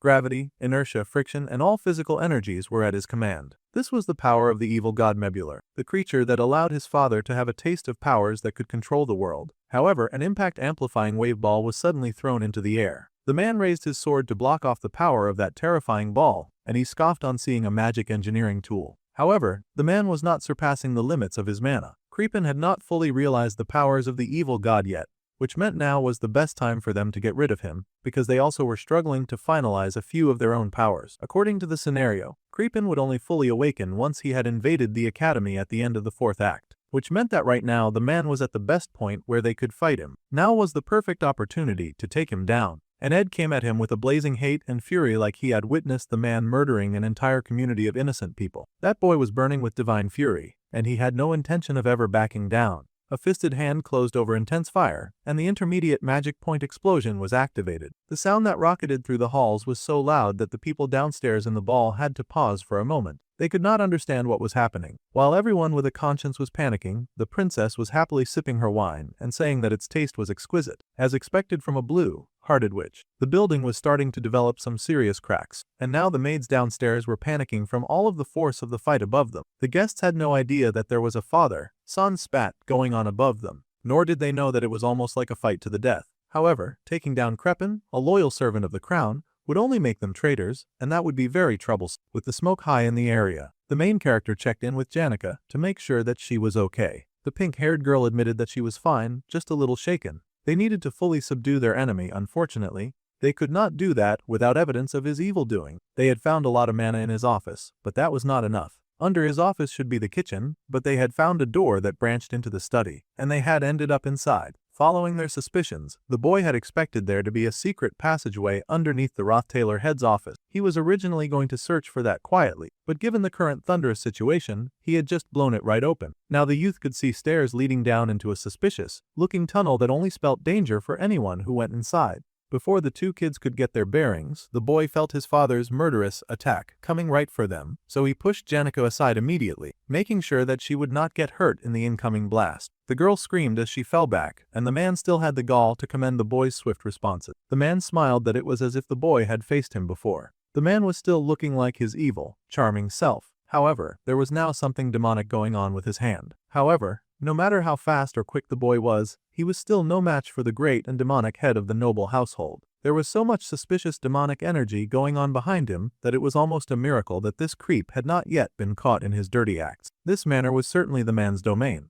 and they were at a field disadvantage because the man was clearly used to dominating in this space. It was such a hassle to fight that annoying old man in a place like this. However, the man had messed up in one part of this battle. He had allowed his son to bring in his own backup team. They did not have time to waste fighting Crepin Roth Taylor, and both children immediately dove into the secret passageway, determined to escape the man's attack. The blonde scoffed, saying that they were acting a bit too carelessly because they had the audacity to turn their backs on him. However, a flash of purple made the man's eyes widen, and a thunderous explosion cut right through the roof and straight to the man's secret study. Lucy had entered the playing field. It seemed she had just been waiting for her own people to get out of her room before she lit the place on fire. The amount of mana and magic that exploded in that room just from the girl's presence had that man immediately pointing his magic hand at her. The short and talented mage was busy eating beef jerky, and she still had the manners to apologize about the situation. However, she could not let this old man pass by her or follow Ed into the tunnels. Becoming that old man's biggest pain was her duty. Meanwhile,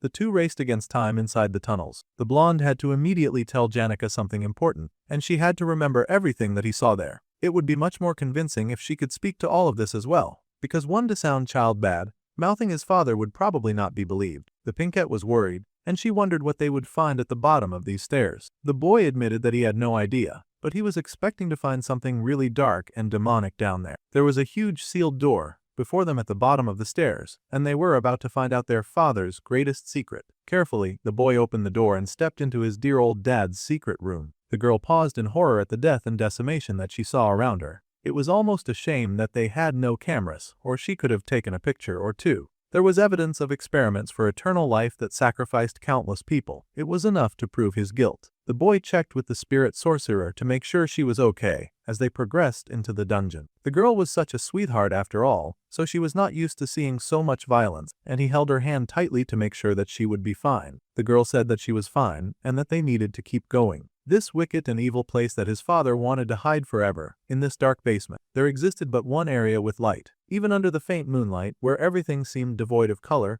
a familiar hue caught his eye. It was the color of the hair on the giant portrait that everyone saw when they entered the Roth Taylor manor. The same golden hair as his. When Ed stopped in the dark and disgusting torture dungeon owned by his father, he found within Crepin Roth Taylor's greatest secret. It looked like the impaled body of his older sister, a girl locked in chains, but she still looked as beautiful as ever. Arwen Roth Taylor was held prisoner inside her father's dungeon. The boy was horrified to see that the dark, evil and twisted man planned to use his daughter by force and his other children too if needed. Suddenly, a voice spoke, and the boy froze. A lot had changed since she had last seen him, both she and he, because she had changed too. However, that gentle voice definitely belonged to his older sister, who was surprisingly still alive. The tired girl smiled, happy to see her brother again, and she greeted him, saying that it had been a while. An explosion rang out, painting the air purple and the sky with magic smoke, telling tales of the fierce battle currently raging in the Roth Taylor Patriarch's secret office. Lucy summoned up even more of her high-ranking light magic and activated some high-power radiant blades. The man stood steady and ready to fight. He had been fighting for some time now, and his opponents kept switching. But they were not exactly fighting to win. The important thing was that this dude would not be allowed to get past Lucy. This much was important. If he had a problem with that, then he would have to fight to get past her. Crapin was speechless at this relentless attack from different ends and different people. Suddenly, he flopped to the floor in seeming defeat, sighing that the stranger inhabiting his child's body had indeed come well prepared. What an annoyance. Fighting that child of prophecy would be problematic for him, the blonde man knew that much. It really seemed that he had accepted his defeat. Meanwhile, our blonde dude found himself staring in awe at what he found hidden in his father's dungeon. The lady remarked that her sweet little brother had changed a lot since he had last seen her. Then again, she had changed, too. It had been so long that the lady could not hold back her smile at seeing her sweet little brother. The boy could not believe that he was currently looking at Arwen. This was not exactly the ideal reunion, plus, she had assumed that her brother would be a bit sadder to see her like this, maybe even a few tears here or there. However, she did want to see her baby brother one more time. Arwen Roth Taylor, our main character, knew that this person was the sister of the body that he was currently inhabiting. She was also someone who was never actually seen in the game. The boy stepped forward as the girl continued to casually question him, like this was some kind of brief reunion. She asked how he was doing at school and if his studies were going well. Of course, she probably had not heard that he had gotten to sound pretty fast. It could not have been easy for him, especially since she knew her brother had never had to work hard before. Ed interrupted her, saying that now was not the time to talk about this. The girl then chuckled because there were indeed things to talk about. After they had fought, the boy had left her. Well, the family actually. The boy added that she should have left too. She knew just as well as her brother did about the kind of evil works that their father had his hands in. He asked why on earth the girl was still following him. The older blonde spoke through a grimace, saying that she could not call what he was doing evil. He nurtured them as they grew, and he had left them the mighty legacy of the name Roth Taylor. So, instead her sweet brother should come back. This poor girl, despite being tortured for so many years, was still calling for her little brother to come and join her. She wanted him to come back and continue to serve her father. They were family after all, and family should stick together. They would be together forever, in whatever twisted future that their father designed for them. The boy grabbed tight to that hand that dared to caress his cheek while beckoning him to the abyss. He told the lady to stop immediately, because there was no way that she was Arwen Roth Taylor. The lady impaled at the center paused in shock at this news. Then her demon eyes blazed red, and all her dark aura spilt out. It had been such a good ruse, she wondered how on earth he had known. Then again, the boy was also nothing but a fake. Both Arwen and Ed no longer exist in this sick and twisted tale. Arwen had volunteered herself for the experiment to control an evil god, and her loyalty did not waver even as the god took her body, soul, spirit and mind. Meanwhile, the son of the Roth Taylors had left for Sylvania after a fight with Arwen. Few people knew of this even in this household. So now, the blonde lady wanted to know how a fake like him had possibly known of that sensitive information. Then again his father had mentioned it. In the past, the Roth Taylor son had a big falling out with his older sister. Reading the great number of letters found in his room was what allowed the blonde to find out more details about this. The letters were all written in a short period of time after the fight with Arwen and before Ed's departure to Sylvania. Many of the letters shared the same content. Even now, the boy could visualize how that fight had gone down. The throwing of study materials to the floor as the boy screamed at his beautiful sister, asking why she was doing nothing to stop their father. The lady smiled, noting that this was the first time that her younger brother had gotten angry with her. A book was pointed out. It was the kind of dark material that outlined the mysterious evil god, Mebular, the god of hatred and rage, a book forbidden by the crown. Countless humans had to be sacrificed to summon such an evil god, especially those of higher status like nobles and royalty. The girl knew this too, and the boy shuddered at the thought of what their father planned to do. Father would stop at nothing for his goals. He would surely sacrifice his daughter too. The girl replied that she was well aware of this, and that response was even more daunting to the boy than anything she had said. However, the girl insisted that their father was only doing all of this for the sake of their family, and she also had to do her part. The boy could not believe what she was saying. She would not force the boy to do the same. Arwen continued to support Crepin till the end. So, if the boy did not like what was happening there, then it was in his best interest to leave. He was never good with physical skills after all. Perhaps he could give magic a try. Sylvania was taking applications at this time. It was a great opportunity for Ed to spread his wings in some other field. She was pushing him away, and she was not even bothering to be subtle about it. It was Arwen who sent Ed to Sylvania, and the boy had stormed out of that room with anger in his veins. After sending her brother away, she would not ask him to return. Not when she had worked so hard just to get him out of harm's way. Now, the fake Ed looked deep into the eyes of the fake Arwen, brother and sister in body but not in soul. The demon possessing the girl chuckled, knowing that there was no reason for the boy to answer her. Suddenly, her head hung limp, and she went silent briefly. The main character's hand shook and trembled at its place by his side. However, they did not have time to be stuck in very emotional or dramatic face-offs. It looked like the roof was trying to crumble. They needed to get evidence and get out of there immediately. Janica panicked and asked how they could escape before the house collapsed. Suddenly, the boy heard a noise that brought fear into his heart. Ed Roth Taylor was very aware that the girl he was facing was a terrible and powerful mage. There was no way that he could fight against her alone. So, he was taking the coward's path of calling in some demonic backup. Now his face was looking even more demonic than before, and his power boosted up as he felt himself filled with confidence. This sort of fighting was a lot more doable when he was not fighting alone. Dark magic tendrils filled the air, and his demonic power became 10 times as oppressive and suffocating. The young Lucy's eyes widened at this new development. Crepin was not playing around. With a swing of his hand, he launched attacks, and she raised her own magic to defend, blasts of purple battling against the heavy oppressive air of green. Her eyes suddenly widened as she realized things had gone from bad to worse. The man had truly summoned a demon in his office, Mebular the Omnipotent, so this was why the girl's body had gone slack in the dungeon. This man was willing to cheat his way into success, and he laughed as he informed the demon that he would be borrowing its power. That dark, demonic beast was already doing the tentacle dance of oppression and suppression. In return for borrowing its power, that mad dog Crepin was devouring all of his powerful noble guests in attendance. There was truly no length this man would not go to when it came to achieving his wicked and twisted dreams. The man was not just offering the nobles, but he offered the poor servants as well, offering every life on his land. Things were going from bad to worse around here, and the entire foundation of this evil manor had started to tremble. It was time for the main character to make a lot of quick decisions very fast, or they would end up just another one of Crepin's buried secrets. The boy grit his teeth and grabbed Janica, abandoning the body of his sister as he fled onwards. They needed to run for now. Escaping the collapse of this home was the most important part of gathering evidence. As they ran up the stairs and away from danger, the boy asked the girl to listen very closely. The entire manor was now overrun with large demonic tentacles. It was like the man was not even trying to hide his evil anymore. Then again, he had no reason to, since he planned that every living person in the manor at that time should die. The magic circle that existed to sacrifice souls to the evil god. The boy was sure that this dark magic was created because Crepin was currently using Mebular's powers. That was why everything around them had become twisted and demonic, like the inside of an apocalyptic world. Oppressive green air filled the atmosphere, enough to send a chill down the spine of the fiercest of mages. Mebular was not the kind of dark master to be so lenient that he would grant wishes for free. It was very likely that they were the sacrifice, as well as every unfortunate soul on the property, especially if they were still there when that circle activated. Right now, he and Janica were the only living souls that saw the dark and demonic things inside that basement, so they were the only witnesses. It was imperative that one of them make it out of here alive.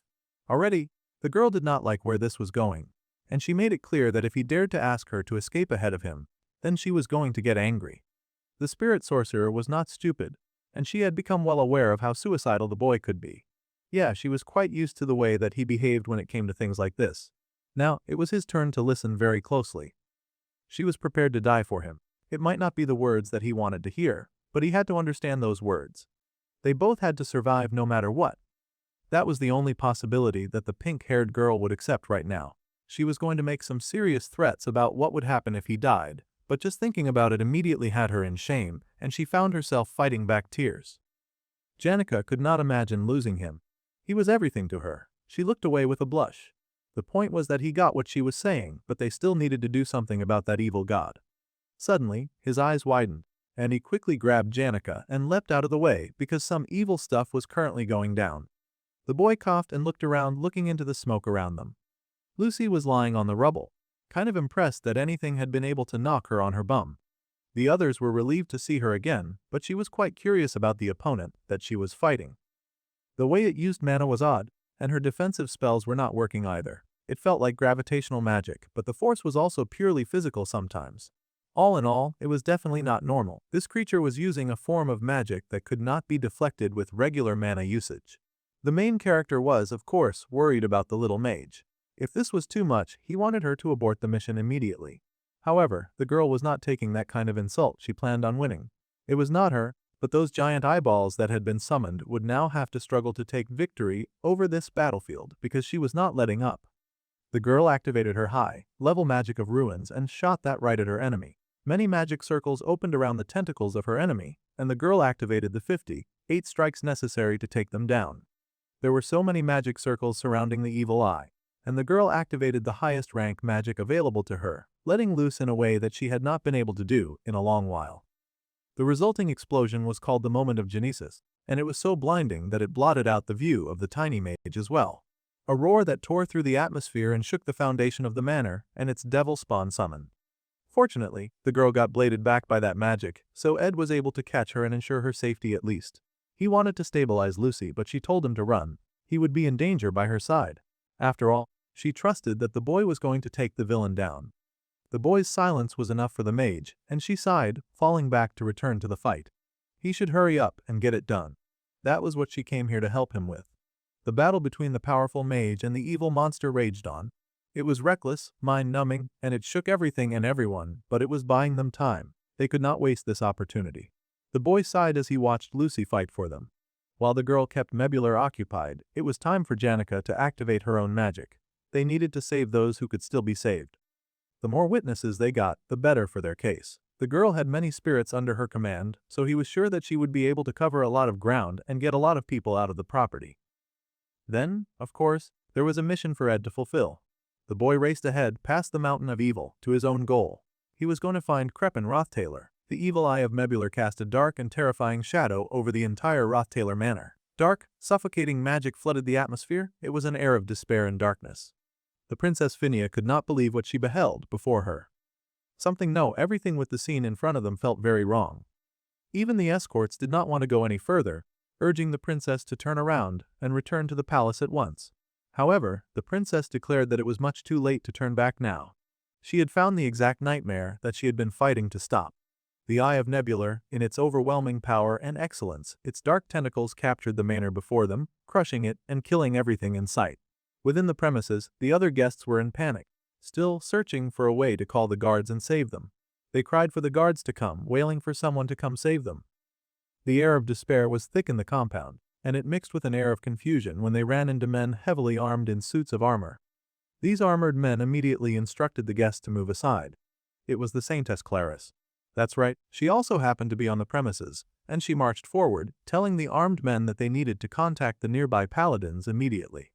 However, the men said that it would not be necessary. Then the Saintess asked if they dared to refuse following her orders. However, the men took off their helmets and revealed that they were simply following the orders of someone else.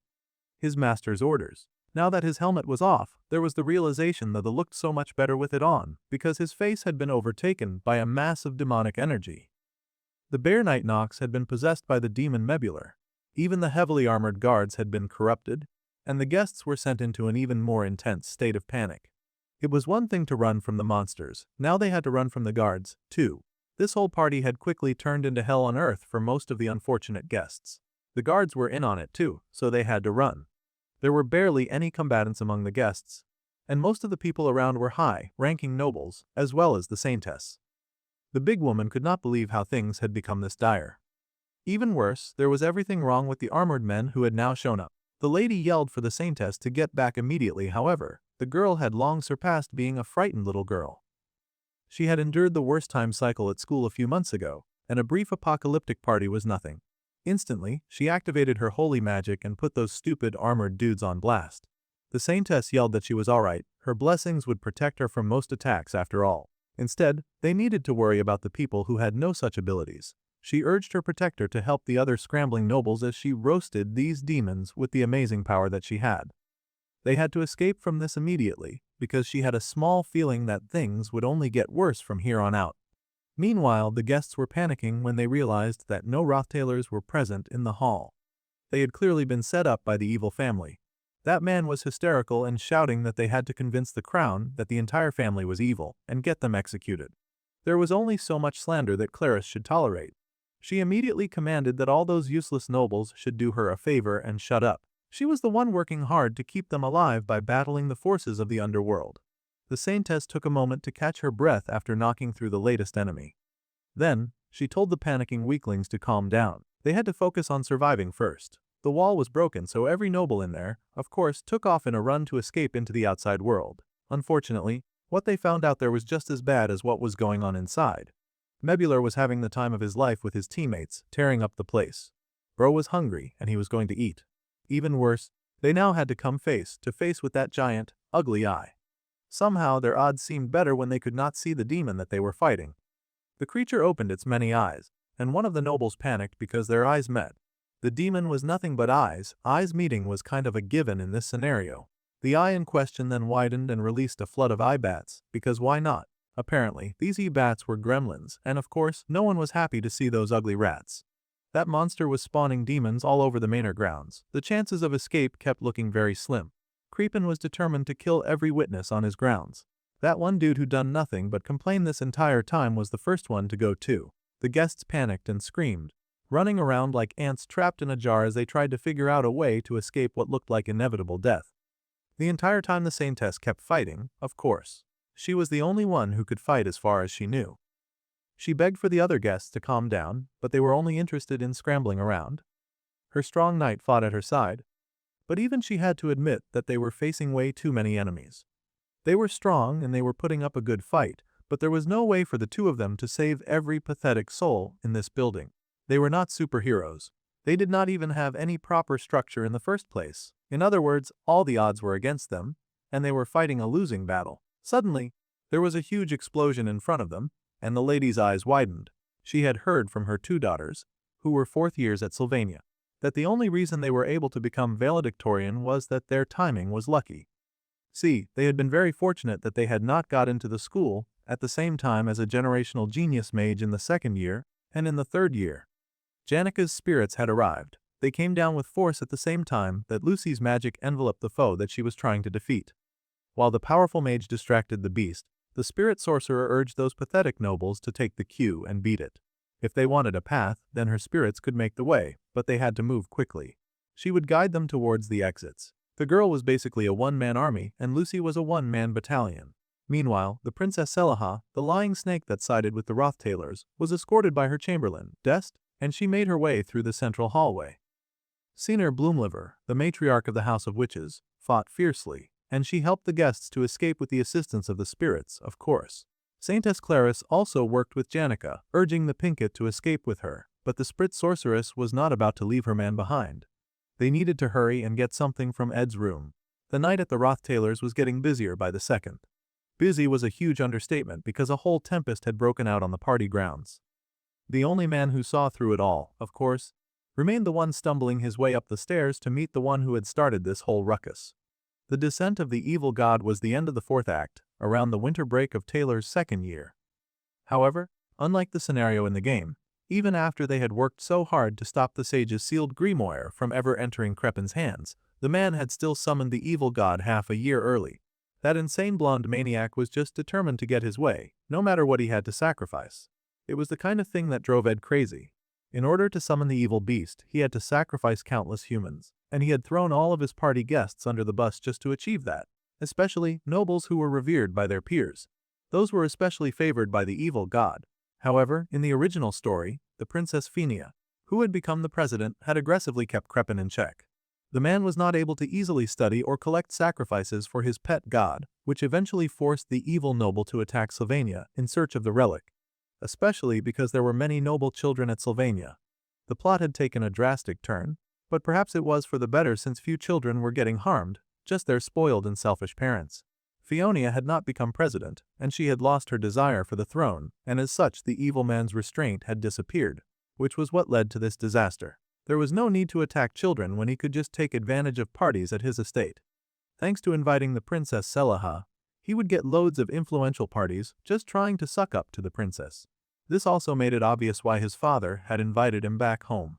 Crepin had already tried to kill him once, and it was annoying that the kid survived. By having the boy returned and reinstated as his noble, he would be the perfect sacrifice to Mebular. Truly, his father was a wicked and cruel man. In the end, the cause for this whole tragedy once again was his black-hearted excuse for a father, and the boy was sure to keep that in mind as he marched up the stairs to find the man in question, cutting down all of those blood-red monsters that leaped at him. Unfortunately, Survivor's guilt was an unending cycle of pain, and our dude was high-key blaming himself for all this.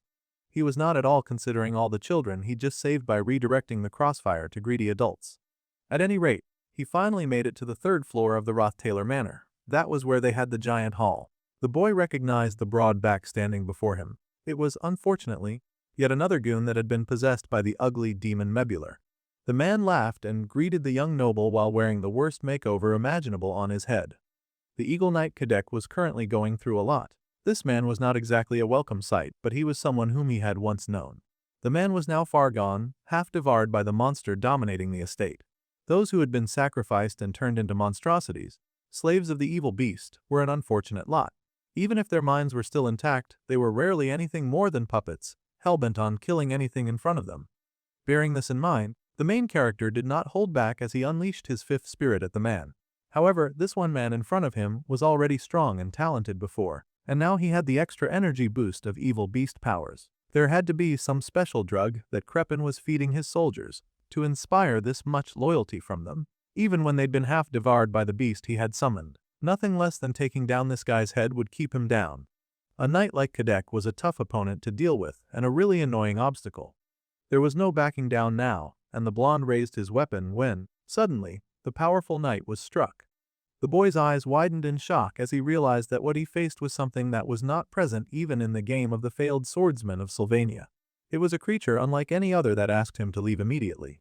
This creature had not been faced as a boss, or even a hidden boss, in any part of the game. No, this one was manifested solely because of his own interference. Ed Roth Taylor, as a soul in this divinity-forsaken world, was now face to face with the body of his older sister, brandishing a sword, her body wrapped in Mebular's tentacles as she declared that she could not let him go any further. To the boy, it felt as if he had met fate itself. There was still diabolically evil nonsense going on outside with all sorts of bad juju. The eye was still in the sky, causing a whole lot of carnage, and there were still people screaming from unimaginable agony and pain. At the Roth Taylor Mansion grounds, the center of the watchtower, something was going down on the fourth floor, where there was food storage. It seemed some nobles had been able to sneak in there and hide, trying to save their own skins as they worked really hard to block the entrance and prevent anything from sneaking inside. Unfortunately, that did not seem to do anything as some dangerous claws suddenly pierced right through the wood and skewered them. It was a very unfortunate thing to happen. More blood just flowed all over the place, and as it dripped from their heads, the evil eye monster continued to drink its fill. Honestly, it was having the time of its life with all of the nobles, blood being spilt within the premises. He was just drinking to the best of its ability. Meanwhile, we finally find little Tanya, who was, of course, having the worst time of her life. The poor youngest Roth Taylor was hiding and wondering how things had suddenly gotten this bad. She had no idea why something like this was happening, but she had a good idea that it had something to do with her father and his love for destructive evil nonsense. The poor girl was really working hard to fight back tears since this was the worst possible thing that could happen to her right now.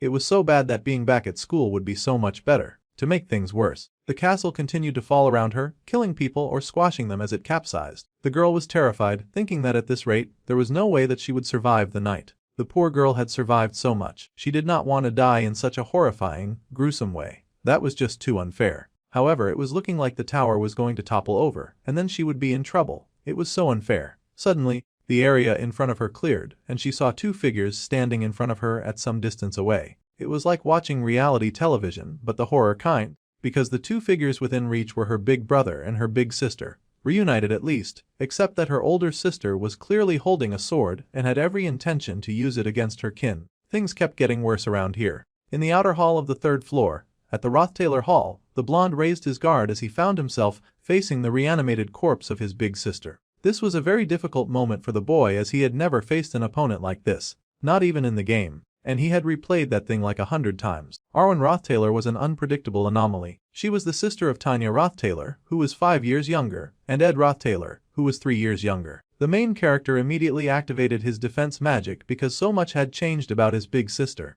The girl was the Roth Taylor family's true heir, and she was currently possessed by a monster that allowed her to do all sorts of mind-bending techniques. The girl did a whole air spin, and she came down on the boy with her sword with a rage and power that was so unnecessary for a human boy. The boy barely dodged that attack, and he groaned, noting that the person he was fighting against was fast. That was a huge problem, considering that he was already exhausted from all of that running around that he had to do. Although various sorts of elemental magic could be imbued into it, this renowned sword was so heavy that barely anyone could use it. The Blade of Dawn, now stained with blood in such a decorative way that it almost looked like a design, was too much for a gift to a young child who had just been baptized. That terrifying weapon had been given to his big sister, and the boy readied for a battle that would sap even more of his energy. He had to get to his father, but this girl would not let him get through. Using point explosion, he bound the magic in his fist and launched it at Arwen. Despite the situation, nobody disagreed when his sister became the owner of the Blade of Dawn. From a young age, the girl had perfected sociology, politics, economics, and all sorts of magic and alchemy. Now he had to deal with that and fight with her with his minimum defense magic. As if all of that was not bad enough.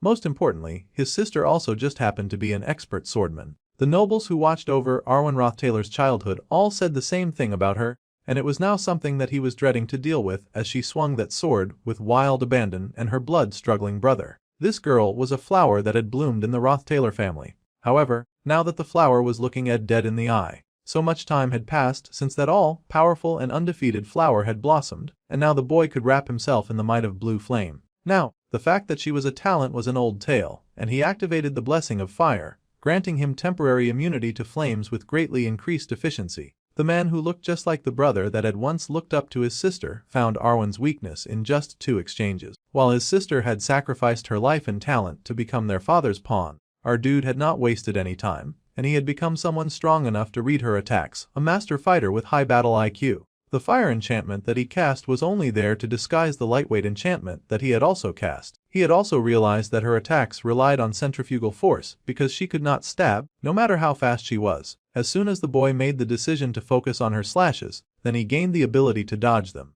Arwen's great sword relied on the momentum created by the deactivation of the lightweight enchantment, causing it to regain its weight. However, as light as the great sword was while the enchantment was active, it was more prone to being affected by outside forces. If so, then the boy could easily step on it when she swung down and then her hand would lose its grip on the sword hilt. If that happened, then it was not too hard to predict what her other weapon was for. Grabbing the second sword, the girl slashed hard and fast, and the boy leapt back and out of the range of her second sword. A backup plan when her greatsword was neutralized, and once she gained distance from the enemy, the girl would no longer reach down her great demonic hand and retrieve the sturdy giant weapon again. Just like this, the boy was now able to predict her movements and reaction. Since the boy had been able to predict this, the girl's eyes widened as she felt a snag in her usually flawless plan, and his eyes widened when her guard was dropped, and our dude slashed right through that ugly demonic growth in her arm. Reacting accordingly was a simple feat when he could now see through her. The big sister stumbled backwards, immediately trying to defend with her second arm, but the boy leapt back accordingly. Something was disturbing him about this odd battle with his sister. Unlike how it was till now, Arwen Roth Taylor was someone who was supposed to exist outside of the original scenario. He could not help but feel like he was clearly missing something, and he had to find it too. Considering the very serious matter of life and death before them, he could not stop observing, not at this point when he needed to hurry and beat her. The evil tentacle growth was still as disgusting as ever, and he noted how her limbs, which were created by Mebular's power, could easily regenerate, of course. It was an annoying ability, because it meant even the slash he got in would just heal back, and she could go on fighting with 2 arms. However, the regeneration powers also came at the cost of her losing her reason and a very ugly, deformed body, to be frank. According to the lore, humans under the control of Mebular were still alive, but they suffered a pain worse than death as destructive urges would flood into the body. Their single most powerful desire in life would remain as a residual ego. For example, the Eagle Knight Cadet, who was loyal to the Roth Taylors, retained his desire to serve the Roth Taylors until the end, so leaping into killing the guests was not too hard for him. Of course, even if it did simplify their logical processes, when it came to speed, power, and many other delicate things like reach as well,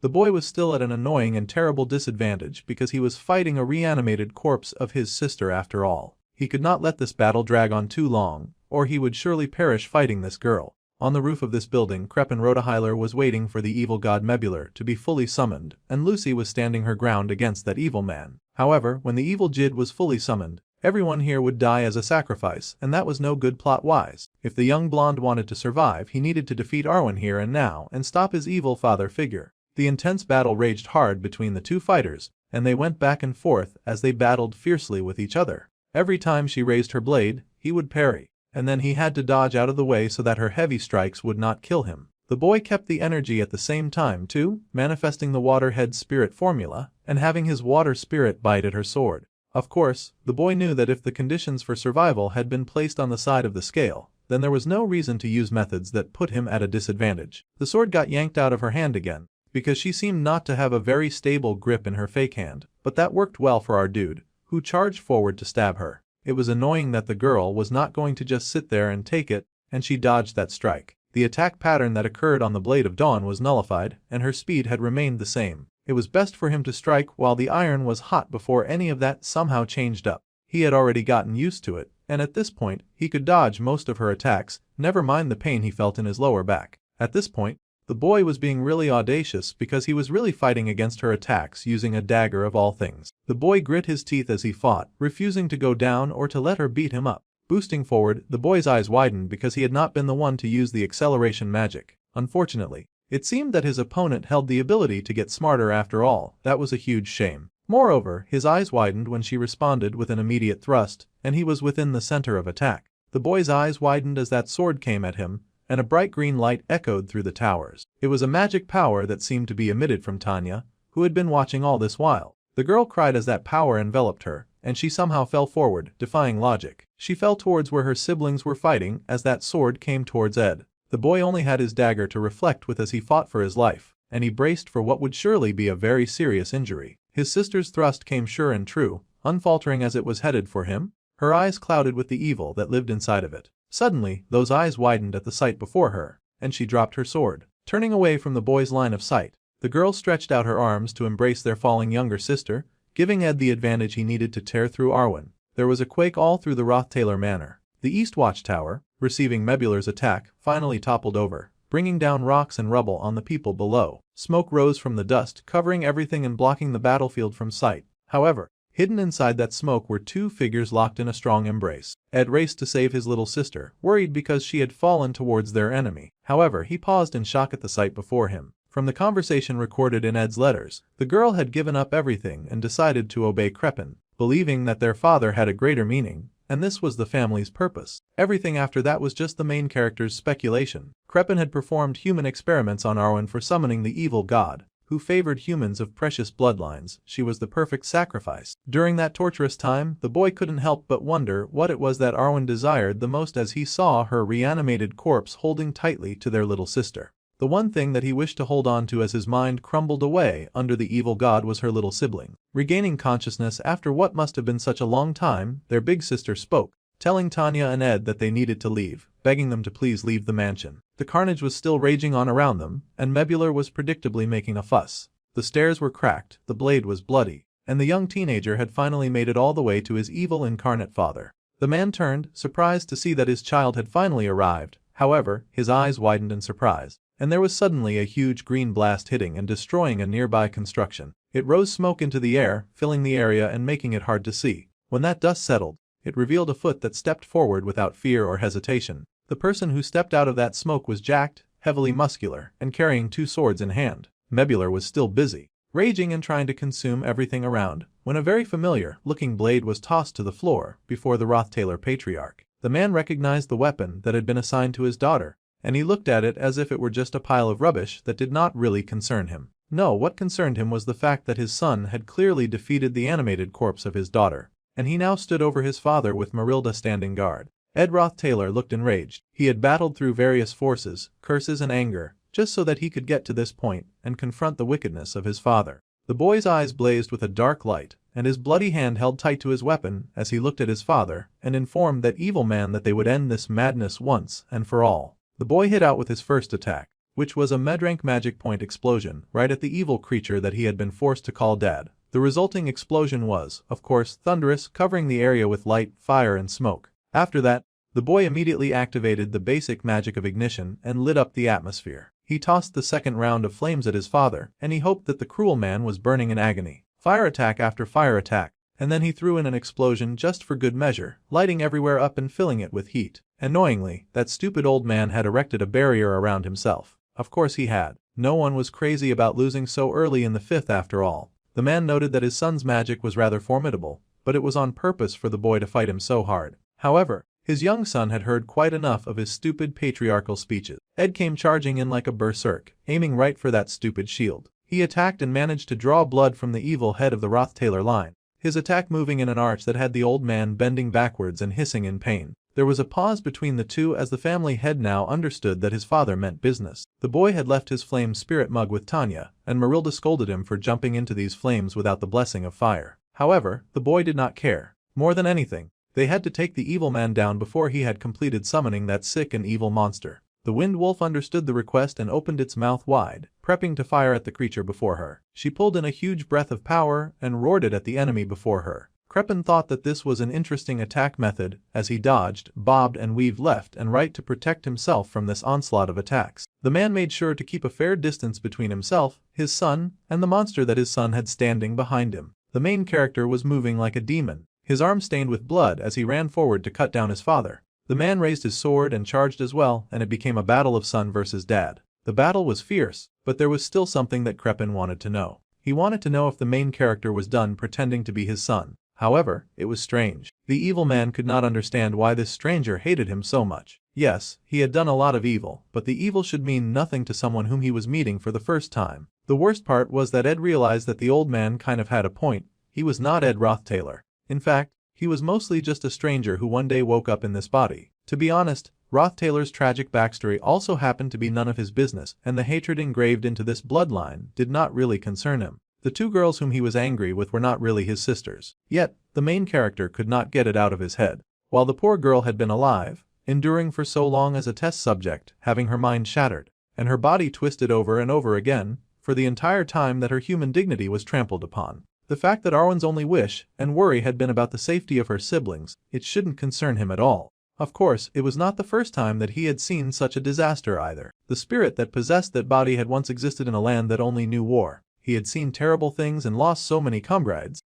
who had told him to survive and run. It reminded him of his soldiers who had taken a bullet for him, and the girl who refused to run no matter how much pain she endured, enduring her death over and over again, turning back time at the cost of her own life. People who could throw their lives away for the sake of others. They were people that Ed could never understand. Even before he came to this world, and still after, he had only one purpose, and that was to survive. That was what he told himself as his shaking hand raised the knife to end the life of the monster living in Arwen's body. He heard that voice saying it over and over again in his big sister's words. She just wanted her brother to live and survive. The words tore through his heart as his heart had come down and ended Mebular's connection to his big sister. As blood splashed, Mebular felt the pain of his vessel being cut off, and the boy had left Mug's warmth to remain in his little sister's hold. Ed could not understand those kinds of people, so he admired them. That was why he screamed and raged and roared now as he flung himself with hatred at Crepin Roth Taylor. He fought with a valiant strength, unable to back down. The evil man noted that this boy was very different from his son. Even when they had met at the library, he wondered if killing Arwen had really bothered this stranger that much. The evil man could not understand how anyone could feel guilty over such a simple matter. His children truly meant so little to him that he didn't care even when they were dead.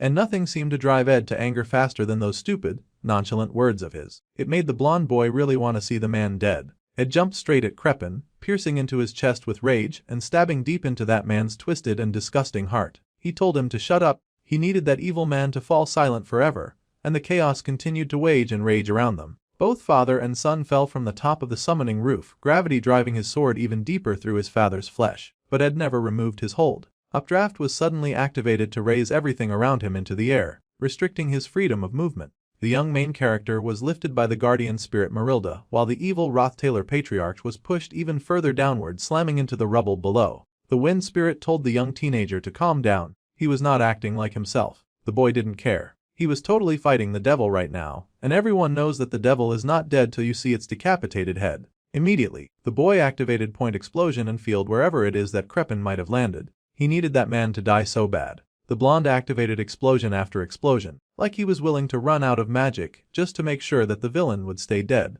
His body was exhausted and he stumbled when he finally landed. Marilda was worried. She reminded the boy to watch his mana level. He had fallen sick before because he had been messing around too much. The boy huffed, and it seemed he was finally out of magic. To think that he could cause so much destruction with just one explosion was amazing. Unfortunately, the evil Lord Crepin rose like a zombie that refused to get the hint. The man laughed that his son was rather excellent, but he should know something. Rage was the kind of thing to narrow a person's vision. After saying these words, the world around them began to quake, and the ground seemed to open underneath them, letting in a flood of the demon's tentacles. The ground was opening, and the boy just weakly managed to open his defense magic. There was even more chaos and destruction, rocks flew everywhere, and the smoke of dirt rose around the young lad. The boy coughed, rising in time to hear his father say that the evil god Mebulur would complete his descent soon. Once the magic circle was complete, all life forms inside the area would die, and the evil man would be granted immortality. No matter how much his attackers scream and struggle, this fact would not change. That was the villain's belief. The man would live forever, and his enemies would die, just like his son, who resembled him. However, the blonde reminded him that Ed Roth Taylor had made it to the academy thanks to Arwen, and he asked the man why he was so sure that his son had died. The man then realized that this stranger did not know one particular thing. A year and a half ago, the reply that his son had sent him before he was expelled from Offles Hall. The main character was shocked to hear that the boy had replied to the last letter. He had never heard about this. The man asked the boy if he was curious about what it said. Of course, he was curious. Everyone was curious. The boy had written a very lengthy letter to his dear old dad, detailing his thoughts as he was about to end his own life. His final words before he had been expelled from Offles Hall. This was how the man knew that Ed Roth Taylor was already dead. That's it for this episode. Until next time.